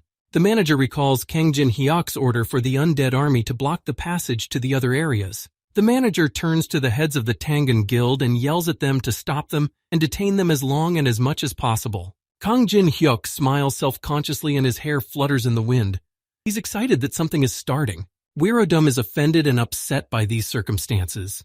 He begins to accumulate a huge amount of dark energy around him. Kang Jin-hyuk tells Teresa that the fight with the 14th floor boss, who is summoned by Wirodum, is about to begin. The rest of the undead and unclean things that were here and attacking the guys start getting sucked in by a new boss monster. A huge skeleton appears, which is the most important one here, and he is the leader of the rest of the dead creatures. Yu Yunhua and Yi Daimin are shocked to see a new huge monster appear and wonder what else it is. Jinhek asks the boys to stop the creatures that are moving towards Wirodum. The players from the association are already doing it, but they can't cope with all the undead that have filled Europe. Jinhek explains that by merging with the rest of the undead, the Wirodum will continue to grow, and the damage to the city will multiply. The enormous boss monster of the 14th floor seemed as if it continued to grow and drink in dark energy. Yu Yunhua and Yi Daimin obey Kang Jin-hyuk's instructions and tell him that he can rely on them. Kang Jin-hyuk starts kneading his fist and says that he'll do everything in a beautiful way while looking at the 14th floor boss. While Yi Daimin along with Yu Yunhua deal with the other undead, Kang Jin-hyuk smilingly says that the undead leader definitely won't be able to take his eyes off of him. At this time, Jin-hyuk's black pet Kaguma sits on one of the spirits and orders him to dig up something. The leader of the undead begins his attack and moves between the dwelling houses, destroying them with his limbs. The Great Knight looks back at the boss of the 14th floor and realizes that his master Wirodum has become very angry. Dark Teresa approaches the Grand Knight and asks if he put her down. The girl claims that things will be different now. Dark Teresa smirks and says that she is quite different from the Saint Teresa she was. The Great Knight addresses the girl as a fallen maiden. He was just wondering about her current abilities. Dark Teresa snaps out of her seat and immediately begins attacking the Grand Knight, not intending to spare him. The girl begins to attack aggressively and asks how dare the Grand Knight speak so arrogantly to her. The Great Knight manages to confront Dark Teresa and deftly dodge and fend off her blows. The Grand Knight begins his counterattack and tells the girl that she moves much better, but talks too much. Dark Teresa can't stop smirking and says that the Grand Knight makes an interesting assessment of her abilities. A merciless battle begins between the Dark Teresa and the Great Knight that will leave no trace of the world around them. The Great Knight asks why the girl left her master, for she could have become even stronger with his help. Dark Teresa already stopped smirking and is offended by his words. If he knows everything himself, then why does he ask such questions? Dark Teresa continues to fight the Great Knight and thinks about the fact that Jinhek's dark energy really attracted her. But the girl realizes that Wirodum's actions weren't so terrible as to leave him. Dark Teresa is transported to her consciousness and scratches her head thoughtfully. She wonders what to do with the other Teresa. Dark Teresa approaches Saint Teresa, who is sitting on the floor and hugging her knees.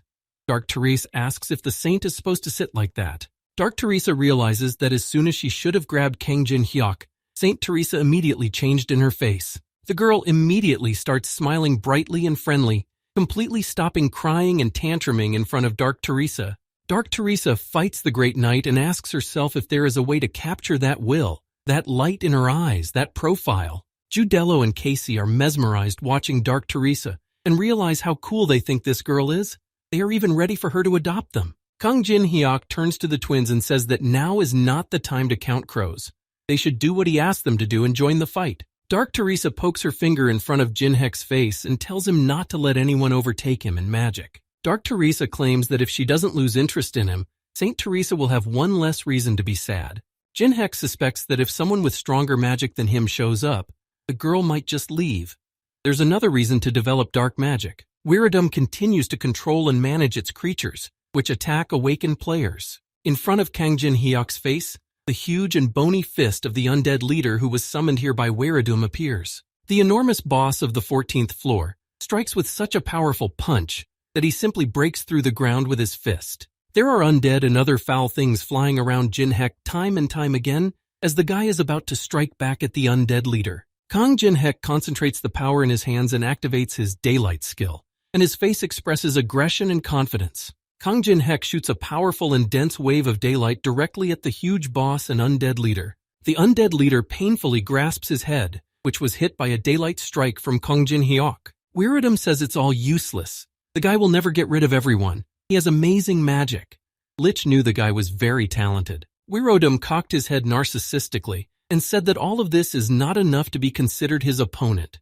He asked himself what price he paid to become such a mage. To become a great mage, his family, friends, and even the royal mages he cared for had to be sacrificed. Wiradum begins to accumulate his magical power in his palms and says he has even sacrificed his soul and body. Wiradum screams about losing everything just to become such a powerful mage. He activates the undead leader's multiple magic circle. Judello and Casey try to drag Marie away from here, but stop to observe what's going on here. Kang Jin-hyuk coldly looks at the sky, noticing the many magic circles created by Wiradum above it. Kang Jin-hek activates the fusion skill and combines the fire elemental and ice creation skills, but this combination will be impossible to combine anymore. After that, Kang Jin-hyuk activates the 10-star barrier of multi-layer perception, and daylight was added to fusion. Kang Jin-hyuk begins to smile aggressively and vindictively, talking about Wiradum beholden to his abilities. Wiradum watches with a shocked face as Kang Jin-hyuk's skill fusion he shows him here. Dark Teresa and the Grand Knight stop their battle and turn around to look at Jin-hek as well. Dark Teresa looks shocked and genuinely amazed at Jin-hyuk's actions and can't contain her enthusiastic exclamations. Dark Teresa lifts her head up and notices the sky, which is simply studded with various magical circles. Kang Jin-hek uses infinity magic. He can use any magic spell without consuming mana, but all this has its own disadvantage. The time of such a skill is strictly limited due to the instability of the activated skill. The time of use is 1 minute. Judello and Casey, Yidaemin and Yu Yunhua also notice what Kang Jin-hyuk is up to and just can't take their eyes off of it. Kang Jin-hek activates his daylight skill, and after that, the magical red shot skill is activated. Kang Jin-hek raises his hands with magic circles up and begins to attack the undead leader summoned by Wiradum. After such a powerful blow, Kang Jin-hek uses the new skill Cold Witch's Breath, freezing the undead leader's limbs. Wiradum tries to analyze and assess the situation correctly. He realizes that he can't even lift a finger to control the undead leader. The undead leader's huge limb finds itself frozen to the ground and unable to move. After all the skills played, Kang Jin-hek activates his next skill Hellfire, attacking the undead leader. Wiradum tensely watches Kang Jin-hyuk, who used the instability of magic to set off an explosion. He doesn't understand how such a thing is even possible. Wiradum already realizes that this pathetic little man's magic is stronger than his, the magic he has honed his entire life. Wiradum becomes violently aggressive after his own thoughts about Kang Jin-hyuk's abilities. Kang Jin-hek successfully fulfills the conditions of copying Wiradum's skill because he showed him the bitterness of life. He copies his skill creating undead. The undead leader lifts his head up and notices the many magic circles in the sky created by Kang Jin-hyuk. Kang Jin-hek mockingly reprimands Wiradum that life has always been unfair. His infinity magic activates eternal redemption. Magical circles begin to line up alternately in the sky, and then powerful infinity magic flows through them. Through the magic of eternal redemption, Kang Jin-hyuk manages to destroy Wiradum with the ends. At the site of the battle between Kang Jin-hek and Wiradum, only a large rift in the stone surface on the ground remains. Jin-hyuk's magic is deactivated. Kang Jin-hyuk tiredly leaned on the nearest rock he could find and sighed exhaustedly. Judello, along with Casey, have been watching Jin-hek and Wiradum battle all this time, and now realize that the Lich is dead. Kang Jin-hyuk is called out and told that he is amazing. Just for a moment, but he used magic far superior to that of a Lich. Only a dark shadow in the form of a haze appears in front of Kang Jin-hyuk, asking him what he will do now. The only image that appears is that of Wiradum, who states to Kang Jin-hyuk that he can't be destroyed so easily. Judello and Casey are like gawkers and continue to watch what's going on between Jin-hek and Wiradum. Kang Jin-hek says that the recent attacks didn't do critical damage because he knows that a Lich can't be destroyed unless its life force vessel is destroyed. Kang Jin-hyuk smugly smirks and tells Wiradum that the Lich must have hidden his vessel well. Wiradum realizes that Jin-hek knows suspiciously much, so why he commits so many pointless actions, the guy ends up with no mana. Kang Jin-hyuk continues to smirk and replies that it came out pretty good. Even he, the great magician Wiradum, didn't notice anything. The ground suddenly starts to crack beneath the Wiradum because someone is about to crawl out of it. Koguma appears from beneath the ground along with one of the 5 spirits who have dug up some sort of magical orb. Weirudum notices the magical orb in Koguma's hands and realizes that the pet has retrieved a vessel of his life force from beneath the ground. Weirudum watches Kang Jin Hyuk petting his dragon and realizes that the guy didn't cancel his pet's challenge either. Weirudum tensely grasps his face and realizes that Jin Hek's attacks were merely to distract him. Kang Jin Hyuk holds up Weirudum's life force vessel and says that he hit it better than he expected. It's just that Koguma has a good nose for magic. Kang Jin Hyuk starts twirling the magic ball in his hands because it's very light. Weirudum gets nervous and begs the guy not to drop it. Kang Jin Hyuk starts acting again and portrays Weirudum, who is being rude. The guy pretends to beg the lich for mercy. Kang Jin Hyuk's face changes just as dramatically and says that there's no point in listening to someone who has caused so much trouble. Kang Jin Hyuk reveals that Weirudum has destroyed countless people and tortured a girl dear to him. Kang Jin Hyuk thrusts the vessel into Kogume's jaws and asks what about those who begged Weirudum for mercy. Weirudum becomes nervous and gnaws his bony fingers in terror. Jin Hek assures him that the lich will not be able to escape the nightmare that awaits him. Koguma continues to hold the vessel in his mouth, and Jin Hek says that Koguma will slowly swallow the vessel like candy. Suddenly, someone appears from behind and starts attacking Kang Jin Hyuk, who didn't expect it at all. Someone's hands abruptly snatch Koguma out of Jin Hyuk's hands and take her own, apologizing aloud for doing so.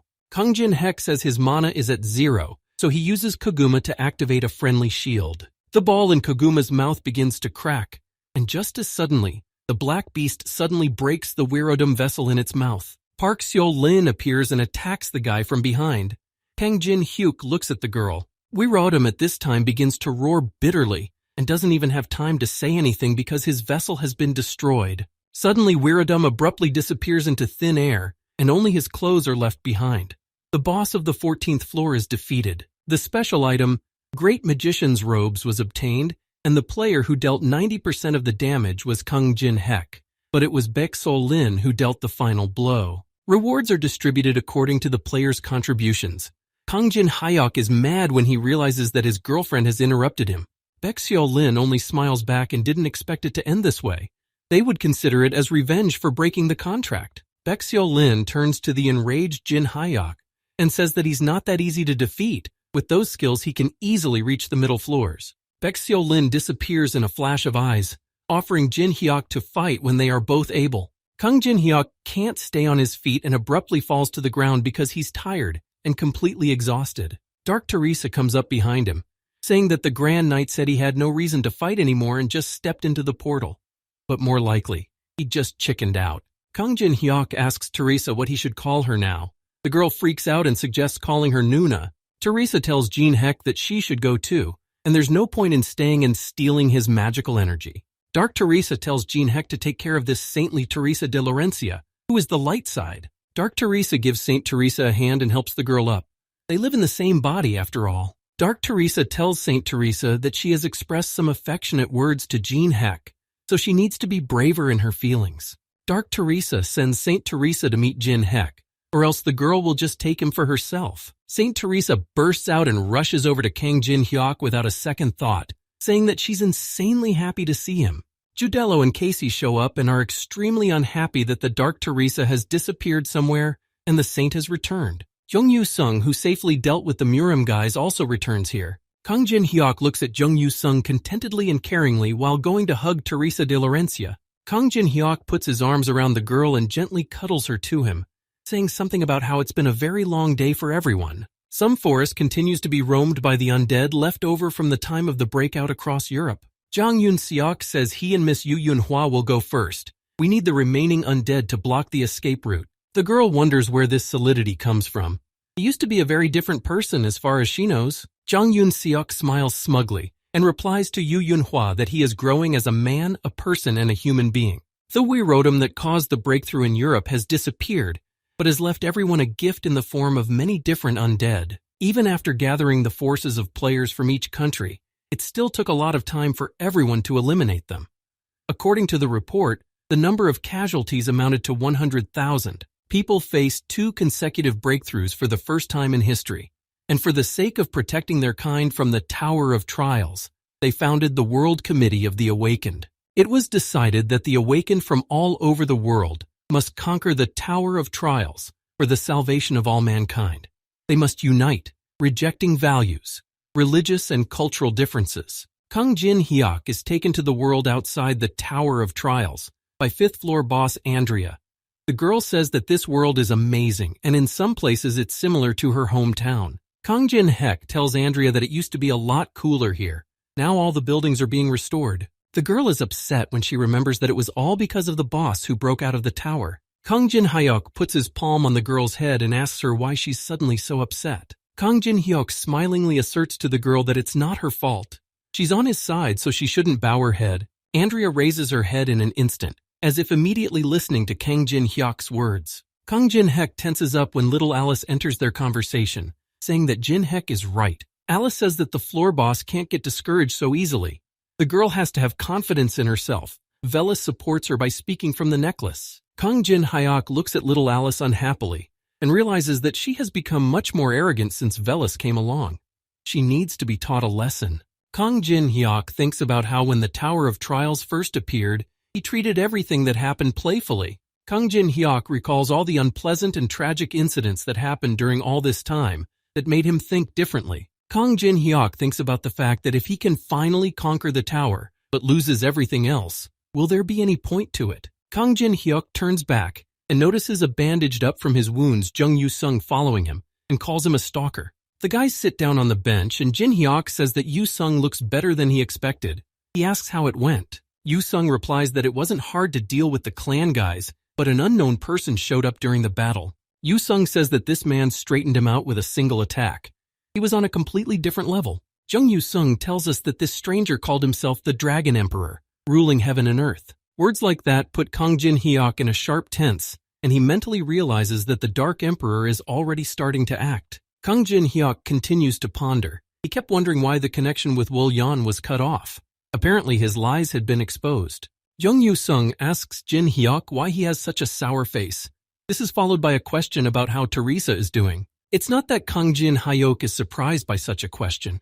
It was quite obvious, but his face expresses that surprise. Teresa de Laurencia is now recovering in the hospital that Jin-hyuk assures the girl will make a speedy recovery. Kang Jin-hyuk assures that she will only recover quickly because Maria is looking after her well. Jung Yu-sung ends the conversation and informs Kang Jin-hyuk that he has to go because he has a scheduled practice. Kang Jin-hyuk collapses on a bench and stares after Yu-sung, who comes some tough guy. Little Alice approaches Jin-hyuk and asks if Teresa has really succumbed to the infection.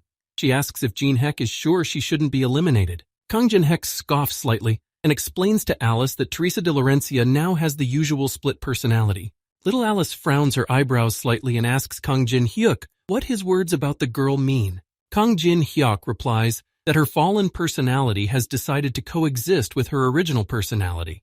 As long as they maintain a friendly relationship, Teresa won't become a threat. Little Alice arrogantly turns away and tells Jin-hyuk that if he changes his mind, he should just tell her. Kang Jin-hyuk knows that his Black Sky Emperor art is based on dark energy. He didn't think that the Demon King's curse would be useful in a situation like this. Kang Jin-hyuk also realizes that Teresa is actually more trustworthy than he expected. Maybe change isn't such a bad thing. Kang Jin-hyuk's phone starts ringing, and the guy sees that Han Sang-jin is calling him with a level 1 security code. Han Sang-jin tells the guy on the phone that he apologizes for the urgency, but he needs to come to the association right now. Han Sang-jin explains to Kang Jin-hyuk that some people have come who wish to talk to the guy about something important. Kang Jin-hyuk listens attentively to what the association director says about these people, linking their conversation with the forces of the empire. Han Sang-jin provides a private plane for the guy and his fellow girls to get to the association. Andrea walks into the airplane in shock and can't believe she is on the plane. Alice says that in the past, she has also been surprised in such a situation. Alice tells Andrea that if a girl is flying on an airplane for the first time, there is one ritual that is mandatory. Alice says that this ritual is terribly important, so she should watch and learn, or else this flying piece of iron will develop. Alice starts to give Andrea her instructions, and the girl obediently repeats after her teacher. First, they need to take off their shoes. After that, the ritual is to stand on the airplane seat, take 5 steps and clap your hands 5 times. The last step is to close your eyes before takeoff. You do it just once and you don't have to worry about the whole flight. Alice asks if Andrea can do it. Andrea obediently follows all the steps told by Alice and says that not being a teacher is awesome. Kang Jin-hyuk laughs at the fact that Andrea believes it all. He's going to take a couple of funny pictures for the future. When the plane is already taking off and soaring into the sky, Andrea and Alice fall asleep wrapped in plaids. Kang Jin-hyuk doesn't waste a minute at this time and starts pumping his stats, like agility, strength, and mana. Kang Jin-hyuk activates his greedy gaze and is about to look at the skill Werodum copied from Werodum.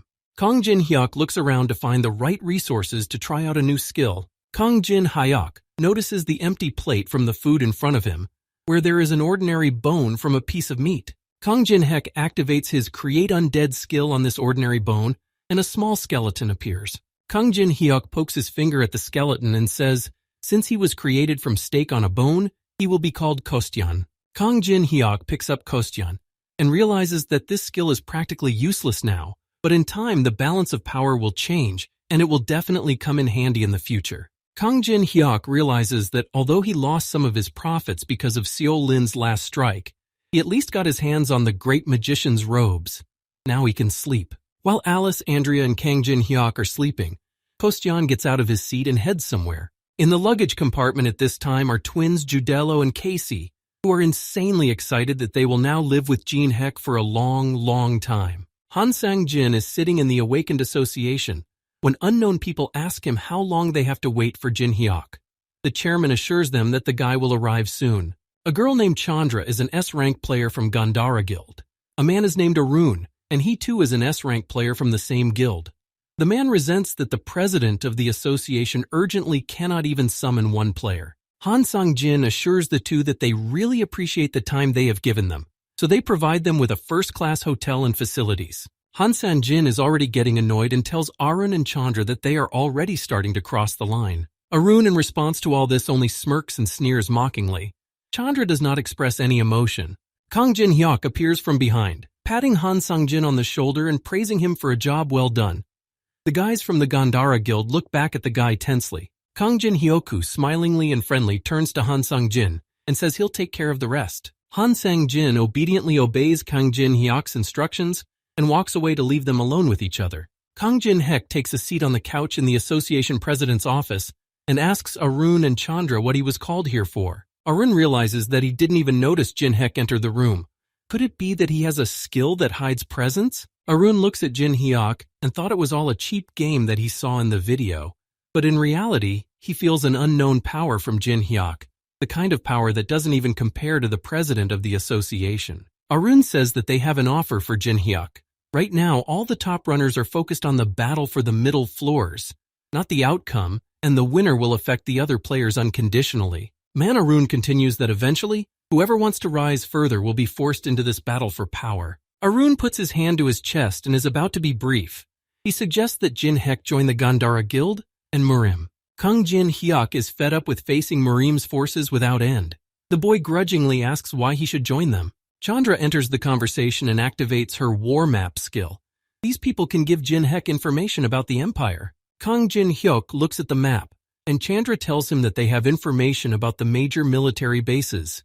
It's valuable information that only a select few have. Kang Jin-hyuk thinks to himself how they even managed to get this information, while he asks what's next. Arun chuckles contentedly and realizes that this is all intriguing to Jin-hyuk, but it's still flowers. They have far more valuable resources. Arun continues to smirk and tells Jin-hyuk that if he joins them, they will tell him who their informant is. Kang Jin-hyuk realizes that these people are already close enough to Murim since they already know the spy's real identity. Chandra suggests Kang Jin-hyuk to get to know the informant because it will help him to master a lot of information.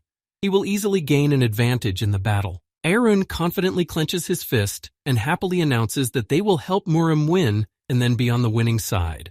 Kang Jin-hyuk only sobs derisively at all this and tries to quiet his laughter.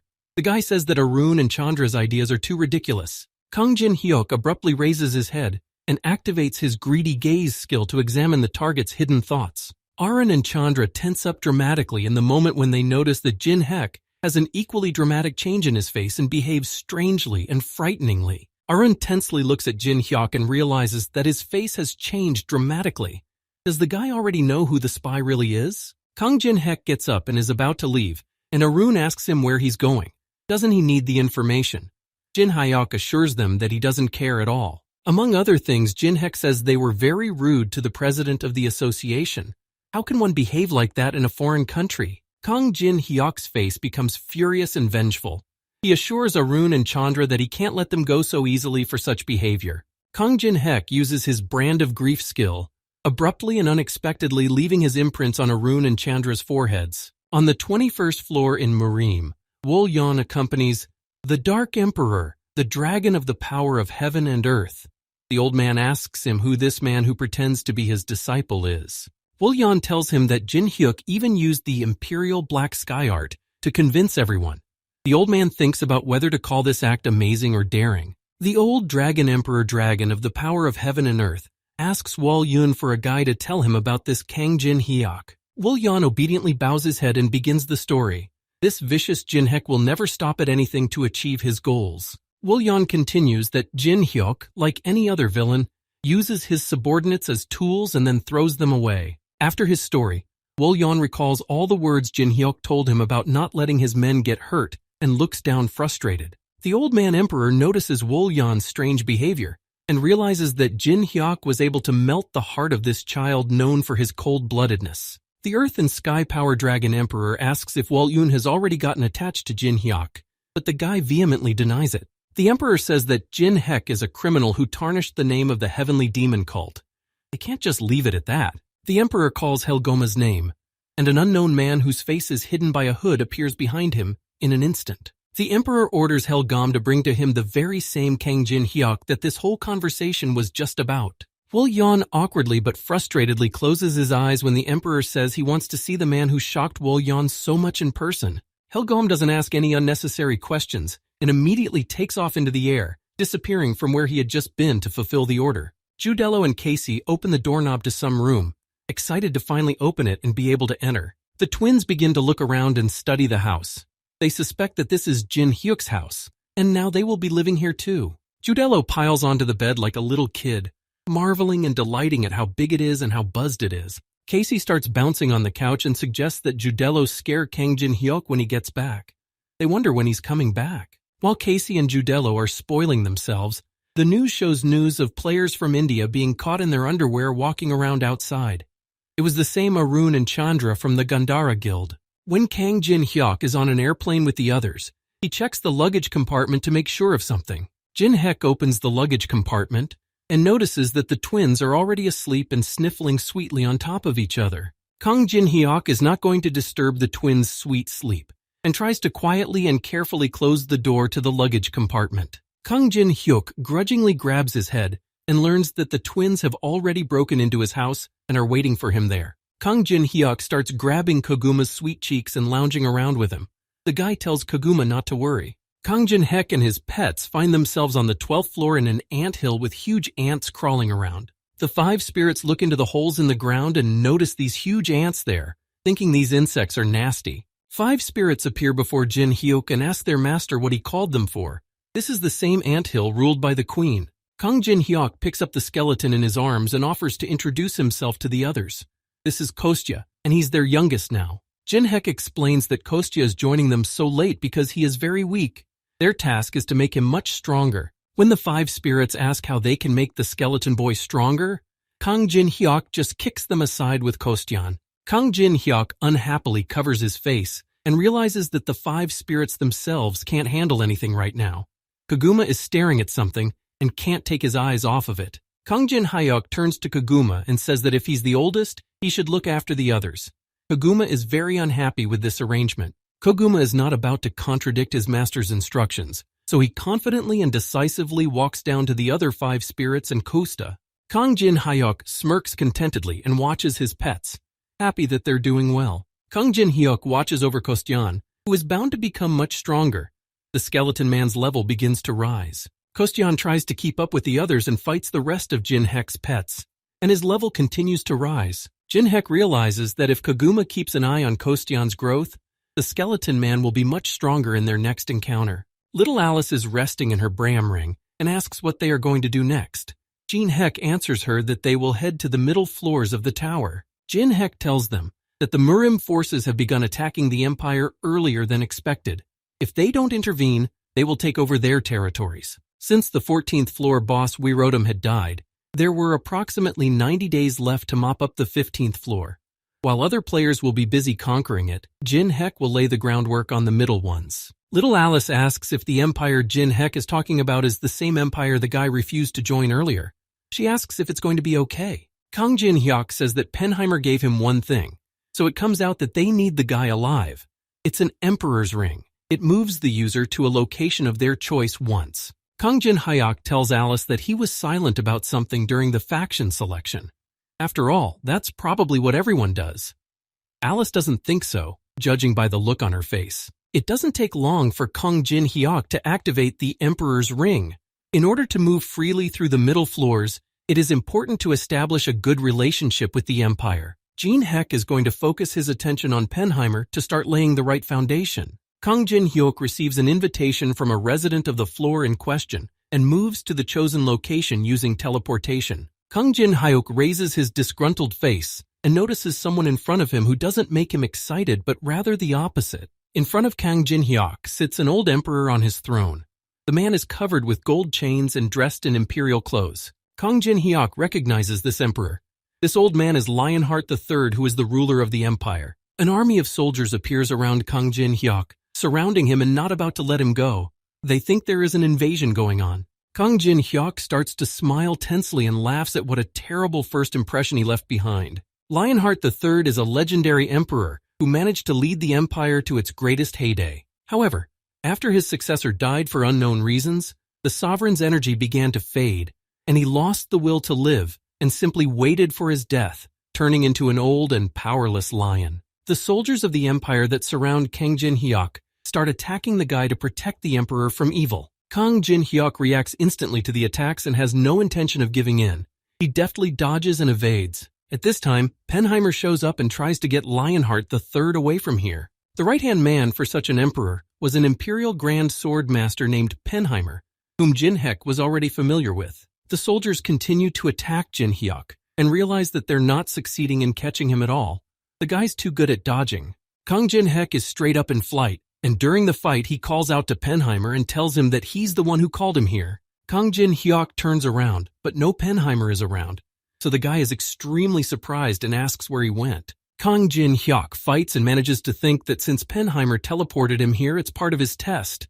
The soldiers still can't catch the agile Jin Hyuk. Kang Jin Hyuk thinks about the fact that if even a single soldier here is killed by his mistake, it will not be easy at all to restore relations with the Empire. Kang Jin Hyuk thinks over the next course of action and realizes that he can't take the lives of these soldiers. But even if Jin Hek isn't going to destroy them, he'll at least give them a good workout. Grandmasters of the Sword Abraham and Mackenzie appear and are about to deal with the invading Jin Hek. Kang Jin Hyuk doesn't think for long and turns towards the great sword masters and activates his greedy gaze on them. Kang Jin Hek scrutinizes the characteristics of the men.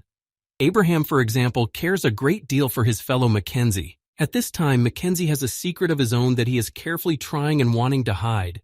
If Jin Hek reveals his secret to Abraham, he will be able to copy one of his skills. Kang Jin Hyuk finds these conditions harsh. These two are among the top 10 masters of the empire.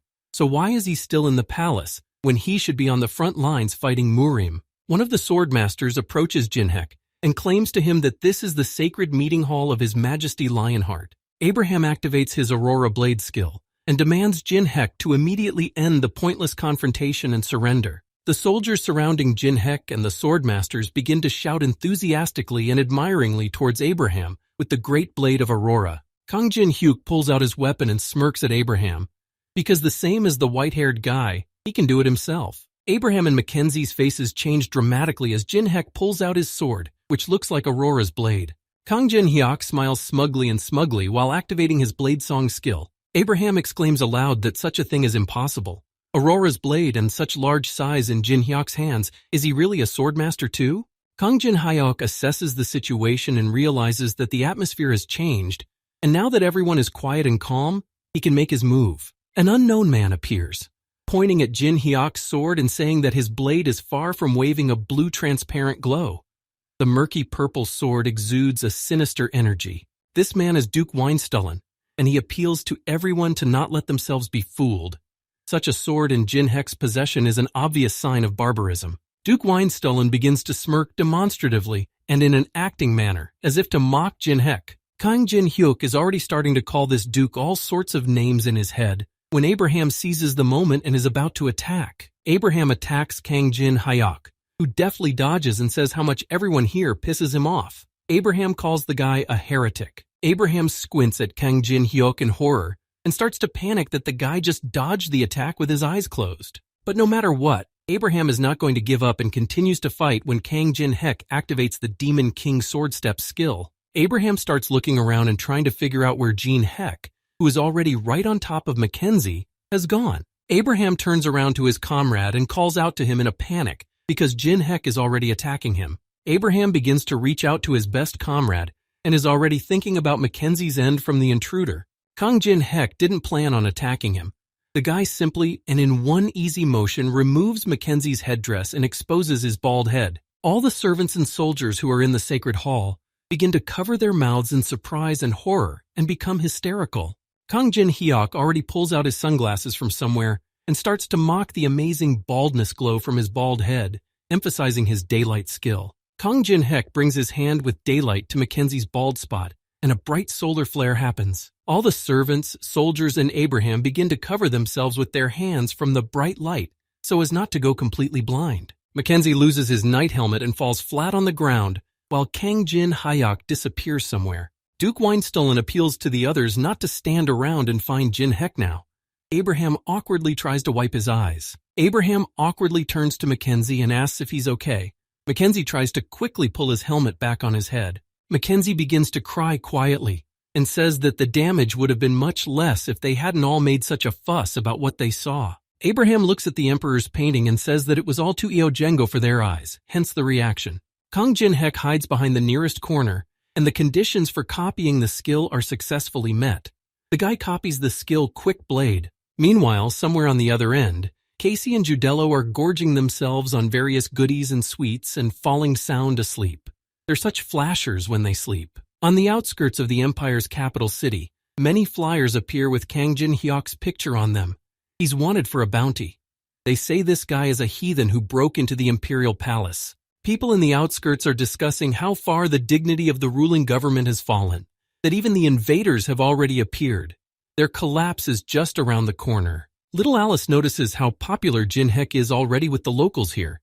She doesn't understand how she can even go out in public after that. Kang Jin Hyuk hides behind a hooded robe and confidently replies to Alice that there's nothing to fume about. Jin Hek assures that more people will now be interested in him. He insulted 2 great swordmasters right before he disappeared. Alice wonders what the guy thinks of such a thing when he's being stalked. Jin Hek thinks of that Duke Weinstullen who showed up and called him a heathen, thus complicating things greatly. Kang Jin Hyuk and Alice come to a small house with wooden doors to ask about why he's wanted. Kang Jin Hyuk is going to ask this question to the initiator of this whole story. He and Alice enter a wooden house. In front of them sits the great sword master and the Emperor's right-hand man Penheimer, who is madly excited to see Kang Jin Hyuk here. Penheimer suggests they sit down and rest, as they did a great job finding this place. Alice says that this house looks too shaky to call it safe. Jin Hek grudgingly and sarcastically thanks Penheimer for pretending they didn't know each other, and then calling him and declaring him a criminal. Penheimer realizes the guy is at a loss. Penheimer explains to Jin Hek that he just wanted to test his abilities again, because it was a matter of special importance. He wanted to see how the boy would behave in an unexpected situation. Kang Jin Hyuk tenses up a bit but pulls a smirk on his face. He asks Penheimer if he passed his test. Penheimer was actually pleasantly surprised at how quickly Kang Jin Hyuk managed to escape. He always exceeds his expectations. At this time, Alice is eyeing the wine. Kang Jin Hyuk asks to be allowed to catch the spy and bring this case to an end. He hopes that Penheimer has already prepared a shortcut to the upper floors. Penheimer has already prepared everything, but Kang Jin Hek should know. To gain access to the upper floors, the Empire must take over the middle floors. Jin Hek smirks and mentally realizes that Penheimer has finally shown his true intentions. The boy waits for further instructions. Penheimer tells us that the middle floors are now fighting against Murim or the Citadel of Giants, a huge fortress in the center, but Lionheart isn't exactly stable. This all leads to the nobles fighting each other for power to sit on the throne after His Majesty's death. Penheimer bows his head disappointedly because it is frustrating to see such a situation in such difficult times when unity is most important. Alice is sipping wine and eating meat as Penheimer continues the story. If things work out this way, the Murim will take over the empire, and then it will be difficult for him to keep his promise. Kang Jin-hyuk analyzes the situation and realizes that the situation is much worse than he expected. He wonders what Penheimer wants from him.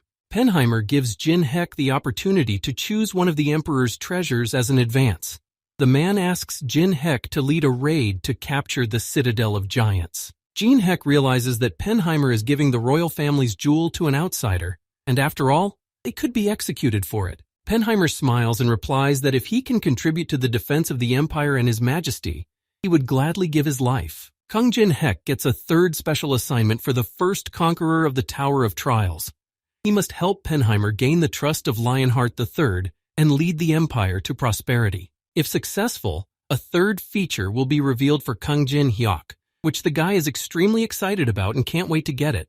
So he negotiates with Penheimer with a handshake. Kang Jin-hyuk reminds Penheimer that he's only doing all this for his own benefit, and he's doing it for his country. Kang Jin-hyuk starts to reveal that he's learned something about that spy. Penheimer is surprised at how quickly the guy accomplishes his goals. Alice suddenly tenses up out of the blue and realizes that someone is heading towards them, sensing his presence. An unknown man with blonde hair approaches the wooden house, pulling a rubber glove over his hand. Alice immediately reflects to Jin-hyuk and Penheimer, informing them that someone is coming this way, and there is a very unpleasant mana odor coming from them. Penheimer suspects that it was the man who followed them, avoiding his magical detection. Could it be another sword master? Kang Jin-hyuk turns to Penheimer with a smirk and claims that he was followed. Penheimer replies that age is taking its toll. Penheimer promises that he will definitely correct his mistake. The boys are waiting for the uninvited guest to show up. The wooden doors break through and several undead appear, acting aggressive and unfriendly. Little Alice starts screaming because of the abomination she sees in front of her. The girl is already beating the undead as if on automatic. A huge and unpleasant undead with sharp teeth begins to pounce on Alice, and the girl successfully fights back. Penheimer snaps out of his seat and leaps across the room to attack the undead. They have no right to touch his guests. Kang Jin-hyuk realizes that the person who sicked the undead here is practicing necromancy, although this kind of magic is despised in the empire. Kang Jin-hyuk realizes that there is only one answer to all of this. He activates his Black Sky Imperial Art skill. Kang Jin-hyuk blows a huge hole in the roof and bursts to the surface. Penheimer is disappointed that his hideout is being destroyed. Kang Jin-hyuk soars high into the air and pulls out his magic bow. He peers down from above to assess the situation below. The undead begin to simultaneously raise their heads upwards while looking at their opponent Kang Jin-hyuk. Kang Jin-hyuk activates his abilities and uses the skill Magical Red Shot. A multitude of magical arrows begin to hit the undead, striking their bodies and injuring them. Kang Jin-hyuk deftly deals with a bunch of undead that some unknown necromancer sicked on them. Kang Jin-hyuk demands that he stop making jokes. He is approached by a necromancer who realizes that Jin-hyuk didn't like the performance. He wanted to leave a good impression. A man introduces himself to Kang Jin-hyuk and gives his name. His name is Kawain, and he's from the Demonic People's Association. On the 21st floor in Murim at this time, Baek Sol-lin is doing his training. An interesting magical portal appears in front of the girl, through which some person comes through to her. Baek Sol-lin already knows the unknown man who is sneaking to her through the portal. The girl is pleased that he showed up here. Jung Yu-sung comes out of the magic portal, and Baek Sol-lin pretty much welcomes the guy here because she once called him to her. Baek Sol-lin introduces Jung Yu-seon to Murim, who is on the middle floors of the Tower of Trials. In her opinion, everything here is beautiful. Jung Yu-sung looks around the surroundings of Murim and thinks about how he didn't suspect at all that he would come here so soon. Jung Yu-sung follows Baek Sol-lin, who unexpectedly gives the guy the news that he should be grateful to her. Baek Sol-lin looks at Jung Yu-seong with a sneaky look and smiles, because back then at the breakout, she stopped the Dark Emperor from destroying Yu-seong. When the Dark Emperor almost took Jung Yu-sung's life, Baek Sol-lin stood up for him and asked to keep the man alive. The Dark Emperor looks down at the girl and asks how dare she get in his way. Sol-lin will have to explain herself. Baek Sol-lin sits down on one knee as a sign of respect for the Dark Emperor and apologizes for his behavior.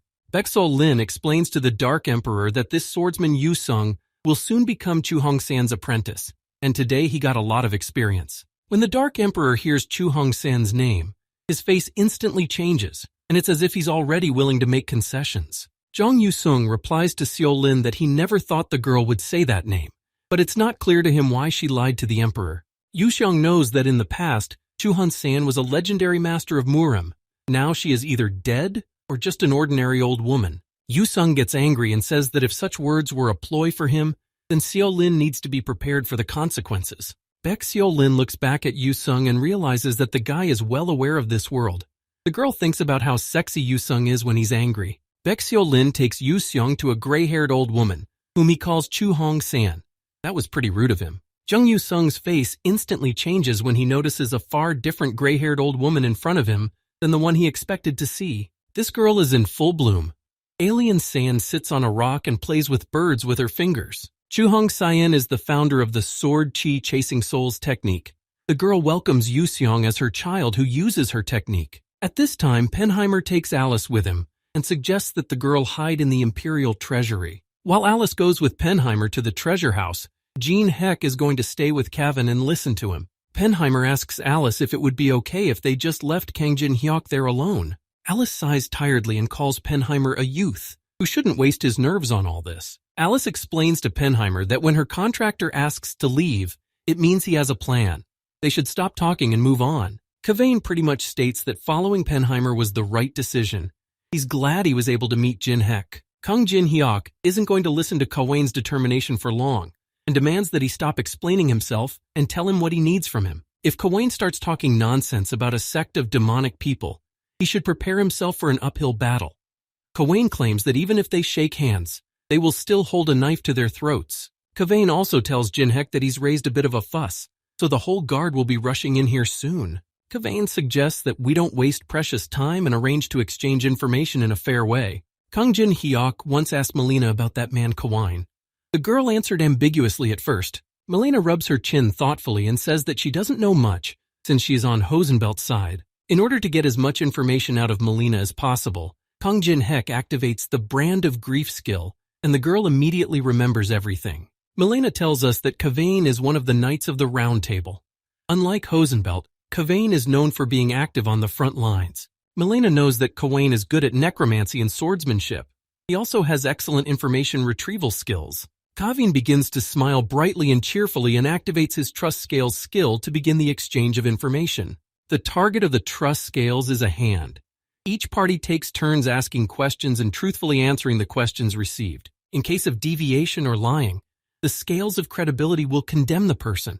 Kavin demands to speak only the truth, and the same applies to him. Kavain starts to rock, and sure enough, Jin-hyuk has quite a few questions piling up.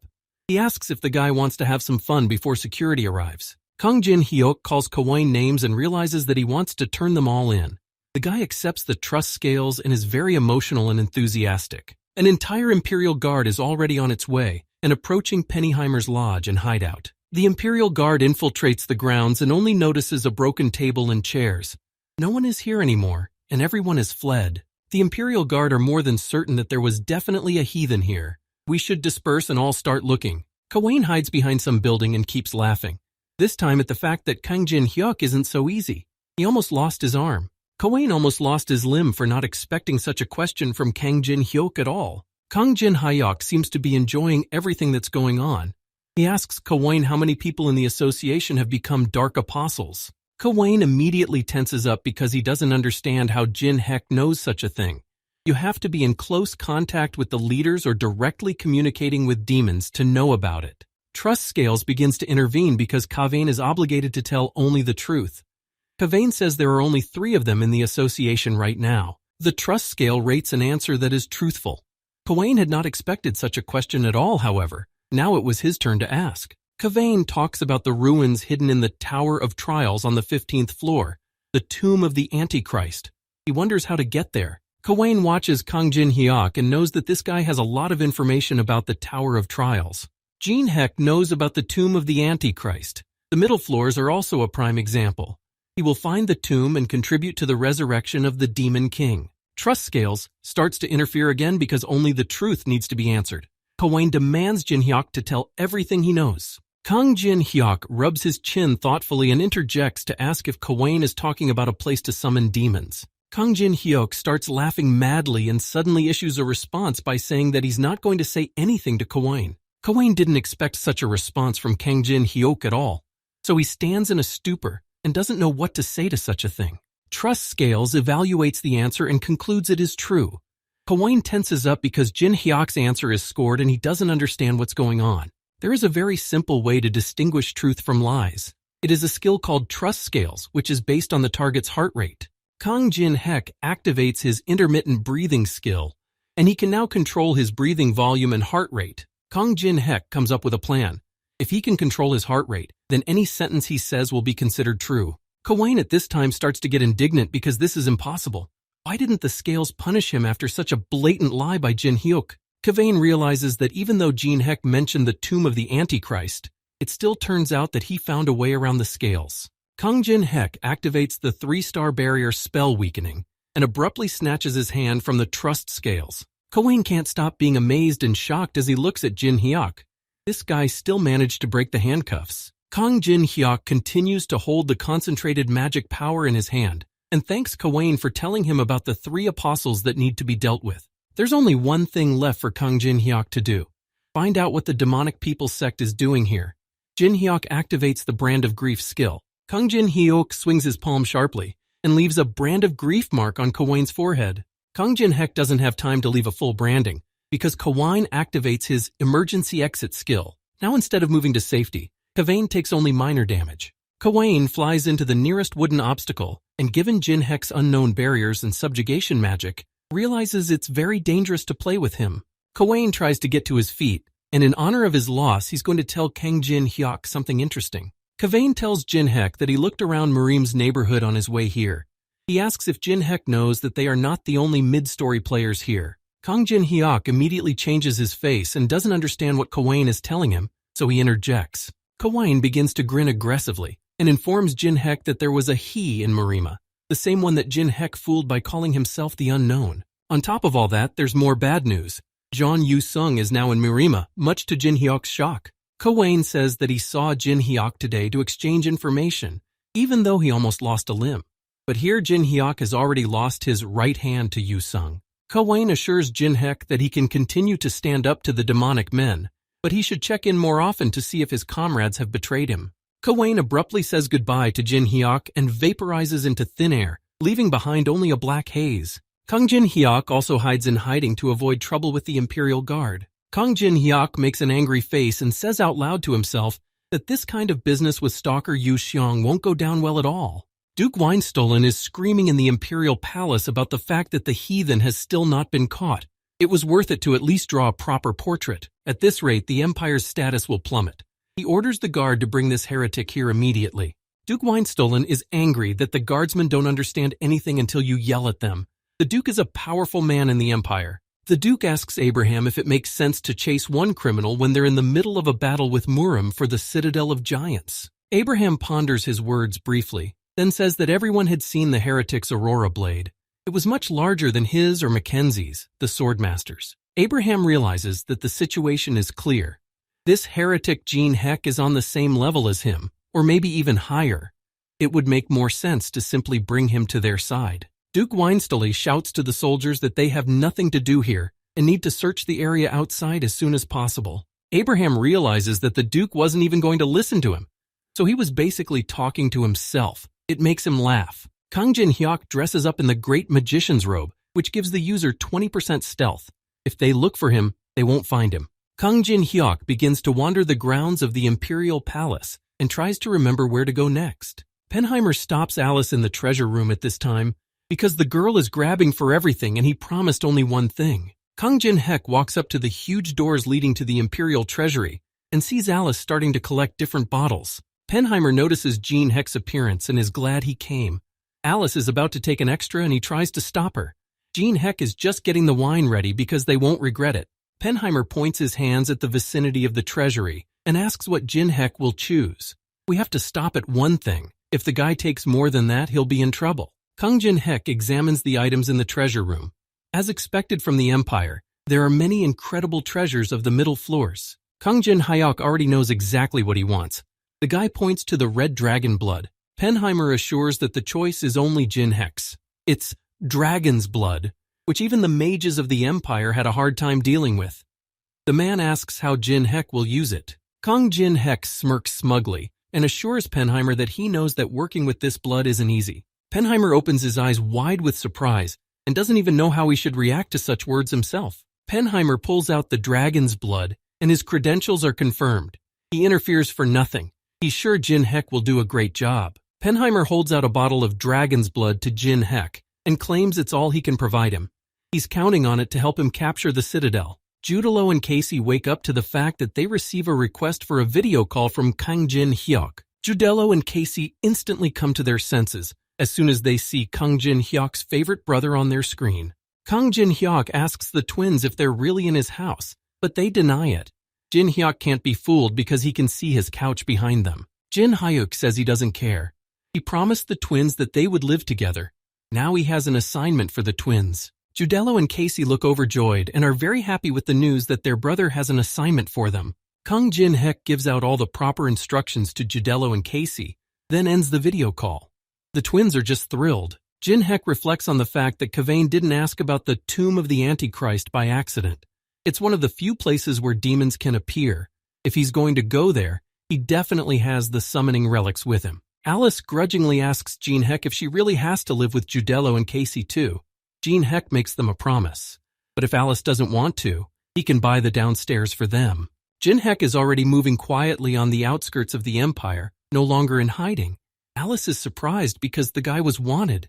She wonders why no one is paying attention. Kang Jin Hyuk shows up to Alice and says that he looks like his usual self to her, but there's some kind of loophole. Kang Jin Hek activates a 2-star illusion barrier on Alice, and the girl notices his appearance that the others can see. Little Alice changes the subject again and asks what they are here for.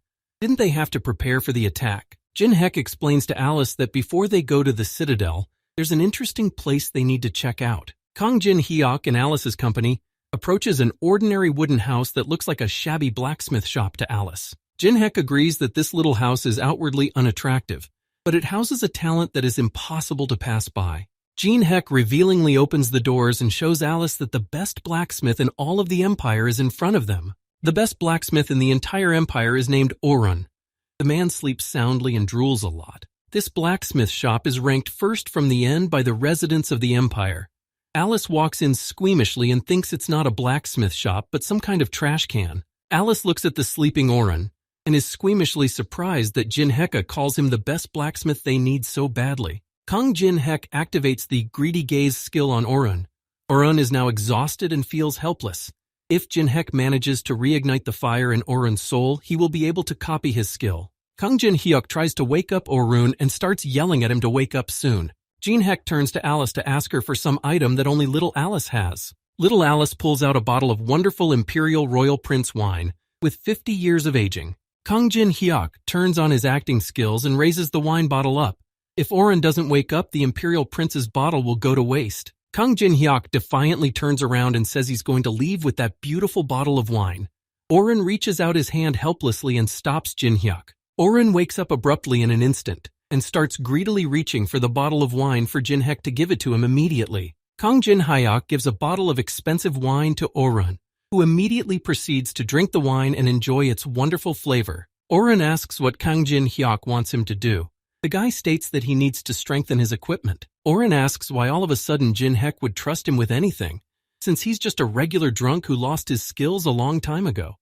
Orun asks if it's a shame to trust him with his weapons. Jin Hek smiles contentedly and asks Orun not to worry about the little things and just take his order. Jin Hek is going to pay Orun generously for his work. Jin Hek activates his sharing everything skill and targets Alice von Ataraxia, who doesn't quite know what's going on. Kang Jin Hek takes Queen Pendragon's bracelet from Alice's treasure trove, offering it to Orun for his work. Orun takes the bracelet and begins to examine it. He knows that it is valuable and not easy to get. Little Alice starts to get indignant because Jin Hek is taking her bracelet, but Jin Hek only nods satisfactorily about to give it to Orun. Orun agrees to the terms and accepts Kang Jin Hyuk's instructions, because as long as he gets paid, he doesn't mind. Orun inflates his mouth and is about to let fire out of it. The important thing is that Jin Hek doesn't regret his choice later. Orun activates his Breath of Metal ability, which he uses on the Queen of Pendragon bracelet Jin Hek gave him. Oren is filled with fierce energy and magic, causing the gear to strengthen, and it does begin to strengthen. Queen Pendragon's bracelet suddenly shatters and the reinforcement fails. Now instead of a normal bracelet, a broken bracelet appears. Little Alice watches in horror at what Oren is doing and realizes that her Queen Pendragon bracelet is being destroyed. Little Alice abruptly begins to devolve into screaming and tantrums because Oren and Jinhek have destroyed her bracelet. Oren makes a cute and innocent face, making the excuse that his hand just slipped off his bracelet. Kang Jin-hyuk doesn't support Alice's opinion and tells Oren that everything is perfectly fine. Oren didn't expect such a strange reaction. Kang Jin-hyuk smirks and says he still has a lot of gold goodness, only it's from Alice's vault. On the third floor of the Tower of Trials in the Temple of Change, a whole crowd gathers and surrounds Teresa de Laurencia. Teresa can't fight off her fans who ask her where she's going since she's dressed like that. She's asked to take part in a broadcast. Teresa de Laurencia recalls Jinhek telling her he sent someone here, but somehow there are too many people here. The twins Judello and Casey show up and start yelling out loud that they came here on instructions from Jinhek. Teresa de Laurencia turns around in surprise to realize who exactly Kang Jinhek sent to her on the third floor. The crowd starts to disperse as soon as they spot the crazy twins, who could take everyone here down in one fell swoop. Teresa de Laurencia greets the twins in a friendly manner and asks if they were sent here by her comrade Kang Jinhek. Teresa de Laurencia points to a portal and invites Casey and Judello to go there. She has the Empire prepare invitations for them. Judello and Casey resentfully turn away and refuse to go with Teresa, who doesn't understand the reason for their refusal. Casey pouts her lips resentfully and says they're not going anywhere with a wimp like that, trying to draw out Dark Teresa. Teresa de Laurencia realizes what's wrong and only exhales confused and tiredly, realizing that she needs to turn to Dark Teresa. Dark Teresa appears from inside Saint Teresa, who grabs Judello's head and starts pulling his hair. Dark Teresa appears, holding Judello by the hair and asking if they really only understand in a bad way. Saint Teresa's words and her words, so one must obey her. Judello enjoys Dark Teresa's sadism and gets high on what's going on. Casey is loudly jealous of his brother. Dark Teresa suggests to Casey and Judello that if they escort Saint Teresa, she will definitely come back and play with them. Alice holds up the destroyed jewelry that Oren keeps ducking and failing the enhancements that lead to the destruction. Oren looks at Alice awkwardly and realizes that out of all the times there hasn't been a successful one, and this is the 10th ornament in a row. Orun watches the enraged Alice and already doubts himself that he will stay alive after such experiments. Kang Jinhek demands that Orun stop and asks him to move over. The guy puts on a blacksmith apron and is going to try it himself. Jinhek looked at how Orun wielded his hammer, so he thought about how he too could handle such a task so deftly. Orun's face changes dramatically, and he begins to express his displeasure and incomprehension, for it is not easy to repeat such a thing. Despite being the best blacksmith in the past, Oren is now a common drunkard wielding a hammer. It won't be hard for Jinhek to follow Oren's lead. Oren realizes that although his skill level has dropped, it's not easy to master blacksmithing. Jinhek is overconfident. Kang Jin-hyuk starts repeating Oren's exact movements and actions, and then the gear enhancement really kicks in. Oren watches Jin-hyuk's actions in shock. This guy is really good, bold, and precise technique. He hits the heated metal at the perfect moment. Kang Jin-hyuk applies the red dragon blood to enhance the Pentagris Fang. Oren is shocked that the guy curbed that red dragon blood. Oren is shocked to wonder where this kid got such a valuable item in the first place. The blacksmith sees that Jinhek is going to max out the amplification. Oren, though angry that Kang Jin-hyuk had demeaned his dignity, but something still ignited a new fire in him. Oren watches Jin-hyuk mesmerized. The sight of the reddened blade that absorbed the dragon's blood pleases Oren very much. Jinhek at this time fulfills the conditions of copying and receives the skill Breath of Metal. Oren continued to watch mesmerized as suddenly Jinhek stops abruptly. Oren asks him why he doesn't continue. Jinhek assures Oren that he was merely imitating him. It is impossible for him to replicate Oren's true skill. Jinhek hands Oren his hammer and assures the blacksmith that this reinforcement should be finished by a true professional. Oren looks at his own hammer in surprise and fascination, and it's as if he's seeing it for the first time when Jinhek suggests the blacksmith take it up. Jinhek looks at Oren, and he knows the feeling better than anyone else, those emotions of a man at his peak. When any of us reach our limit, everything around us in this world starts to seem really boring. But if some incentive comes along at such a moment, as it did for the blacksmith Oren thanks to Jinhek, things are different. Once this stimulus occurs, motivation makes a person feel again the feelings that each of us so desperately need. The return of incentive and motivation helps one find that same fire rekindling in the chest, as Oren's is now. Oren grabs his blacksmith's hammer and concentrates all his blacksmithing might into it, going to finish the reinforcement. Aruna, with furious and enraged eyes, continues to bring Jin Hyuk's weapon improvement to an end. Red Dragon Blood successfully combines with the equipment, after which the hidden potential of the weapon is revealed. Thanks to Orun, the highest difficulty improvement is successful, and the Blue Fang of Pentagris is obtained. Every third attack increases the chance of a critical hit by 7%. If Jin Hek damages the Pentagris Fang, the weapon's power is temporarily increased by 100 times. Orun seems to be infused with his former passion and desire to wield his sledgehammer. Jin Hek examines his weapon and realizes that it's much better than he expected. With this feature, he can take out even the bosses on the upper floors in no time. Orun turns to Jin Hek to listen to him. The blacksmith thought he would never experience something like this again, so he thanks Jin Hek. Orun clenches his fist confidently and says he still has room to grow. There is so much unexplored around. Jin Hek pulls out some rolled-up document and states to Orun that he's glad to hear the blacksmith is satisfied. Jin Hek offers Orun to join him, due to which he will get much more amazing experience. You just have to sign the contract. Orun puts on his glasses, and he needs to read every clause of this contract because he is a very meticulous man. It will take him 3 hours. Jin Hek agrees that contracts should always be read extremely carefully. However, if Orun signs it right now, he will get a busy thing. Such a busy and guaranteed thing is the defense against an enraged Alice, who is standing in front of Orun. Little Alice's face is full of revenge and anger because the blacksmith Orun has destroyed her entire beautiful jewelry collection. Kang Jin Hek grabs hold of little Alice, who is eager to destroy Orun. Jin Hek assures the blacksmith that he won't keep her like this for long, so Orun is ready to sign the treaty right away. Suddenly there is some sort of call and Orun and Jin Hyuk turn toward the door of the forge. A bell rings throughout the empire and surrounding areas to warn of an attack.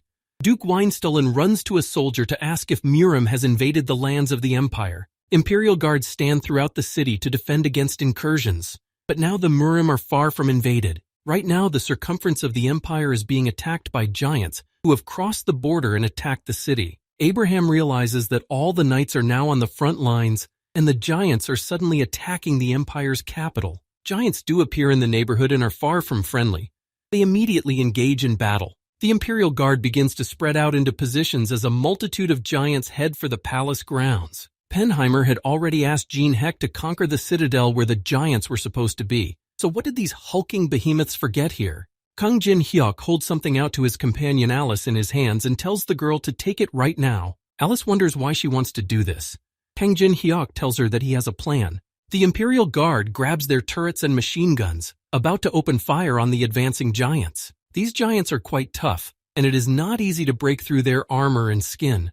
They are adept at fending off the Empire's attacks. One of the soldiers of the Guard realizes that their attacks are not going at all, and are not working.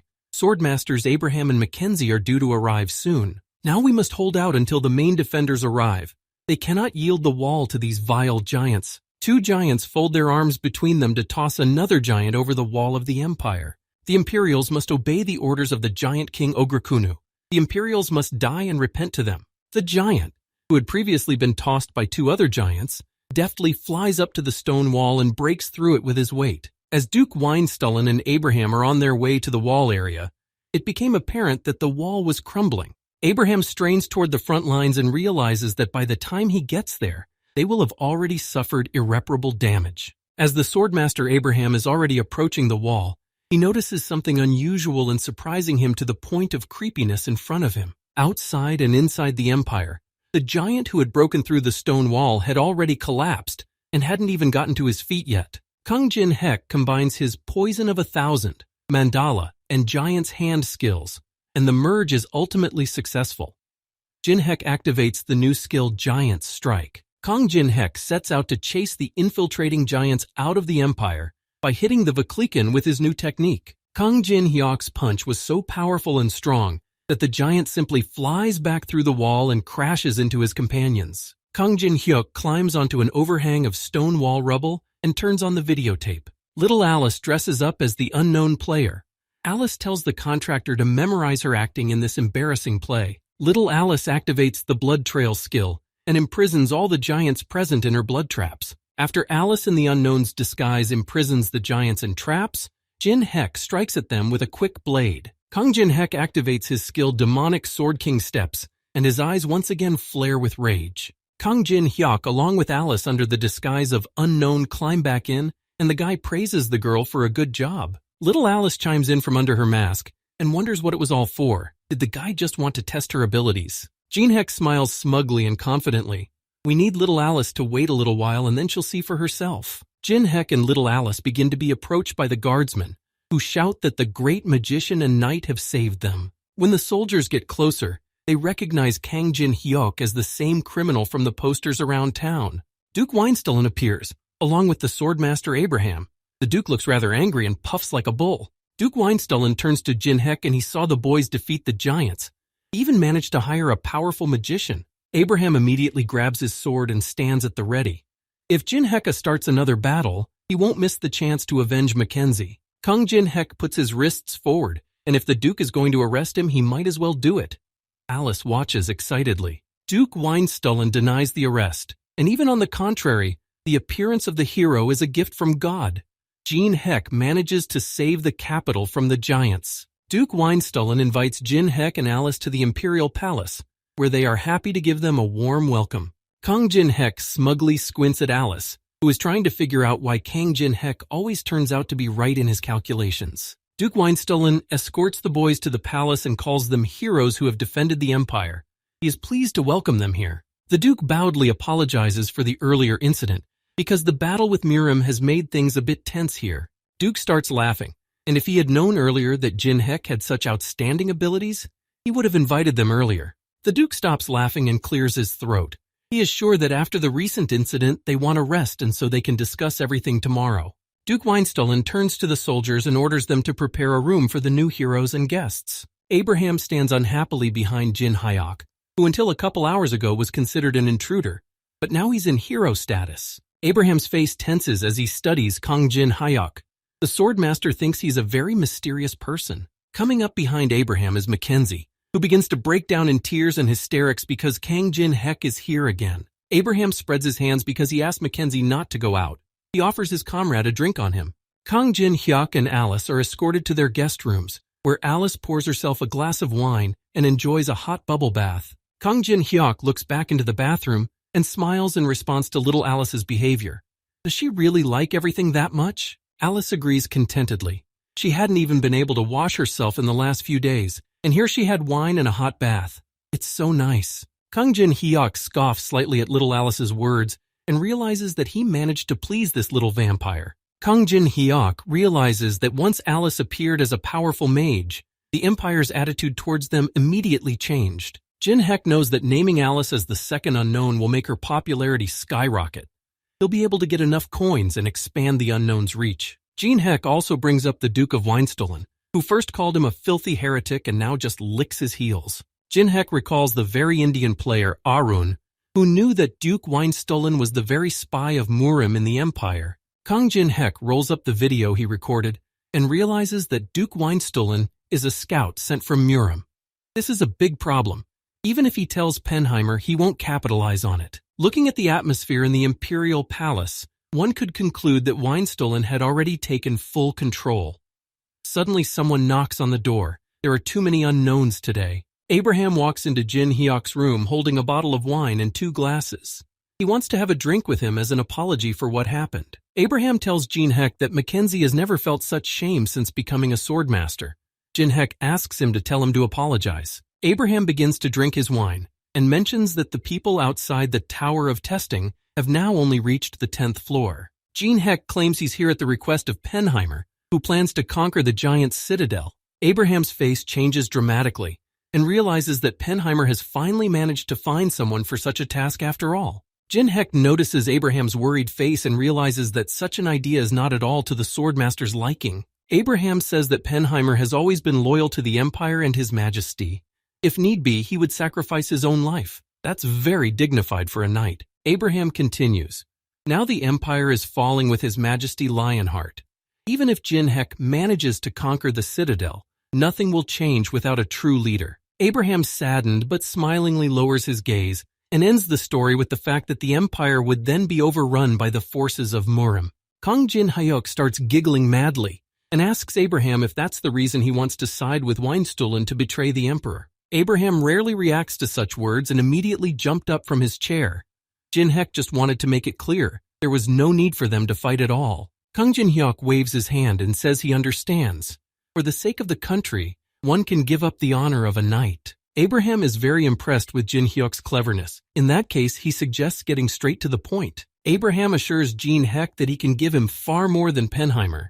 He offers to win a fortress for the Duke of Weinstullen. Jin-hyuk and Alice set off on their journey. The Duke is grateful that they have accepted the Empire's request. There is an Imperial encampment west of the citadel. If help is needed, they should head there. Duke Weinstullen bows respectfully again and wishes good luck to Mr. Jin-hyuk and his companion Alice. Kang Jin-hyuk doesn't reply anything, but simply nods his head slightly in agreement with the Duke and his words. The Imperial horse sends Jin-hyuk and little Alice directly to the giant citadel where the Empire has sent them. Abraham seriously asks the Duke if he is sure that Jin-hyuk will fight there on his and the Duke's side. The Duke orders Abraham to tell the commander to use Jin-hyuk to the max and capture the fortress at the first opportunity. Abraham tenses up sharply at such unexpected orders, but is not about to be crossed and hurries to carry it out. Kang Jin-hyuk reflects on Abraham's words. Would the swordmaster have said the same thing if he already knew that the Duke was Murim's scout? Little Alice approaches the contractor and asks if he's really going to cooperate with the Duke. Kang Jin-hyuk isn't that stupid. Of course he's not, though Duke's head is now bursting with ideas on how to maximize Jin-hyuk's use and then throw him away. Jin-hyuk suggests getting to the citadel first and thinking about everything after that. He needs more information to see the whole picture. In the sacred kingdom of Cedes, several nuns are beginning to pray for Saint Teresa de Laurentia. The nuns see this for the first time in their lives, the dark energy present in the girl creating an unusual metamorphosis. It's like two fish swimming in a pond. A woman appears behind Saint Teresa and states that the rules say they must clear her immediately. This woman's name is Sabina, and she is the Archbishop of the Holy Kingdom. The woman assures that it is difficult to do anything in such a situation. Teresa de Laurentia only bows her head in response to all of this and guiltily apologizes to Sabina for all of this. Sabina strokes Teresa's head and says that the brighter the light, the stronger the shadows. Her sacred power is powerful and pure enough. She should not worry. Sabina takes Teresa somewhere and in the process asks her if the girl is going to explore something here. A sullen woman, Sabina, points her finger at Judello and Casey and asks if Teresa is going to take them with her. Judello and Casey constantly go rogue, taking sacred paraphernalia from the nuns and building towers on their heads. Sabina sees that these twins look very naughty. Will Saint Teresa be able to handle them? But the girl has no other choice. Sabina believes in Saint Teresa. She will have to personally convince the other ministers of the importance of her work. She asks why Saint Teresa needs such a study. Saint Teresa says that her comrade, whom she trusts completely, told her that someone was going to attack the 21st floor and cause a major disaster. Sabina puts her hand to her chest and asks if it is all God's will. Teresa wonders what is wrong with the Archbishop if she has any idea. Sabine makes a serious expression and informs Saint Teresa that people have been going missing in the Empire lately. All of the disappeared were custodians of ancient relics, the whereabouts of which are also unknown to them. Sabine puts her hand on Teresa's shoulder and says that because of the battle with Murim, they didn't have the men to deal with it. She believes that Teresa has been God's salvation to them by coming at a time like this. Sabina leaves this research to Saint Teresa, who is determined and confident. Teresa contacts Jin-hyuk via video call. The guy tells her that he ran into an association of demonic people on the 21st floor. Kang Jin-hyuk suspects that while everyone is busy fighting Murim, they are going to summon a very powerful demon. When Saint Teresa hears this horrifying news, her face twists in tension and panic. Kang Jin-hyuk knows how much Saint Teresa cares for the Holy Empire and how much the girl values it. Kang Jin-hyuk asks Saint Teresa to investigate what the Demonic People Association is doing in the name of protecting the Empire. Saint Teresa only nods satisfactorily in response, and Jin-hyuk adds that he will send people to her who can help with the search. These people end up being Judello and Casey, who are dying of boredom and want to fight someone as soon as possible. Teresa de Laurentia rushes forward on a search for clues and orders Judello and Casey to follow her. Koguma, meanwhile, continues to train the 5 spirits and Kostyan on the 12th floor in the ant farm. Kostyan's level is constantly increasing. He says that he has already managed to grow up and can even talk now. Koguma reacts indifferently to little Kostyan's words and only exhales tiredly and without interest. which sounds very rude in his direction. Kostyan says that everyone worked so hard for him, so you can't respond so rudely. The ants try to stretch one of the spirits. Koguma grabs the head of Kostyan, who makes a sad face. The summoner's call from Jin Hyuk is activated. The 5 spirits rejoice wildly when the summoner's call is activated and realize that freedom has come for a while. The summoning of summoned creatures takes place, and Kostyan can't wait to meet his master and show himself to him as soon as possible. Kang Jin Hyuk and little Alice awkwardly and thoughtfully watch Kostyan, who is coloring in front of them.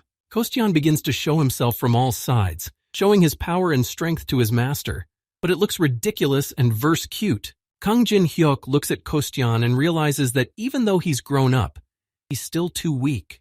He has a long way to go. Kostyan cries frustratedly. Alice wonders to Jin Hyuk why he hasn't summoned Koguma, since he can't be seen at all. Jin Hyuk tells Koguma to rest, though he doesn't really respond to the summoner's call himself. He's probably very angry that Jin Hyuk made him work and didn't give him any goodies. Kostyan follows his master and continues to sullenly cry. Alice doesn't think it's worth raising him as he's too weak. Jin Hyuk assures her that she will see everything when the time comes. Kang Jin Hyuk wanted to test Kostyan anyway and offers to put him up against the guy who's stalking them. There is indeed a man sitting in one of the tall trees, trying to hide his identity behind a hooded robe. Kostyan is immediately filled with determination and demands the stranger come out. He will deal with this upstart immediately. The man jumps out of hiding, followed by several of his fighters.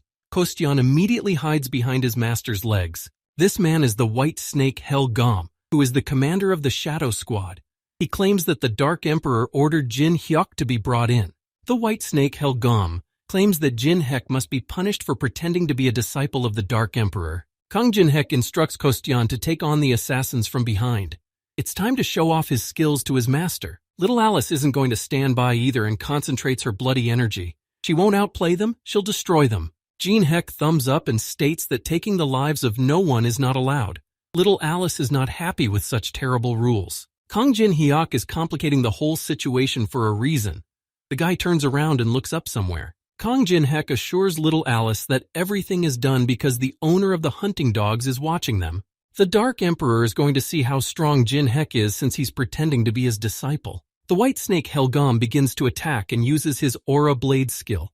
Jin Hyuk deftly dodges the blows. Kang Jin Hyuk thinks that Helgam is one of the strongest Murim he's ever met.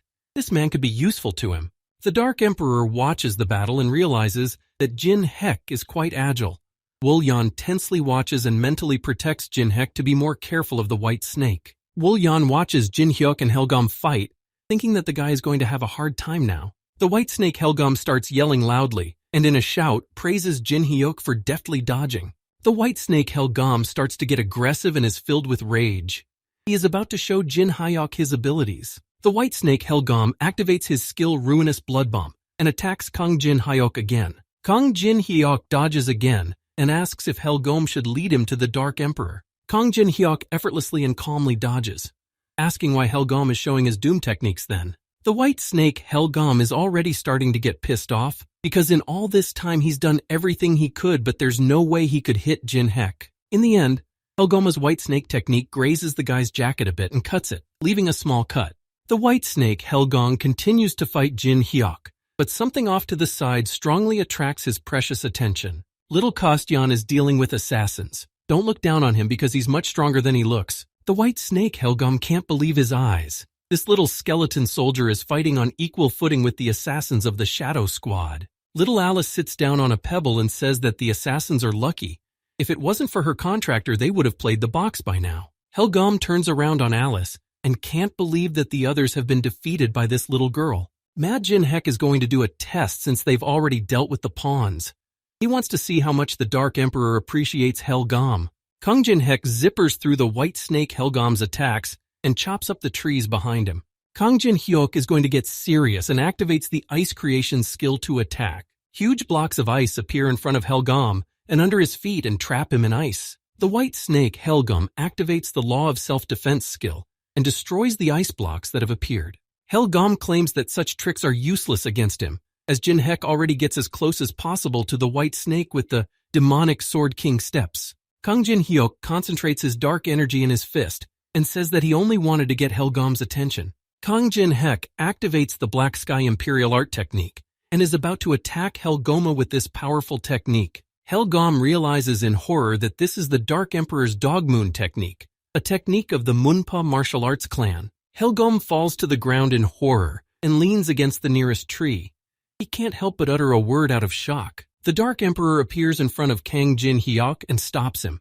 All of this is enough. Little Alice immediately reacts and offers Jin-hek to protect him, but the guy claims it's okay. Kang Jin-hyuk looks at Woo-yeon and the Dark Emperor who has appeared, happy that he has finally shown himself. In the age of virtual reality and gaming, when the Tower of Trials was passed and nothing was left, Jin-hyuk had something in common with the Dark Emperor. Jin-hek recalls the days when the Dark Emperor was one of the few characters he could have a heart-to-heart talk with. Kang Jin-hyuk activates his greedy gaze skill on him and is excited to meet the dragon of the power of heaven and earth. Kang Jin-hek studies the Dark Emperor's characterization, but some of the information is hidden because the greedy gaze is too low in level. Helgom apologizes to the Dark Emperor for having to stand up for him.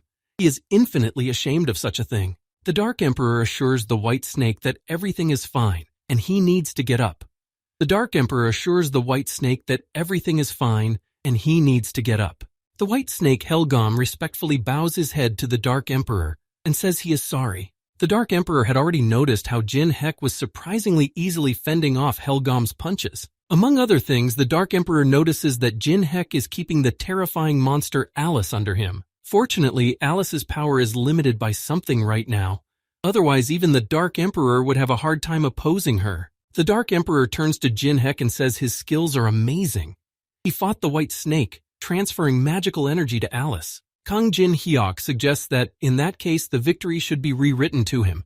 The Dark Emperor must know the honor of the strong. Kang Jin-hyuk also adds that it's very rude and impolite for adults to interfere in the battle of the young. The White Snake Helgom stands behind the Dark Emperor's back and starts to get aggressive, because Jin-hyuk doesn't even know who he's talking to. The Dark Emperor cocked his head and started laughing out loud at what a scumbag this Kang Jin-hyuk was. The Dark Emperor just wanted to see for himself why Kang Jin-hyuk liked his subordinate Woo-yeon so much. Woo-yeon looks at Kang Jin-hyuk with an indifferent face, not answering anything or reacting in any way to the Dark Emperor's words. Kang Jin-hyuk turns to Woo-yeon with a satisfied smile on his face and asks him how things are going now. Jin-hyuk realizes that Woo-yeon has a big grudge against him when the guy hides behind the Dark Emperor's back. The Dark Emperor says that he is well aware that Jin-hyuk pretended to be his apprentice. At first, he wanted to punish him for this lie, but when he saw him using the Emperor's black sky art, he changed his mind. Dark Emperor has a rather peculiar and interesting proposal for Kang Jin-hyuk in such a case. The Dark Emperor suggests that Jin-hyuk stop pretending and really become his apprentice. The White Snake was angry that the Dark Emperor was going to take an outsider as an apprentice. If Helgom had destroyed him with his own hands, this wouldn't have happened. Kang Jin-hyuk agrees to the Dark Emperor's proposal, leading the old man to conclude that Jin-hyuk is a simple guy. After that, Kang Jin-hyuk shows 3 fingers and says that he has 3 conditions in such a case and offer. Kang Jin-hyuk smirks and reminds him that from now on they will be teacher and student. Can he ask for something like that? Woo-yeon and the White Snake Helgom tense up when they realize that Jin-hyuk is already in the edge of crossing the line by speaking in such a tone. All of the Murim realize that Jin-hek has obviously crossed the line. The Dark Emperor smirks at the fact that Kang Jin-hyuk thinks the whole world will be at his feet. The Dark Emperor is going to fight Kang Jin-hyuk in order to put the cocky guy in his place. Little Alice tensely asks Jin-hek if everything is okay. Jin-hek orders her and Kostyan to step back. Kang Jin-hyuk is not intimidated by the power of the Dark Emperor. The first condition will be that he doesn't join the demonic people cult, and the apprenticeship will be under contract. The second condition would be that the Dark Emperor would give Jin-hyuk control of the White Snake and Shadow Squad for 3 days. The final condition is that Woo-yeon will eventually leave with him. All the conditions have been agreed upon. The Dark Emperor considered all the conditions to be a lot of chutzpah. He asked if Jin-hek was done with his conditions. The White Snake Helgom orders the Shadow Squad and the others to stand back. If they are hit, they will no longer be saved. The Dark Emperor's eyes fill with chaos, rage, and hatred. He offers Jin-hyuk one last thing to say. Jin-hek activates the Black Sky Imperial Art and is filled with the same rage and chaos. If the Dark Emperor accepted Jin-hyuk's terms, he would become his disciple, and they would complete the 13th demon formula that they couldn't complete on their own. These words deeply hurt the Dark Emperor, for this is exactly what he has wanted to deal with for a very long time. The Dark Emperor looks at the enraged guy and tries to figure out how an outsider would even know about such things. Little Alice watches awkwardly and realizes that she will have to get used to this. Bastian doesn't know what she means. The Dark Emperor hugs Jin Hyuk and thinks it's odd that this is the first time they've met, but it feels like they've known each other for a long time. The Dark Emperor addresses the Shadow Squad and says that for the next 3 days they obey Jin Hek's orders. The Dark Emperor asks Jin Hyuk to let him know when he's done with his business. He wants to formalize their bond. The Dark Emperor laughs and punches Jin Hek as a joke. He kept wondering if he could complete the formula before his death, but then Jin Hek showed up, and it would definitely succeed. The Dark Emperor changes his shoes and instead of scum, calls Jin Hyuk good-looking. Where has he been all this time? Wolyan watches Jin Hyuk with an indifferent face as he interacts with the Dark Emperor in such a cute and friendly manner. Wolyan had condemned Jin Hek for pretending to be a disciple of the Dark Emperor, but now he had actually become one for real. Wolyan smiles slightly, remembering that Jin Hyuk will take him with him. He really is an extravagant person. Wolyan smiles even bigger, and is very happy to see his captain Jin Hyuk again. The white snake Helgam looks after Kang Jin Hyuk and little Alice, realizing how much he's pissed off about the whole thing. First, Jin Hek embarrassed Helgam in the presence of a master, and now he has to address him as a master. Wolyan asks the white snake not to get so angry.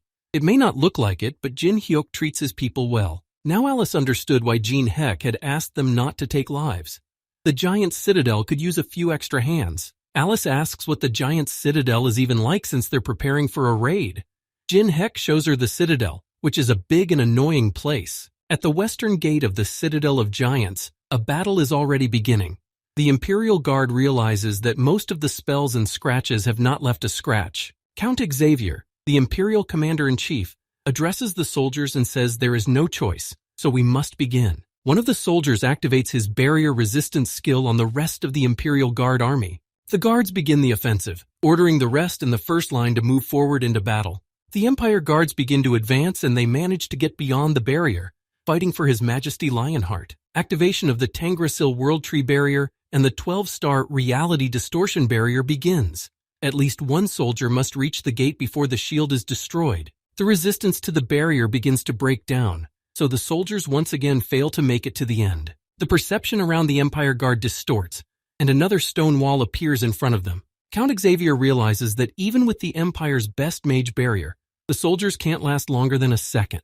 How can they then break through the defenses? The soldiers of the Empire Guards fall helplessly to the ground, unable to break through the Citadel's defense barrier. A huge giant appears in front of the guards, appearing before them with a gun and calling these men pathetic. The giant is extremely amused by the fact that the humans can't handle the elemental barrier they put up. The giants grew under the influence of the concentrated mana of the World Tree, so they became bigger and stronger, gaining immunity to curses. These giants do consider themselves special because they were once chosen by the World Tree. These giants think their people are the only ones who can rule the current Tower of Trials. Baek Seo-lin seems to be flirting and fixing her hair. It's time for Yu Seong to show the results of his training. Park Seo-lin calls the cocky and determined Yu Sung the heir to the sword chi technique. John Yu Sung looks at the World Tree and didn't expect to find himself so soon in the place he came to chase after someone. The former head of the China Guild appears, who is surprised to see Jung Yu Xiong here. Could it be that the guy has joined Murim? Jung Yu Sung recognizes the man. He thought the former head was missing, so he didn't expect to meet him in Marima. Baek Seo-lin suggests dropping the introduction since the guys already know each other. She suggests joining forces to take over the Citadel of Giants. Baek Seo-lin strokes Yu Sung's hand and will expect great results from him. Yu Seong doesn't understand what's wrong with her. Kang Jin Hyuk climbs up to the over-the-top and observes Yu Sung and Seo-lin in front of him, realizing that he's teamed up with Murim after all. Alice is sure that all of this happened because of Jin Hyuk's ridicule. If she were in his place, she would have left in that case too. The space around Alice begins to change because Kang Jin Hek brings her back into the Bram Ring. Kang Jin Hyuk says that the girl is extremely upset with him right now, so he brings her back to his house. Kang Jin Hyuk starts giving Alice another ride. Helgum turns to Wolyan because he claimed that Jin Hyuk is kind to his subordinates. Kang Jin Hyuk turns to Wolyan, who calls him his captain. The guy makes an indifferent face. Kang Jin Hyuk releases Alice and removes the ring. He has one small thing for Wolyan to do. Jung Yu Sung returns to his tent and sits with his eyes closed holding his heavenly sword. Jung Yu Sung realizes that in his mentor's sword chi technique, He finally saw an opportunity to catch up with Jin Hyuk. Jung Yu-sung begins to sense someone's presence and swings his sword at the stranger. Jung Yu-sung demands the unknown man to come out of the shadows and show himself to him. Only a black haze appears. Wol Yan shows up and says there's no need for a fight. He was sent by Captain Jin Hyuk to deliver a message. Jung Yu-sung recognizes him as the same girl-like swordsman who helped take down the boss. Wol Yan realizes that Jung Yu-sung knows Captain Jin Hyuk's second identity, so he was right about Yu-seong being a friend. Jung Yu-sung isn't going to drag out the conversation for long and tells Wol Yun to say what he wants to say faster. Wol Yan pulls out a piece of paper from his pocket and begins to read. Jung Yu-sung, Jin Hyuk has heard that he has defected to Murim's side. He understands the reasons, but as the head of the veteran company, he is truly sorry. Wol Yan continues, since that's the case, Yu-sung should get useful information about Murim and then he'll count this request as punishment. Jin Hyuk will tell Teresa de Laurencia that Yu-sung went over to Murim's side, which caused the breakthrough in Europe. Jung Yu-sung asks if Wol Yun read the entire message. The guy doesn't want to continue reading what he's written, but Yu-sung insists. Jin Hyuk reports that he's going to strip Yu-seong naked and hang him upside down in downtown Seoul. No, he'll only leave his underwear on. Jin Hyuk calls himself Yu-seong's eternal senior companion. Jung Yu-sung aggressively and violently grabs his head because now he has one more reason to destroy Jin Hyuk. Wol Yan bows frustratedly in front of Yu-sung and mentally asks the captain not to make him do such things anymore. Kang Jin Hyuk's ears start to itch again, which means Wol Yun has successfully delivered a message to Yu-sung. Kang Jin Hyuk is standing in the middle of the magic circle with his Kostyan. They are about to get down to the business at hand. Kang Jin Hyuk is about to move on to take over the Citadel of Giants by activating several barriers: magic canceling, interference reduction, and adaptive response. At this time, little Alice explains the plan of action to Velis, giving out information about the Citadel of Giants raid. One of the giants peers out of the citadel and says that foolish humans will never break the barrier set up by their mother. Another giant smacks him on the head and tells him he should stop loafing and should go on patrol. The giant unhappily and incomprehensibly scratches his bald head and doesn't understand why it's him and what there is to patrol here in the first place. In front of the giant appears a small skeleton named Kostyan, who is trying to cross the road with a quiet and sneaking step. The giant can't figure out what this creature is, and Kostyan turns to his master and says he's been caught. Kang Jin Hyuk is affected by the resistance to his mother's barrier, but the guy still sneaks in and was just looking for one giant. The giant stares back at Jin Hyuk with a surprised and tense expression and doesn't realize what's even going on. The mother of the world tree says she feels everyone attacking her barrier. Murim from the east, the Empire in the west. Tangrasil says she can feel people struggling to get through her barrier. The King of Giants bows to Tangrasil and asks her not to worry. No one will be able to get through her barrier. But even if someone manages to do so, he, King Ograkun of the Giants, will deal with all the invaders. Ograkun turns to the Giants and says that the humans are now trying to attack them to deprive Tangrasil of her mother. The King of Giants sighs worriedly and clenches his fist confidently because it all sounds sad. Ograkun addresses the Giants and says that now the future of the Giants of the World Tree is in jeopardy.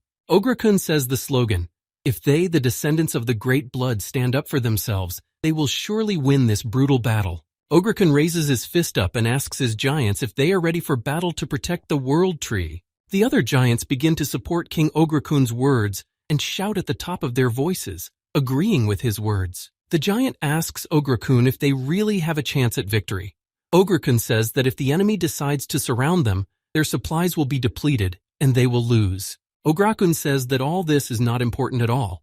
The most important thing is that as long as the mother of the World Tree Tangrasil is alive, the people of the Giants will be alive. The same giant who left to patrol comes to Tangrasil, who asks him why he's here. Tangrasil wonders why the giant is here, since everyone else has gone out to fight their opponents, as she suddenly notices that she has been snuck in. Kang Jin Hyuk used his body and giant image to sneak up on Tangrasil. He greeted her and knew she wasn't expecting visitors. The Tangrasil World Tree knows that only giants can get in here. Did Jin Hyuk use one of them as a key? Tangrasil is drowning in his musings and doesn't understand how an ordinary person managed to break the barrier and make it this far. World Tree Tangrasil begins to use her summoning skill, creating magical circles above her. Tangrasil summons the soldiers of Paradise Lost because a man dared to enter here without her permission. Jin Hyuk must be made to pay for his sin. Soldiers of Paradise Lost begin to rise even from the ground, Jinhek is alert and ready for battle. Jinhek knows that the World Tree has two strong barriers, an outer barrier and an inner barrier. Each takes a lot of energy to maintain, so she can't activate them at the same time. The inner one is only activated if the outer one falls. The reason for their strength is quite simple. When both barriers are threatened, Tangrasil will have to remove one of them. Kang Jin-hek activates his fire elemental skill. Kang Jin-hyuk directs his fire element at the soldiers from the Lost Paradise, intending to deal with them immediately. The Tangrasil World Tree looks tense and set for battle. Kang Jin-hek offers the mother a choice. Kang Jin-hek fights with his Dragon King's paired swords, and Kostyan tries to help him in this battle. The first choice for Tangrasil is for the walls of the citadel to fall. The other choice is to die at the hands of Kang Jin-hyuk. When the guy offers her this outcome of events, his face twists in rage and madness. World Tree Tangrasil listens to Jin-hyuk and watches him. She can't figure out what's wrong with this crazy guy. Meanwhile, in the catacombs of the Sacred Empire's underground cemetery, a brutal battle begins. Judalo and Casey fight the local undead and creatures.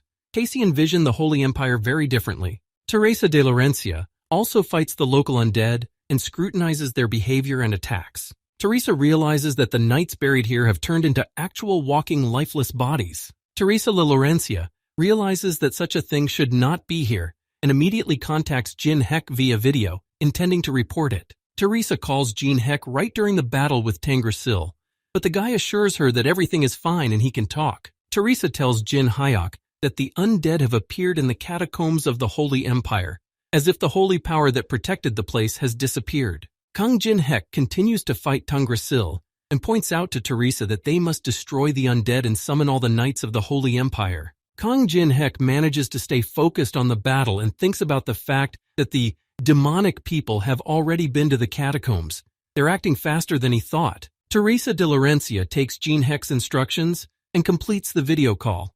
Casey asks her if she and Jin-hek are okay. Teresa de Laurencia realizes that since Jin-hek reacted this way, something really bad happened. Another undead appears behind Teresa de Laurencia and is about to attack the girl, but she's not so simple. Teresa de Laurencia reacts quickly and turns around sharply to grab the undead and destroy it. Teresa de Laurencia expresses that it's time for a change of plan, to which Judalo and Casey react happily and delightedly. Dark Teresa appears and will implement the new plan.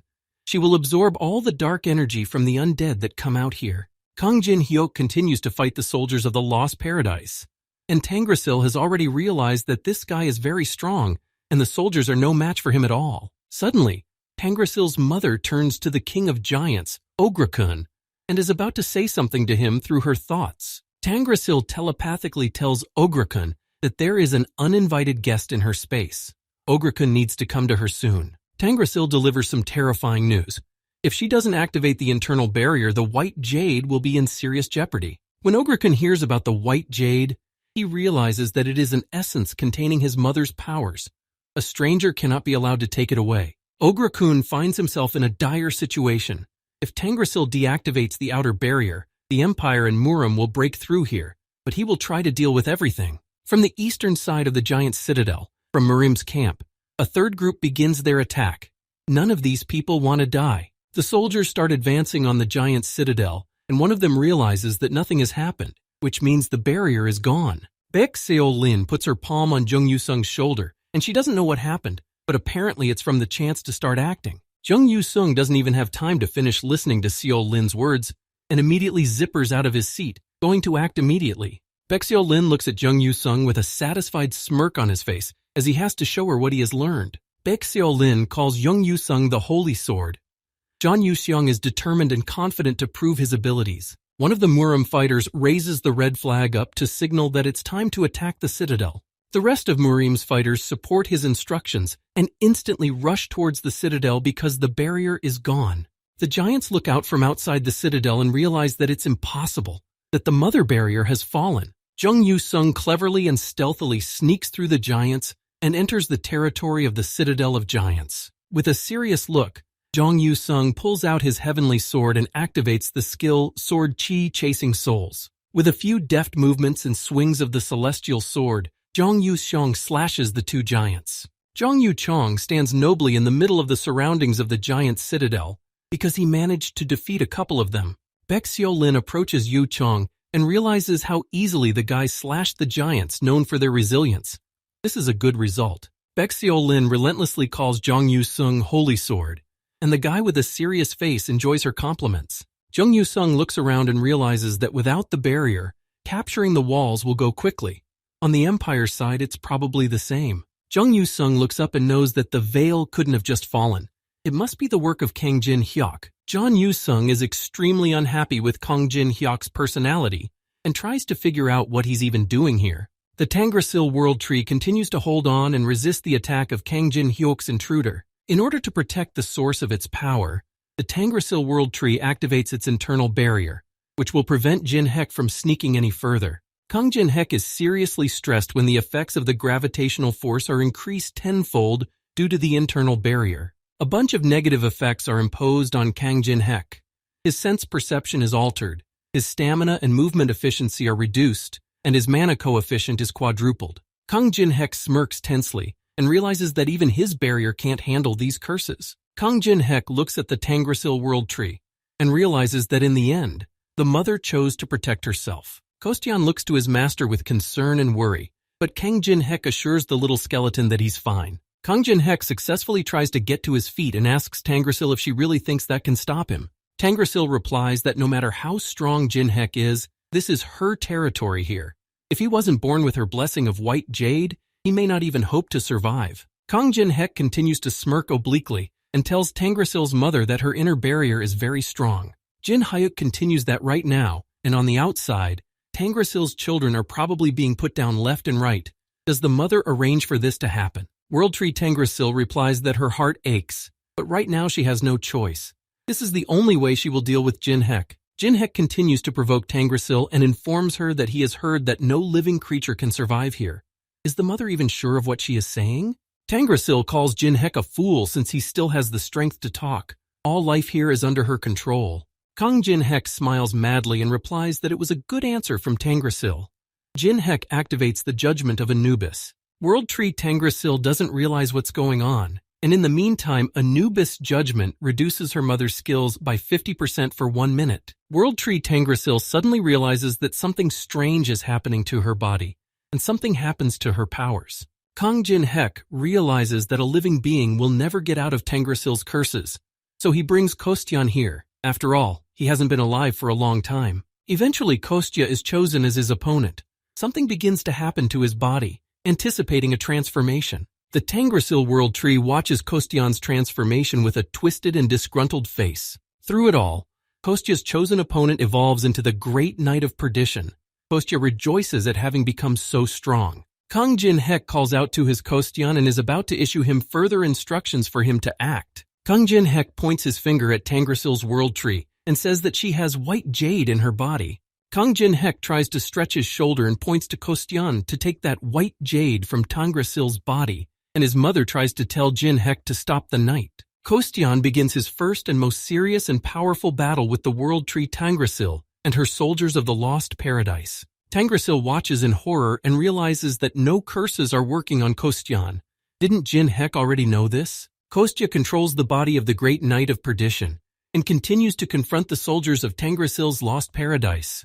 Kostya gets to Tangrasil's mother herself and clasps her arms and legs, preventing her from moving. He is about to take what Jin Heku needs. Kostya in the body of the Great Knight is about to grasp with his hands to the white jade inside Tangrasil.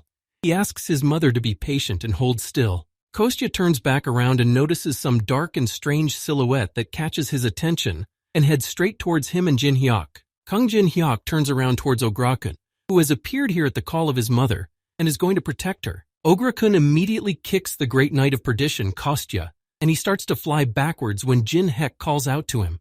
Ograkun approaches Tangrasil's mother and lets her know that he is here. He helps the World Tree up and stands up. World Tree Tangrasil, with Ograkun's help, rises and begins to activate the outer barrier to protect her children. At this time, the rest of the giants fight for their home, the Citadel. Some manage to survive, while the rest have already fallen in battle. The Merim fighters are about to destroy all the giants in their path to capture their citadel. The Merimians are abruptly pinned down as the curse of the Tangrasil World Tree begins to take effect after the outer barrier is activated. The Merimovians find themselves in a terrible position and pinned to the ground to the point where it is impossible to even move. The giants at this time realize that the grace from Mother Tangrasil has returned to them, and they can attack their enemies. Kang Jin-hek notices the curses disappearing and realizes that Tangrasil's inner barrier is disappearing. Jin-hek can now act and move. Jin-hek realizes that Mother Tangrasil activated the outer barrier at the same time as the moment Ogre-kun arrived. On top of that, Jin-hek knows that even for a world tree, changing barriers requires a large expenditure of energy. Apparently, Tangrasil is so confident in Ogre-kun that she made such a move even though she won't be able to activate the inner barrier for a while. Kang Jin-hek activates the greedy gaze on Ogre-kun. To get the hidden reward, you need to assure the King of Giants to continue the lineage, and to copy his skill, you need to subdue him unarmed. The great Knight of Doom, Kostya, becomes angry and promises his master that he will take revenge on Ogre-kun, but Jin-hek stops him. Kang Jin-hek begins to knead his hands and wrists. That King of Giants Ogre-kun is going to get him. Demon men contact their ringleader and report that Empire and Miram made it through the walls, but they're having trouble because of the barrier, and they're done here. One of them reports to Kawain that the secret room on the 15th floor is still unopened, but he has all the sacred relics from the Holy Empire of the 21st floor. Kaveen replies via video that it's too bad their plan failed, but they don't have much of a way out right now. Kaveen is asked what to ultimately do with the Citadel. Right now it doesn't matter at all who takes it over. In the end, the Citadel will be useless. One of the demonic men claims that no one even knows what they are fighting for there at the Citadel, or what is going on.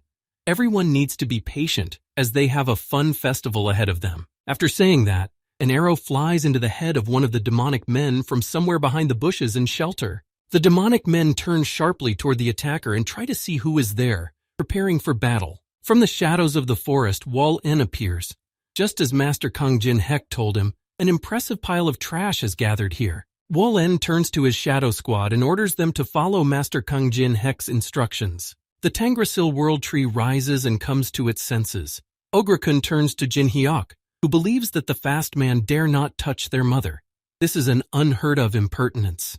Ogre-kun becomes violently aggressive and claims that only the children of Tangrasil are allowed to enter here, as this is a sacred place. Ogre-kun, the King of Giants, activates his giant punch ability and starts attacking Kostyan and Jin-hyuk. Kang Jin-hek tries to hold on and catch Kostyan, who is holding on to the Great Knight's armor with his last strength. Kang Jin-hek begins to mock Ogre-kun. Mother this, mother that. He doesn't care much about their family ties at all. Kang Jin-hek rises up and finds himself above the giant to give him his Colossus strike. Kang Jin-hek's head lights up with rage, and he claims that one time is not enough at all, continuing to hit with the Colossus punch. Kang Jin-hek begins to attack Ogre-kun endlessly and quickly with the Colossus strike, and the giant holds back his attacks with his sword. Ogre-kun realizes that Kang Jin-hek is very strong. Ogre-kun admits to Jin-hek that he is not quite an ordinary man. Kang Jin-hek stops his multiple attacks and stops when Ogre-kun asks him about his comrades out there. Ogre-kun's eyes also fill with hatred, and he is sure that Jin-hek's comrades are now losing their lives because of the barrier's influence. Ogre-kun asks if Jin-hek is going to leave his comrades out there fighting the giants and the barrier. Kang Jin-hek doesn't fall for the provocation, and states that if his comrades can't even survive this, he won't recognize them as his comrades. Jin-hek assures Ogre-kun that he'd better worry about himself right now.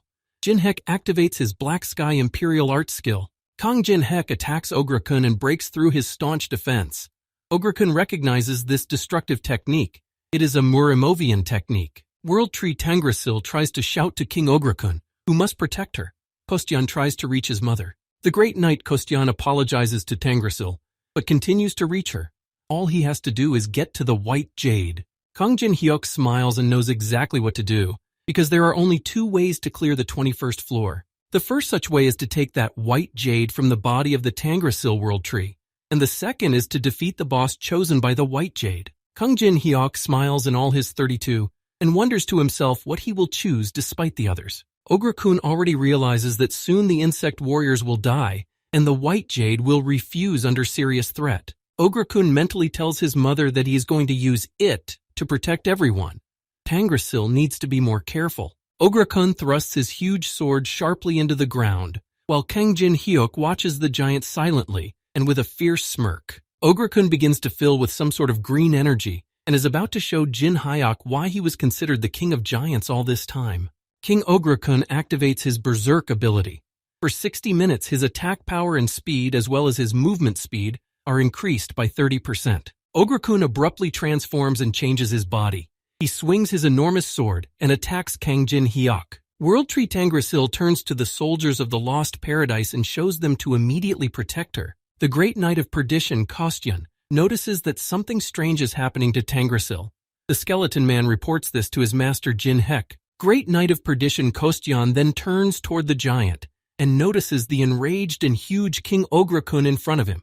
Ogre-kun swings his sword and is about to use the Crazy Cyclone, while Jin-hek activates the Hiding Moon Claws. Kang Jin-hek tries to hold back Ogre-kun's crushing and Crazy Cyclone with his bloody technique. There is a massive explosion from Jin-hek and King Ogre-kun's attacks in the Tangrasil World Tree area. Kostyan tries to hide in the body of the Great Knight of Perdition and calls out to his master in panic and hysteria.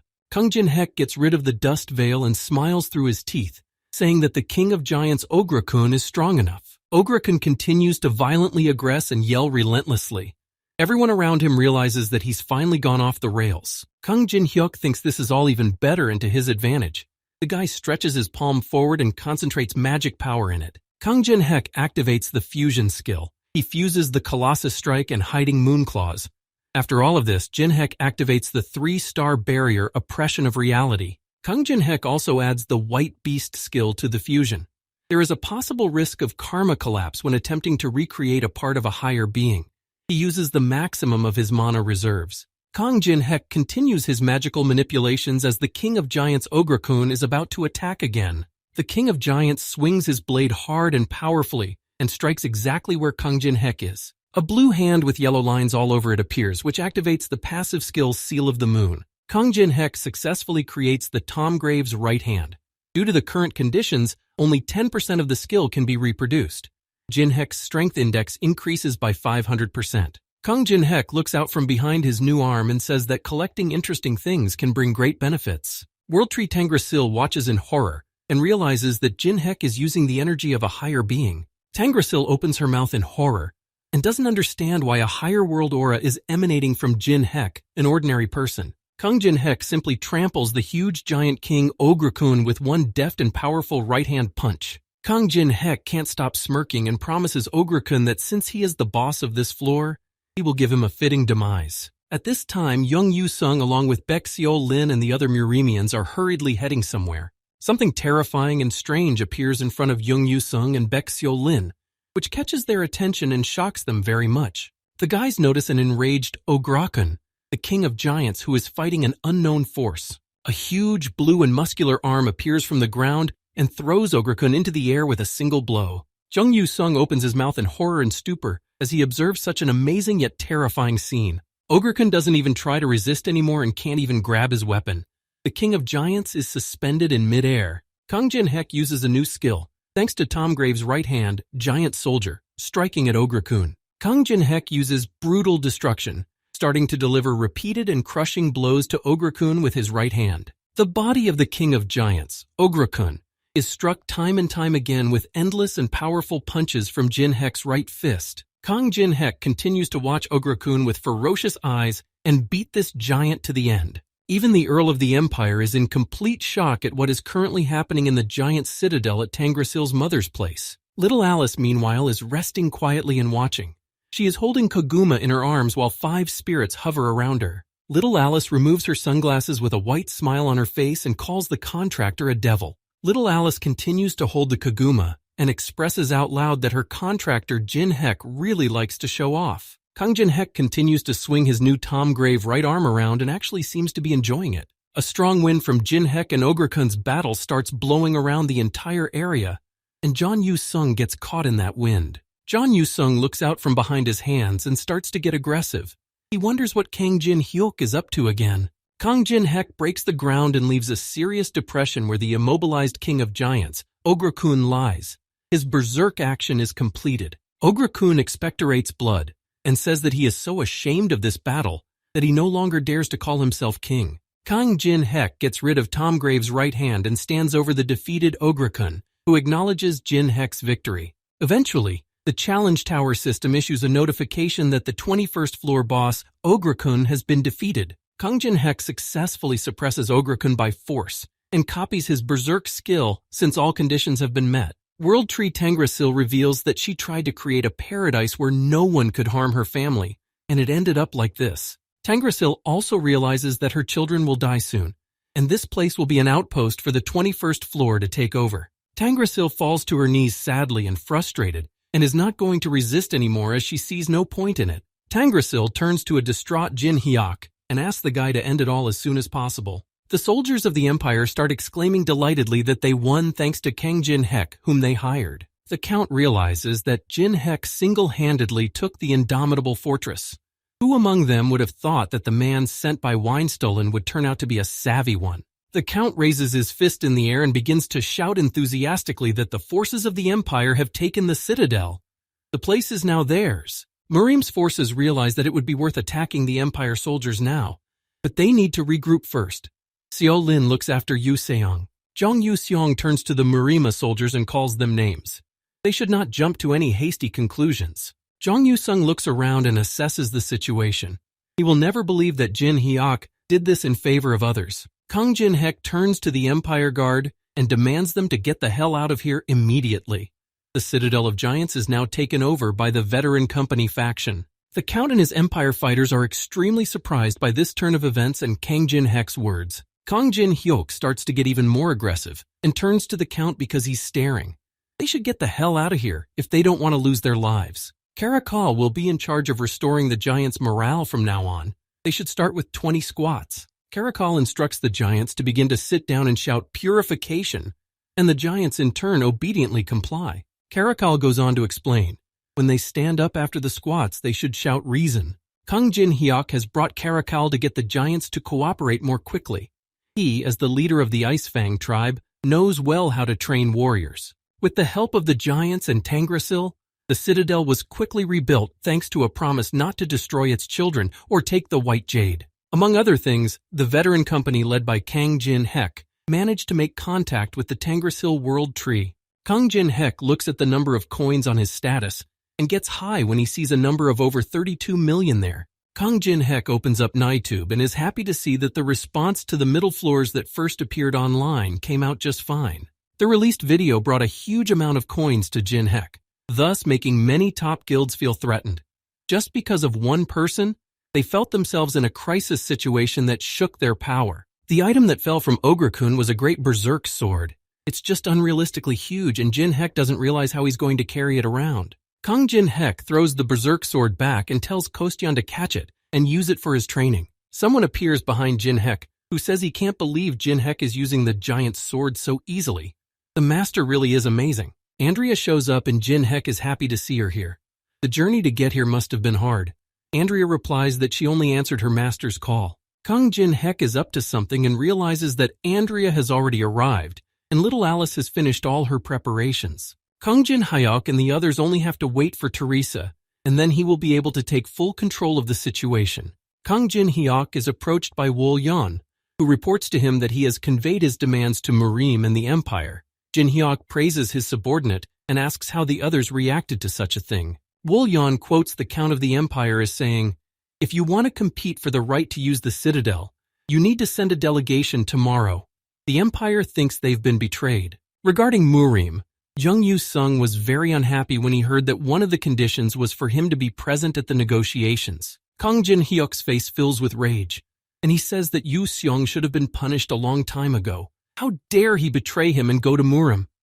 Wol Yan can't get used to that look on his face. Wol Yan had not yet fully revealed everything that Master Jin Hyuk needed to know. The boy anxiously covers his eyes. Wol En shows Jin Hyuk the relic they took from the demonic people. He moved it to the warehouse as instructed by Jin Hek. But why would they leave such a dangerous item in such an obvious place? Kang Jin Hyuk replies to Wol Yun that there are things in this world that make things complicated if he understands, so there's no need to mess with his head. Wol Yan was about to argue Jin Hyuk's words, but the master puts his hand on his shoulder and tells him that there's no buts. He just needs to follow him. Kang Jin Hyuk turns to Wol Yun with a satisfied smile on his face and says that the guy did a good job. Wol Yan smiles warmly and puts his hand on his chest. He sincerely thanks his captain for the praise. Alice turns to Andrea and suggests she get some rest since the Citadel has been taken over. Andrea is raring to get into training and thought she was called here to learn. Kang Jin-hyuk approaches the girls chatting amongst themselves and informs them that taking over the citadel isn't the end. Jin-hyuk explains that they will use it as a base to expand their forces in the future.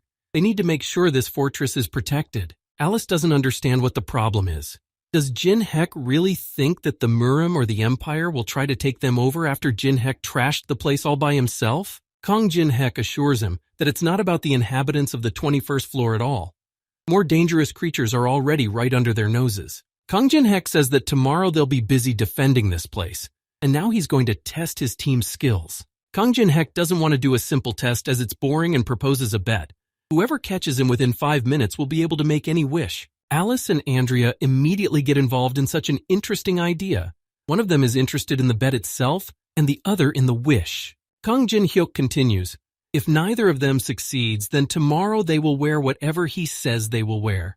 Little Alice and Andrea look at each other happily and contentedly. Kostyan appears in front of them and wants to participate as well. Kang Jin-hyuk lines up his comrades, including Kostyan, in a circle, and asks if they are ready to get started. Kang Jin-hyuk sets the timer for 5 minutes, and they start the bet. Everyone immediately rushes out of their seats to catch Jin-hyuk. Kang Jin-hyuk isn't going to give in to someone so easily and immediately activates his demonic King Sword Step skill. The next morning, Empire meets with the members of Murim who arrived on time. It is about the fact that they do not have the right-sized furniture. The forces of the Empire are present, represented by Abraham and Count Xavier.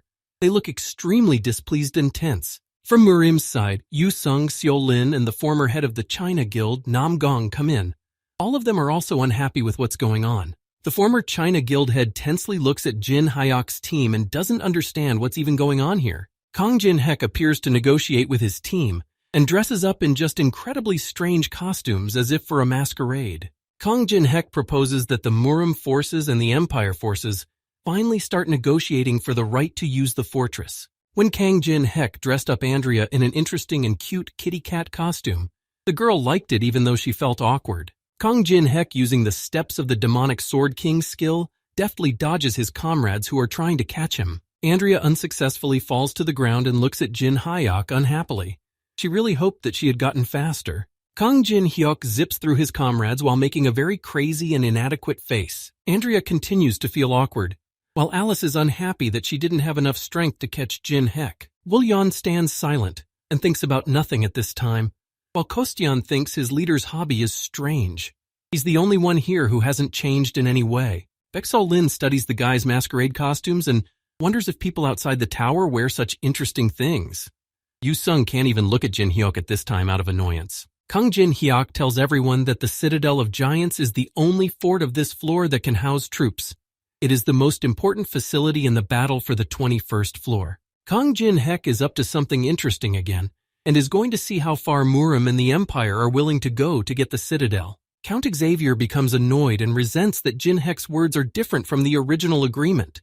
After all, the cat was hired by the Empire. Woo-yeon is already grabbing my sword and holding at the ready to defend himself immediately if anything.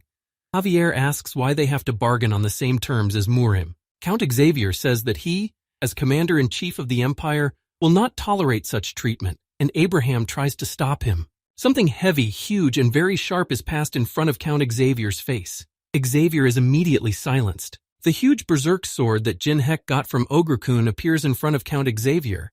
Apparently, Xavier doesn't realize the whole situation. Kang Jin-hyuk starts listing the sword masters from the Empire side, and the master of Murim himself to continue his thought.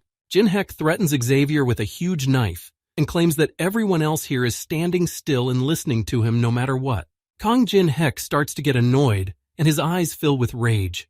He reminds Xavier that only Jin-hyuk has control over the situation. Abraham asks Jin-hyuk to forgive Xavier, who is not trained enough to judge the strength of his opponent. Nam-gun Cheon, the former head of the China Guild, states that Murim's forces are ready to bargain and asks what Jin-hyuk wants. Kang Jin-hyuk throws away his berserk sword and turns to Nam-gun Cheon. He didn't think that the former China Guild leader would dare to show up here so shamelessly. Jin-hyuk claims that if Nam-gun Cheon had been in Beijing for the breakthrough, there would have been far fewer casualties. I wonder what life is like for him after betraying humanity and moving into the tower. Baek-seo Lin tries to calm Nam-gun Cheon down and asks him not to be provocative. They are in dire need of this place, the Citadel of Giants. Kang Jin-hek is unhappy that the Murim forces and the Empire forces don't know how to bargain at all. He gives them a day to come up with acceptable terms. Count Xavier goes to Swordmaster Abraham and voices his displeasure that Jin-hek is setting himself too high. Abraham watches Jin-hek leave and thinks he is amazing, even if the situation is very unexpected. Not only did Kang Jin-hek capture the citadel single-handedly, but he took possession of it, thus stopping the battle between the forces of Murim and the Empire. Abraham is well aware that if the Citadel of Giants had fallen into Weinstullen's hands, he would have definitely started a rebellion. Abraham wonders if the fate of the Empire can change with the appearance of just one man. Jung Yu-sung places a hand on his shoulder by a disguised Wol Yun, who starts patting him lightly and faintly. Jung Yu-sung turns around to Wol Yun, who pretends like he's not doing anything and nothing happened. Jung Yu-sung is in complete incomprehension as to why Wol Yun is making this circus and what he even wanted. Jin Hyok meets with Tangrasil's mother, who asks him how the negotiations went. The guy replies that he gave them time to think about it. Kang Jin-hek asks Tangrasil what his mother wanted to show him, but he himself immediately turns his attention to something in front of him. Cradles of plants and huge leaves appear in front of Kang Jin-hyuk, containing little giants. Tangrasil explains to Jin-hyuk that these are the next generation of children raised with white jade. Tangrasil reveals that all this time, the tower dwellers wanted to take her white jade so they could use the citadel as a military fort. Tangrasil strokes one of the cradles and assures Jin-hyuk that she understood the wishes of these people because she knew it was her destiny. Tangrasil begins to cry and remembers that when Jin-hek gave her the opportunity to choose her destiny and didn't destroy her, but instead gave her a new chance, everything changed in her. Tangrasil swears to Jin-hek in the name of the World Tree that she will raise all these children just for him. Tangrasil turns to one of the babies, named Ograkun, and promises him that this time will be different. Kang Jin-hek feels as awkward as possible, and just as awkwardly agrees with everything Tangrasil says. Kang Jin-hek is surprised that the white jade had this ability as well. So it wasn't just a condition of conquest. Kang Jin-hek is insanely happy that he went a completely different path and wishes for his new army to grow soon. Wol Yan turns to his master and brings Jung Yu-sung, who is perpetually dissatisfied with everything. Kang Jin-hyuk takes John Yu-seong to a remote place because no one will disturb them here, and Yu-seong can start his story. John Yu-sung looks away unhappily and asks what Kang Jin-hek wants from him. But in Jin-hyuk's opinion, it's obvious. Kang Jin-hek irritably asks Yu-sung why he put Teresa in danger and joined Murim. Yu-seong himself realizes that the Murim have ruined a lot of people. The creator of his sword, Chuhon Seon, was supposed to be there. He had no choice but to go and check for himself. John Yu-sung holds on tightly to his heavenly sword and asks if there is a chance for him to overpower Kang Jin-hyuk. Kang Jin-hyuk realizes that Yu-sung has finally reached the hidden condition and meets the changed Chuhon Seon after all. John Yu-sung doesn't doubt his words and thinks he did the right thing. He did all of this in order to catch up with Jin-hyuk. Jung Yu-sung right now is going to show his progress and the secret he learned by joining Murim. Kang Jin-hyuk pulls out his Dragon King pair swords and wants to see what Murim gave Yu-sung, and if it was all worth it. Jung Yu-sung is filled with rage and magical power. The guy activates the battlefield selection skill. John Yu-seong stabs his sword into the ground and the guy's feeling world was opened. At the user's call, the training ground was opened. Kang Jin-hek moves to the training ground and knows that it's the place the stalker always chooses to fight. Kang Jin-hek is already aware of the fact that John Yu-sung can never change. Jin-hek immediately reacts to the stalker's attack. Jung Yu-sung activates his Song of Blades skill and immediately attacks Kang Jin-hek with his heavenly sword. John Yu-sung causes devastating effects with his blows and breaks everything around and underneath him. Kang Jin-hek is not going to give up and continues to confront the stalker attacking him, John Yu-sung. Jung Yu-sung looks at the smiling Jin-hek and grudgingly asks why he doesn't attack him back. Jung Yu-sung tries to understand why Jin-hek ignores his sword, activating the Black Soul Sword Dance skill afterward. John Yu-sung is not going to forgive Jin-hek for his behavior and activates the 10th form of his black skill. The final form of Jung Yu-sung's new skill is Thunderstorm of Truth. The entire space around fills with lightning and magical energy. Kang Jin-hyuk is giddily watching what's happening and mentally calls Yu-seong's name, realizing that the guy is going to destroy him. John Yu-sung is really stressed out when he attacks Kang Jin-hek, so he has droplets of sweat appearing on his face. Kang Jin-hek tells Yu-sung that the Storm of Truth is a good technique, but if he can't develop it above 6 stars, the opponent will memorize the pattern of the technique. He'd better increase the degree of completion, sacrificing the low level of form. Jung Yu-sung starts swinging his sword recklessly. Kang Jin-hyuk knows that Yu-sung has already expended his strongest technique. Jung Yu-sung continues to swing his sword aggressively and shouts that he has struck over 1,000 times. Jung Yu-sung is extremely frustrated and aggressive because he sacrificed everything just to be able to defeat Kang Jin-hyuk. Jung Yu-sung begins to endlessly shout out the question why while addressing Jin-hyuk. Jin-hyuk is extremely tense from such a question. Jung Yu-sung falls to his knees disappointedly and covers his face with the palm of his hand. He says that the result is still the same every time.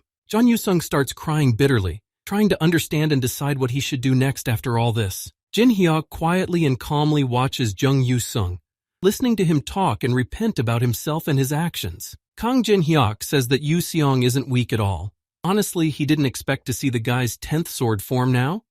Yu-sung has talent, and there's no point in talking about effort. Kang Jin-hyuk smiles and says that the reason Yu-seong loses is because the guy is in too much of a hurry every time. Kang Jin-hyuk explains to Jung Yu-sung that he keeps thinking like he's going to die if he doesn't catch Jin-hyuk right away. All of this leads to the unattainability of his goal. Kang Jin-hyuk puts his finger right in front of Jung Yu-seong's face, pausing their heart-to-heart conversation. Jin-hyuk advises Yu-seong to keep following him at a slower pace because he's always ready to fight him. Jung Yu-sung instantly comes to a realization of everything that is going on. Kang Jin-hyuk was right in his words from and to. Jung Yu-seong always wanted to defeat Kang Jin-hyuk as quickly as possible, always rushing his actions. But in reality, Jung Yu-sung's strength only grew when he forgot about defeating Jin-hyuk. Jung Yu-sung finally realizes that he has turned out to be the very person who limits himself. Kang Jin-hyuk ends the heartwarming conversation and starts bullying Yu-seong again, asking if he's had time to cry it all out. Jung Yu-sung instantly reacts to such obnoxious bullying and slams his fist straight into the ground, shattering the surface, telling Jin-hyuk to cut the nonsense. Jung Yu-sung forgot to add something. Thanks to Jin-hyuk, he was able to regain his original goal for himself. Jung Yu-sung thought to the last that Jin-hyuk was a demon doing something unimaginable, but it turned out to be not true at all. He thanks Jin-hyuk for everything. Kang Jin-hyuk smirks slightly and lets out a barely audible chuckle. Getting a thank you from Yu-seong is pleasant enough. Kang Jin-hyuk activates his greedy gaze on Jung Yu-seong and realizes that the copying conditions must be met. The conditions of copying Yu-seong's skill are indeed met, as Jin-hyuk manages to get the guy emotional and forget about his goal for a moment. Kang Jin-hyuk looks back at the notice with a satisfied and snide expression on his face, which asks him to dress Yu-seong in unique clothes to copy the skill that Yu-seong will acquire in the future. Kang Jin-hyuk starts waving his hand in front of Jung Yu-sung, trying to stop him and ask him to come over for a moment. Jung Yu-sung immediately tenses up after Jin-hyuk beckons him over. His face expresses tension and wariness. Kang Jin-hyuk makes an angry and mad expression on his face because Jung Yu-sung betrayed him, which means punishment will follow. At the Murim Forces camp, Nam Gun-young and Baek Seo-lin are sitting at the table. Yu-sung returns to them and looks rather strange, which surprises those sitting at the table. Kang Jin-hyuk dresses Yu-sung in a penitent maid uniform. It's a luxurious apology garment. It can only be removed by the enemy's destructive technique. Seo-lin and Nam Gung are just thrilled and shocked at the same time by this outfit. Yu-sung requires them to pretend they can't see anything. Everything has its reasons. Baek Seo-lin blushes slightly as she watches Jung Yu-sung, because it's quite her taste and she doesn't mind the outfit. The demonic people at this time go down to the dungeon where they start worshipping the demonic statue. One of them reports to Kawain that despite Jin-hyuk's information about the 12th floor, they have not been able to continue the Demon King's summoning. The man says that this is not Kawain's fault at all, as he has the power to destroy the 21st floor. The test tower system issues a notification that the contact with the underworld is successful. The demonic people finally answer the call. The mouth of the stone statue opens, and an offering is required to connect the dimensions. The sacrifice ritual begins. One of the demonic people already realizes what is really happening, but alas, he does not have time to react and do something. The stone statue with an open mouth eats the demonic men, who realize too late the fact that they were brought here as victims. Kavin begins to laugh furiously and madly, calling for the great kin of the Demon King. Kavin bowedly raises both hands upwards, begging and asking the Demon King's kin to devour this place. The path to unlock the door to the demon world stretches forward in search of the key, a dark magical energy accumulates in the space around it. This thread of magical energy extends through the citadel, penetrating to the pilgrim's crown of thorns that Jin Hek keeps in his possession, and the relic answers the call. Something extremely strange and incomprehensible begins to happen, and Murim's men try to figure out what's wrong if an assault has begun. Right before the eyes of the rest of the Murim people, space begins to crack. The pilgrim's crown of thorns opens this crack. From this small yellow rift, doors of hands with clawed fingers appear and try to open the gate. At this time, Baek Sol-lin from Murim's side and Abraham from the Empire's throne can feel this terrifying and so powerful magic. There's a strange loudspeaker in the shape of red lips hanging from the ceiling of the Empire building.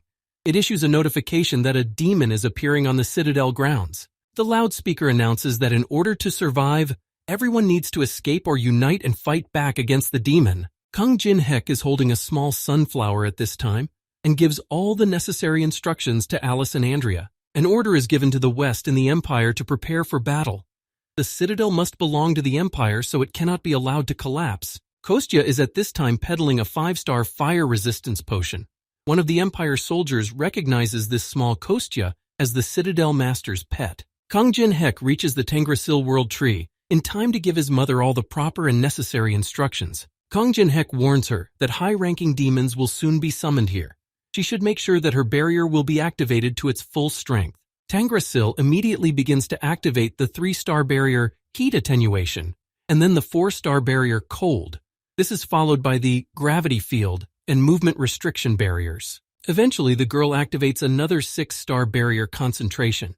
The effects of all the barriers activate in the designated area. A huge and fiery demon appears and violently informs everyone that they need to fight and die. He tries to resist all the barriers. The huge demon starts talking about feeling something in this world. Namgung's family watches the demon in horror. In Murima, a bright beam of dark energy appears in one of the small structures on the overgrowth and pierces the roof. The demon senses its fellows here. Pilgrim's Crown of Thorns begins to react to the demon, resulting in a violent and serious explosion. From the rift in space, which is a portal from the underworld, the Ice Soul Demon of Hell Magdra emerges. At the same time, the same problem happens in the Holy Empire. A bright beam of dark energy appears. The artifact located in the Holy Empire's territory, the Stake of Holy Blood, also begins to respond to the demon's call. From the spatial rift, but already on the territory of the Holy Empire, the demon of hell inevitability Selkarim appears. Selkarim doesn't even have time to crawl out of the underworld and already begins to shriek and howl at the entire territory of the Holy Empire. Judello and Casey are watching the demon, which looks dangerous, but this demon is alone now, so they should be able to handle it. Teresa stands behind the twins and realizes that her body feels like it's falling apart just from looking at the demon. This is a far cry from what 1 or 2 S-ranked ones can handle. From behind, Sabine places her hand on Teresa's shoulder, who sees that Teresa is now shackled with fear, but there is nothing to worry about. Sabine brings a whole army of fighters with her. There's nothing to worry about because they are now at their full strength. Teresa de Laurencia only responds to Sabine with a warm and grateful smile, along with a nod of understanding. Sabina makes the most furious and frantic face possible, which even seems a little odd. She offers the Sisters of Light a prayer. The Sisters of Light raise their swords up, for with them is the protection of the Goddess of Light, when a huge demon is already closing in on them. Judello and Casey support the idea of the Sisters of Light to pray, and also idolize the Goddess of Light, going to fight the others. Teresa de Laurencia bides her time and gives the order to the others that now is the time to attack. In the Empire, the Holy Guard is also fighting the demon. One of them has already been seriously wounded, and the rest of them are trying to figure out what this creature is. Swordmaster Abraham watches Selkarim with his mouth open, realizing that this creature is a demon of the highest class. The Tangrasil World Tree continues to try to hold its barriers against the higher demon. Abraham looks back at Tangrasil and realizes that if it weren't for her and her barriers, everything would have turned to ash long ago. Meanwhile, little Kostyan continues to peddle a fire resistance potion that costs 3,999 coins. The guards start buying up the potion that Kostyan sells one by one. Abraham wonders if the skeleton man already knew what was going to happen since he started selling potions in advance. Kang Jin Hyuk calmly walks down the street with Yu Seong, dressed in a maid costume. All the soldiers recognize who is the master of the citadel. Abraham opens his mouth in horror, trying to figure out what's going on and how one can have fun in such a situation. In an instant, Abraham realizes that Kang Jin-hek is a powerful person, so he is clearly up to something. Kang Jin-hek mockingly asks Yu Sung that the audience's reaction is impressed with the costume, even though it doesn't have much of an effect. Young Yu Sung doesn't care. Let Jin Hyuk mock all he wants. He should move on to the real plan as soon as possible. Kang Jin Hyuk drinks the fire resistance potion, and when he saw the pilgrim's crown of thorns, he immediately knew to expect a demon to appear. But despite all that, Kang Jin-hek didn't suspect at all that a high-ranking demon would eventually come out of there. Jin-hek realizes that the demonic people had quite a lot of information. It turns out they're better than he thought. Kang Jin-hek doesn't say anything, except to have Yu Xiong look at something, pointing his finger forward. Jin Hyuk points to the portal behind the demon. It's connected to the underworld, so the mana supply is infinite. As long as it's open, their chances of winning are 0. Thanks to Tangrasil, this place hasn't turned into a coal yet. Looking at the high-ranked demon, one could conclude that even the barriers of the Tangrasil World Tree wouldn't be able to hold it back for long. Kang Jin Hyuk explains to Jung Yu Seong that when Tangrasil gets tired, they will need to replace her. All of this will need to be done to hold out until the group that will destroy the source of the demon's magic arrives. They are Alice and Andrea. Alice holds on to Andrea's neck to keep from falling and realizes that something has already started in the distance from them. Andrea agrees, just like Master Jin-hek said, there are demons invading. Andrea asks Alice if they will be able to find anything here, as the 21st floor is huge. Little Alice lowers her gaze to Kaguma and assures Andrea that all they have to do is trust Kaguma's sense of smell. Kaguma lets out his cute and amused exclamations when it comes to him. He rushes further into the sky with Alice and Andrea. The Selkarim continue to aggress and try to get rid of the Tangrasil barrier.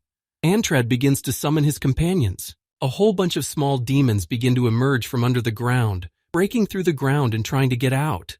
The demons begin to advance. Kang Jin Hyuk stands in the middle of the street and starts ringing a bell to get everyone's attention. He has a new announcement to make. Kang Jin-hek explains to everyone that they will now be hunting demon pawns. Whoever contributes the most to exterminating them will get extra points. Kang Jin-hek addresses the forces of Murim, represented by Sol-Lin, and the forces of the Empire, represented by Abraham, who wanted to take over the citadel. Now they need to join forces so that it doesn't collapse. Nam Gong-chong turns to Kang Jin-hyuk through gritted teeth and grudgingly asks him why they need to defend his citadel. Abraham orders the guards to engage in battle. If they score less points than Murim, the vacation pay will be cut. Nam Gun-kyeon himself didn't expect this from the Empire's forces when they unconditionally enter the battle for Jin-hyuk's citadel. Murim's forces aren't going to lose to the Empire either. Baek Seo-lin orders his fighters to show Murim's strength. Nam Gong-chong turns around again, but already it's Seo-lin, not understanding why they decided to fight for the citadel in the first place. Nam Gong-chong starts yelling that everyone needs to stop immediately because Kang Jin-hek is manipulating them. Kang Jin-hek mentally comments on the situation. Everyone needs to forget about being enemies for at least a moment in order to fight together. Thanks to Tangrasil's buff and his potions, by destroying small monsters, all the fighters will pass on the experience to Jin-hek, which is actually happening now. All of the fighters from different sides continue to fight the small demons that are now and then bursting into flames of fire. Jung Yu-sung isn't going to stand by either and abruptly snaps out of his seat. Jin Hyuk stops him, as this isn't the time to get into a battle. Kang Jin Hyuk starts yelling irritably for Jung Yu-sung to at least take a sip of the potion he's selling. He'll burn if he doesn't drink it. Jung Yu-sung manages to grab the bottle and take it with him before attacking the petty demons. The small demons begin to simultaneously open their mouths, from where fireballs appear. The small demons point their fire flames directly at Jung Yu-sung, who gets lost in those flames. Kang Jin Hyuk watches tensely as Yu Xiong disappears into the flames before his eyes. The petty demons watch mesmerized as Yu Xiong disappears and burns in their fiery flames. John Yu Xiong gets rid of the maid's clothes and activates his sword chi chasing soul's skill, dealing with the fire and surviving. The maid's uniform was destroyed, to which Jong Yu-sung is extremely happy and pulls a gloating smirk on his face. Jong Yu-sung pulls his cloak and the rest of his clothes over his head body because the maid's uniform was burned. Kang Jin Hyuk deservedly appreciates such an idea, since the uniform is so annoying to Yu-sung. Yu-sung drinks the potion, and his fire resistance increases by 20%. Jung Yu-sung replies that he's been in that uniform long enough, and her suit has a higher level of defense. In any case, Jin Hyuk has already taken the necessary pictures. Kang Jin-hek assesses the situation and tells Yu Sung that it won't be long before they need to engage in battle. On the 21st floor, the demon Magdra builds an ice castle that imprisons everyone. A girl from Namgung's family contacts the former head of the China Guild and demands that he return because the high-ranking demon will soon tear the place apart. Namgung shows the girl another demon and tells her that he is in a bad position. She's surprised that they showed up at the citadel as well. Namgung Jong tells her that one demon has appeared here too and needs to be dealt with, while looking back at Jin Hyuk. Namgung Cheon was once already warned that he should be wary of some player named Kang Jin Hek. Namgung Chong was elected by Murim, so there's no need to make him laugh. He himself is laughing at what everyone is telling him about Jin Hek. Kang Jin Hek doesn't miss the most opportune moment to use his greedy gaze on the fire demon. Due to the significant difference in levels, Jin Hek only gets to see the copying conditions. If the guy manages to take his attack, he'll be able to copy any skill. Kang Jin Hek assesses the odds. If you meet the demon face to face, there won't even be a hair left of him. The only way out is to make it in time after closing the portal that gives him mana. The fire demon at this time does not leave all possible attempts to resist Tangrasil's barriers. Mother Tangrasil turns to Jin Hek tiredly and informs him that she can no longer contain the demon. The fire demon Selkarim begins howling and screaming, having almost gotten rid of the barriers of the world tree. Tangrasil is on his last gasp, but eventually the 4-star barrier restriction of movement is destroyed. Kang Jin Hyuk praises Tangrasil, and he and Jung Yu Sung are going to switch it up. They immediately rush forward. The rest of the fighters turn to each other and tell everyone to stand back, or they will immediately forfeit their lives. Kang Jin Hek gathers all his strength and activates his ice creation skill. Kang Jin Hek uses ice to create ice shackles and heavy weights in an attempt to trap Selkarim. At this time, Jung Yu Sung soars high into the air and finds himself above the fire demon Selkarim. While Jin Hek restrains Selkarim with ice shackles, Jung Yu Sung activates the soul-chasing sword of Qi. Selkarim doesn't appreciate Jin Hek and Yu Sung's attacks, thinking it's ridiculous. The demon is going to vaporize everyone here. A fiery flame starts coming towards Jung Yu Sung, and the guy realizes that he won't be able to dodge such an attack. A strange paper ribbon appears around Jung Yu Sung's abdomen, restraining him and preventing him from moving. This paper and long ribbon encompasses Jung Yu Sung and begins to pull him sharply behind him, protecting him from the attack. Jung Yu Sung falls to the ground and notices the white snake in front of him, who saved him from the demon attack. The white snake tells him that they are a temporary unit put together by Jin Hyuk called Shadows. Before all of this, Kang Jin Hyuk had handed out instructions to White Snake that they must save everyone who might get hurt. Their origin doesn't play any role. White Snake gets upset because he has to work again, or else Jin Hek will call on Alice again. Orders really should be obeyed. The fire demon Selkarim launches a powerful fire wave that comes upon the Citadel of Giants. Tangrasil is tired and exhausted lying on the ground.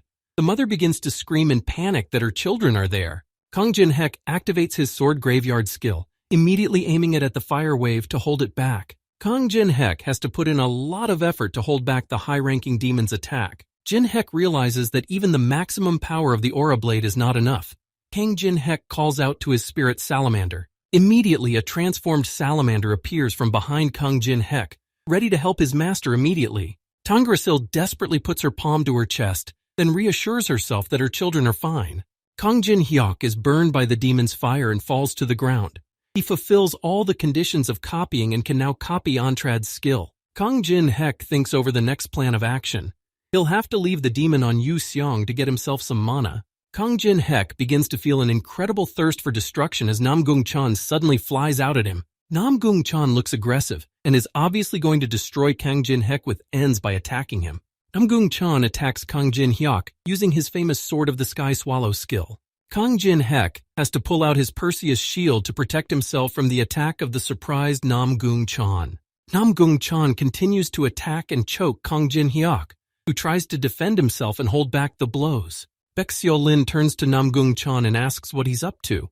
At this rate, they'll lose any right to bid for the Citadel. Namgung Jung turns to Baek Lin in a rage and tells her that Kang Jin Hyuk is just playing with them. Namgung Chong attacked Jin Hyuk now for a reason, because it was the perfect chance, since the demon's attacks had weakened him. Namgun Cheon reminds of the Forest of Elves, the breakthrough in Beijing, the choice of faction, and now the attack on the Citadel of Giants. Jin Hek was just manipulating all of them. Namgun Cheon finally realized an important thing. Jin Hek is a true demon who deserves to perish. From Namgun Cheon's side, someone else starts attacking. knocking the sword out of the long-haired guy's hands. Wu Yan appears, defending his master. He shouldn't have attacked the captain in such a dire situation. Wu Yan's head fills with hatred for the first time, and he thinks that Nam Gung Chong is finally out of his mind. Nam Gung Qian recognizes this shadow magic that belongs to a demonic cult descendant. Apparently, Jin Hyuk has brainwashed him too. Nam Gung Chan starts aggressively yelling for Wu Yan to get the hell out of here. He's going to destroy Jin Hyuk, who organized the demon's appearance as well. Kung Jin Hyuk silently watches Walt Yun's actions. Nam Gung Jong suggests that he refresh his memory, since Jin Hek would always be suspicious. Walt Yun recalls the times when he already asked Jin Hyuk how he knew this or that information, but the guy couldn't tell due to circumstances. Kung Jin Hyuk has already told Walt Yun that he will find out everything when the time comes, since he is Jin Hyuk's right-hand man. Wu Yan points his sword at Nam Gung Chan, for he is his captain's sword, and a sword doesn't question its master's words. Nam Gung Chan scoffs at Wol Yun's words when he talks about being his captain Jin Hyuk's sword. Nam Gung Chong is provoked by Wol Yan's words and is going to destroy him the very first in that case. Baek Seo Lin watches Nam Gung Chan and Wol Yan's battle from the sidelines, not supporting Nam Gung Chan's behavior. No matter how much Nam Gung Chong hates Jin Hyuk, Seo Lin thinks that he should choose the time and place not to attack the one who is controlling the current state of affairs right now. Just when Seo Lin was thinking that Nam Gung would be smarter, a strange needle flies into her thigh and starts to burn. Baek Seo Lin is approached by a smiling skeletal man named Kostyan, who holds out the same needle to the girl and asks if she has a minute. Kostyan uses the fainting sting on Baek Seo Lin to make the girl pass out immediately. Kostyan works clearly and according to plan. Baek Seo Lin loses her consciousness, and Kostyan catches her on a stretcher. Kostyan tries to carry Baek Seo Lin through the crowd of panicking soldiers and yells about carrying a wounded patient. Meanwhile, Wol Yan continues to fight Nam Gung Chan. Jin Hek realizes that even though Nam Gung has unexpectedly intervened, Wol Yun is opposing him well. Kung Jin Hek realizes that the main problem is still unsolved. Even though he managed to repel one attack from Ontrad, Kung Jin Hek assesses the fire demon and realizes that he won't be able to block the next attacks because it's too much mana consumption. We need to hold out until the portal closes. At this time, Alice and Andrea fly up on the Kogum to a strange creature that has appeared in the middle of the forests. It is a terrifying and scary monster with several heads, which is the fruit of necromancy. Alice observes the monster from above, sitting on the Kogum. The girl genuinely hates such creatures. Little Alice sends Andrea on a mission. The girl needs to deal with these monsters. Andrea rushes from the air to the ground, and in flight thinks about the fact that the master Jin Hek gave her a new life, protecting her from fanatics. Andrea realizes that now is the best and most opportune moment to repay this debt to Kang Jin Hek. Andrea unleashes all her might and magical power outward, activating her Fanatic's Judgment ability, attacking the monster. Alice at this time lands near where Andrea is fighting. This is her first fight, but Andrea handles it perfectly. Alice approaches the magic circles, realizing that it is a summoning spell created with a sacrifice and a relic. Alice realizes that this is quite a complicated technique for the average person. The girl uses the Summoning Destruction skill. The magical portal where all these demons have crawled out from begins to close, and the connection to the underworld is lost. One of the demons with his burning eyes watching the portal closing and realizes that the connection is broken. This demon is not bothered at all by the closing of the portal, because he knows that the defeat of the humans has long been predetermined. Judelo and Casey are no longer able to fight such a demon. Kang Jin Hek will destroy them if they don't survive this battle. When the huge demon starts attacking the twins, Judelo reminds Casey that Jin Hek will have no one to swear at if they die. Saint Sabine appears in front of the twins, Judelo and Casey, and protects the twins with a holy shield. Saint Sabine is not going to let this demon let the comrades of Teresa de Laurencia, who was protecting them, die. Sabine continues to hold off the demon's attack with the holy shield, as she begins to reprimand Teresa that now is her exit. Teresa de Laurencia appears from above the demon and is about to attack the creature with her divine power. Teresa de Laurencia, like the others, is not about to lose and activates Holy Fall. Teresa de Laurencia is left with a huge, bright, and divine cross after her attack. Teresa de Laurencia tries to catch her breath from her final attack. Judelo and Casey tell her it was pretty awesome. The twins state the obvious thing. None of it worked. And after all, Teresa said the chances of winning would increase when the portal closed. Teresa realizes that this demon is still powerful, even though it's no longer getting mana.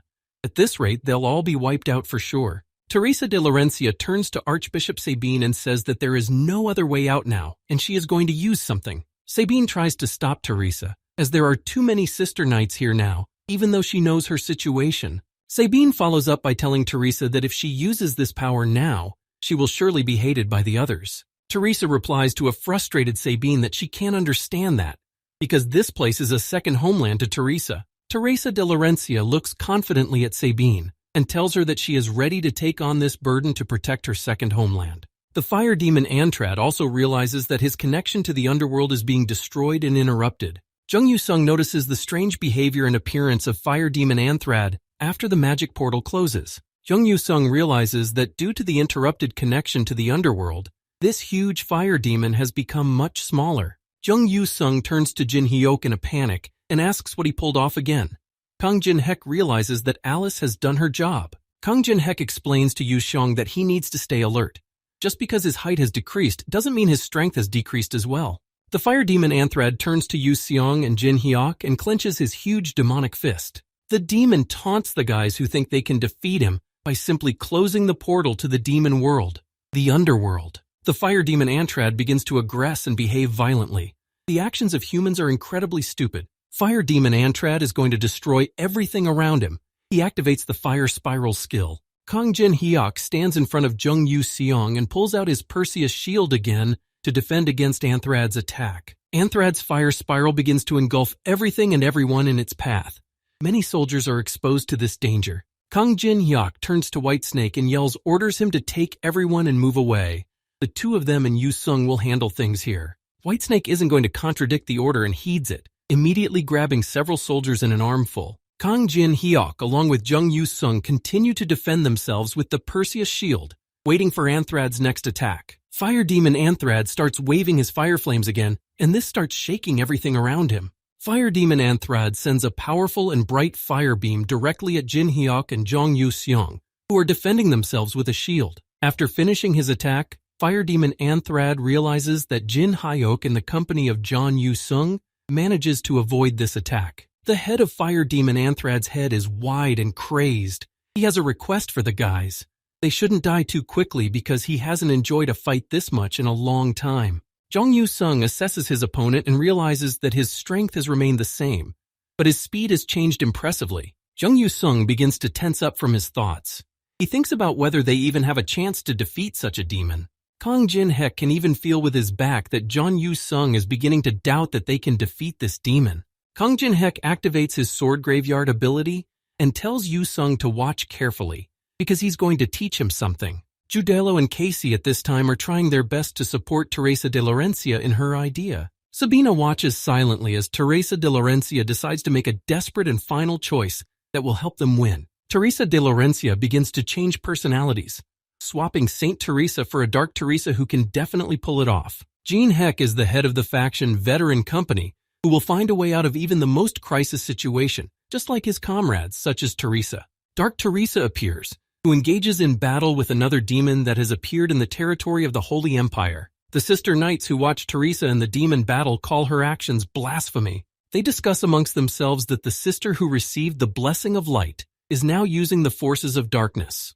Sabina listens unhappily to all this. Archbishop Sabina demands her sister to be quiet. They will talk about it later because she is very tired and has already lost a lot of blood. Dark Teresa de Laurencia continues to fight a huge demon who calls her behavior and actions impertinence. The huge demon with horns activates its strong coffin skill to counterattack Dark Teresa de Laurencia. A strange and toothy creature emerges from beneath the ground, which activates the follow-up skill Inescapable Shackles on Dark Teresa. Judelo and Casey join Dark Teresa because they are not about to let the demon take their sister's life. Wounded and already exhausted, Judelo and Casey turn to Teresa de Laurencia that they are also here by her side. The Dark Teresa de Laurencia smirks and states that she is not so weak as to need rescuing. Judelo asks to be saved in that case. Wolyan, meanwhile, is still fighting Nam Gung-chan, who manages to wound and exhaust his opponent. Nam Gung-chan throws Wolyun back with his attack, calling him a real fool. Wolyun tries to get back to his feet. Nam Gung-chan approaches Wolyun and threatens him with his sword. Wolyun should have realized everything back in the beginning. Nam Gung-chan snaps and starts hatefully yelling that Wolyun will never defeat him. Nam Gung-chan asks if Wolyun knows this simple truth, So why does he continue to fight for Kang Jin-hyuk? Woo-yeon lowers his sad and pensive gaze before giving Nam Gung-chan's tedious answer to his question. Kang Jin-hyuk fights the fire demon Anthrad. Woo-yeon assures Nam Gung that Kang Jin-hyuk is special. Woo-yeon claims that Kang Jin-hyuk has interests that he will never understand. He can be cruel and he enjoys playing pranks on others. Jeon Yu-sung starts to smile widely and smirk as he looks at Kang Jin-hyuk fighting the demon. Woo-yeon states that when he stands beside such a captain, he firmly believes that they will definitely win any battle. Woo-yeon smiles and wipes a trickle of blood from his mouth. Even though Nam Gung is stronger than him, it is for these reasons that he continues to fight. Jeon Yu-sung after a while also joins along with Kang Jin-hyuk in a fight with the fire demon. The fire demon looks at Jeon Yu-sung and realizes to himself that this man is not much of a threat to him. Fire demon.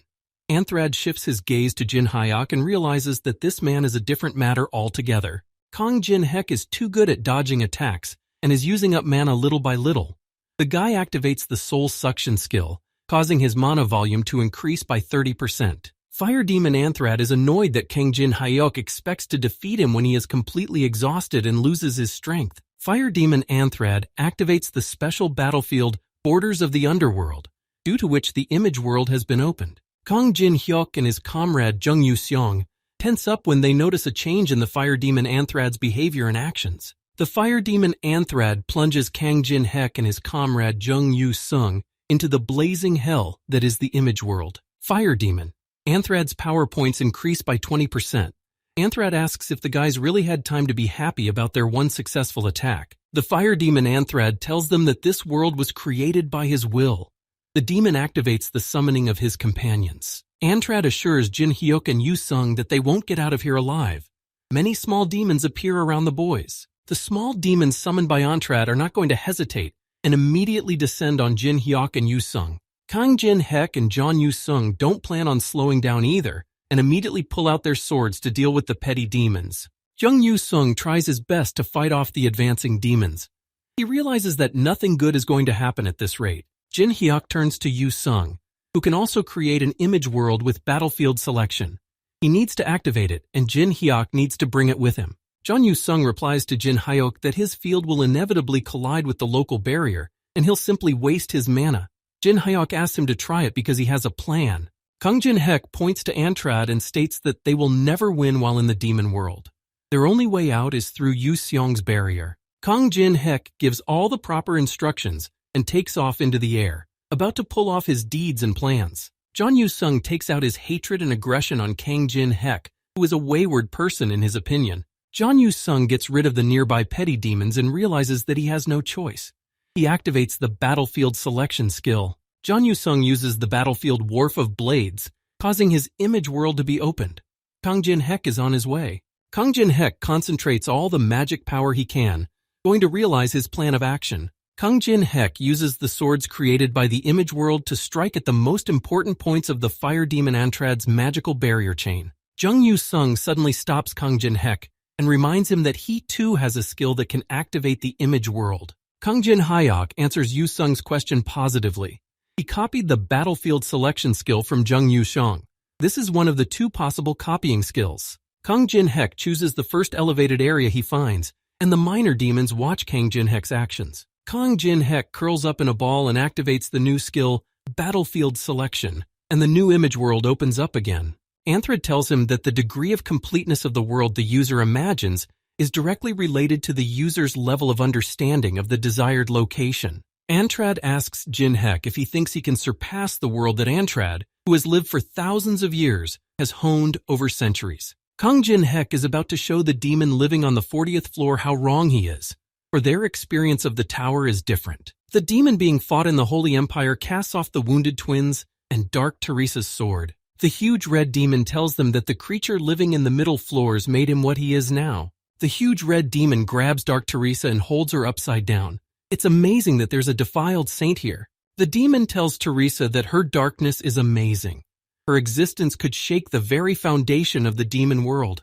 Teresa angrily asks who he is to tell him what to do. Dark Teresa immediately changes in her face when she realizes that she is actually in great danger now. The red huge demon begins to open its maw, and Dark Teresa is frustrated because she was trying so hard to stall for time. Someone's human hand appears and activates the Black Sky Imperial Art leaf on the red demon. A dark and magical vortex appears above the huge red demon, which strikes it hard. The huge red demon is distracted by the dark art's strike, so it immediately releases Dark Teresa, who falls to the ground. An unknown man appears, who addresses Dark Teresa and clarifies if her name is Teresa de Laurencia. Teresa de Laurencia raises her head at the unknown man and begins to smile for him to guess 3 times. The Dark Emperor appears, apparently sent here by Kang Jin-hek himself to help the guys. On the grounds of the Holy Empire, in the middle of a field of flowers, Dark Teresa sits, while twins Judalo and Casey weave wreaths for her. The Dark Emperor confirms Teresa's words about being sent by John Heck. He's his teacher and his name is Huan. He had a hard time taking on an apprentice in his old age. Huan says he wanted to get here quickly, but first he had to deal with a demon in Murim. Despite his dislike for the Murim, they're still human, also practicing martial arts. The Dark Emperor manages to deprive the red demon of one arm. Huan notices that the demon in Murim that this one is both very noisy. Huan gets distracted from Teresa de Laurencia and turns to the demon who should be resting by now. Huan calmly asks the red demon to help him get rid of the pain. The man is about to attack the demon. Dark Emperor Huan uses the Black Sky Imperial art called Black Spot. A notification appears in the Tower of Trials system, and that a demon named Selkarim has been defeated. Teresa notices this notification and scoffs, because it is immediately clear that it was Kang Jin-hyuk who dealt with him. Teresa continues to smirk, and was already thinking that she would have to rush to Jin-hek for backup, but that's no longer necessary. Teresa de Laurencia has 100% confidence in Kang Jin-hyuk. He can handle the situation himself. John Yu-sung watches with interest as Kang Jin-hyuk's world of images is revealed to everyone nearby. Kang Jin-hyuk's eyes are so bursting with bright and dark energy that such a thing can be seen from afar. The guy smirks. Kang Jin-hek recreates the image world called the Peak of the Lone Tower of Trials and rides that peak. Fire Demon Antard looks around and tries to figure out what this place is, since he's never been here before. Fire Demon Antard turns to Jin-hek again and is sure that it's not enough to destroy his image world. Kang Jin-hek eventually fulfills the hidden condition. The image worlds of Wharf of Blades and the top of the Lonely Tower react to each other. Due to the player's high understanding, the image worlds begin to merge and Yu-seong watches shocked. Around Jin-hyuk and Yu-sung, a special world of images called the Player's World is recreated. Due to the recreation of this world, all of the player's stats immediately increase by 30%. At this time, all the stats of the hostile fire demon monster Antard's stats decrease by 30%. Antard watches the new image world in horror and believes that this is impossible. His world has been destroyed by ordinary people. Kang Jin-hyuk points out to Yu-sung that they will now use the sword dance together. Yu-sung doesn't know what he means, since they've never practiced something like this before. Kang Jin-hek can't stop smirking and assures Yu-sung that they've done this more than once, they just need to refresh their memory. Jung Yu-sung, under Kang Jin-hyuk's instructions and advice, begins to remember all the moments of their battles together. Some kind of realization comes to Jung Yu-sung, and everything becomes clear to him. He covers his eyes and puts his sword up to his face. Jung Yu-sung turns to Jin-hyuk and assures him that he has realized everything. Jin-hyuk praises him in response to this. John Yu-sung, at the same time as Kang Jin-hyuk, starts shouting in one voice that they are ready to move forward. It's time for the battle to begin. Jong Yu-sung and Kang Jin-hek begin to synchronize with each other as Jong Yu-sung activates his Song of Blades skill. Jong Yu-sung along with Kang Jin-hek pick up the right rhythm and begin to move in line with each other, attacking Antard. Jong Yu-sung looks back at the smiling Jin-hyuk and realizes that he can see every single one of his next strikes. Chu Han-sayan has already told Yu-seong to think of the battle as a dance. The rhythm, the movements, his partner's breathing, and even the flow of his soul. If Jong Yu-sung is able to understand all of this, then together they will easily defeat enemies that are stronger than them. Having reached the perfect level where two blades merge into one, this is the 11th form of Sword Ki Blade Fusion. A serious-looking Jong Yu-sung looks over with a smiling Kang Jin-hyuk right during the battle with the demon. With Jin-hyuk and Yu-sung's two blades synchronized, they manage to attack the fire demon with ease. Nam-gung watches the battle in shock from somewhere far away and can't believe that Jin-hyuk defeated the Supreme Being, an ancient demon. Woo-yeon at this time smiles at the captain's victory, even though he himself can barely hold on and is already as exhausted as can be. Woo-yeon desperately bows his head and realizes that he will not keep his promise to Kang Jin-hyuk. Wallen takes one last look at Nam Gong Chong and realizes that he can't handle him at all right now. Suddenly, Andrea appears in front of Wulyan and uses her Fanatic's Punch skill. Wulyan raises his head in shock and genuine surprise and looks at his savior Andrea. Andrea grabs Walun around his waist and instructs him to hold on tight, activating her Fanatic Shield, which provides protection for 10 seconds. Nam Gong Chong starts to get even more aggressive when he notices that someone dares to interrupt him again. Alice shows up saying that her contractor doesn't like it when things he owns are broken. She sees that it wasn't a student who took Wulyan under her protection. Little Alice is now restricted from using her power in any way. She's going to destroy Namgung Cheon. Namgung Chong watches in stupor and horror, seriously thinking that this is all just a bad dream. The world of images created by Jin Hyuk and Yu Seong disappears. The people around them try to help each other despite their different factions. The fire demon Antard says he should have burned down the 21st floor and turned it into a demon base. He is desperate to find out why it was entrusted to him. Fire demon. Antard doesn't understand why he is suffering such a fate and why his lord is now just watching his demise. Kang Jin Hyuk realizes that Antard is blaming his master. Apparently, he is unaware that due to the characteristics of the world tree, the lord will not be able to look here. Kang Jin Hyuk smirks the whole time. This is the fire demon's loyalty fee. It must be very frustrating to stay here abandoned like this. Kang Jin Hyuk reminds Antard that he has served his Demon Legion commander Guntifer for thousands of years. The fire demon turns to Jin Hyuk in his last breath and asks how he knows the Lord's name, but the dying man has no need to know such a thing. Kang Jin Hyuk assures Antard that he will disappear anyway, so he should give his heart, and then he will take revenge on Guntifer. Kang Jin Hyuk offers to give the dying demon an entertaining gift to the master who betrayed him. Kang Jin Hyuk chuckles and offers to do all of this as revenge against the ruler who abandoned his loyal subject. The fire demon is interested in such a parting joke.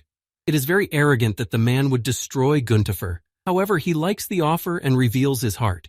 He begs the man to keep his promise. Kang Jin Hyuk consensually takes Antard's heart, receiving a relic called half of Antard's heart. The fire demon Antard begins to disappear right before Kang Jin Hyuk's eyes.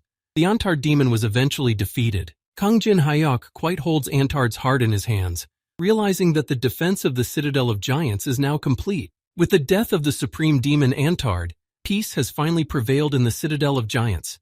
Tangrasil teaches little Ograkun how to walk. Due to the immense damage caused by this invasion, the forces of the Empire and Murim decided to stop fighting for the Citadel for the time being. Since the Citadel had been taken over by a third party, that is, Jin Hyuk, there wasn't even any further dispute. While Jong Yu-sung was recovering, Kang Jin Hyuk was able to easily hide the bounty dropped from the demon Anthrad. Kang Jin Hyuk successfully copies Antrad's skill, Flame of Beginnings. It replaces fire element due to its high compatibility. It's quite a useful skill. Kang Jin Hyuk looks over his inventory and realizes that half of Antrad's heart will definitely come in handy in the battle against demons. While Kang Jin Hyuk was distracted by his business, teacher Am Hwan and Teresa de Laurencia managed to enter his room. Kang Jin Hyuk praises the Dark Emperor and Teresa for their glorious labor. Such a request was not an easy request at all. Kang Jin Hyuk wonders how the twins Judelo and Casey are doing. Teresa tells him that they are resting in the Holy Empire because they are very tired. Am Hwan has already heard about Jin Hyuk's deeds from the White Snake. Not only did he capture the citadel that no one could topple for decades, but he ended the struggle between Murim and the Empire. Jin Hyuk's methods are devious, but the result is great. Jin Hyuk thinks Am Hwan is flattering him. All of this was only possible because of the teacher's help. While Jin Hyuk is chatting with Am Hwan and Teresa, a memory comes into the Emperor's mind that Whitesnake told him something else. When Kang Jin Hyuk first used his sword to save people, he didn't differentiate between friends and enemies. Kang Jin Hyuk is indeed a busy guy in the Dark Emperor's opinion, and many would probably support him in that. In the Empire, Kang Jin Hyuk and his comrades are welcomed with honor and joy. These heroes that protected the Empire are finally back. From a criminal, Kang Jin Hyuk has turned into a true hero. Little Alice and Andrea are as enthusiastic about the people as they are about them. Abraham waves to the other people who adulation them. Jin Hyuk thinks it's too grandiose a celebration since the threat isn't over yet. Abraham thinks Jin Hyuk is right, but right now he should just smile and wave at the people. That's what the people need. From the fight against Murim to the demon invasion, there have been too few reasons to rejoice lately. Kang Jin Hyuk watches Abraham with a sidelong glance and realizes that he cares about the Empire's well-being far more than he thought. That was probably why Abraham had asked him not to reveal information about what was happening on the 21st floor. There was still one demon left. Everyone had successfully dealt with 3 top-ranked demons, but from the investigation on the 21st floor, it turned out that there were 4 of them. All Jinhek knows about the 4th demon is the number of people he destroyed. Jinhek realizes that it would be best to enlist the support of the entire floor and find him. He will contact Murim through Yu Xiong. Jinhek turns to Andrea and asks where Yu Xiong is. Andrea replies that the guy left something behind in the Citadel of Giants. In the underground dungeon of the Citadel of Giants, crazy laughter is heard. Someone calls out to Baek Seo-lin, who is unconscious. Kostian holds out a small spider to the girl. She stole experience points from Kang Jin-hyuk, so she should pay for it. Kostian throws the eavesdropping spider at the girl, which penetrates the user's body and records the sounds of the surroundings. The spider quickly and deftly climbs up Baek Seo-lin's body and successfully penetrates this girl's body. A small but bright explosion happens, which startles little Kostian, who is sitting next to Seo-lin. Young Yu-sung, who has been trying to find Seo-lin all this time, walks up to them. He realizes that it's all Jin-hyuk's doing. Kostian threatens the guy to stay away. Jung Yu-sung kicks Kostian with one leg, causing the skeleton to fall apart.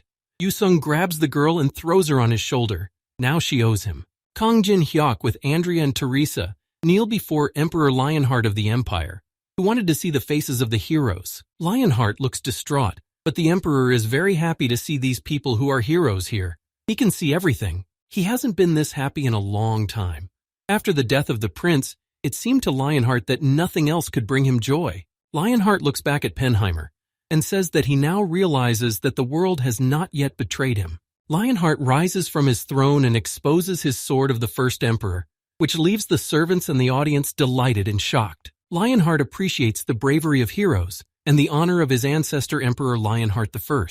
He grants Andrea, Teresa, and Jinhek the great title of Empire, as well as the Heavenly Stone of Destination. When Kang Jinhek hears about the Heavenly Destination Stone, his eyes immediately light up with interest and mad excitement. Weinstollen is horrified that the Emperor has granted the heroes this stone, which is the greatest treasure of the Empire, allowing them to communicate with the gods of the higher floors. Weinstollen clenches his fist in rage, for this is a treasure that only members of the royal family are allowed to see. It is an insult to the entire Empire. Lionheart explains to the heroes that their gift will be delivered to them tomorrow.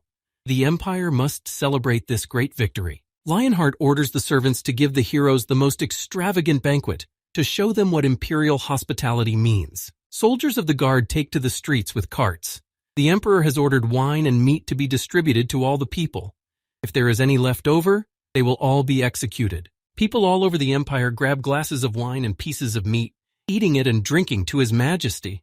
The real stars of the Empire show up and start playing the most real imperial rock for the whole town. Alice tells Andrea that, as expected, the imperial banquets are spectacular.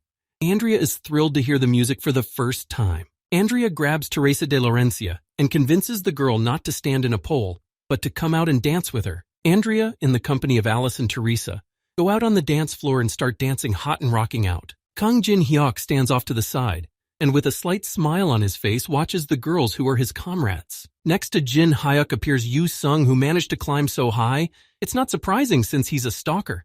Jin-hyuk wonders if Yu-sung took what he needed. Kang Jin-hyuk reveals that John Yu-sung missed the moment when they were greeted as a hero. Yu-sung claims that he's not interested in that kind of thing. Kang Jin-hyuk won't say anything more about Yu-sung training with Chu Han-seon.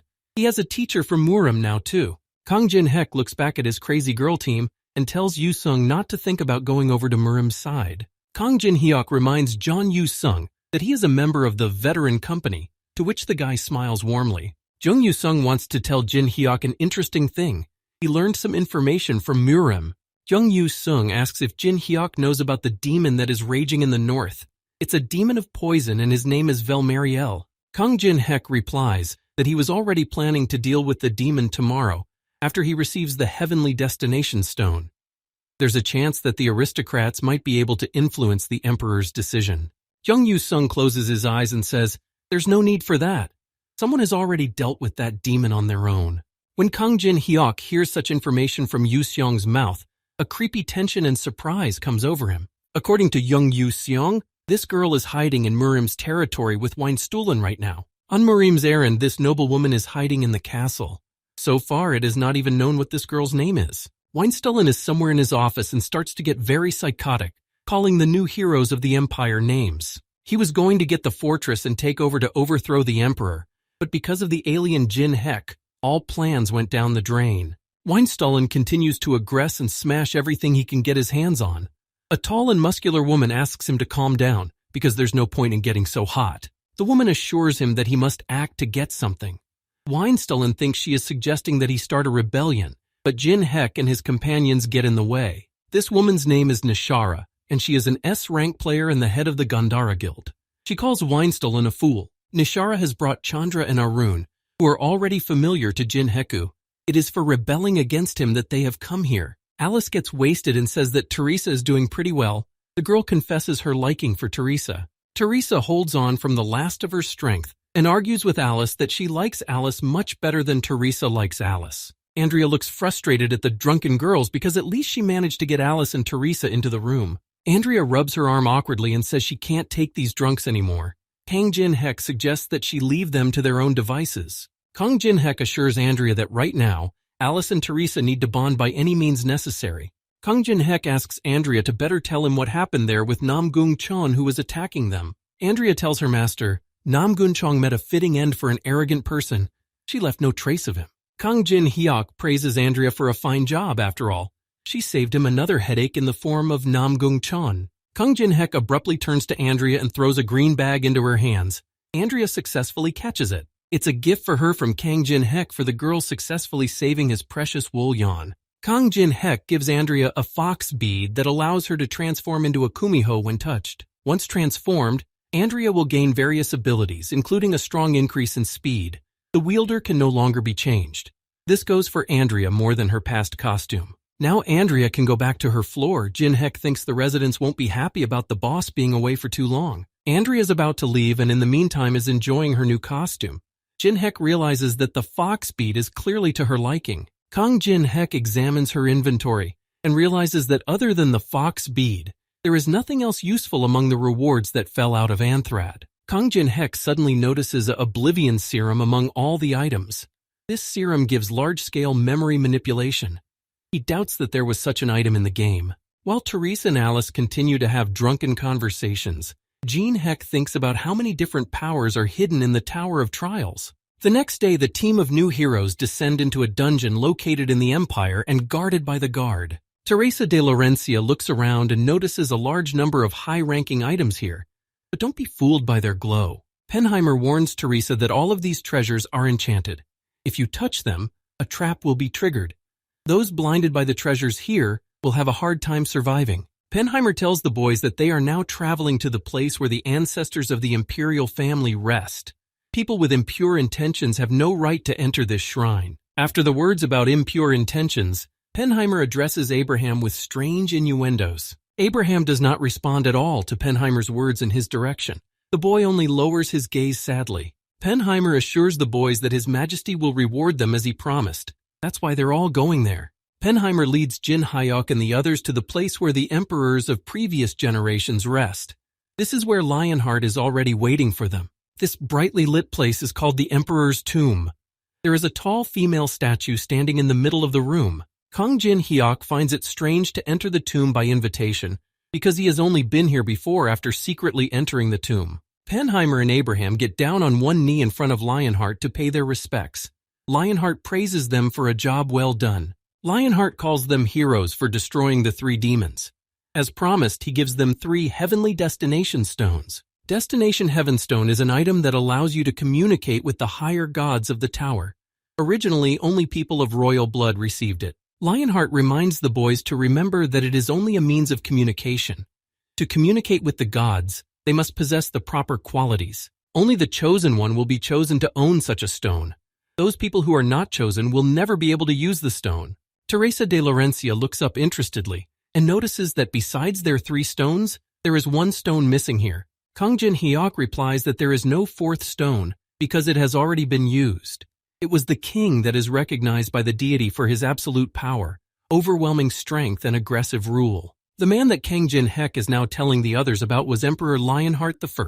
Jin Hek asks Lionheart if this could mean that all subsequent emperors could not stand on equal footing with him. Kang Jin Hek continues that the royal authority only declined over the years.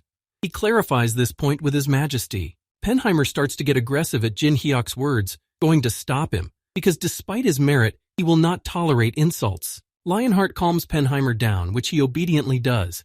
Kang Jin Hyok has indeed said all the right things. Lionheart turns to the portrait of Lionheart I and thinks about authority. It's something his servants always tell him about. He knows he can never be as powerful. The emperor has no strength or courage left. Everything he took for granted disappeared in an instant, just like his ancestors buried here. Lionheart tells us that authority has become too burdensome for him. So he asks the boys to accept these stones to protect the empire instead of the useless him. Kang Jin Hyok mentally calls this emperor pathetic. If he were the people of the empire, he would have gotten rid of such a one long ago. Penheimer frustratedly and desperately looks away, unable to find the words to respond to the emperor's words. Suddenly all barriers are removed and the protective magic is neutralized. The enemies penetrate the emperor's tomb. Kang Jin Hyok and his comrades are surrounded by the imperial guard, who begin to threaten them with their spears. Weinstollen appears at the head of the guard. He turns to Lionheart and says that he is giving away the treasures of the empire to foreigners, which is why the country is in such a state. Penheimer responds to Weinstollen's provocation and begins to shout that the Duke has no right to cross the emperor. Weinstollen turns to Penheimer and calls him a fool, for he is not the only one who has bared his teeth against the emperor. Mackenzie, who is the emperor's swordmaster, also finds himself among the traitors. Another such person who acts with Weinstollen also turns out to be the swordmaster Abraham. Abraham pulls out his Aurora sword and points it at the players led by Jin Hek. He gives one last warning. Abraham demands Teresa, Jin Hyok, and Jung Yu Sung to step back immediately, because none of this business concerns them. Kang Jin Hyok also pulls out his Aurora sword and starts laughing. He's not going to leave because he hasn't gotten his reward yet. Weinstollen starts to get aggressive when he observes that Mackenzie and Abraham are standing pillar to post and doing nothing. Duke Weinstollen starts yelling for the swordmasters to immediately spring into action and attack. Abraham is already starting to get tense and gives a final warning to the players Jin Hek and his comrades. Abraham threatens the guys with his sword and says that he just doesn't want to hurt those who saved the empire. Nishara appears and realizes that Abraham can't point his sword at the benefactors. Then the matter should be left to them, since it makes no difference if some players fight others. Before Nishara can even give orders to Aran and Chandra, the two immediately jump out of their seats and get into the fray. Chandra immediately targets Teresa de Laurencia, attacking the girl to destroy her. Aran at the same time attacks Jung Yu Sung, who is also going to be dealt with for good and loose. Nishara, accordingly, attacks the head of the gang, Kang Jin Hyok. It doesn't take long for the girl to attack him. Nishara starts smiling broadly with some evil smile and says that she's happy to meet Jin Hyok. Kang Jin Hek activates his greedy gaze on Nishara, but the target can't be looked at because she is protected by the mandala. Kang Jin Hek deftly dodges and quickly deflects the powerful attacks of Nishara, who pounces on him. Nishara can't stop smiling and says that it's not too late. If they join them, they will get some good benefits. Nishara tells them that when Weinstollen successfully takes over the empire, he will give 10% of the profits to the Gandhara Guild. Nishara points to Lionheart, who is defended by Penheimer, saying that he is completely hopeless. Nishara shifts her attention back to Kang Jin Hyok and is surprised that the guy is laughing now. Kang Jin Hek smiles at all 32 and realizes that Nishara doesn't know who the swordmasters are at all. Abraham and Mackenzie are at this time attacking Penheimer, who deflects their sword attacks with an aggressive look. Penheimer doesn't recall teaching Abraham and Mackenzie such a thing at all. So why did these two betray the empire? Abraham and Mackenzie fight Penheimer and answer him that they didn't betray the empire. They betrayed the emperor, who did nothing when the country was crumbling. Abraham begins to shift to shouting and tells Penheimer to look now at the emperor himself. Lionheart is now only able to watch in silence as the others fight. There is not a shred of fighting spirit left in him. Penheimer frustratingly agrees that His Majesty was not in good health after the Crown Prince's death. Penheimer is going to use his Blade of Aurora to protect the Emperor, since he still has Lionheart's blood running through his body, and he has sworn to protect her. Abraham and Mackenzie are going to counterattack Penheimer. If he responds like this, they have no choice but to do so. A bloody battle begins between Swordmasters Penheimer and Abraham and Mackenzie. Lionheart watches in horror as his Swordmasters begin to fight between each other. Nishara begins to squint at Penheimer and tells Jin Hek that this fight is the summation of what is happening. Abraham and Mackenzie pierce Penheimer's body with their Aurora swords and look like they didn't expect it themselves. Penheimer could have easily destroyed Abraham and Mackenzie with his attack, so why wouldn't he? This Blade Master's sword is obligated to protect everyone, including the Emperor, and Abraham and Mackenzie are brothers and apprentices to Penheimer. Penheimer grabs Abraham and Mackenzie's heads. For what kind of mentor would ever injure his apprentice? Penheimer begins to smile back at the boys and says that he couldn't keep them from going down the wrong path and apologizes for that. Penheimer begins to fall to his knees because he can no longer stand on his feet from being badly wounded. Abraham tries to shout to him. Kang Jin-hek calls out to the crying Abraham and suggests that he tell him something interesting regarding Weinstollen. Duke Weinstollen, whom they want to make the new leader, has already joined Murim's side. Kang Jin-hek points to Nishara and the Chandra and Arun who came with her, who have already received their invitations from Murim too. Abraham tries to fully realize what is even happening. He starts remembering all the words said by Weinstollen. Duke Weinstollen is not at all upset that Abraham just found out his biggest secret. The Duke smirks and asks if Abraham has any regrets now. Kang Jin-hyuk turns to Abraham and says it's not too late. They need to capture Penheimer and the Emperor to get out of here. Abraham replies to Jin-hek that they are surrounded. Kang Jin-hek turns to Mackenzie to remember what the guy told him about his injury. At the Imperial banquet, Kang Jin-hek apologizes to Mackenzie for the incident that happened to him. After all, he came to protect the Empire, not taunt him. Kang Jin-hek switches to a real and serious tone, asking about Mackenzie's injury that he suffered. Jin-hyuk thought Mackenzie's trauma was bad enough and wants to tell him how to get over it and overcome it. Kang Jin-hek assures Mackenzie that when he can show his bald head, which is his trauma, then he can get over it and get rid of it. Kang Jin-hek reacts in time and puts on his sunglasses, while Nishara is blinded and shocked. When Mackenzie removes his headgear, his baldness activates the daylight and creates a powerful flash. This bright and powerful flash illuminates and blinds everything and everyone around him. Everyone immediately stops seeing anything. Chandra, along with Arun, also try to cover themselves with their hands from the bright flash that is made by Mackenzie's bald head. Jung Yu-sung is amazed at such an interesting maneuver. He now understands why Jin-hyuk gave him the sunglasses. Lionheart, meanwhile, is in genuine shock and horror at everything going on around him. Mackenzie and Abraham grab hold of Emperor Lionheart and Penheimer to get him as far away from here as possible. Abraham will accept any punishment for such treachery. Lionheart looks worriedly at the wounded Penheimer. Duke Weinstollen orders the guards to follow Abraham and Mackenzie, for the Emperor cannot be left alive. Kang Jin-hek watches Nishara's fleeing subordinates, so there is an opportunity to talk quietly. Kang Jin-hek approaches Nirasha with a suggestion to continue the conversation in private. The girl tries to wipe her eyes to regain her sight. Kang Jin-hek was looking forward to meeting the player who single-handedly defeated the demon on the 21st floor, but it turns out to be nothing special. Kang Jin-hek lowers his glasses and offers to fight for real since it's just the two of them. Nirasha shows Jin-hyuk her agreement to this battle with her smile. The girl starts pulling out her weapons. Nirasha is going to show Kang Jin-hyuk her true strength. The girl starts to activate her body unity skill. Kang Jin-hek excitedly looks at Nirasha, who is so filled with powerful magic power. Nirasha activates unity, after which the god of destruction Shiva appears behind her, under whose protection Nirasha is. Kang Jin-hyuk can't stop smiling and covers himself from the wind that comes from Nirasha. He wonders where she got the mandala's protection from. Kang Jin-hek watches Nirasha and realizes that this girl is now leading a real god. Nirasha turns to Jin-hyuk with burning eyes and asks if he doesn't know that the Emperor has only a little time left. Thanks to Jin-hek's tricks, they've all managed to avoid a major crisis, but it will only temporarily prolong Lionheart's life. While Jin-hyuk deals with Nirasha, his comrades try to lead the Emperor away. Jung Yu-sung rushes past the Emperor's treasury and touches them, which activates the Tomb Raider's trap. Yu-sung's activated traps begin to trigger, restraining Arun and Chandra, buying time. Nirasha asks Jin-hyuk, does he really think there are still people in the Empire who will side with the vegetable Lionheart? Nirasha suggests that Kang Jin-hek not to waste his time simply and just join them. Kang Jin-hyuk smiles contentedly and agrees that Nirasha is indeed right in this case. At the moment, there are no supporters of the Emperor in the Empire's capital, except for his close associates. Kang Jin-hyuk stretches his smile even more and tells Nirasha that this is why he gathered the Emperor's associates in advance. Abraham is already out of breath because he was dragging Lionheart on his back. They are both surprised to see other people in front of them. Teresa de Laurencia looks out from behind Abraham's back and smiles back at the people who came here. All of these people are Lionheart's associates that Jin-hek had gathered beforehand. These are the people who will follow him. Penheimer lifts his head from the last of his strength and is surprised to see Archbishop Sabine here.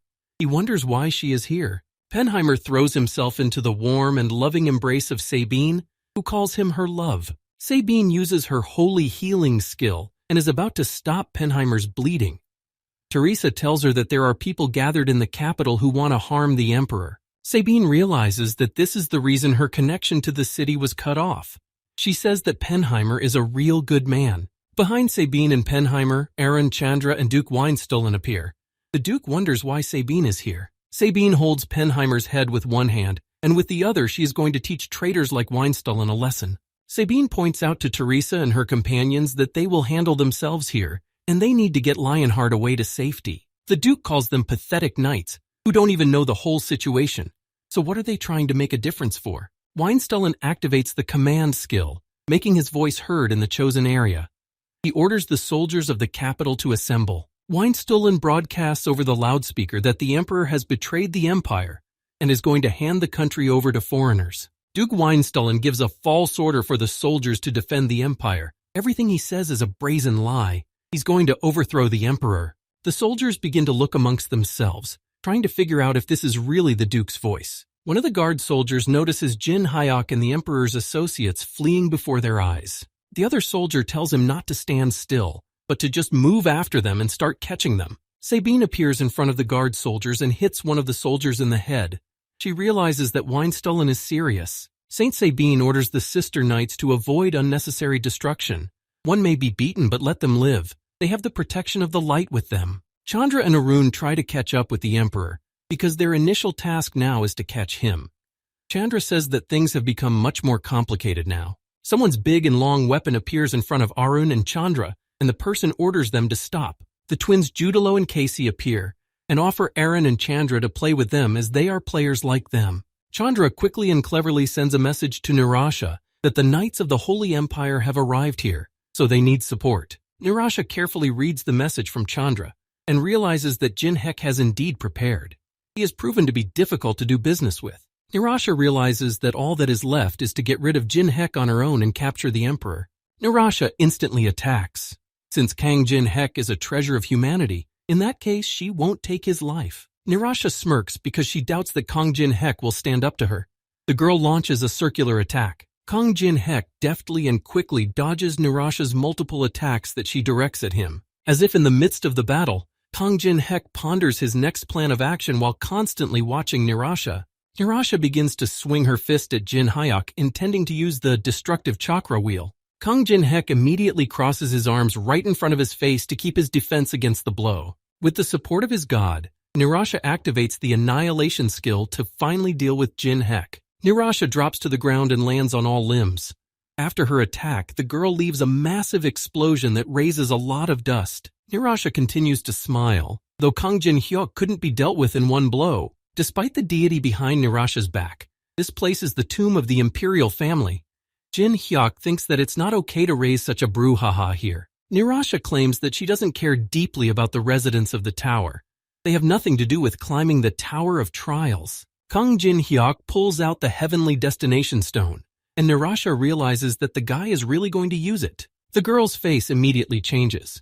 Nirasha states that if Jin Hek's behavior angers the gods, he may not be able to hope for a good outcome. Kang Jin Hyok clenches the stone tightly in his fist and scoffs at what Nirasha says.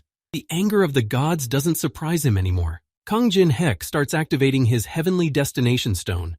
He thinks that you can only hate someone you care about in one way or another. Kang Jin Hek activates his Heavenly Destination Stone, which starts him trying to communicate with higher beings. Nirasha begins to cover herself and her face from the wind that blows the stone around. She considers Jin Hek's act as madness. At this time, the higher beings respond to Kang Jin Hyok's call by blocking and making the space around them freeze. The Supreme Being is very willing to manifest, but the restriction of the tower does not allow for this action. Contact is only possible through conversation. The Supreme Being tries to destroy all possible restrictions and prohibitions of the Tower of Trials in order to manifest. The Supreme Being successfully destroys all interfering restrictions and appears in space with Jin Hyok. The Supreme Being turns to Jin Hek, who first refuses the offer to become the Dark Apostle and then calls out to him himself. Kang Jin-hyuk looks surprised and shocked at the appearance of the supreme monster, who he never thought he would see here. Varial's rotting heart rises up in front of Jin-hyuk and asks him to repeat the same fiery speech. He came to hear it in person. Varial reminds Kang Jin-hyuk of how he insulted him back then on the 5th floor, because he's much stronger here now. Kang Jin-hyuk starts to smile and makes a veiled apology. He asks him to help him since Varial came here. Rotting heart Varial starts laughing as if he owes the man something. That's the height of any insolence. Kang Jin-hyuk calls Yu Seong's name and knows that it was Varial who added the condition for him with the maid suit fitting. Kang Jin-hyuk is already aware that Varial tampered with the system to set up something like this. He sure likes his content. Kang Jin-hyuk asks Varial to help him now, and he'll repay him with more interesting material in the future. Jin-hyuk promises Varial to provide entertainment that will dispel the creature's boredom once and for all. Kang Jin-hyuk promises Varial the kind of fun that the Tower of Trials has never heard of. The world of images created by Varial's appearance begins to slowly fade away, and Nirasha comes to her senses. Nirasha's face changes, and she is filled with terror and shock when she sees who appears before her along with Jin-hyuk. Kang Jin-hyuk activates his body unity skill, along with the Demon King Varial, who decides to help him. Shiva is as surprised by Varial's appearance as Nirasha is. The goddess asks why he sided with the man. Varial, along with Kang Jin-hyuk, starts laughing heartily. The reason for this action is because Jin-hyuk is a very entertaining guy. Kang Jin-hyuk uses his supreme being Varial and starts attacking Nirasha quickly and accurately. Kang Jin-hyuk, with the help of Varial, is going to use the Demon King's fist skill. After activating the fist, Jin-hyuk activates the personal skill Colossus Punch, improving the attack power. Nirasha gets the worst of it from Kang Jin-hyuk's fist. The girl begins to expectorate blood painfully. Jin-hyuk's punch leaves behind devastating effects, even though he himself said that destroying the tomb was bad. Kang Jin-hyuk seems to be filled with incredible rage and power. He claims that everything is fine now. Kang Jin-hyuk turns to Nirasha and says that he'll just pretend that she's the one who destroyed the tomb. Varial starts laughing at Kang Jin-hyuk's words. This demon clearly has a lot of sympathy for him. Meanwhile, the twins Judelo and Casey continue to fight Chandra and Arun, who are in the way. Arun asks why the twins are now trying to get in their way, since they don't even belong to any guild. Casey tries to figure out if there needs to be a reason for such a decision. Judelo argues that they don't know anything about that sort of thing. The twins Judelo and Casey kick Arun and Chandra in the face at the same time and with both feet. All they do is like Jin-hyuk, so they do the whole thing. Judelo and Casey kick Arun and Chandra so powerfully that they pass out. Teresa realizes that the twins really do like Jin-hyuk. Teresa de Laurencia suddenly begins to feel a tremendous energy oozing from beneath the ground. There is a battle going on. Shiva, the god of destruction, starts yelling at Varial that he just won't stand for defeat in front of him. Shiva doesn't even want to see the horrible behavior of the demon Varial. The 1,000-year-old great mandala begins to bloom. Nirasha thanks Shiva for giving her the incredible amount and power of immense divine power. Varial folds her hands in front of her in a lock and gets frustrated because it was so much fun before. Varial tells Jin-hyuk that Shiva shared his real skills with Nirasha, so body unity won't be enough. Even though Varial is a high-ranking demon who can overpower Shiva, they won't have enough synchronization, so you can't count on his skills. Kang Jin-hyuk starts going through his inventory. It's time to show Varial something very interesting. Kang Jin-hyuk uses the third advantage of First Tower Conqueror. He takes up a copy of the special spear, but the area of use is limited to Varial. Before this, Kang Jin-hyuk fulfilled the conditions of the third First Tower Conqueror task because he helped Penheimer. Jin-hyuk has gained the Emperor's trust, but has yet to return the Empire to its prosperity, though he doesn't understand why. Kang Jin-hyuk doesn't understand why the tower system keeps giving him indulgences, but he can't lose them, which is why he uses the copy of the special spear. Kang Jin-hyuk manages to reproduce Varial's copy of the spear with the help of the manipulations and tasks he has done. Varial is shocked when he notices his black Kishan spear. How can Jin-hyuk even use the weapon without his permission? Kang Jin-hyuk said earlier that he was going to humor Varial by launching the Kishan directly at Shiva and Nirasha. Nirasha activates the mandala, which starts to get contaminated. Shiva asks where Varial dug up that monster in human form. Varial laughs admiringly and interestedly at Shiva, for this is the demonic nature, the god of destruction. Shiva clutches his head in horror and realizes that things are bad. Their body unity and great mandala with Nirasha is cancelled. Kang Jin-hyuk mockingly points his finger at Nirasha and says that it was fun enough. Kang Jin-hyuk abruptly changes the trajectory of his attack to avoid hitting Nirasha. You can't destroy an S-rank player because of something like that. Meanwhile, the Sister Knights of the Holy Empire continue to fight the guards summoned by Weinstullen. Teresa de Laurencia is greatly startled when a bright and powerful magical ray begins to ooze and break out from the ground. Teresa de Laurencia manages to realize in time and bounces aside to avoid getting hurt. Varial praises Kang Jin Hyuk because he hasn't had this much fun in a long time, and he has great content. Their body unity is cancelled. Varial lastly promises Kang Jin Hyuk that she'll make him her Dark Apostle next time, and they'll see each other again. Kang Jin Hek turns to Nirasha, who, bowing her head, admits that Jin Hek has defeated her and she surrenders. Nirasha smirks through her teeth and demands Jin Hek not to think that her defeat can stop the revolution. Kang Jin Hek activates a 2-star hypnosis barrier on Nirasha to make her sleep. He left her alive and she's also bickering. Kang Jin Hek gently puts Nirasha to sleep and realizes she's right, because he can't stop the rebellion. He will only be able to do so if the Emperor himself takes action. Otherwise, the Empire will fall due to internal conflicts. In that case, he won't get the reward from Penheimer. Kang Jin Hyuk is faced with the dilemma of settling for the third feature, or giving up the shortcut to the middle floors, when suddenly Alice from the ring asks if the Emperor's morale needs to be restored. Little Alice, dressed as the second unknown, comes out of the ring. She has an idea on how to awaken the right spark in Lionheart. The battle between Nishara and Kang Jin Hyuk in the Imperial Palace leaves a huge hole straight through the floor. Emperor Lionheart does not express any emotion at all with his face, as if he is not bothered by anything around him at all. Little Alice is dressed in the robes of the unknown player. The girl calls out to the Emperor and asks why he is sitting there with a slumped face. Little Alice begins to envelop herself with a small amount of her magical power. She wonders how the Emperor even inherited the Lionheart name. Mackenzie begins to aggress at Alice under the mask, calling her behavior disrespectful to His Majesty. Abraham stops Mackenzie. That masked magician is a colleague of Kang Jin Hyuk. They should wait and see what happens. Little Alice points her sword at Lionheart's face, huffing about how she can't look at this. Little Alice starts twirling the bloody spear above her head and says that the Lionheart she knew wasn't like this. Kang Jin Hyuk watches as Little Alice starts muttering an unknown incantation and summoning something. Little Alice raises her sword in the air and begins a temporary summoning of a soul that the girl had a deep connection with in the past. Lionheart III watches with shocked eyes as someone appears in front of him. Alice thinks that the Emperor should be taught a lesson, and does so by Lionheart I, who appears in front of everyone. Lionheart sits immobilized and in a complete stupor. The Emperor does not believe in what is happening because it is impossible. The soul of Emperor Lionheart I appears in front of everyone present. The man smiles warmly. Lionheart I sits down on one knee in front of his 38th generation descendant. He asks why he is sitting here in utter despair. Emperor Lionheart I can't stop smiling and says there is no need to be crushed. It's not something the Emperor can afford. Lionheart III bows to the first Emperor and tells him that his child, to whom he gave everything, has left this world. He does not know how he should go on with his life. Lionheart I states to Lionheart III that he has already had a chance to speak with his precious son. The first Emperor also tells him that all of their blood relatives are now with him. The first Emperor states that the third Emperor's son was a wonderful child.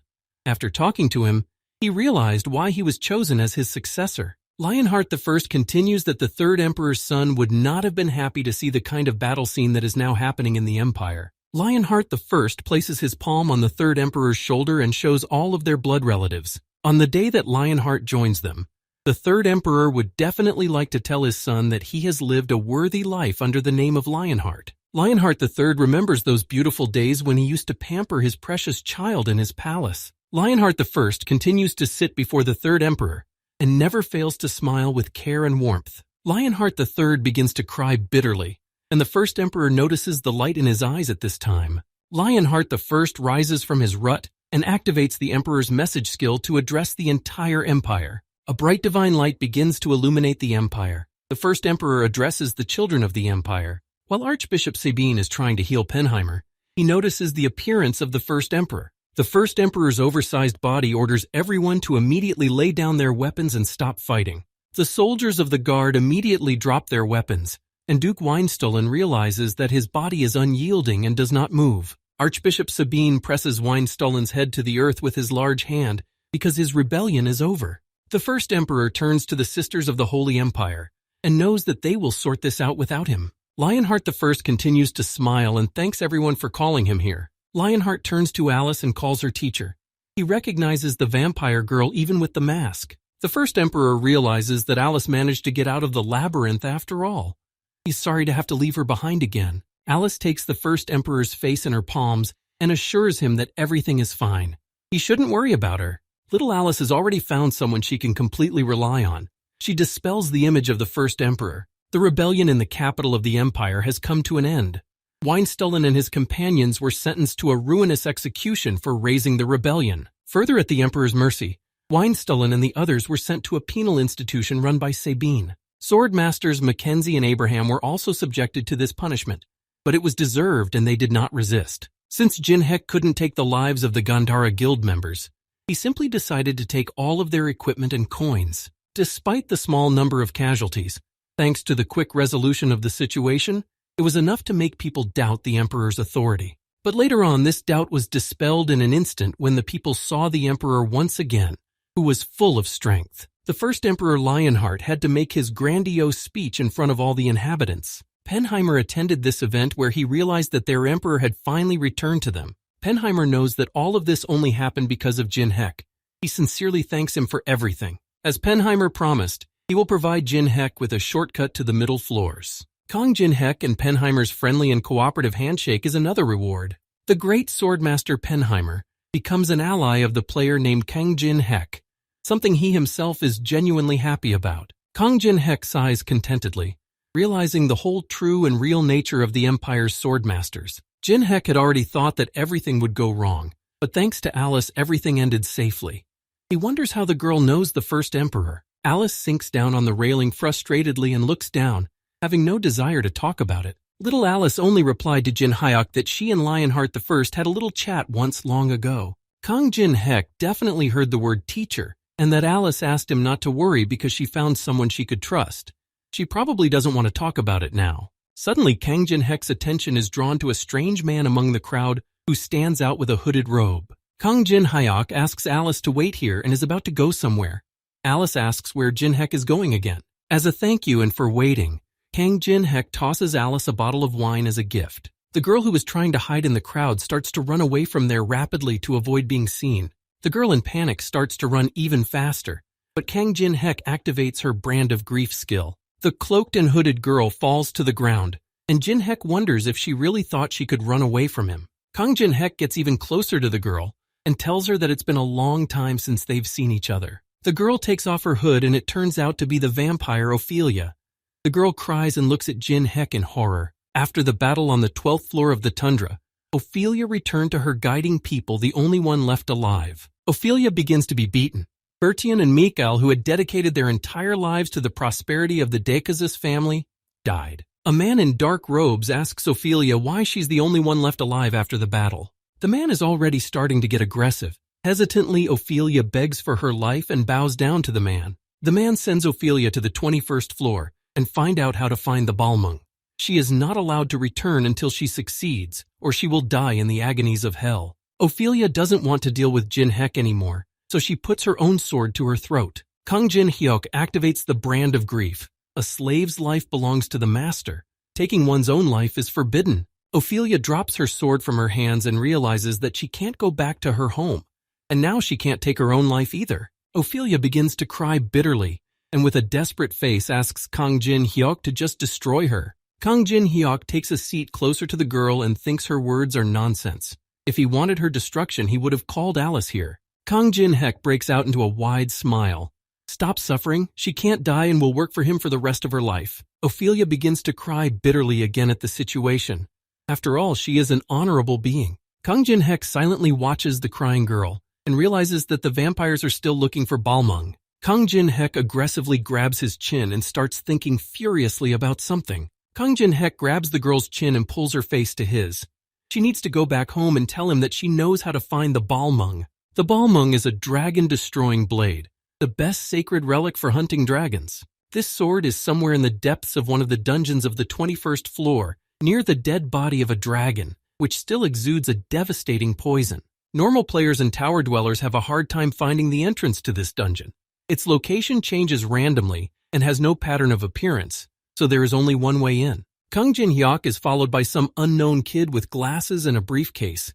He gets startled when Jin Hyuk turns around to look at him. Kang Jin Hek activates his greedy gaze on him. Phasis is a researcher who spreads the news of the tower. To copy Phasis' skill, you have to listen to his request and show him how Jin Hek himself treats his companions. This kid will have to be used. Kang Jin Hek turns to Phasis and asks him to stop with his ridiculous pretenses. Kang Jin Hek knows that Phasis has been following him since he first arrived here. Phasis is shocked that Jin Hek knows him. Kang Jin Hek smugly smiles and says that instead of stalking, he'd rather have Phasis tell him what he wants from him. Phasis is working on a piece called the Tower Rating. It can be used to measure the skill of everyone active in the tower and make a ranking. Phasis says what he wants from Jin Hek. He would like to include data about Jin Hek in the tower ranking. Phasis has long wanted to add Jin Hek there for his feats, since the tower doesn't even have a system to determine player stats. With the tower rating, all the information about the players can be gathered. Kang Jin Hek watches Phasis and realizes that this guy is obsessed with analysis, so he looks like Rick Hennessy. Kang Jin Hek looks at the tower rating cube and realizes that this is the request from Phasis. Phasis says that all Jin Hek needs to do is sign a consent form, agreeing to hand over personal information about himself and his faction members. Kang Jin Hek agrees that he'll sign everything that needs to be signed, but in return, he demands a small favor. Phasis says interestedly that this is the way it should be. A favor for a favor. He asks Jin Hyuk what he can do for him. Kang Jin Hyuk replies that it's simple. All Phasis needs to do is find the entrance to the dungeon where the sword Balmung is buried. Phasis obviously didn't expect such an interesting and challenging request from Kang Jin Hyuk at all. Phasis awkwardly states that the Empire has forbidden entrance to this dungeon. Kang Jin Hyuk tellingly says that he's not getting any information for the tower rating then. Kang Jin Hyuk is about to leave and lastly adds that it's an unequal deal, and he still has to divulge his and other people's information. Kang Jin Hek says that's an impertinence. He leaves and hopes that he and Phasis never meet again. Phasis bursts up from the table and starts yelling for Kang Jin Hek to at least think a little bit about his situation.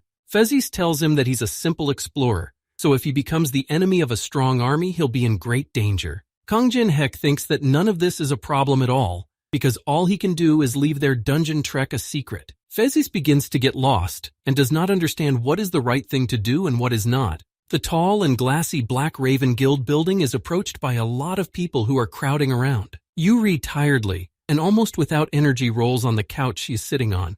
The girl feels like she's about to lose her mind. Yuri is furious because it's impossible to process all the applications. The principal replies to her that the chapter's video from the 21st floor is gaining popularity, so they won't be getting a vacation anytime soon. The principal starts to let the men's stingy tears flow, because all of this wasn't here when Alice was looking out for them. While the director Yuri and Park Han-na are dealing with the paperwork, someone suddenly starts knocking on their door. The twins Judolo and Casey appear and rattlingly open the doors and report to everyone that they have arrived here. All of Jin Hyuk's subordinates are shocked when the twin Europe S-rank twins appear in front of them, acting like lunatics. Judelo tells the others that Jin Hek asked them to help with the guild business. Casey claims that he and Jin Hek are family. Judelo asks the director if Jin Hek didn't warn them. Judelo, with pitying eyes, just bank card. The guild director remembers Jin Hek's message, and now it's clear to him what it all meant. Casey asks contentedly what they need to do in the end. Judelo hopes it will be something interesting. Outside the Black Raven Guild building, people are crowding around like this. The twins walk out to the people and realize that there are a lot of applicants. Due to the large number of people, they will be conducting the first trial right here, and the conditions for passing is to not recline until the end of the trial. People look on in horror at a distraught Judelo and Casey as the twins pounce on them right into the crowd. Some incredible chaos ensues outside the guild building as people try to figure out what the twins are doing here. The director is quite observing what's going on through the window. S-rankers can be relied on after all. Alice would have done the same thing. The headmaster looks at a picture of him and Alice that they once took. He hopes she's okay. Phasis brings Kang Jin Hyuk to the right place after all. Kang Jin Hyuk hesitates and isn't sure if this is the right place. Phasis assures Jin Hyuk that it may not seem that way, but the entrance to the dungeon is indeed here. Phasis puts on his glasses and begins to look around. He is clearly convinced that this is where the dungeon is formed. Phasis begins to use the pass. It begins forcibly opening the entrance to a place where passage is forbidden. There is a penalty here. You can't get points or experience. Kang Jin Hyuk realizes that it's a good thing that Phasis exists. Without him, he would have to use complicated magic or emperor items. Phasis invites Jin Hek to enter the dungeon, as he himself is curious about what the place is so unusual. The magic portal that leads to the dungeon is approached by some people who have been following Jin Hyuk. The hooded man praises Ophelia for the girl doing a really good job this time. The man extends his clawed hand forward and orders his minions to move forward into the dungeon. Fezes, along with Kang Jin Hyuk, enter the dungeon area where the sword Balmung is located. Fezes is simply delighted with the surroundings. On the wall, there is a whole history of the master of the Balmung sword, who was called the Great Dragon Destroyer Siegfried. Kang Jin Hyuk's spirits help him and Fezes get through the traps set in the dungeon. With the help of the spirits, Theseus is able to read what is written here in an ancient language. Siegfried once destroyed the poisonous dragon Fafnir. Also, Theseus knows that spirits don't make contracts with humans since Jin Hek managed to get them then. Kang Jin Hek smiles and replies in a veiled manner. He opened the way to the spirits' hearts with his love and care. Kang Jin Hek addresses the spirits who work hard and confirm those false words of Jin Hek. Kang Jin Hek reminds the spirits that if he or Theseus are even slightly hurt, Koguma will punish them. The spirits turn to Kostian, who is strangely subdued. They've been working like the damned here. Now it's time for him to speed up too. Kang Jin Hek notices a strange thing. The copying conditions are still not met, so he hasn't proved his love for his companions to Phezus yet. Kang Jin Hek uses his new skill Flame of Beginnings to light all the torches in the dark corridor of the dungeon. In front of Kang Jin Hek and Phezus appears the body of the huge poison dragon Fanfire, which was destroyed long ago. In Fanfir's huge body, the very Balmung Dragon Destroyer sword that Jin Hyuk was looking for can also be spotted. Kang Jin Hek praises the spirits who did a good job protecting them from traps for 3 hours. As a reward, he throws them a small piece of magic stone. Kang Jin Hek tries to get Jin Hyuk's attention on himself and warns him not to let the guy get too close to Fanfir. This huge dragon died spewing venom full of resentment towards Siegfried. It is said that no one will stay alive by getting close to such a strong poison. Kang Jin Hyuk already knows about all of this. Even if he goes through it, he will only be able to use the sword if he chooses it himself. Fezes listens to Jin Hek and realizes that he really does know everything about the tower. He suggests that he become an explorer like him. Kang Jin Hek chuckles amicably at Phezus' words. It would definitely be fun traveling around the tower with him. Phezus is the only one who has such interest and such an open-minded attitude towards exploring the Tower of Trials. Kang Jin Hyuk replies to the kid that it's a great suggestion, but now is not the best time for him. Phezus turns around on someone in a panic. Kang Jin Hyuk turns around after Phezus, but the kid smiles wryly when he realizes they have uninvited guests. The man who is at the head of the vampires abruptly raises his head to assess the situation. The vampires finally notice and find the very Balmung Dragon Destroyer sword they have been looking for so long. The male vampire turns to Ophelia and once again compliments the girl for doing a fine job. The male vampire states that Ophelia can now return to her Dekazus home, where she was forbidden to enter. Kang Jin Hyuk mocks the vampires, calling them Dekazus mosquitoes. They must have spent a lot of money to bring them here. The male vampire replies that they always sacrifice something for the tower. They searched all the middle floors to find this sword, and even enlisted the help of demons. The vampire man himself is surprised that it was only worth it for them to follow in Kang Jin Hyuk's footsteps to find the sword. This is completely absurd. Kang Jin Hek smirks at the fact that the vampires are so eager to get it. Even the higher beings won't be able to resist this poison. The male vampire shows the minions to move forward. They already know how to get rid of such a powerful poison. The vampire man orders the researcher to be captured alive, because he will be useful and become a tracker for the Dekazus family. The researcher Phezus starts running around in a panic because he doesn't want that fate. If that happens, he will not be able to explore the entire tower. Phezus activates his quick step skill to escape from here. The activation of this skill works without penalty. Phezus apologizes to Jin Hek. Phezus is about to sneak to the exit first, trying to escape from the vampires attacking him. Suddenly, right above Phezus, someone instantly deals with the attacking vampires. Koguma jumps over Phezus and deals with these aggressive and attacking vampires. Phezus raises his head and looks at Koguma in surprise, realizing that there is an ancient dragon in front of him. Kang Jin Hek orders his pet Koguma to take care of Phezus, to which the dragonkin responds positively. From behind Kang Jin Hek, the transformed 5 spirits appear, going to help their master deal with the rest of the vampires. The vampires stop in horror in front of Kang Jin Hek, who looks quite threatening. Kang Jin Hek smiles epically and asks the vampires if they really thought it would go the same way as the last time they met. Kang Jin Hek knows full well that vampires are very weak against fire, so Salamander enters the fray. Kostyan stands quietly on the sidelines and watches the battle. Kostyan realizes that his older comrades are insanely tough. Kostyan adjusts himself with determination and self-confidence. He too wants to join the battle and become as cool as the other 5 spirits, but Jinhek stops him. Kang Jinhek picks up little Kostya and suggests that he take a few things before entering the battle. Ophelia stands back and assesses Kang Jinhek's strength. He has as many as 5 spirits and even an ancient dragon at his disposal. Ophelia realizes that since Mikhail's death, Jinhek has become even stronger. Many of the Dekazus are no match for him. One of the 5 spirits, who controls the forces of the earth, notices the strange behavior of the vampire Ophelia. Ophelia activates her Blood Blast skill, aiming her full force at the 5 spirits of Kang Jin Hyuk. The male vampire realizes that his subordinates are barely fighting against a couple of spirits. When they return, they'll be in for some serious training, or Dekazus won't have a bright future. The vampire is going to show everyone how powerful the Dekazus family is. The vampire's name is Amilam de Dekazus. He is the possessor of pure blood. Jinhek activates the greedy gaze on Amulam. To copy his skill, you need to get rid of his mind control. Several spirits already managed to deflate and go blind with tired faces. They warn the master that vampires are on another level. Kang Jinhek orders the spirits to go to Kagumi and help him protect Phases. Amulam's opponent will be himself. Amulam de Dekazus notices that Kang Jinhek looks confident, however.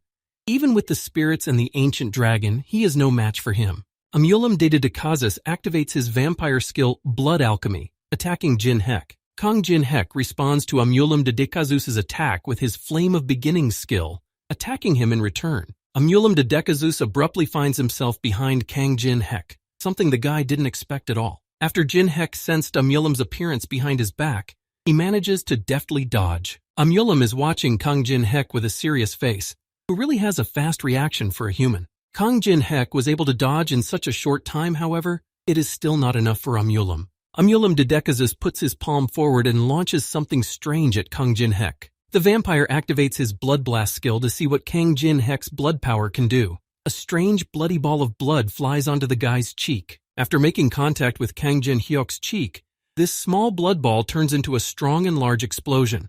Amulam de Dekazus hangs in one position for a while, after which he notices something in front of him. Amidst the debris and pile of dust, the silhouette of Kang Jinhek appears, who luckily dodged. Kang Jinhek asks if the vampire is going to fight directly. This is the first time Amulam de Dekazus sees such an explosion in his life. Jinhek's blood not only smells sweet, it means there's something special about it. Kang Jinhek calmly sheds his outer clothing and asks Amulam if he wants to destroy him or still take the sword. Amulam replies to Jinhek that how he takes the blade is not his concern, but he was looking for Jinhek himself for another reason. Amulam points with his noble hand to the Bram ring around Kang Jin Hyuk's neck. In that ring, the criminal who was sealed by Amulam is sealed. He came after Jin Hyuk to get Alice back. Kang Jinhek will wonder about the vampire calling Alice a criminal, but the guy pretends he doesn't know what the vampire is telling him at all. Amulam gets really pissed off when Kang Jinhek messes with his head. The vampire clearly saw on the 7th floor that Alice was next to Jinhek. Kang Jinhek covers his ears with his hands and starts to jerk that he can't hear anything else because of the massive explosion. Around Kang Jin Hyuk, many bloody and flat balls start to accumulate and fly, and he doesn't know what they are. Amulam instructs Jin Hyuk to stop this spectacle immediately if he doesn't want to die. He needs to summon the vampire he's hiding. Kang Jin Hyuk starts smiling and puts his hands up in the air. He can hear everything now. He can only summon one vampire right now. Kang Jinhek turns to the one vampire who is standing behind Amulam's back right now. Amulam turns toward Ophelia in surprise and doesn't fully understand what all of this has to do with her. Ophelia becomes very nervous when Amulam de Dekazus asks her what she is still doing here. Ophelia had previously reported to Amulam that player Kang Jinhek was looking for the Balmung sword on the 21st floor. Ophelia confirms her words once again. She reveals that she saw Kang Jinhek with her own eyes. Ophelia tells Amulam that Jinhek has enlisted the support of a mysterious researcher who can find the burial place of the sword. Amulam listens to the girl's stories and quietly lets her go. This is Ophelia's chance to restore her honor and dignity. Afterward, Kang Jinhek activates the brand of grief on Ophelia, causing the girl to be in great pain. Kang Jinhek orders Ophelia to grab a forgotten relic of the great Dekazus family on his way. Ophelia exposes her wrist and reveals that she is wearing the very same traitor's bracelet on her hand, which is the Dekazus relic. Amulam looks closely at the girl's arm with the bracelet and cannot understand why it is on her arm. Traitor's bracelet tries to break the seal, whereupon it begins to confirm itself. The bloodline to the Decazes family has been confirmed. With only 10 minutes left before the seal is broken, Amulam tries to snatch the bracelet from Ophelia, trying to figure out what she's up to. Kang Jin Hyuk activates the brand of grief on Ophelia because it's not recommended to remove the traitor's bracelet before the seal is broken. Anyone who tries to take the traitor's bracelet will be immediately attacked. Ophelia suddenly lashes out at Amulam. Ophelia falls to her knees and begins to shake with fear. She apologizes to Amulam for the attacks, for it worked itself out. Amulam can't hear or understand anything anymore because he is blinded by rage. How could Ophelia even allow herself to raise her hand against him? Ophelia abruptly stops crying, but tears are still streaming down her cheeks. The girl realizes that she is about to be finished. Amulam de Decazes turns to Ophelia, who he believes is about to betray the Decazes family, in a scream. The vampire Amulam begins to get very aggressive and swings his clawed hands around him. Kang Jin Hyuk activates his demonic Sword King Steps skill at this time, grabbing Ophelia in his arms and protecting her from Amulam's strike. Ophelia asks Jinhek what reason he has for saving her. Jinhek replies that she will now work for him for the rest of her life. Kang Jinhek lands on the ground and throws Ophelia far away. He also saves her because the seal on the bracelet hasn't been broken yet. Kang Jinhek scoffs at Amulam because he should have kept a better eye on his subordinates. Ophelia is now his maid. Amulam uses his transmission skill to make sure Kang Jinhek doesn't utter another word with his filthy mouth. Amulam de Decazes kicks Kang Jinhek with one strong kick so hard that he flies into the stone ceiling. Kang Jinhek thuds into the stone ceiling, shattering it under his body. After the inflicted kick, Amulam de Decazes uses his blood alchemy skill again, attacking Jinhek. Thanks to Amulam's blood alchemy, the vampire manages to summon a bloodhound that rushes after Jinhek. In response to Amulam's hound, Kang Jinhek activates his Tom Graves right-hand skill, swinging it back at him. With one deft and quick move, Kang Jinhek manages to dissolve Amulam's bloodhound in the air. Amulam is not about to give up, and once again activates his Blood Blast skill, swiftly heading towards Jinhek. Kang Jinhek activates Demonic Sword King Steps, countering Amulam's attacks and dodging the blows. A fierce battle ensues between Amulam with his bloody techniques and Jinhek with his Tom Grave arm. Ophelia tries to shield herself from the aftermath of Jinhek and Amulam's brutal and powerful battle. Ophelia opens her mouth in shock and can't believe what is happening. This fight is on a whole other level than the battle with Mikael. Ophelia turns back sharply and notices Kaguma, who is grudgingly handing out some orders. Kaguma directs the transformed salamander to stop and wait some more. Amulam grabs Kang Jin Hyuk's collar and starts dragging the guy right along the ground, destroying the stonework on it. Amulam de Decazes abruptly and gracefully soars into the air and fires a powerful magic beam into the ground. Amulam looks at the slumped Jinhek and marvels that he actually managed to replicate Tom Graves' giant soldier arm from the upper floors. But even with all his possible power, Kang Jinhek leaves only a small scratch on Amulam's face. Kang Jinhek replies to Amulam that he is deluded, while not even trying to raise his head at him. Kang Jinhek argues that the scratch that Amulam thinks is meaningless is exactly what Jinhek needed. At this time, Kostyan holds up the very object Jinhek gave him recently, and the skeleton says he's finished. Amulam already realizes what is happening now, as the tower's containment power is weakened by 20%. The 4-star barrier restriction of the real world begins its activation, and time is running out on the timer. The seal of the traitor bracelet finally comes off and Ophelia removes it, throwing it forward. Be what it may, she has nowhere to go back to anyway. Kang Jin Hyuk successfully catches the traitor's bracelet out of Ophelia's hands. In order to break the seal, the blood of the caster is needed. Kang Jinhek uses Amulam's blood on the traitor's bracelet, and the vampire responds with a blood blast attack. Many bloody and spiky orbs spread around Kang Jinhek again, and the guy only smirks. Amulam de Decazes watches as a strong and powerful explosion happens on Kang Jin Hyuk again. Amulam de Decazes incomprehensibly turns around on Kang Jinhek to realize what is happening. The bloodcaster is successfully confirmed, and the Decazes family seal binding Alice von Ataraxia is successfully broken. Alice von Ataraxia appears in her full body. This girl, the head of the Ataraxia family, will make Amulam pay for his sins with her name. Alice von Ataraxia in her full form turns to Jinhek, who approves of her desire for revenge. Alice von Ataraxia looks as if she was waiting for Jinhek's approval, then moves towards Amulam with a serious face. Amulam's minions cry out in horror that the seal restraining Alice von Ataraxia has been broken. These minions are quickly and deftly dealt with by Velis, who serves Elis von Ataraxia. Velis nobly raises his sword and says that they have no right to speak Alice's name with their rotten mouths. They deserve to perish. Amulam de Decazus looks extremely annoyed when he notices Velis and Alice von Ataraxia in front of him. Amulam, unable to contain his rage and aggression, is about to use his blood bullet skill. It's as if an invisible shield appears around Alice von Ataraxia that keeps Amulam's attacks away from her. Alice von Ataraxia makes Amulam's blood bullets go around her and flies behind her. After the blood bullet, Amulam is going to use blood alchemy to attack Alice. To repel Amulam's attack, Alice von Ataraxia activates her blood trail skill. Alice von Ataraxia's eyes are filled with rage, even though so much time has passed since the events when Amulam betrayed her, but she still can't believe it. Alice von Ataraxia reminds Amulam of the moment when all the monarchs turned their backs on her for refusing to expand their power. Alice von Ataraxia recalls the days gone by, when Amulam de Decazus was at her side to the last. After all that, Amulam was the vampire who betrayed her first. Amulam continues to be aggressive at her words. Alice seriously injures Amulam, causing the vampire to bleed through his teeth, but he holds on tight. Alice von Ataraxia is determined to destroy Amulam, not about to forgive him for the choices he has made. Alice von Ataraxia attacks Amulam de Decazus time and time again, and throws him backwards and forwards into the ceiling. Amulam de Decazus, meanwhile, deftly dodges Alice's attacks and even manages to attack her back. Amulam de Decazus begins to resort to extreme measures when he activates his special skill Red Coffin. Alice will be buried using blood.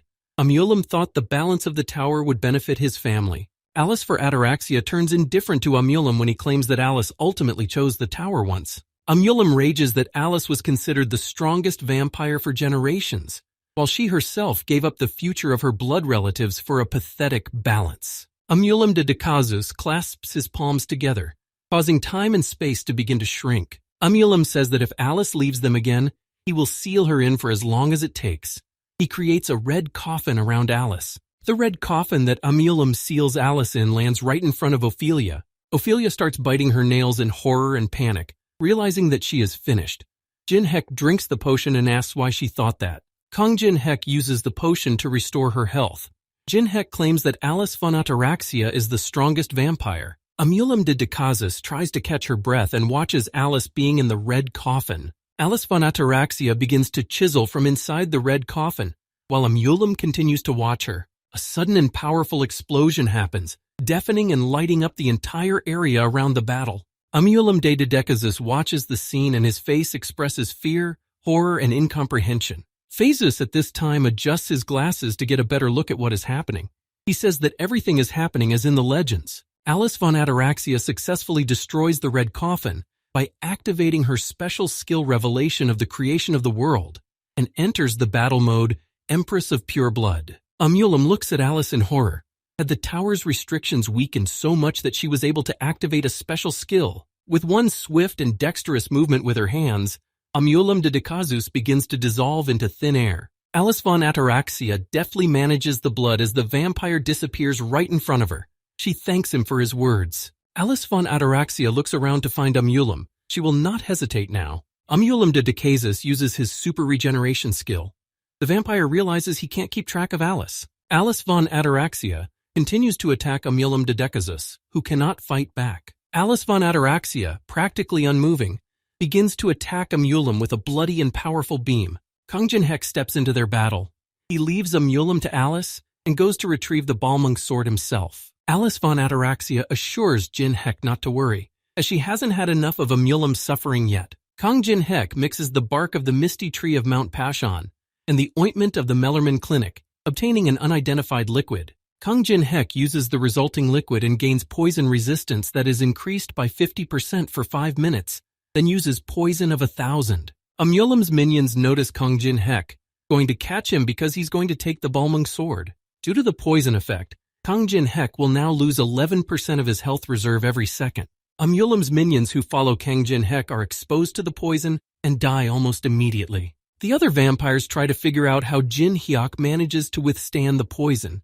They don't need to get close and should attack with magic. Ophelia also joins the fight and deals with Amulam's minions, even though she herself was on his side. Velis looks back at Ophelia in a disgruntled and arrogant manner and clarifies whether she is a dog of the Decazus. Ophelia replies that Velis must have seen Alice fighting, so she's not going to stay on the loser side. At this time, Kang Jin-hyuk starts bleeding. Due to the poison effect, his movement speed is reduced by 5%. It's like Kang Jin-hyuk is dying right in front of his eyes, but he's still holding on. He realizes how strong the poison is here. Kang Jin-hyuk is going to deal with it in one go. He activates the Blessing of the Star, followed by activating the Black Sky Imperial Art. Now the poison starts blocking Kang Jin-hyuk's vision. Due to the effect of the poison, his mana paths begin to be blocked. The Balmung sword is getting closer and closer to Jin Hyoku, who wants to reach it so hard. Eventually, Kang Jin-hyuk manages to reach his target. The guy grabs the sword with his last strength and pulls it out. When Jin-hyuk pulls out the sword, Fanfear's grudge falls into oblivion. Now all the curses of the poison disappear. Ophelia and Velis watch rapturously as Jin-hyuk manages to retrieve the very sword of Balmung. Phases, Kaguma, and the other 5 spirits also watch mesmerized as Kang Jin-hyuk reaches his destination. Alice von Ataraxia pins Amulum to the ground with her heel, looking back at Kang Jin-hyuk and smiling at him. Kang Jin-hyuk smugly holds the dragon-destroying sword Balmung in his hands, showing it off to everyone else. Amulum smiles at his last breath and already assumed that Jin-hyuk would be able to get the Balmung blade. Amulum de Decazus disappears from under Alice von Ataraxia's feet and abruptly gets behind Jin-hyuk with the transfer skill. Alice von Ataraxia starts to call out to Amulum in a rage, but Amulum de Decazus demands the vampire stop, holding Jin-hyuk's head in his hands. Amulum grabs the sword of Balmung and says that if Alice takes one more step, he will take Jin-hyuk's head off. Amulum tells an enraged Alice that he was wondering how she got out, but now he's figured it out. Amulum lifts Jin-hyuk's head and says that the man pulled out the legendary blade as if he'd done it dozens of times before. This is beyond all limits. Kang Jin-hyuk can't be allowed to die, so Amulum will take him into the Decazus family instead.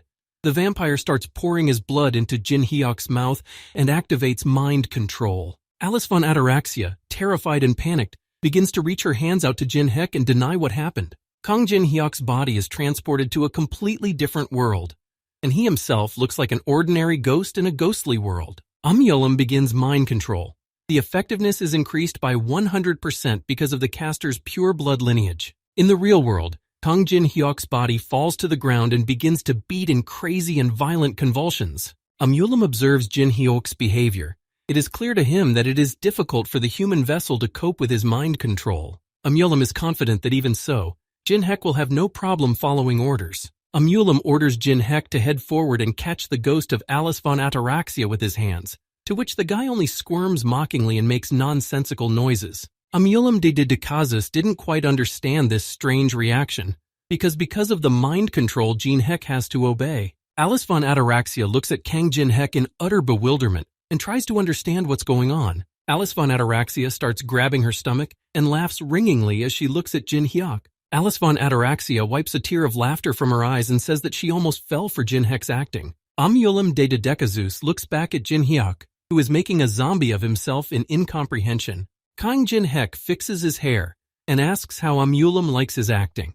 The guy fulfills the copying condition by getting rid of mind control and copies Amulum's bloody explosion skill. Amulum is horrified to realize that Jin-hyuk has managed to get rid of his mind control. Alice von Ataraxia attacks Amulum de Decazus again, causing the vampire to start running away again, dissolving into thin air. Alice von Ataraxia doesn't know at all how Jin-hyuk pulled something like this off, but she enjoyed it all very much and he's great. Kang Jin-hyuk smugly smiles and tells how he saw what Amulum's thoughts were trying to destroy his mind. Kang Jin-hyuk in the world of mind did a good job on ridding himself of Amulum's silhouette. Kang Jin-hyuk assures Amulum that he's got the wrong guy, because the guy has solved tougher problems than this. Kang Jin-hyuk uses his new skill Blood Blast for the first time, which allows him to blow up blood in the air. Amulum doesn't understand how Jin-hyuk, a person without pure blood, can use his blood explosion skill. Kang Jin-hyuk smirks and praises the new skill. It's really not a bad thing. He now directs it towards Amulum. Kang Jin-hyuk aims the Blood Blast at Amulum and activates it, causing the blast itself to explode accordingly. Amulum de Decazus moves away from the attack and realizes he's starting to lose momentum. He needs to increase the distance between them. An enraged Alice von Ataraxia appears in front of Amulum and uses Vladimir's harpoon on him. Alice von Ataraxia uses Vladimir's harpoon to shackle Amulum in bloody chains, trapping the vampire. Kang Jin-hyuk turns to Amulum and says that he was too carefree, Thought he was only dealing with people from the middle floors and didn't even take the main weapon. Kang Jin-hek is going to use the Balmung sword on Amayulam, which gives a lot of great characteristics. He can recreate Siegfried and Fanfear's battle. Jin-hek assures Amulam that it was for all these reasons that he lost.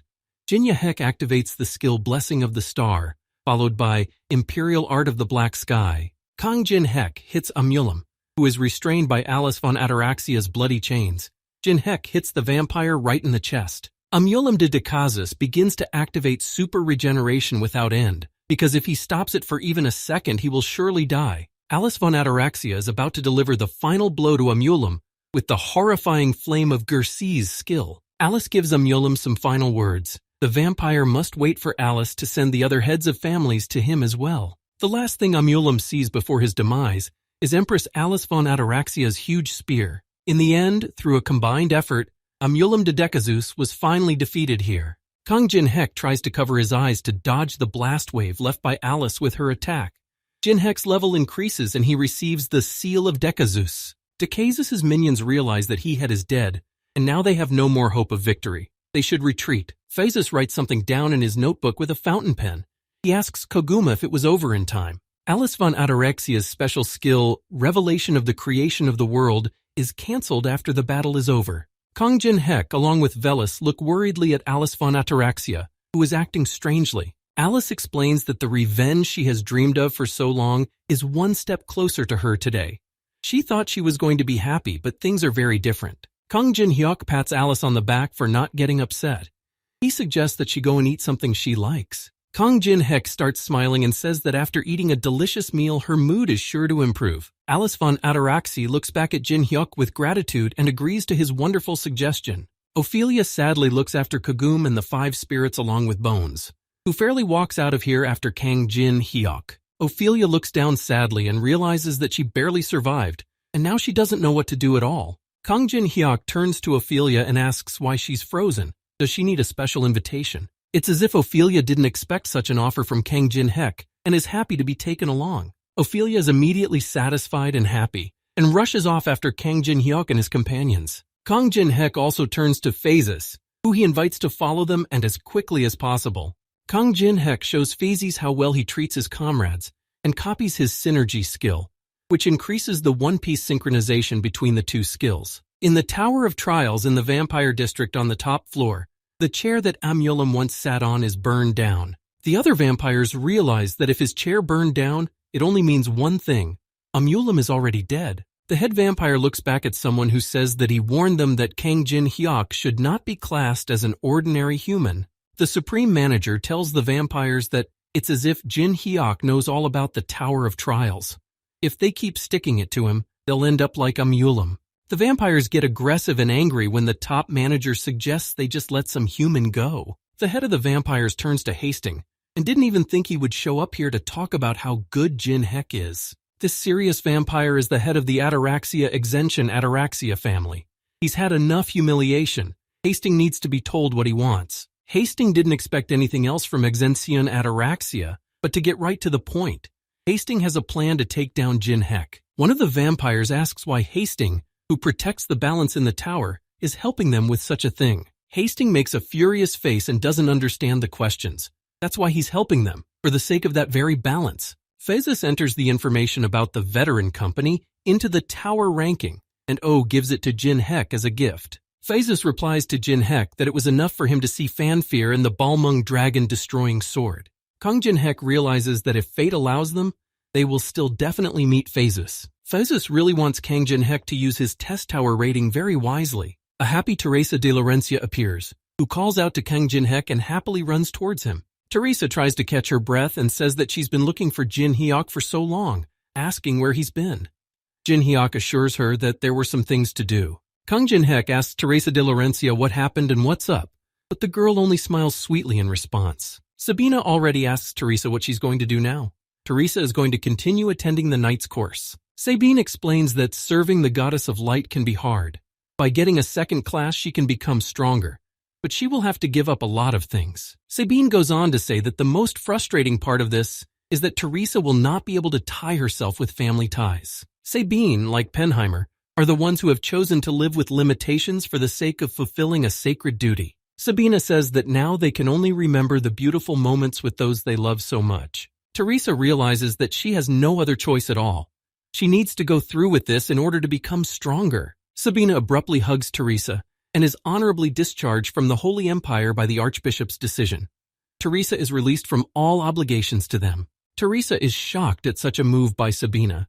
Sabine thinks that she once got this position just for this day to free Teresa. Sabina strokes a happy Teresa's cheek and sends the girl running to where and with whom she wants to be. Teresa de Laurencia joins the company of veterans.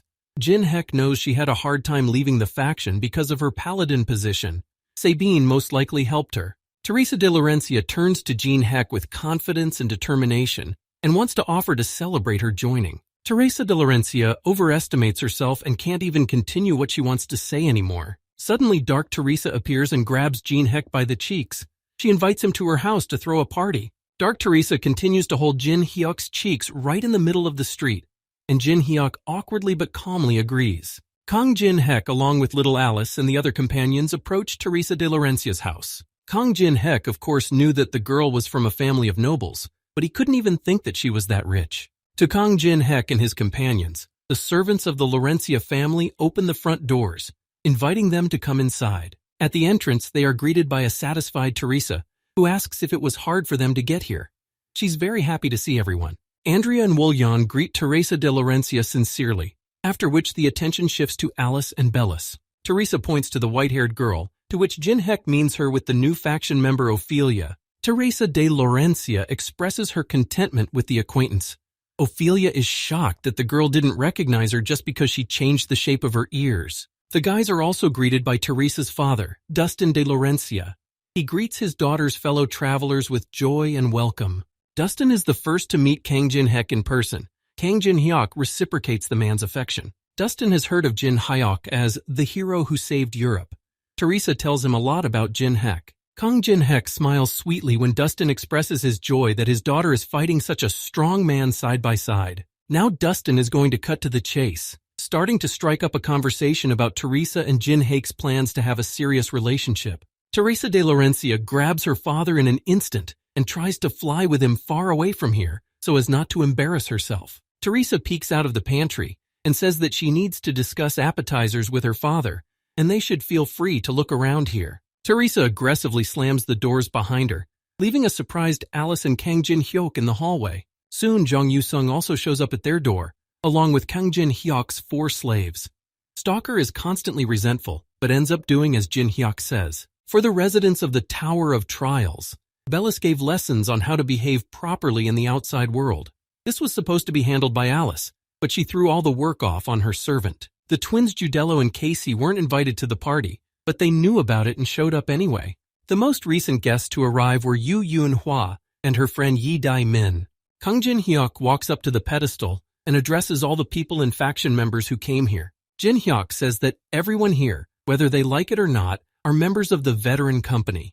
They can use this opportunity to get to know each other better. Kang Jin Hyuk pushes a motivational speech and proposes to start their first caucus meeting. All of Kang Jin Heck's members and comrades begin the unbridled fun in swimsuits and poolside. The twins Judello and Casey find the biggest and most delicious cake at this time, starting to devour it. Teresa de Laurencia looks around and tries to figure out where Kang Jin Heck has gone. Kang Jin Heck at this time moves to some secluded spot in the Laurencia mansion, realizing that the members got along better than he thought. Now is the perfect time to check out all the rewards dropped from Amulim after the battle. Kang Jin Hyuk takes out the Dekazu seal from his pocket and begins to activate it in his hands. In front of Kang Jin Heck, the Dekazu's treasure trove opens up.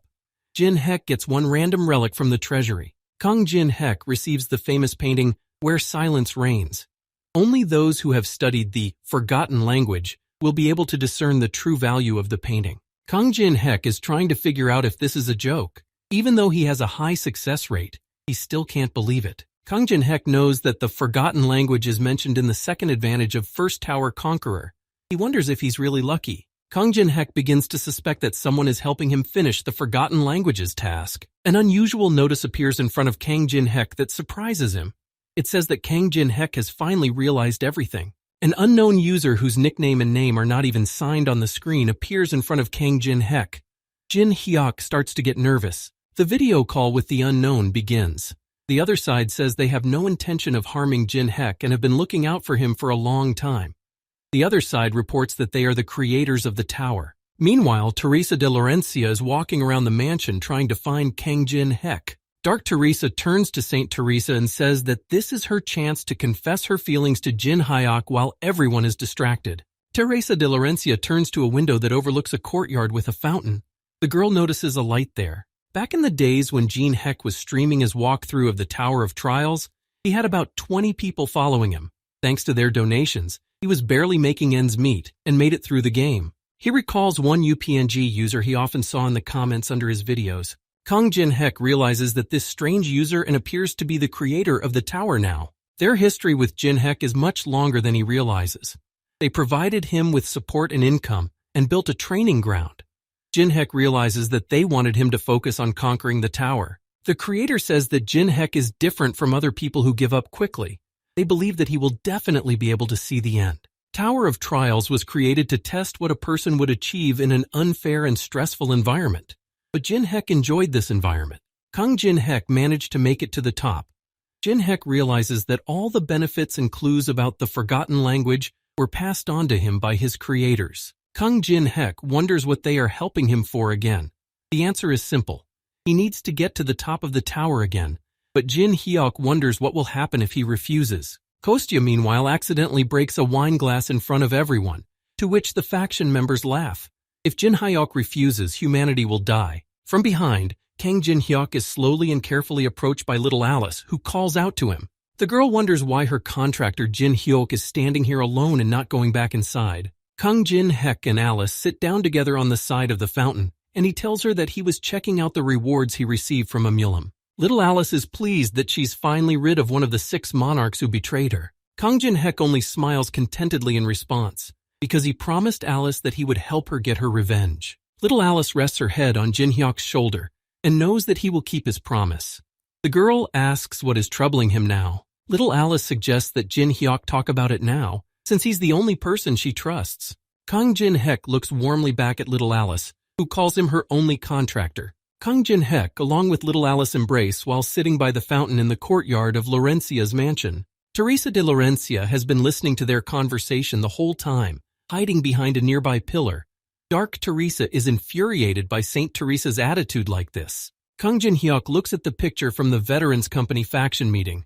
This meeting helped the members of his faction become friends. Kang Jin Hek looks at the picture and smiles. For teamwork, it is important to understand each other. Due to Jin Hyuk's limitations, he couldn't hear the VPNG's phrase completely, but according to them, the 50th floor has changed. Kang Jin Hek thinks there's no need to worry, and looks back at the sleeping twins Judello and Casey. Andrea, along with Wool Yon, are sweetly sleeping next door to twins Judello and Casey, while they are on the plane. Kang Jin Hek also looks back warmly at little Alice, who has Koguma sleeping in her arms. Kang Jin Hek smirks slightly and realizes that in all of this, it's not just the Tower of Trials itself that has changed. Kang Jin Hyuk returns to Yu Yunhua's house, where his favorite cocktail has been specially prepared for him. Sitting in front of Kang Jin Hyuk is Yu Jong-yun, who welcomes him here with honors and wishes for Jin Hyuk. Jin Hyuk notices that Yu Jong-yun's mana has increased significantly since the last time they met.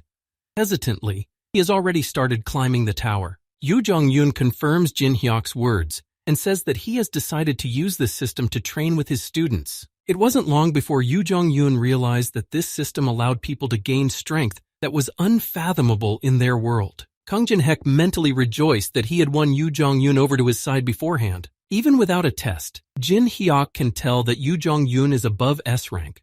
Martial arts masters really do have great potential. Kang Jin Hyuk sinks into his thoughts and realizes that Yu Jong-yun reminds him of Hwan in some ways. Yu Jong-yun knows that Jin Hyuk didn't come here to say hello. He wonders what brought him here. Kang Jin Hyuk replies to Yu Jong-yun that he came to see him just for permission to take Yu Yunhua with him to the 15th floor. Yu Jong-yun is surprised, since it doesn't require his permission. Kang Jin Hyuk assures him that's all he wanted to talk about and offers to take a walk. Yi Dae-min sits at the table with Yu Yunhua and enthusiastically watches the girl with her wonderful appetite. Yi Dae-min, along with Yu Yunhua, turns to the window and sees Kang Jin Hyuk talking to Yu Jong-yeon. Only Yi Dae-min wonders what they're talking about. Yu Yunhua is sure that Kang Jin Hyuk is talking to Yu Jong-yeon about taking them to the 15th floor. When Yi Dae-min hears about the 15th floor, his face starts to express panic, fear, and wariness. Everyone already knows that the 15th floor of the Tower of Trials is the tomb of the Antichrist. Yi Dae-min tells Yu Yun-hwa that there is an infamous boss on that 15th floor. This boss is a woman with purple hair who is called the Morning Witch. On the 15th floor in the Tower of Trials are the ruins of the tomb of the Antichrist. The camp of the offensive squad is located there. Both the European players from the Olympus Guild led by Maria and the Asian players from the Tangun Guild have shown up here. In addition to them, the strongest guild in the world, Gandhara, is also here. The most prominent figures gathered in one place. Nirasha speaks unhappily about conquering the ruins. How can they do that when they are unable to break through even a single guard? The head of the Tangun Guild turns to Nirasha and says that there is no other way. Defeating the apostles of the guardians of the 7 destructive sins is difficult enough. Before their unit is destroyed and falls asleep from an unknown curse, it is necessary to gradually advance and strategize. Nirasha tensely recalls that they have announced that they will successfully conquer the ruins on behalf of humanity, bringing the association of the awakened to the witch's jug. Nirasha is no longer allowed to use Shira's power after asking the demon to keep her alive. If she wants to gain his favor again, she needs to prove her worth. Nirasha tenses and angrily realizes that at this rate, Shira, the god of destruction, will abandon her. Nirasha looks back towards the other tents and notices something strange. Someone is making a lot of noise. Nirasha, in a stupor and shock, notices that Kang Jin-hek appears here along with his faction mates. Kang Jin-hek and his precious companions appear here. Finally, there is some hope for everyone here. Kang Jin-hek is greeted here by Maria and Jang Yun-seok, who reciprocate him contentedly. Kang Jin-hek looks behind Jang Yun-seok's back and notices an interesting person behind him. Standing behind the rest of the guys is the same Nirasha they've met before. Their new meeting was earlier than expected. Maria glances between Jin-hyuk and Nirasha, realizing that the two have already met. Kang Jin-hyuk isn't going to procrastinate and says bluntly that the veteran company will join in the conquest of the ruins. Kang Jin-hek assures Nirasha that there's no need to be so nervous. He's not going to take credit for them, and he just wants to catch the witch. Kang Jin-hek just needs to copy the Morning Witch's black tears, which will be useful later in the battle with the dragon. Kang Jin-hek smirks and tells Nirasha that she can pass the witch's jug on her behalf. The people around them begin to whisper about Jin-hyuk's selflessness. They actually have hope of conquering the ruins. Kang Jin-hyuk activates the greedy gaze and mentally denies his selflessness because he's not some kind of volunteer. A huge number of ranchers gather around Kang Jin-hyuk. It's like a buffet for his greedy gaze. Kang Jin-hyuk uses his greedy eye skill on Maria. To copy her hellfire skill, you need to use overwhelming magic to turn her feelings into desire. That was exactly what he was looking for. Teresa de Laurencia clenches her fists tightly and promises herself that she will definitely protect Jin-hek this time. Kang Jin-hek turns to Teresa de Laurencia, who doesn't even have time to listen to the instructions and already agrees. Kang Jin-hek reports to Teresa that she will be separate from him in the rear team. He will take Maria to the front line. Teresa looks at Jin-hyuk frustrated and tears appear in her eyes. Jin-hyuk explains to her that everything has a reason. Kang Jin-hek tells Teresa de Laurencia something that only Teresa herself and Jin-hek now know about. Teresa de Laurencia puts her hand to her heart and says that in that case, she'll take over the rear. Yu Yun-hwa wonders from Yi Dae-min after saying that Teresa's mood has changed so much. Kang Jin-hyuk smirks slightly at the serious Teresa de Laurencia as she walks away from him. The offensive squad goes to the ruins. Jin-hek is about to tell a little about this place. It consists of 7 areas, and there are almost no monsters here. Aside from the creatures created by the Morning Witch, only the apostles of the guardians of the 7 ruinous sins are here. One of these apostles appears in front of the offensive unit. He is called the Apostle of Pride. Jang Yun-seok raises his sword up and orders his acolytes to prepare for battle. Jang Yun-seok turns to Jin-hyuk with a tense face and asks him if they want to step back a bit. Kang Jin-hyuk and his companions are already ready to fight. Jin-hek is only willing to step back for the convenience of the other guilds. At this time, the lamenting witch is watching the advancing people from somewhere, which annoys her. The Morning Witch is talking to herself and trying to figure out why there is no way she will be left alone. People keep coming and coming. Standing next to the witch is Kevin. As one of the members of the Demonic People Association, he completely agrees with the witch's words. This perpetually disgruntled dentine is the Morning Witch Isabella, who is the boss of the Tomb of the Antichrist. Isabella yells at Kavain that she is a common witch who quietly lives herself and creates apostles in the image of the 7 ruinous sins. The lamenting witch Isabella starts shedding black tears and tries to understand why everyone is attacking the one who wants to live a peaceful and quiet life. Kavane can't stop smiling and bows before the witch because that's why they all came to help her. The witch Isabella starts to grin and smirk. She tries to find out how Kavane is going to help her. Kavane tells Isabella his very simple plan. The witch should open the 7th room. Once the morning witch Isabella opens the 7th door, Kavane's servant Tristan will deal with everyone. Maria, Nirasha, and Jung Yoon Seok stand quietly on the sidelines and watch Jin Hyuk and his comrades fight with the apostle. Yu Yunhua attacks the apostle of pride with his physical attacks. How dare the apostle of pride even have his head so high? The apostle of pride begins to apply the humility pose to the apostle of pride. His immunity to damage is now cancelled. Kang Jin Hyuk takes advantage of such a good and necessary moment and is about to hit the apostle of pride with his Colossus strike. The people around are trying to figure out if the apostle can really take damage in this pose and why Jin Hek is using such a strange method. Jang Yoon Seok continues to watch the veteran company from the sidelines. They impress everyone as always. Jang Yoon Seok notices that each of them have great abilities and their teamwork has improved by leaps and bounds. Jang Yoon Seok is happy that some progress is being made, even though they look incompetent now. Nirasha grits her teeth furiously. Maria watches from the sidelines too, and sees for the first time at all Jin Hyuk and his team fighting together. It's amazing. Maria tries to gaze into the battle between the guys and the apostle and realizes that it's not amazing, just some one-sided mockery.